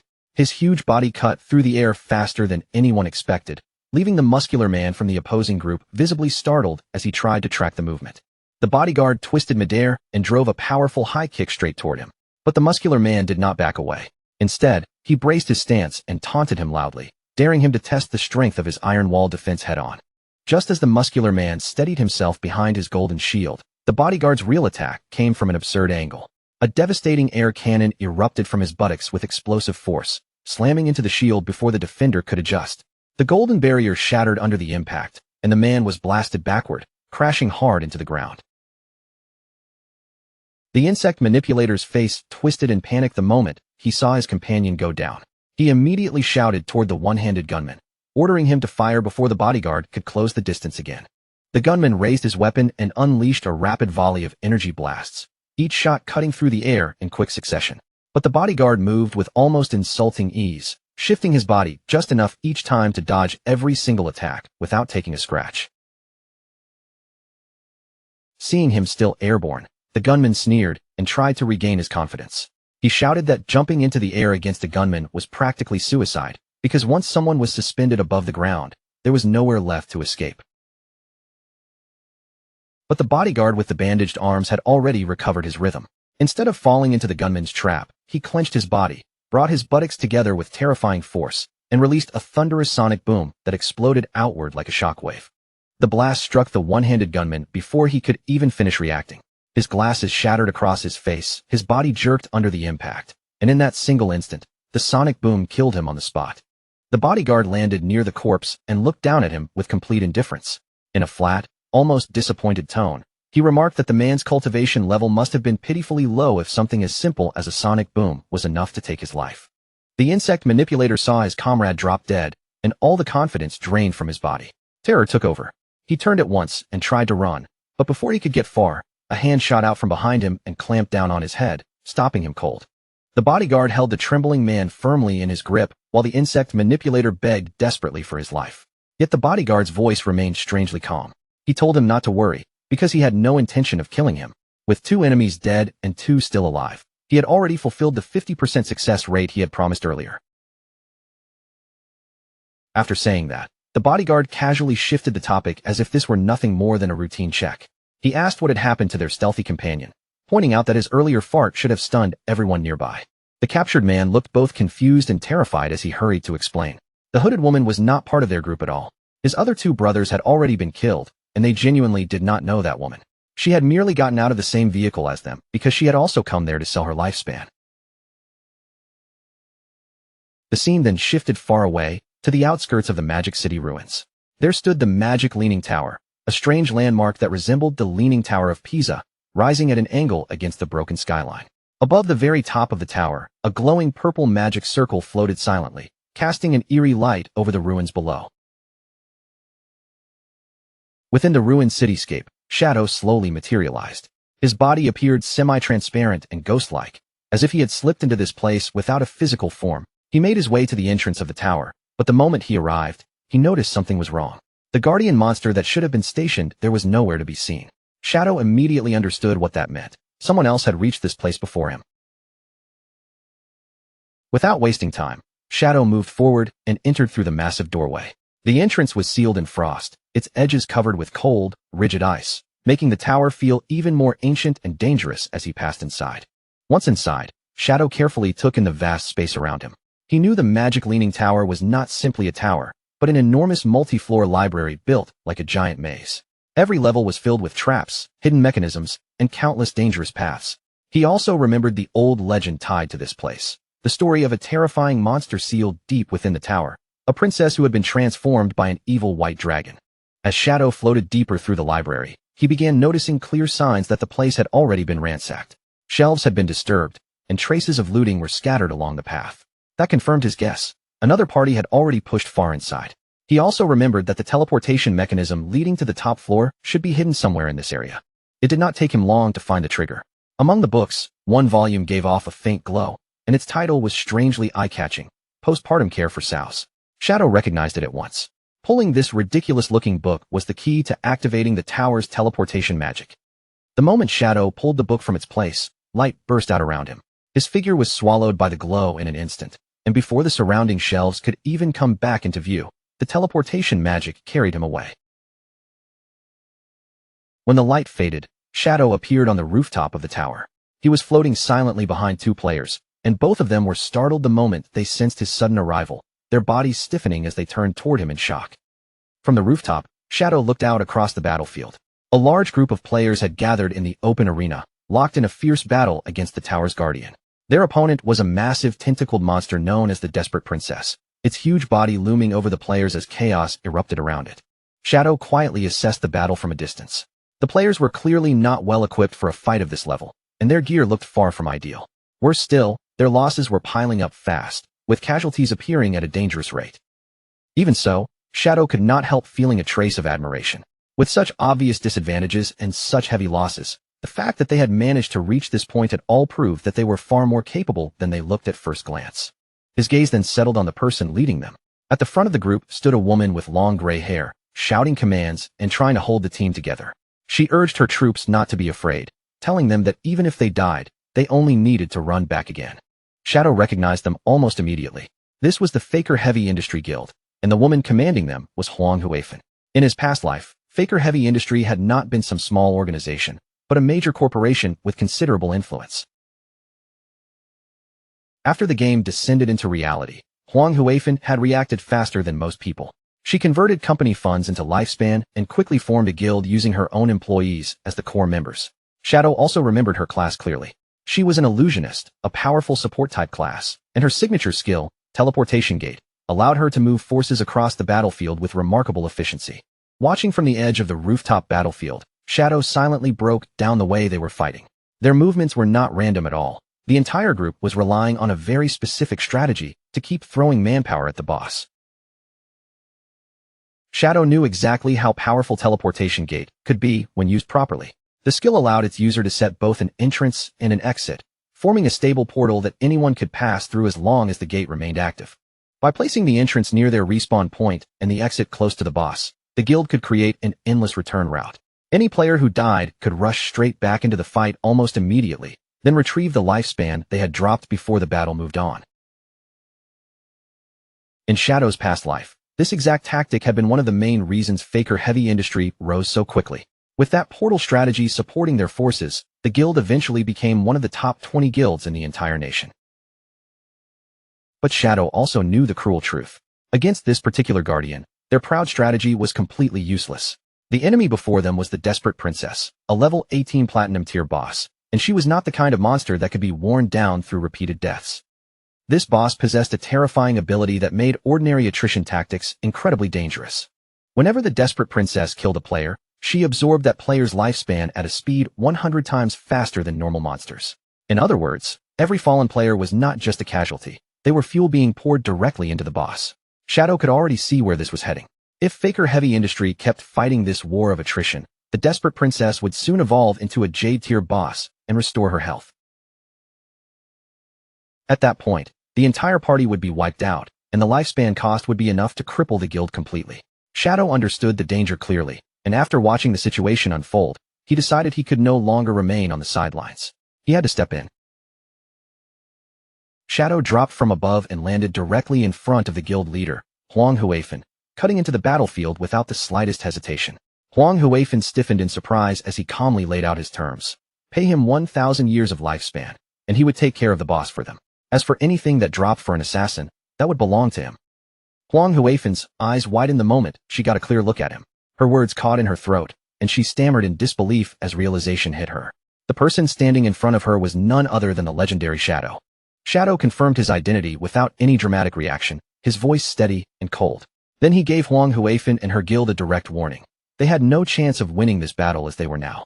Before she could even fully gather her thoughts, he told them they had only two choices: accept his deal or retreat immediately while they still had the chance.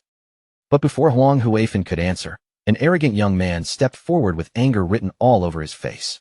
He glared at Shadow and snapped at him, demanding to know who he thought he was to declare that their guild could not win. The young man sneered even harder when he heard the price. 1,000 years of lifespan sounded completely insane to him, and he openly mocked Shadow for daring to ask for so much. He barked at him to get lost, while Huang Huifan's expression changed at once. She hurriedly tried to stop him, shouting for Huang Ziqing not to be rude, but her warning came a moment too late. Before Huang Huifan could finish speaking, Shadow had already moved. His hand shot forward with frightening speed and clamped directly over Huang Ziqing's face, cutting off the young man's arrogance in an instant. Then, with one smooth and effortless motion, Shadow swung him away like he weighed almost nothing. Huang Ziqing's body flew straight toward the guild's teleportation gate and was thrown into the glowing portal. The moment Huang Ziqing appeared on the other side of the gate, Shadow raised his power without hesitation. Dark energy gathered around him as he activated his Dark Knight Ring Blade skill. A crescent wave of dark red energy tore forward, slicing through Huang Ziqing and splitting him in half before anyone could react. The same strike shattered the teleportation portal behind him, breaking the guild's return route in an instant. As her subordinates' remains fell, Huang Huifan's face twisted with horror, and she screamed out for her son. Overcome with shock and anger, Huang Huifan turned on Shadow and demanded to know why he had destroyed her portal. She admitted that her son had offended him, but in her eyes, teaching him a lesson would have been enough. There was no need to go so far. Shadow's golden eyes glowed as he looked down at her, his expression unreadable. Instead of arguing, he simply told her that she would understand soon enough. Then he repeated his offer with the same calm certainty as before, 1,000 years of lifespan, and he would solve the boss problem for her. After saying that, Shadow's figure slowly dispersed and vanished from sight, leaving Huang Huifan and the rest of the guild frozen in stunned silence. Shadow knew exactly what they did not. The boss they were fighting was already on the verge of evolving. That was the real reason he had destroyed their portal. Their strategy of dying, respawning, and rushing back into the fight looked useful on the surface, but against this monster, it would only keep feeding the boss more lifespan until the entire guild was wiped out. Of course, Shadow's reason for stepping in was not purely out of kindness. Beneath his calm actions, his true motive was far more practical. He summoned his spectral wolf beside him, its ghostly form taking shape in the ruins. In his mind, the guild being destroyed was only a minor matter. What really bothered him was the thought of losing out on 1,000 years of lifespan. Shadow landed among the ruined streets of the city with quiet confidence. He knew the remaining members of the guild would provide just enough lifespan for the boss to complete her evolution. And the pulsing light rising from the tower was the final sign that everything was moving exactly as expected. His plan was simple, clean, and perfectly timed. Once the boss advanced to the Jade tier, Shadow would return to kill her himself. By waiting until she evolved, he could claim far greater rewards than if he ended the fight too early. Just as Shadow settled in to wait for the right moment, a message suddenly came through from Ghost Spirit. Her voice carried obvious excitement as she reported that she had found Dongfang Yu in a suburban manner. But there was a serious problem. Dongfang Yu was being protected by an incredibly strong player, and that person had nearly killed Ghost Spirit. Shadow immediately told her to meet him at the Withered Bone field and bring every detail with her. At the same time, he felt genuinely impressed. Finding a single person inside the vast magic city was no easy task, which proved that Ghost Spirit was far more capable than most people. Not long afterward, the two assassins met in a bleak wasteland scattered with bones. The air around them felt dry and desolate, and Shadow wasted no time. He asked Ghost Spirit to describe the guard protecting Dongfang Yu. Ghost Spirit explained that the man was a fast and powerful melee fighter, but his main attack method was strangely ridiculous. He fought by farting. She added that he could see through her stealth completely, and that his body was surrounded by a smoky aura spreading about 10 meters around him. Shadow understood the situation at once. He told her that she had run into someone with the hidden class known as Source of the Plague. That smoky aura was one of its first-tier abilities, a plague field capable of sensing any physical body within its range, which made it a perfect counter to her stealth. He also explained that the class could strengthen the user's body and recover through plague-based abilities. At higher tiers, it was even rumored to be nearly impossible to kill. Ghost Spirit's face went pale as she listened. Horror and frustration sank into her eyes, and for a moment, she almost lost hope, wondering whether she would ever be able to take revenge against an enemy like that. But Shadow did not leave her in despair. He calmly revealed that this class had a critical weakness.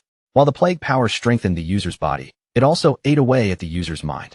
If the person's mentality was weak, that inner corrosion would become their greatest flaw. Then Shadow shifted the conversation to her own class. He told Ghost Spirit that Blade of the Underworld also had an evolutionary path. Once it reached Tier 2, it would advance into the Yellow Spring Evil Ghost. As his words fell, a massive spectral green demon began to form behind Ghost Spirit. Its towering shape rose out of the gloom, and its glowing eyes opened slowly, filling the bone-covered field with a chilling presence. Ghost Spirit stood frozen in awe, staring at the terrifying figure connected to her own future. Her eyes shone with an ethereal light, and in that moment, she finally began to understand just how much potential was hidden inside her class. In the middle of that desolate field of bones, Shadow advised Ghost Spirit to push her class to Tier 2 as soon as possible. Only by advancing could she break through her current limits, and that path, he told her, was the true route she needed to follow. Ghost Spirit looked at him in amazement, still shaken by everything he had just revealed. She could not help asking how he knew so much about her class, especially details that even she herself had never understood clearly. Shadow did not answer her question directly. Instead, he bent his knees and leapt upward, landing lightly on top of a large tombstone overlooking the graveyard. Standing above her, Shadow spoke in a calm and distant tone. He told her that the game was far deeper than most people realized, and that persistence mattered more than quick results. If she wanted to reach true greatness, she first needed to build a foundation strong enough to support it.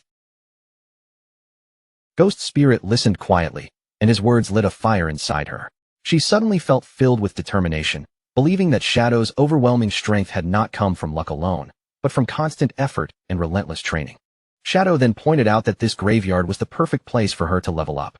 The monsters here respawned quickly, giving her a steady flow of enemies to fight, and they could also help her upgrade her class weapon, the Underworld Chainblade. However, he warned her not to underestimate the area. Every monster here was an elite, with 3 times the health, defense, and attack power of ordinary enemies. To help her understand, Shadow said that these monsters were not impossible to handle. As long as she used the right technique and attacked properly, even elite enemies like these would not be that difficult. Then he moved before she could blink, leaping straight into a cluster of monsters. His attacks landed with terrifying precision, striking their weak points one after another, and in only a few moments, the entire group was wiped out effortlessly. Ghost Spirit watched from the side, her face flushing slightly as she stared at him in astonishment. The ease with which Shadow destroyed those elite monsters made his strength look almost unreal. In the next instant, Shadow appeared beside her again, as if the distance between them had never existed. He told her to give this training everything she had, because only by betting it all could she truly complete her path of revenge. After leaving those words behind, Shadow vanished in a flash of blue energy. The light scattered across the bone-covered field, and when it faded, Ghost Spirit was left standing there alone. She remained silent for a while, thinking back to the moment he mentioned revenge. For just an instant, she had clearly felt a fierce and unmistakable killing intent coming from Shadow, sharp enough to make her heart tremble. Meanwhile, far away in the ruins of Zhanghai City, the sky was already sinking into sunset, and the broken streets were bathed in the dim light of evening. Little Black was resting on the ground, leaning heavily against her white llama. After exploring for so long, exhaustion had finally caught up with her, and she looked as though she barely wanted to move. Her stomach was already starting to feel empty, but after checking the map, she decided to push herself a little longer. The area was almost fully explored, and since she was already this close, she wanted to finish the job before stopping. While she sat there catching her breath, something unusual caught her eye. On the ground nearby was a strange fruit giving off a dark glow, standing out clearly against the ruined surroundings. Curiosity immediately got the better of her. Little Black reached down and picked up the fruit, turning it over in her hand as she thought it looked a lot like a plum. Without thinking too much about it, she took a big bite. The moment the flavor spread in her mouth, her eyes brightened with delight. To her surprise, it was actually delicious. Then, a system notification suddenly popped up in front of her, informing her that she had gained 50 experience points. Little Black stared at it in amazement, hardly believing that a simple fruit she found on the ground could actually give her experience. When she looked up again, her surprise grew even stronger. Ahead of her was a long trail of the same dark, glowing fruits, scattered one after another as if they were leading her somewhere. Excitement instantly replaced her fatigue. Little Black followed the trail with a happy expression, eating the glowing fruits as she moved along. Each one gave her another 50 experience points, turning the strange discovery into a moving feast. But her feast did not last uninterrupted. A message suddenly came from Captain Anyu, and the tone was urgent. Anyu told Little Black to come to the corrupted coast right away, explaining that a man named Manling had been captured by a boss. Since he was carrying more than 500 years of lifespan, they needed her help immediately. Little Black immediately opened her map and checked her position, only to realize she was already near the area Captain Anyu had mentioned. She quickly replied with her location, and Captain Anyu told her to stay where she was, promising that their team would arrive there very soon. Still chasing the trail of glowing fruits, Little Black crawled forward bit by bit while muttering complaints under her breath about Manling. In her eyes, that guy was completely useless and always caused trouble. But before she could stay annoyed for long, her attention drifted right back to the sweet, delicious fruits scattered ahead of her. By the time night fully settled over the ruins, Little Black finally climbed to the top of a hill. The moment she looked down from the ridge, she froze in surprise, staring at the strange and unsettling sights spread out below her. The trail of glowing fruits had led her all the way to the desolate, corrupted coast. At the very end of the path sat a small slug-like creature, quietly resting there as though it had been the one producing the fruits she had been happily eating the entire time. But just nearby, an even more horrifying scene waited for her. A colossal, bloated monster towered over the coast, with several sharp-toothed mouths growing across its back. In one of its huge hands, it held a tiny humanoid creature that was screaming desperately. Little Black's face was still stained with fruit juice, but the moment she saw that giant creature, her expression went stiff with shock. She stared at its enormous body and twisted mouths, wondering what kind of terrifying boss had appeared in front of her. Then her eyes suddenly dropped toward the ground. There, lying motionless near the monster, were two fallen players. After taking a closer look, Little Black recognized one of them as Manhwa, and her heart immediately tightened. Only then did she realize that this grotesque creature had to be the boss Captain Anyu had warned her about. The monster sat in front of a massive bowl, like it was preparing a meal, then lowered the small creature in its grip and bit into it without hesitation. A system window suddenly appeared, confirming the monster's identity. This terrifying boss was called the Spirit Devourer, a level 20 Jade grade monster. Right after that notification appeared, the Spirit Devourer tightened its massive fist around the small creature. With brutal force, it crushed the poor thing completely in its palm. Little Black watched the scene unfold in horror, finally understanding what was happening. The boss was not eating a player at all, it was devouring another monster right in front of her. After crushing it, the Spirit Devourer casually tossed the bloody remains into the giant bowl. Then it began stirring everything together, mixing the mangled flesh into a disgusting and gruesome meal. A short while later, Captain Anyu and her party arrived on the hill and found Little Black still watching from above. Anyu quickly stepped beside her and asked whether she had already spotted Manling and the boss. The whole group looked down from the hilltop, and the sight made their faces tense. Wang Ming blurted out in shock that this was actually a Jade grade boss, while Captain Anyu could barely hide her disgust at the monster eating other creatures. Little Black, still chewing on one of the fruits, quietly added a strange detail she had noticed. For some reason, even though the boss was terrifying, it had not attacked any players so far. Captain Anyu immediately told her team to keep observing and not rush in recklessly. She admitted that they were not properly equipped to fight a Jade grade boss, and if they wanted to deal with it, they would need reinforcements. They continued watching from the hill, their expressions growing more puzzled by the second. Down below, the huge boss shifted its body and slowly settled into a deep squat, as if preparing to do something strange. The group stared at it in confusion, trying to guess what the monster was doing. After an awkward pause, someone hesitantly suggested that it might be defecating. Then, to everyone's shock and horror, glowing purple fruits began emerging from the monster's rear. Little Black's eyes widened, and she screamed in absolute disbelief. They picked up one of the newly produced purple orbs and examined it closely.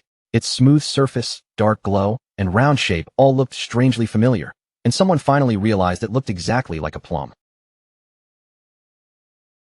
That was when the terrible truth hit Little Black, like a thunderbolt. She slowly looked down at the fruit in her hand, then back at the squatting boss below.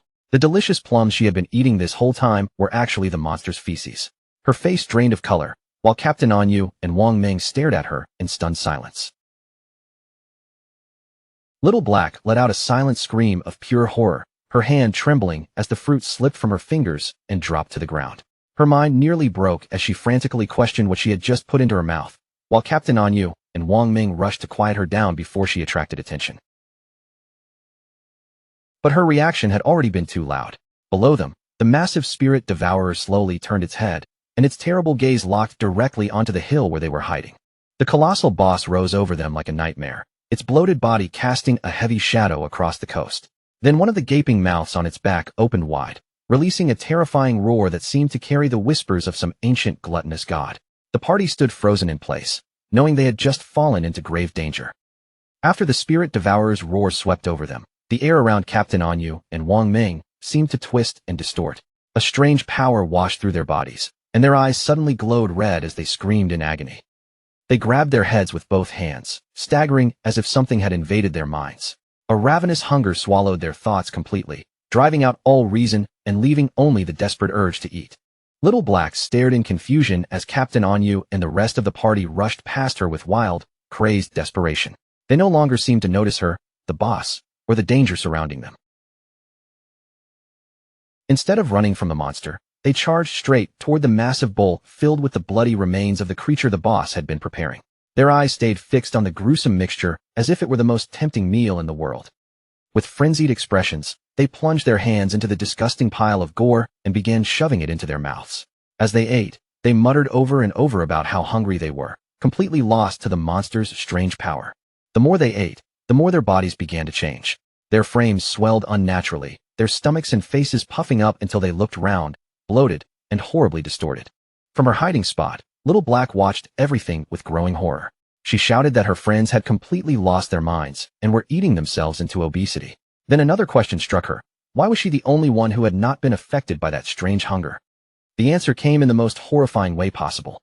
The massive spirit devourer leaned over one of the swollen party members, its shadow swallowing him completely. With terrifying ease, it grabbed the bloated player in one hand and shoved him straight into one of the gaping mouths on its back. In the next instant, the mouth closed around him and devoured him completely, leaving no chance for escape. After witnessing that horrifying scene, Little Black finally understood the boss's cruel mechanic.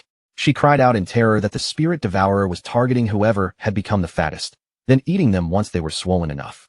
Panic surged through Little Black as she realized Captain Anyu's elite team was nowhere near enough to handle this boss. With no other choice left, she understood that her only hope was to ask that man for help. She quickly contacted Shadow and explained the situation in a rush. They had encountered a Jade-grade boss called the Spirit Devourer, Undali Gyre, and Captain Anyu and Wang Ming were now on the verge of being eaten. The moment Shadow heard that name, his expression changed. He immediately realized this was the bloodline monster he had been searching for, and he could not help thinking that Little Black really was his lucky star. Without delay, he told her to send him the coordinates and said he was coming right away. The scene shifted to Shadow standing at the entrance of a glowing cave. By then, he had already obtained the keys to 3 other platinum hideouts within Magic City. Since the desperate princess should also be close to finishing her evolution soon, he decided this was the perfect moment to deal with the bloodline monster first. A short time later, Shadow arrived at the corrupted coast. The moment Little Black saw him, relief washed over her face, and she hurriedly greeted him. Shadow wasted no time and asked where the boss was, so she quickly pointed toward the area just ahead. Little Black frantically told him that Captain Anyu and Wang Ming had already been swallowed, begging him to rescue them before it was too late. As they looked toward the monster, the giant boss squatted down again, straining in that same disgusting posture as though it was about to defecate. Then, to their absolute disgust, a large translucent purple orb was expelled from the monster. Suspended inside the orb, clearly visible through the glowing surface, was Manoling's horrified face. Both Shadow and Little Black were stunned by what they saw. Little Black cried out that the boss had actually excreted Manoling, and her panic deepened as she worried the same horrifying fate would happen to Captain Anyu and the others. Shadow quickly explained how the monster worked. The Spirit Devourer was a servant of the gluttonous ancient god, and it released a whisper that forced players into uncontrollable gluttony. The more they ate, the fatter they became, and once they were bloated enough, the boss would devour them and slowly digest their lifespan.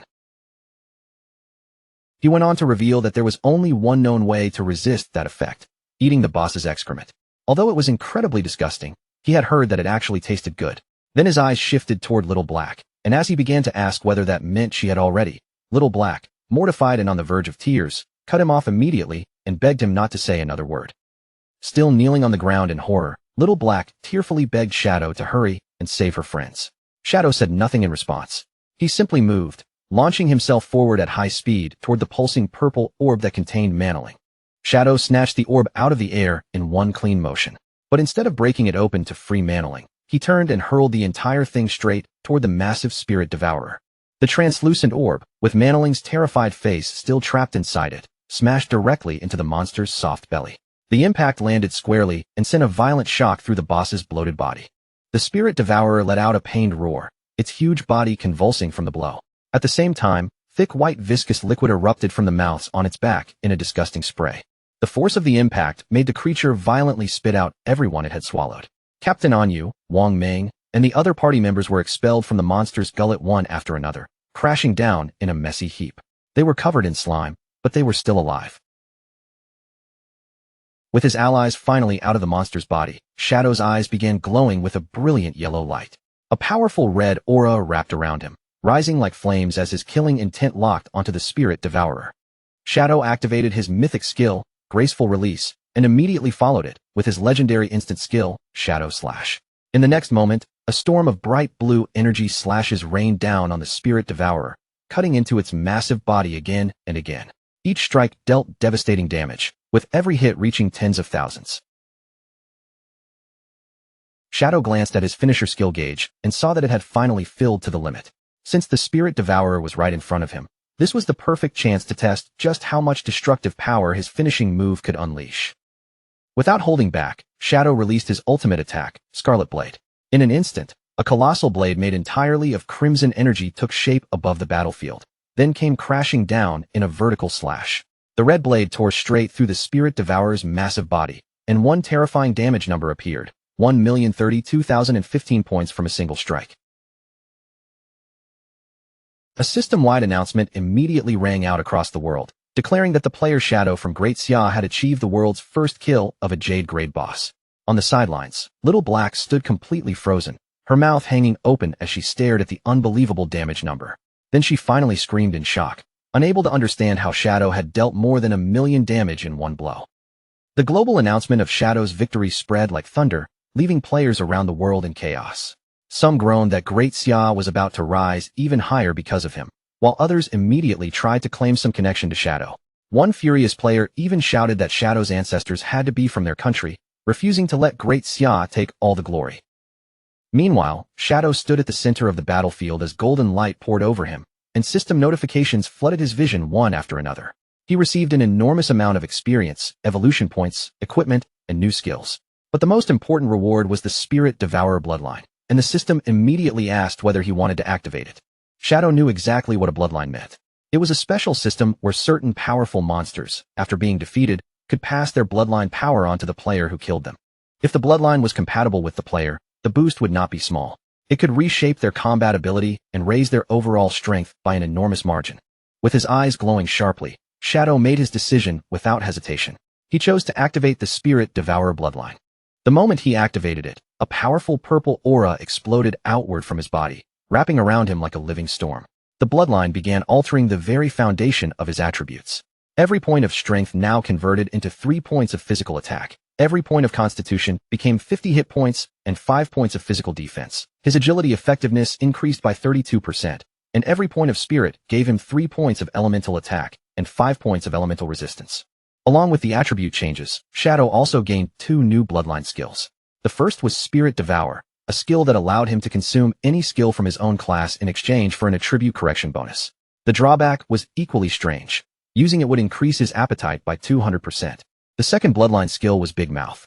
With this ability, Shadow could form a massive energy mouth to swallow incoming enemy projectiles, then heal himself based on the damage contained in whatever attack he absorbed.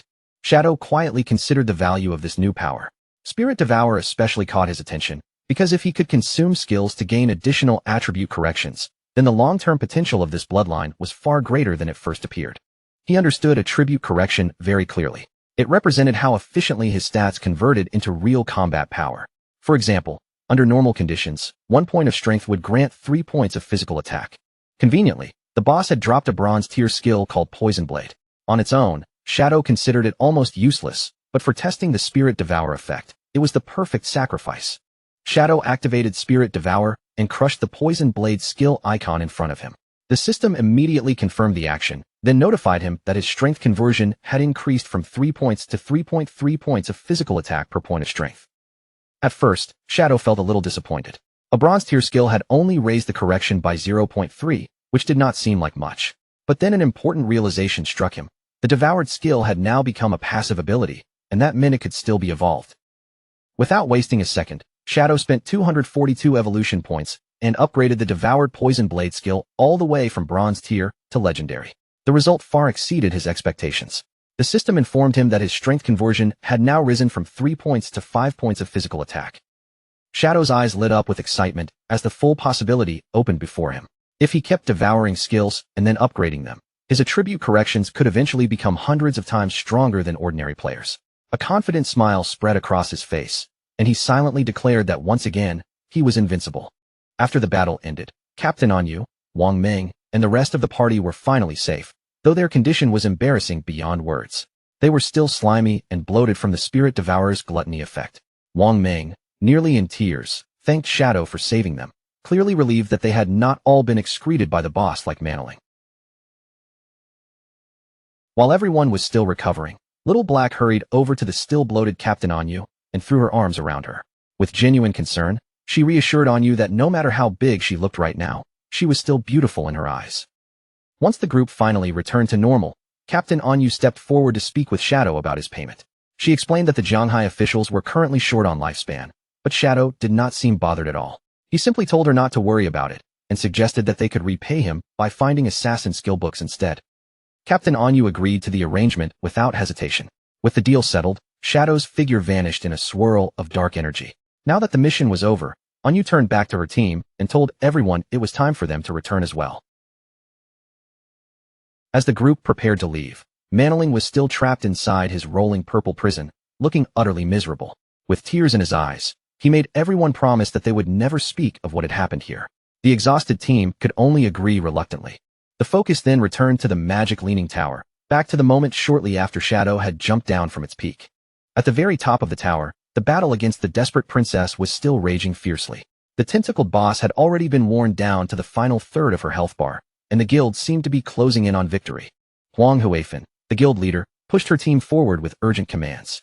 She quickly called out to the healer, Xiao Kuei, ordering her to use her Tree of Life skill before their front line collapsed. Xiao Kuei obeyed immediately. A massive tree of glowing green energy burst up from the ground, spreading radiant branches over the battlefield and continuously healing the wounded guild members beneath it. With the healing support in place, Huang Huifan raised her voice and rallied everyone again. Since Shadow had destroyed their teleportation portal, she reminded them that they could no longer afford to die and come back. Their only choice now was to go all out and finish the boss here. Believing victory was finally within reach, the guild's morale surged. The tanks charged forward with renewed determination, while the rest of the team unleashed one final barrage of attacks onto the weakened desperate princess. For a brief moment, Huang Huifan truly believed they had won. She celebrated beside Xiao Kuei and praised the power of her life priest class, convinced that the healing support had carried them through the most dangerous part of the fight. But that celebration ended almost instantly. The desperate princess suddenly lashed out with a violent tentacle strike, smashing straight into one of the tanks. His shield shattered under the impact, and he was killed on the spot. After killing him, the boss slowly closed her eyes. A strange blue energy began rising from the fallen player's body, flowing toward her as though she were absorbing something from his death. Then the desperate princess's eyes snapped open again, now glowing with a sinister yellow light that made her entire presence feel far more dangerous than before. Huang Huifan and Xiao Kuei stared in horror as the boss's power began to surge uncontrollably. The pressure coming from her body grew heavier with every passing second. In the next moment, the desperate princess unleashed a massive explosive wave of fiery energy. The blast expanded across the top of the tower, swallowing the battlefield in burning light. The remaining guild members had no time to escape. Every player caught in the blast was instantly consumed by the flames, burned to ashes before they could even scream.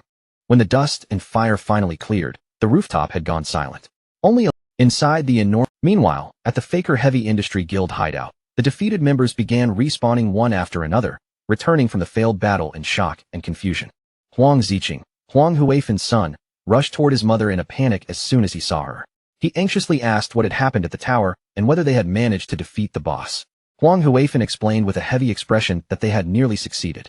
They had reduced the boss to only a sliver of health, but then it suddenly restored itself completely, transformed into an egg, and unleashed a devastating attack that wiped out their entire team. Still shaken from the experience, Huang Huifan quickly realized what a full health recovery meant. A boss would only restore itself like that under one condition: it had evolved. Her mind immediately flashed back to her encounter with Shadow. She remembered his offer, his calm warning, and the way he said their strategy would never work. At last, the truth became clear to her. Shadow had known from the very beginning that the boss was going to evolve. He had predicted that their human wave tactic would fail because every death only gave the boss more power and helped fuel its transformation. Huang Huifan understood now that a platinum boss evolving into a jade-grade monster was far beyond what her guild could defeat. With a bitter sense of resignation, she realized her only remaining option was to seek Shadow's help. Back at the silent peak of the magic leaning tower, Shadow's invisible form reappeared in front of the large blue egg, his presence hidden as he quietly approached the evolved boss.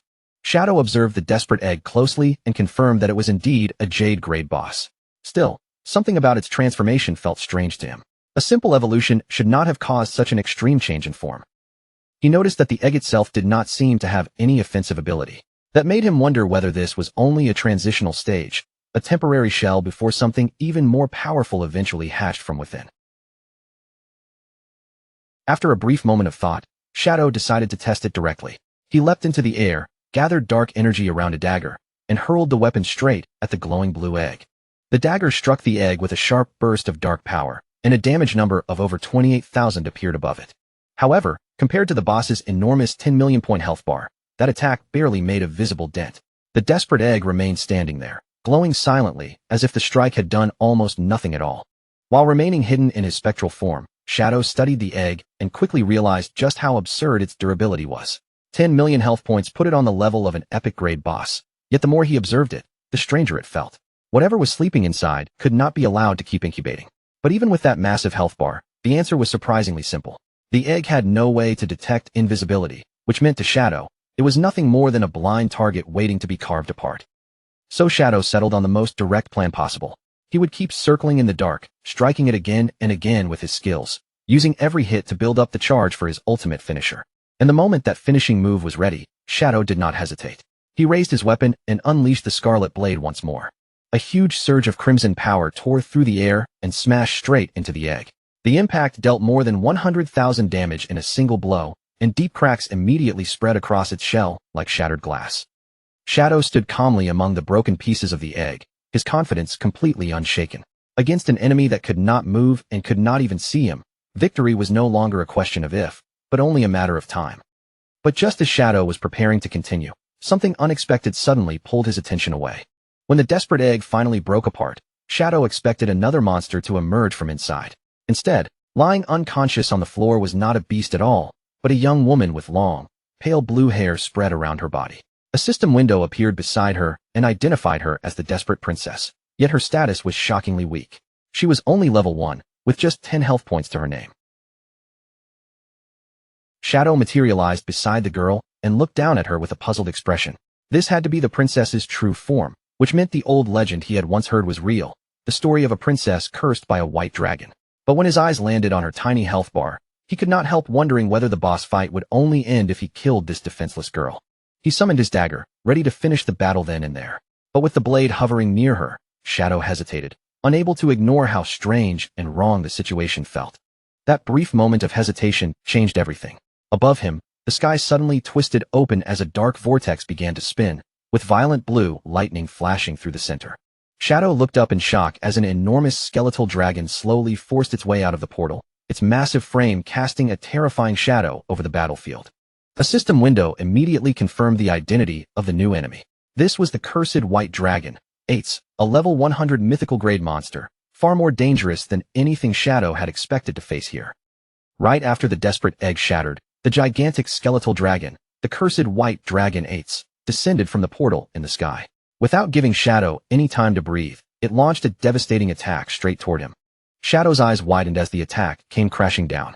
He could not understand why a mythical-grade boss had suddenly appeared in the middle of this battle.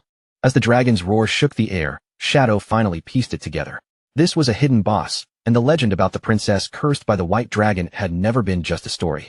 At the same time, down on the ground, the desperate princess stirred from her unconscious state. In her human form, her eyes slowly opened as if she were waking from a long nightmare. Shadow watched closely as the princess rose from the floor, her body drifting upward.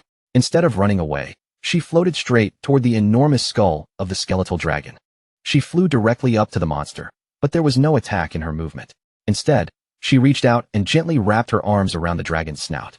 As tears fell from her eyes, she clung to the dragon with heartbreaking tenderness. Then her body began to burn away little by little, and within her chest, a bright red heart started glowing through the light. In the next instant, the princess completely dissolved against the dragon's face in a brilliant flash. That light spread outward, growing wider and brighter until it swallowed the entire skeletal beast. Under the glow, the cursed white dragon's bones began to collapse and crumble apart. Shadow stared in confusion as the enormous body disappeared, leaving only a glowing red heart suspended in the air. As the heart slowly floated toward him, the system informed Shadow that he had stopped the resurrection of an ancient god named Cthulhu and obtained the heart of the curse. The item came with two choices. He could use it and become Cthulhu's servant by devouring lifespan, or he could destroy it and receive a mythical great item instead. Shadow studied the choice carefully, weighing the danger behind each option. Using the heart might grant him powerful new skills, but the description made it sound less like a reward and more like a parasitic curse, one that could eventually lead to him being consumed by Cthulhu. In the end, Shadow decided the power was not worth gambling with his life. Without dragging it out any longer, he chose to destroy the heart on the spot. The moment Shadow crushed the pulsating organ in his hand, it burst apart in a dazzling explosion of light. Even Shadow was caught off guard by how intense the blast was. The radiance surged over him all at once, completely swallowing his body. When the blinding light finally faded, Shadow found himself somewhere else. He was still standing atop the magic leaning tower, but the atmosphere around him had changed completely. Then he realized something even stranger. He was inside the body of a horned knight. As he looked down at the armored hands that now belonged to him, Shadow wondered whether he had triggered some kind of trial or was being pulled into an old memory. Before he could fully understand what was happening, a young princess with long greenish hair ran toward him. Her face lit up with affection as she called him Ates.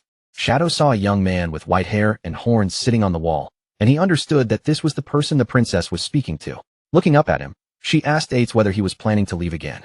Ates gave her an apologetic smile and explained that an enemy had summoned a monster to attack the harbor.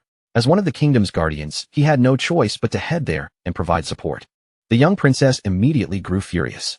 With her cheeks puffed in anger, she called him a liar and reminded him that he had promised to teach her how to ride the wind that very day. She argued that the coast was 7 days away, so there was no possible way he could come back before the day ended. To her, he was breaking his word and lying to her just like her father always did. Then she pointed at him angrily and declared, with all the outrage she could gather, that men were nothing but terrible liars and shameless scoundrels. Ates looked completely flustered by her outburst. Trying to calm her down, he asked where she had even learned such harsh words in the first place. Then he reached out and presented her with a silver object that looked almost like a dragon scale, calling it the Scale of Promise. Ates explained that under the witness of this scale, anyone who broke a promise would lose their wings and would never be able to fly again. The princess instantly blushed and panicked, pushing the gift away without thinking. She cried out that she did not want Ates to lose his wings, not even as part of a promise. Ates gently reassured her, promising that he would not break his word. Then, with calm confidence, he told her not to underestimate his ability to ride the wind. As he said that, Ates spread open a pair of magnificent white wings, each one large and powerful enough to fill the princess's eyes with wonder. The princess stared up at him with sparkling eyes, completely captivated. She exclaimed that every time he transformed like this, he looked handsome and unbelievably cool. Before leaving, Ates promised her that he would be back in time for dinner. He also told her that his 3 shadow guards would stay behind to keep her company while he was gone. With that promise made, Ates launched himself into the open sky and flew away on his white wings. Below him, the princess waved with both excitement and worry, wishing him a safe journey. After watching him disappear into the distance, the princess clenched her small fists with determination. Since Ates was working so hard for the kingdom, she decided she could not afford to fall behind either. She turned to the shadow guards and ordered them to follow her. With bright enthusiasm, she announced that she would gather ingredients and prepare a grand dinner for Ates when he returned. By then, Shadow understood what he was seeing. This was a memory sealed inside the heart of the curse, revealing the past shared by the desperate princess and Ates, the white dragon. From there, the memory unfolded into warmer moments from the princess's day. She spent her time with the shadow guards, cheerfully picking mushrooms in the forest, running into a strange rabbit, and fishing beside a quiet lake, all while the magic leaning tower stood in the distance over their kingdom. Later, worn out from all her preparations but glowing with happiness, the princess finally presented the large feast she had worked so hard to make. With obvious pride, she began listing the unusual dishes one by one, including steamed rock and volcanic ash pizza. To her, there was nothing strange about them at all, because she happily announced that every dish was one of Ates's favorite foods. After setting everything out, the princess waited with bright, expectant eyes, fully believing that Ates would come back at any moment and sit down to dinner with her. But time kept passing, and as the sky outside sank into night, her excitement slowly turned into exhaustion. Still waiting at the table, she eventually rested her head down and fell asleep beside the untouched food. An elderly attendant approached her gently and woke her with a soft voice, telling her that it was already very late and she needed to rest. He glanced at the dishes spread across the table and quietly reminded her that the food had long since gone cold. The princess jolted awake in shock, her sleepy eyes widening the moment she realized how much time had passed. In a panic, she immediately asked the attendant where Ates was, unable to understand why he still had not returned. The attendant's face turned heavy as he continued speaking. According to the reports from the front line, the battle had become extremely dangerous, and General Ates would most likely be delayed. The princess refused to accept that answer. She insisted that Ates was the kingdom's mighty guardian, and no matter what enemies stood before him, they would be nothing more than lambs waiting to be slaughtered. But the attendant's expression only grew more serious as he explained the true scale of the crisis. The enemy nation had sacrificed tens of thousands of lives to summon a horrifying monster from the sea, a colossal creature as large as a city, covered in countless tentacles and eyes, so terrifying that even one glance could drive a person insane. Hearing those words, the princess's confidence finally began to waver. Her proud certainty faded from her face as she realized that even someone as powerful as Eights might be locked in a desperate battle. Suddenly, her eyes widened in pure fear as the scale of promise in her hand shattered apart. She instantly understood what it meant. Eights had broken his promise to return. If he failed to come back before midnight, the curse would take his wings from him. Panicking, she grabbed the attendant, Scholar Lu Wan, and begged him to take her to her father at once. As a dragon knight, her father might know a way to remove the curse from the scale. She ignored the old man's startled complaints and pulled him along with all her strength. Her voice trembled as she explained that if Eights lost his wings in the middle of battle, he would be finished. But the moment she burst through the door, she froze in place. Standing right in front of her was Eights, completely unharmed, as if nothing terrible had happened at all. Eights looked at her calmly and asked why she had rushed in with such panic written all over her face. Overwhelmed by relief, the princess ran straight into his arms and hugged him tightly. Tears spilled from her eyes as she cried that she was so glad he had come back safely. Eights wrapped his arms around her in return and gently told her that of course he came back, because they had made a promise. Still clinging to him, the princess admitted that she had been terrified after hearing how terrible the situation on the front line had become. Scholar Lu Wan then stepped forward carefully, his voice cautious as he asked General Eights what had happened during the battle. Eights answered with a confident smile, saying that the fight had been troublesome and had taken some effort. But the main problem was already solved, and the army would be able to handle the rest of the cleanup. Scholar Lu Wan praised him as truly worthy of being the kingdom's guardian. Meanwhile, Eights walked toward the feast on the table, his attention immediately caught by the food. He said he was starving and asked the princess if she had prepared all of it herself. She proudly said she had, though her shoulders drooped a little as she added that it was probably cold by now. Eights began eating with great enthusiasm, declaring that it did not matter if the dishes were cold because they were still delicious. Watching him eat so eagerly, the princess smiled warmly and told him to slow down before he choked, while Scholar Lu Wan stood nearby, looking at them with a gentle, fond expression. Later, at the top of the magic leaning tower, Eights turned to the princess and announced that it was finally time to teach her how to ride the wind, just as he had promised. But before the lesson could even begin, the princess opened her mouth and let out a long, heavy yawn. Eights noticed right away and asked if she was sleepy. Rubbing away her tiredness, she admitted that she had spent the whole day preparing his feast and suggested they could learn tomorrow instead. Even so, she still wanted to experience flying.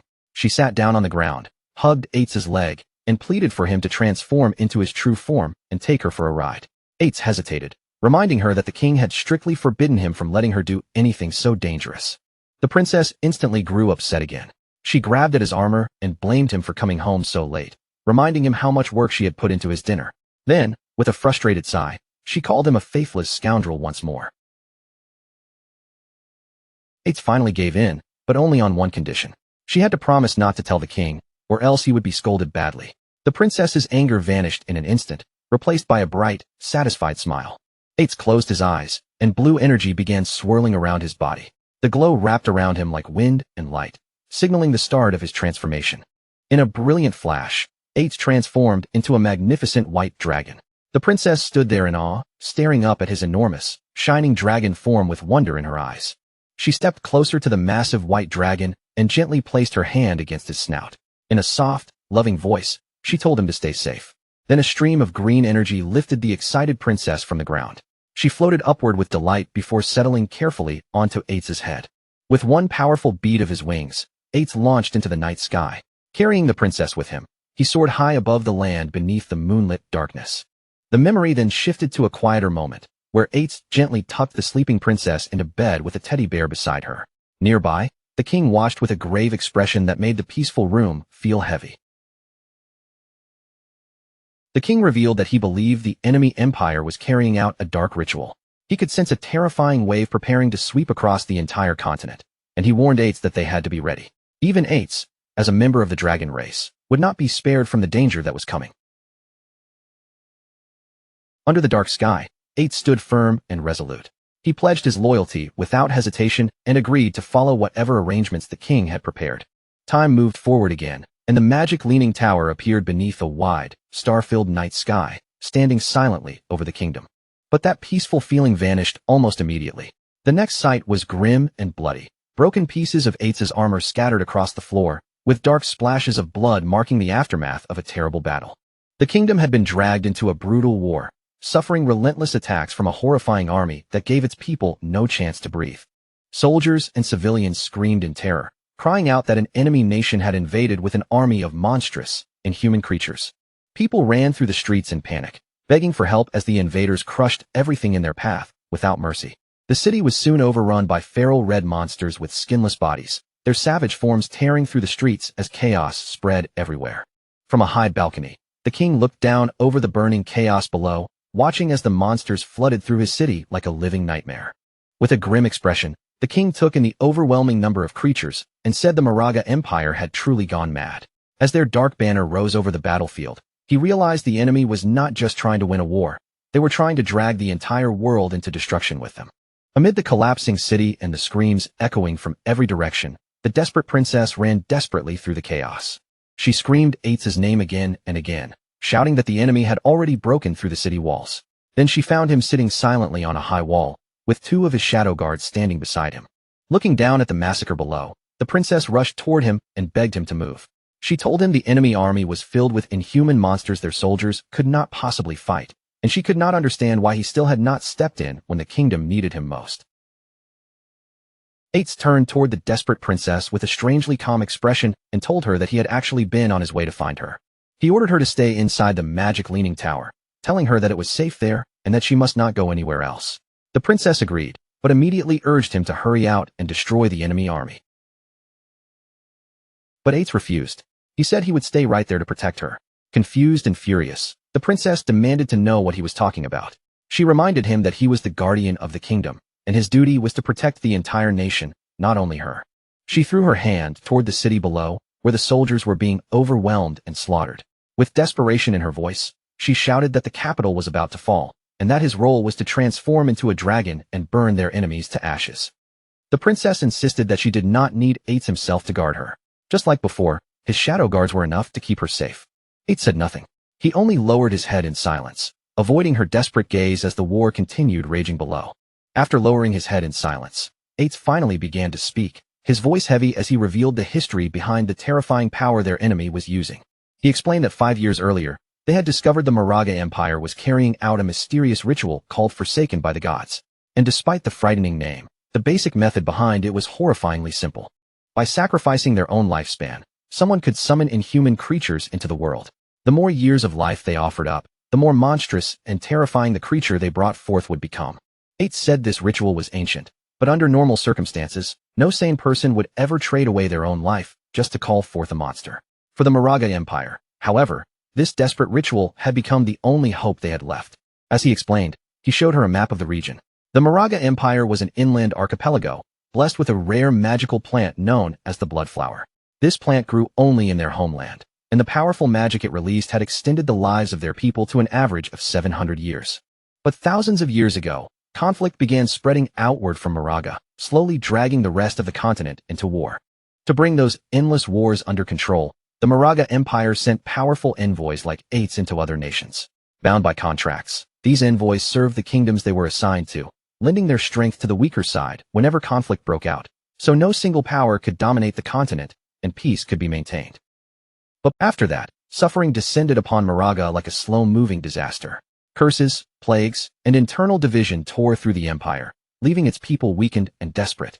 Then the final petal of the last blood flower withered and died, triggering a devastating avalanche.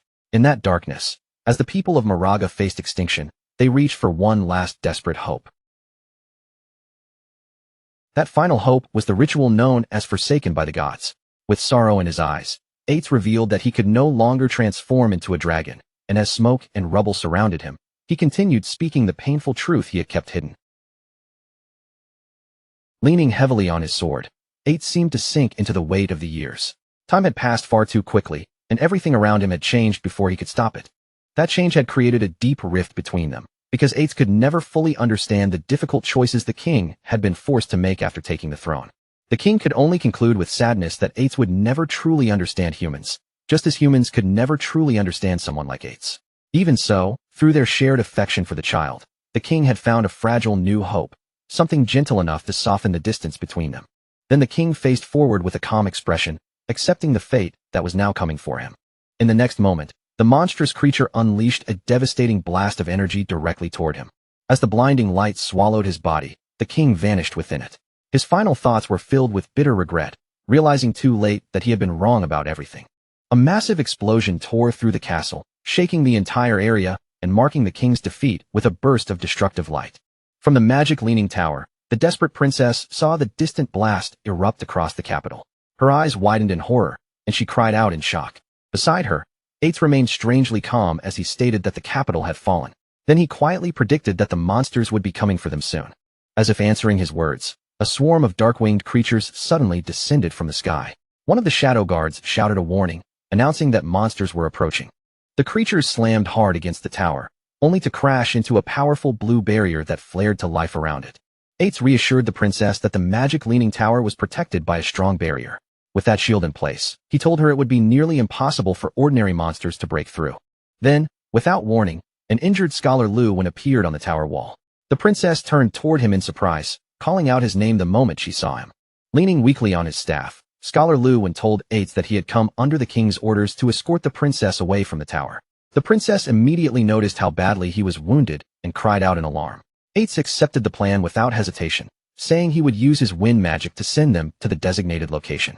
When he asked whether their contacts were ready, Scholar Lu confirmed that everything had already been prepared, but the princess quickly interrupted them. With a heavy heart, Scholar Lu finally delivered the news she feared most. Her father, the king, had fallen. The princess froze in shock as he explained that the king had arranged for her to escape to a neighboring country for safety. Trembling with anxiety, she immediately asked whether Eights would be going with them. Eights turned to her with a sad smile and asked where he could possibly go. The monsters swarming below were his own people, the Moraga, and to the rest of the world, he was now an enemy. No matter where he ran, humans would hunt him down and kill him. Kneeling at the edge of the wall, Eights looked down at the horde below and accepted the fate waiting for him.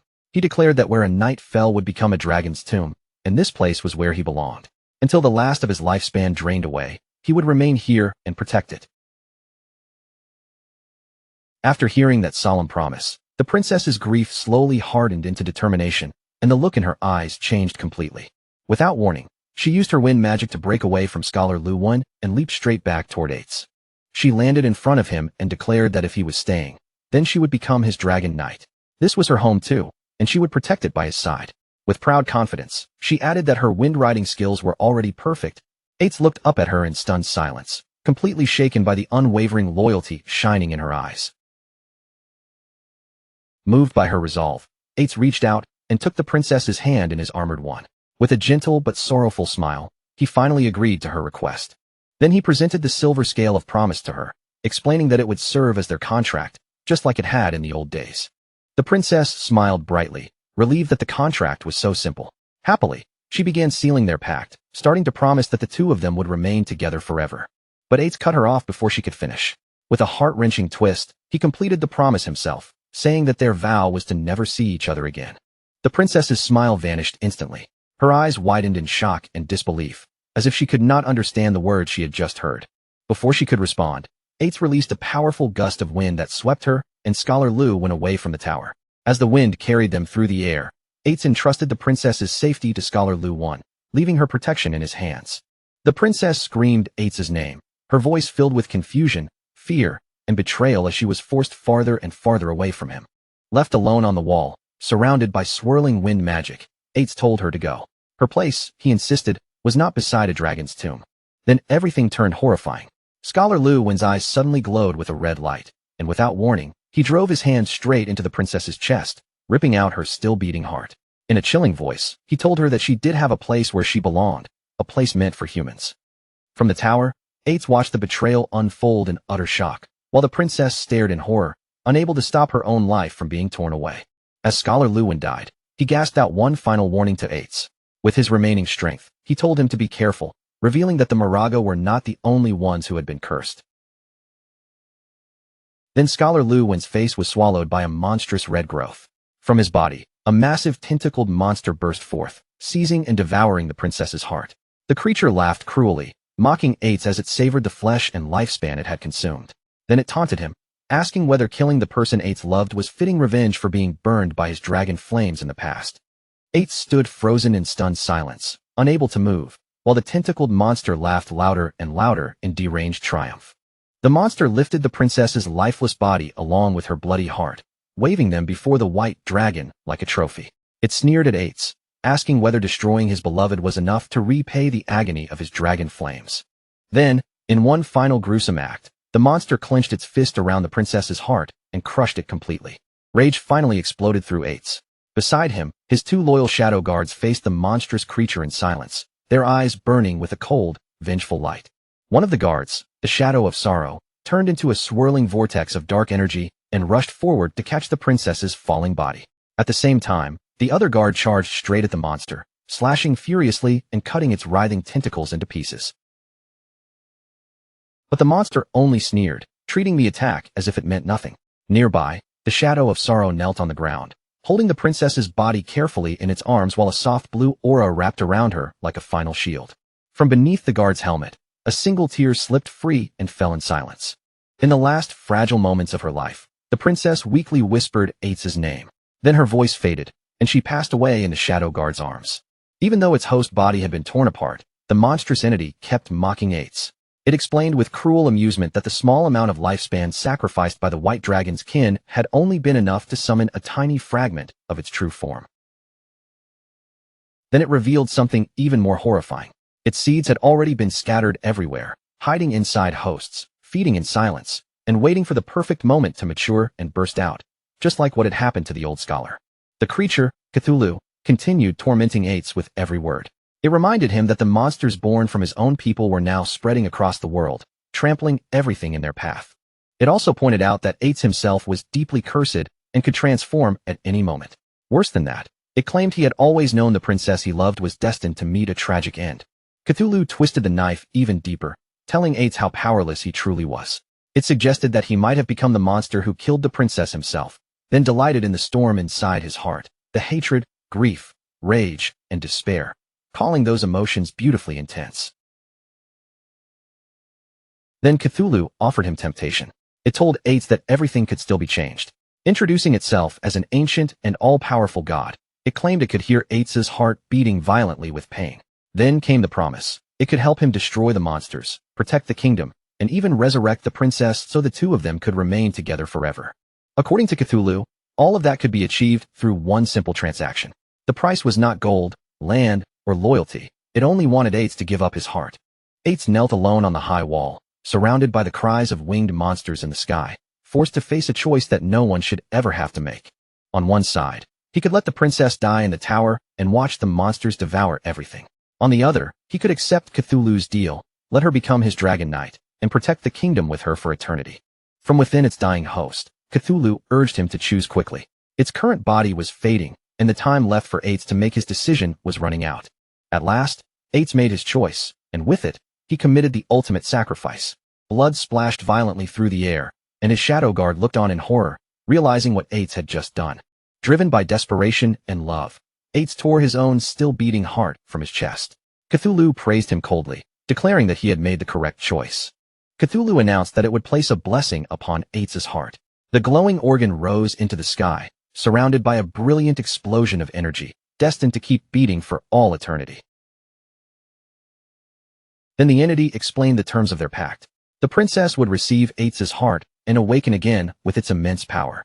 As for Ates, even without a heart, he would not die, nor would he become a mindless monster. The radiant heart descended from the sky and entered the princess's body. Cthulhu then proclaimed that Ates would be transformed into a guardian dragon, bound to remain by her side forever. Ates groaned in agony as the transformation began. A massive pillar of purple energy erupted from the top of the magic-leaning tower, tearing upward into the sky. His body twisted and changed under that cursed power, bones reshaping and flesh withering away until he had become a massive, terrifying skeletal dragon. Ates released a thunderous roar, his new skeletal form surrounded by a swirling aura of blue flame. With that cursed body, Ates leaped from the tower wall and threw himself toward the battlefield below. Now transformed into a guardian dragon empowered by Cthulhu, Ates soared above the chaos and unleashed a devastating torrent of fire onto the swarming monsters beneath him, beginning his eternal watch over the resurrected princess. As the skeletal dragon Ates poured his blazing wrath over the battlefield, Cthulhu's voice echoed through the destruction like a curse. The dragon's flames burned everything beneath him. The monstrous invaders were incinerated, but so were the remaining people of the kingdom, swallowed together in the same merciless fire. Cthulhu told him that his power was now strong enough to wipe out the entire kingdom. And under that terrible influence, Ates continued his assault, setting the capital ablaze from above. Only then did Cthulhu reveal the true horror hidden inside their bargain. Every lifespan harvested from those burned in the flames would be gathered and funneled toward one single point. As purple lightning struck the scorched magic leaning tower, the real purpose behind the slaughter was finally exposed. Back on the tower, the resurrected princess screamed in unbearable agony. With Ates's cursed heart inside her chest, her body began to change as dark power spread through her. Shadowy energy erupted from her body, twisting and swelling around her like a living nightmare. Monstrous appendages grew from the darkness, and she was swallowed whole by a massive tentacled beast, becoming its new living core. With the princess transformed, Cthulhu reflected on its weakened state with frustration. Its power was still too diminished to directly parasitize the mighty dragon race, forcing it to use a human as a temporary host instead. But it remained confident, believing it only needed time to use the white dragon and gather the lifespan required for its full return. The monstrous princess looked up at skeletal Ates as he circled high above the ruined kingdom. Since the land had already been purged, she could not understand why he had not returned to her, and his behavior began to feel strangely wrong. Suddenly, two glowing silver scales appeared before her. Cthulhu immediately recognized them as the scales of promise and realized they were vows Ates had made before accepting the deal. The first vow was that he would never see the princess again. The second was that he would protect the kingdom's high tower forever. In a flash of rage, Cthulhu understood Ates's final act of defiance. He had seen through the entity's plan and used his own vows to bind himself to the magic leaning tower, sealing himself away from the transformed princess. Cthulhu cursed the white dragon in fury. Ates had chosen to become a zombie-like guardian without a will of his own rather than serve as its pawn. With its plan ruined, Cthulhu declared that it would turn the tower into its nest and feed on the lifespan of anyone who dared approach. It vowed that one day, it would fully revive and rule the world again. Then the memory faded, leaving only the lonely image of the tower standing through the passage of countless ages. The vision finally disappeared, and everything returned to the present at the magic leaning tower. Shadow reappeared on the desolate rooftop, with traces of purple energy still lingering around his hand. After witnessing that tragic past, he stood there processing everything, wondering whether those vivid images were merely part of the game's lore. But deep down, his instincts told him it was more than that. The vision had felt far too real, and the origin of the monster sounded less like a fictional setting and more like actual history. Just then, dark purple energy began swirling around Shadow, gathering in the air like a new power awakening. A system window appeared and congratulated him for obtaining a new mythical grade skill, Shadow of Sorrow. The ability could create 3 Shadow clones for 7 seconds, each one copying his skills and dealing 100% damage. The system also revealed the painful truth behind the skill.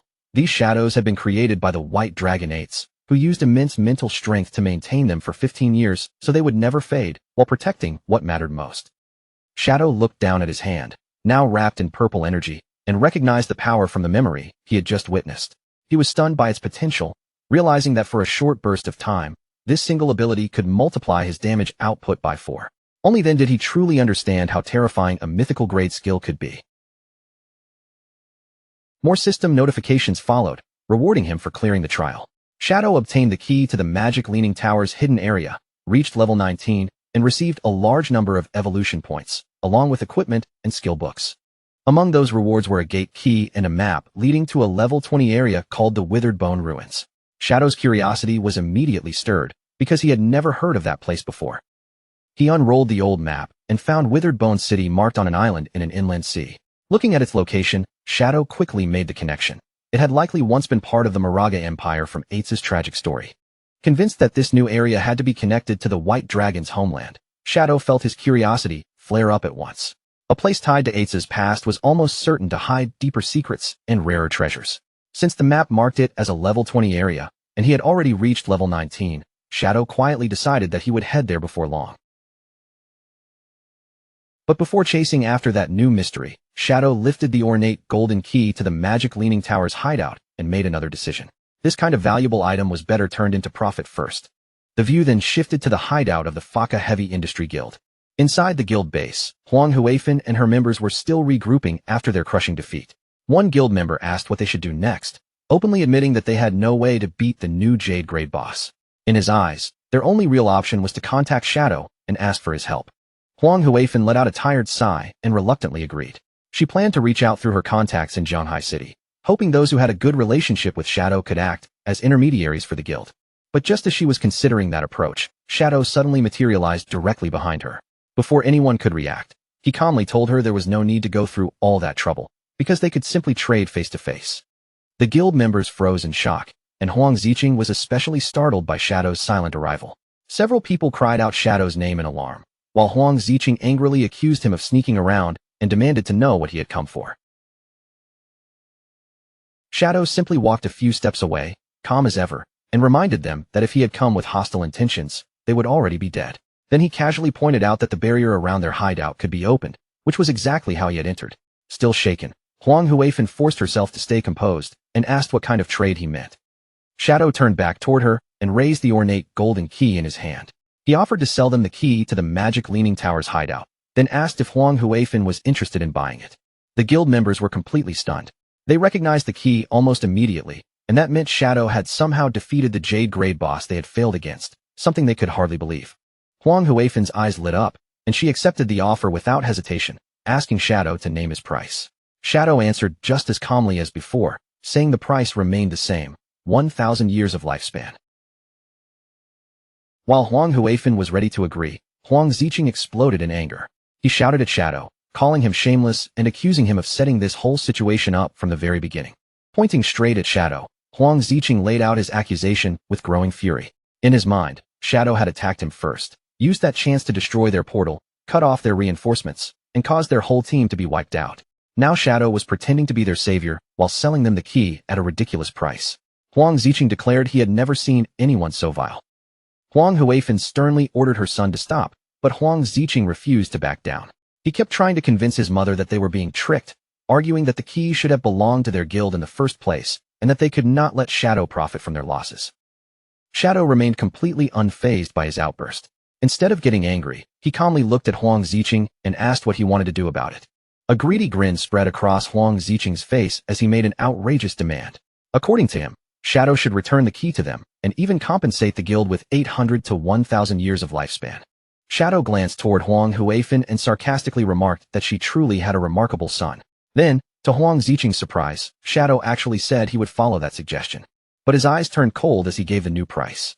The key would now cost 1,800 years of lifespan, and he would not sell it for even a single day less. At first, Huang Ziqing looked proud. Shadow patiently explained that he had originally come with sincerity to do business, which was why he had not retaliated even after Huang Ziqing cursed him. But now that he had been insulted, the previous discount was gone, and the new price was final. Huang Huifan finally reached her limit. Without another word, she stepped forward and slapped her son hard across the face. Then she angrily ordered a guild member to take Huang Ziqing away and make him level up, forbidding him from returning without her permission. As he was dragged off, Huang Ziqing kept protesting, asking why she had hit him when he had not even finished speaking. Once he was gone, Huang Huifan turned back to Shadow and apologized, asking whether there was any room to reconsider. Shadow's response was cold and direct, 1,800 years, and he would not repeat the offer again. With a weary expression, Huang Huifan accepted the price. She admitted it was still reasonable, since she had heard Shadow had sold other hideouts for 2,000 years. However, because the guild had suffered such heavy losses, she explained that they could not pay the full amount immediately and asked to settle it in installments. Shadow agreed to the installment arrangement.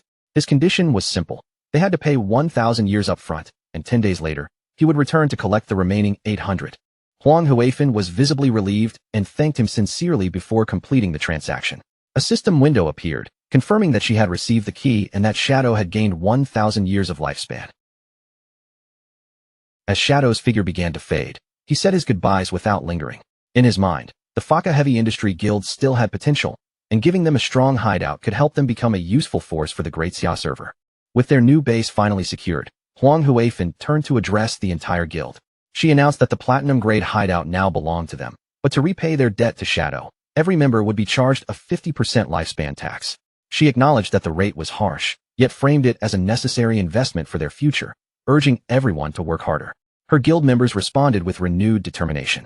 Later, in a forest under the glow of sunset, the small party accompanying Huang Ziqing tried to talk sense into him.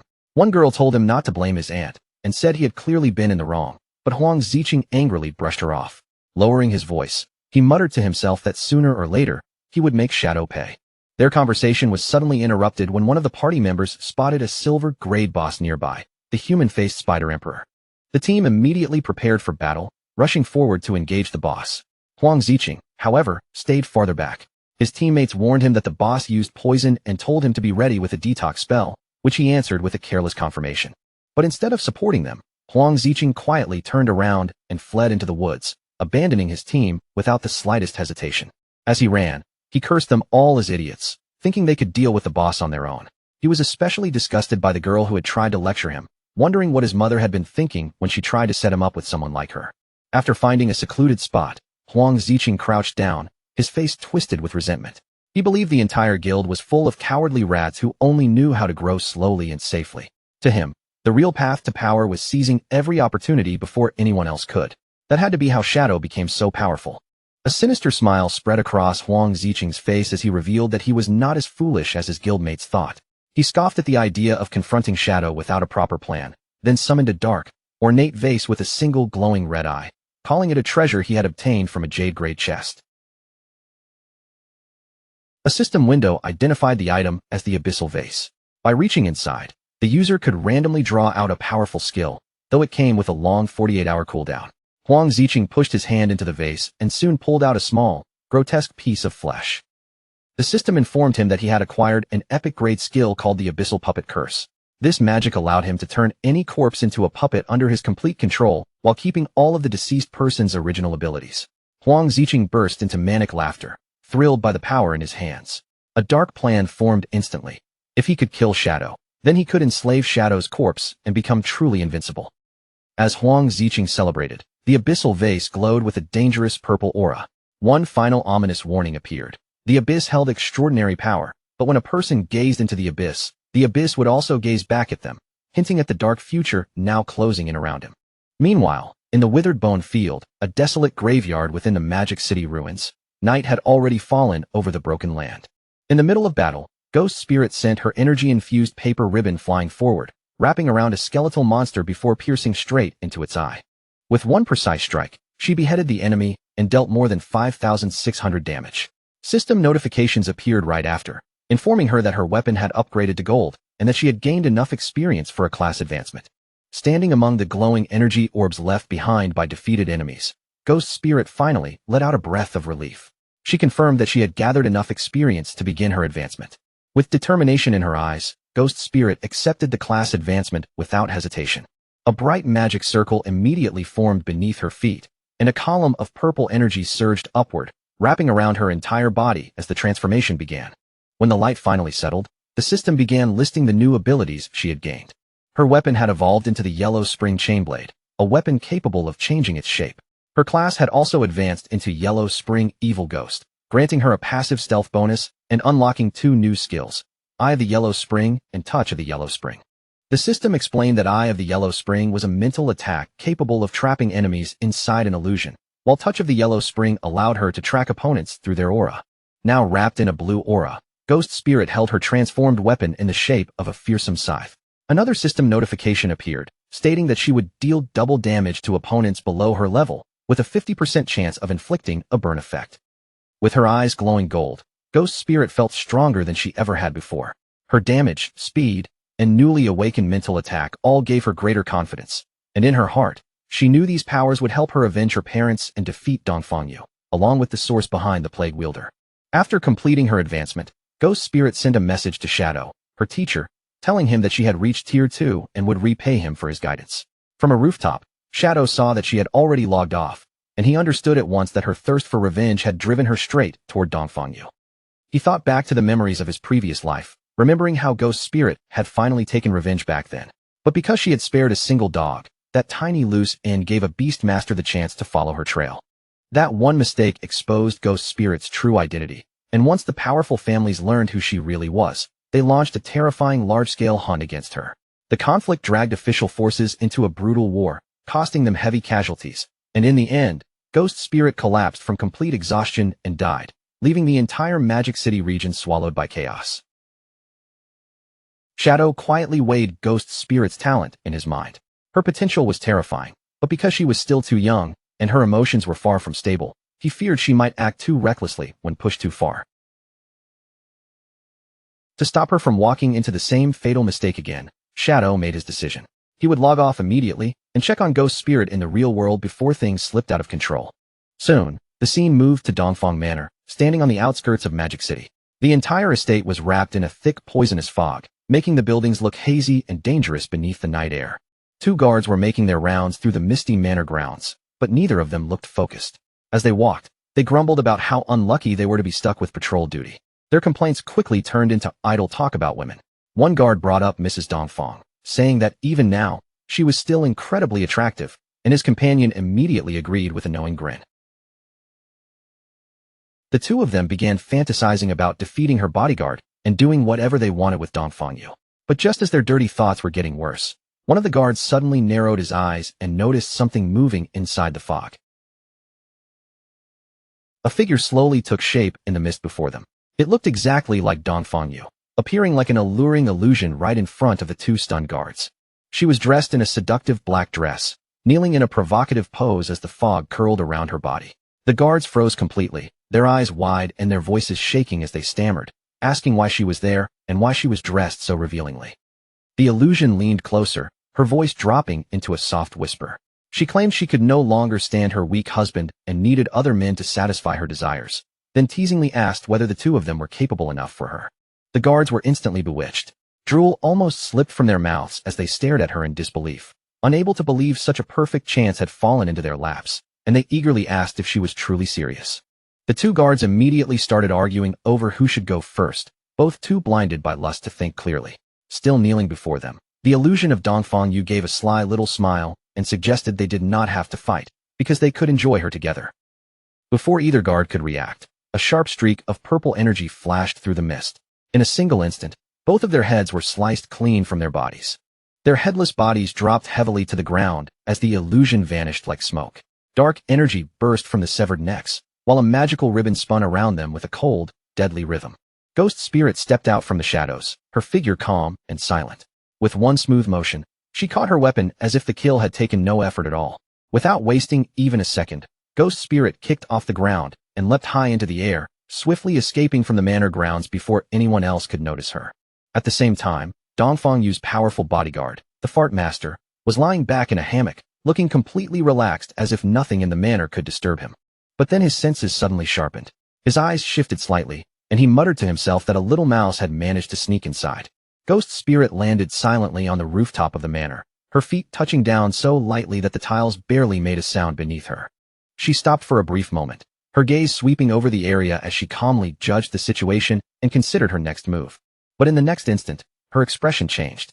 From above, the Fart Master came descending toward her at shocking speed, closing the distance before she could fully react. He seized Ghost Spirit by the neck in midair, locking his grip around her throat. With his momentum dragging them both down, the 2 of them plunged straight toward the ground. Then the Fart Master unleashed his signature move, blasting a terrifying burst of gas from behind him. The force slammed into the ground like an explosion. The impact tore open a crater in the courtyard, with the Fart Master pinning Ghost Spirit down at its center. Looking down at her mockingly, he revealed that his ammonia barrier covered the entire manor, so the moment she entered, he had already sensed her presence. He recognized her as the little lady who had escaped from him once before. Grabbing her tightly by the neck, he sneered that she would not be getting away this time, while Ghost Spirit struggled helplessly beneath him, her face twisting with pain and fear. The Fart Master lifted Ghost Spirit into the air by her throat, his body wrapped in a threatening purple aura. As he studied her closely, he admitted that she had become stronger, and with a little more time, she might have grown into an opponent who could truly satisfy him. A dangerous excitement spread across his face. Even though part of him wanted to wait, he confessed that the urge to kill her right now was becoming almost impossible to resist. Ghost Spirit continued to struggle in his grip, gasping and clawing for a chance to escape. Meanwhile, the bodyguard wrestled with himself internally, trying to convince himself to wait until she became even stronger. But almost immediately, he contradicted his own thoughts. He admitted he was losing control, cursing under his breath as the urge tore through him, and then his fingers tightened around her neck with a sickening crack. The Fart Master's eyes widened in panic. Only then did he realize that, in his moment of lost control, he had accidentally crushed Ghost Spirit to death. Horror washed over him as he loosened his hand and let her lifeless body fall to the ground. Staring down at what he had done, he shouted in despair. But then his entire body suddenly froze. From behind him, a purple energy claw pierced straight through his chest, bursting out with a deadly glow. In disbelief, he slowly turned his head and saw Ghost Spirit standing behind him, her arm driven into his back. The body he had dropped moments earlier had never been the real her at all. It was only a decoy. Confusion and shock filled his face as he questioned how something like this could be possible. He had been completely certain that he had already killed her. Ghost Spirit's eyes glowed a chilling red as she revealed the truth. From the very beginning, he had been trapped inside her illusion, created by her new skill, the Eye of the Yellow Spring, and with a cold voice, she told him to die. With Ghost Spirit's energy claw still impaling him from behind, the Fart Master trembled, struggling to understand how someone like him had fallen into an illusion without realizing it. Ghost Spirit kept her glowing red eye locked on him and calmly explained that his fate had already been sealed the moment he looked into her eyes. The truth was then revealed through the moment it all began. The illusion had started the instant the Fart Master first grabbed Ghost Spirit by the neck. Knowing he had lost, the bodyguard finally collapsed to the ground. Ghost Spirit stood over him in silence, acknowledging that despite everything, he had still been a worthy opponent. But Ghost Spirit's victory did not remain quiet for long. A sudden commotion erupted from inside the manor, and Dongfang Yu threw open a window, angrily shouting about all the noise and threatening to fire everyone responsible. Her anger vanished the moment she looked down into the courtyard. There, she saw the body of her powerful bodyguard dissolving into black smoke, and shock immediately spread across her face. Panic overtook Dongfang Yu as she screamed that an intruder had broken into the manor. Her voice rang through the halls as she desperately called for help. Armed guards rushed into the main hall from every direction, weapons raised and faces tense. They quickly spread out into defensive positions, surrounding their mistress and preparing to shield her from danger. The guards moved to protect Mrs. Dongfang while searching for the intruder. The noise woke her son, Nantian, who sat up groggily and asked what was happening, and Dongfang Yu quickly told him that an enemy had come, ordering him to stay where he was. But Nantian did not shrink back in fear. Instead, he sat up straighter, a confident smile appearing on his face as he told his mother not to be afraid, declaring that he was already 18 now, a true player, and that he would protect her. Dongfang Yu was deeply moved by his words. She pulled Nantian into her arms, embracing him tightly, while sighing that she wished his father had been even half as wonderful as him. As the two of them shared a kiss, neither of them noticed the window behind them slowly creaking open, letting the cold night air creep into the room. Startled by the sound, they immediately pulled apart. Dongfang Yu snapped her gaze toward the window and demanded to know who was hiding there. Outside in the hallway, the guards who should have been protecting them were already lying on the floor, their bodies slowly dissolving into shadow. Dongfang Yu stared at the hallway in pure horror, her face turning pale as she struggled to understand how every guard had died so silently. Her thoughts spun wildly, and one terrifying possibility surfaced in her mind. Had Shadow already discovered their secret plan to ambush him? At that exact moment, Ghost Spirit's spectral figure quietly emerged behind her like a shadow rising from the Dongfang Yu spun around in alarm, her eyes locking onto the hooded figure behind her. Trying to hide her fear beneath anger, she demanded to know who this attacker was, why she had come after her, and insisted they had never had any grudge between them. Ghost Spirit did not rush to answer. She simply stood there with eerie calm, staring straight at Dongfang Yu as she asked whether Dongfang Yu truly failed to recognize her. Then Ghost Spirit's eyes lit up with a threatening red glow. Her voice turned colder as she ordered Dongfang Yu to look carefully and remember exactly who stood before her. Dongfang Yu's expression twisted with fear as recognition finally struck her. The girl in front of her was someone she had believed was long gone, and she cursed in disbelief that Ghost Spirit was still alive. Before Dongfang Yu could even gather herself or make a move, a burst of energy shot forward and pierced straight through her body. Ghost Spirit stood above her fallen enemy, looking down with burning hatred in her eyes. She called Dongfang Yu a demon and coldly commanded her to die right there. Inside the bedroom, Nantian and his small dog were trembling beneath the covers, too terrified to move.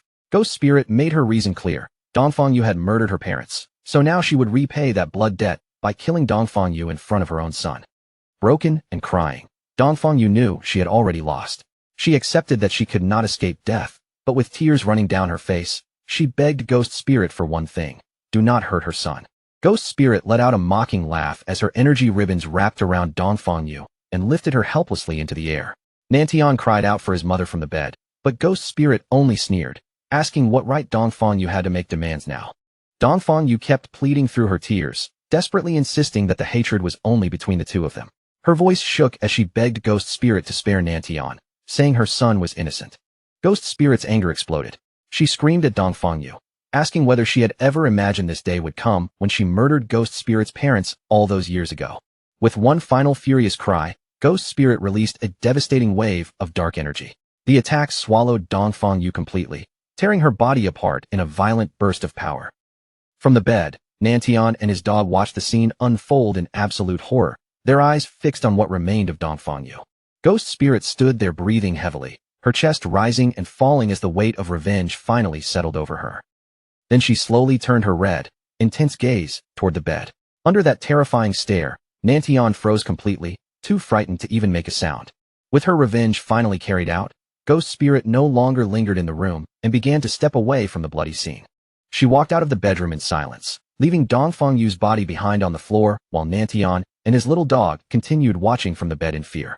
But the moment Ghost Spirit disappeared from sight, Nanshan's frightened expression quietly changed. The fear drained from his face and twisted into a sinister grin.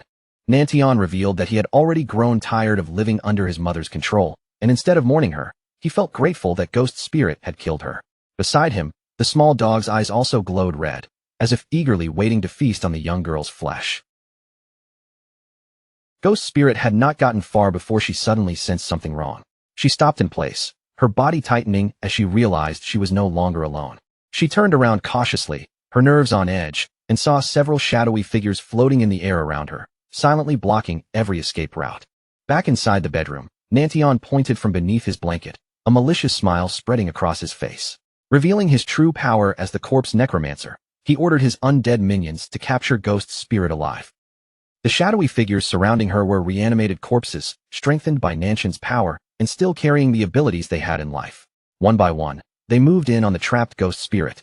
Then, without warning, a massive explosion ripped through the side of the manor, blasting apart the wall with a deafening crash.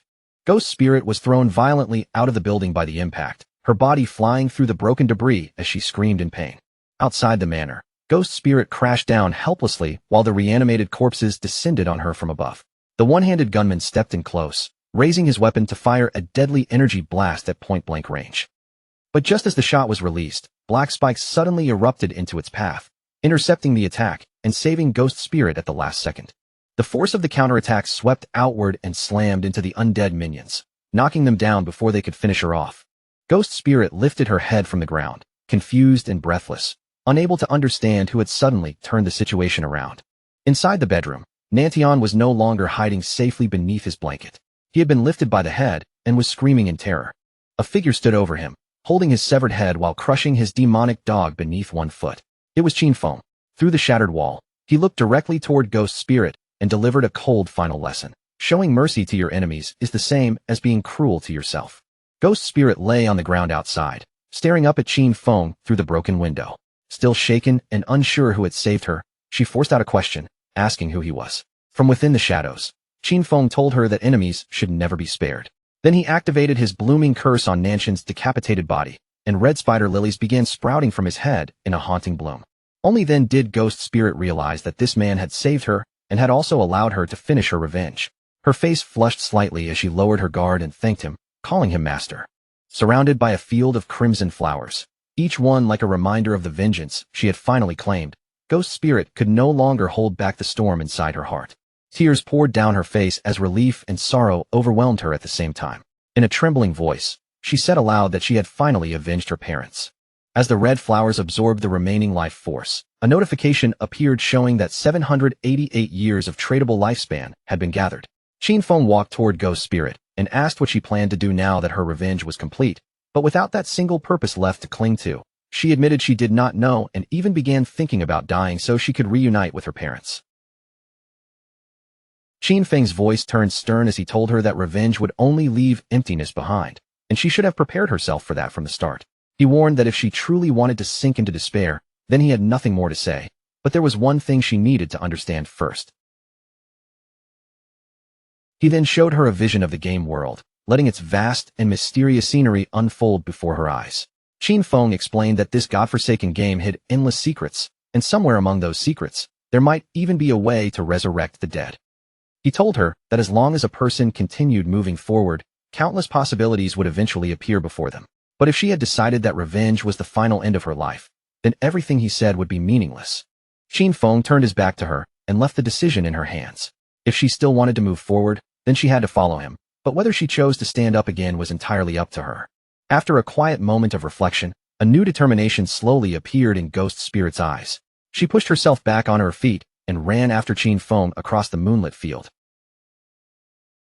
Soon, the scene shifted away from the battlefield and returned to Magic City in the real world.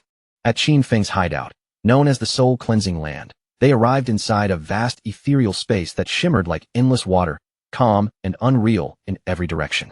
Ghost Spirit looked around in confusion and asked where they had come to. Qin Feng calmly explained that this place was his hideout in the real world.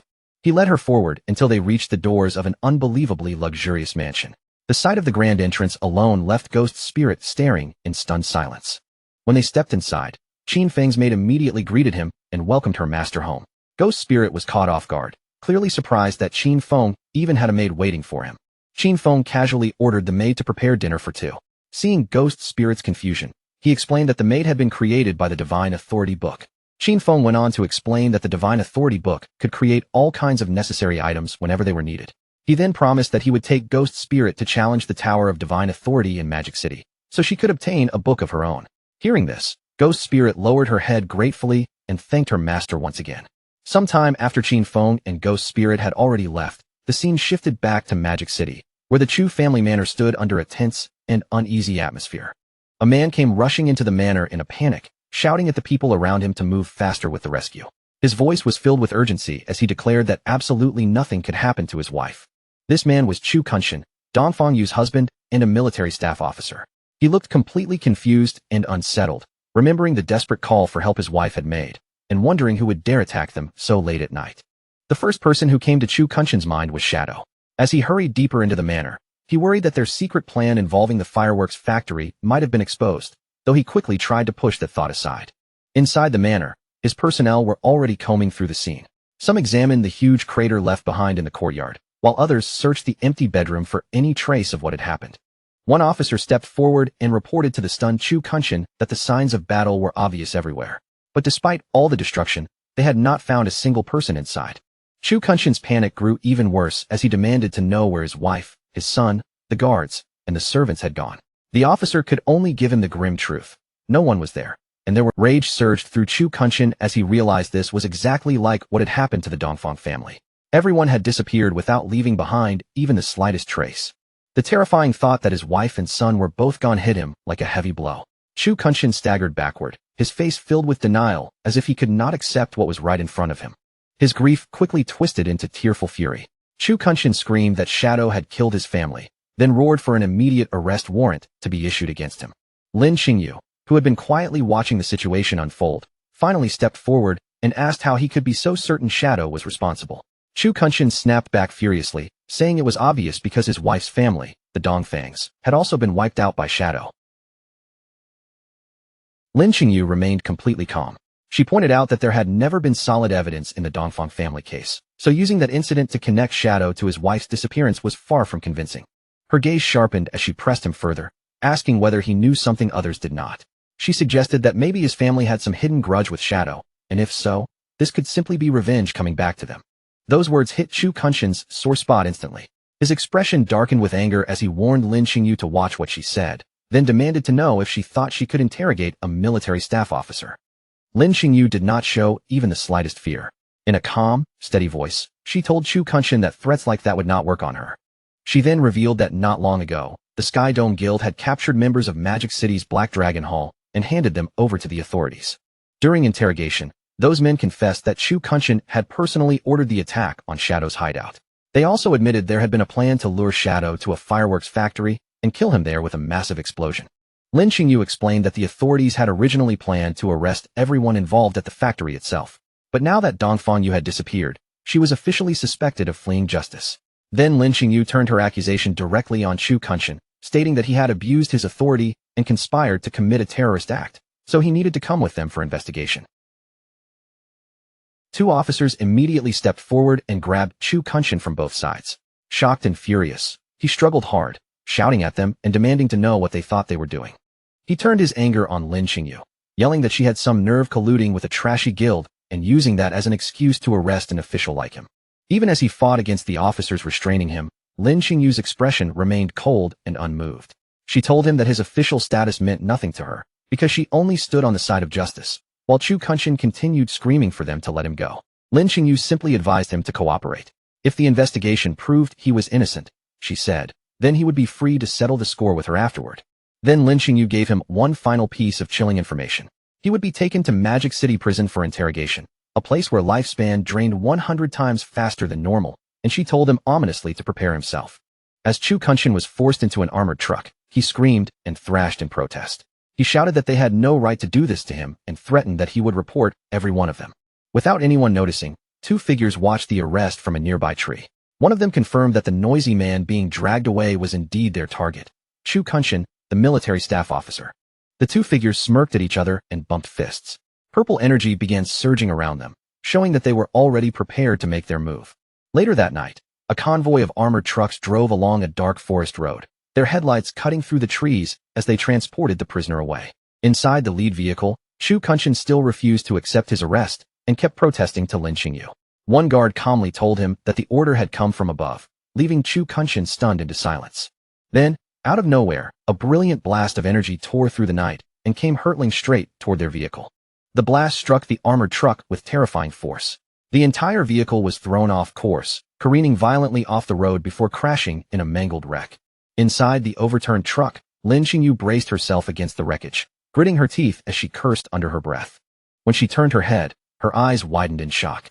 The guard who had been sitting beside her was already dead, his face frozen with the fear of his final moment. Pinned by the twisted wreckage, Lin Xingyu quickly realized she could not move. Before she could free herself, the roof of the truck was suddenly torn open from the outside. A hand reached down through the broken opening and grabbed the unconscious Chu Kunshin by the collar, yanking him out of the wreck as if he weighed nothing. Standing on top of the ruined truck were the two attackers, a man with a pompadour and a girl with blue hair. The pompadour-haired man helped Chu Kunshin up and smugly declared that the mission had been way too easy. At that moment, reinforcements from the second truck arrived in a rush. The officers aimed their weapons and ordered the pair to release the prisoner and surrender immediately. But the two attackers did not look intimidated at all. Instead, they burst into laughter, openly mocking the officials standing below them. As the arriving officers raised their weapons and prepared to fire, one of them suddenly sensed something else and shouted a warning about another threat. A huge muscular man with glowing red eyes dropped down from the trees, gripping an enormous flaming hammer as he descended toward them with terrifying momentum. He smashed the massive hammer down with overwhelming force, striking the official's vehicle before leaping away. In the next instant, the vehicle erupted into a huge explosion, and screams rang out from inside the flames. The man with the pompadour watched the destruction alongside another bald, muscular man, both taking in the power of the attack. The pompadour-haired man remarked that Mr. Theodore really had not been lying about what they had received. The hammer-wielding attacker landed amid the fiery wreckage as glowing orbs of lifespan floated up from the fallen officers. He laughed like a madman, reveling in the strength of his attack and the thrill of killing the official dogs of Great Xia. Standing proudly in the middle of the burning wreckage, the muscular hammer user held up a glowing card and gloated over its power. He bragged that this card had come from Mr. Theodore himself. He boasted that the card had multiplied his attributes by 5, giving him the strength of a level 50 player even though he was only level 10. Then he complained that the dead officers had dropped far too little lifespan, but the pompadour-haired man brushed that aside, reminding him that their true reward from Mr. Theodore would be 1,000 years of lifespan. Inside the overturned truck, an injured Lin Xingyu watched everything through tear-filled eyes. As pain and anger burned through her, she thought to herself that with Mr. Theodore's help, these people might soon be able to kill Shadow and avenge Qian Shishir. Just as the attackers were getting ready to leave with Chu Kunshin, the blue-haired girl suddenly paused and told the others to wait. A sinister smile slowly spread across her face as she announced that she could still sense a little mouse hiding somewhere inside the wrecked truck. Hidden among the twisted metal and debris, Lin Xingyu's heart sank as she realized the blue-haired girl had discovered her. Then the blue-haired girl hurled a massive fireball straight at the already destroyed truck, triggering a second explosion that was even more violent than the first. With a smug smile tugging at her lips, the blue-haired girl coldly declared that not a single official dog would be allowed to leave this place alive. As the group turned and started walking away, the woman pouted and complained that the others were still thinking about Qian Shishir, asking if she herself was not beautiful enough for them. The pompadour-haired man only laughed, saying she was definitely cute, but Qian Shishir had been their old partner, and helping her get revenge had always been one of their traditions. After saying that, the group disappeared deeper into the night, their figures slipping past the trees until the darkness swallowed them completely. From the wreckage, a naked and battered Lin Qingyu watched them leave, her body covered in injuries and her face tense with shock. At that moment, she finally understood that these attackers were the remaining members of the Alice Guild. Her passive skill, killing intent perception, confirmed the truth for her. These people had been sent by a man named Theodore to capture Chu Kunshin, and now that her entire squad had been wiped out, Lin Qingyu knew she had to report this disaster immediately. After leaving the real world behind, Shadow brought Ghost Spirit to the Tower of Divine Authority, a mysterious structure hidden within the ruined parts of Magic City. Seeing Ghost Spirit's surprised expression, Shadow explained that the NPC guarding this tower was commonly known as Old Mom, though her true name was Queen Veer of the Waning Moon.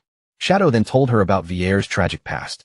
Long ago, she had watched her own son and daughter be brutally murdered before her eyes, and that unbearable trauma shattered her mind, leaving her trapped in the belief that her children were still alive and causing her to give players almost impossible quests. But Shadow also revealed that her delusion had a weakness. If one young man and one young woman entered the tower together, Veer would mistake them for her lost children, making the challenge much easier while also greatly improving the rewards. Then Shadow told the horrified Ghost Spirit that the moment they entered, she had to call the NPC mom. Seeing her shocked face, he explained that this was exactly why players had given Veer the nickname Old Mom, and told Ghost Spirit to focus on acting while he handled everything else. Ghost Spirit hesitated for a moment, clearly uncomfortable with the idea, but she still nodded in agreement. Together, the two of them walked toward the tower's enormous glowing doors. Once they stepped inside, a radiant path of light stretched out before them, leading them through a star-filled, dreamlike space until Queen Veer appeared ahead. The moment Veer saw them, tears of joy welled in her eyes. She welcomed them back with trembling happiness, calling them her children and asking if they had returned for the Divine Authority book. Shadow immediately played along without hesitation. He gently confirmed that this was exactly why they had come, and he addressed her as mom as if he truly were her child. Ghost Spirit quickly followed his lead. She threw herself into the role, her eyes filling with tears as she cried out that she had missed Veer so much. Veer was instantly overwhelmed with emotion, her expression softening as she said she had missed her child as well. But even though she wanted to hand over the book immediately, she explained that the rules of the tower required them to complete a challenge first. With a wave of her power, Veer summoned her avatar before them, a massive level 20 Jade tier entity, and told the two of them that they had to defeat it to pass. At the same time, a system notification appeared, confirming that they had received Mother's Blessing, which increased all of their stats by 20%. Before Ghost Spirit could even recover from the pressure of the boss appearing, 3 shadowy figures suddenly materialized around her like silent blades in the darkness. These figures were the clones created by Shadow's skill, Shadow of Sorrow, each one carrying the same cold killing intent as their master. In the next instant, the clones moved as one, unleashing a terrifying storm of slashes. Hundreds of thousands of damage points erupted across the avatar's body, and the massive enemy was obliterated before it could even fight back. The system immediately announced that the challenge had been successfully cleared, leaving Ghost Spirit frozen in place. She stared in disbelief, unable to comprehend how Shadow had summoned 3 shadows and killed the boss instantly. The entire battle ended in a blinding flash of light, disappearing almost as quickly as it had begun. Ghost Spirit stood behind Qin Feng, still completely stunned by what she had just witnessed. The way he summoned 3 clones and ended the fight in one strike made her wonder just how terrifyingly powerful he really was. Queen Veer slowly descended from the sky, still lost inside her broken delusion. Looking down at them with gentle affection, she called them Alan and Anna and praised them for becoming so strong. She floated toward Ghost Spirit and placed a stack of glowing blue books in her hands. Calling her little Anna with tender warmth, Veer offered her all 9 of the divine gift books she possessed. Ghost Spirit continued playing along and hugged Veer tightly, tears spilling from her eyes as she thanked her mom again and again. Qin Feng watched this quietly, his expression growing heavy. He knew that Veer would give everything she had to the children she believed were hers, and in his previous life, many players had abused that weakness, demanding items until she burned through her own lifespan to create them and died. After giving the books to Ghost Spirit, Veer turned to Qin Feng with the same gentle smile and asked whether he wanted anything too. Qin Feng calmly requested the divine book of the communication bracelet. Veer looked apologetic as she admitted she did not have that book with her, but without any hesitation, she immediately offered to use her own lifespan to create one for him. As the book took shape in a glow of light, a system window appeared, showing that Qin Feng had obtained it. Veer smiled warmly when she realized what had happened, deeply touched that her son had given her lifespan instead of allowing her to drain away her own. Qin Feng simply told her to keep the lifespan, then turned to leave. Veer watched them go and wished them a safe journey, reminding Anna that if danger ever came, she should stay close to her brother and let him protect her. Hearing those words, Ghost Spirit glanced at Qin Feng and suddenly blushed. In her mind, his age and presence really did make him feel like someone who could be an older brother. She quickly ran after him, her mood turning a little playful as she asked whether she should call him master or brother from now on. Qin Feng stopped immediately. When he turned back, his gaze was terrifying, and his eyes glowed with a pressure that made the air around him feel cold. His voice dropped as he told her coldly that she could call him anything she wanted, anything except brother. Ghost Spirit was startled by his harsh reaction and froze for a second. As Qin Feng walked away, she awkwardly agreed, wondering why he hated that title so much and whether some painful past was tied to the word. Soon after, Captain Anyu contacted Shadow through voice chat and asked him to share his friends list with her. Shadow was confused by the sudden request, so Anyu quickly began explaining the situation. A serial killer had appeared in Zhanghai City, leaving 7 victims behind. Even worse, rumors had begun spreading through the city that Shadow was the one responsible. Anyu explained that the victims' times of death happened to match Shadow's login times. Since the killer had acted with extreme precision, many people were starting to believe that Shadow might truly be involved. Still, Anyu added that she and her team did not believe he would ever do something so low and cruel. Shadow immediately understood the key point. If someone was framing him based on his login times, then that information must have leaked from someone on his friends list. Shadow began listing the possible suspects: Anyu's squad, Radiant Martial Virtue, Milky Snow, Old Man Zhang, and his granddaughter from the Sky Dome Guild, as well as his own guild member, Ghost Spirit. Then he asked where the bodies had appeared, and Anyu replied that they were scattered throughout Zhanghai City before asking whether he would investigate. Shadow confirmed that he would, and Anyu sounded relieved as she said she would send over the case files, confident he could catch the real killer within minutes. After ending the call, Shadow immediately ordered Ghost Spirit to log off as well, telling her they had a mission to handle.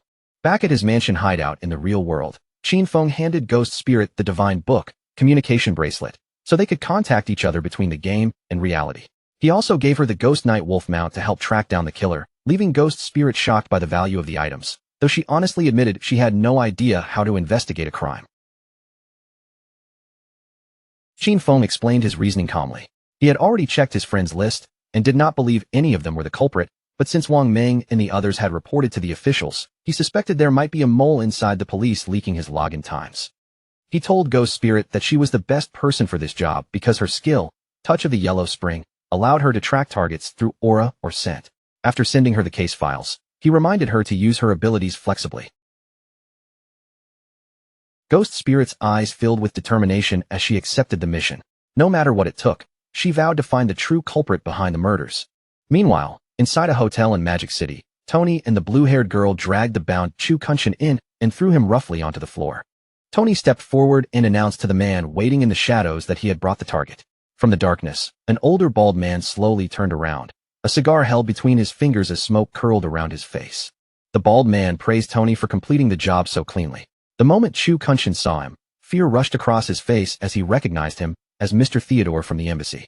Theodore smiled with a chilling calm, saying he was pleased dear Chu still remembered him, then claimed he simply could not bear to watch Chu suffer such injustice. So he had asked a few friends to rescue him. Chu Kunshin's face stiffened as he looked around at the group. Even through his fear, he pointed out that Theodore's so-called friends were all wanted criminals. He stared at Theodore with suspicion and asked him directly what his real goal was. Was he trying to deal with Shadow, or was he aiming at the Great Xia government itself? Theodore burst into laughter, as if Chu Kunshin's question amused him. With a casual smile, he asked whether there was really any difference, since the officials and Shadow were already standing so close together. Chu Kunshin's anger finally spilled out. He ranted that his wife and son had died, yet instead of arresting Shadow, the authorities had arrested him, a military officer. Then he looked up at Theodore with a grim expression, admitting he knew this rescue was not free, and asked what Theodore wanted him to do. Theodore answered in a calm, measured voice that his divination had pointed him straight toward Chu Kunshin. According to that result, Chu could help him find something he desperately wanted, and with that, Theodore asked what profession Chu used in the game. At first, Chu Kunshin looked confused by the question, but a moment later, he seemed to understand why Theodore had gone so far to capture him, and with his head lowered, he revealed his secret. He held the only hidden class in the priest system, the Feng Shui Master. Chu Kunshin explained his abilities in a low voice. Yin-Yang Harmony allowed him to manipulate an enemy's emotions and inflict extra damage on ghosts, while Leyline Perception allowed him to locate treasures and monsters. Still, Chu Kunshin could not hide his frustration. He bitterly admitted that although his hidden class sounded special, it was mainly a support role and would not be very useful in a direct battle against someone like Shadow. But just then, a sinister glint flashed through Chu Kunshin's eyes. A yin-yang symbol appeared around him as he secretly activated his yin-yang harmony skill. The effect spread instantly through Theodore's subordinates. Tony and the bald, muscular man suddenly turned on each other, their tempers exploding as they began arguing with violent intensity. In the blink of an eye, that argument turned into a savage brawl. Chu Kunshin watched them coldly, explaining that under the influence of his skill, they would fight until one of them died, though the effect would not work on enemies more than 5 levels above him. Theodore did not panic at all. Instead, he watched the chaos with an amused smile. Then Theodore pulled out a magical tarot card burning with blue flames and ordered his men to stop fighting. With a relaxed tone, he remarked that internal fighting was never a good thing. Theodore threw the card forward and activated its power, releasing a spell known as Moon God's Purification. A spectral moon appeared above them, and from it, a massive pillar of blue light descended, wrapping around the 2 men still locked in their brutal fight. The blue light washed over their bodies like a cleansing tide, instantly stripping away the negative emotional influence created by Chu Kunshin's skill. Tony and the bald man both collapsed unconscious once the spell ended. The blue-haired girl, Mei Jing, laughed at the sight and commented that Mr. Chu's skill was surprisingly powerful, while Theodore calmly ordered her to heal them. Chu Kunshin stood there drenched in cold sweat, terror spreading across his face. He knew exactly how strong his skill was, and ordinary purification should never have been able to remove it so easily. He stared at Theodore in growing fear, silently wondering what kind of class this man could possibly have. Theodore simply spread his arms wide and formally welcomed Chu Kunshin into their group. As Theodore sat there surrounded by swirling magical energy, the truth about his power became clear. He also possessed a unique hidden class within the priest system, the diviner, allowing him to draw different cards for divination, enhancement, purification, and teleportation, and he could even give those cards to others for one-time use. Meanwhile, on the streets of Zhonghai City, Ghost Spirit crouched low against the pavement and activated her skill, Touch of the Yellow Spring. A faint red aura spread from her fingertips as she felt along the invisible trail left behind. Her eyes sharpened, and she declared that she had found the killer's aura. The trail stretched far into the distance, and Ghost Spirit raised her hand, pointing the way for her mount, the Ghost Night Wolf. She told the wolf to move out, then climbed onto the beast's back. In the next moment, they dashed through the empty city streets, chasing the crimson trail cutting through the night. The scene then shifted to a high-rise apartment, Qin Feng's former home, where a knock suddenly sounded at the door. Inside the apartment, Qin Xiaoyu opened the door with a bright and expectant smile, happily greeting the visitor as mom. Standing outside were a middle-aged woman in a suit and a tall white-haired man dressed just as formally. Qin Xiaoyu immediately grew excited and asked if the man had come to buy the house, praising the woman for finding a buyer so quickly. But the woman looked apologetic and quickly corrected her. She explained that this man was not a buyer, but a diviner she had hired to help find Qin Xiaoyu's brother. The white-haired man adjusted his tie with a composed smile and introduced himself as Diviner Rintu. Qin Xiaoyu's smile faded at once. She asked why they needed divination to find her brother's location, and the woman explained sadly that she would be moving away in a couple of days, so she could not feel at ease leaving Qin Xiaoyu alone. Shocked by the sudden news, Qin Xiaoyu asked why she was leaving so soon. The woman explained that the Zhonghai city officials had extracted a platinum-grade hideout called the Church Sanctuary and invited the Mengsha River Guild to move there for safety. The woman gestured toward Rintu and urged Qin Xiaoyu to accept his help, saying his divination was extremely accurate. Rintu also stepped forward and tried to persuade her, saying Qin Feng was a reliable person, and if she properly begged him, he would surely help her. Qin Xiaoyu crossed her arms, her face darkening with anger as she rejected the offer outright. She thanked the woman for her kindness but said she did not need it, then bitterly declared that after 19 years, if Qin Feng had already decided he did not want her, then that was the end of it. She questioned what the point of finding him would even be. But deep down, Qin Xiaoyu was thinking something very different. She was currently guarding Shadow's hideout and saw him often, convinced that sooner or later, Shadow would notice her value and allow her to join his guild. The woman let out a helpless sigh, clearly used to Qin Xiaoyu's stubbornness. She advised her to try the divination anyway, then excused herself to go pack, leaving Rintu behind in the apartment. Rintu asked Qin Xiaoyu if she had any item her brother had used, since it would make the Rintu ignored her refusal and calmly walked into the apartment, looking around as if he had already been invited in. He said he had heard the siblings once lived together, so the house itself should be enough as a medium, while Qin Xiaoyu followed angrily and demanded to know who allowed him inside. Rintu smiled charmingly, and said he felt they were connected by destiny, so he would perform the divination for free. Without waiting for permission, he raised a card glowing with blue magical energy and told Qin Xiaoyu she could simply look at the result. If she was satisfied, great, and if not, it did not matter. A holographic tarot card slowly appeared in the air before them, its surface shimmering with mysterious light. Rintu activated the divination card, and an image emerged within it, a dark figure lying motionless in the depths of the sea. With a regretful expression, Rintu interpreted the vision for Qin Xiaoyu.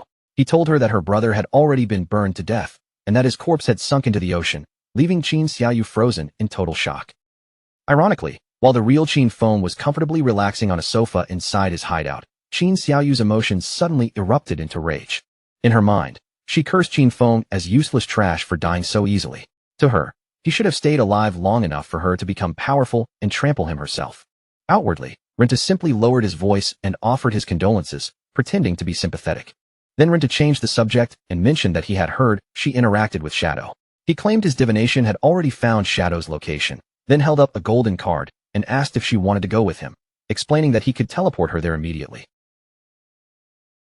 Rintu continued manipulating her, suggesting that even though her brother was dead, she could simply recognize Shadow as her new brother, and then everyone would be happy. Qin Xiaoyu eagerly agreed, while secretly scoffing that Qin Feng had gotten off too easily by dying, though it no longer mattered because Shadow would definitely protect her. The moment she accepted, Rintu activated a blue magic circle beneath their feet, and the two of them vanished. They rematerialized inside a dark, filthy room that looked like an abandoned laboratory, with shadows pressing in from every corner. Qin Xiaoyu looked around in confusion, unable to see Shadow anywhere, and asked where he was. Rintu's expression turned menacing as he removed his suit jacket and coldly replied that he should be the one asking her that question. Without giving her any warning, Rintu swung a vicious right hook straight into Qin Xiaoyu's face, hitting her so hard that blood burst from her mouth as she coughed in pain. He seized her ankle without warning, lifting her whole body off the ground until she was hanging upside down in front of him. With her hair falling toward the floor and her body swaying Qin Xiaoyu was so frightened that tears poured down her face. Her voice shook uncontrollably as she tried to explain through broken sobs that she truly did not know Shadow at all. Rintu's expression hardened, and he immediately accused her of lying. He reminded her that she had already claimed to guard Shadow's door and see him often, so there was no way she knew nothing. Before she could defend herself, he drove a vicious punch straight into her stomach while she hung there defenseless, and the impact knocked her unconscious on the spot. Rintu stared at her limp body with faint surprise, muttering that she had passed out far too easily. What shocked him even more was that Qin Xiaoyu had not extracted even a single useful ability from the game to protect herself in the real world. He grabbed the unconscious Qin Xiaoyu and dragged her across the floor like discarded prey. While pulling her along, he spoke into his phone and told the person on the other end that everything was ready. His tone grew hungry and cruel as he asked when he was finally allowed to act, complaining that his blade had been thirsty for far too long. Rintu hauled Qin Xiaoyu's limp body onto a cold metal table and let her fall there without the slightest care. Then he checked his phone and saw a message from his boss, clearly ordering him not to kill her until further instructions arrived. Rintu clicked his tongue in irritation, unable to hide his disappointment. But that disappointment did not last long. A sinister smile slowly returned to his face as his eyes began glowing red. He drew out a scalpel, and since he was not allowed to kill her yet, he decided he would simply take his time and play with her slowly instead. Meanwhile, inside a restroom, Officer Xiaoma stood in thought. He realized that there had been no report of Shadow logging off for 2 whole days, which made the situation feel increasingly suspicious. As he walked out of the restroom, Officer Xiaoma continued piecing the facts together in his mind. After extracting game stats, a person's need for food would rise sharply, so there was no realistic way Shadow could remain online for such an unusually long time without logging out. That led Officer Xiaoma to one conclusion. Captain Anyu had most likely stopped reporting Shadow's activity because she had already begun suspecting that someone was deliberately trying to frame him. Sayama stepped into the main police office with a tense, calculating look in his eyes. Deep down, he knew he could no longer move slowly. His plans needed to be pushed forward as quickly as possible. A malicious darkness spread across Sayama's face as he imagined the perfect outcome. If the public could be convinced that Shadow was a vicious serial killer, fear and hatred would spread like wildfire. He laughed to himself, believing that once public opinion erupted, even the officials would have no choice but to move against Shadow and eliminate him. Elsewhere, the ghost night wolf moved through the streets with eerie silence. Its paws touched down softly against the pavement, each step light and controlled, leaving almost no sound behind. Seated atop the mount, Ghost Spirit looked ahead with calm focus. After following the trail this far, she quietly declared that she had finally arrived. A thin stream of red energy twisted through the air like a trail only she could see. From her higher vantage point, Ghost Spirit looked down at the concrete facility below and confirmed that the killer's aura led directly into that building. Ghost Spirit wasted no time. She leapt down from above, her figure dropping through the darkness as she activated Shadow Sneak, blending into the surroundings until her presence became nearly impossible to detect.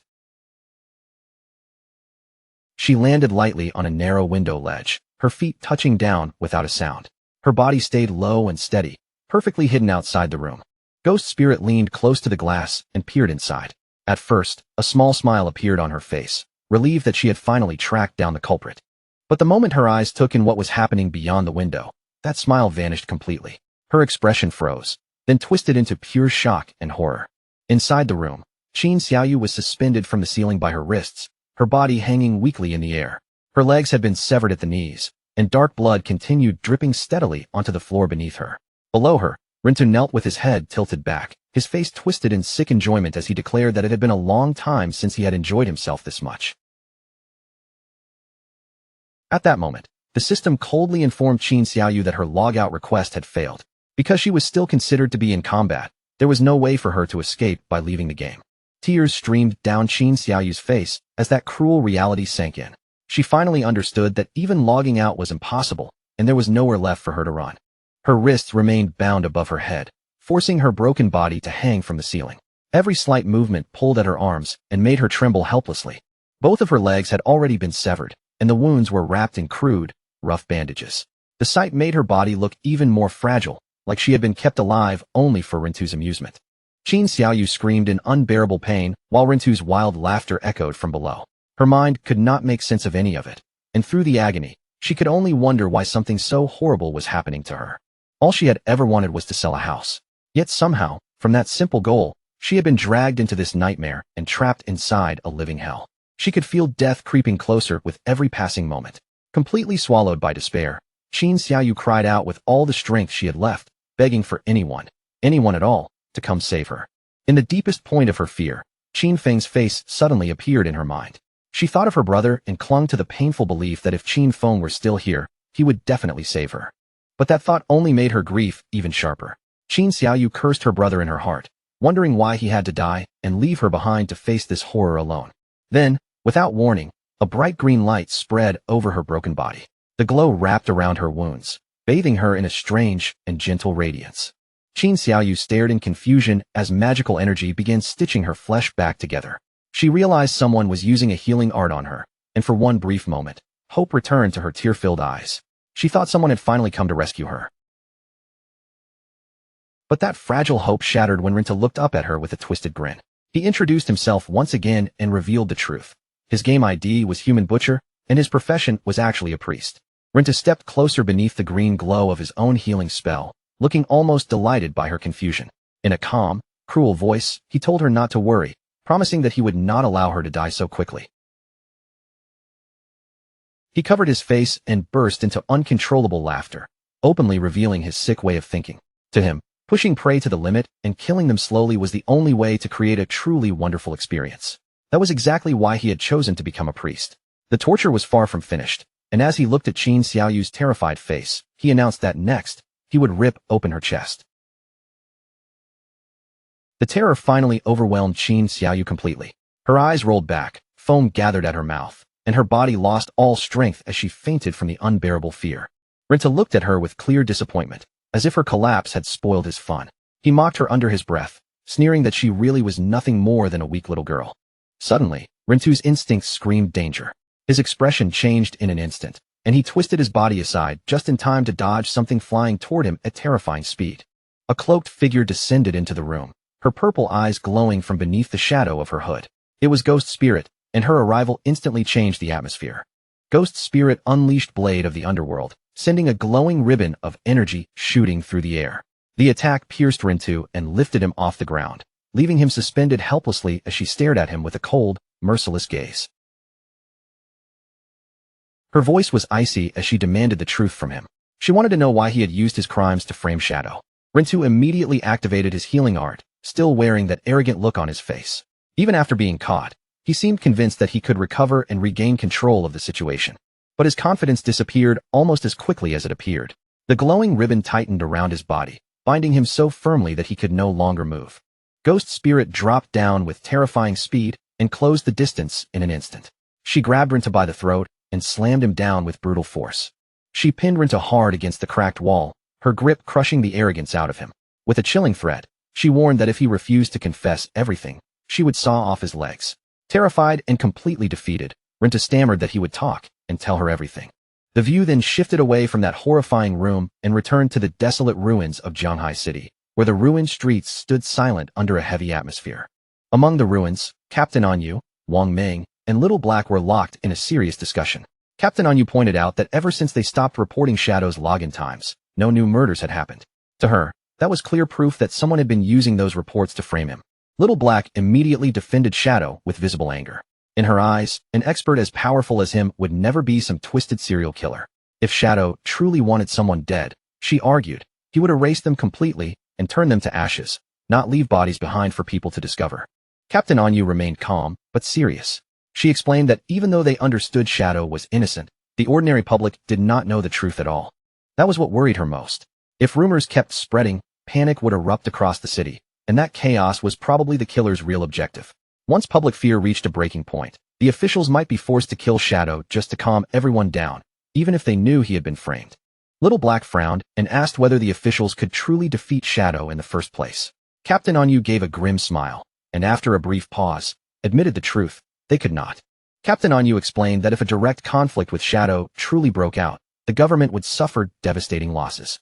Once Great Xia weakened from that internal struggle, other countries would never miss the chance to take advantage, and the entire nation could be pushed into danger. Wang Ming's expression turned serious as he said they had to clear Shadow's name as soon as possible.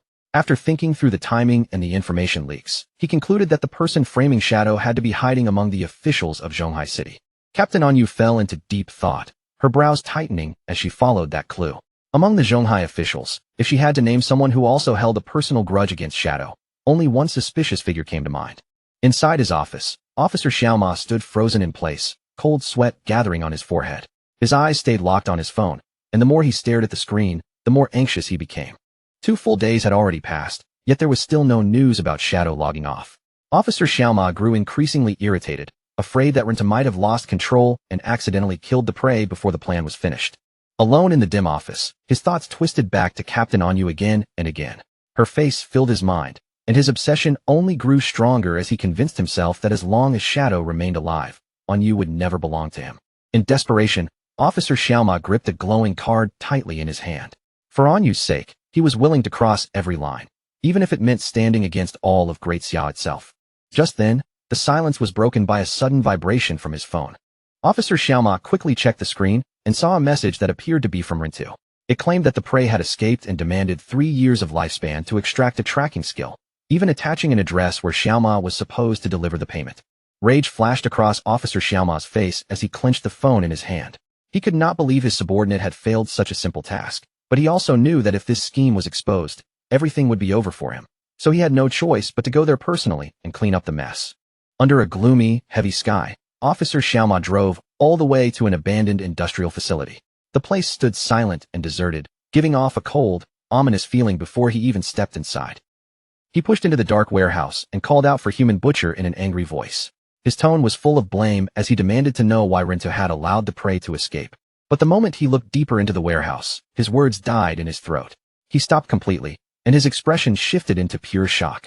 Officer Xiaoma slowly raised his head and saw a horrifying sight above him. Qin Xiaoyu was still suspended from the ceiling, hanging there in a state that made the entire room feel like a nightmare. Yet what shocked him even more was the figure hanging beside her. His own hired killer, Rintu, had also been bound in the air, unconscious and completely unable to move. Before Officer Xiaoma could even process what was happening, a streak of purple energy suddenly shot out from the darkness. The glowing ribbon whipped around his body in an instant, tightening around him before he had any chance to struggle free.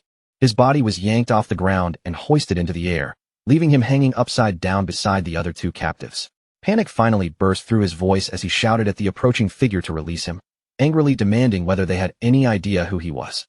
Ghost Spirit stepped out from the shadows, her eyes glowing with a terrifying red light. Her voice stayed calm as she told him she knew exactly who he was, Ma Naoyang, the son of Jianghai City's mayor.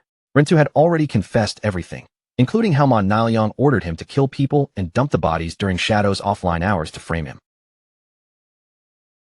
Ghost Spirit then glanced toward Rintu and thanked him for keeping his promise by luring out the true mastermind.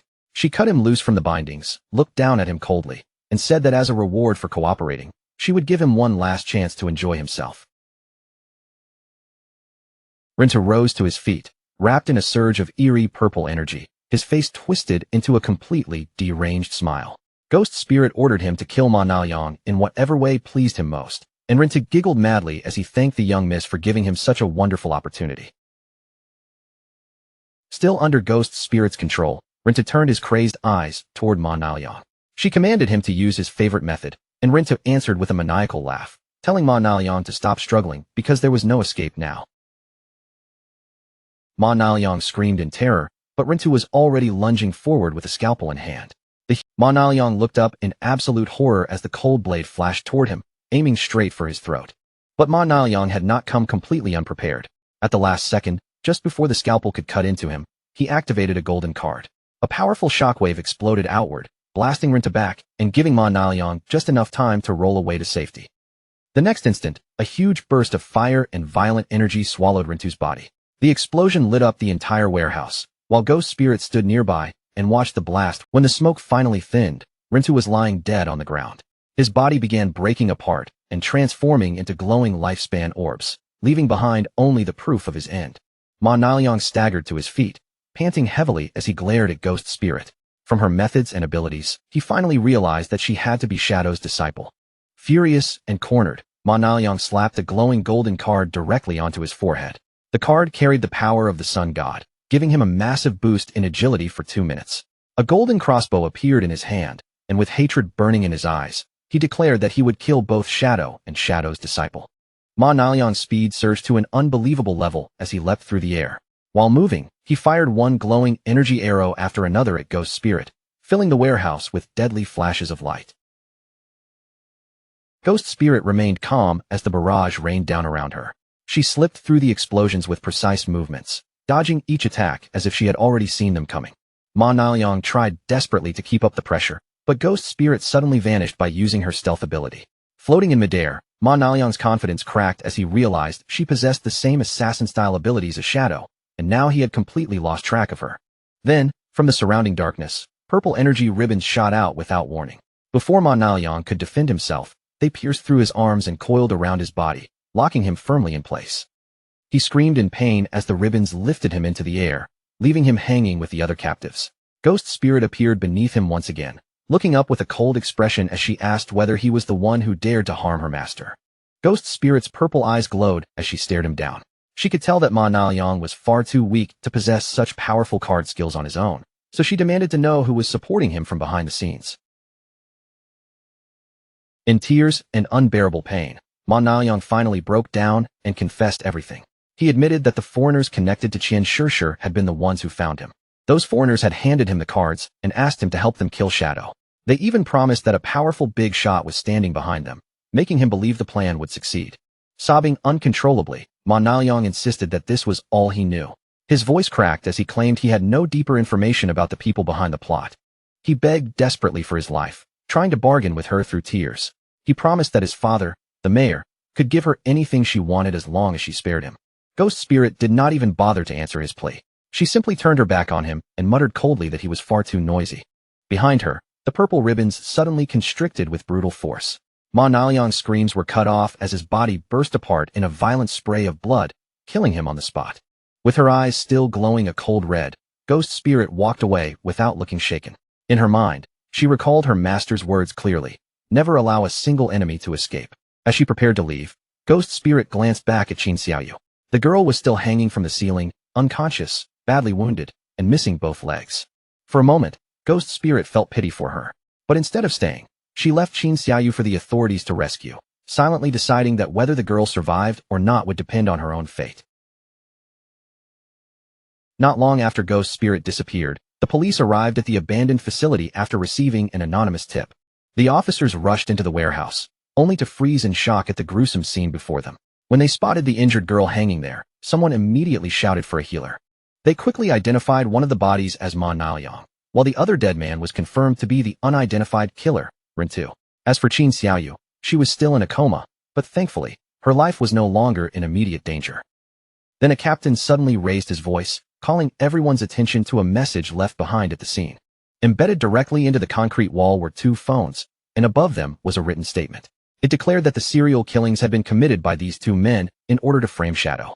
The evidence was stored inside the phones, and Qin Xiaoyu was the surviving witness. At the end, the message was signed with one strange line: doing good deeds without leaving a name. The officers checked the phones and soon found records that confirmed the entire truth. Ma Naoyang had conspired with Rin-tu to murder victims and frame Shadow for the crimes. They also discovered that someone inside the department had been secretly leaking Shadow's login times to Ma Naoyang, and the captain erupted in fury, immediately ordering the traitor's arrest. Meanwhile, back in the real world, Qin Feng was sitting in front of a huge meal and eating comfortably when his phone suddenly began to ring. He glanced at the screen and saw that the call was from Captain Anyu. The moment the call connected, Captain Anyu's voice came through with obvious excitement. She immediately told him the good news. The serial killer case had finally made a major breakthrough. Qin Feng acted as if he knew nothing and casually asked whether they had already found the murderer. Captain Anyu confirmed it right away, saying the culprits had been identified as Ma Naoyang and Rin-tu, though both of them were already dead. She went on to explain that the police had discovered solid evidence and even found a surviving witness. However, the girl had lost both legs and was still unconscious, so they would have to wait until she woke up and gave her testimony before the case could truly be closed. Qin Feng quietly thought to himself that Ghost Spirit had handled the mission perfectly. On the other end of the phone, Anyu apologized for all the trouble the investigation had brought him, and as compensation, she offered to give him a useful piece of intelligence. Captain Anyu told him about a strange phenomenon happening in a novice town within Zhanghai City. 5 flying monsters had been circling the sky and hunting players, but the truly bizarre part was that no matter how many were killed, the number always returned to 5. She suspected some kind of treasure was hidden there and urged Shadow to look into it. Qin Feng's eyes widened the moment he heard that detail. He immediately understood what it meant. Another ancient god slate had appeared. He began analyzing the situation in his mind. If the ancient god slate was connected to those flying monsters, then it was likely hidden somewhere high in the sky. Since ordinary players still had no way to fly, Qin Feng knew he would need a flying mount before he could reach it. Then he remembered the Withered Bone City key he had obtained from the magic leaning tower.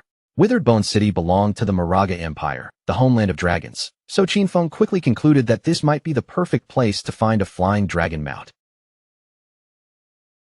A system prompt reminded him that entering Withered Bone City required level 20. Qin Feng checked his current status and saw that he was still level 19. His eyes sharpened with determination, because he only needed one more level, and that meant it was time to enter the game again. Shadow teleported to the outer beach of Withered Bone City. The moment he arrived, a desolate coastline stretched before him, covered in enormous skeletons, while far across the water, a dark castle loomed on a distant island like a silent ruin.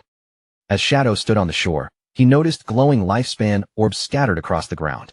Their presence made it clear that other players had recently fought and died in this area. Shadow's expression tightened as he sensed something unusual nearby. Without making a sound, he slipped behind a massive skeleton and concealed himself in its shadow. In the distance, a huge skeletal lobster monster stood upright on its hind legs.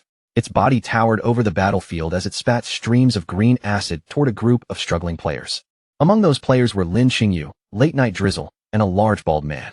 Lin Xingyu's face changed in shock as floating bubbles of green acid drifted toward her, each one looking ready to burst at any moment. The bald man in the party stepped forward with complete confidence. He raised his posture as if he had everything under control and told the others to watch closely. A ghostly green aura wrapped around his body. The system identified his class as Soul Walker, a hidden support class capable of turning both himself and his teammates into spirit forms. While in that state, they could not attack, but they were immune to damage and had no physical collision. The monster unleashed a roaring wave of green acid breath, flooding the area in front of it. But thanks to the Soul Walker's ability, the attack passed straight through the intangible players without harming them at all. Watching from behind the skeleton, Shadow narrowed his eyes. He recognized this group from the memories of his past life. He remembered that this bald man, Zuma, had once joined forces with Theodore and several others to trap the officials of Magic City. That scheme caused severe casualties among the official forces, leaving them unable to maintain order, and as a result, Magic City fell into chaos for 3 full months, indirectly leading to hundreds of thousands of deaths. The fight against the giant skeletal lobster quickly reached a critical point as the monster let out a furious roar. Seeing that the boss's health was already low, Lin Xingyu immediately shouted a warning that it was entering its second phase. The boss responded by releasing a swarm of blue bubbles into the air. One after another, the bubbles burst open, revealing a horde of smaller lobster monsters inside. The party was overwhelmed almost instantly. A shield-bearing teammate struggled to hold the front line, gritting his teeth as he complained that there were simply too many enemies to block. In the middle of the chaos, Lin Xingyu turned toward Zuma and screamed for him to use soul conversion. If he activated that ability now, he could still save the entire team. But Zuma only turned his face away with a cold, indifferent expression. He heard his teammate's desperate plea, yet he chose to ignore it completely. Lin Xingyu froze in disbelief at the betrayal. At that same moment, the small lobster slipped past the collapsing front line and lunged straight toward her. The team's formation fell apart in seconds. Lin Xingyu fired her dual weapons again and again, but even while attacking, she realized they could no longer hold the line. She shouted at Zuma one last time, demanding to know what he was doing, but by then, it was already too late. The massive boss and its swarming minions rushed toward her together as she lost her footing and fell. Terror filled Lin Xingyu's eyes as she looked up from the ground. The monster loomed over her, opening its jaws as if it were about to devour her whole. Just as the monster struck, a flash of blue energy tore across the battlefield. The slash cut through the creature in an instant, slicing it apart before it could reach her. Shadow had finally stepped into the fight. He moved so fast that his body became a blur, unleashing a skill that swept across the battlefield and instantly carved through the swarm of small lobsters. Shadow leapt over the stunned Lin Xingyu and landed in the middle of the battlefield with devastating force. A dark vortex of energy erupted around him, spreading outward and annihilating the remaining enemies in one overwhelming strike. A system window appeared, confirming that Shadow had killed the Jade-grade lobster boss and gained a massive amount of experience, evolution points, and more than 9 years of lifespan. As Shadow stood among the scattered loot, Zuma stared at him in complete shock, finally realizing that the famous Shadow had appeared before them. The situation turned violent without warning. In the blink of an eye, Shadow appeared directly in front of the bald man, Zuma, his gaze filled with terrifying killing intent. Before anyone nearby could react, Shadow struck with ruthless speed. His attack swept cleanly through the air and severed Zuma's head in a single motion. As Zuma's headless body collapsed, a system notification confirmed his death. His corpse dissolved into light, leaving Lin Xingyu staring in stunned disbelief. She thanked Shadow for saving them, but she could not stop herself from asking why he had killed one of their team members. Shadow glanced back at her with a cold, glowing eye and asked why the Magic City official team had a foreigner among them. Lin Xingyu explained that Zuma had been hired as external support because his class was essential for defeating the boss, though she admitted she never expected him to become distracted at such a critical moment. Shadow scoffed at her explanation, clearly unimpressed by her innocence. He told her that Zuma had not been distracted at all, then quoted the old warning that those who are not of one's own kin will have different hearts, making it clear that Zuma's betrayal had been intentional. Cold sweat broke out across Lin Xingyu's face as she asked whether Shadow meant Zuma had done it on purpose. She could not understand what he would gain by letting the team die. Shadow turned his back as his cape stirred behind him and told her that investigating the motive was their job, not his. Then, without wasting any more time, he offered her a deal. If the Magic City officials found any bosses they could not handle, they were to contact him directly. Shadow stated his conditions clearly. He only wanted the lifespan drops and any equipment related to the assassin class. Everything else could belong to them, just like the arrangement he had already made with the Jianhai officials. Lin Xingyu quickly told him that several boss coordinates had already been sent in, and a few of them were close by. Shadow activated his flight ability and rose into the air, telling her to send the coordinates as he shot toward the sky. Nearby, a red-haired girl blushed as she whispered to her teammates that she had heard Shadow was coming, quietly wondering whether he was handsome. Her teammates were far more doubtful, but those doubts disappeared in a fraction of a second. The beast fell almost immediately, and a system notification confirmed Shadow's kill, rewarding him with experience, evolution points, more than 5 years of lifespan, and a platinum-grade assassin skill called Smoke Bomb. Then another terrifying Jade-grade boss appeared, the noble's eldest son, Traitor Lulu, clad in dark lava armor and holding a giant flaming sword. The nearby player froze in terror, feeling as if his life was already over. But in the next blur of movement, Shadow struck and dealt massive damage before anyone could even follow his motion. The system confirmed the kill, granting Shadow experience, evolution points, more than 10 years of lifespan, and a Jade-grade skill called Merge into Darkness. The rescued players stared in awe, completely unable to process what they had just seen. Each of Shadow's attacks had dealt over 300,000 damage, a number so absurd that it left them speechless. Instead of learning the skill directly, Shadow made a different choice. He activated his Spirit Devourer bloodline ability and consumed the card, using it to strengthen himself even further. A system notification immediately confirmed the result. By devouring the legendary skill, Shadow's elemental attack and elemental resistance had both increased by a significant amount. As Shadow continued forward, he noticed the path ahead dropping sharply downward. Surprise flickered through his mind when he realized he was no longer simply moving across the coastline, but heading deep underground through a dark, rocky passage. While moving through the long tunnel, Shadow quickly figured out its purpose. This underground passage ran beneath the ocean floor, connecting the mainland coast directly to the isolated island ahead. He kept traveling through the darkness until, at last, an exit appeared in the distance. Shadow stepped out from the cave mouth and found himself standing in a grim, storm-covered landscape. Above a high cliff, a dark and ruined castle loomed under the flashes of lightning, giving the entire place a dangerous, ancient atmosphere. A system notification appeared, welcoming him to the Moraga Empire's withered bone city ruins. At the same time, a severe warning followed. This was a berserk area, and any player inside would lose lifespan at 100 times the normal rate. Shadow stood by the dark water and looked back toward the hidden passage beneath the sea, silently admiring how cleverly it had been designed. At that moment, a memory from his past life surfaced in his mind. Back then, a strange madman had once rambled endlessly about a secret tunnel buried under the ocean. At the time, no one had taken that man seriously. Everyone simply thought he had lost his mind and was mixing up this world with some other game. But now, standing here with the truth right in front of him, Shadow finally understood that the so-called madman had never been talking nonsense. Everything he said had been real. Shadow moved forward through a dead forest filled with withered trees and scattered bones. But before he could get far, the ground beneath his feet suddenly began shaking violently, as if something enormous was waking up underground. Nearby, a gigantic skeletal dragon skull that had been lying on the ground started to tremble. Cracks spread across its surface, and the bones groaned as if they were about to break apart. Then, without any warning, a colossal creature burst out from inside the skull. The impact shattered the ancient dragon remains into fragments, sending bone pieces and dust flying everywhere. Shadow did not retreat. He stood firmly in place as the dust slowly cleared around him, and the horrifying shape of the monster finally appeared before his eyes. It was a giant skeletal centipede, and above its monstrous body was a stitched-together female torso with a single red eye glowing eerily. The system identified it as the guardian of the withered bone ruins, Thousand-Blade Centipede Moire, a powerful diamond-grade boss. Shadow calmly studied the enemy in front of him. Her upper body still vaguely kept the shape of a human woman, but everything below had been twisted into the body of a terrifying monster. Then his gaze fell on the festering wounds spread across her body. Those scars looked almost identical to the ones he had once seen on the white dragon, Atesh. As the terrifying creature lunged toward him, Shadow immediately understood what had happened. She had once been a citizen of the Moraga Empire, only to be corrupted by Cthulhu's curse. He dodged as the massive centipede body swept through the air, and while avoiding the attack, he looked at the scars across her human torso. From those wounds, he could tell she must have suffered inhuman torture while she was still alive. The skeletal legs stabbed toward him again and again, but Shadow kept weaving between them with sharp, controlled movements.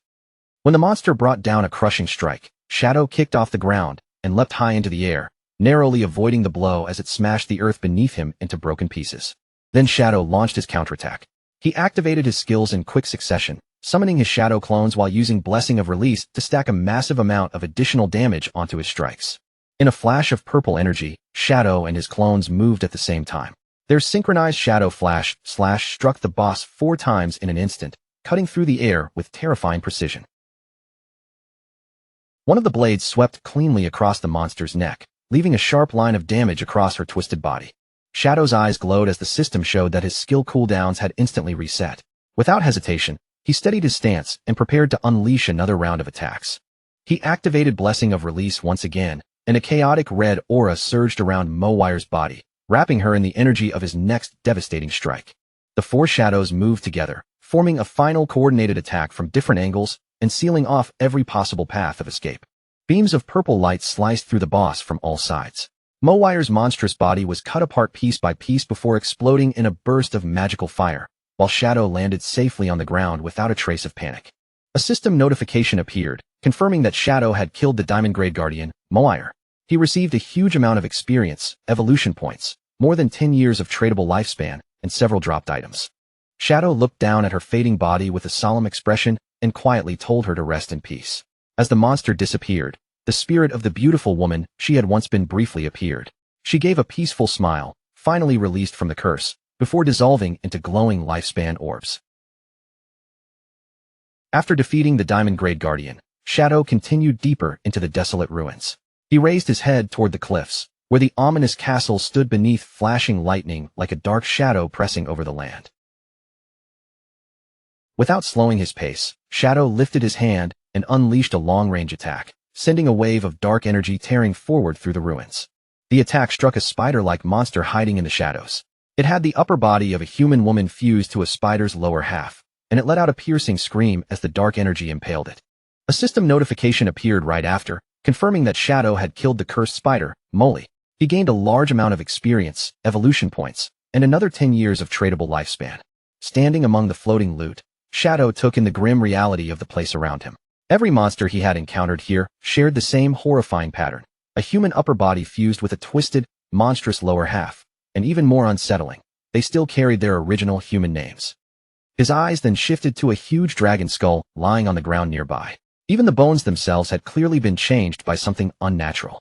The skull had far too many eye sockets, along with strange horn-like growths jutting from its structure. Seeing this extreme biological corruption, Shadow concluded that the entire withered bone ruins had once been used as a biochemical experimentation ground. He recalled the lore Atesh had told him before. In order to win the war, the people of Moraga had summoned Cthulhu, the ancient sea god, but that decision brought a terrible curse upon the city. The curse twisted everyone inside, transforming the entire population into monsters. As Shadow walked farther in, he could feel the curse growing heavier around him. The closer he got to the center of the city, the thicker and more oppressive that corrupted presence became. Suddenly, a massive object came plummeting down from the sky. A giant golem with rock-like skin crashed violently into the ground in front of Shadow, shaking the area as it blocked his path. The system identified the new enemy as the Royal City Guard Commander, Marun, a level 25 platinum grade boss. The golem's huge body glowed from within, as if molten magma were flowing beneath its stone shell. Shadow looked up at the towering giant, but there was no fear in his eyes. Instead, he seemed almost unimpressed, wondering why a Royal Guard Commander was only a low-level platinum grade boss. The Guard Commander raised one massive stone arm, and red energy began gathering around its fist like burning heat. It slammed its fist down with earth-shaking force, cracking the ground where Shadow had been standing. But Shadow easily dodged to the side, leaping away before the impact could touch him. The fight truly began as Shadow summoned his Shadow Blade and struck first, sending a powerful slash straight into the stone golem's body. But the moment the damage numbers appeared, a strange bounce-back effect suddenly triggered around the boss. Shadow's expression changed as pain shot through his own body. The exact damage he had just dealt had been reflected back onto him instantly. He landed on the ground and immediately understood that this opponent was far more dangerous than it looked. Staring at the Royal City Guard Commander's glowing red eyes, Shadow identified its ability as damage reflection. After a quick analysis, he realized this boss had 10 times the health of a normal platinum grade boss, along with a terrifying 100% damage reflection attribute. Shadow's expression turned grim. If his blacklight shield had not already been active, that single reflected hit might have killed him outright.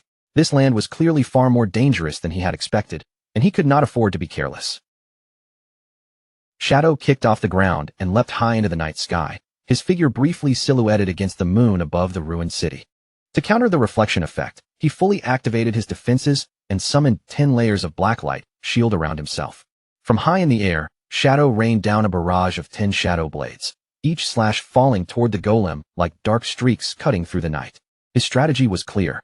He would use repeated low-damage attacks to charge his ultimate move, while the layers of blacklight shield absorbed the reflected damage coming back at him.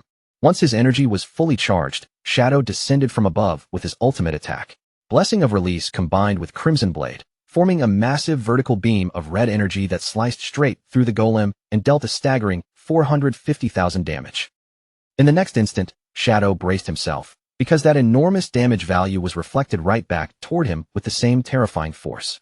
But before the backlash could crush him, a golden barrier erupted around his body. The powerful shield absorbed the entire impact completely, leaving Shadow unharmed. Shadow remained standing without a single visible wound on him. He calmly revealed that the reflected damage had never mattered in the first place, because his Crimson Blade gave him a staggering 600% lifesteal. Since his health was already full, all that excess healing had been converted into an overflow shield worth 2.7 million points. Compared to that, the 450,000 damage reflected back at him was nothing more than a tiny scratch. With the Royal City Guard commander finally brought down, a system window flashed in front of Shadow and confirmed his victory. Huge rewards poured in all at once, giving him a massive amount of experience, evolution points, and more than 14 years of added lifespan. But mixed into the reward message was a dangerous warning. The commander's death had now alerted every guard inside the city. Shadow froze for a brief moment, his eyes shifting as he sensed the air around him suddenly change. The whole atmosphere had turned heavier, and even he looked confused by how quickly the situation had taken a new direction.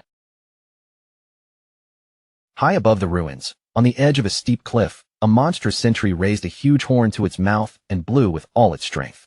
Green waves of sound burst outward from the horn, rippling across the sky like a visible alarm signal. The very next instant, the dead ruins seemed to wake up. From every cliffside and broken ridge, countless monstrous figures began climbing down in waves, their bodies pouring into the area like a living avalanche. Shadow lifted his gaze and watched the ridges fill with enemies. Winged creatures, spider-like hybrids, and all kinds of twisted beasts crowded the heights above him, their silhouettes packed tightly together as they stared down at him. Then, right beside him, a gigantic fur-covered foot crashed into the ground with terrifying force. The impact shook the earth, making it clear that something massive had just stepped into the battlefield. In only a few moments, Shadow found himself completely boxed in by a dense army of monsters. A giant white bear towered among them, while terrifying centipede-like creatures crawled through the crowd around him. Then a system notification appeared, announcing that Shadow had triggered the Monster Horde event. The requirement to continue was simple, but merciless. Every single monster had to be killed. Shadow looked up at the towering wall of enemies pressing in from every side. Their red eyes glowed through the darkness like countless burning embers. But instead of showing fear, a laugh slipped out of him as he took in the situation.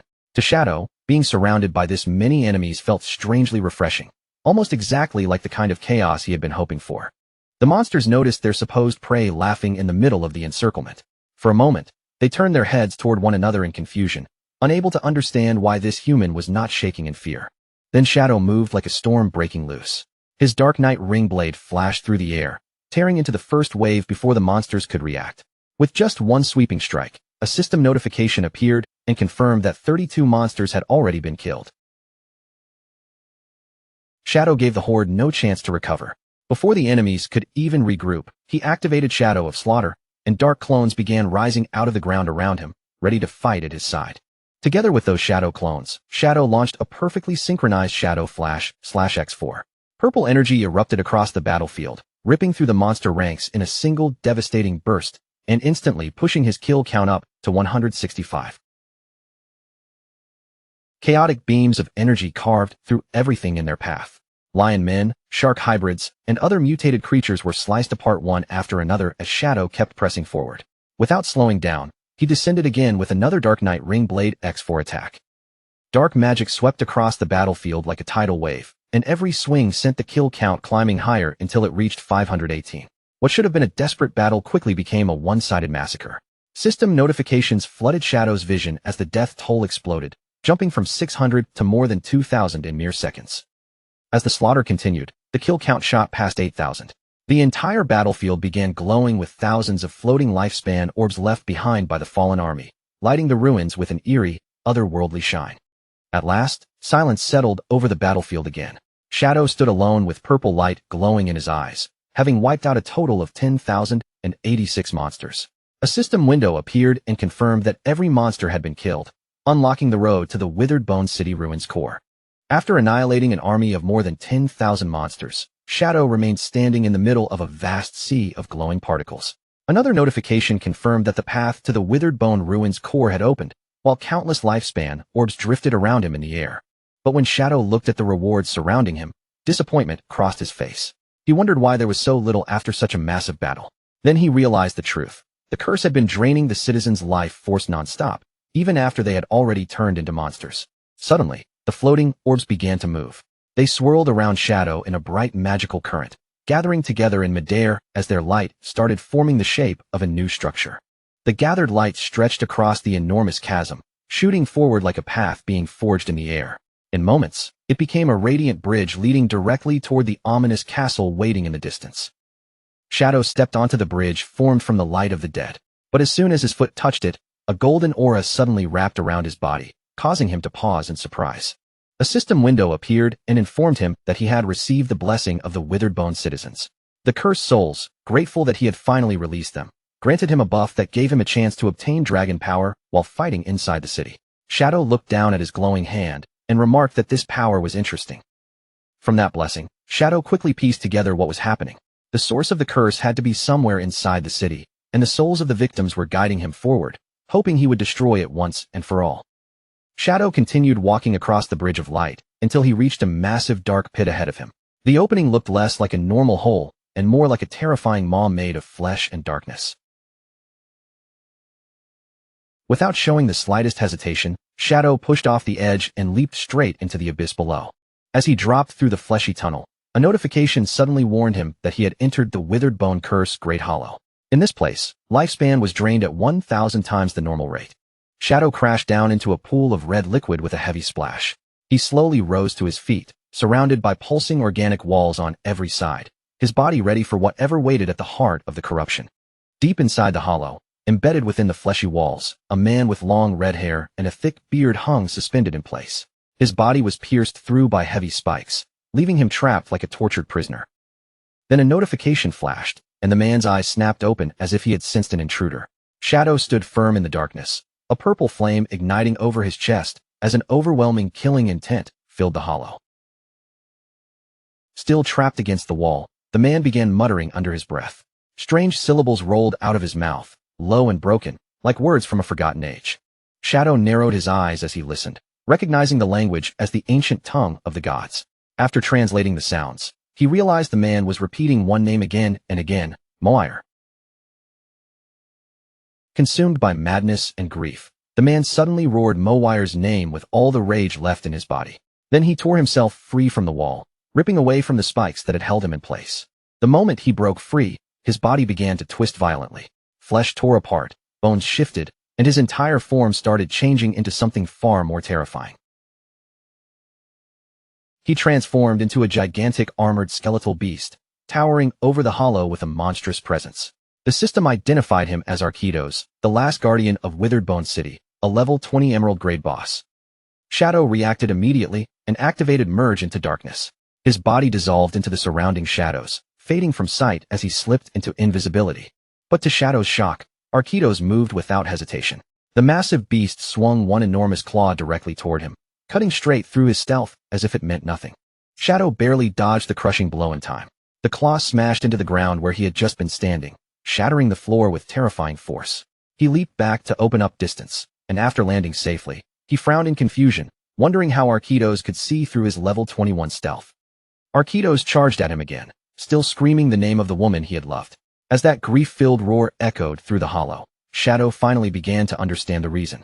Shadow realized that because he had killed Moire and absorbed her lifespan, traces of her soul were still lingering inside him. Arkitos was not seeing through stealth normally. He was tracking the remnants of Moire within Shadow's body. While keeping his distance, Shadow studied the spikes covering Arkitos' armor. They looked exactly like the spikes on the Royal City Guard commander, making the connection impossible to ignore. Shadow raised his shadow dagger and prepared to test the boss directly. If his guess was right, Arkitos was likely carrying the same troublesome passive ability as the commander. To confirm his theory, Shadow struck Arkitos with the dagger. The exact same amount of damage instantly bounced back toward him, but his golden shield flared up and absorbed the reflected blow before it could hurt him. That single exchange was enough for Shadow to confirm it. Arkitos also possessed the dangerous damage reflection ability, meaning every attack against him carried a cost. Arkitos unleashed a deafening roar that shook the hollow. Purple energy surged across his massive body, and the moment it flared outward, he began summoning reinforcements. The fleshy ground around Shadow suddenly erupted. Large blue eggs burst up from beneath the surface one after another, quickly forming a ring that completely surrounded him. Shadow stared at the eggs with a much more serious expression. He realized they also carried a damage reflection effect, and if they were allowed to hatch, they would most likely release dangerous elite-level monsters. To test how tough they were, Shadow threw a shadow dagger at one of the eggs. The blade struck hard and dealt more than 3,000 damage, giving him the first clear measure of their durability. The egg shattered under the attack, but Shadow immediately calculated the price. Breaking just one egg required 3 daggers, which meant he would lose 3 layers of his blacklight shield to the reflected damage. Since each shield layer needed 2 seconds to regenerate, he quickly concluded that there was no way he could destroy all the eggs in time. With no better option left, Shadow chose to let the eggs hatch instead of wasting time trying to destroy them. He kicked off the ground and shot high into the air, taking the higher position so he could watch the battlefield clearly and prepare for whatever monsters were about to break free. As Shadow began dropping back down toward Arquitos, his gaze sharpened. At that moment, he noticed his ultimate skill had finished charging, giving him the perfect chance to strike before the situation spiraled further out of control. Without holding anything back, Shadow unleashed the Crimson Blade. A massive beam of red energy tore down from above and slammed directly into Arquitos, exploding against his body with terrifying force and dealing a staggering 450,000 damage. Shadow touched down without making a sound, his posture steady and calm. Around him, the overwhelming healing from his lifesteal had formed a huge golden barrier, wrapping his body in a thick protective glow. The chaos around him could not injure him at all. At the same time, the blue eggs finished hatching in an instant. A swarm of cursed young dragons ripped free from the eggs and soared into the air. Each one was a level 20 emerald-grade monster, screeching sharply as their wings spread and they prepared to dive toward Shadow. Shadow dropped back into the pool of red liquid and landed in a low crouch. With the newborn dragon horde gathering in front of him, he raised his head and faced them without a trace of panic. Shadow did not hesitate for even a second. He released his Dark Knight ring blade, and a swirling vortex of dark energy roared outward, tearing through the young dragons and dealing nearly 30,000 damage to each one it touched. The battle was over almost as soon as it began. Shadow stood calmly inside his golden barrier while a notification confirmed that 9 dragons had been killed. Seeing the reflected damage fail to threaten him, he remarked that as long as his blood shield remained, their damage reflection was nothing to be afraid of. As the cursed dragons collapsed and died, their bodies dissolved into glowing lifespan orbs.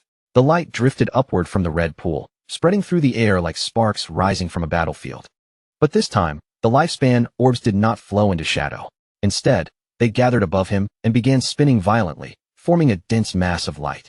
From within that glow, a voice rang out in the ancient god language, coldly addressing Shadow as an outsider. The gathered energy twisted and reshaped itself, reforming Arquitos into an even more horrifying state. The system identified this new form as Flesh Curse, Arquitos Blue Scale. With a sinister smile spreading across his monstrous face, Arquitos declared that Shadow would never succeed in destroying his race. The battle instantly grew even more intense. Arquitos lunged forward, his mutated body surging with power as he aimed a massive, energized punch straight at Shadow.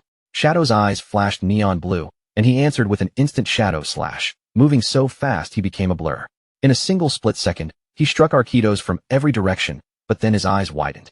The word immunity appeared around Arquitos, and every attack passed without causing any damage.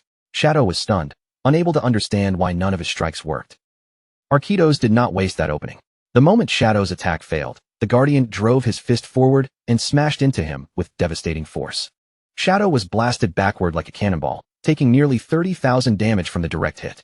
The impact erupted into a huge explosion, throwing violent waves of power through the fleshy hollow. As Shadow forced himself to regain balance, the golden blood shield around him cracked apart and shattered. Listening closely to Arquitos' guttural words, Shadow translated the meaning and realized the monster was declaring that as long as his bloodline and soul remained, his home would never fall. Arquitos stood within the surging purple energy, his huge body radiating a terrifying presence. He proclaimed that Withered Bone City would never be conquered, leaving Shadow staring at him in confusion. Normally, only epic-grade monsters or beings above that level were capable of speech and true self-awareness. Yet Arquitos was only an emerald-grade boss, and somehow he still retained his own mind and will. Arquitos ignored Shadow's confusion and began gathering dark energy into a dense sphere. His voice continued chanting about protecting his city, his empire, and his people, as if that single obsession was the only thing still keeping him alive. Then the Guardian released his Demon Dragon Cannon. A vertical beam of destructive energy erupted with terrifying pressure, tearing through the hollow like a pillar of pure annihilation. Shadow reacted the instant the attack fired. He kicked off the ground and leaped high into the air, narrowly avoiding the blast as it ripped through the space below him. The moment Shadow landed, he countered with a Shadow Blade, sending the attack straight at Arquitos. But once again, it had no effect. Arquitos simply walked through it, completely untouched. Shadow cursed under his breath, realizing he had to break that invulnerability shield before he could do any real damage. Arquitos immediately unleashed another technique. A grotesque ribcage made of raw flesh materialized around Shadow, closing in like a living cage and trapping him inside. The system identified it as the flesh prison, and a countdown appeared as Shadow's lifespan began draining away by the year. A cold sweat broke out across Shadow's face. For the first time in this fight, the danger was pressing close enough that he could feel it tightening around him. Shadow quickly realized Arquitos was siphoning away his life force. He identified the draining effect as an ability connected to the evil god, Cthulhu. The situation had turned extremely dangerous, because the flesh prison was an unavoidable attack that ignored all defenses. A fleshy tendril fed on Shadow directly, and he understood that if this continued, his entire lifespan would be drained away. Just when it seemed there was no way out, red energy suddenly erupted from Shadow's body. A notification appeared, announcing that he had triggered dragon power. The system then detected that he possessed Etia's skill, Shadow of Slaughter. That connection granted Shadow a new buff, Etia's Flame of Nirvana. Its description revealed the key to turning the fight around. The white flame ignored every defense and burned the opponent's soul directly, dealing massive damage from within. Orange dragon fire ignited in Shadow's eyes as he grasped what this meant. This was the true power of the dragon race, a force that could reach beyond armor, shields, and even Arquitos' strange immunity. Shadow launched his counterattack with the enhanced dragon, Shadow of Slaughter. His clones materialized around him, each one wrapped in holy fire, before they descended on Arquitos like burning shadows. He immediately followed with Dragon, Instant Shadow Slash, cutting through the air at blinding speed. This time, the flame struck deeper than the body, and Arquitos' immunity finally shattered. The attacks landed cleanly, tearing into Arquitos and dealing tens of thousands of damage. At the same time, the flame of Nirvana left a severe burn on him, its white fire eating into his soul. Arquitos screamed as the white flames consumed him. In his final struggle, he cried out to Cthulhu, desperately begging the evil god to grant him more strength. Arquitos shouted that he could not die, because he still had to preserve the dragon race. Shadow stood calmly before him as the spirit of Etias appeared behind him. Then Shadow told the dying guardian the truth. What he had done was not protection. By summoning Cthulhu, he had condemned his own people to an eternal curse. With a cold glare in his eyes, Shadow told Arquitos to feel the flame of Nirvana. Let that fire burn through him completely and cleanse the sins he had carried for so long. Shadow delivered the finishing strike with Dragon, Crimson Blade. A colossal beam of red energy crashed down onto Arquitos, unleashing nearly 500,000 damage in one final, overwhelming blow. The last Guardian was swallowed by the attack and burned away completely. A system window confirmed the kill, awarding Shadow 1 million experience points, 120 evolution points, and nearly 40 years of lifespan. Shadow slowly descended as victory notifications glowed around him. The system continued listing his rewards, including 60 evolution points, nearly 40 years of lifespan, and a diamond-grade item known as the Bone Spike. As the dragon power buff faded from his body, Shadow calmly reviewed the rewards. The 1 million experience points proved that the city's monsters had funneled a huge amount of resources into Arquitos. But the lifespan reward was strangely low at only 39.8 years, making Shadow suspect that most of it had already been stolen away by the evil god, Cthulhu. Suddenly, the red liquid on the ground began to stir. A grotesque chest slowly emerged from the pool, and a system message informed Shadow that using dragon power had unlocked a hidden reward. The chest opened on its own, revealing 2 glowing golden items inside. One was a withered bone rune, and the other was an epic-grade Mount Bell shining with a powerful aura. Shadow first inspected the rune and discovered that it was a key to the tomb of the withered bone god. He noted that if he collected 3 of these runes, he would be able to enter the hidden ruin. Then Shadow picked up the golden bell, his interest clearly drawn to the epic-grade mount item. Holding it in his hand, he decided to activate it and see exactly what kind of creature it would summon. When Shadow activated the item, a massive winged skeletal dragon materialized before him. The system identified it as the King of Scavengers, Osiris, a level 20 epic-grade entity that was now soul-bound to Shadow. Osiris had once been a guardian, but now it had become both a flying mount and a combat pet for Shadow. Even more importantly, it possessed the ability to summon smaller bone dragons to fight alongside it. To Shadow's surprise, the skeletal dragon was not some mindless creature. Osiris looked down at him with clear intelligence and asked in shock whether Shadow was the one who had purged the city and killed Arquitos.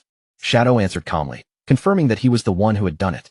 Then he looked back at Osiris and asked whether the dragon knew the truth behind this cursed place. Osiris began recounting the tragic history of the city. It explained that it had once been an old guardian who died long ago, only to be resurrected through necromancy. It had been brought back to fight in the war between the Moraga Empire and the continent, during the time when the empire was already facing defeat. Osiris revealed that in a desperate attempt to reverse the situation, the city lord, Arquitos, made the decision to summon the evil god, Cthulhu. The dragon then explained the terrible condition required for summoning Cthulhu. Arquitos had to sacrifice the person he loved most, and that person was his own daughter, Moire. But at the final moment, Arquitos hesitated. He could not bring himself to sacrifice Moire, so he saved his daughter instead. In her place, he offered the entire population of Withered Bone City, including himself, to the evil god. The result of that desperate choice was absolutely horrifying. What followed was not salvation, but a tragedy that swallowed the entire city whole. The citizens were cursed and filled with overwhelming power, enough to drive back the enemies invading their home.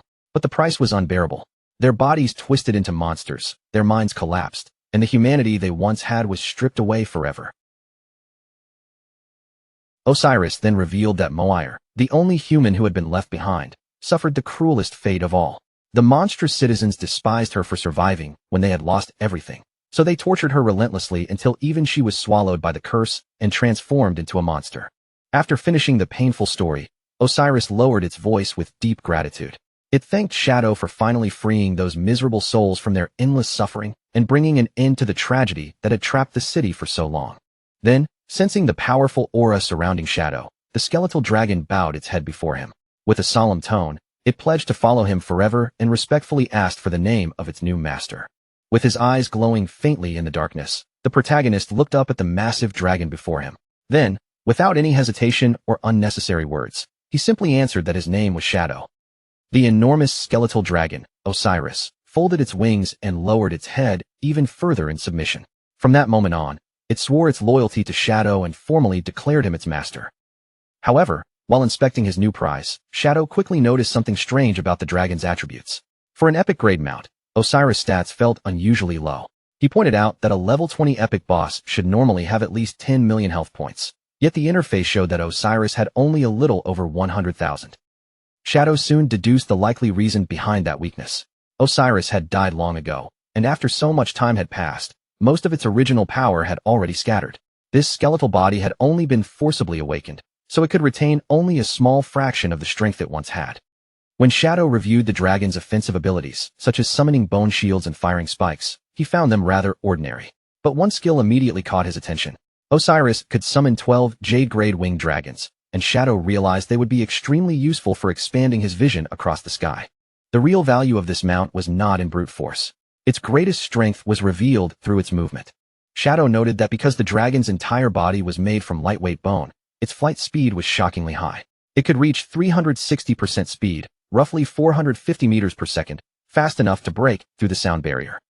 Shadow concluded that even if Osiris lacked strong combat power, its supersonic travel speed alone made it a very satisfying acquisition.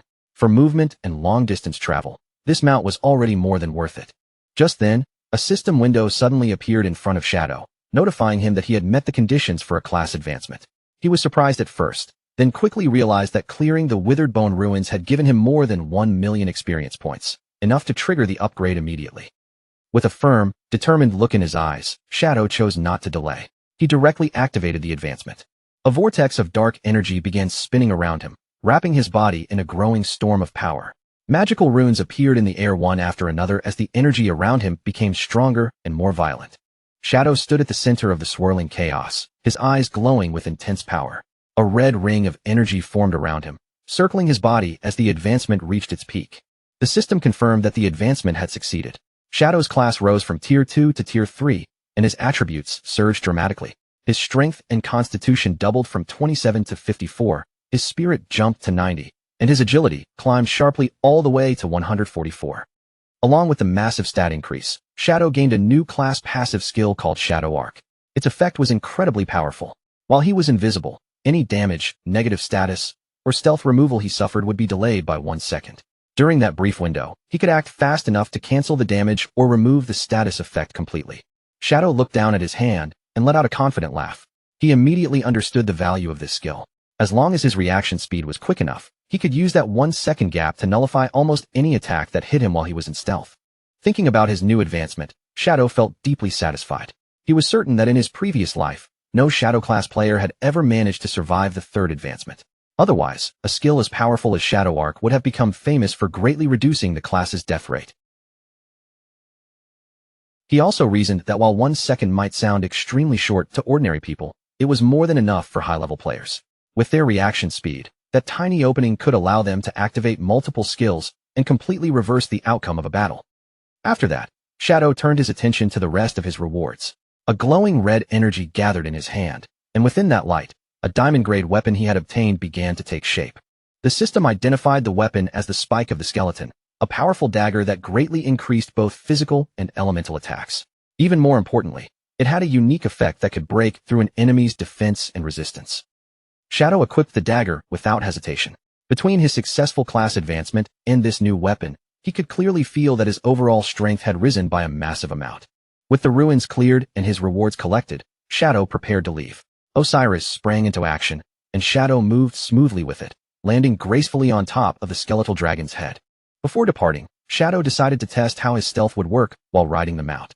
He activated Merge into Darkness, letting the shadowy power spread over both himself and Osiris. As dark energies surged around them, Shadow was taken aback by what he saw. Osiris' stealth level was actually level 21, which was even higher than his own current stealth level. Impressed by the unexpected discovery, Shadow gave the dragon the command to take off. He wanted to experience Osiris' speed for himself and see just how fast this skeletal mount could really fly.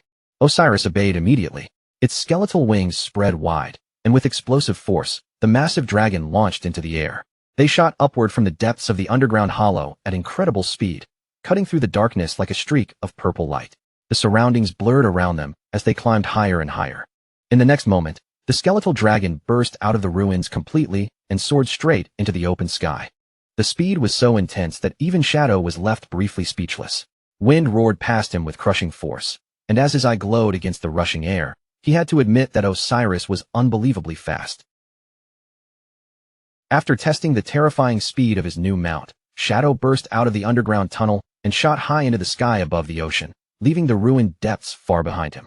As he flew through the air, Shadow quickly formed his next plan. He decided to head toward the location Captain Anyu had mentioned, the place where a flying monster and another ancient god slate had been spotted. He planned to fly to the Magic City ruins first, then use a teleporter to reach Lucky Town. Shadow remembered that traveling from the Magic City to Witheredbone City had originally taken several hours, so this would be the perfect chance to test how much time Osiris could save. Meanwhile, deep in a forest below, a party of adventurers was in the middle of a raid. They were locked in battle against a large black bear monster, trying to bring the beast down together. The group included a swordsman, a mage, and a healer. The female mage gathered holy light into a blazing fireball, while another member shouted for everyone to finish off the beast before it could fight back. But before they could land the killing blow, a massive shockwave suddenly ripped through the forest. Osiris had flown past them at supersonic speed, and the force of its passage crashed through the battlefield like an invisible wall. The violent wind blasted the entire party off their feet, along with the black bear monster. Both the adventurers and their target were sent tumbling across the ground in complete chaos. When the shockwave finally passed, the mage looked around in total confusion, unable to understand what had just happened. At the same time, the swordsman stared in disbelief as he realized the boss monster had been blown straight into his sword by the wind and died on the spot. Shadow, completely unaware of the chaos he had caused below, continued flying without slowing down. With Osiris' speed, the trip back to the Magic City ruins took only 10 minutes, which made the mount even more impressive in his eyes. In the ruins of the Magic City, a completely different scene was unfolding on the desolate streets. A man held a woman's hands tightly and begged her for forgiveness, admitting that he had only cheated on her once with another man, while insisting that he had been thinking of her the whole time. The woman looked at him and demanded that he promise to cut ties with the other person forever. After he agreed, the tension between them melted away, and the two shared a passionate kiss while declaring their love for each other. Their romantic moment did not last long. A massive pressure suddenly descended from the sky, crashing down toward them with terrifying force. The impact slammed the man face first into the pavement before he could react. The woman was also flattened against the ground, both of them crushed under the sudden force. A moment later, Shadow stepped down from his dragon, his boot landing right near the crushed couple as if nothing unusual had happened. Behind him, Osiris loomed like a massive skeletal shadow. Shadow touched his mask and wondered for a second whether he had hit something while landing, but he quickly dismissed the thought and decided it was not worth paying attention to. After arriving at the ruins, Shadow activated his invisibility skill. His figure faded from sight as he prepared to leave the area without being noticed. A system notification appeared, showing that he had consumed 5.4 years of lifespan to teleport back to Lucky Town. Shadow immediately complained that the cost of returning to a novice town doubled every time, making each trip more and more expensive. Even though Shadow still had more than 2,000 years of lifespan stored up, he remained unbelievably stingy with it. The cost was small compared to what he possessed, but he still felt a sharp sting in his heart as he stayed hidden in invisibility. Still unseen, Shadow walked straight through the town gates. The two guards stationed there seemed to sense something pass by, their expressions shifting slightly, but no matter how they looked around, they could not see him. As Shadow passed them, his eyes moved over their uniforms. From the style and equipment, he quickly deduced that these were not ordinary town guards, but members of the official government forces. Shadow then looked over the town's layout and understood what was happening. The officials had clearly stationed guards here to help new players and prevent attacks inside the novice town. What surprised him was that this arrangement had appeared several months earlier than it had in his past life.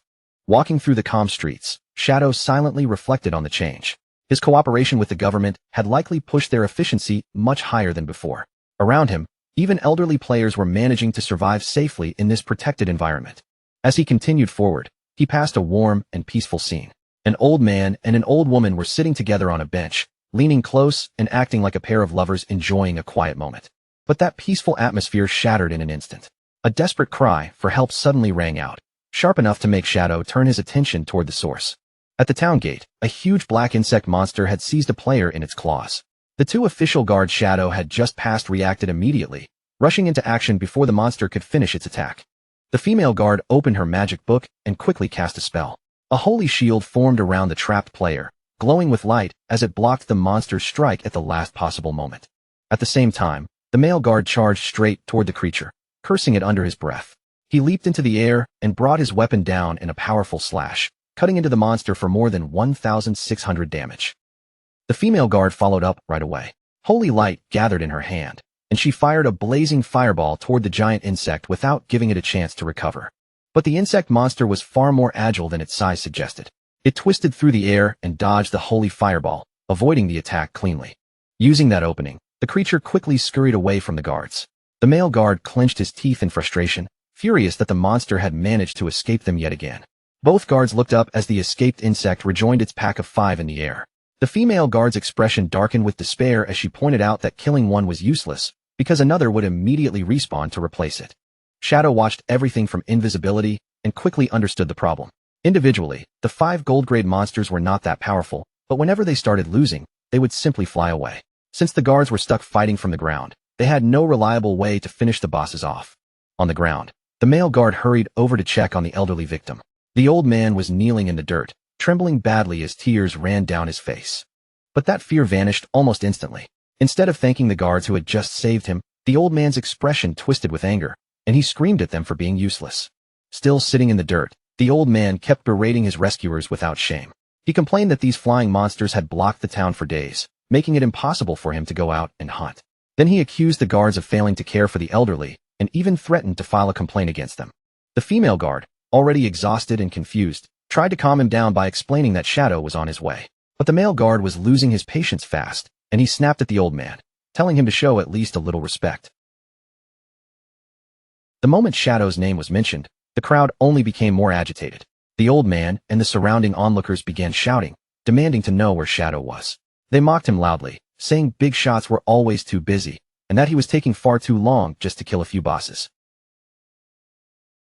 The hostile crowd grew louder, yelling that if Shadow was really so powerful, then he should already be helping them. A bald old man shouted angrily that he was waiting for his son to farm lifespan, and that Shadow was wasting everyone's precious time. The situation quickly spiraled beyond control. The female guard tried to reason with the angry mob, assuring them that Shadow would arrive soon and suggesting that anyone who could not wait should simply log off. but the male guard could already tell words were useless, so he urged his partner to leave.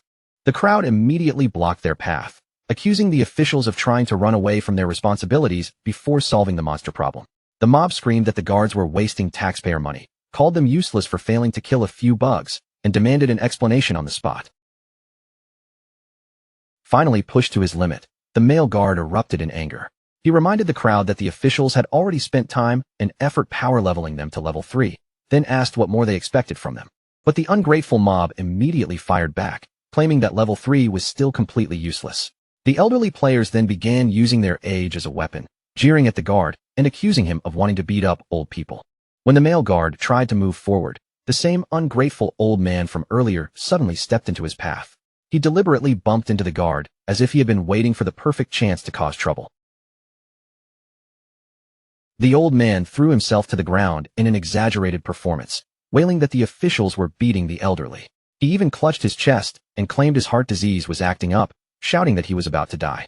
The male guard stared down in panic, desperately insisting that he had not touched him. The mob seized that excuse instantly. They surrounded the two guards, daring the officials to beat them to death. Some shouted that their old lives were worthless anyway, while others accused the government of not only refusing to help them, but actively harming them. In the middle of the chaos, one perverted old man in the crowd tried to take advantage of the female guard. He reached out toward her chest, and the sudden shameless action made her freeze in shock and embarrassment. Acting purely on instinct, the female guard swung her hand with all her strength and slapped the man hard across the face. The result was immediate and far more violent than she expected. Because the difference in their stats was enormous, that single slap launched the old man through the air like a rag doll. The crowd watched in horror as his body broke apart into golden lifespan orbs before it could even hit the ground. The female guard had accidentally killed him, leaving the surrounding elderly players frozen in terror. That accidental death instantly triggered mass hysteria. The crowd began screaming that the government was murdering elderly people. The female guard, her face flushed with humiliation and panic, tried to explain that the man had groped her, but her voice was completely drowned out by the mob roaring for everyone to fight back. Seeing the crowd turn violent, the male guard immediately deployed a protective barrier around them.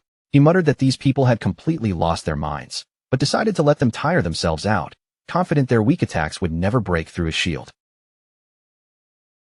Then the harassment became even more disgusting. A glob of spit suddenly flew through the air and landed directly on the shocked female guard's face.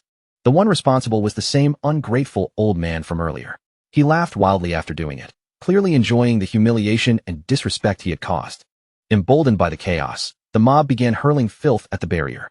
Shoes, rocks, women's underwear, and even feces splattered against the golden shield while the two guards were forced to remain huddled inside. Then, without warning, a terrifying presence descended over the area. The noise of the mob seemed to falter as a heavy pressure settled down from above. Shadow materialized behind the rioting crowd while mounted on his skeletal dragon, Osiris. In an instant, silence spread through the area as the massive dragon loomed over everyone like a creature of death. Shadow and Osiris both stared down at the crowd with glowing eyes. The aura radiating from them was cold and suffocating, making the air feel as if death itself had arrived. Without saying a single word, Osiris released a tremendous gust of wind. The force burst outward from the dragon like an invisible wave. The impact was catastrophic.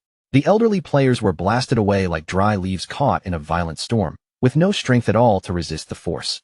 Their bodies were flung hard into the surrounding trees, crashing with bone-crushing force. In the next moment, the forest fell silent again. Inside their protective barrier, the two guards stared out in complete disbelief.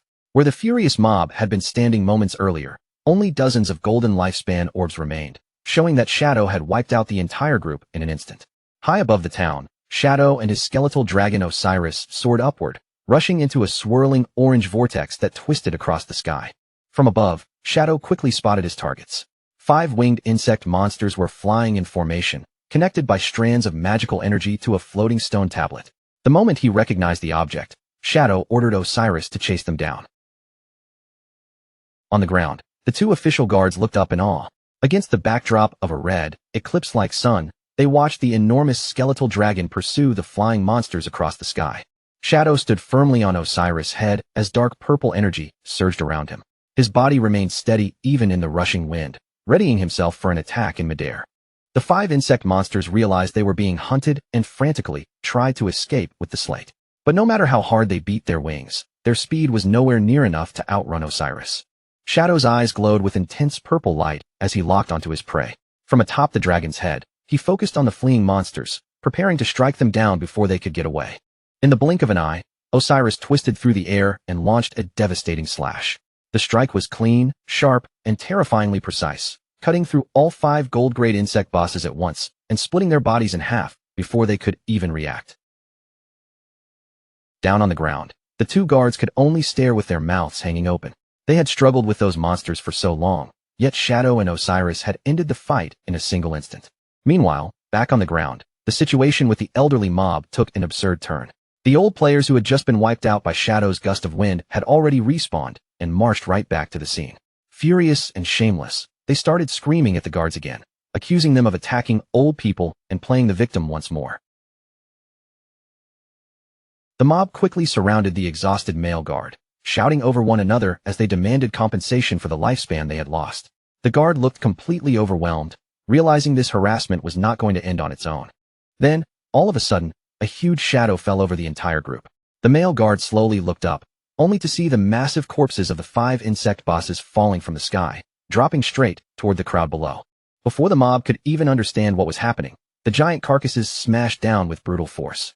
The impact crushed the elderly players flat, killing them for the second time and turning their bodies back into glowing lifespan orbs. The stone slate fell after them and landed upright in the dirt. Around it, golden lifespan orbs floated everywhere, left behind by the old man and his companions after their second ridiculous death. Osiris landed gracefully beside the fallen rewards, its skeletal wings settling behind it. Shadow looked around in genuine confusion, wondering why there was suddenly so much loot when he had only killed 5 bosses, completely unaware that he had accidentally farmed the annoying mob as well. The ungrateful old man, who had just been crushed under a falling monster corpse, crawled across the ground after respawning again. Instead of feeling any fear or gratitude, he pointed an accusing finger at Shadow and screamed about falling objects being dangerous, demanding to know if there was still any law left in the world. Shadow paid no attention to his shouting and calmly crouched down to pick up the slate. But the old man staggered to his feet and marched right up to him, yelling that he was talking to him and demanding respect. He even used the excuse that he had eaten more salt than Shadow had eaten rice, acting as if age alone gave him the right to be arrogant. Just as Shadow reached for the slate, the old man grabbed the other end and tried to snatch it away. He shouted at Shadow, asking if he was deaf, while Shadow looked at him in clear surprise, as if he could not believe someone this weak actually dared to rob him. Shadow's answer was instant and deadly. Without saying a single word, he flicked out a dagger at point-blank range, and the blade pierced straight through the old man's neck, cutting off his complaints immediately. The force of the strike sent the old man flying backward, dealing more than 13,000 critical damage. As he died yet again, the slate slipped from his hand, and his body dissolved into scattered light. Shadow calmly caught the falling slate before it hit the ground. With the nuisance finally removed, he glanced toward the scattered lifespan orbs and gave Osiris the order to summon the small bone dragons.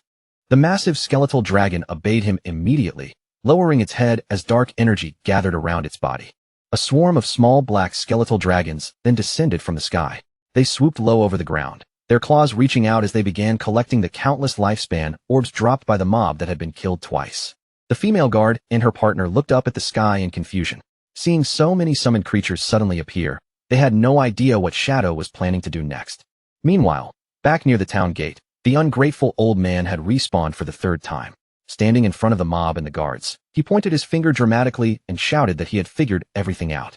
He accused the officials of conspiring with Shadow to murder people and steal their property, leaving the female guards staring at him in disbelief. The old man then launched into an even more exaggerated performance. Clutching his head as if he had suffered a terrible loss, he screamed that he had been carrying 1,000 years of lifespan and claimed Shadow had stolen every bit of it. The female guard was furious at his shameless lie. Electricity crackled in her eyes as she shouted back, asking who he thought he was fooling. But the old man stubbornly insisted his son had given him that lifespan and accused the guard of defending Shadow only because she wanted a share of the loot. Turning toward the crowd, the old man began stirring them up again. He promised that if everyone helped him demand the return of his so-called 1,000 years of lifespan, he would share 1 year with each person. Then he played the victim card once more, shouting that they could not allow the officials and Shadow to bully the elderly. Blinded by greed, the mob immediately agreed. They raised their voices in support, shouting for Shadow to return the lifespan and demanding that their so-called stolen years be given back. The male guard gritted his teeth in frustration, clearly wishing he could arrest them on the spot. But these troublemakers were cunning enough to stay inside the town's safe zone, where the guards could not directly attack them. Led by the ungrateful old man, the elderly players raised their fists into the air and shouted with greedy excitement, making the scene even more chaotic. Then, without warning, the small bone dragons swooped down into the crowd. Their claws clamped onto the elderly players one after another, lifting them off the ground before they could react. The mob was hoisted into the air, dangling helplessly as their feet kicked at nothing. The old man looked up in terror, completely confused as he screamed about where these monsters had suddenly come from. The dragons carried the screaming players high above the town, flying over the walls and straight out of the safe zone. The old man thrashed in panic, yelling for help. The bone dragons obeyed his words in the most literal way possible. They opened their claws all at once and released the players from high in the sky. As he plummeted downward, the old man's face twisted with panic. He screamed that he had not meant for them to let go right then, but by that point, it was already far too late. Shadow walked calmly out through the town gate, while bodies crashed into the ground behind him. The female guard blushed as he explained that although the safe zone prevented players from directly damaging one another, it did not stop physics from working, which meant gravity could still kill them perfectly well. With a cold stare, Shadow told the guards that his bone dragons would remain stationed here from now on to throw any unruly people out of town. Whether the guards chose to catch and imprison them or let them fall was their decision. He then confirmed that the bosses in the sky had already been cleared and prepared to leave. The male guard quickly called out to him, pointing out that Shadow had not collected all the scattered loot. But as Shadow's body began dissolving into the light of teleportation, he simply told them to keep it as a gift, leaving both guards stunned in place. The male guard stared at the glowing ground in awe. Lifespan orbs were scattered everywhere like treasure, and he could hardly believe that an expert like Shadow had casually left so much behind. He turned toward his partner and called her Electric Fox, telling her to stop standing around and help him collect the loot before it went to waste. But the female guard was not listening at all. She stood frozen in place with a dreamy look on her face, making the male guard stare at her with a mix of confusion and disgust as he asked what she was doing. Completely infatuated, she clasped her hands together against her chest and declared that her heart had already left together with Shadow. To snap her out of it, the male guard picked up a lifespan orb and tossed it straight at her. The glowing orb struck her forehead with a solid thud. She cried out in pain and immediately flared up in anger. The male guard scolded her to stop daydreaming, then bluntly reminded her that a big shot like Shadow would never look at a small-time figure like her, saying she was nothing but a toad wishing to eat swan meat. Triggered by the insult, the female guard snapped back at him, shouting that he was the real toad. The male guard playfully accepted it and joked that if he was a male toad, then she must be a female toad, which meant the two of them belonged together. Holding the glowing orbs in her hands, the female guard blushed deeply. His teasing left her flustered, and for a moment, she did not know how to respond. While the skeletal dragons continued dropping screaming elderly players from the sky, the two guards kept bickering in the middle of the chaos. The male guard teased her by asking if she secretly had a crush on him, and she immediately denied it, calling him disgusting. But when he casually asked whether she wanted to have dinner with him that night, her attitude changed instantly, and she excitedly asked if he was serious. In the real world, at Jianghai City Hospital, Qin Xiaoyu sat up weakly in a hospital room. Her face was pale, her body looked drained, and misery hung over her like a heavy shadow. A male official standing beside her bed expressed sympathy for what she had suffered, especially after losing both legs during her ordeal. But the conversation soon shifted away from comfort and turned toward the cost of her treatment. A female official then informed Qin Xiaoyu that her medical treatment had cost 50 years of lifespan in total. The government would reimburse 10 years of that amount, but Qin Xiaoyu herself still had to pay the remaining 40 years. Qin Xiaoyu panicked the moment she heard the number. She cried out that she did not have that much lifespan, then desperately asked whether she could mortgage her 2 houses to cover the debt. The female official answered coldly that they had already evaluated her properties. In this new world, those houses were no longer worth much at all, and together they were valued at only 3 days of lifespan. Qin Xiaoyu was completely stunned. She screamed that she had spent millions in cash and 200 days of lifespan on those properties, unable to accept that their value had collapsed so brutally. In desperation, she hurriedly offered 500,000 in cash instead, but the officials explained that old world currency was now useless, and only lifespan could be accepted. Qin Xiaoyu trembled as she admitted she did not have enough to pay. The male official then gave her a firm ultimatum. She had only 3 days to gather the required lifespan, or the hospital would stop all of her medical treatment. Then the officials offered her one possible solution. Qin Xiaoyu could be sent to the official logistics team and work off the debt there. The job would involve mining, gathering materials, or helping with reconstruction in the game world for at least 15 hours every single day. Qin Xiaoyu buried her face in her hands and cried even harder, her shoulders trembling as she argued through her sobs. She kept insisting that she was disabled, that her body could not handle any kind of hard physical labor, and that forcing her into that kind of work was simply impossible for someone like her. The official did not soften at all. He calmly reminded her that her real-world body might be crippled, but inside the game, her body was perfectly complete. And since powerful healing abilities might appear as players grew stronger in the future, there was even a chance her ruined legs could one day be restored. Hearing that, Qin Xiaoyu completely lost control. Her fear was not really about the work itself, but about being branded with that humiliating status. She screamed that she did not want to become a laborer, did not want to stand among sweaty, foul-smelling people every day, and cried out that just thinking about it made her feel sick. She threw herself into a louder tantrum, wailing as if the whole world had wronged her. With tears covering her face, she shouted that she was already pitiful enough and demanded to know why everyone still wanted to treat her so cruelly, insisting again and again that none of this was her fault. The two officials simply stood there in silence, their expressions cold. After a moment, the female official finally offered her another possible path. She asked Qin Xiaoyu whether she had any relatives or friends who could act as a guarantor for her. If someone was willing to vouch for her, then they could approve a loan covering the 40 years of lifespan, and with a low interest rate, she would be able to avoid being. Tears kept rolling down Qin Xiaoyu's cheeks as she desperately searched through every overwhelmed by pain and fear. Qin Xiaoyu slowly curled into herself, hugging her trembling body as she lowered her head. Her loud cries faded into broken little sobs, the kind that sounded even more helpless in the quiet room. Left alone in that dim, oppressive room, Qin Xiaoyu finally admitted the truth to herself. She could not think of a single person who would step forward to help her, and that realization made her feel as if the entire world had abandoned her. But at that exact moment, the door was suddenly kicked open with a heavy bang. The sound tore through the room, and a bold voice rang out from the entrance, loudly announcing that help had finally arrived. The two officials turned toward the doorway at once, clearly caught off guard by the sudden intrusion. Qin Xiaoyu also lifted her tear-streaked face in confusion, staring toward the entrance as if she could not understand who had come for her. A tall, muscular man strode into the room with a powerful presence, while one of his subordinates followed behind him, holding up a phone to record everything. The man was none other than the leader of the Knights Templar Guild. He reached his hand toward Qin Xiaoyu and demanded her phone, scoffing as if 40 years of lifespan was nothing more than a tiny, laughable amount.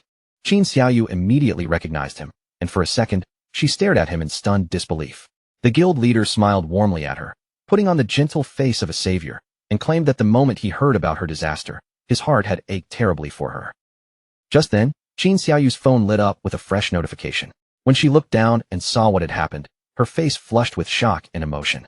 The guild leader had actually transferred 100 years of tradable lifespan to her, and she could barely speak as she stammered out her thanks, completely overwhelmed by what looked like incredible generosity.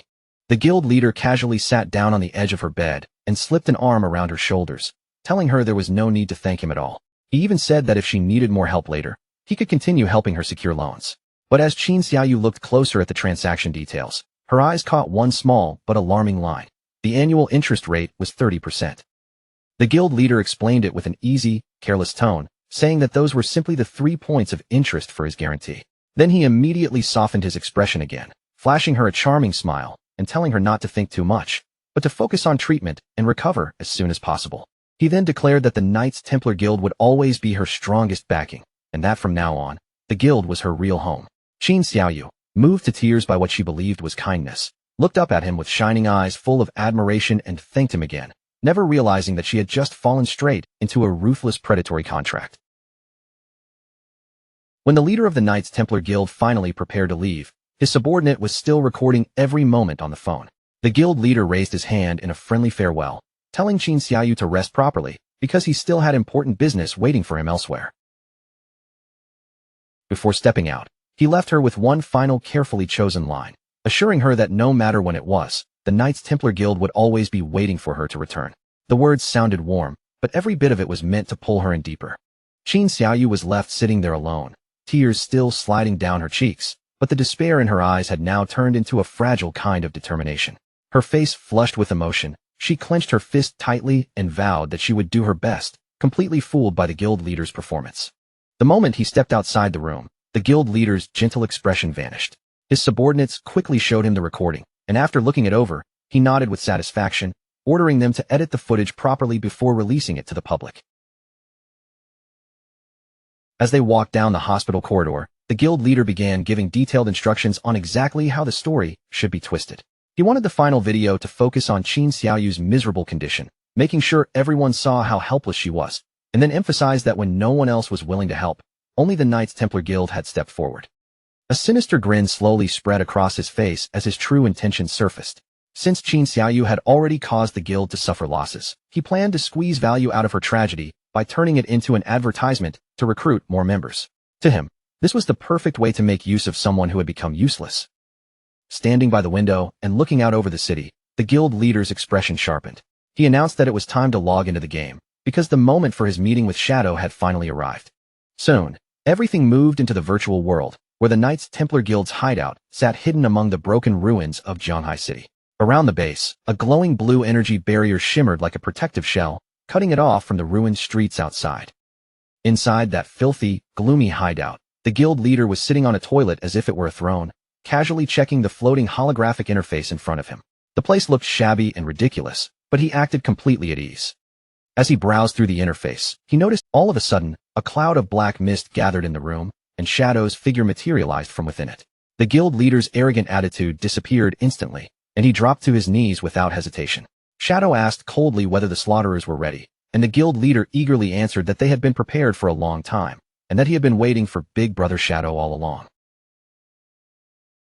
Trying desperately to flatter him, the guild leader even gestured toward the toilet and invited Shadow to take a seat. Shadow did not even bother pretending to be polite. He rejected the offer in an icy tone and ordered him to bring out the targets at once. The guild leader quickly motioned toward a large crowd of bound players gathered nearby. With a proud, eager expression, he presented 200 slaughterers, all red name players, and told Shadow that every single one of them had been prepared for him to deal with however he wished. Shadow accepted the offering without any unnecessary words. After giving only a casual acknowledgement, he walked past the guild leader, his black presence sweeping forward toward the bound players. Then, in a terrifying display of power, Shadow released a surge of dark energy. In an instant, the gathered slaughterers were sliced apart, as if invisible blades had passed through them from every direction. The guild leader watched with wide eyes, awestruck, as their bodies were torn into pieces before they could even resist. As the prisoners died, their bodies dissolved into a vast sea of glowing lifespan orbs that floated through the hideout like scattered lights. A system notification appeared, confirming that Shadow's slaughter value had dropped by 2 layers. Standing among the drifting orbs, Shadow simply told the guild leader that their debt was settled, then turned as if he was already ready to leave. The guild leader immediately panicked at the thought of losing Shadow's attention. He hurriedly called out after him, shouting that he had something urgent to report and desperately trying to stop him before he vanished. He quickly asked Shadow whether he had offended anyone recently, then projected a holographic screen into the air. On it was a viral news post featuring the face of the ungrateful old man from Lucky Town, with outrageous headlines accusing Shadow of killing an old man, scamming people, and colluding with corrupt officials. Shadow glanced at the image and instantly recognized the troublemaker he had already dealt with before. But Shadow's sharp gaze did not stay on that article for long. His eyes shifted slightly and caught another notification glowing on the same screen, something that immediately drew his attention. It was the propaganda advertisement the guild leader had just arranged. The headline claimed that a poor girl had been brutally mutilated and lost both legs, while the Knights Templar Guild had generously stepped in to help her. Beside the headline was a photo of Qin Xiaoyu crying helplessly, and the moment Shadow saw it, he was visibly stunned. He blurted out her name in surprise, finally realizing that the victim ghost spirit had rescued from the serial killer Rintu was actually his own sister, Qin Xiaoyu. A faint chuckle escaped him as he thought about how small the world truly was, and how unbelievably coincidental this whole situation had become. Shadow kept that discovery hidden and said only that he understood. Then his figure disappeared without another word. The guild leader, completely unaware of what Shadow had just realized, stayed beside the toilet and bowed with exaggerated enthusiasm, shouting for his big brother to take care and come back often. High above the city, Shadow flew through the sky on his skeletal dragon, Osiris, and contacted his disciple. He ordered Ghost Spirit to investigate and eliminate the person spreading those slanderous rumors online, deciding that such a small matter was not worth handling personally. In the communication window, Ghost Spirit appeared furious, enraged that someone dared to smear her master's name, and she immediately vowed to take care of it. On a high rooftop in Zhanghai City, Ghost Spirit stood against the wind while staring at a holographic screen in front of her. Her face tightened with disbelief and anger as she wondered who could possibly be bold enough to spread such vicious rumors about her master. The screen displayed a news article plastered with the face of the ungrateful old man from Lucky Town, claiming that Shadow had plotted against an elderly person. The accusation alone disgusted Ghost Spirit, and the old man's face only made her expression colder. With a sharp, icy resolve, Ghost Spirit raised her hands and pulled her hood over her head. Her eyes narrowed beneath the shadow of the hood as she declared that she had already memorized the culprit's face. Without wasting another second, she sprang from the edge of the building. Purple energy trailed behind her like a comet as she vowed to bring him to justice, diving through the air and gliding between the skyscrapers straight toward her target. At the same time, the focus moved to a residential complex known as Lakeview Garden, stopping outside the home of a man named Feng Xiaoying. The quiet entrance was about to be shattered by a very different kind of confrontation. A hand slammed against the door in a series of violent knocks, each blow loud enough to echo through the hallway. Outside the door stood a young man named Ma Dagon, accompanied by a woman and their injured child, who drooled helplessly beside them. Ma Dagon shouted in fury for Feng Xiaoying to come out, accusing Feng's dog of knocking his son down the stairs and leaving him paralyzed. His voice rose with rage as he screamed that Feng could not possibly escape responsibility for what had happened. Still burning with anger, Ma Dagon slammed his fist against the door again. The impact shook the doorframe as he demanded that Feng Xiaoying come out and give them an explanation immediately. At last, the door swung open, revealing Feng Xiaoying standing inside with an irritated, aggressive look on his face. He was the same ungrateful old man from Lucky Town, and instead of showing guilt, he snapped at the family to stop bothering him. Feng Xiaoying raised his hand and pointed straight at Ma Dagon, immediately turning the accusation back on him. With a hostile glare, he accused Ma Dagon of using his perspective eye ability to spy on his wife while she was showering, then threatened to call the police on him. Feng Xiaoying sneered at the family with open contempt, throwing insults without the slightest guilt. He claimed Ma Dagon's son was simply stupid and had fallen down the stairs by himself, then arrogantly demanded proof that his dog had anything to do with it.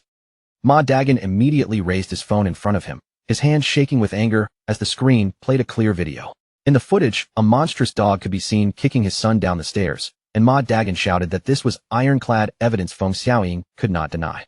But before Ma Dagon could say anything more, Feng Xiaoying suddenly exploded with violence. He lifted his leg and kicked hard, sending the phone flying straight out of Ma Dagon's hand. The phone crashed away, and the evidence was gone in an instant. With a shameless look on his face, Feng Xiaoying acted as if nothing had happened and coldly demanded to see this so-called proof again. Ma Dagon's anger finally reached its limit. His eyes sharpened as he activated his eagle eye skill, locking his gaze directly onto Feng Xiaoying like a hunter marking his prey. He warned Feng Xiaoying through gritted teeth that he could release poisonous fog at any moment. If Feng Xiaoying kept acting this unreasonable, Ma Dagon swore he would hunt him down no matter where he tried to hide. Feng Xiaoying did not look frightened at all. Instead, he stared back with a mocking expression, as if Ma Dagon's threat was nothing more than a pathetic joke. With the old man daring him to make a move, Ma Dagon clenched his jaw and prepared to use his skill. A blue glow lit up in his eyes, making his furious stare look even sharper. The system immediately marked Feng Xiaoying as a target. But while the old man kept shouting accusations and pushing the situation further, a sudden notification appeared in front of Ma Dagon. At that moment, Ma Dagon realized something was terribly wrong. No matter how hard he tried, he could not release a single skill. He froze in place, staring blankly ahead in complete confusion. His anger was still there, but now it was mixed with a cold, creeping fear. Feng Xiaoying suddenly let out a sinister little laugh, and his entire demeanor changed. The aggressive old man now looked as if he had been waiting for this exact moment all along. His eyes began glowing with an eerie orange light as he burst into manic laughter. Then he taunted the terrified Ma Dagon, mocking him for failing to use his skills and asking whether he really thought stupidity alone could make him fearless. Ma Dagon immediately panicked and turned toward his wife, shouting in alarm. His voice shook as he told her that he could not use his skills at all. Feng Xiaoying grinned wider, enjoying Ma Dagon's fear. At the same time, the shadow of a massive man appeared in the doorway behind him, and the old man finally revealed the truth. His son possessed the hidden class magic forbidden warlock, and he had already set up a magic forbidden barrier that prevented anyone inside from using skills. The figure behind him stepped into the light, revealing a tall, muscular man with a poodle peeking out from inside his shirt. Feng Xiaoying instantly switched into the role of a victim, crying that Ma Dagon had sexually harassed him and frightened him terribly. With a cold expression, the son moved so fast he nearly became a blur. Before Ma Dagon even had time to defend himself, the Sun grabbed him by the throat in one brutal motion. Then he drove a vicious kick straight into Ma Dagon's stomach. The impact was terrifying. Ma Dagon's body flew backward and smashed into the wall on the opposite side, and blood burst from his mouth as he collapsed in agony. His wife screamed and rushed to his side, desperate to save him. But when she tried to cast healing magic, the spell fizzled uselessly in the air, completely suppressed by the magic forbidden barrier. The Sun then turned his cold gaze toward her. Without hesitation, he reached out, grabbed the wife, and lifted her off the ground as if she weighed nothing. Holding her there, he flatly stated that he did not hit women. Then he ordered her to take her husband and get lost, warning them that they had better never appear in front of him again. Tears poured down the wife's face as she trembled in his grip. Even through her fear, she sobbed that this was their fault and cried out that they had to take responsibility for what happened to her child. The Sun stared at her in silence for a moment, his expression unreadable. Then his hand loosened, and he released his grip. But the contempt in his eyes did not disappear. Looking down at her like she was nothing, he drew back his fist and coldly declared that this was an era where the strong preyed on the weak. The woman's face went pale with terror as his fist came rushing toward her. With nowhere to dodge, she could only scream in fear. Just as the punch was about to land, purple energy ribbons suddenly appeared in the air. They wrapped around the woman's waist and yanked her away at incredible speed, just as the Sun's fist smashed into the wall right beside where her head had been.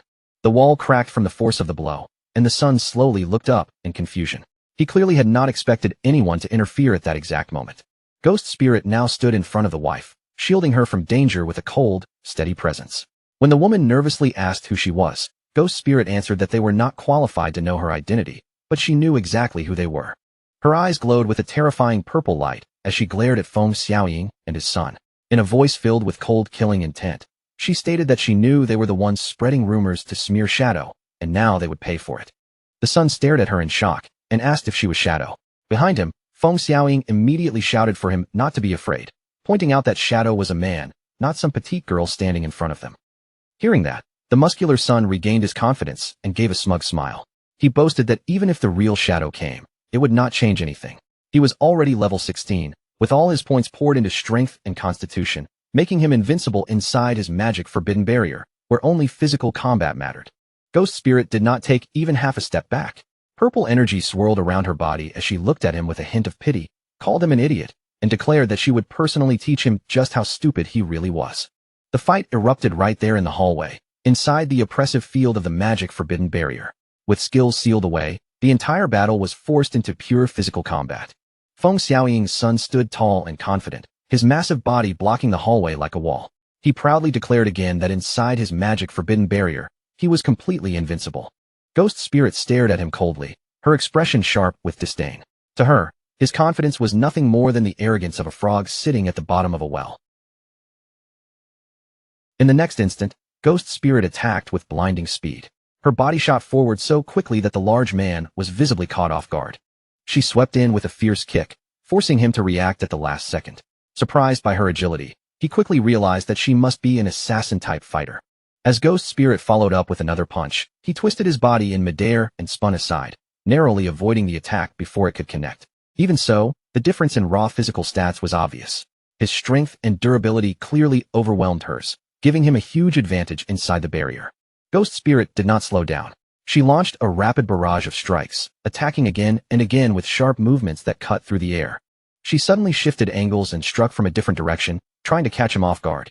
But this time, he was ready, and he effortlessly caught her fist in his hand, stopping her attack cold. Holding her hand in his grip, the Sun laughed at her lack of power despite her speed. He reminded her that without skills, all of her physical attacks were nothing more than harmless little tickles to him. Ghost Spirit struggled to pull free, but before she could break his grip, he drove a devastating uppercut into her body. The blow sent her flying backward with brutal force. Ghost Spirit slammed hard into the ground, while Feng Xiaoying cheered loudly for his son from the side. The Sun flexed arrogantly, taunting her about the overwhelming gap in their strength and warning her not to die too quickly. Battered against the wall, Ghost Spirit lay there unable to move for the moment.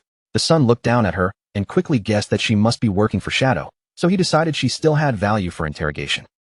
The towering Sun grabbed Ghost Spirit by the collar and yanked her up, his face twisted with rage. He shouted that Shadow had killed his mother in the game again and again, and because of that, he had to kill Shadow no matter what. Then he gave Ghost Spirit 10 seconds to reveal everything she knew about Shadow, pulling her even closer with raw aggression. With only one arm, he lifted her off the ground as if she were weightless. His voice turned colder as he threatened to tear off one of her hands if she still refused to speak. But Ghost Spirit did not show the fear he expected. Instead, she slowly looked up at him with a mocking smile and called him an idiot. The sun froze for a brief second, confused by her reaction. Then Ghost Spirit calmly told him to take a good look at his own body. In the next instant, green ghostly flames suddenly erupted across his body, spreading over him like a cursed fire from the underworld. The huge man suddenly collapsed to the floor, his body shaking as violent coughs tore through him. Only then did he finally understand what had happened, but by the time he realized he had been poisoned, it was already far too late. Ghost Spirit stood there calmly, one hand glowing with a faint green light as she looked down at him. She coldly told him he was a fool for believing that his magic forbidden barrier made him invincible. Long before the fight began, she had already placed a venom enchantment on herself, and even though the barrier blocked new skills from being released, the enchantment had been active from the start. That meant every punch she landed had quietly stacked more poison into his body. The sun screamed in unbearable agony as the green flames swallowed him from head to toe. His powerful body twisted helplessly on the ground while he cried out for his mother, and Feng Xiaoying could only watch in horror as his son burned before his eyes. Ghost Spirit looked down at the dying man with cold eyes and revealed that she had already investigated them in advance. She knew Feng Xiaoying was nothing but a troublemaking nuisance, and she knew his son, Han Bingxiong, was a magic forbidden warlock. Then she mocked Han Bingxiong's ridiculous build, pointing out that he looked down on support classes, poured all his points into strength, and only learned the barrier skill so he could bully people who could no longer use their abilities. In the end, Han Bingxiong's body could not withstand the poison any longer, and he died right there. Ghost Spirit watched him fall and said coldly that something as simple as the basic priest's skill dispel would have been enough to save his life. Feng Xiaoying was instantly swallowed by panic. His face twisted in terror as he screamed that Ghost Spirit had killed his son, then fumbled for his phone, trying to contact the officials as fast as he could. But before Feng Xiaoying could make the call, a boot suddenly swept in and kicked the phone straight out of his hand, sending it clattering across the floor. Feng Xiaoying slowly looked up in fear and saw Ma Dagon standing over him. Ma Dagon had already recovered, his body fully healed and his eyes burning with rage. Now that the barrier was gone, he coldly told the old man that it was finally his turn to pay. Terrified, Feng Xiaoying opened his mouth and screamed for help, but no one cared about his desperate pleas anymore. Ma Dagon stepped forward and slammed a vicious kick directly into the old man's face. Ma Dagon grinned fiercely as he looked down at Feng Xiaoying, saying he would hand him over to the officials eventually. But before that, he was going to beat him until every bit of anger in his chest was satisfied. His wife stood beside him and encouraged him, promising that she would keep healing him so he could continue without holding back. Ma Dagon then activated a transformation skill, and his body began swelling with explosive muscle. Veins bulged under his skin as the venom enhancement state took over, turning his already furious aura even more brutal. With that power surging through him, Ma Dagon rushed in and unleashed a storm of heavy punches. Each blow smashed into Feng Xiaoying with savage force, pummeling the old man until he could barely resist. His wife cheered him on from the side, her hands glowing as she repeatedly cast healing magic to keep him supported. With her backing him up, Ma Dagon could continue beating Feng Xiaoying without slowing down. The brutal punishment finally ended with one last crushing stomp. Ma Dagon brought his foot down hard onto Feng Xiaoying's face, ending the old man's resistance completely. Feng Xiaoying died on the spot, his body dissolving into scattered light. Ma Dagon stood there panting heavily, finally feeling some relief after venting all the anger that had been trapped inside him. Then he turned to his wife and asked whether the girl who saved them was still there, and she confirmed that she was, mentioning the effect of an angel's heart skill. Ma Dagon immediately turned around, his expression filled with sincere gratitude. He said that if that girl had not stepped in, their family would have been completely doomed, and then suggested that they should call the officials to handle everything properly. But when the couple looked around, their mysterious savior had already disappeared without a trace. His wife stared at the torn clothes left on the floor, confused and unable to figure out exactly when Ghost Spirit had slipped away. Outside the building, Ghost Spirit had already leapt away from the scene. Her figure moved swiftly through the air, leaving the chaos behind without waiting for anyone to thank her. As she fell through the air, she opened a communication window with Shadow and reported that the mission had been completed. When Shadow praised her for handling it so quickly, a delighted smile spread across her face, and her mood instantly brightened. The scene then shifted to a barren wasteland 300 kilometers away from Magic City. Four cloaked figures were trekking through the harsh terrain under Chu Kunshin's guidance, while one of the subordinates looked around uneasily and questioned whether Chu Kunshin had led them to the wrong place. The entire area was filled with poisonous gas and thick volcanic fumes, constantly eating away at their health. With every step, the air itself felt dangerous, making the subordinates seriously doubt that anything could possibly survive in a place like this. Theodore, however, remained completely confident. Chu Kunshin also trusted his own ley line perception and calmly assured the others that the treasure they were searching for was hidden inside a nearby cave. Before long, the group arrived at the entrance of an enormous cave. Dark red energy poured out from inside like a burning mist, making the opening look less like a cave and more like the mouth of some sleeping monster. Before they entered, Theodore turned to Zuma, the Soul Walker, and gave him a strict order. If they encountered danger, Zuma had to immediately turn the entire group into an invincible spirit state. Zuma nodded and confirmed that he understood exactly what he needed to do. The four of them stepped into the swirling red vortex and continued forward through the dangerous terrain. After carefully making their way deeper inside, they finally reached a cliff overlooking a vast sea of crimson liquid below.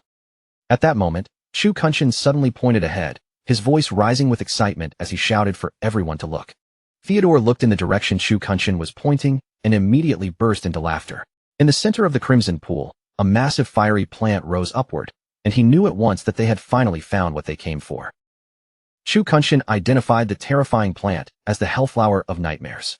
His eyes gleamed with certainty as he declared that with this item in their hands, Shadow would absolutely die. Theodore's group had arrived inside the deep purgatory volcano, a true nightmare zone. Even the system warning was horrifying, stating that the lifespan drain here was 10,000 times higher than the normal rate. Zuma began trembling as he stared at the fiery entity in the crimson pool. His voice shook when he asked Theodore what that thing was, because just looking at it made his very soul shudder. Theodore calmly explained that it was the Hellflower of Nightmares. Then he reassured Zuma that they would be safe as long as they did not wake it up, speaking with the confidence of someone who had already planned everything. Chu Kunshin looked toward Theodore and said that since they had already found the item Theodore wanted, it was time for him to reveal the full plan. Everyone's attention immediately shifted toward Theodore. Theodore agreed and called his subordinate Tony over. He handed Tony a glowing blue book called the Divine Book, Wall Construction, then explained that this item could instantly create walls by consuming lifespan. Tony took the glowing book with visible surprise and quickly activated it. In the next instant, a massive stone wall appeared out of thin air, rising up right in front of them, as if it had been built in a single breath. Tony studied the newly formed wall and quickly analyzed its effect. He noted that creating it consumed 10 days of lifespan, but the wall itself only had 100,000 durability. Sweat formed on Tony's face as concern crept into his voice. He told Theodore that he had personally seen Shadow's attacks before, and with that level of power, he feared a wall like this would not be enough to stop him. Theodore answered sternly that he already knew that better than anyone. That was exactly why Tony's main task over the next few days would be to keep building walls non-stop, raising the book's proficiency as much as possible. Then Theodore pointed toward the Hellflower of Nightmares and gave Tony his real target. He ordered him to increase the wall's durability all the way to 10 million points. After that, Theodore finally revealed the core of his trap. He planned to lure the Chinese officials and Shadow into this cave, and once they were all inside, Tony would immediately build the wall and seal off the only exit. To make sure their targets lowered their guard, Theodore explained that he and Zuma would enter the cave together with them. By putting themselves inside the trap first, they could make the whole setup look far more convincing. Then Theodore laid out the escape plan in detail. Once he gave the signal to wake the boss, Zuma's confidence returned as he listened to the plan. He believed that once the boss awakened, their success would be guaranteed, and the rest could be left to that terrifying creature. Chu Kunshin, however, still looked doubtful. He pointed out that even if the boss killed their targets, players would normally just respawn. Theodore then began explaining the truly terrifying nature of the Hellflower of Nightmares. Once battle began inside the cave, the entire area would be swallowed by a nightmare field. Anyone trapped inside would be forced to endure its effect with no easy way out. Players caught in the nightmare field would accumulate a nightmare gauge, and once that gauge filled completely, they would fall into a state where the Hellflower drained all of their tradable lifespan. Combined with the zone's terrifying 10,000 times lifespan drain, Theodore predicted that the victims would not simply die once. They would face permanent death. Theodore's expression darkened as he emphasized just how devastating this would be. If Magic City's strongest elite squad was wiped out here, especially Shadow, it would be a catastrophic loss for Great Xia. Then Theodore spread his arms wide, his voice filled with ambition. He promised that once the plan succeeded, all of them would become heroes in Country M and spend the rest of their lives surrounded by luxury and glory. Tony, Zuma, and Chu Kunshin all began to smile as greed flickered across their faces. The thought of the rewards waiting for them made each of them look more eager than before. But then Zuma raised another question. He asked how they were supposed to wake the boss from a distance when none of them had any long-range attacks. Tony immediately mocked him for asking something so stupid, then bent down and picked up a rock from the ground. Holding up the rock, Tony explained with a smug look that in this game, anything could be turned into a weapon. If they wanted to wake the boss from far away, all they needed to do was throw a rock. Tony, acting on pure foolish impulse, actually wounded his arm back and hurled the rock straight toward the Hellflower of Nightmares. The stone struck the fiery flower, and in that instant, the sleeping monster was violently enraged. A terrifying surge of energy exploded from the center of the Crimson Pool. The entire cave trembled as the massive boss began to stir, its sleeping aura waking like a disaster being unleashed. Theodore's face changed instantly, and he screamed in panic at the top of his lungs. He cursed Tony as an idiot, then frantically shouted for Zuma to activate his Soul Walker ability right away before they were all wiped out. As the boss's monstrous aura flooded through the cave like a tidal wave, Zuma hurriedly turned the entire group into spirit forms. With no time to hesitate, they fled through the tunnel in complete panic, desperately escaping the terrifying monster they had accidentally awakened. Only after rushing back outside the cave did the group finally manage to catch their breath. The oppressive pressure from inside faded behind them, leaving everyone shaken from the near-death scare. Theodore, furious at the stupidity that had almost gotten them all killed, snapped completely. He stormed over and kicked Tony violently to the ground, screaming at him for being such a brainless fool and nearly throwing all of their lives away. Theodore loomed over the trembling Tony with a terrifying glare, his voice cold and threatening. He ordered Tony to stay there and practice building walls until he mastered it properly, warning that if Tony failed, the powerful Count Bold from Country M would personally erase him.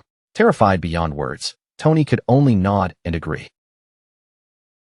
The scene then moved to the corroded forest on the outskirts of the Magic City ruins, where the air itself seemed rotten and dangerous. Twisted trees filled the area, and the ground was covered with traces of decay. A swift white creature suddenly lunged forward like a flash of light.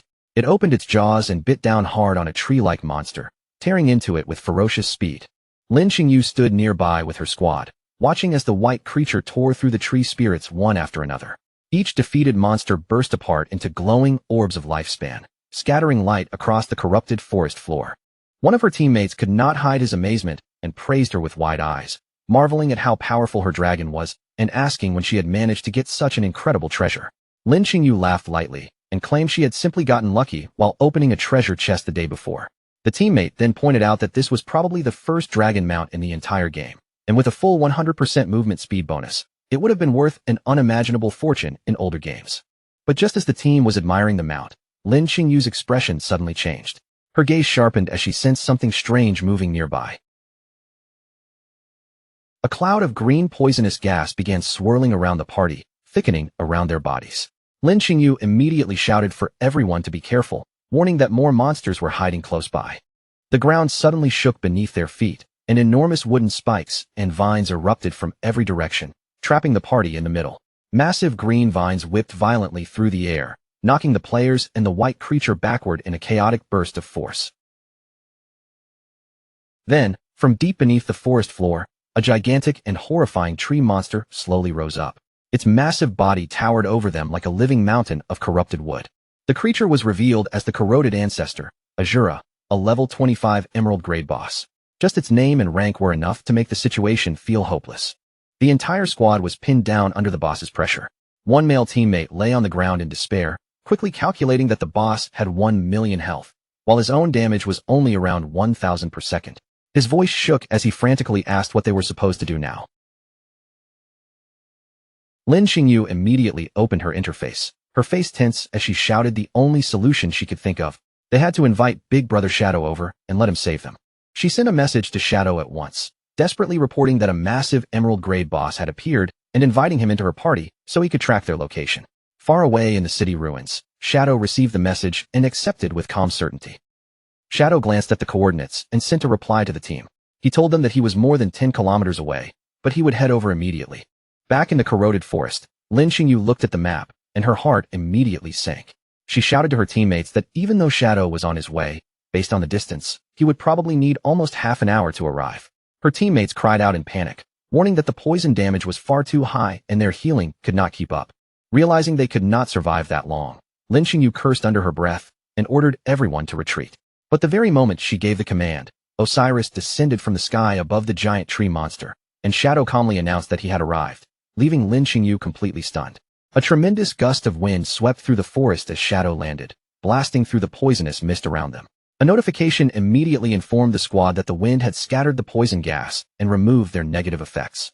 Lin Qingyu and her team stood there with their eyes wide in ridiculous shock, while the male teammate stammered, asking why the captain had said half an hour when it had only taken half a minute.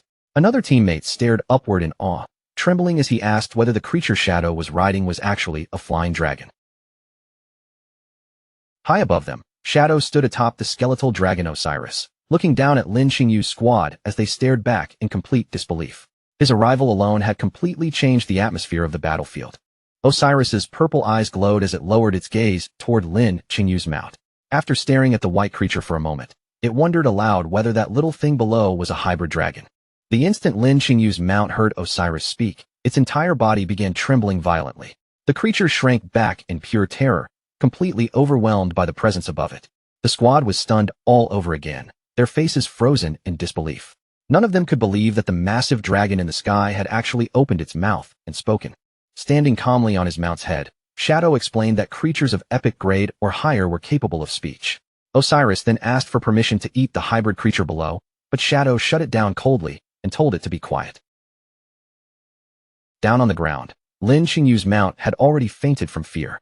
Lin Qingyu looked up at Shadow with awe in her eyes, murmuring that she had never imagined Big Brother Shadow was already using an epic-grade creature as his mount.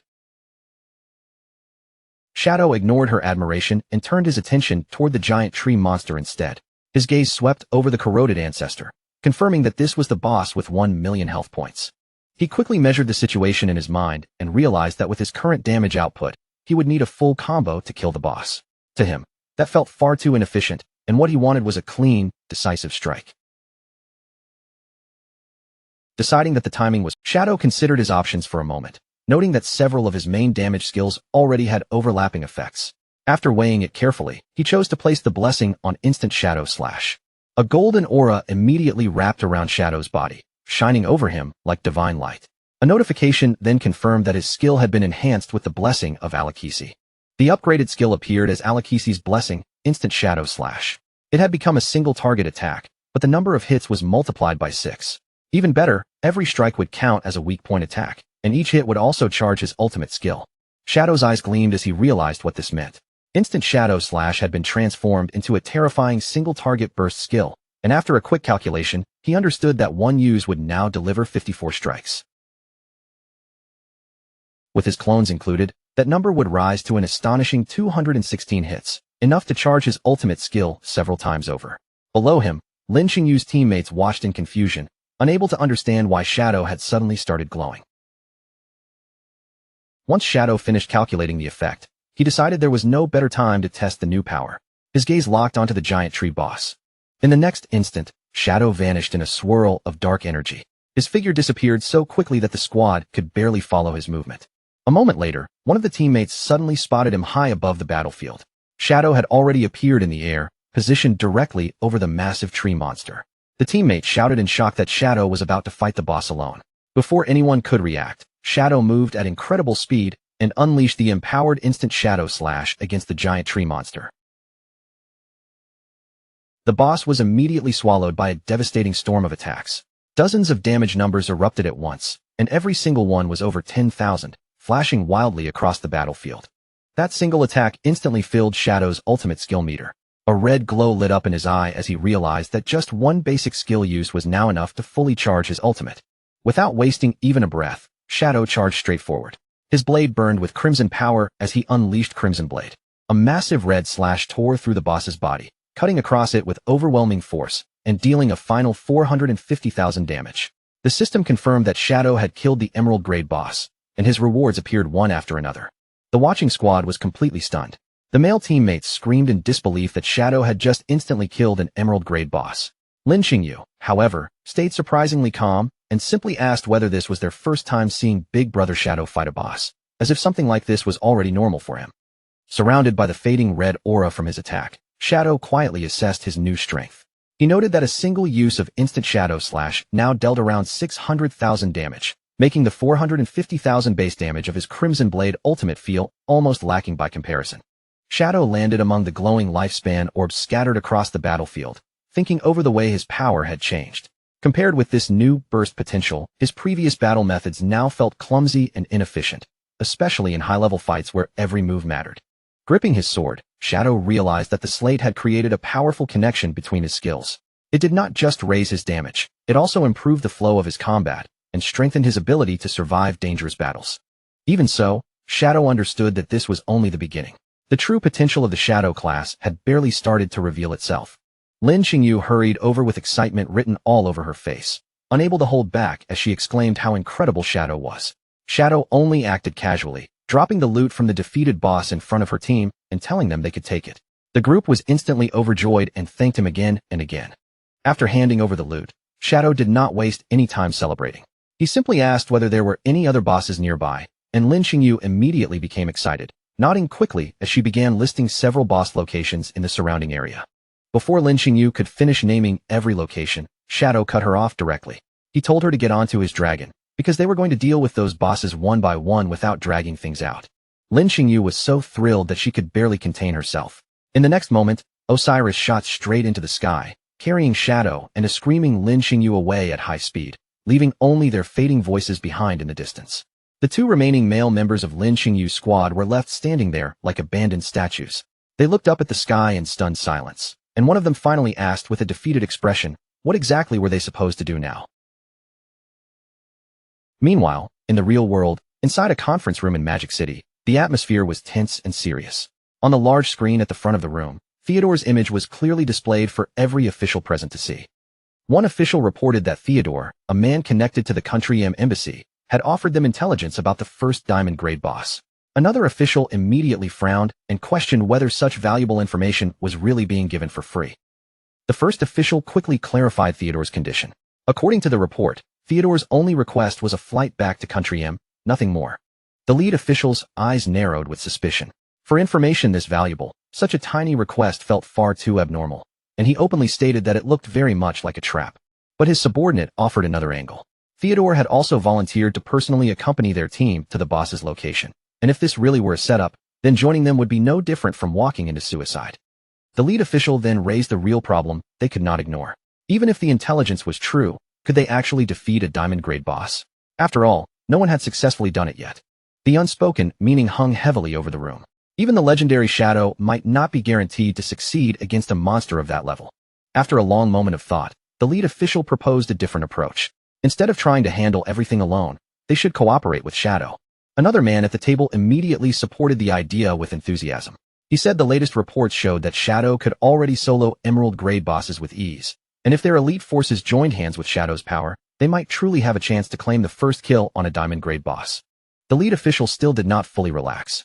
He looked at the others with a doubtful expression and demanded to know whether those reports were confirmed facts or just rumors spreading among players. In response, his subordinate raised a phone and played a clear video of Shadow in battle.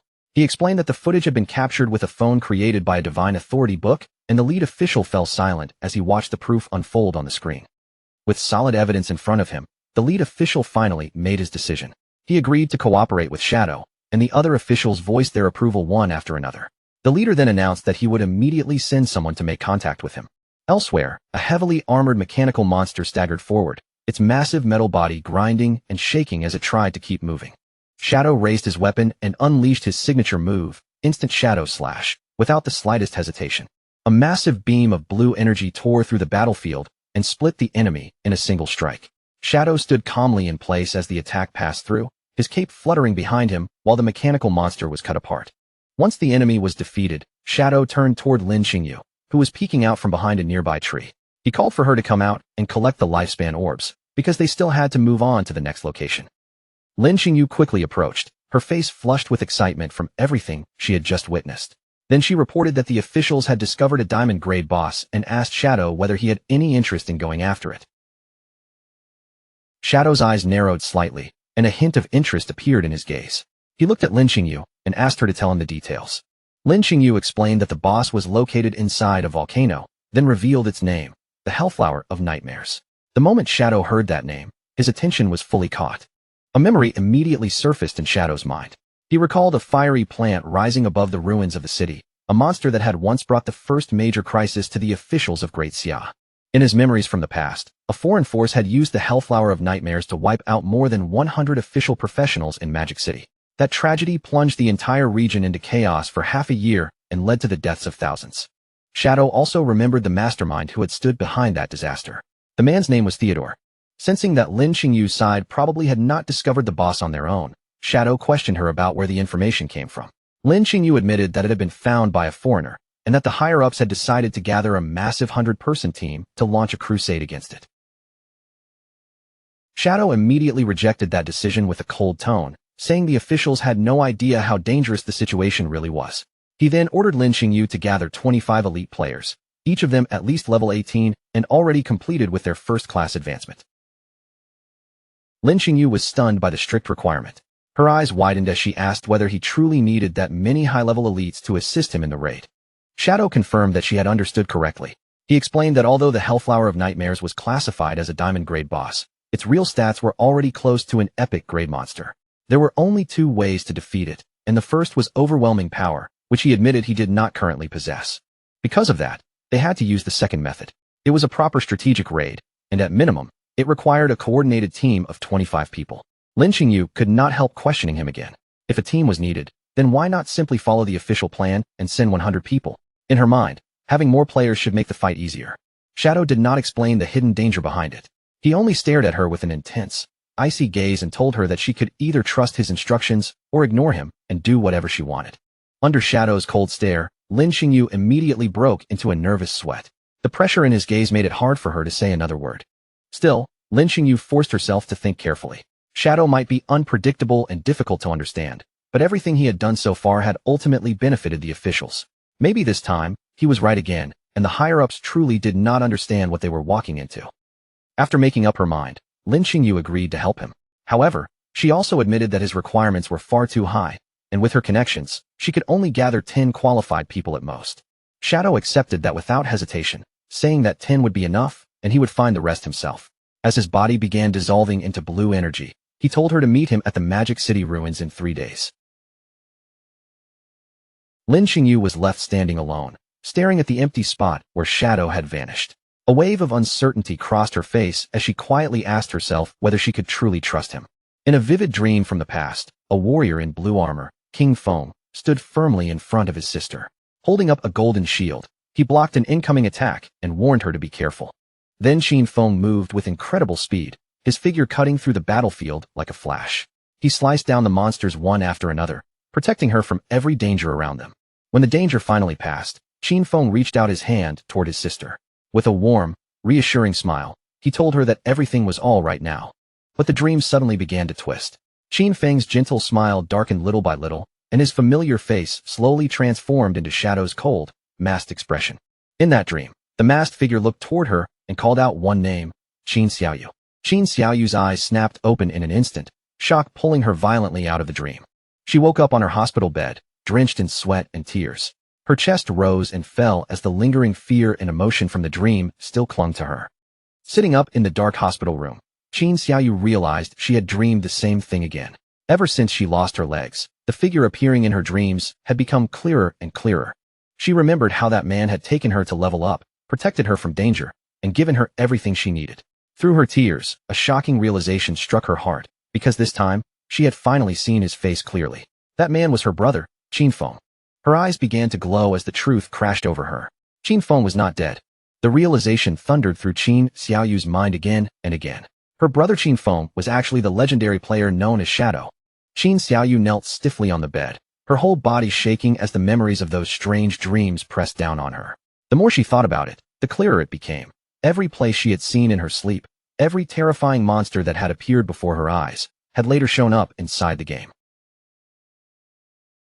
And if those dreams had truly been real, then one question kept pounding in Qin Xiaoyu's mind. Was Qin Feng really Shadow? Desperate to know the truth, she slowly lay back down, forcing herself to calm her trembling body.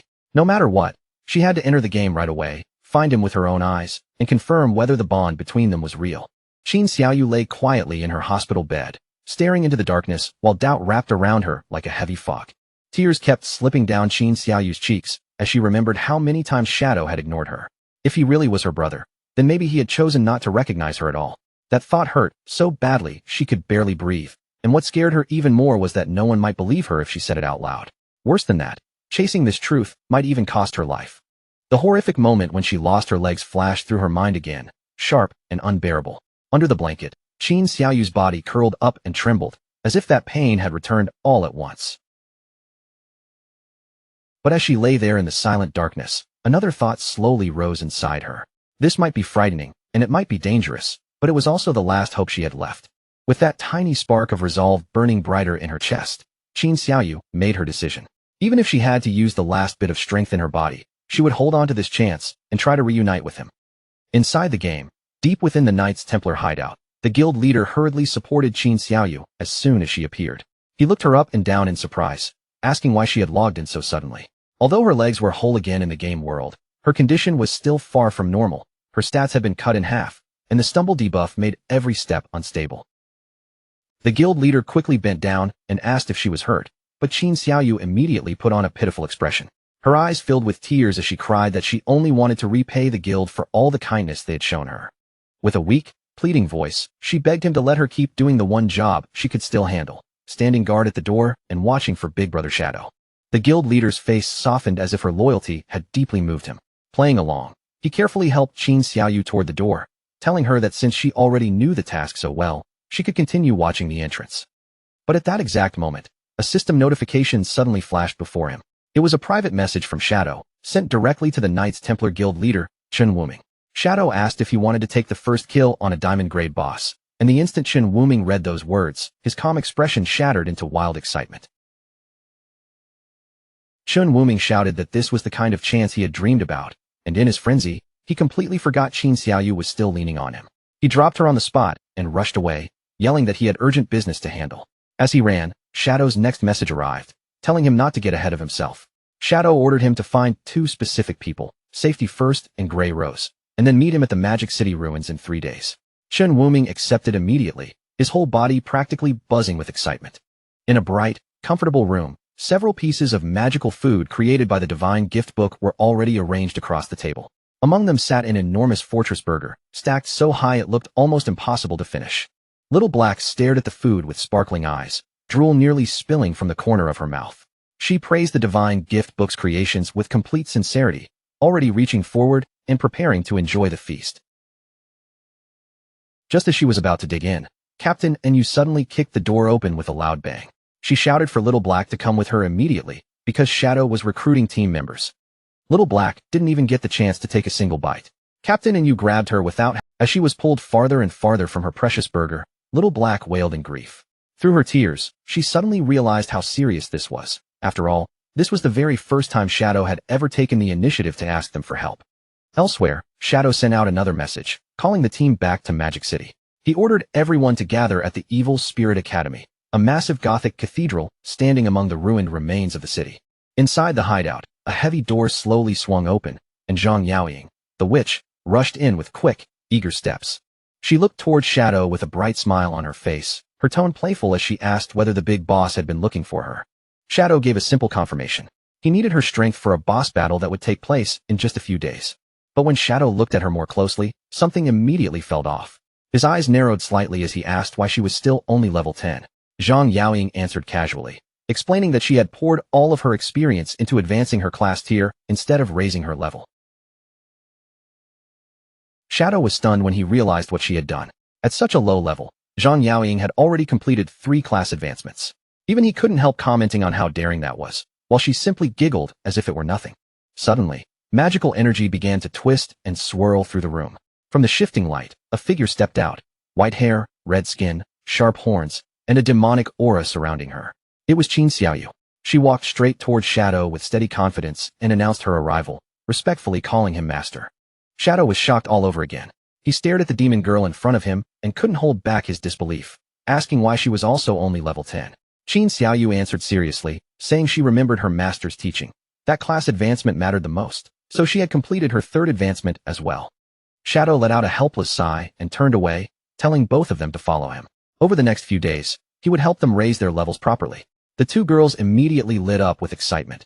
cheering at the thought of finally seeing their master's true abilities up close. 3 days later, at the wild volcano in the Magic City ruins, Captain and Yu, Wang Ming, and Little Black arrived at the meeting area.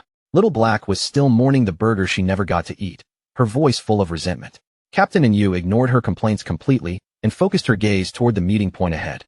Then, all at once, Captain and Yu's expression stiffened, and her step slowed as if she had seen something unexpected. She looked down into the valley, and surprise flashed across her face. There were not exactly countless people gathered there, but the strange part was that almost every face looked familiar. The people standing in that valley were all elite players. Among them was Safety First, the perfect evasion swordsman, known as the only man besides Shadow who could take on a boss alone.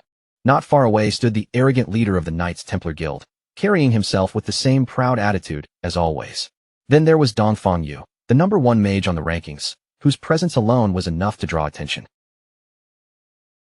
Wang Ming began to sweat as he recognized more and more famous names in the crowd. Every person here was a top-ranking player, and he quickly understood that all of them had answered Shadow's summons.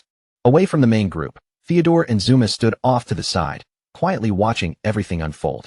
The Chinese players nearby began whispering among themselves, clearly wondering who those two foreigners were. Zuma looked uneasy as he leaned toward Theodore and pointed out the obvious problem. This small group was nothing like the army they had been promised. His voice tightened with worry as he wondered whether their plan to trap everyone had already been exposed. Theodore, however, remained perfectly calm. He reassured Zuma that the people gathered here were not ordinary players, but the very best among the elites. In his eyes, quality mattered far more than numbers, and this small, powerful team only proved that the officials were taking the diamond grade boss fight extremely seriously. Then Theodore revealed the reason for his confidence. He had already used his Omen of the Star God skill to divine the outcome, and according to what he had seen, victory was certain. Theodore stared into the darkness ahead, silently recalling the prophecy. In that vision, a flower would bloom, pulling its victims into a nightmare, while he alone, the one lucky survivor, would be guided safely back home. Because of that prophecy, Theodore was convinced that everyone else gathered here would die, giving him the chance to escape back to Country M.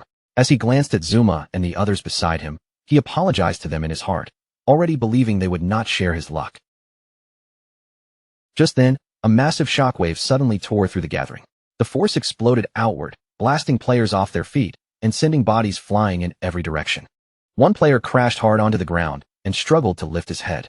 The moment he looked up, horror filled his eyes as he saw a gigantic creature descending from the sky above them. Through the rolling dust and shaking air, a colossal skeletal dragon slowly emerged. Its enormous bone frame cast a terrifying shadow over the valley, and the name Osiris appeared before everyone. The players stared upward in complete shock, their faces paling one after another. Screams broke out across the crowd as people wondered in panic whether this terrifying dragon was the diamond-grade boss they had been summoned to fight. Then someone suddenly pointed toward the dragon's head. Standing above the beast was Shadow, his yellow eyes glowing with overwhelming power. The entire crowd erupted in disbelief as they finally realized the massive bone dragon was not the boss at all, it was Shadow's mount. Theodore and Zuma stood frozen where they were, cold sweat sliding down their faces as neither of them could move or speak. Theodore's voice trembled as he stammered in terror. Shadow's growth had been far too fast, and now he had even appeared with an epic-grade mount. The sight completely shattered Theodore's earlier confidence. Shadow leaped down from the dragon's head and dropped into the very center of the gathered players, landing with a force that instantly drew every eye to him. Slowly, Shadow raised his head. His glowing eyes locked directly onto Theodore, filled with a chilling, killing intent that made the air around them feel heavy. In his mind, there was only one decision. Today, Theodore would die. Shadow began walking. Theodore stood rooted in place, his body refusing to move as Shadow came closer. Shadow did not spare the others even a glance, as if Theodore was the only person worth looking at. Shadow swept his gaze across the gathered elites, his expression calm and unreadable. Then, in a steady voice, he said that everyone who needed to be here had already arrived. Right after that, Shadow turned his attention back to Theodore and gave him a direct order. Theodore would be the one to lead the way. Theodore's body went stiff as Shadow stepped behind him, that overwhelming presence pressing down on his back like a blade. Sweat streamed down Theodore's face, and fear crawled through him as he realized something terrifying. Shadow had called out his name even though the two of them had never met before. Forcing himself not to panic, Theodore tried to steady his breathing. He guessed that someone on Shadow's level probably had some kind of skill that could identify other players. Turning toward the crowd, he forced a bright, fake smile onto his face and invited everyone to follow him to hunt the diamond-grade boss. Deep inside, He kept repeating to himself that his divination was absolutely accurate, and that there was no way his plan could fail. Soon, the group reached the mouth of a dark cave, where an ominous red glow spilled out from within like the entrance to some burning underworld. Inside the cave, Chu Kunshin glanced back with an irritated expression and warned the others that their targets had already entered. Behind him, Tony and Mei Jing were standing close together, and Mei Jing complained in annoyance that the timing had completely ruined the mood. Mei Jing grumbled that the intruders had spoiled everything just when things were getting good. Tony leaned closer and comforted her, saying that once this job was finished, they would escape to Country M, and after that, they could enjoy themselves however they wanted. Shadow, Theodore, and Zuma moved deeper into the tunnel, their footsteps echoing against the stone walls. Theodore raised a hand and gestured for Shadow to keep following him farther inside, while the hidden ambushers whispered from the darkness that the targets were getting close. Concealed in the shadows, Tony, Mei Jing, and Chu Kunshin prepared themselves to strike, their eyes glowing with sinister light. Tony declared that it was finally time to avenge Shir, while Chu Kunshin glared with hatred burning across his face, screaming inside his mind for Shadow to die, so he could avenge his wife and son. The team finally stepped into the depths of the Purgatory volcano. At that moment, the system warning appeared, announcing that this was a nightmare zone where lifespan drained 10,000 times faster, and the entire group immediately looked around with unease. Far inside the volcanic chamber, Theodore stopped in front of a colossal fiery plant bud. Its blazing petals were still closed, but the pressure around it was suffocating as he introduced it as the diamond-grade boss, the Hell Flower of Nightmares. Then Theodore glanced back at the group and suggested that their current numbers were still not enough. In his opinion, they should call in more people before starting the fight. Lin Qingyu rejected that suggestion immediately. Her eyes were sharp as she stated that everyone here was an elite, then bluntly told Theodore to stop wasting everyone's time and explain how they were supposed to fight the boss. Theodore's expression slowly darkened. He looked at Lin Qingyu with a faintly ominous gaze and asked if she was truly sure, warning that once this battle began, there would be no chance to turn back. Lin Qingyu narrowed her eyes at him, suspicion rising on her face as she asked exactly what he meant by that. Theodore avoided giving a direct answer and instead claimed that the boss involved complicated mechanics, and he did not want to explain everything twice. So, he asked them one final time whether they had truly decided to fight with only the people present. Behind Shadow, the elites burst into confident cheers. One after another, they shouted that as long as Big Boss Shadow was here, taking down this boss would be nothing difficult at all. Theodore's face twitched as anger flashed beneath his forced calm. Their arrogance clearly irritated him, but he only muttered a sarcastic word of encouragement under his breath. In his heart, Theodore cursed the Chinese players for being stubborn and foolish. Then he turned his back to them, hiding the cold expression that had crept onto his face. He bent down and picked up a rock from the ground, holding it in his hand as he told everyone to listen carefully. He would explain the boss mechanic only once. The others focused on him, waiting for the key information. Theodore lifted his chin and said the boss was actually very simple, and that there was only one thing they truly needed to understand. Without warning, Theodore's eyes lit up with a red glow. He pulled his arm back, preparing to throw the rock at the Hell Flower of Nightmares, the very same action that had awakened the monster before. Then he screamed that the only mechanic was for all of them to die. The elites froze in shock, their faces changing instantly. By the time they realized Theodore had led them into a trap, it was already too late. Theodore roared and hurled the rock with all his strength. It struck the base of the Hell Flower of Nightmares, and even that single point of damage was enough to trigger the sleeping monster. In the next instant, the massive plant erupted with violent fiery energy, the entire chamber lighting up as scorching power burst outward from its body. A terrifying atmosphere swallowed the cave.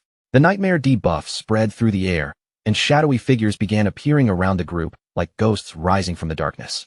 Wang Ming shouted in confusion, completely caught off guard by the sudden change. Lin Qingyu reacted even faster, screaming that this was a trap and immediately ordering everyone to retreat. But when they turned back toward the way they came, their escape route was already blocked. Three sinister figures stood waiting in front of them, cutting off the path. Tony stepped forward, his body glowing with blue energy as a cruel laugh left his mouth. He mocked them as great Xia pigs and told them there was no way out anymore.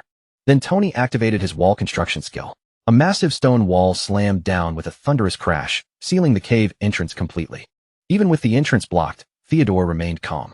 He had never planned to leave the same way as everyone else, because he believed he still had his own escape route.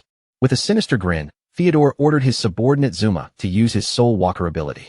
As long as Zuma activated it, they would be able to phase through the walls and leave the others trapped behind. But before Zuma could even make a move, an energy arrow shot through the air and pierced straight through his head. In an instant, Zuma was killed on the spot. Theodore whipped around, cold sweat breaking across his face. At that moment, he finally understood that his escape plan had already been seen through. Lin Qingyu stood with a glowing crossbow aimed directly at him, admitting that Shadow had been right all along. Her eyes were filled with killing intent as she declared that those who were not of their race would always hide treacherous hearts, and Theodore's sentence was death. Without hesitation, Lin Qingyu fired her demon-breaking arrow, unleashing it straight toward the traitor to carry out his execution. But Theodore only sneered, calling their attempt far too naive. He raised a glowing blue card in his hand and activated a skill that allowed him to swap positions. In a flash, Chu Kunshin suddenly appeared in front of the arrow. He had been forcibly teleported into Theodore's place, thrown directly into the attack's path. The arrow drove into Chu Kunshin's chest with a brutal impact, piercing through him before he could even understand what had happened. As Chu Kunshin collapsed, his eyes filled with confusion and disbelief, as if asking why he had been sacrificed. At the same time, Theodore's body dissolved into light, successfully escaping by trading places with him. Outside the sealed cave, a pair of feet suddenly landed on the ground, touching down safely beyond the stone wall. Theodore appeared there unharmed, now standing safely behind the barrier. Mei Jing and Tony stared at him in surprise, clearly not expecting him to come out alone like this. Above Theodore's head, a card floated into view, revealing the true nature of his trump card, the Dark Star Boundary. It allowed him to swap positions with anyone carrying his card, and he had given one to Chu Kunshin from the start, so he could use him as a scapegoat at the critical moment. Tony frantically asked where Zuma had gone, while Mei Jing quickly noticed that Chu Kunshin was missing too. Misunderstanding what had happened, Tony's anger exploded, and he concluded that Chu Kunshin must have betrayed them, cursing Great Xia people as completely untrustworthy. Theodore had no patience for their confusion. He ignored their questions and coldly ordered Mei Jing and Tony to log out of the game at once, telling them it was time to flee the country immediately. As Theodore's avatar began to fade, Lin Qingyu's words echoed in his mind. If they were not of the same race, their hearts would surely be different. He silently admitted that she had been right, using that thought to justify the betrayal he had just committed. Meanwhile, in the real world, inside a dark apartment late at night, a horrifying scene was already unfolding. On their beds, the physical bodies of Zuma and Chu Kunshin began shaking violently. The consequences of their deaths inside the game had now reached their real bodies, and the nightmare was no longer confined to the virtual world. Theodore looked down at his fallen comrades, his expression dark and unmoved. In a grim voice, he stated that because they had died within the boss's territory, their souls had been dragged straight into the nightmare. Then he coldly declared that there was no saving them anymore. His face showed only the faintest hint of pity, not for their lives, but for the loss of a useful asset like Zuma. But that tiny trace of regret disappeared almost immediately, replaced by a deep sense of relief. To Theodore, their sacrifice had been worth it, because Shadow and every elite trapped inside the cave should already be as good as dead. As Theodore walked through the room with Tony and Mei Jing, the words of his prophecy returned to him. The flower had bloomed, the victims had been pulled into a nightmare, and he alone was the fortunate survivor, guided back toward the home he had waited so long to return to. While preparing to leave, Theodore was already thinking several steps ahead. This disaster would deal a devastating blow to Great Xia's strength, and once he returned to Country M, they could send out their own elites to strike while Great Xia was still weakened. With one eye glowing fiercely and malice twisting across his face, Theodore silently vowed that Great Xia would be completely destroyed. Back inside the cave, the situation had already become critical.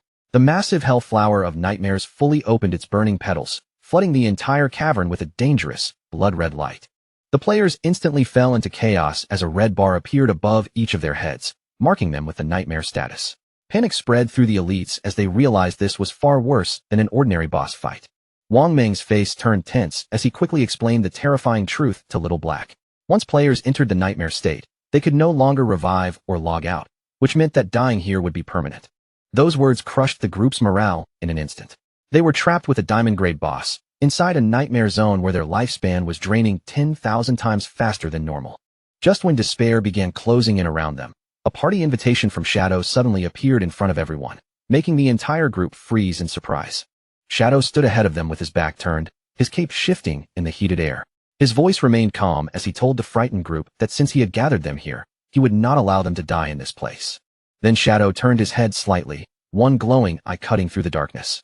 He ordered everyone to follow his commands exactly, promising that as long as they listened, they could defeat this boss.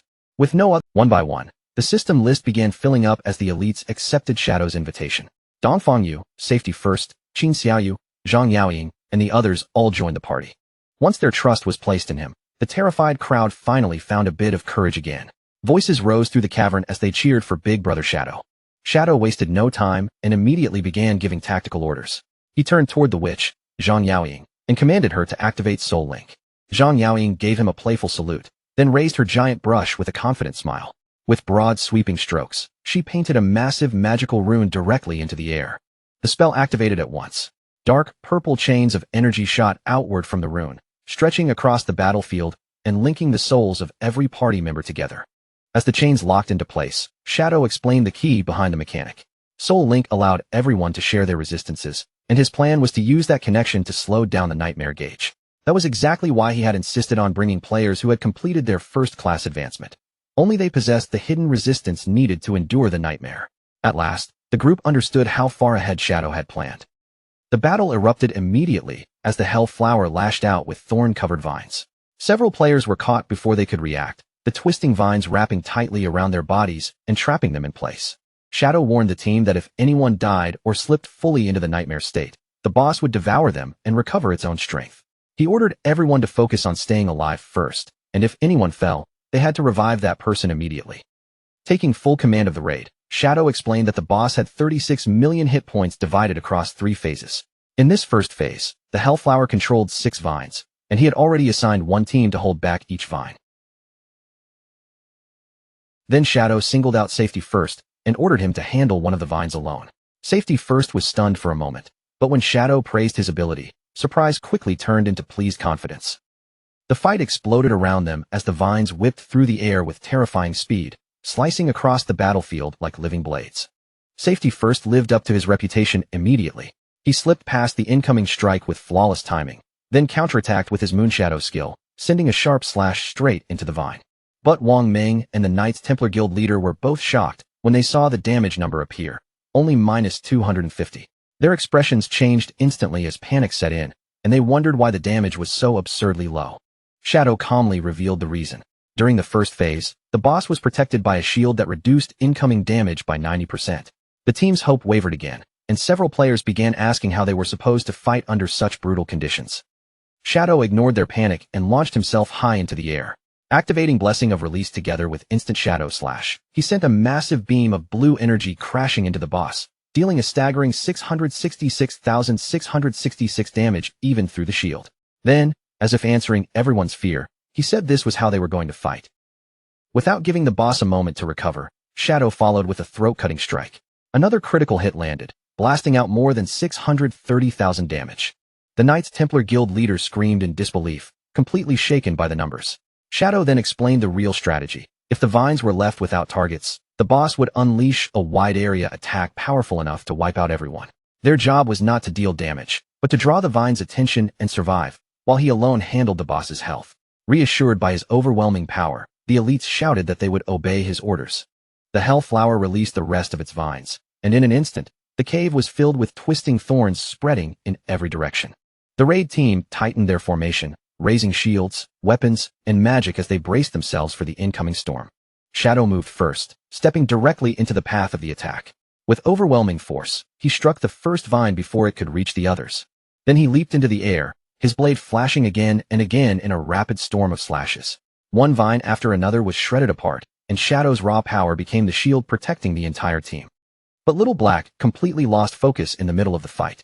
Instead of guarding herself, she stared at Shadow with sparkling admiration, cheering about how handsome he looked and how unbelievable his damage was. That moment of distraction immediately cost her. A vine slipped past her guard from the side and coiled around her before she could react. Little Black was yanked straight into the air, her body dangling helplessly as she screamed for someone to save her. Shadow reacted without hesitation. In a blur, he appeared behind the vine, and with one slash of blue energy, he cut the twisting monster cleanly in half. As Little Black fell, Shadow caught her before she hit the ground. At the same time, his attack finished off the vine completely, saving her life in one smooth motion. With the first phase finally cleared, Shadow stood over the shaken Little Black and scolded her in a stern voice. He warned her that if she kept daydreaming like that, she really would die next time. Embarrassed, hurting, and close to tears, Little Black sobbed out an apology. After the first phase ended, the Hellflower began to pulse violently, as if something deep inside it was waking up. One of the players noticed movement within the burning petals and shouted for everyone to look at the center of the flower. From the heart of the blazing flower, a humanoid silhouette slowly rose, wrapped in flames as it emerged from the monster's core. The entire raid team stared in shock as a beautiful woman with long, fire-like hair and glowing eyes appeared from within the boss. For a brief moment, some players were stunned by her appearance, only to snap back to reality when they remembered how deadly the situation still was. The boss's new form attacked almost immediately, raising its power and launching 3 large orbs of fiery nightmare energy into the battlefield. Shadow shouted a warning to the team, announcing that the second phase had begun. He quickly explained that the 3 orbs were made of nightmare energy and would randomly lock onto 3 players. He warned them that if anyone touched one of those orbs, their nightmare gauge would instantly rise by 10%, and the orb would split into 2. Before he could finish, one of the fiery orbs slammed into a player. Just as Shadow had said, the orb split apart on impact, turning into 2 new orbs that shot off in different directions. The players panicked as the danger multiplied before their eyes. Shadow remained calm despite the spreading chaos and immediately told everyone not to lose their heads. Since the orbs were moving slowly, Shadow ordered the targeted players to kite them away from the main group, while everyone else handled the vines that were starting to appear again. Then he added the most important detail for this phase. The boss's damage reduction had now dropped to 50%. With the plan finally set, Shadow left the rest of the team to handle the battlefield hazards. Then he lowered his body, gathered his strength, and charged straight toward the boss's main body alone. Shadow came dropping down from above, cutting through the heated air as he aimed directly for the Hellflower's human form. In his mind, this diamond-grade boss was the perfect opponent. If he wanted to see just how far his current firepower could go, there was no better target than this monster. Shadow immediately activated Shadow of Slaughter, and dark silhouettes began forming around him like blades emerging from the night. In the next moment, 5 figures descended together, Shadow himself and 4 Shadow clones. They dropped around the boss from different angles, surrounding her completely. All 5 of them moved at once and unleashed the Crimson Blade Ultimate. A towering pillar of crimson energy erupted through the battlefield, striking the boss again and again with overwhelming force. Each of those 4 heavy hits dealt more than 1.5 million damage, and the numbers exploded across the battlefield like a warning of how terrifying Shadow's burst power had become.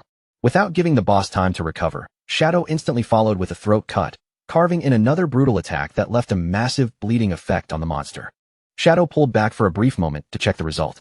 Even with the boss still protected by 50% damage reduction, that single burst had nearly shaved off 6 million health.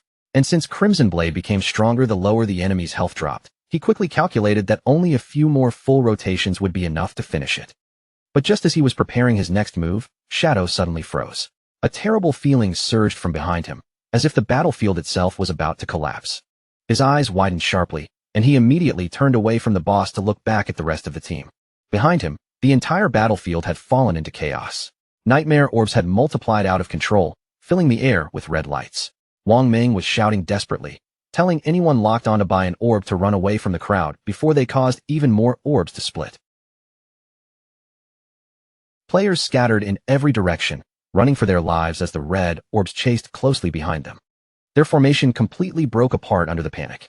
Some players fled blindly toward the teams still holding back the vines, and the defenders yelled at them to stay away, but the whole situation was already spinning out of control. Shadow looked down and immediately caught the hidden danger. Whenever the boss's vine struck one of the orbs, that orb gained a sudden 3-second burst of speed, making it nearly impossible for ordinary players to dodge. Realizing the team would not last much longer, Shadow clenched his teeth and shouted for everyone to hold on just a little longer. He only needed 5 seconds to force the boss into its third phase. Shadow focused completely, his glowing eyes sharpening with determination as he prepared to unleash his strongest burst rotation. While stacking his buffs, he silently complained about how many layers he had to activate at once. Even so, he triggered Silent Concealment and Dark Depth, pushing both his stealth effect and damage potential even higher. Then he activated the Black Light Shield as well, forcing his attack power to rise by another 30%. Finally, Shadow used Shadow of Slaughter again, summoning clones that inherited every buff currently wrapped around his body. With all preparations complete, Shadow shot forward at blinding speed, his figure cutting across the battlefield like a streak of darkness. He unleashed his modified skill, Instant Shadow Slash, aiming the full force of the attack straight at the boss. Shadow and his clones blurred together, striking at the same time from every direction. Blue energy slashes flooded the area, and in just a split second, the system registered a terrifying total of 216 hits. But Shadow was far from done. With a sharp shout, he and his clones followed up immediately by unleashing the Crimson Blade Ultimate once again. For massive pillars of red energy crashed down onto the boss, tearing through her defenses and shaking the entire volcanic chamber. The boss's human form staggered violently, then vomited green blood as the devastating damage tore through her body. Shadow did not stop for even a heartbeat. He followed with another throat cut, landing a critical blow that dealt more than 18 million damage to the monster. Nearby, the other players could only stare in horror and awe. They had been struggling just to deal a few hundred damage at a time, yet Shadow had unleashed nearly 20 million damage in a single wave, making them wonder if he was even human. The boss reeled backward, her body convulsing in agony as the force of Shadow's attacks overwhelmed her. Then the giant flower stalk began twisting violently, its color darkening into a deep purple. Shadow immediately warned the team that the boss had entered Phase 3. The boss let out a scream, filled with both pain and rage. Her human form became wild and unstable, as if she was preparing to unleash everything she had left. The entire cave shifted with her. The blazing battlefield was swallowed by an ominous purple glow, and the atmosphere turned heavier and far more dangerous than before. Wang Ming looked up in terror as the vines began weaving together overhead. In the next instant, they twisted into enormous wooden pillars that erupted from the ground like monstrous roots. Shadow recognized the danger at once and immediately shouted orders across the battlefield. He explained that those wooden pillars were magnets for the nightmare orbs. If even one orb was absorbed by a pillar, the boss would recover 10% of its health. Shadow commanded the team to destroy the pillars as quickly as possible and stop the monster from healing. Then he laid out the new rules of Phase 3. The red orbs would no longer multiply, but every single one had become much more deadly. He warned everyone that touching an orb now would instantly drag a player into the nightmare state. Even worse, if someone already trapped in that state was hit again, the orb would transform into nightmare bugs that devoured lifespan until the victim died. The players stared at the floating red orbs in fear, fully understanding that one mistake could mean permanent death. Behind his mask, Shadow's eyes narrowed. He roared for the team to stay focused and avoid the orbs at all costs, urging them to hold the line for just 10 more seconds. At the same time, he calculated the path to victory. The boss had less than 10 million health remaining, and his skills needed only 3 more seconds to come off cooldown. One more full-power instant Shadow Slash would be enough to kill it. But before Shadow could act, the battlefield worsened again as a scream tore through the chaos. Shadow turned in shock and saw one player's nightmare gauge fill completely. The man's eyes glowed red, madness flooding his expression. Wang Ming shouted in horror as he watched a teammate fall apart before his eyes. He screamed that someone in their squad had already succumbed to the nightmare state. The player collapsed to the ground, writhing in agony while a red orb hovered above him like a death sentence waiting to fall. Then, in a gruesome instant, the red orb sank directly into the player's body. The change happened so fast that no one had time to stop it. The player's body burst open as hundreds of red nightmare bugs erupted from his flesh, devouring him from the inside out. The system confirmed the result in cold terms. Summer Horse had lost all lifespan and suffered a permanent death. The terrified guild leader lost all composure and began running blindly through the battlefield. Wang Ming tried to shout for him to stop moving so recklessly, but fear had already swallowed his reason. By the time Wang Ming realized what was happening, it was too late. The guild leader had accidentally led one of the orbs straight toward a wooden pillar. He could only apologize helplessly as the pillar's vines reached out and snatched the orb away. The pillar absorbed the orb instantly, channeling a surge of energy straight into the boss. The Hellflower recovered a massive 3.6 million health from that single orb, and Shadow could only watch as the boss's health bar climbed again. Shadow realized the battle was slipping out of his control. Everyone's nightmare gauge was already close to the limit, and this was now his final chance to end the fight. He calculated grimly that if the boss recovered more than 20 million health, even his remaining damage would not be enough to kill it. Sweat ran down Shadow's face as his eyes locked onto his own interface. All around him, the battlefield had become a storm of panic. Players screamed at one another to dodge the red orbs, knowing that any single touch could mean permanent death. The team attacking the wooden pillars finally began to crack under the pressure. Their voices trembled as they shouted that they could not hold on much longer, while their nightmare gauges climbed dangerously close to the breaking point. Shadow watched everything collapse into chaos before his eyes, his expression turning grim as he realized that if things kept going like this, the entire team would be completely wiped out. With the phasing effect from his boots, Shadow knew he still had a way to slip out alone and save himself, but his feet stayed rooted in place because escaping by himself meant abandoning everyone else to certain death. Then, in the middle of that desperate moment, a sword suddenly rose into the air, cutting through the tension like a signal. Wang Ming stepped out from the group without backing down, raising his weapon as he activated Holy Barrier, granting himself 7 precious seconds of absolute invincibility. His eyes blazed with light as he shouted at Shadow to ignore everything else and pour all his strength into damaging the boss, promising that he would take care of the defense with his own body. Shadow froze for a second, clearly caught off guard by the tank's sudden determination, and he couldn't help questioning whether Wang Ming's reckless plan could really work. But Wang Ming gave him no time to argue. He immediately activated Speed Blessing, lowered his stance, and rushed straight into the deadly field of red orbs. Little Black stared in disbelief as Wang Ming threw his invincible body directly into the orbs, smashing into them one after another to stop them from reaching the boss and restoring its health. Captain Anyu screamed at Wang Ming, her voice sharp with panic as she warned him that he was being far too reckless. She shouted that the shield could block the damage, but it couldn't stop his nightmare gauge from rising, and the moment his invincibility ended, the nightmare bugs would devour him instantly. Wang Ming only smiled with a strangely peaceful look on his face, calmly saying that he already understood the price, but he still had to do it because this was the only chance they had to win. As he charged forward toward what looked like certain death, Wang Ming shouted that he trusted Shadow completely, believing without a doubt that Shadow would lead all of them to victory. Seeing his resolve, Captain Anyu's expression hardened, and her glowing eyes showed that she had decided to accept the same desperate gamble. She activated Symbiotic Dragon Spirit, and in the next instant, a huge blue dragon surged into existence, its body shining as it connected directly to her own life force.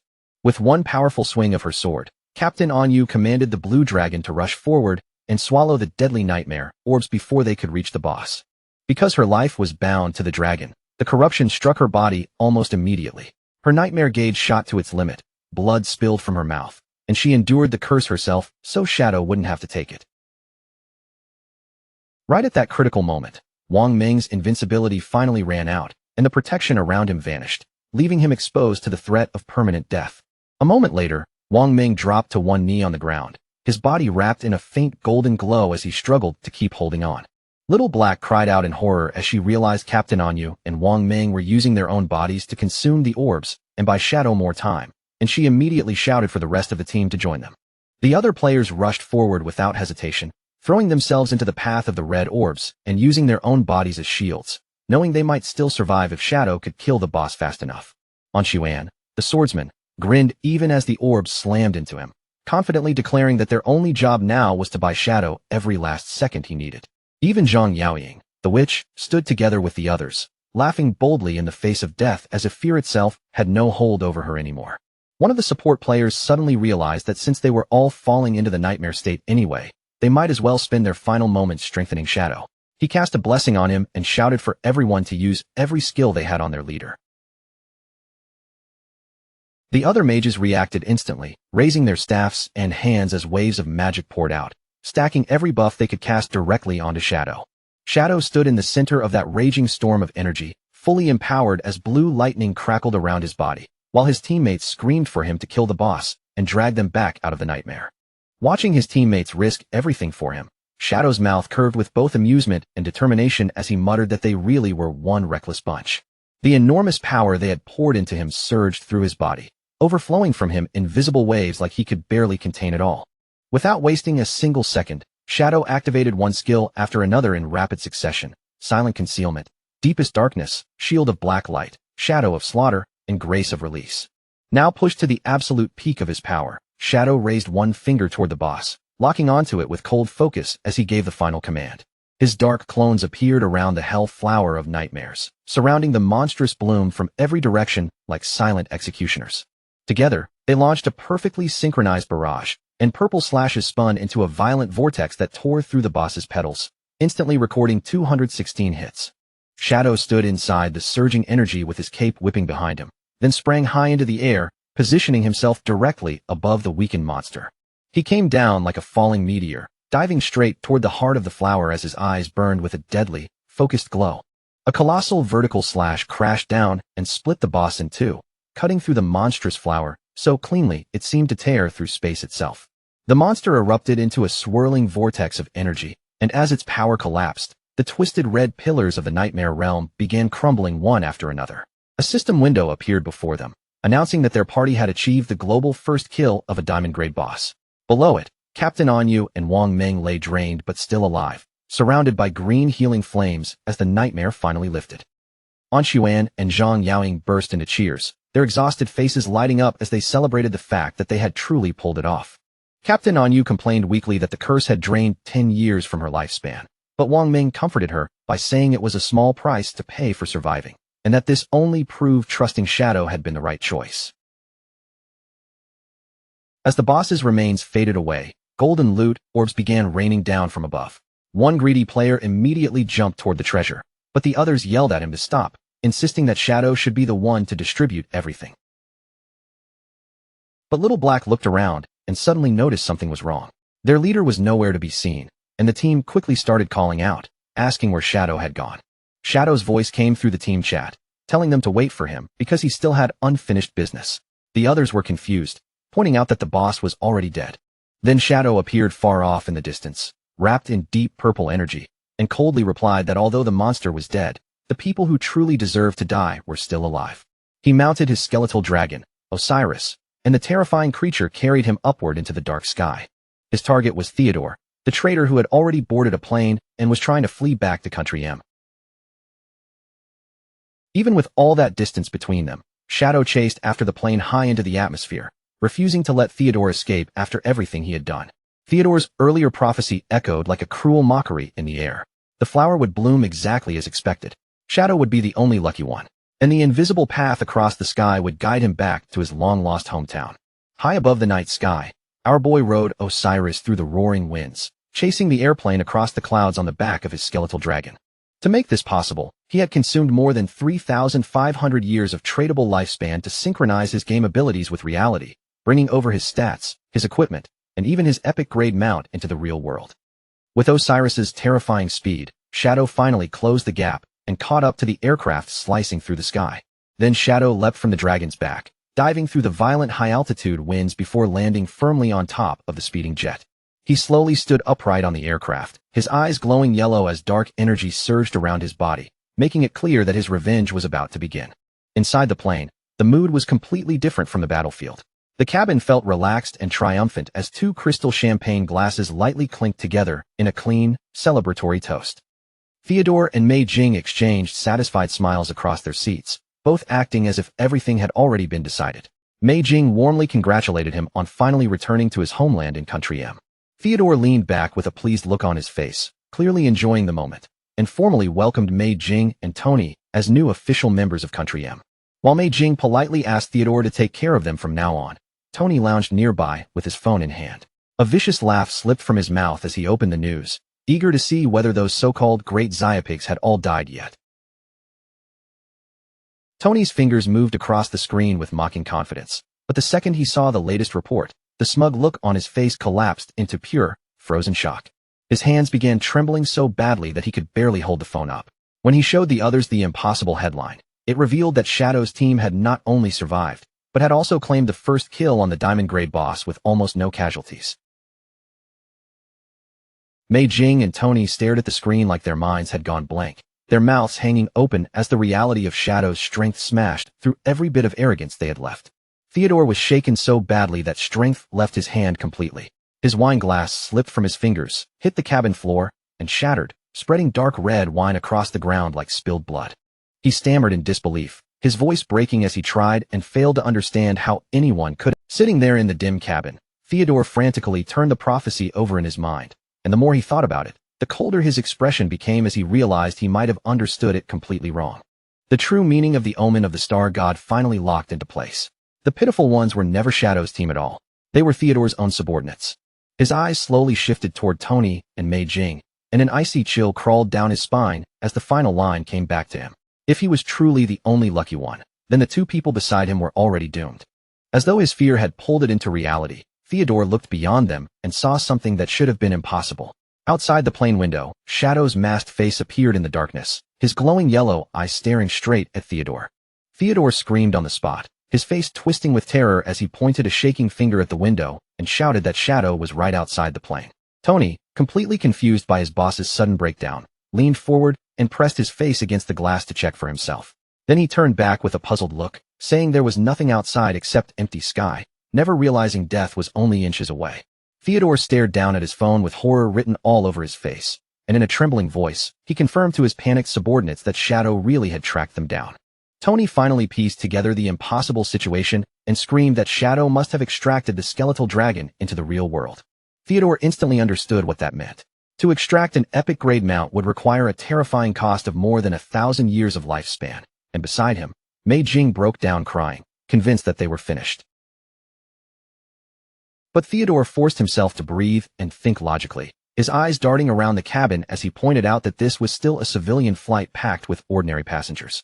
He quickly reasoned that if Shadow tried to force his way inside, the entire plane would be destroyed, and every innocent passenger would die with them.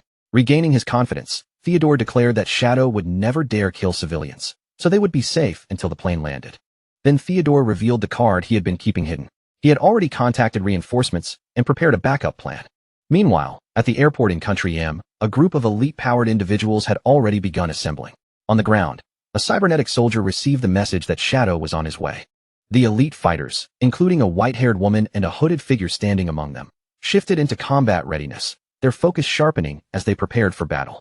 Two other agents quickly confirmed that the mission had changed, making it clear that their target was no longer just a threat to monitor. Above the airport, a massive magic circle lit up the night sky, spreading its glow over the runway as the new objective became clear: kill Shadow the moment he landed. High above the clouds, Theodore convinced himself that all they had to do now was wait until the plane reached Country M.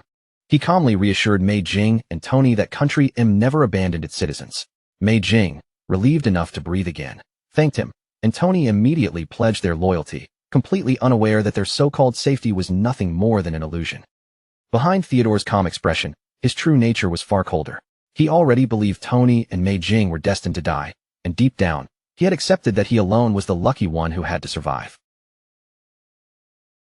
He began planning his escape, remembering the special cards he had handed out to informants before. If he gave one of those cards to someone on the plane, then the moment danger came close, he could use Dark Star Boundary to swap positions with that person and protect himself. Theodore stood from his seat and walked down the aisle, calmly scanning the passengers one by one as he searched for a suitable scapegoat. He finally stopped beside a young man wearing red headphones, and the passenger looked up in confusion as Theodore greeted him with a polite smile. Theodore held out a golden card and lied smoothly, claiming it would grant the young man powerful buffs. But just as his hand reached forward, a surge of black energy suddenly burst out from the surrounding shadows. The young man screamed in terror, and Theodore's eyes widened as he watched his own subordinates die right before him. The cabin instantly erupted into chaos as terrified passengers screamed from every direction. Glowing red hell flowers, like spider lilies from the underworld, bloomed from the victims' bloody necks, marking the presence of a terrifying skill. Theodore froze where he stood, sweat pouring down his face as the horrifying truth hit him. This was Shadow's doing. He looked back toward the seats, only to find that Tony and Mei Jing's corpses had already vanished, leaving behind nothing but bloodstains and those eerie red flowers. Driven purely by the instinct to survive, Theodore told himself he couldn't afford to hesitate for even a second. He prepared to activate Dark Star Boundary, deciding that even if the mission failed, staying alive came first. But before he could trigger the teleport, a sharp slicing sound flashed through the air. Theodore's body locked up, and in the next instant, his vision was filled with blood. His right arm, the same arm holding the escape card, was cut cleanly off at the wrist. Theodore screamed in agony as his severed hand flew upward through the cabin air.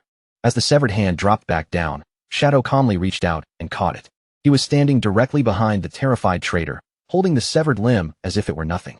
With his yellow eyes glowing coldly, Shadow mocked Theodore and assured him that he would indeed return to Country M, then invoked the Great Z, saying that fallen leaves return to their roots, making it clear he meant to send Theodore's corpse back home. Shadow's gaze grew even sharper as he leaned closer to the mutilated man, his voice low and deadly while he ordered Theodore to carry one final message before he died. Only then did the full horror of Theodore's prophecy reveal itself. In a dark room far away, the lifeless bodies of Chu Kunshin and Zuma lay on a bed, both having suffered the fatal consequences of being dragged into the nightmare zone. Around their corpses, ghostly red spider lilies bloomed in silence, as if mocking Theodore's belief that he alone had been the lucky one. Back on the airplane, Shadow delivered the final killing blow without mercy. His hand drove straight into Theodore's chest and tore out his still-beating heart. Theodore's face froze in utter shock as he stared at Shadow. A massive bloody hole opened in his chest, his prophecy fulfilled in the most brutal way possible. Killed instantly, Theodore's body lost all strength, dropped heavily to its knees, and then collapsed face first onto the airplane aisle. As one terrified man watched from nearby, Theodore's blood spread unnaturally across the floor, forming Shadow's final message to his enemies. Fallen leaves must return to their roots. Outside the cabin, the airplane continued gliding smoothly through the dark night sky, as if nothing had disturbed its flight at all. With his mission complete and the passengers left unharmed, Shadow calmly used his dark power to phase upward through the roof of the aircraft and disappear into the freezing night air. Standing calmly on top of the speeding plane, Shadow glanced down as a faint blue ghostly aura wrapped around his foot. He couldn't help remarking how useful his special boots were, since their formless effect had let him slip straight through the aircraft's structure without damaging it. Then, without the slightest hesitation, Shadow pushed off from the roof of the plane and threw himself backward into the open night sky. His body plunged through the freezing air in a controlled free fall, and with perfect precision, he landed directly on the broad back of his massive skeletal dragon, Osiris. Together, Shadow and Osiris peeled away from the jet, diving downward through the darkness as the aircraft continued on without realizing what had just happened. Ahead of them, the airplane drew closer to Country M's glowing futuristic cityscape, its lights stretching across the horizon as the aircraft prepared to begin its final descent. But the passengers had no idea that a huge military operation was already waiting below. Inside a control room, a commander calmly coordinated the ambush, ordering every unit to move into position. The entire airport had been locked down like a battlefield. Magical barriers, anti-stealth fields, and devastating attack formations were all activated, ready to fire the moment the aircraft came down. The instant the plane's landing gear touched the tarmac, the forces hidden across the airport were already tense and prepared for combat. In the shadows around the runway, cloaked assassins, distant snipers, and armored knights with raised shields waited in silence, all under strict orders to annihilate Shadow at any cost. Inside the cabin, the ordinary passengers remained completely unaware of the deadly trap outside. The young man wearing headphones looked through the window and naively wondered if Country M was always this intense when welcoming people. Once the plane finished docking, the cabin doors opened with a hiss, and an agent stepped inside with his guard already raised. But as he and his partner looked down the aisle, the determination on their faces instantly vanished, replaced by stunned disbelief. Theodore's corpse was lying on the floor of the cabin, and the agents immediately reported back in panic that he was dead, especially after noticing the terrifying message written in his own blood. The leader of the ambush force, a dark-haired man with glowing red eyes, stared furiously at the bloody warning that anyone who offended Great Xia would be hunted down. Rage tightened his face as he realized Shadow had already made his move. Desperate to catch their target, a masked ninja agent turned to a nearby witch and asked whether the anti-stealth barriers had detected anything, assuming Shadow might still be hiding inside the plane. But after checking her magic, the witch confirmed that no invisible entity had been found. The red-eyed leader's expression darkened as the ugly truth settled in. Their anti-stealth barrier was already level 20, which meant Shadow's stealth ability had to be even higher, allowing him to slip past their entire trap. Even with innocent civilians still inside the aircraft, the white-haired mage commander declared that the threat level had reached S-class and ordered every unit to open fire. A masked subordinate hesitated, reminding him that passengers were still on board. But the commander slammed his staff down in fury and demanded absolute obedience. He insisted Shadow was inside the plane and ordered an immediate full-power assault. In the next instant, the airport terminal erupted with magic, unleashing a massive barrage of blazing projectiles and laser-like beams toward the parked aircraft. Inside the plane, the young man with headphones and another passenger looked out the window in horror, only now realizing that the attack was aimed directly at them. The devastating magical strike tore across the tarmac, racing straight toward the defenseless airliner with overwhelming force. Finally, an enormous sun-like spell descended from above, crashing down in a massive fiery explosion that swallowed the entire airplane and obliterated it completely. As the flames roared over the wreckage, a scout quickly reported that the life detection barrier could no longer sense a single living being inside the smoking remains. The red-eyed ambush leader stood silently before the inferno, watching the fire burn, while a bald, muscular man and another official hurried over toward him. The bald man confronted him in anger, warning that Great Xia would never ignore the open murder of its civilians and that flights between the two countries would definitely be suspended. Throwing both arms up in frustration, the bald man complained that his long-term plan to use civilian flights to smuggle spies into Great Xia had now been completely ruined, making it even harder to stop their enemy. The red-eyed leader, with his red eye glowing even more fiercely, he reminded them of one brutal truth. Once someone dies, there is no coming back. Standing before the towering wall of flames, the red-eyed leader justified his extreme decision without remorse. If Shadow had truly been on that plane, then this had been the perfect chance to kill him, and in his eyes, even the smallest possibility of eliminating Shadow was worth sacrificing the aircraft and everyone inside. The tension among Country M's forces finally boiled over. The bald man glared at the red-eyed leader with open fury and confronted him directly, declaring that he had never trusted him from the start. Then he ordered the man to shut up, insulting him as a half-breed with great Xia blood running through his veins. Before the bald man could say anything more, the red-eyed leader moved with blinding speed and smashed a brutal punch straight into his face. The impact was so powerful that the large muscular man was sent flying backward through the air like a broken doll. Wrapped in crackling golden energy, the red-eyed leader revealed the darkness buried inside him. He declared that he hated the great Xia bloodline within him, calling it a curse that had brought him endless despair, yet he still defended his absolute loyalty to Country M. After that violent clash, the focus shifted to the retrieval of their fallen comrade. Two agents, one of them the white-haired mage commander, approached the red-eyed leader while carrying Theodore's lifeless and mutilated body. Without ceremony or respect, they dropped Theodore's corpse onto the floor in front of him. The red-eyed leader knelt solemnly beside Theodore's body as a strange purple and golden aura gathered around him. In a low voice, he told the fallen man to rest in peace, honoring him as a hero of Country M and promising to return him to his hometown for burial. When the red-eyed leader stood again, his terrifying power was finally revealed. 3 glowing blue cards formed in his hands, exposing his hidden class, the Corpse Collector, an ability that let him draw power from the dead. Looking down at the shining magical cards, he coldly praised Theodore's enormous contributions and the huge spy network he had planted. At the same time, a system notice revealed that by touching a corpse, he could obtain that person's professional skills, while duplicate skills would strengthen and level up. Holding one of the glowing blue cards, his single red eye burned with malice as the system confirmed that he had successfully obtained Theodore's core abilities, including the divinatory omen of the star god and the spatial dark star boundary.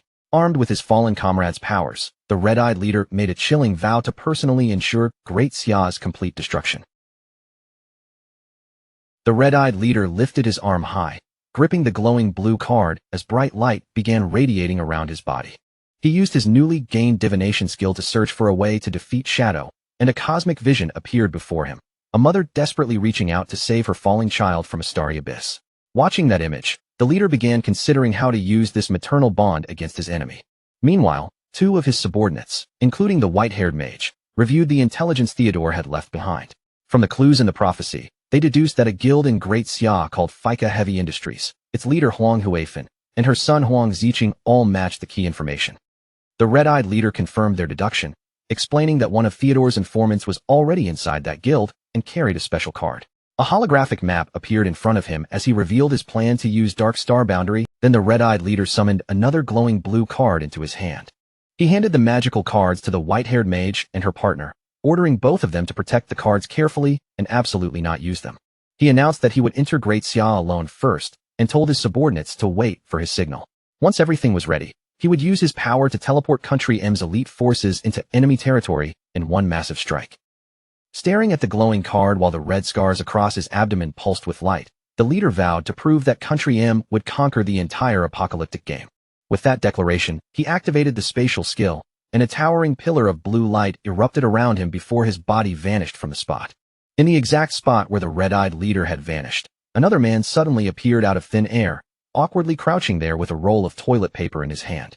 The poor man stammered in panic that he had just been in the bathroom, but one of the agents calmly told him not to be nervous. Addressing him as Theodore's friend, the agent welcomed him to Country M, leaving the young man completely stunned by his sudden relocation. Meanwhile, back inside the Nightmare Hellflower Boss area, the surviving members of the team were still gathered together, waiting after the brutal battle had finally ended.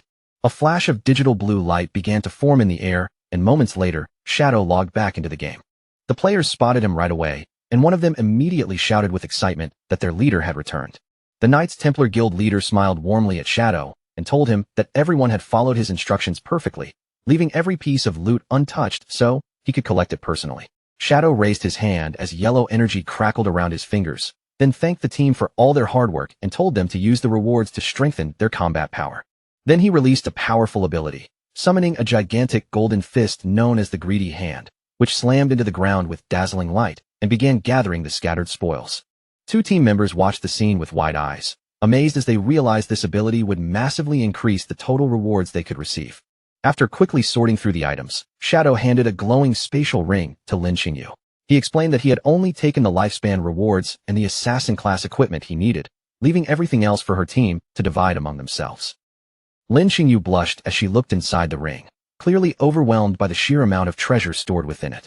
Then, still trying to calm herself, she asked Shadow what had happened to Theodore and his companions. Shadow glanced back toward the sealed cave entrance, his eyes shining with a cold yellow glow, and answered her in a blunt, emotionless tone. They were all dead. Lin Qingyu gasped in shock before she could even process his answer, and in the very next moment, Shadow leaped into the air, turning into a dark blur that shot away from the group. He flew toward the red-lit cavern ahead, where two players were struggling to break through a massive stone wall. They were already frustrated, complaining that after all their effort, they had barely taken away 10% of the wall's health. Suddenly, the axe-wielding player sensed something and looked back in shock, just as a streak of blue energy flashed past him. Shadow landed in front of the wall, and a storm of blue slashes erupted around him, shattering the massive stone barrier almost instantly. Without saying a single word, Shadow stepped into the newly opened red tunnel and casually waved his hand, signaling the stunned players to stay back. The two players remained frozen where they stood, staring after him in awe as they recognized the legendary player and marveled at the overwhelming power he had just displayed. Riding atop his dragon, Shadow began reviewing the loot he had received from the boss fight. He discovered that he had obtained 3 major treasures, including 2 legendary grade items, an ultimate skill book, a weapon, and a bracer. Satisfied with the haul, he decided to spend his evolution points right away to upgrade the skill book. The system displayed his newly evolved ancient grade ultimate skill, Endless Nightmare. Its effect was terrifying, creating a wide area nightmare descent state that rapidly stacked a nightmare gauge on enemies with every attack, while its passive effect increased his damage against targets already afflicted. Shadow quickly understood just how dangerous the nightmare attribute was against other players, because once it took hold, it could stop them from logging off. With a blooming curse added on top, he realized he could permanently kill players from inside the game itself. In his mind, he pictured the curse's horrifying result, a terrified player twisting in pain as glowing red spider lilies burst from their chest.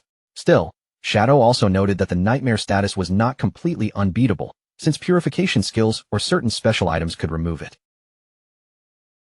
After that, Shadow moved on to his new weapon, summoning a sinister red and black sword that materialized in his hand with a menacing glow. The system identified it as an assassin-class blade called the Starkiller Blade. It granted huge stat bonuses, greatly increased backstab damage, and carried a special effect that gained stacks whenever he killed other players, raising his physical attack even further.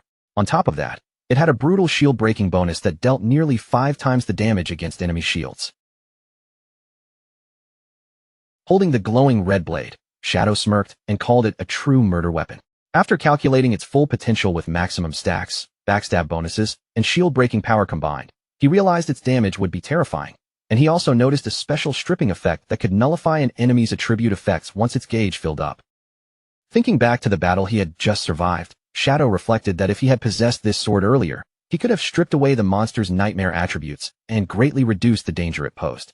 As Shadow continued inspecting the blade, he discovered one especially humiliating feature. Any player killed by this sword would receive a permanent title above their head that could never be removed, making him amused enough to admit its nickname, Grand Sunmaker, was well-deserved. Finally, Shadow examined the last piece of loot, a diamond-grade bracer. The moment he equipped it, a powerful golden geometric shield formed around his body, and he noted its impressive passive effect, which automatically generated a magic blocking barrier every 30 seconds. Extremely satisfied with everything he had gained, Shadow mounted his skeletal dragon, Osiris, and rose into the orange-lit sky. He calculated that the FICA Heavy Industries Guild should still have the remaining 800 years of lifespan they owed him, so he decided his next destination would be their magic Leaning Tower hideout to collect the debt. As he soared over the ruined cityscape, Shadow also planned ahead, deciding to grind his way to level 25 so he could begin a new trial using the summoning bell item. A few days earlier, in a desolate, corrupted village that had already been reduced to ruins, a group of players suddenly fell into an ambush. 2 players were violently skewered through the chest by sharp, bloody tentacles, their screams tearing through the ruined village as the attack struck without warning. The creature behind the attack was a horrifying floating monster with glowing orange eyes, a level 18 emerald grade boss. The surviving players immediately panicked under the pressure of the high-level enemy, shouting for everyone to run. Suddenly, a hand wrapped in intense purple flames reached in and stopped the monster with shocking ease. A commanding voice cut through the panic, ordering the terrified players to stay calm and hold their formation. The figure who stepped forward was Huang Ziqing, cloaked in black and surrounded by swirling purple abyssal energy. With complete confidence, he declared that he would control the boss himself and ordered the team to attack, promising they could win. But the party members shouted back at him, telling him to run instead. They reminded him that this was an emerald-grade boss and mocked him for acting as if he were anywhere near Shadow's level. Huang Ziqing remained completely unfazed, his lips curling into a dangerous smirk. His eyes glowed with sinister purple light as he told them to watch carefully and witness the true power of the abyss. The party members stared in shock as the dark aura around Huang Ziqing suddenly erupted outward. He unleashed a massive wave of purple magic, corrupting the ground beneath them into an abyssal mire. As the darkness spread, he arrogantly declared that Shadow only hid within darkness, while he himself represented the true, overwhelming darkness of the abyss. Huang Ziqing stood with both arms raised high as crackling purple abyssal energy exploded from the ground around him. The dark magic rapidly formed into an abyssal mire, swallowing the terrifying multi-eyed monster and crippling its movements so badly that it could barely break free. Seeing the boss trapped by his dark magic, Huang Ziqing urgently shouted at his party to stop hesitating and start dealing damage immediately. Huang Huifan quickly took command as well, raising her staff and ordering everyone to focus all their attacks on the immobilized boss. The party members finally moved together, unleashing a coordinated barrage of colorful spells and projectiles straight at the helpless creature. Their combined magical attacks slammed into the boss one after another, carving away large chunks of its health with visible force. For a brief moment, two of the party members celebrated the massive damage they had dealt, but that fragile relief vanished the instant one of them noticed something beginning to change. The boss broke free from the mire and floated upward, gathering an intense blue glow around its body as it entered its second phase and prepared to unleash a devastating ultimate attack. Panic swept through the entire team. A hooded player frantically ordered everyone to activate defensive barriers against the incoming area attack, while another armored player ran in terror, screaming that barriers would be useless. Just as the boss was on the verge of releasing its attack, the entire battlefield tightened with dread, and every surviving player braced for the impact. Just before the boss could release its ultimate attack, a hand wrapped in dark energy suddenly appeared, and glowing purple chains shot out like living serpents, instantly binding the monster and cutting off its skill. Huang Huifan and the hooded player stared with complete confusion, their eyes widening as they watched the boss's terrifying attack get stopped so easily, as if all that gathered power meant nothing. Then Huang Ziqing's cold voice echoed across the battlefield, filled with contempt as he insulted the entire party and called them a pack of useless trash. With his eyes glowing in a sinister purple light, Huang Ziqing pointed straight at his mother and mocked her for bringing a group of cowards who only knew how to run, completely ignoring the fact that with him there, victory was already guaranteed. His dark aura flared violently around him as he broke into a crazed laugh, declaring that he would force their true potential to awaken and show them the terrifying reality of FICA Heavy Industries. Then he raised one hand high, his entire arm swallowed by swirling purple energy. Suddenly, ominous red flames began appearing around the confused party members, and even Huang Huifan was caught off guard as the strange fire wrapped around them. The dark skill revealed itself as abyssal sacrifice, and a terrifying demonic face emerged from the corrupted magic. The spell seized the party members by force, making them scream in agony as their eyes burned with a sinister red glow. Like a curse from the abyss, it drained their lifespans to temporarily boost their attributes by 99%, driving them into a frenzied berserk state as they charged toward the boss. Empowered by the dark buff, the team finally stopped retreating and held their ground. Their voices rose together in a rhythmic chant, and in one coordinated burst, they unleashed torrents of elemental magic that crashed down onto the chained monster. Their overwhelming combined assault detonated in a massive fiery blast, shaking the entire battlefield and tearing apart the ruined structures around them. When the smoke finally began to clear, the boss monster's body broke apart and dissolved into countless particles of golden light. A game alert quickly appeared, confirming that FICA Heavy Industries had successfully defeated their first emerald-grade boss. The surviving party members instantly erupted into wild cheers, shouting with ecstatic joy as they celebrated the guild's massive achievement and treated Huang Ziqing like their undisputed hero. The excited guild members chanted Huang Ziqing's name over and over, triumphantly tossing him into the air, while his mother stood at a distance and watched in silence. After the celebration finally settled down, Huang Huifan instructed the others to divide the loot. Then her expression turned stern as she ordered Huang Ziqing to come with her, with his cousin standing nearby. Following his mother's command, Huang Ziqing left the main group together with Huang Huifan and his cousin, walking into the secluded ruins of an abandoned building. Once they were alone, Huang Huifan turned to face her son, her eyes glowing with a sharp purple light as she seriously demanded the truth about where he had obtained those strange and dangerous skills. Huang Ziqing immediately grew irritated by her questioning, complaining that she was treating him like he had done something wrong even though he had just won a huge victory for them. But Huang Huifan remained unmoved and demanded that he answer her. Clicking his tongue defensively, Huang Ziqing avoided meeting her eyes and coldly claimed that he had received those dark abilities as a reward for defeating a powerful boss. Huang Huifan stared him down with intense scrutiny and bluntly called him a liar, making Huang Ziqing turn his gaze away in guilty silence. Huang Huifan's eyes glowed even brighter as she pressed the issue. She pointed out that Huang Ziqing was a mage, yet those dark skills were nothing like normal mage abilities. Then she revealed the devastating price. Although they had defeated the boss, his spell had instantly drained 300 years from the guild's shared lifespan. Huang Huifan continued pushing him, reminding him that the lost lifespan was supposed to be used to repay their massive debt to Shadow. She insisted the cost was far too steep and demanded a full explanation, until the overwhelmed and irritated Huang Ziqing covered his face and snapped at her to stop. Furious, Huang Ziqing finally lashed out. He shouted that he had brought them a major victory, yet she was interrogating him like a criminal. His resentment toward her obsession with Shadow exploded, and he declared that he would never become a submissive dog like her, saying he was sick of her cowardice and refused to be controlled. Turning his back on her, Huang Ziqing arrogantly vowed that he would kill Shadow with his own hands and lead Fika Heavy Industries to become the strongest guild in Great Xia. Huang Huifan cried out desperately for him to stop, warning him that he was still too young to understand the brutal rules of survival in this apocalyptic world. His cousin stepped forward with tears running down her face and gently placed a hand on Huang Ziqing's shoulder, begging him to calm down while telling him that his mother was only doing this for his own good. Slowly, Huang Ziqing turned his head, his single eye glowing with purple malice. Huang Ziqing softly repeated those words, "For my own good," and the dark glare in his eye hardened into pure murderous intent. In a sudden burst of violent rage, Huang Ziqing spun around and slammed a brutal punch into the girl's face, twisting her neck in a horrifying instant. He screamed that if his mother truly wanted what was best for him, why had she forced him together with such an ugly woman? The girl collapsed lifelessly onto the dirt path. Huang Huifan watched in absolute shock and horror, helplessly reaching out as she screamed at Huang Ziqing and demanded to know what he had done. Standing over her body without the slightest pity, Huang Ziqing watched as Xiao Hui dissolved into glowing golden particles.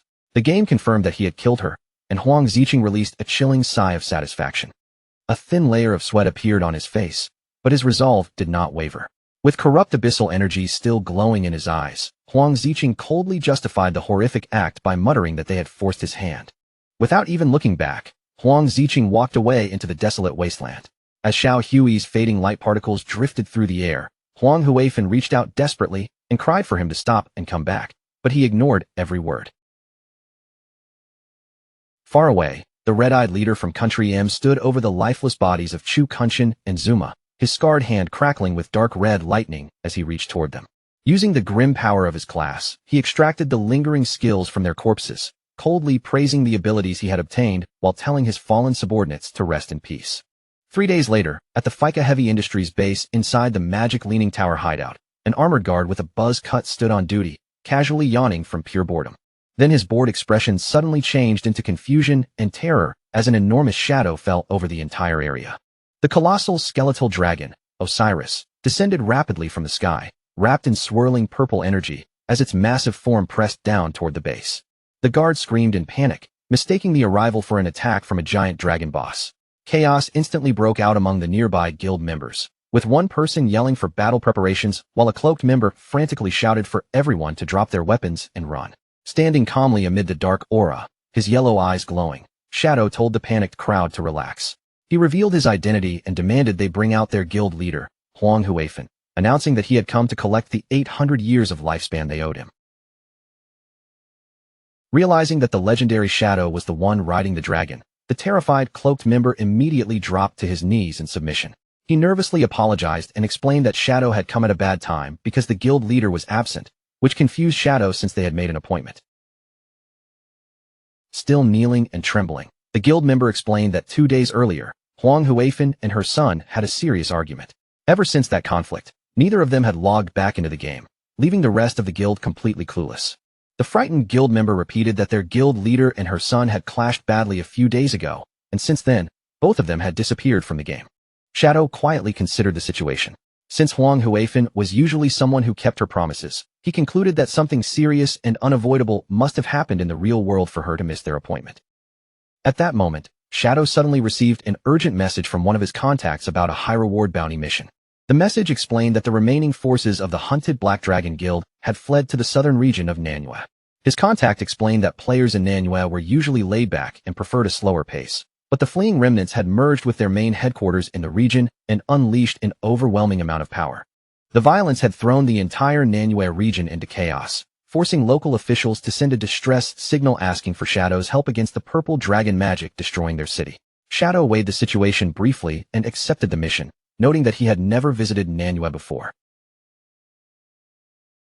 Drawing on memories from his past life, Shadow knew Huang Huifan would eventually lead Fika Heavy Industries into becoming a top guild, so he believed she was not in immediate fatal danger. He told the guard to contact him the moment she logged back in so he could return. Shadow mounted his massive skeletal dragon, Osiris, and rose into the sky. He messaged his contact that he would arrive in Manhwa within an hour, leaving the contact stunned because that time frame meant the dragon was flying at supersonic speed. Meanwhile, in the real world, a heavy downpour drenched the gloomy cityscape of the magic capital. On that stormy night, Huang Huifan walked alone with a somber expression, searching along a muddy riverbank beneath a massive highway bridge. There, pressed against the concrete support of the bridge and huddled on the wet ground in the rain, she finally found her son, Huang Ziqing. As she drew closer through the rain, Huang Ziqing lowered his gaze, refusing to meet her eyes. In the shadow of his face, one of his eyes pulsed with a faint, unnatural blue glow, the color carrying a cold and corruptive aura that did not belong to him. Huang Huifan softened her voice and gently asked Huang Ziqing to come home with her. She told him she had already looked into the source of his dark power and discovered it came from an abyssal item. Then her tone grew serious, warning him that although those skills could grant terrifying strength, they would slowly eat away at his mind until he lost himself completely and became nothing more than a mindless slave of the abyss. With tears gathering in her eyes, Huang Huifan finally admitted to Huang Ziqing that she had ignored what he truly felt for far too long. She realized that her neglect had pushed him into chasing dangerous shortcuts, all because he wanted to prove his worth. Her voice trembled as she lowered her pride and sincerely told him that she had been wrong. Standing above him beneath the pouring rain, Huang Huifan explained that she understood why he wanted to make their guild stronger. But even so, success could never be rushed by throwing everything away. She reminded him, with a heavy look in her eyes, that this world had one harsh rule: anything gained too quickly would always demand a price. Huang Huifan reached her hand toward him, promising that from this moment on, she would respect the path he chose for himself. She vowed she would no longer treat him like a child, and she would never again force him into relationships he never wanted. With her hand still extended, she asked him to come back, so mother and son could rebuild their guild together as true partners. Moved by her words, Huang Ziqing slowly lifted his head. Tears streamed down from his glowing purple eyes, mixing with the rain on his face, and in a fragile voice filled with pain, he softly called out to his mother.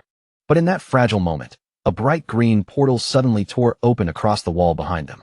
From within the strange glow, the red-eyed leader stepped out and shattered the reunion with a cold warning. He told Huang Ziqing that going back with his mother would only drag him into the same old life, forever trapped beneath her control. The red-eyed leader stood there in his soul walker state, his body intangible and untouchable, completely immune to ordinary damage. With those sinister red eyes fixed on Huang Ziqing, he asked him one simple question: what would he choose if someone offered him enough power to make every dream come true? Huang Huifan's expression changed at once, both confused and alarmed, as she demanded to know who this intruder was. But the red-eyed leader did not even spare her an answer. He focused only on Huang Ziqing, tempting him with grand promises. He could make their guild the strongest in the entire magic capital, raise Huang Ziqing into the top mage, help him kill Shadow, and place him above everyone else on the leaderboards. A cruel smile spread across the red-eyed leader's face as he looked at Huang Ziqing like he had already won. With absolute confidence, he assured him that all those impossible dreams were nothing difficult for him, and that he could help him achieve them with ease. Huang Huifan immediately stepped in front of her son, her protective instincts flaring. She shouted that she would never allow some unknown stranger to deceive Huang Ziqing, then raised her power as glowing purple magical chains formed around her. With a sharp command, she ordered the intruder to freeze where he stood. The phantom chains surged forward under Huang Huifen's control, cutting through the rain like streaks of purple light. With fierce force, she hurled them straight at the red-eyed leader, intending to bind him before he could take another step. But the red-eyed leader did not move at all. He simply stared back with a cold, almost bored expression as the glowing chains passed straight through his intangible body, failing to touch him in the slightest. Huang Huifen froze in disbelief as she watched her attack miss completely. The chains that should have captured him slipped through empty air, and for a brief instant, the failure left her utterly stunned as his intangible form remained unharmed. In the next breath, the red-eyed leader moved. His figure lunged forward with terrifying speed, crossing the distance in a blur before violently seizing Huang Huifen by the head. Using an epic-tier warrior skill that he had most likely stolen from a corpse, the red-eyed leader unleashed a devastating heroic throw. He slammed Huang Huifen headfirst into the ground with brutal force, cracking the concrete beneath her as the impact exploded through the rain-soaked floor. The red-eyed leader stood over the injured Huang Huifen, looking down at her with open contempt. He taunted her for being part of a top guild in Great Xia, yet having strength this disappointing. Then he mocked her ambitions, saying that with such pathetic power, she would never be able to reach the dreams she chased. After crushing Huang Huifen's pride, the red-eyed leader turned his attention back to Huang Ziqing. In a calm, poisonous tone, he admitted that his mother had not lied about everything. The abyssal vase really did corrupt the minds of those who used it over time. But then he revealed the part Huang Huifen had left out. The abyssal corruption was not truly permanent. It could be purified. The moment those words reached Huang Ziqing, his eyes widened in shock, and the red-eyed leader's manipulation sank even deeper. The red-eyed leader claimed Huang Huifen had hidden that truth from him for one reason only, to keep him obedient and under her control. He warned Huang Ziqing that as long as he remained beneath his mother's shadow, he would never gain real freedom, real respect, or the life he deserved. Lying on the broken ground with blood spilling from her wounds, Huang Huifen desperately begged Huang Ziqing not to believe him. She admitted that a purification method did exist, but insisted it required a unique hidden class known as exorcist. Her voice shook as she declared that the only known exorcist had already died. At that moment, glowing red, star-shaped scars suddenly appeared along the red-eyed leader's arm. The marks burned brighter and brighter, until his hand was wrapped in fiery red energy that lit up the dark rain around him. The red-eyed leader lowered his gaze toward Huang Huifen, his red eyes burning with chilling pressure. Then he asked her, in a voice as cold as the night itself, who had ever told her he was dead. Without waiting for an answer, the red-eyed leader poured that burning red energy into Huang Ziqing and activated the exorcism skill. The powerful ability immediately took effect, cutting the buildup of negative status effects in half, including the dangerous abyssal corruption eating away at him.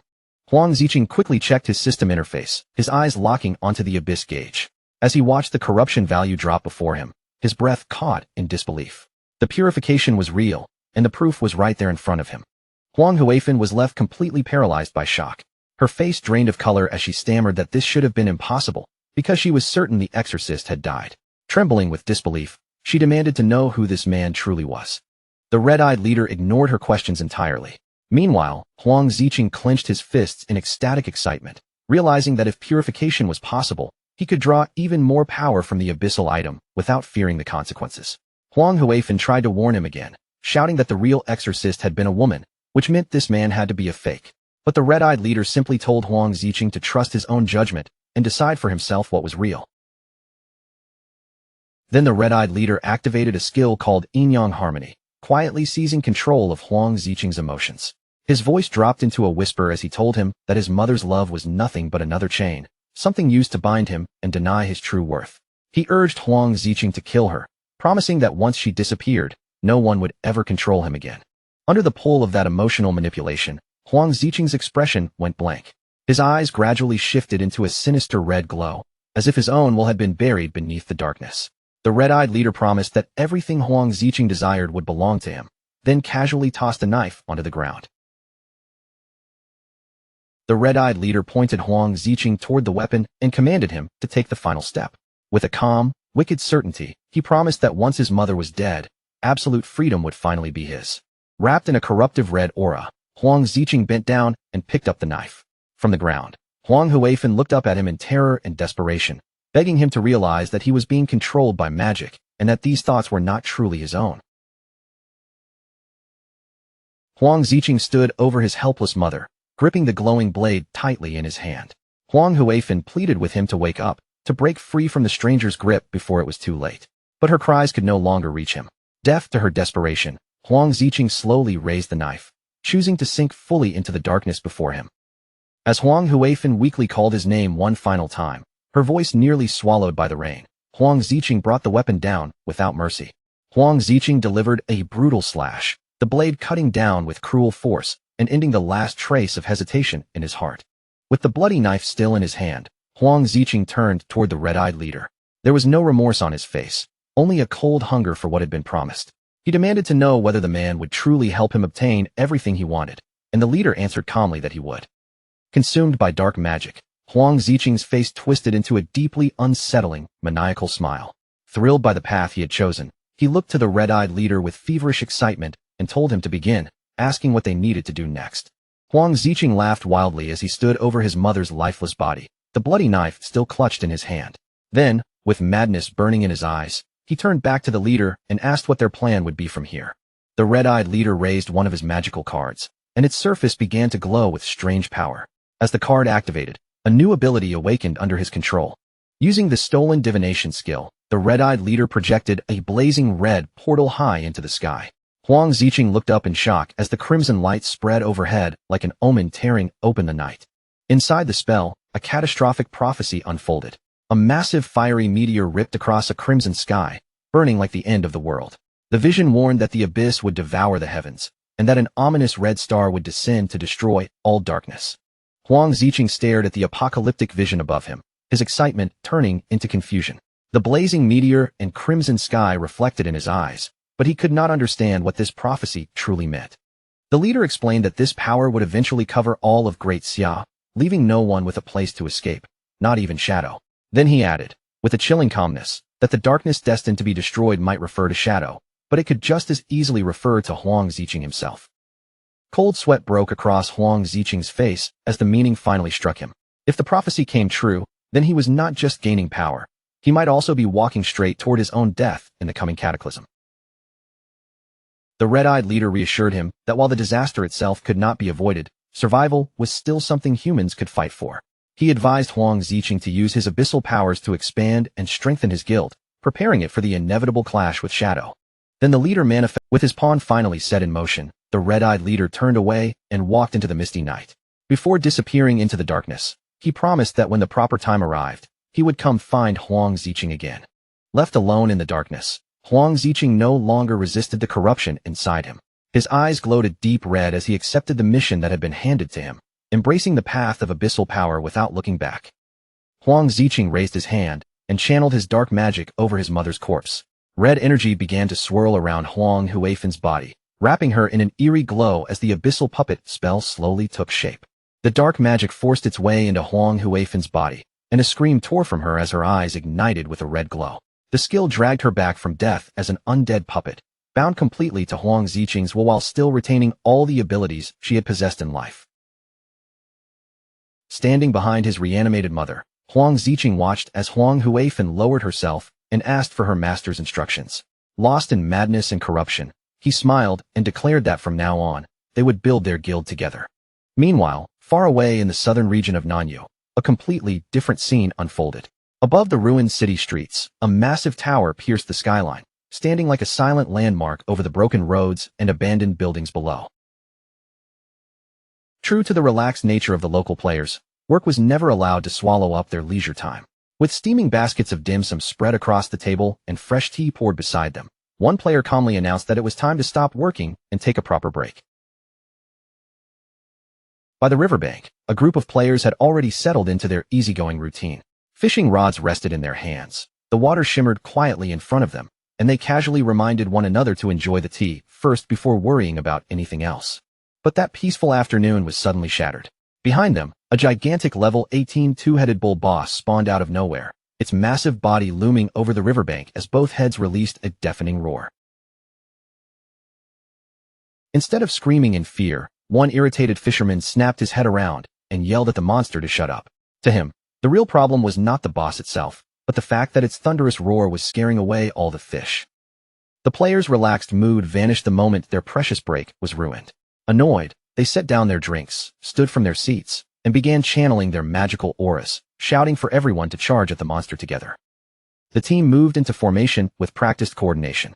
One player immediately fired a freezing beam at one of the bull's heads, locking it down with crowd control so the monster could not smoothly synchronize its spells. An armored warrior and a mage rushed at the front of the assault, taking command as the fight began. They called for the armor-breaking team to strike the boss's weak points first, while the main damage dealers followed up right behind them, urging everyone to finish the battle as quickly as possible. Their attacks landed one after another, tearing through the boss's defenses and rapidly draining its health bar. But as the damage piled up, the monster's eyes suddenly burned brighter, flaring with an intense fiery rage. Forced to the edge, the two-headed beast entered a berserk state. It slammed its power outward in a massive shockwave, cracking the ground beneath everyone's feet and blasting one of the fishermen through the air. The frontline players instantly realized the enraged boss had become far too dangerous to handle directly. Panic spread through the group as they turned and ran, shouting for their guild leader to step in and deal with the beast. Hearing their cries, a tan-skinned young woman with white hair dropped her boba tea without hesitation. Her eyes sharpened into a focused glare as she stepped forward, gripping her fishing rod like it was a deadly weapon. Wearing nothing more than simple sandals, she kicked off the ground with explosive force. Her body soared into the air, flying straight toward the towering monster without the slightest sign of fear. Cursing the beast for ruining their break, she swung her fishing rod with expert control. A glowing green fishing line shot forward through the air, casting cleanly toward the giant bull boss. The magical line stretched outward and began spiraling around the boss at incredible speed. In only moments, it wrapped around the creature's massive body layer by layer, tightening until the bull was completely immobilized. With the monster trapped in place, the guild leader's lips curved into a confident smirk. She steadied her stance in midair, clearly preparing to end the fight with one decisive strike. She yanked the fishing rod back with sharp force, activating her ultimate skill. The razor-like line sliced deep into the monster, carving through its remaining health and delivering the fatal blow that finished the boss instantly. As the guild leader landed, the system announced that she had successfully slain the bull. Her ability had trapped the target first, then inflicted damage based on how much health it had already lost. With its life depleted, the boss dissolved into golden loot orbs scattered across the grass. The surrounding players burst into loud cheers, their earlier panic instantly replaced by excitement. They praised Sister Hai for calculating the damage perfectly, then chanted their fishing-themed guild catchphrase with proud, carefree energy. Sister Hai laughed brightly and declared that protecting the Nanyu region was simply her duty. Her unique hidden class was then revealed as Fishing Master, an assassin-type role that fought from range with a fishing rod, perfectly matching the relaxed lifestyle of her guild. Just then, one guild member called out that the tea was ready. The entire group immediately forgot the battlefield mood and happily rushed back toward their tables, leaving the loot orbs lying in the grass for later so they would not miss tea time. Sister Hai smiled, waved casually, and followed her team back toward their peaceful break. For the moment, even the spoils of battle could wait behind them in the open grass. As the Nanyu players enjoyed their tea and chatted without a care, the glowing loot orbs remained untouched near the battlefield. None of them noticed that, from the nearby bushes, a faint sound quietly broke the calm. A bald, scarred man with blue eyes peeked out from the cover of the bushes. He was a remnant of the Black Dragon Guild, and he scoffed at the Nanyu Guild for abandoning valuable loot just to enjoy tea. With a greedy look, he signaled his men to move in. The Black Dragon members activated a level 15 group stealth skill called Shadow Veil. A camouflage dome spread around them, hiding their figures as they crept forward and greedily scooped up the abandoned golden orbs. While the Nanyu players continued chatting happily about fishing, the hidden thieves snickered under their stealth. To them, this was the perfect moment to strike, while their targets were relaxed and completely off guard. Dropping their stealth at the right moment, the Black Dragon leader, Zentile, activated a buff called Boiling Blood Domain. A fiery aura erupted around him, boosting the attributes of his allies as he ordered them to slaughter the fishermen.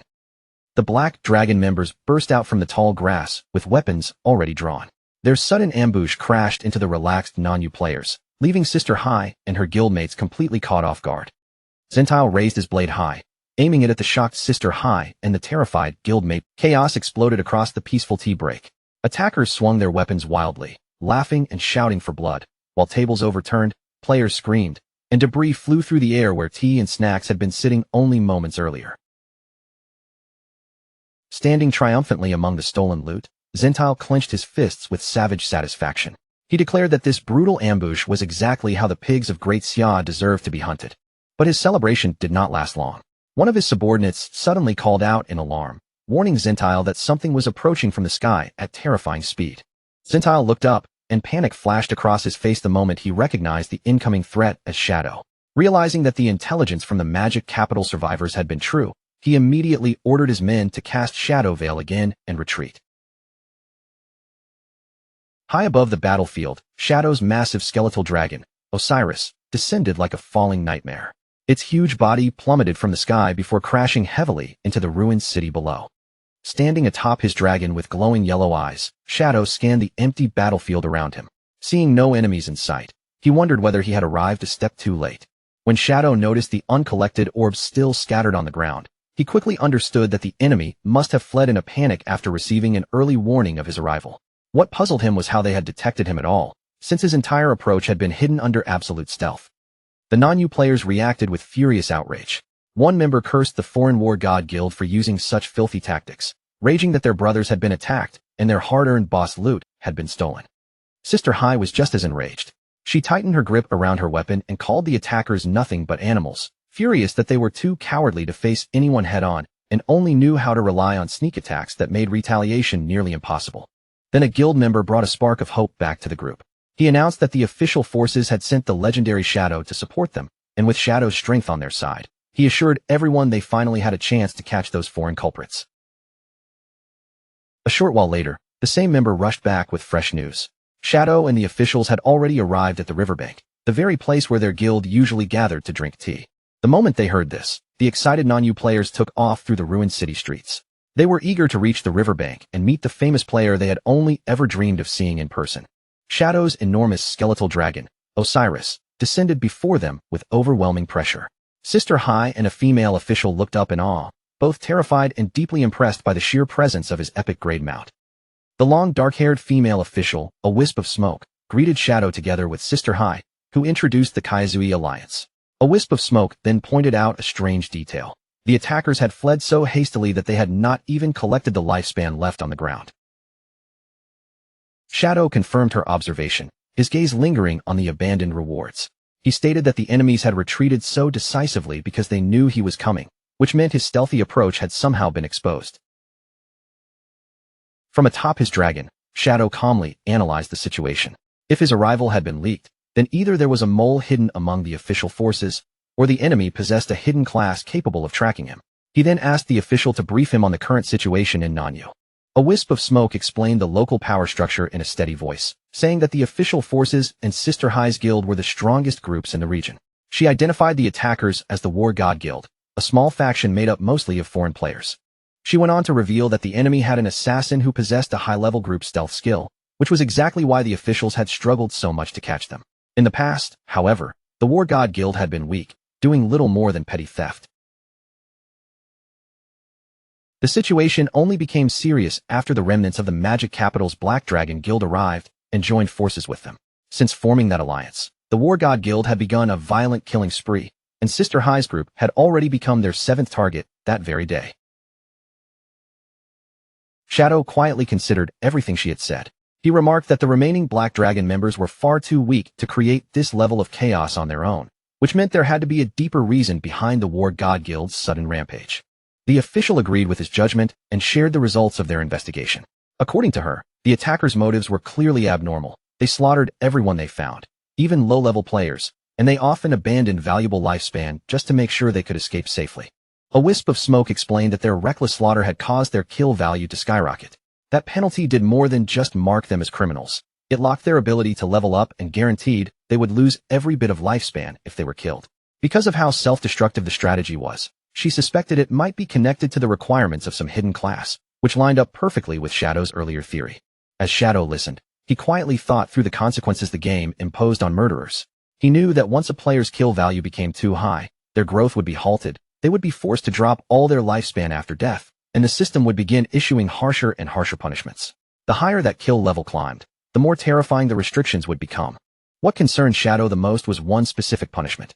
If a player's kill value reached a truly dangerous level, it could draw out the Executioner, a horrific multi-armed demonic entity that existed purely to punish killers. And once the Executioner appeared, Escape was almost impossible. It would hunt the marked player without rest, chasing them down until they were completely and permanently erased. Shadow silently wondered whether the War God Guild was deliberately trying to summon the executioner, though he still could not understand what they would gain from doing something so suicidal. What troubled him even more was the enemy's timing. They had predicted his movements and pulled off a clean retreat before he ever reached the battlefield.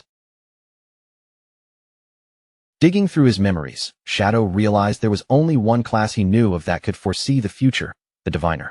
And the only known diviner had been Theodore, the very person Shadow had personally assassinated during the airplane ambush. Then a chilling possibility flashed through Shadow's mind. Back then, he had not used his weapon's special curse to make Theodore's death permanent. That meant someone from Country M might have possessed a rare item or hidden class capable of using the dead, allowing them to steal Theodore's divination power even after his body was gone. Determined to trace the source of the leak, Shadow looked down from his dragon toward a wisp of smoke and Sister High. In a calm but firm voice, he asked them for the exact location of the War God Guild's hideout. A wisp of smoke told him their base was an underground. Shadow remained completely unfazed by the warning. He simply told her to lead the way, saying that if they wanted to uncover the enemy's true motive and learn how their foresight worked, they only needed to break into the base and capture one member for interrogation. Deep underground inside the Blood Slaughterhouse, a sinister industrial facility glowed beneath harsh red lights. Metal corridors stretched through the hideout, while armed guards moved through the facility on active patrol. Far deeper within the base, a dark-skinned man with tribal tattoos and glowing red eyes approached Zentile, the leader of the Black Dragon remnants. With a confident look, he asked whether the intelligence he had provided had proven useful. Zentile confirmed that the information had been completely accurate. Shadow had descended from the sky exactly as predicted, and Zentile admitted that without the tattooed man's warning, his entire group would have been slaughtered before they even knew what hit them. The tattooed man smirked as his red eyes glowed brighter. Then he repeated Theodore's original prophecy, speaking of a pitch-black dragon knight arriving silently, of the lucky ones retreating in time, and of an ominous red star that would descend to destroy all darkness. With growing excitement, he told Zentile that the first part of the prophecy, delivered by their mysterious lord, had already come true through Shadow's arrival. He insisted that if they gathered enough kill value, they could summon the ominous star and use it to annihilate Shadow completely. Balancing on the bandaged stump where his leg had once been, the tattooed man declared that Shadow's death was already inevitable. In his mind, once Great Xia lost its strongest player, the remaining forces would be left defenseless, giving his lord the perfect chance to lead Country M's elites in wiping them out. His voice grew heavier with resentment as he recalled everything that had happened to them. Shadow and the Magic Capital officials had driven their guild all the way to the Nanyu border, killed Theodore, and now cornered them again in Nanyu with nowhere left to run. The more he spoke, the more twisted his expression became. Rage contorted his face as he swore that all the pain and humiliation he had suffered would be paid back in blood. He began naming the people he wanted to destroy. Once Shadow was dead, he declared that his first target would be the young pink-haired witch from the Sky Guild. Then he blamed Shadow's allies for costing him his arm and leg. As Lin Qingyu's face appeared in his mind, he viciously promised to tear at the Magic Capital official's hair and make her suffer for what had happened to him. At last, his thoughts turned to Captain Inyu, the Zhanghai official. His hatred became even uglier as he described the vile revenge he imagined carrying out against her after their side finally won. Zentile and his men listened with dark chuckles, clearly amused by the man's cruel fantasies. Zentile even admitted that the violent speech had stirred their blood. But soon after, his expression hardened, and suspicion crept back into his eyes. Zentile questioned him directly, pointing out the obvious flaw in the story. If Theodore the Diviner had already been killed by Shadow, then there should have been no way for them to receive any new prophecies. His distrust only deepened as he demanded proof that the prophecy was real. Zentile warned that he would not let himself and his men be used as disposable pawns while the foreigner escaped safely back to his own homeland. The tattooed man merely smirked at the accusation. He said he understood Zentile's doubts perfectly, because he had once questioned everything the same way before he personally met their lord. To prove his words, the tattooed man pulled out a magical card. Red flames immediately ignited across its surface, and he told the cautious Zentile to watch carefully. Then, declaring that he would return to Country M immediately, he activated the card. A red spatial portal opened above him, its glow spreading across the hideout like burning blood. One of the bald guild members stared at the spell in shock. He recognized it at once as one of Theodore's abilities. But what happened next stunned everyone. Instead of simply transporting the tattooed man away, a figure wrapped in dark, fiery energy stepped out from the portal. The tattooed man froze in disbelief. instantly recognizing the newcomer as the very lord he had been talking about. The new arrival was the red-eyed leader. He turned his gaze towards Zentile, and as he addressed him, a glowing blue holographic screen materialized in front of the Black Dragon leader. Zentile stared at the floating screen, his eyes widening in complete shock. On the screen was a live feed of the tattooed man, standing at the Statue of Liberty. A message beside the image confirmed that he had already returned to Country M. As Zentile watched the broadcast, tears welled in his eyes. Continental teleportation magic was real. The red-eyed leader had not only crossed impossible distance, he had used the skill to swap places with the tattooed man. Overwhelmed by this almost godlike power, Zentile and his subordinates dropped to their knees without hesitation. Filled with awe and desperation, Zentile pledged absolute loyalty to the mysterious man and begged him to take them back to their homeland. The red-eyed leader agreed, but only under one condition. Before they could return home, they had to summon the ominous star and kill Shadow. As he spoke, he quietly activated Yin-Yang Harmony, the powerful spell that twisted and controlled emotions. The mind-altering magic took hold almost instantly. Zentile and his men's eyes flared with a fanatical red light, and their faces twisted with manipulated bloodlust. Consumed by the artificial rage, they roared their desire to kill, becoming perfect pawns for the red-eyed leader's plan. Meanwhile, back on the surface beneath a cloudy reddish sky, Shadow arrived at the target location with Sister Hai and another non-U player beside him. The group looked down into a sunken area filled with ominous red mist. The player pointed toward a massive concrete bunker below and told Shadow that this was the War God Guild's hideout, the underground base known as the Blood Slaughterhouse. The male player quickly warned Shadow to stay cautious. The enemy's hideout was extremely dangerous, and once someone entered, the layout became difficult to navigate safely. He explained that the War God Guild deliberately kept the outside barrier turned off to lure enemies inside. Once intruders stepped in, they would be trapped in a maze full of deadly mechanisms. During a past raid against the Black Dragon leader Zentile, those hidden traps had caused heavy losses for their forces. Shadow corrected him calmly, saying the hideout did not have an outside barrier at all. Its defense depended entirely on traps built inside the base. After acknowledging the danger, Shadow looked at the player and asked for his name. The player introduced himself as Unlucky Agwang. Despite the gloomy nickname, he insisted that his luck was actually pretty good, even though some strange curse seemed to follow him everywhere. Teams around him often died. Bosses went berserk, and teammates always managed to trigger traps, but he explained that a wisp of smoke had sent him as a guide in exchange for a generous reward. Sister Hai gritted her teeth and angrily added that the War God Guild itself was not truly strong. The real problem was their fortified bunker and their cowardly hit-and-run tactics, which made it nearly impossible for the authorities to wipe them out in a fair fight. On top of that, the base's internal alarms were always active. The moment anyone broke in, Zentile would be alerted, giving the Black Dragon leader more than enough time to escape before they could reach him. Shadow brushed aside their worries without hesitation. He revealed that hideouts like this were powered by a central crystal. If he could seize that crystal, the entire base would become his property, leaving the enemies with no shelter and making them much easier to crush. Shadow told Sister Hai and Unlucky Agwang to remain safely outside on the cliff while he entered alone. He had only taken a step forward when Unlucky Agwang hurriedly stopped him. Sister Hai immediately volunteered to guide Shadow herself, warning that facing the hidden traps alone would be a terrible idea. Unlucky Agwang agreed, saying her experience from the previous failed raid could help them avoid danger. After a brief pause, Shadow accepted and allowed her to lead the way. Shadow then turned to Unlucky Agwang and said he did not want his bad luck ruining the mission. Embarrassed, Unlucky Agwang quickly defended himself, insisting that his unlucky name was just a joke. In fact, he argued, surviving this apocalyptic game until now was proof that his luck was actually better than most people's. Shadow ignored his excuses, but he still allowed them to come along. He warned both of them that if an emergency happened, they would have to protect themselves. The two eagerly agreed, and together, the trio jumped down from the cliff toward the bunker's red-lit entrance. The moment they entered the Blood Slaughterhouse, a piercing system alarm echoed through the red-lit corridors, warning everyone inside that intruders had breached the base. Zentile, the leader of the Black Dragon remnants, slowly lifted his head toward the blaring alarm. The moment the warning echoed through the Blood Slaughterhouse, his expression tightened, and the confidence on his face hardened into caution. The red-eyed leader glanced over and asked what was happening. One subordinate casually guessed that the local officials had simply come back to throw their lives away, but Zentile narrowed his eyes. His instincts told him the intruder was probably Shadow, and he silently wondered whether the traps inside his base could truly stop that famous monster. Wanting certainty before making his move, Zentile turned to the red-eyed leader and asked him to use his foresight. He needed to know how this situation would end, because that answer would decide whether they should stay and fight or abandon the hideout and run. The red-eyed leader agreed without hesitation. Drawing on the stolen power under his control, he summoned a glowing red magical card, its surface burning with ominous light, and activated the skill known as Omen of the Star God. A vision unfolded above them, revealing the exact same prophecy once again. A black dragon knight would arrive in silence, a lucky one would escape, and a red star would descend to destroy the darkness.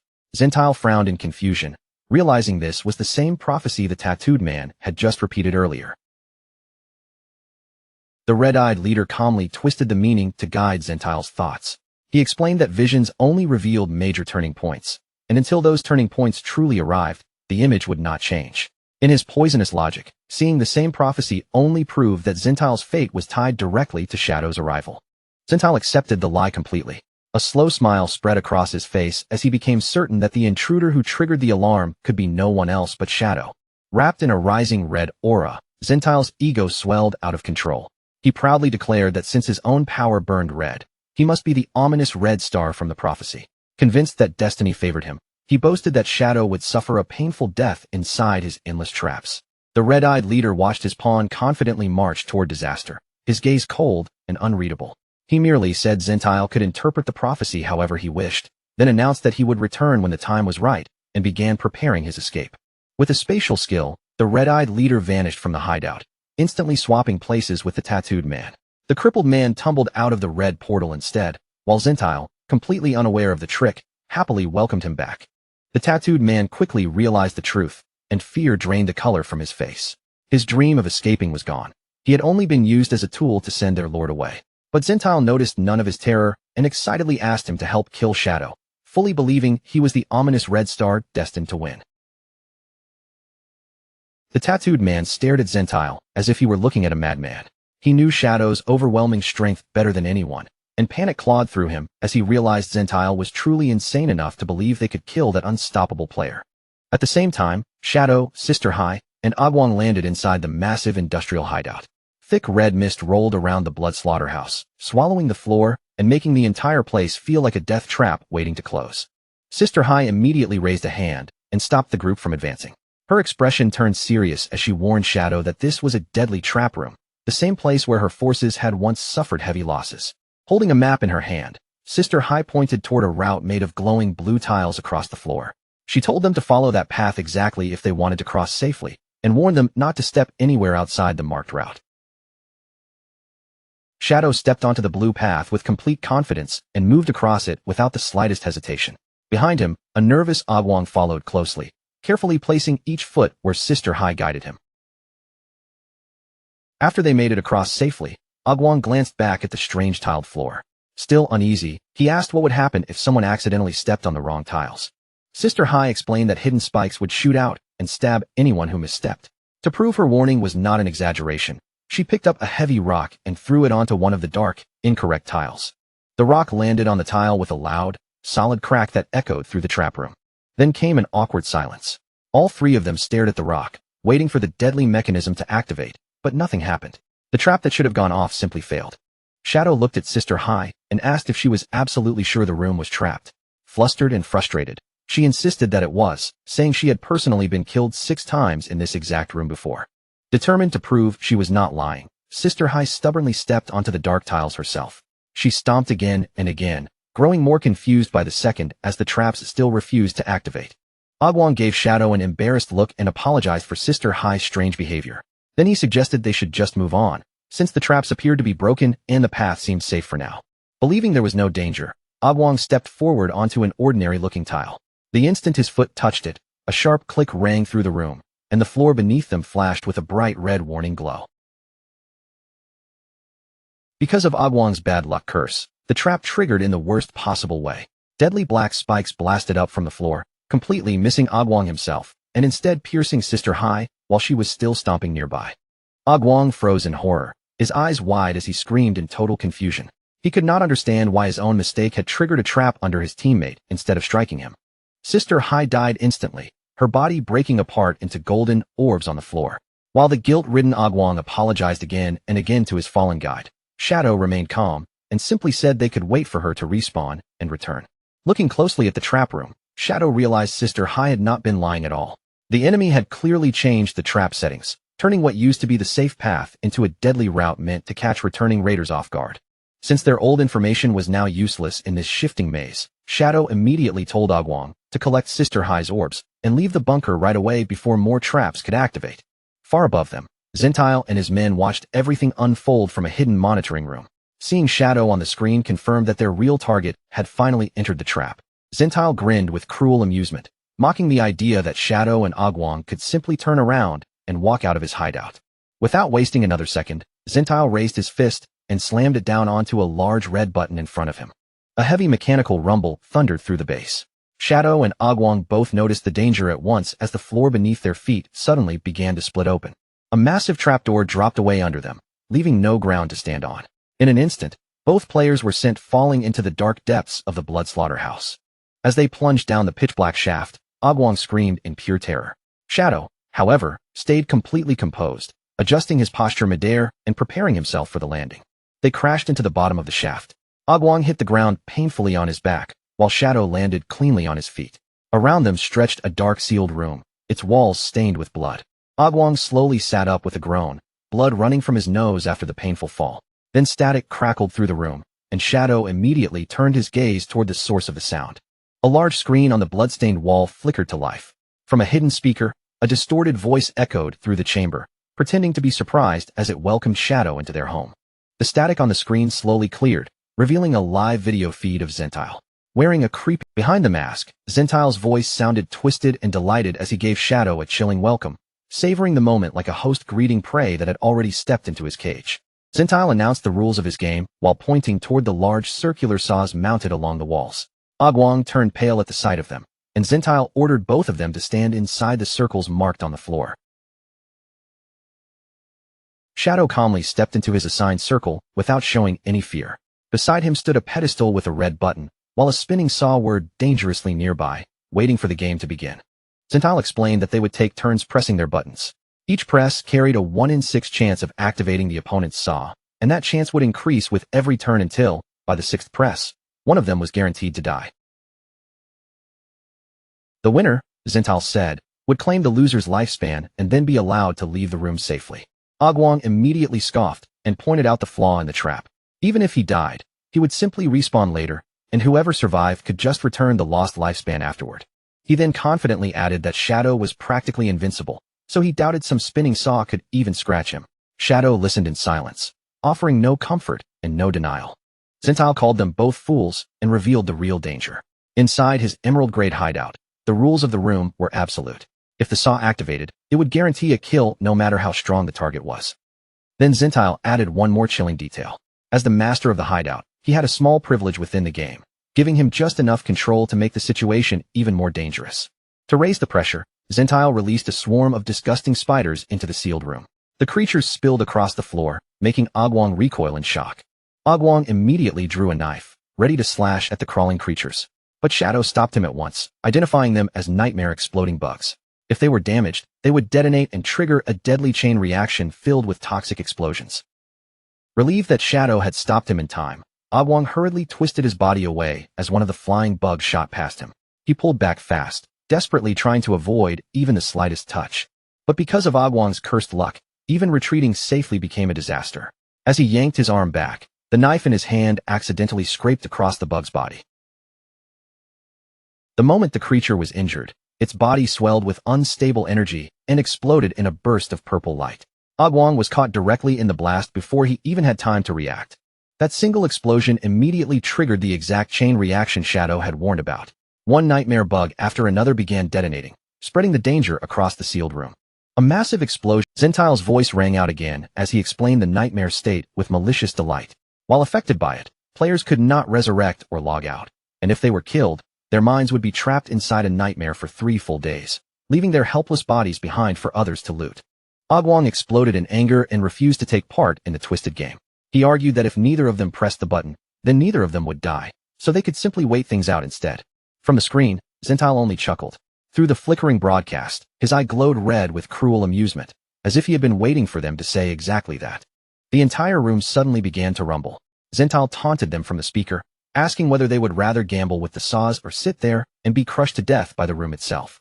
Agwang turned pale as the spiked walls on both sides began closing in. Zintal reminded them with a mocking tone that pressing the buttons was the only way to slow the walls down.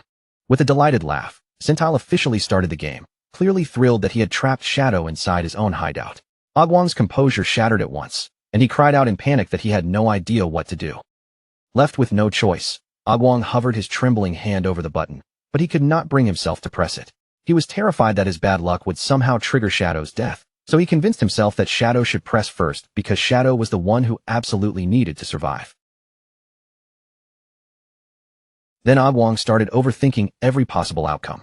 If Shadow survived the first press, the odds would rise on Agwang's turn, making the next choice even worse. His fear spiraled out of control, and he began babbling helplessly, unable to make a decision.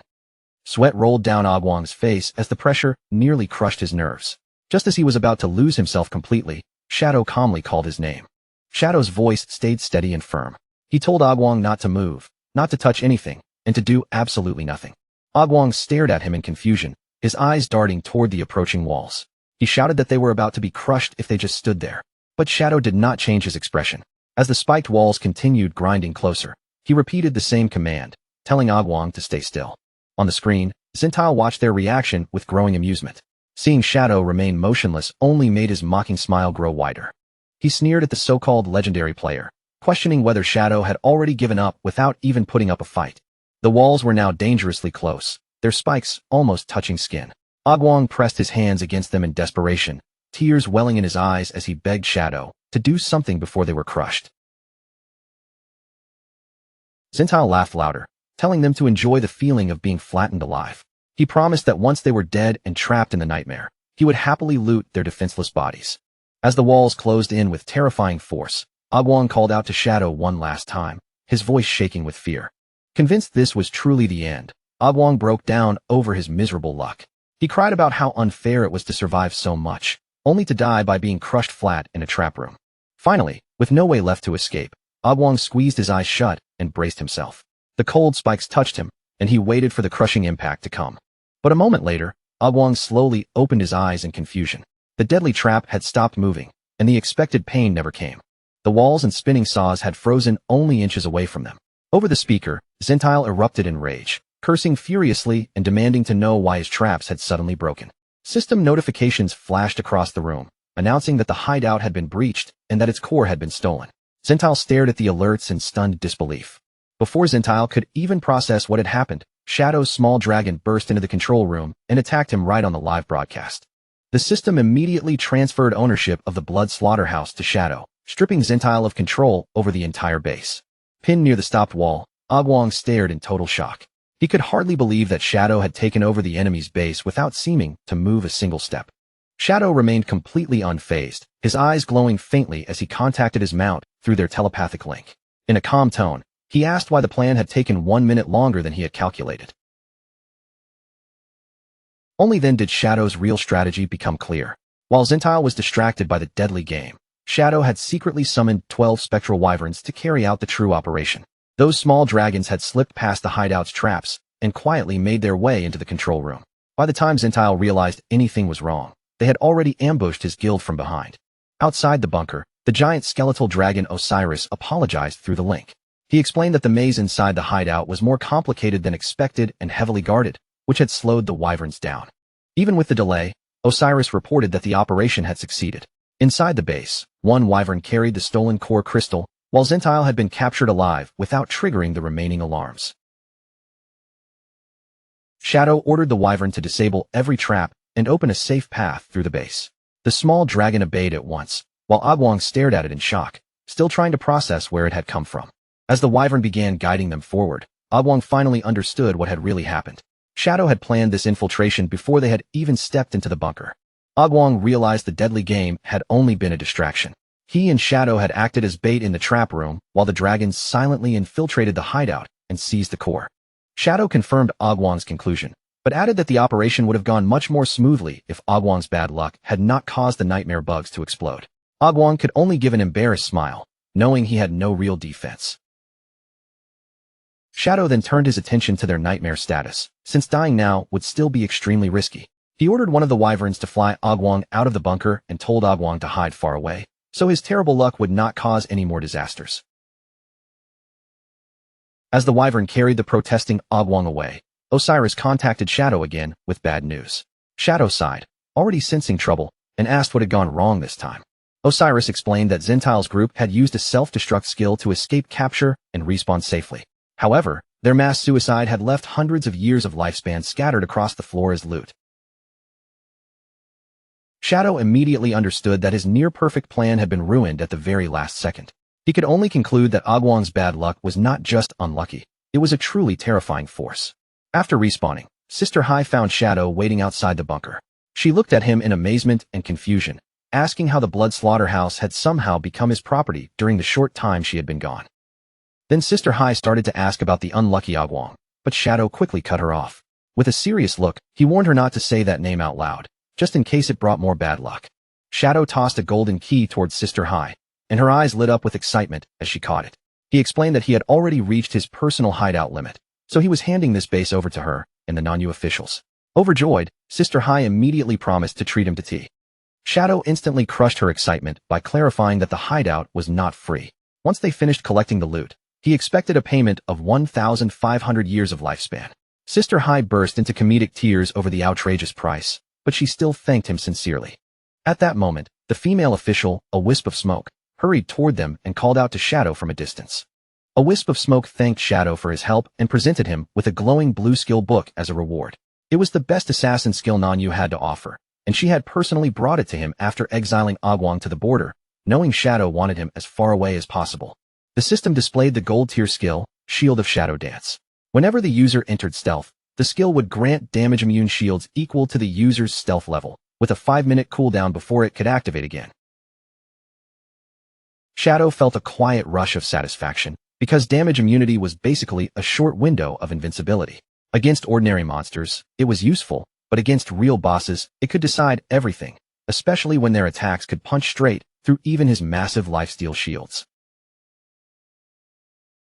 Without wasting any time, Shadow opened his system panel and poured his saved evolution points into the skill book. In a flash, the book's rank climbed from gold tier all the way up to epic tier. The upgrade immediately paid off, cutting the skill's cooldown down to just a little over 20 seconds. Shadow activated the skill, and a cold blue aura instantly wrapped around his body.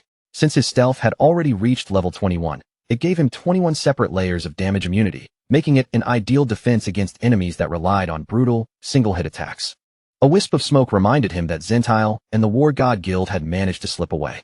Her expression turned uneasy, because after this failure, those enemies would definitely become more cautious, and probably even more dangerous. Then she complained that Nanyu players were peace-loving people who absolutely hated being dragged into stressful conflicts. The more she thought about it, the darker her imagination became.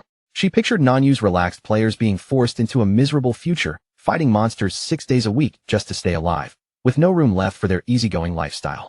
That horrifying grinding routine instantly terrified Sister Hai. She cried out that she would rather die than lose her precious 3 o'clock tea time, while the official beside her also broke down, mourning the peaceful days they were about to lose. Watching the two of them weep as if hard work were the end of the world, Shadow suddenly recalled a secret from his past life. The reason Nanyu players could remain so relaxed during the apocalypse was that their region had some of the strongest hidden classes. If they were not so unbelievably lazy, Nanyu might have become the most powerful region of all. Shadow finally spoke up and settled them down. He promised that he would stay in Nanyu until Zentile was caught, and while he remained there, he would also help raise their combat strength so they could protect themselves when trouble came. Sister Hai and a wisp of smoke quietly celebrated behind their tearful faces. The official even felt secretly proud, thinking that no matter how powerful Shadow was, even he could not withstand crying women. Their fake sadness had worked perfectly and successfully won his help. The women immediately brightened up, cheering with excitement and thanking Shadow again and again. They quickly brought up the idea of teaming up to fight bosses, but even then, they shamelessly laid out their lazy schedule first. They wanted to work only from 9 to 6, keep their tea break, and still take weekends and holidays off. Shadow was left speechless by how casually lazy they were. In the end, he simply told them to form a party so he could carry them through leveling. At the same time, he ordered their subordinates to start scouting for any bosses ranked Emerald tier or higher. The girls burst into celebration, absolutely thrilled that a top-tier player would be doing the difficult fighting for them while they got to enjoy the game with almost no effort. Shadow summoned his skeletal dragon, Osiris, and the massive creature lifted the women up as they took to the sky. While flying, a wisp of smoke reported that an emerald-tier boss had been found, the highly toxic Blackfish King. The creature hid beneath layers of black water slime, which made it immune to ranged attacks. Shadow told them to guide him there, and also ordered them to keep him updated on Zintile's movements. Before long, they arrived at a quiet riverbank near a ruined city, surrounded by thick forest and heavy silence. At the river's edge, Shadow paused in confusion when he saw Sister Hai sitting there calmly with a fishing rod. Instead of preparing for a boss fight, she looked like she had come for a peaceful afternoon by the water, so he asked what exactly she was doing. Sister Hai quickly shushed him and kept her eyes fixed on the river. She explained that this boss could only be lured out by fishing. Then she warned him that once its health fell below 30%, it would dive back underwater and recover at a terrifying speed, making it extremely difficult to finish off. A wisp of smoke suggested that Shadow should first clear out the low-level monsters nearby and use them to build up energy for his stronger attacks. Shadow glanced at her in surprise, not expecting her to understand the details of his energy-gathering mechanics. Her face turned red, and the official shyly admitted that she was actually a huge fan of his. To prove it, she pulled out her phone and showed him the screen. Her lock screen was a secretly taken photo of Shadow, and she proudly said she had watched his boss fights hundreds of times. Shadow stared at the image in silence, completely speechless at how obsessed she was. Before the awkward moment could continue, several large frog monsters suddenly appeared and interrupted them. A wisp of smoke immediately asked whether he wanted to use these monsters to stack combo energy, and Shadow gave a quick nod. Shadow moved first, sending out sharp shadow blades that tore through the air and slashed straight into the frog monsters. The attack wiped the monsters out instantly. A wisp of smoke pointed out that his damage was simply too high to build combos properly. Shadow let out a helpless sigh, realizing that his slow but powerful attacks were killing enemies before he could gather enough energy from them. Seeing him run into that problem, a wisp of smoke quickly offered to help. She summoned a glowing golden figure beside her, then asked Shadow whether he wanted to try her special buff and solve his energy issue another way. Shadow looked at her with clear confusion, wondering what kind of strange technique she was talking about. A purple glow rose around the official as she revealed her hidden class, a succubus who specialized in curses. Her ultimate skill could reduce a target's stats by 80% without needing combo energy. But then she added a suspicious condition, saying the casting time was long and they would need to be completely alone in private. With her cheeks flushed, she leaned closer and boldly told Shadow that she only wanted to use this intimate technique on him. Then she asked, with barely hidden expectation in her eyes, whether he would agree. Shadow showed no interest at all. He rejected her flatly, turned around, and walked away, leaving her standing there in obvious disappointment. Shadow calmly declared that he already had his own method for gathering energy. He looked toward his dragon and commanded Osiris to gather all the remaining monsters together in one place. Osiris spread its skeletal wings and rose into the air, then released a dark magic vortex that swept across the area and lifted the frog monsters off the ground. The swirling darkness tightened around them, trapping the monsters inside a dense sphere of purple energy as they were forced together in midair. A wisp of smoke stared up at the scene in awe, stunned by the sheer force of Osiris's power. With all the targets packed tightly together, Shadow bent his knees and launched himself high into the sky. While suspended beneath the trapped monsters, Shadow unleashed Dark Night Ringblade. A massive circular wave of red energy expanded outward, slicing cleanly through the enemies caught inside the dark sphere. The official froze when the damage numbers exploded across the battlefield. There were so many zeros that she screamed she could not even count them. The moment Shadow landed back on the ground, she shouted excitedly, unable to hold back her amazement. Now that his combo energy had reached its maximum, Shadow said he was ready. He turned to Sister Hai and asked whether the boss had taken the bait. Almost at that exact moment, her fishing rod bent violently, and as she struggled against the force, she shouted that the fish was hooked. With one powerful pull, Sister Hai dragged a gigantic dark-scaled fish out of the water, shouting her guild's catchphrase as it burst into view. But right after landing the catch, she quickly retreated, leaving the real battle to Shadow. A huge red slash crashed into the fish's body, instantly dealing 40,000 points of damage. Standing on top of the highly toxic Blackfish King, Shadow immediately noticed the problem. The black slime coating its body reduced incoming damage by 90%. If he failed to kill it in a single burst before its health dropped under 30%, the boss would simply escape back into the water. The giant beast let out a furious roar, pulling its head back as dark poisonous liquid gathered in its mouth. The Blackfish King unleashed its rotten mud attack, sending a wave of toxic sludge surging toward the riverbank. Sister Hai and the official instantly turned and ran in panic, knowing that even touching that poison could be deadly. Shadow ignored the incoming danger and raised his power instead. Several golden orbs appeared around him, and inside each one waited a Shadow clone, all ready to strike at the same time. In a burst of blue light, Shadow and his clones activated Instant Shadow, slashed together. Their attacks flashed across the boss's throat, cutting deep and dealing a heavy blow to the massive creature. Shadow landed lightly on the muddy riverbank. At first, he had planned to kill the boss in a single hit, but then he decided this was the perfect chance to test another ability. A purple light flickered in his eye as dark energy gathered around his body. The timing was just right for him to try out his newly obtained finishing move. Shadow activated his Endless Nightmare ultimate, and purple flames instantly spread across the giant fish's body. The skill forced enemies to accumulate a nightmare gauge every second, while Shadow's own attacks pushed that meter even higher. Wrapped in a deep purple aura, Shadow controlled the dark spell with steady focus. The skill boosted his damage by 80%, and once the nightmare gauge reached 100, the enemy would be dragged into a full nightmare state.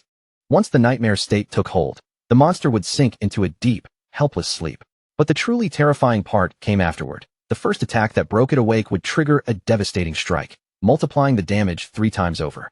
With the boss already trapped inside the nightmare, Shadow rushed in again and drove another Instant Shadow slash straight toward its throat. The critical hit burst open in an icy blue explosion, and Shadow immediately kicked back through the air, pulling himself out of the blast range. The system notification appeared right after, confirming that the Emerald-grade boss had been killed.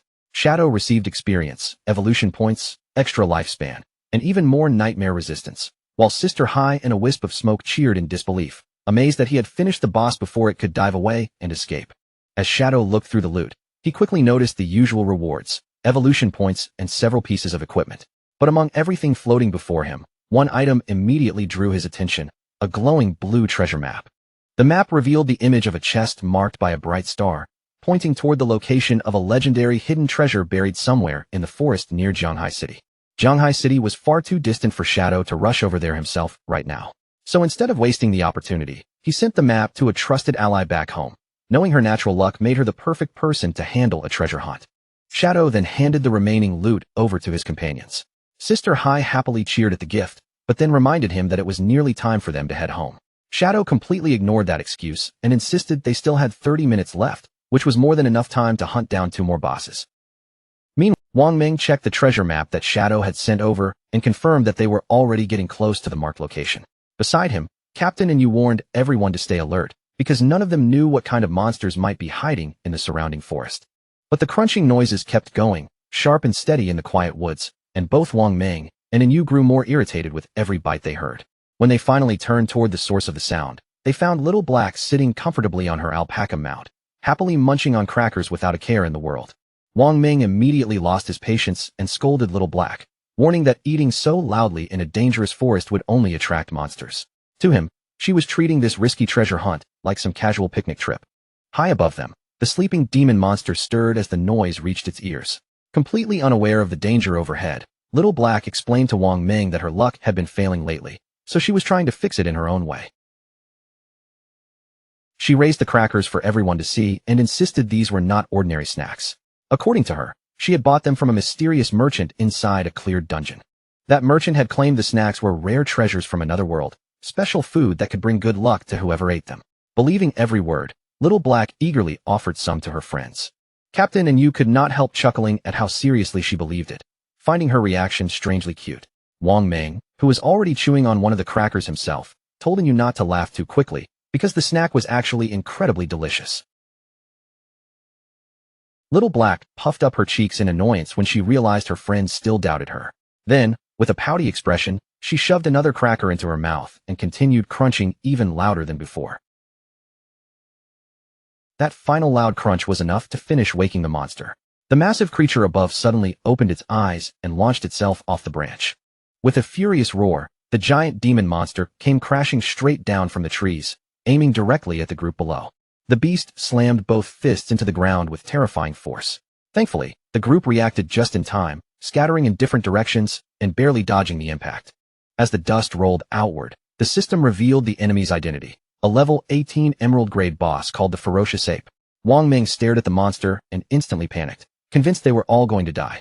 The Ferocious Ape roared again, its red eyes locking onto the source of the noise, before it violently sent Little Black flying deeper into the forest. To everyone's shock, the ferocious ape did not continue attacking the rest of the party. While Little Black and her alpaca were sent flying through the air, her companions finally snapped out of their shock and rushed off to find her. At the same time, the crackers scattered everywhere, bouncing off Little Black before raining down around the treasure chest below. The moment the snacks struck the chest, the star emblem on its surface suddenly flashed. A pair of eyes opened on the wooden lid, and a low growl rumbled from inside it. The chest snapped open like a living mouth, revealing rows of sharp teeth and a huge tongue twisting inside. A system alert immediately identified it as a level 20 emerald-grade boss, the Greedy Devourer. Little Black screamed in terror and scrambled backward, finally realizing that the legendary treasure she had come to find was actually a deadly monster waiting in disguise. Frozen on the ground, she suddenly understood how close she had come to dying. If those crackers had not hit the chest first and triggered it early, she would have been swallowed the moment she tried to open it herself. Then she noticed the monster happily eating the crackers scattered around it, and her fear eased just a little. In her mind, the mysterious merchant had not lied after all. The snacks really had brought her good luck and saved her life at the most dangerous moment. But that relief did not last long.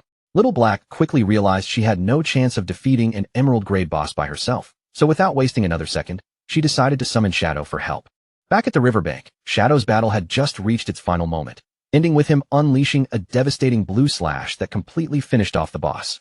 From the cliff above, Sister High and the official, a wisp of smoke, cheered loudly for Shadow's overwhelming power as he stood victorious beside the glowing loot. Shadow told his companions to hurry up and collect the drops so they could move on to the next boss. The women looked at the treasures in front of them and could not help marveling at the rewards. Then a timer appeared, showing that it was already 8 o'clock in the evening.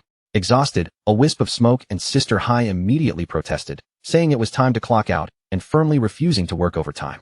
Living up to Nanyu's famously relaxed playstyle, the two women cheerfully said goodbye and told Shadow they would see him again at 9 in the morning, then left him standing there all by himself. Shadow's brief moment of solitude was suddenly interrupted by an urgent message from Little Black. She said she had found a legendary treasure, but it turned out to be a powerful mimic monster that she could not beat, and now she was desperately begging for rescue. Shadow immediately asked for her coordinates. Once he received the location, he mounted his skeletal dragon, Osiris, and flew straight toward her without delay.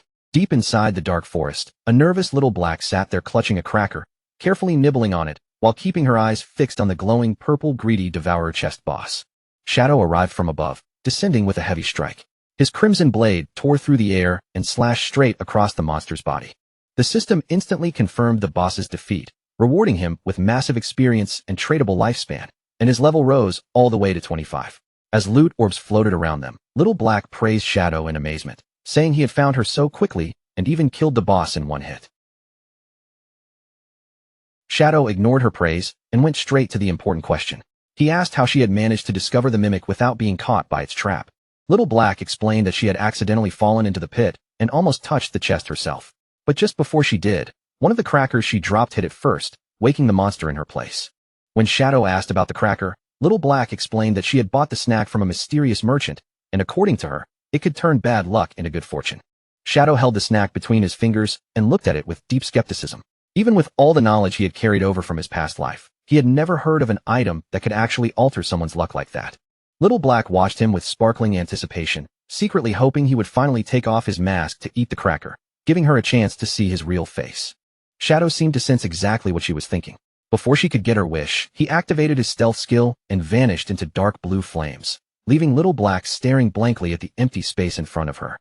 A moment later, Shadow reappeared with his mask still perfectly in place. He gave her a casual thumbs up and said the snack tasted good, making Little Black pout as she playfully accused him of being far too shy. Turning his attention to the real blue chest, Shadow explained just how dangerous the mimic had been. Any player swallowed by it would be trapped inside its stomach, unable to log out, and could even starve in the real world. Only after defeating the mimic safely would the actual treasure reveal itself. Shadow opened the chest and received a fresh wave of rewards, including evolution points and several pieces of equipment. Among the loot, 2 items stood out immediately, a map and a key connected to the city of unjust death. Shadow's eyes widened in genuine astonishment the moment he recognized the key, because this was an artifact so rare that even he had to stop and take it seriously. Shadow stared at the rare drop in disbelief, his gaze lingering on it for a long moment. For the first time, he seriously wondered whether Little Black's strange cracker had actually improved her luck.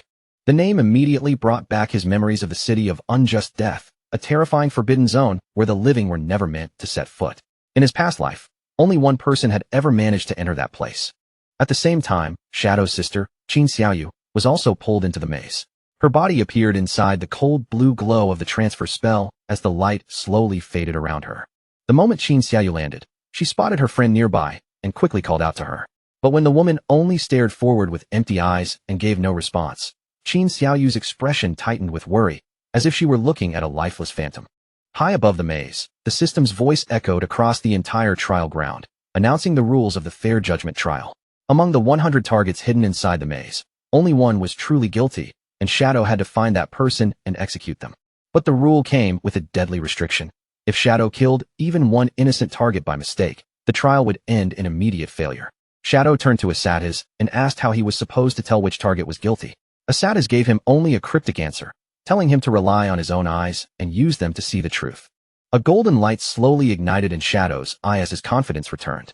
With that gaze shining brightly, he stated that no guilty person would be able to hide from him. Lu Jianfeng smiled with complete confidence as he listened to the rules. To him, this setup was perfect for his side, because their overwhelming numbers could finally become a real advantage. Without hesitating, he immediately began shouting orders to his men. He ordered the first team to keep Shadow trapped in endless duels. Winning did not matter at all, they only needed to stall him, and the moment one challenger fell, the next would step in right away. Meanwhile, the second team would sneak around the battlefield and steal the enemy flag. His men roared in agreement and charged forward all at once. The system quickly announced the first challenge, declaring that a player named Mountain City Bear King had initiated a duel against Shadow. The huge man rushed forward with a loud battle cry, trying to overwhelm Shadow from the front. But Shadow barely moved, simply flicking out a poison dart that struck straight into the man's face. The player gasped at the terrifying speed, and before he could react, the system had already announced his defeat. The instant the first challenger collapsed, the system announced the next duel without pause. Shadow did not look troubled by the endless line of opponents at all. He simply turned his head and calmly told Chun Wuming to protect their flag. Chun Wuming barely had time to understand the order before one of the enemy's sneaking squad suddenly jumped at him. Pink hearts floated around the man as he lunged forward, trying to grab the guild leader in a tight and extremely creepy hug. The guild leader screamed in pure terror, begging the man to stop touching him. Shadow, however, only stepped to the side and watched the bizarre struggle unfold with no intention of getting involved. At that moment, Shadow's current opponent charged at him, shouting angrily for Shadow to stop looking elsewhere and focus on their duel. Shadow dodged the clumsy attack without even breaking a sweat, then ended the fight instantly with another poison dart. The defeated player rolled away as his armor vanished, leaving him in heart-patterned underwear, while Shadow coldly called the whole attempt pathetic as the system confirmed his victory. The system immediately moved on to the next duel, this time against a player named Sichuan Chongqing Dual Realm Walker. The new challenger stepped forward aggressively, warning Shadow not to interfere with his struggling teammate. At that same moment, several of Lu Jianfeng's men closed in around Chun Wuming, tightening their formation and cutting off his path. Chun Wuming's face was covered in embarrassing lipstick marks from that strange hug, and the humiliation finally pushed him past his limit. Furious, he screamed at them to take him seriously, then activated his holy shield art, causing golden light to flare around his body and making him completely invincible for 8 seconds. Using that brief window of invincibility, Chun Wuming swung his weapon with all his strength, releasing a powerful shockwave that blasted his attackers backward. He then struck a dramatic pose in the golden glow, proudly declaring that he would hold the line and protect Shadow's base no matter who tried to break through. But instead of looking frightened or preparing for another attack, the enemies who had been knocked down simply sat on the ground and burst into laughter. One of them mocked the shining guild leader and told him that he might want to look behind him. Chun Wuming's body stiffened, and a bad feeling instantly crawled up his spine. When Chun Wuming turned around, his face went pale. In the distance, another enemy was already running away with their red flag, laughing as he waved goodbye. Sweat rolled down Chun Wuming's face as he realized he had been completely tricked. The enemy team had successfully grabbed the red flag, and one of Lu Jianfeng's men sprinted back with it, cheering loudly that they had secured the prize. From farther away, his teammates shouted praise at the thief, yelling that all he had to do now was bring the flag back and victory would be theirs. The flag carrier leapt forward with a smug grin, boasting that they would become the first group to defeat Shadow. But the moment his feet touched the ground, he stepped directly onto a hidden trap, triggering a massive green explosion that erupted beneath him. As the poisonous fog slowly spread and cleared, the enemies stared in shock. The flag carrier had been killed instantly, and both his loot and the stolen flag dropped right where he fell. Shadow calmly explained to the stunned Chen Wuming that the blast had come from a poison trap. Then he revealed the truth to Lu Jianfeng. At the very start of the game, he had already used his high-level stealth to secretly place invisible poison traps across the battlefield. Furious, Lu Jianfeng shouted at Shadow, demanding to know why he had not been disqualified for attacking other players while he was locked inside a duel. Shadow summoned a glowing trap into his hand and pointed out the loophole with a smug calmness. The rules only banned active attacks outside a duel, but if the enemies stepped on his traps by themselves, that did not count as him attacking them directly. Right after saying that, Shadow swiftly finished his current opponent with a clean strike to the head. As the system announced another victory, he looked ahead coldly and called for the next challenger. One enemy named Mule refused to believe Shadow could keep defeating everyone in a single hit, so he rushed forward and forced another duel. But before he could even react, Shadow struck him straight in the face and instantly ended the match. After that, the system's announcements came one after another, rapidly declaring a chain of duels that were initiated by different players and then lost almost immediately. Watching his men fall so quickly, a panicked Lu Jianfeng suddenly activated his sprinting skill and bolted across the battlefield. His confused subordinates shouted after him, asking where he was going. As he ran, Lu Jianfeng deliberately stomped hard against the ground, triggering another invisible trap and causing a huge poison explosion to swallow his body. But when the green blast faded, Lu Jianfeng walked out completely unharmed, protected by the damage immunity shields layered around him. His subordinates quickly understood what he was doing. Lu Jianfeng was using himself as a human minesweeper, setting off the traps so everyone else could pass safely. As more traps detonated around him, his men realized the safest choice was simple. They only needed to follow the exact path of his footsteps. When one of them wondered why Lu Jianfeng did not just grab the flag himself, another immediately answered that he clearly did not understand their leader's true intention. Seeing Lu Jianfeng's intense expression as he charged forward, they became convinced that his real goal was not the flag at all. He wanted an honorable duel with Shadow. The thought of two powerful warriors finally facing each other moved them deeply, filling the group with admiration and excitement. Fired up by that belief, they decided they had to remove every distraction for their leader. With renewed determination, the group rushed forward together to snatch the flag. But Chen Wuming stepped directly into their path, glaring at them with firm resolve as he declared that he would protect everything that belonged to Shadow.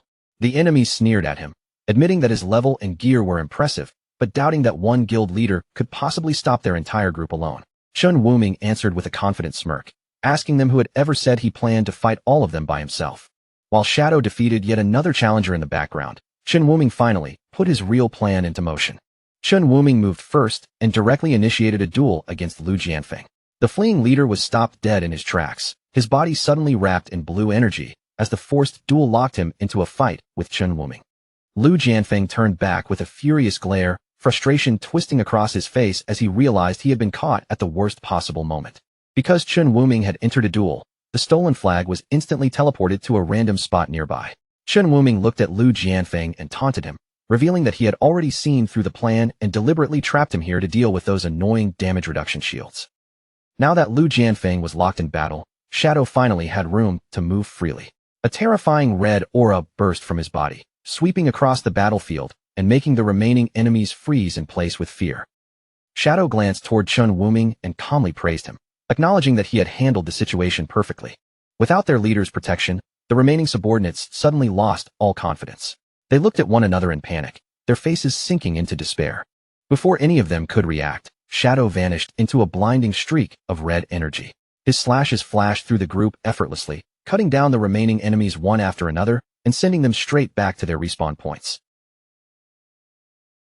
When the red light finally faded, Shadow stood alone among the scattered loot, having completely wiped out the entire group.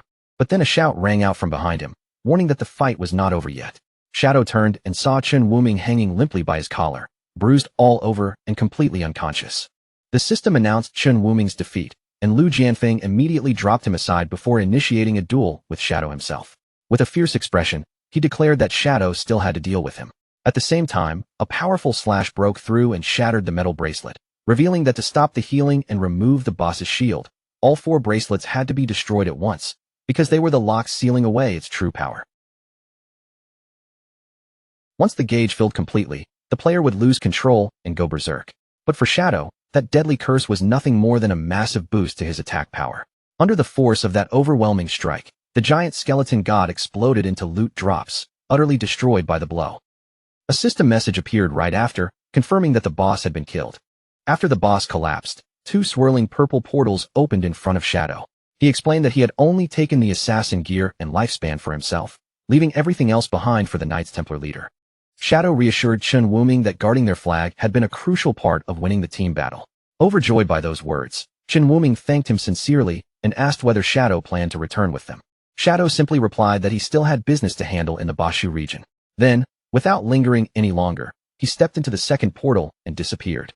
The Zhufeng Pavilion leader respawned back at his base, where his subordinates immediately surrounded him and anxiously asked what had happened in his duel with Shadow. Lu Jianfeng sank to his knees and cried in silence, while his men tried to comfort him, saying there was no shame in losing to the world's top player and that they could always challenge him again later. But Lu Jianfeng kept crying, cursing their naive optimism through clenched teeth. Completely devastated, he screamed that he had not even managed to take a single drop of Shadow's health. His men fell into stunned silence as Lu Jianfeng confessed the truth. Even after using all his strength, every skill he had, and every tactic he could think of, he had still failed to touch even a single hair on Shadow's head. He described the gap between them with a trembling voice, revealing that Shadow had shattered all 99 layers of his absolute defense and emptied his health bar before he could even blink. Just as everyone sat there in shock, one of his men suddenly spoke up, claiming that he knew the real secret behind Shadow's impossible strength. With complete certainty, the man declared that Shadow had to be cheating. Lu Jianfeng and the others immediately looked up at him, stunned by how boldly he had said it. The man argued that since everyone was operating under the same system, it should be impossible for one player to solo a diamond-grade boss, instantly break through max-level shields, and dodge every single attack without fail. To him, the only explanation was that Shadow was using hacks. Desperate for any excuse that could protect their pride, the others quickly grabbed onto that reasoning and agreed that it sounded completely logical. Their sadness rapidly turned into anger. They convinced themselves that losing to a cheater did not count at all, and one member immediately demanded to know how they could report Shadow and get him banned. Just as they were angrily cursing the supposed hacker, a sharp knock suddenly sounded at the door, cutting through the room. Already frustrated, one of the men shouted toward the door, furious that someone would dare bother them at a moment like this. They yanked the door open while throwing out threats, but the instant they saw who was outside, every word froze in their throats. Standing silently in the doorway was Shadow's tall, dark figure. Panic swept through the room as the men instinctively backed away.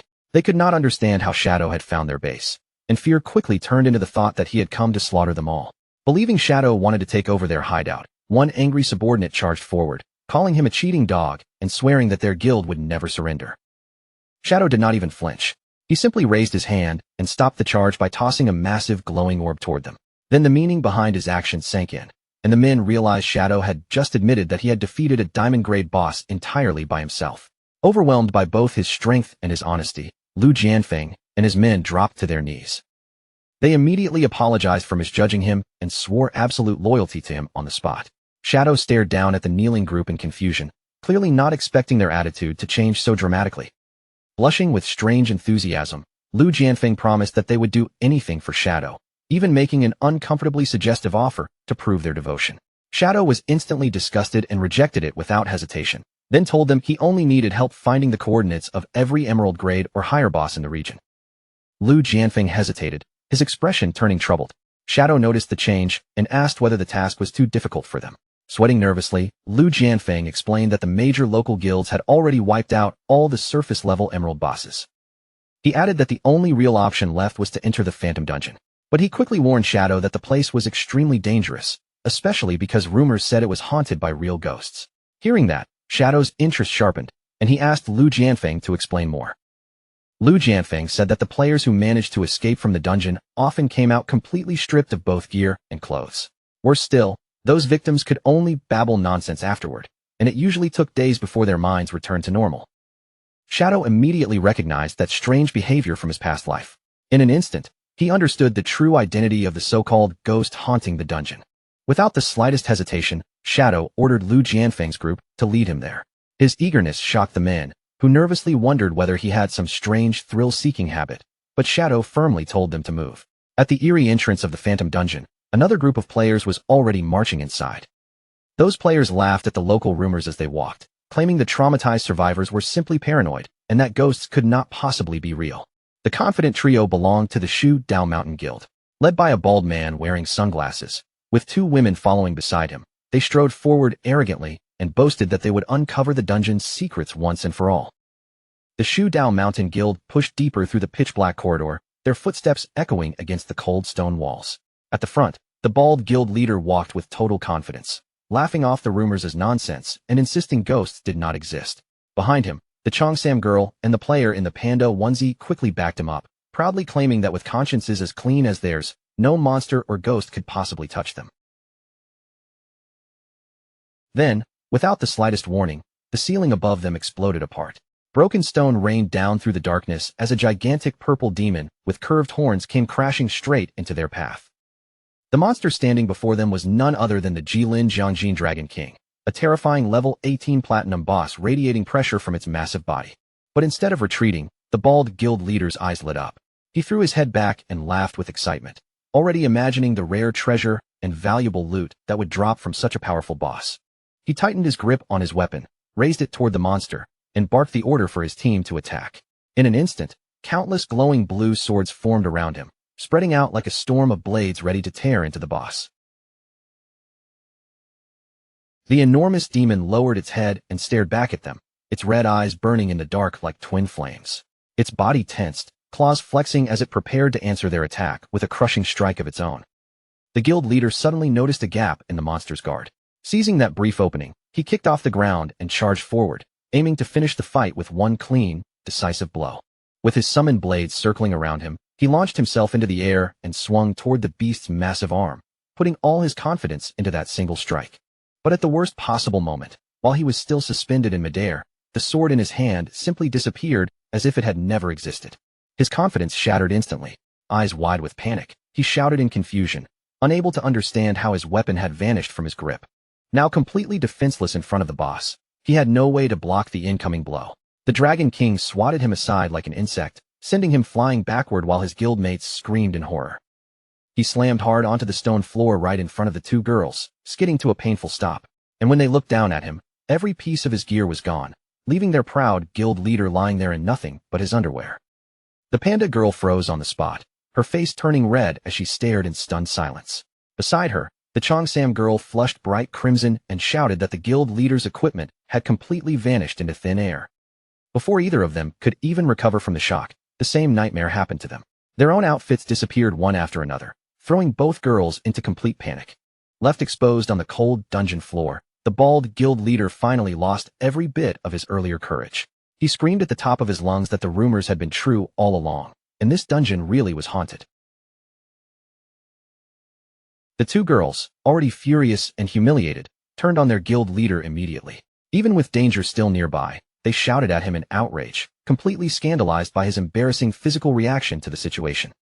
With their weapons gone, their armor gone, and no way left to fight, the naked trio had only one choice: run. The girls shrieked about being seen like this, while the guild leader yelled for them to keep moving, swearing he would not look back at them. Unfortunately for him, neither girl believed a single word. Meanwhile, at the entrance of the dungeon, Shadow and Lu Jianfeng stepped through the portal and arrived inside the eerie underground space. A system warning immediately flashed before them, announcing that they had entered a frenzy zone where their lifespans would drain 100 times faster than normal. Lu Jianfeng, already terrified of anything ghost-related, paled on the spot and begged Shadow to be extremely careful. Shadow remained calm and told him not to panic, making it clear that the thing causing trouble here was not a ghost. That only made Lu Jianfeng more confused, and he quickly asked what else could possibly explain all the strange and impossible things happening in this place. Before Shadow could give an answer, terrified screams suddenly echoed through the dark passage ahead. A moment later, the three naked members of the Shu Dao Mountain Guild came sprinting toward them, with the massive demon boss thundering right behind them. The bald guild leader spotted Shadow and Lu Jianfeng and immediately shouted for help, desperation written all over his face. His two female guildmates panicked even harder, mortified that two men had appeared while they were in such an embarrassing state. Shadow casually lifted a thumb and joked that these players were surprisingly open-minded, running around the dungeon with no clothes on. Lu Jianfeng broke into an awkward sweat and hurriedly explained that these people were not some strange performers. They were his rivals from the Shu Dao Mountain Guild.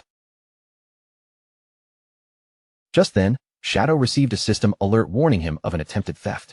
His passive skill activated in time and blocked the effect, protecting his gear from being stolen, but the defense immediately entered a 30-second cooldown. Right beside him, Lu Jianfeng suddenly screamed in terror. His cape and shirt vanished in an instant, leaving him half-stripped and fully convinced that an invisible ghost was standing right there with them.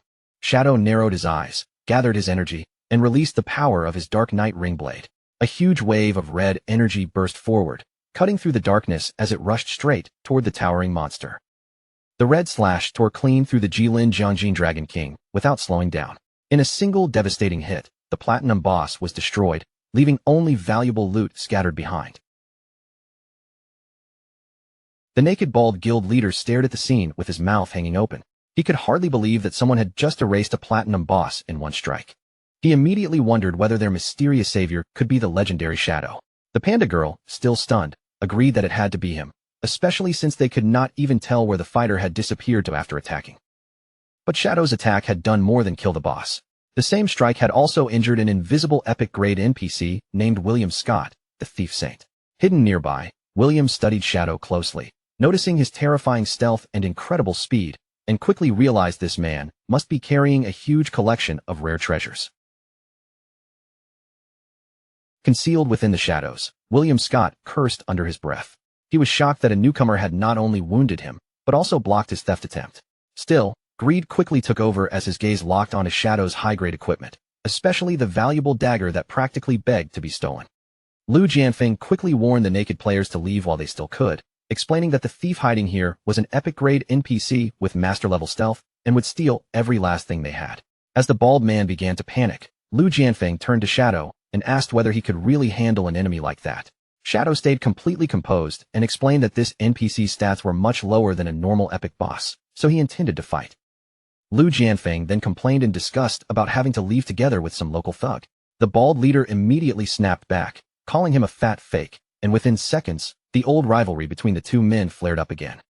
The two nearly naked men stepped right into each other's faces, hurling insults without any shame. The bald leader challenged Lu Jianfeng to a bet, declaring that the loser would have to kneel publicly and apologize to the entire nation. Lu Jianfeng accepted without hesitation and told him to name the terms. The bald leader struck a dramatic pose as if he were announcing something heroic. Then he declared that the winner would be whoever helped Shadow the most in defeating the Thief Saint. Lu Jianfeng immediately burst out laughing. He mocked the bald leader for thinking he could assist a top-tier player like Shadow when he did not even have pants on, calling him an absolute fool. The bald leader ignored the mockery completely. Instead, he presented a glowing skill book to Shadow, saying it was a gift from his guild, and opened a trade window right in front of him. Shadow accepted the trade and received the skill book called Final Mark.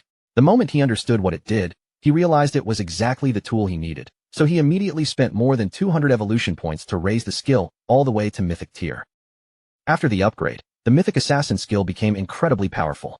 His next attack would mark the target, reveal their exact location for 30 full seconds, and increase all damage dealt to that marked enemy by 20%.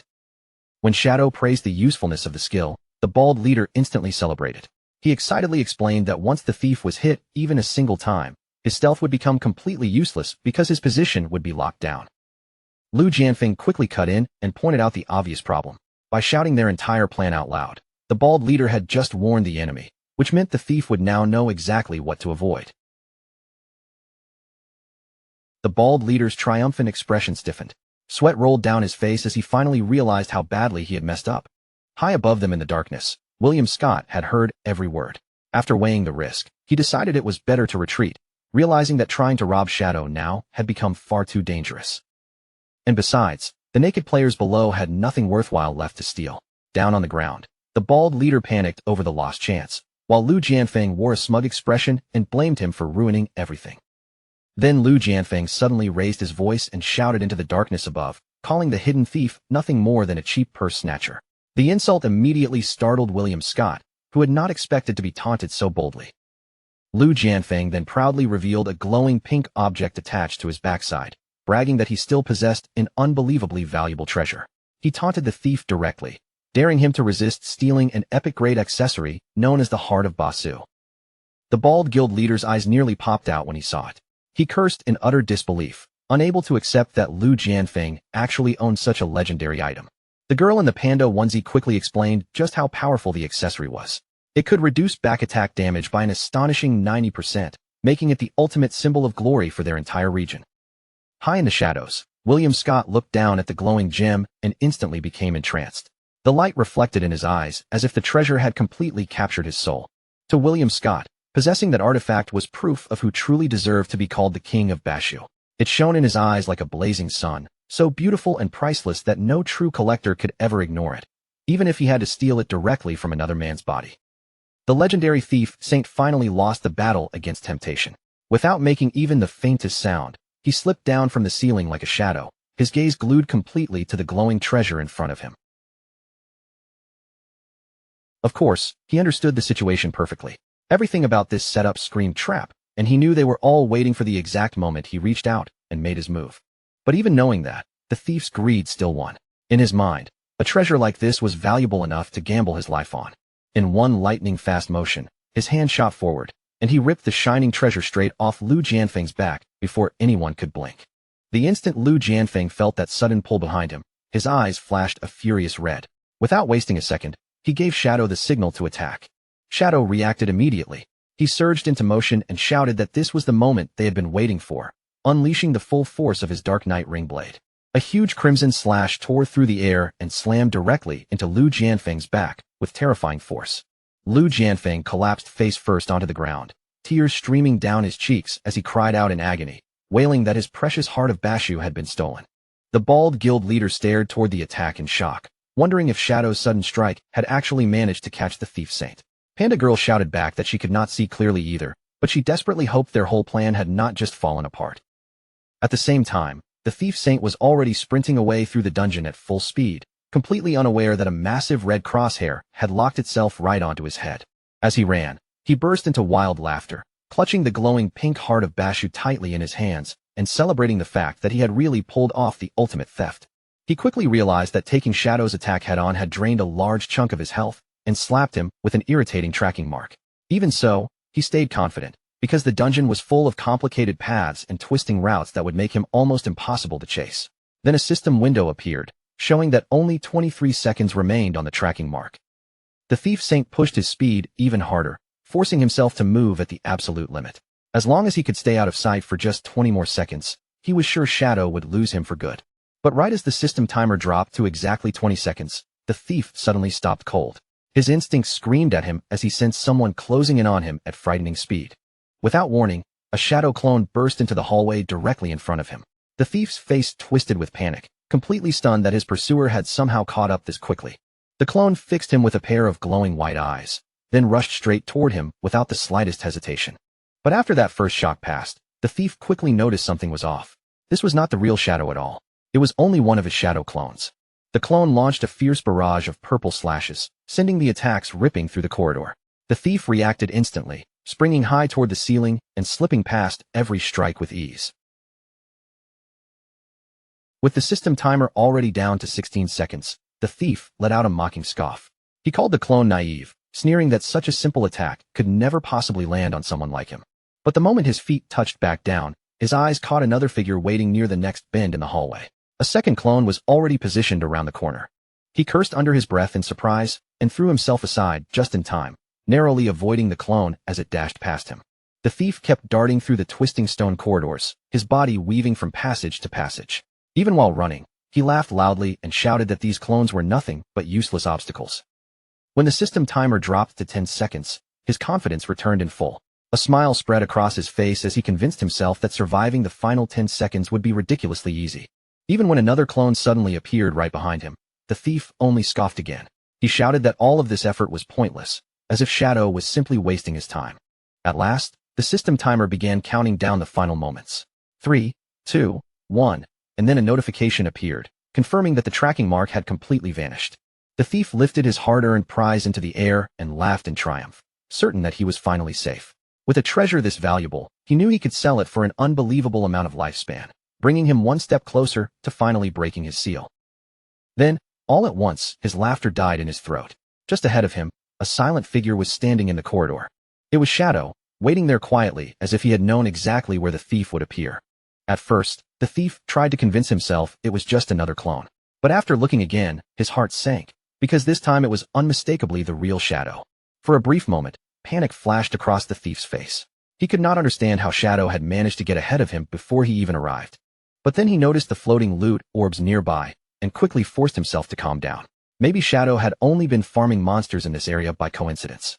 Since the tracking mark was already gone and his master-level stealth was active, there should have been no possible way for Shadow to see him.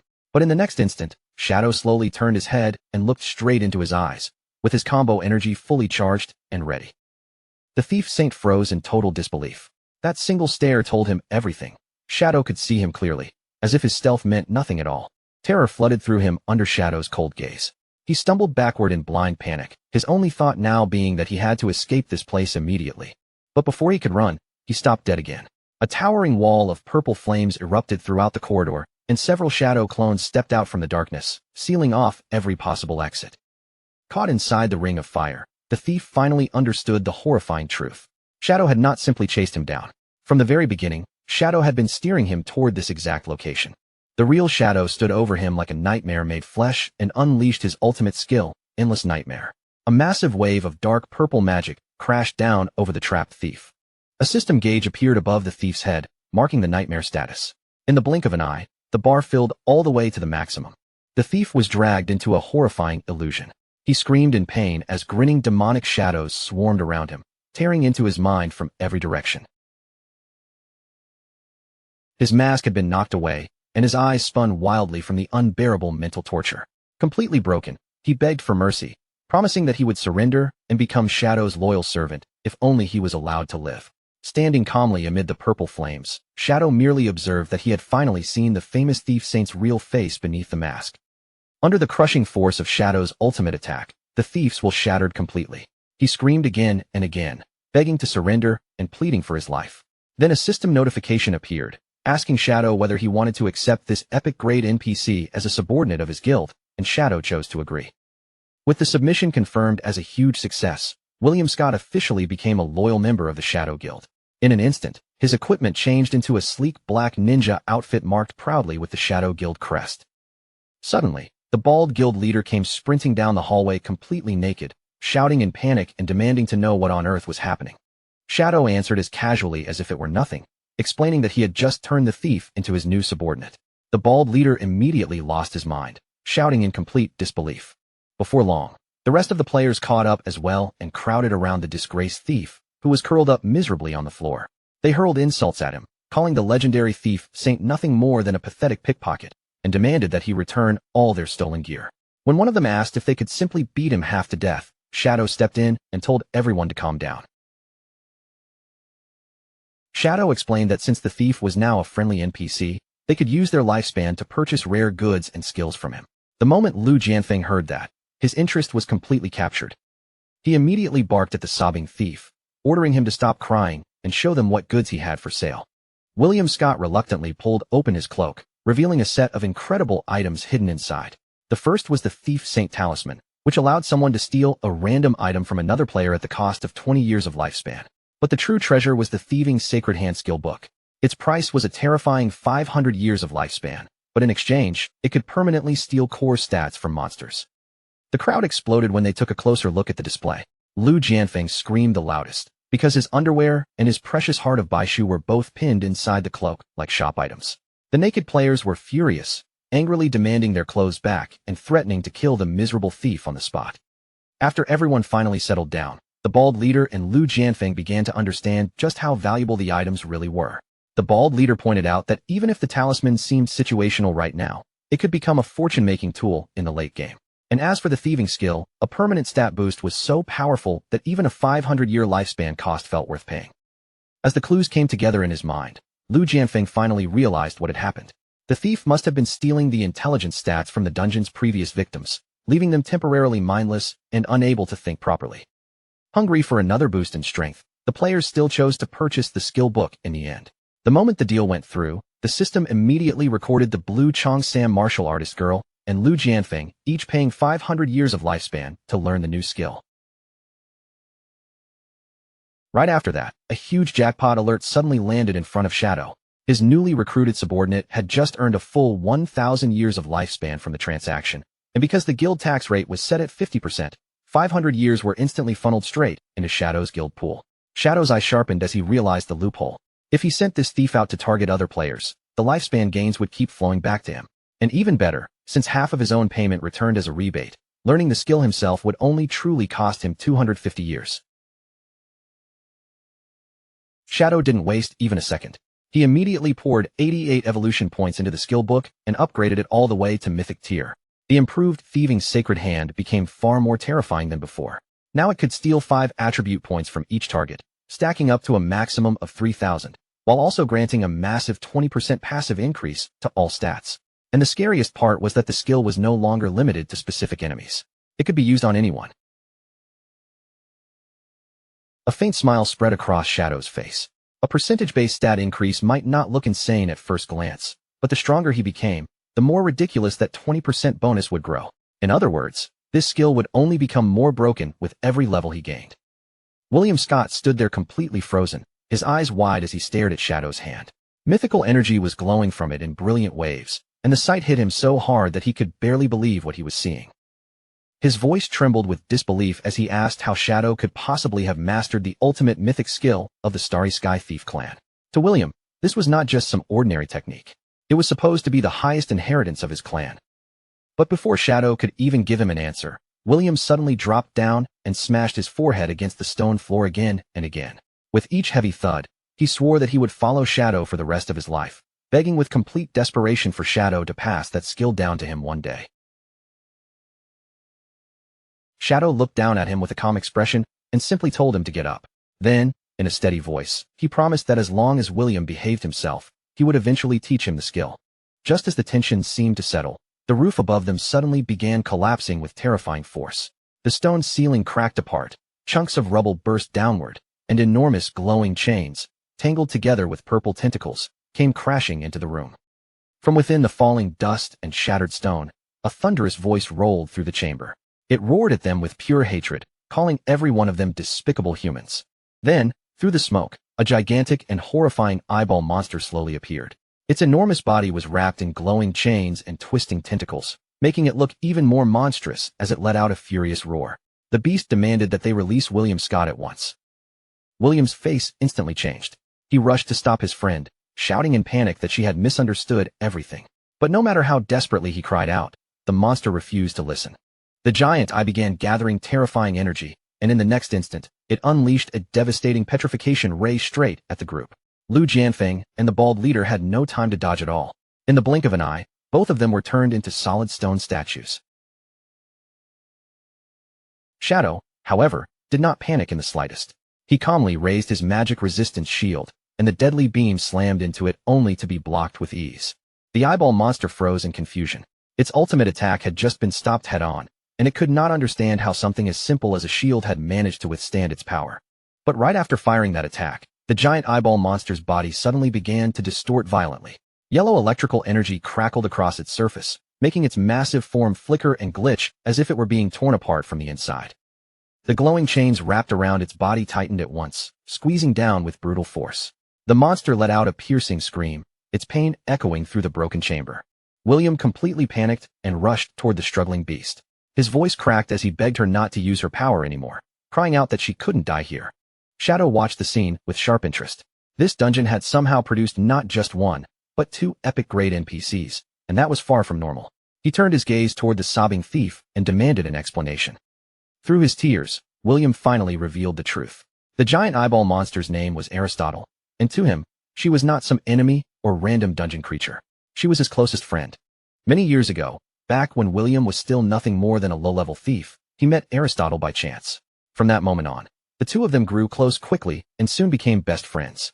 Aristotle possessed vast knowledge of the cosmos and had the ability to locate almost any rare treasure. William, on the other hand, relied on his god-tier stealing abilities to snatch those treasures away once she found them. With Aristotle guiding him and William stealing what they discovered, the two of them gathered a mountain of legendary loot over time. That incredible treasure haul was exactly how William eventually earned the famous title of Thief Saint. But their good fortune did not last forever. One day, Aristotle sensed the presence of a legendary supreme treasure hidden deep inside the Phantom Dungeon, and that discovery changed everything. Filled with excitement, the two of them entered the ancient ruins and pushed deeper into the dungeon. Eventually, they arrived before a massive chest glowing with mysterious light. William, feeling generous toward his closest friend, smiled, and told Aristotle that she should be the one to open it. After all they had been through together, he wanted her to have that honor. But the instant the chest lid began to rise, what waited inside was not gold, treasure, or any kind of reward.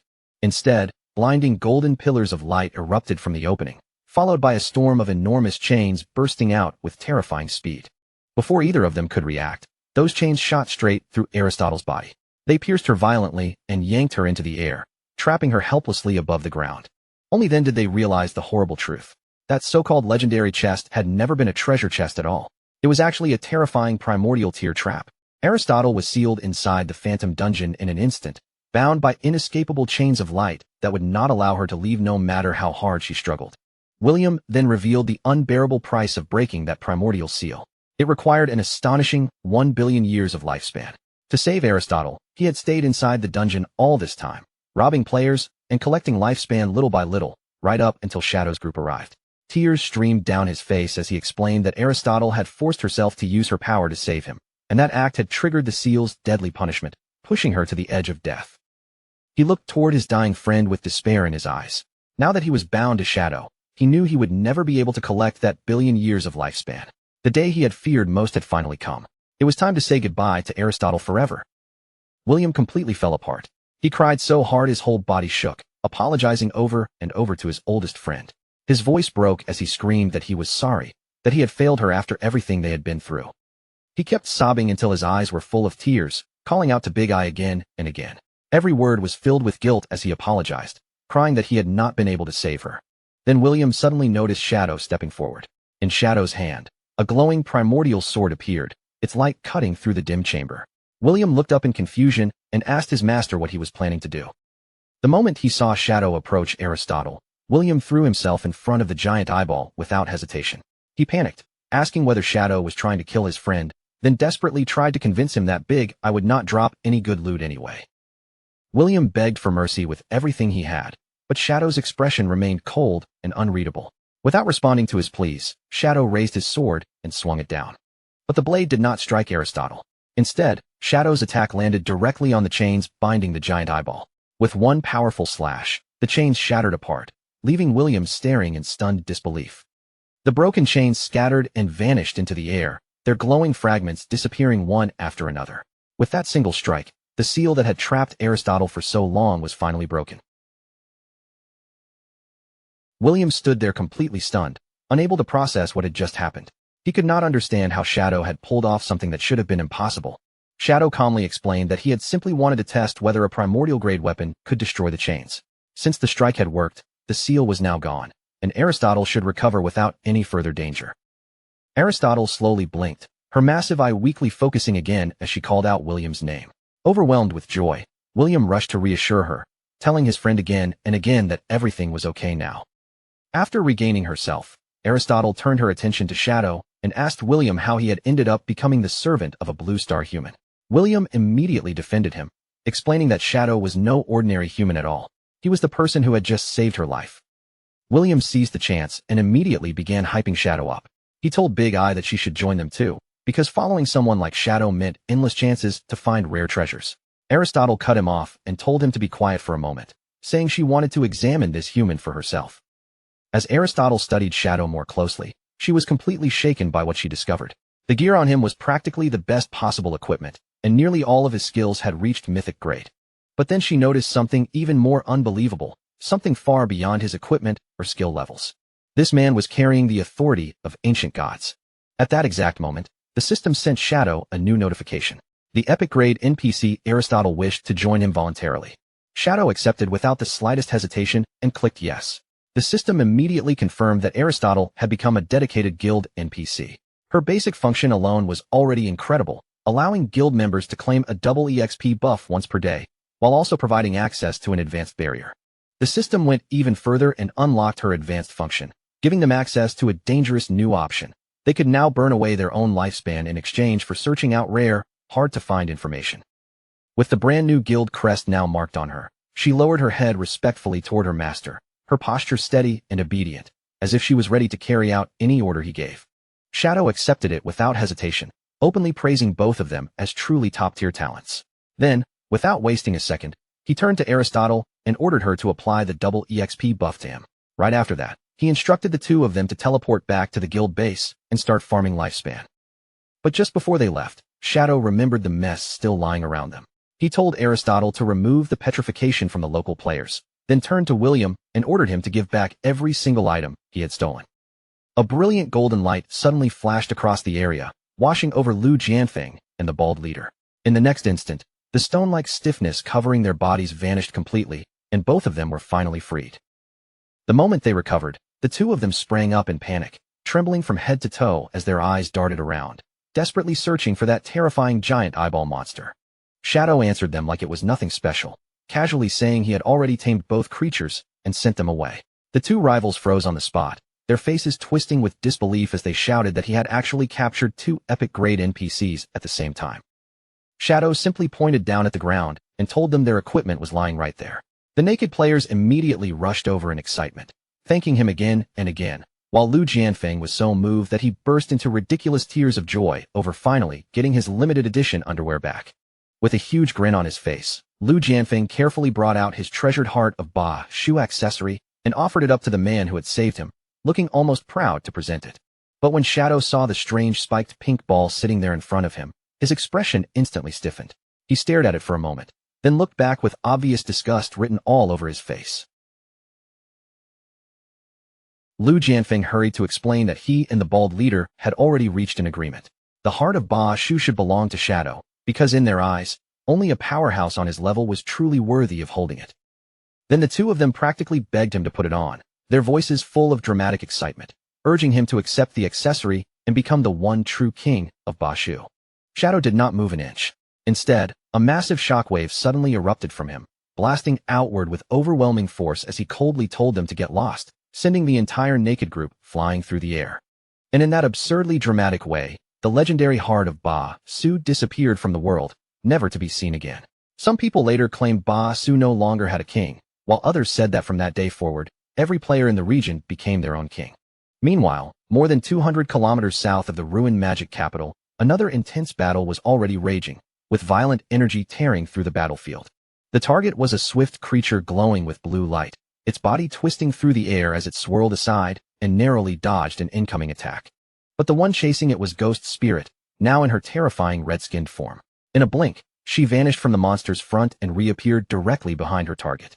Moving with the speed of lightning, Ghost Spirit brought her blade down in a vicious slash.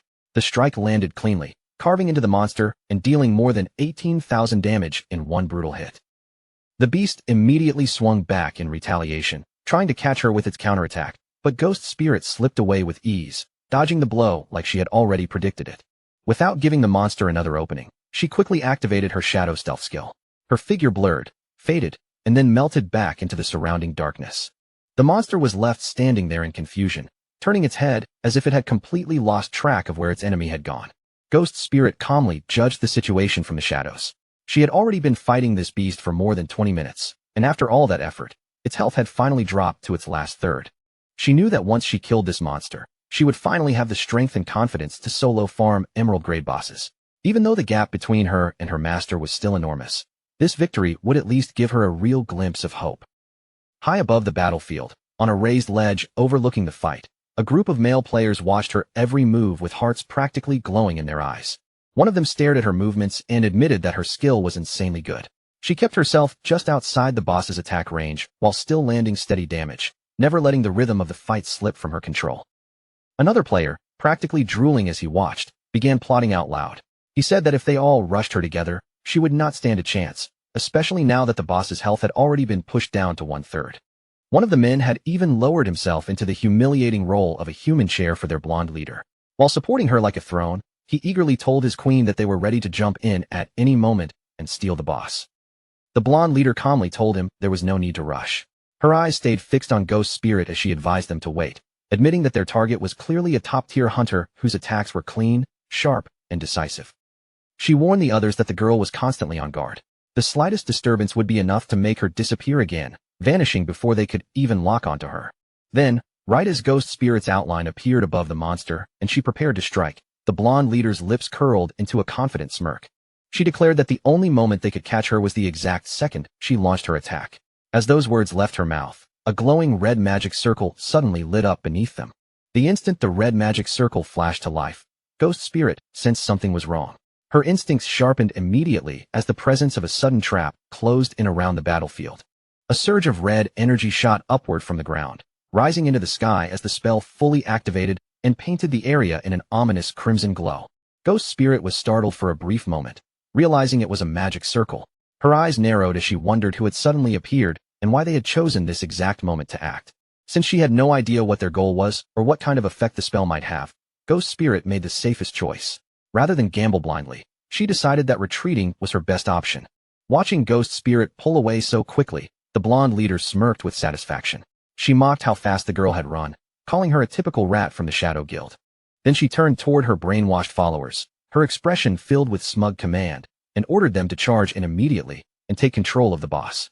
The squad rushed forward with wild enthusiasm, shouting at the top of their lungs for their guild to advance, all in the name of their beloved master. The brainwashed warriors threw themselves at the lightning-infused platinum boss, weapons raised and voices roaring.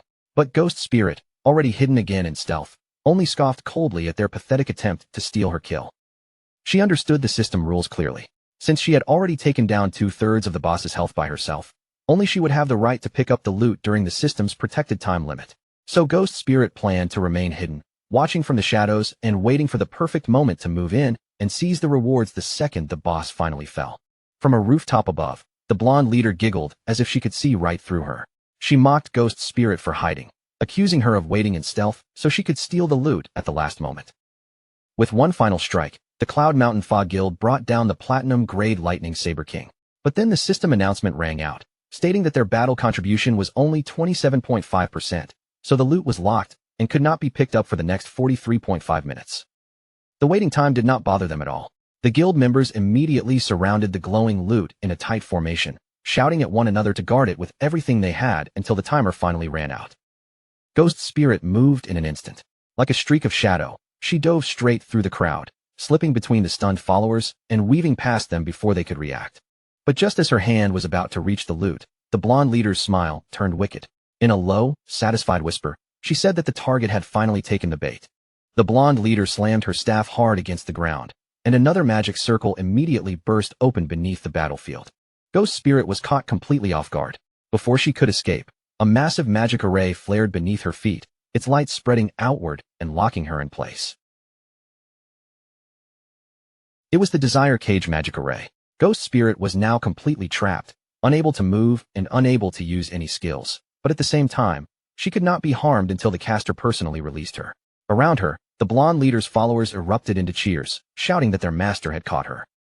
Standing proudly on top of her brainwashed servant like he was a living throne, the blonde leader looked down with triumph and boasted that no matter how good Ghost Spirit's stealth was, she could never escape detection within her range. Her hidden class was finally revealed, Array Master, the ultimate all-around class.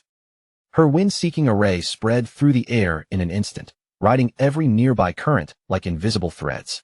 Within a 50-meter radius, no target could hide from it once the wind brushed past them. Right after locking onto her prey, she immediately unleashed another spell. This one was the Lifespan Extraction Array, a vicious formation meant to drain away the life force of anyone unlucky enough to be trapped inside its range. System warnings began flashing one after another, showing that Ghost Spirit's lifespan was being shaved away day by day. Her face tightened with panic as she realized her life was really being drained, and she cursed herself for walking straight into such a perfectly prepared trap. Forcing herself to think through the fear, Ghost Spirit quickly reached out to Shadow. She told him she had been ambushed and needed him to come rescue her immediately. Shadow answered without the slightest delay, calmly telling her to send over her location. At the same time, the guild leader watched everything with a faint, confident smile. In truth, her ability could only steal 5 years of lifespan at most. The whole terrifying life-draining display was nothing more than a trick designed to shake her victim's mind and make her panic. From the very beginning, the entire ambush had been staged for one purpose. Her real target was never Ghost Spirit at all, but Shadow. She wanted to draw him out and avenge her older brother, Song Fei. This woman was Song Xiaoyu, Song Fei's younger sister, and revenge was the only thing burning in her eyes. Then, without warning, a terrifying pressure rippled across the sky. The air above them twisted and distorted, as if some massive force had suddenly torn through the space overhead. Song Xiaoyu's eyes snapped wide open the moment she felt it. That crushing disturbance told her everything she needed to know. Shadow had arrived. A crimson slash ripped across the sky like a blade of blood-red lightning. Before the brainwashed followers could even react, their bodies were cut apart, and in just a single second, the entire guard squad was completely wiped out. When the chaos settled, Shadow was already standing calmly among the scattered loot, looking as if he had simply stepped into the battlefield by chance. Ghost Spirit rushed to thank her master, her voice filled with relief after being pulled back from danger. Shadow had no memory of this guild at all. To him, they looked like nothing more than a group of low-level players trying to bully others and take whatever advantage they could get. Without wasting another second, Shadow sprang into the air and told Ghost Spirit to stay where she was. His gaze locked onto the leader standing on the rooftop, and he said he would deal with that person first. As Shadow shot straight toward her, Song Xiaoyu threw her head back and laughed with a twisted sense of triumph. Her voice was full of hatred as she dared him to come closer. But Song Xiaoyu still had one final card waiting. She activated her resurrection array, and in the next moment, the teammates Shadow had just killed reappeared inside her magic circle instead of returning to their normal respawn points. The freshly revived followers immediately launched themselves into the air, blocking Shadow's path with reckless determination. They shouted that he had already fallen into their trap, surrounding him before he could reach Song Xiaoyu. Shadow's eyes sharpened in surprise as he realized something was off. Somehow, these people were able to follow his movements, even though they should not have been capable of tracking him so accurately. And the situation was even worse than that.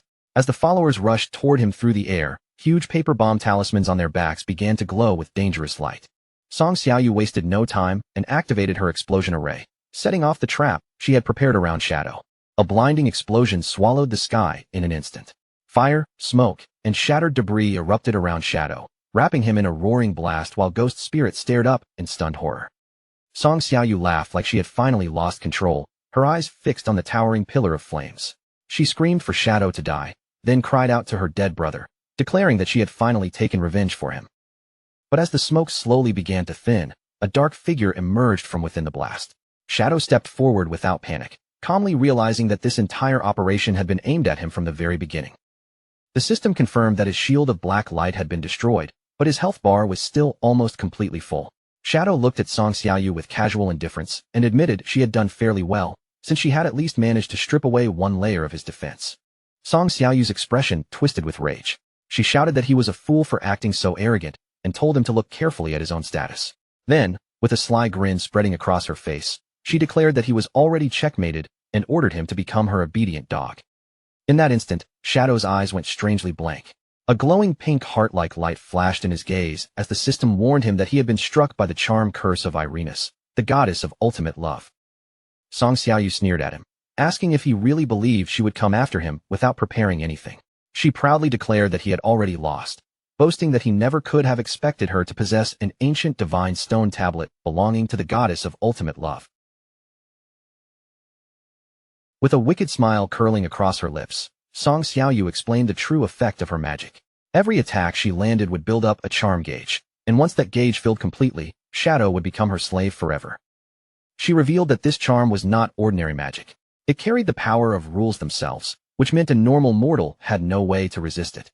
But Shadow's system immediately gave him the answer. Effects that carried the power of rules could only be erased by another power of rules. Fortunately, Shadow was holding his primordial grade divine weapon, the Blade of Judgment, and the system offered to resist the curse by spending 10 of his 16 divinity points. Shadow did not hesitate for even a heartbeat. He ordered the system to resist the curse immediately, burning through 10 divinity points in a single command. A brilliant light burst out around him, washing over his body like a purifying flame. In the next moment, the system confirmed that the charm curse had been completely cleansed. Song Xiaoyu froze in place, her confidence collapsing into disbelief. She screamed at him, unable to understand how he had broken free from what should have been her ultimate magic. Her gaze locked onto the glowing weapon in Shadow's hand. With desperation creeping into her voice, she demanded to know what that blade really was.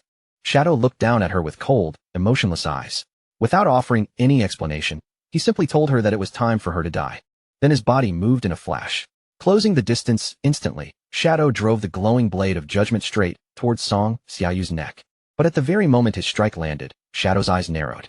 Something about the hit felt wrong. He immediately spun around and swung his blade at the brainwashed lackeys trying to ambush him from behind.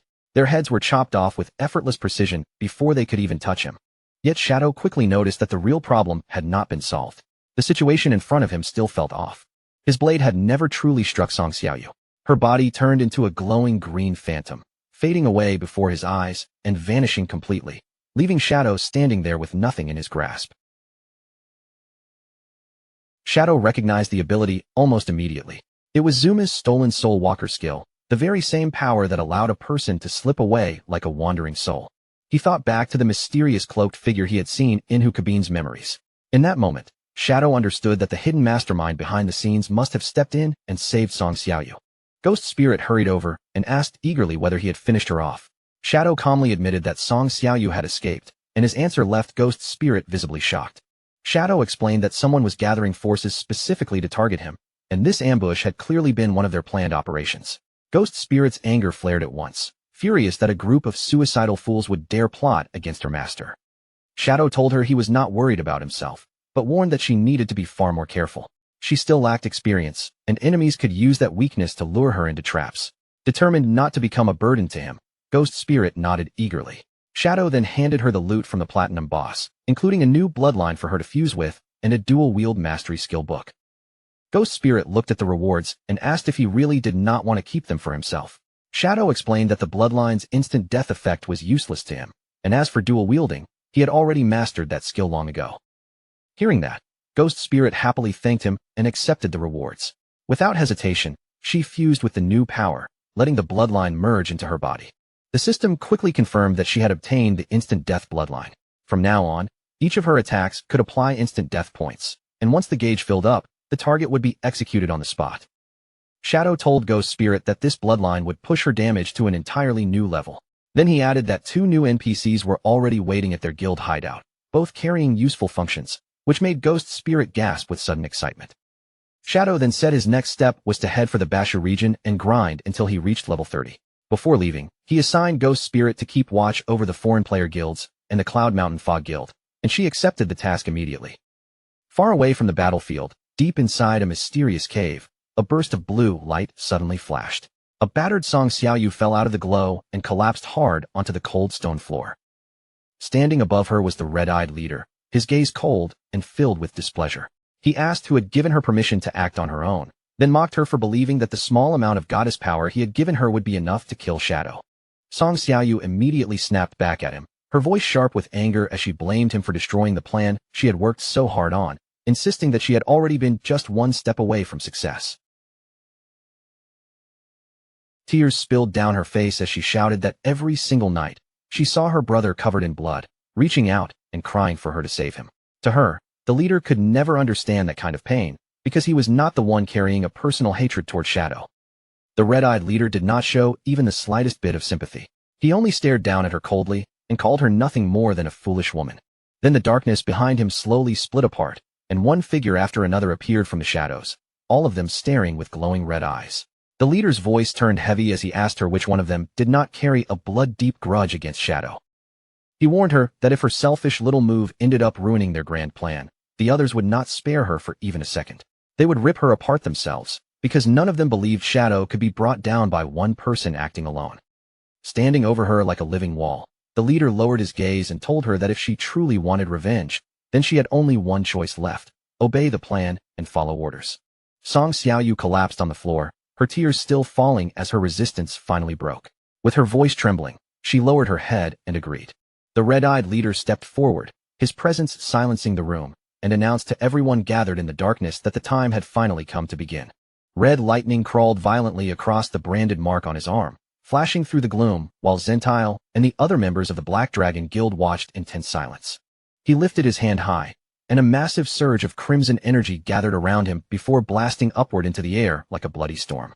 As he unleashed his skill, Murderous Intent Wave, the red-eyed leader began drawing in the kill values of other players, absorbing them layer by layer to force his own stats even higher. The system quickly confirmed the result. His stacked stats had already reached 450 layers, giving him a terrifying 900% boost to his attributes. But even that was not enough to satisfy him. The leader let out a disappointed sigh and said that if they had included the kill values from the Cloud Mountain Fog Guild, the total would have reached 500 layers. His red eyes then shifted toward Song Xiaoyu, who was still kneeling on the ground, and he told her that because of her mistake, their entire operation now had to be delayed. Song Xiaoyu immediately begged for forgiveness, saying she was willing to accept any punishment. The red-eyed leader answered in a cold, careless tone, telling her to apologize properly to the rest of the crew and leaving her fate in their hands. Behind Song Xiaoyu, two sinister subordinates broke into creepy laughter and even thanked their boss, making her whole body shake with fear. As the leader turned and walked away, he said he would personally farm the final 50 stacks of kill values, while everyone else was to stay exactly where they were. Behind him, the thugs lunged towards Song Xiaoyu, yanking at her clothes as she screamed desperately for them to stop. Stepping deeper into the darkness, the red-eyed leader quietly noted that there was only one final piece missing before they could kill Shadow once and for all. Behind him, Song Xiaoyu looked on with her face flushed in panic and humiliation, while pieces of clothing flew into the air and her terrified screams continued echoing through the room. Meanwhile, Shadow was focused on a huge list of boss locations that his recruits had sent over. The map was packed with coordinates, marking Emerald Tier and Platinum Tier bosses scattered all throughout the dungeon. Looking over the information, Shadow realized that this phantom dungeon was practically a treasure mine full of high-level bosses. The only reason no one had been able to farm them properly was because the Thief Saint had kept everyone from pushing too far inside. But for Shadow, this place was nothing short of a perfect hunting ground. He summoned Osiris without hesitation, thinking that dozens of bosses were exactly what he needed if he wanted to reach level 30 quickly. His plan was simple and bold. He wanted to gather enough experience in one sweep so he could push straight through his 4th class advancement all at once. Down at the entrance of the Phantom Dungeon, Lu Jianfeng and the bald leader of Shu Dao Mountain Guild were already calling Shadow over, clearly eager to point him toward the next target. But the moment Shadow arrived, the two of them started arguing. Lu Jianfeng wanted to head to the 3rd floor because the Shadow Knight dropped excellent assassin equipment. The bald leader immediately disagreed, insisting that the 4th floor's bone-rotting giant lizard was a much better choice.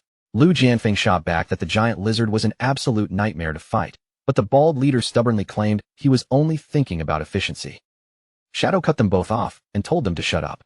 He decided they would clear the dungeon one floor at a time, and whichever person found the boss first would be the one to lead the way. The bald leader instantly puffed himself up and bragged that he had found the soul-devouring witch, but Lu Jianfeng snapped at him, yelling that they had discovered it together, and that the boss had nearly killed them both. Lu Jianfeng's expression turned nervous as he warned Shadow that this boss's fighting mechanics were extremely troublesome and annoying to deal with. The system soon identified their target, a level 20 emerald grade boss known as the soul-devouring witch, Ella. The bald leader quickly began explaining her 4 combat phases, saying that she opened the fight with a soul fire shield that could block all incoming damage while releasing cursed spirits capable of dealing massive area damage. But before he could even finish his explanation, Shadow had already moved. In an instant, he unleashed Shadow Slash, and the terrifying boss was completely destroyed on the spot.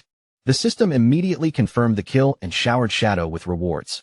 180,000 experience points, 92 evolution points, 87 years of tradable lifespan, 9 pieces of equipment, and 4 skill books. The bald leader stood there completely stunned, his eyes nearly popping out as he screamed that Shadow had just vaporized her. He cried out that when he and Lu Jianfeng fought that same boss, they had struggled for half an hour and still failed to break through her shield. Lu Jianfeng immediately reminded him that if he had not been hiding in the back the whole time, the fight would not have been so difficult. The bald leader quickly defended himself, claiming that he had only been keeping an eye out for that sneaky thief kid. Shadow calmly collected the golden lifespan orbs from the assassin gear, then told the other two that they could divide up everything else before he moved on to the next target. Just then, the entire dungeon trembled as an enormous skeletal beast appeared, its heavy presence shaking the ground beneath their feet. The system identified it as a level 20 platinum boss, the bone-war elephant Taurus. But to Shadow, its massive size meant nothing. He rushed forward and attacked instantly, cutting into the monster with a storm of deadly slashes. The system confirmed another kill, rewarding Shadow with 120,000 experience points, 64 evolution points, 55 years of lifespan, 6 pieces of equipment, and 3 skill books. Behind him, his 2 lazy guides immediately dove into the dirt, scrambling to pick up the leftover loot. From that point on, the dungeon turned into a one-sided speed run of slaughter. On the 3rd floor, Shadow found the emerald-grade Shadow Knight Sharon and cut it down in a single clean motion. Next came the platinum-grade Molten Giant, Ball. Before the massive creature could even launch an attack, Shadow's blade flashed, and the giant was sliced straight in half. Then the emerald-grade Death Language Priest, Solon, stepped into his path, only to fall moments later as another lifeless body on the dungeon floor. Shadow moved so fast he was almost impossible to follow. One boss after another appeared before him, and one after another, they were completely erased. The gatekeeper Yes Hen, the poison hand Dr. Sunda, the witch of the ruined Kingdom Vox, and the intellectual magic child Wu Bin were all taken down in rapid succession, none of them lasting long enough to slow him down. At last, Shadow defeated a colossal skeleton serpent known as the offspring of the Bone King, Phelan, earning yet another huge burst of experience and lifespan. Before long, the system announced that he had reached level 30. Shadow was clearly thrilled as he checked over his stats, unable to hide his excitement at the progress he had made. After calculating the numbers, he realized he still needed another 400,000 experience points to unlock his 4th class advancement. Judging by the rewards so far, he figured that defeating 3 more bosses should be enough. But when he opened his map and tried to search for the next target, his expression suddenly froze as he stared at the empty radar. Only then did Shadow realize the problem. The boss he had just killed was already the last one on his entire list. Lu Jianfeng laughed in disbelief, amazed that they had spent several days tracking down all these bosses, only for Shadow to wipe them all out in less than an hour. The bald leader then explained that Shadow had already cleared every boss on the first 4 floors. There should still be more bosses on the 5th floor, but the entrance gate leading down there had been sealed shut. Shadow looked at him and immediately asked what he meant when he said the gate would not open. Rather than waste time guessing, Shadow decided they would go see it for themselves. The bald leader then guided them forward through the dark, winding hallways of the dungeon. When they finally arrived, a massive stone archway stood before them, and inside its frame, dark purple energy twisted and swirled like a sealed portal blocking the way forward. The bald leader completely lost his composure, his voice cracking as he shouted that the gate had actually opened. They had thrown everything they had at it before and still failed to make it budge, yet now it was standing open right in front of them. Shadow, on the other hand, stayed calm and quickly pieced the situation together. This dungeon must have been sealed by a hidden lock. Most likely, every boss on the previous 4 floors had to be defeated before the road to the 5th level would finally unlock. Hearing that, Lu Jianfeng and the bald leader both froze for a second, then their eyes lit up. The logic fit perfectly, and that meant one thing. There was probably an absurdly powerful boss waiting beyond that gate. Shadow glanced toward the newly opened entrance and said it was time to head inside. But just as he was about to move forward, the bald leader suddenly stepped in and stopped him, as if there was something he absolutely had to say first. With an unusually serious expression, the bald leader admitted that he had never truly believed all those wild stories about the legendary Shadow. In the past, whenever people tossed around those exaggerated titles and ridiculous nicknames, he had only laughed them off, thinking they were nothing more than overblown rumors. Shadow's face immediately flushed bright red when he heard those embarrassing names spoken out loud, and for a moment, he looked like he wanted to disappear on the spot. But the bald leader didn't seem to notice his discomfort at all. Instead, he raised his voice with absolute conviction, declaring that after witnessing Shadow's strength with his own eyes today, he had finally become a true believer. Then the bald leader dramatically pulled out a glowing orange cube, the light from it spilling across his hands. He shouted with excitement that in just 1 short hour, Shadow had helped their guild make more progress than they normally managed in an entire month. To properly show his gratitude, the bald leader activated an incredibly rare item, the Mandarin Duck Pot. The system immediately confirmed its effect. Anyone who ate from this hot pot would gain a 10% increase to all attributes, lasting until death. The bald leader puffed up with pride and explained that this was their guild's ultimate trump card, something they normally saved only for the most dangerous final boss battles. He eagerly began serving Shadow, practically hovering beside the pot as he pointed at the ingredients. With total seriousness, he told Shadow that the beef tripe had to be cooked for exactly 30 seconds in the boiling broth before he ate it, not a second more or less. Shadow picked up a piece, took a bite, and his expression changed almost instantly. The flavor completely caught him off guard. The ingredients were fresh, the texture was perfect, and after soaking in the bubbling spicy broth, every bite carried that rich, mouth-watering heat that made it impossible to stop eating. Lu Jianfeng stood off to the side, watching the whole thing unfold, and his face darkened with frustration.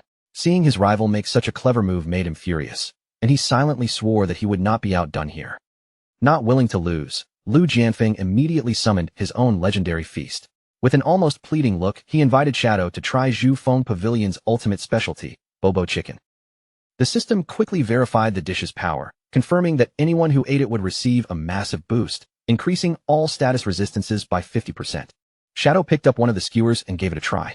The moment the flavor spread through his mouth, he was completely drawn in. That numbing spice lingered after the first bite, sharp and addictive, leaving him genuinely impressed by the aftertaste. Once both guild leaders saw Shadow enjoying their food, their rivalry instantly exploded. Lu Jianfeng proudly insisted that Shadow clearly preferred his Bobo chicken, while the bald leader shouted back at the top of his lungs, refusing to accept it and claiming Shadow obviously loved the hot pot more. Shadow, still sitting there between the two feasts, casually asked whether they wanted to join him and eat together. But neither of them paid him any attention. They were already too busy yelling at each other, fiercely arguing over whose local specialty was truly the best.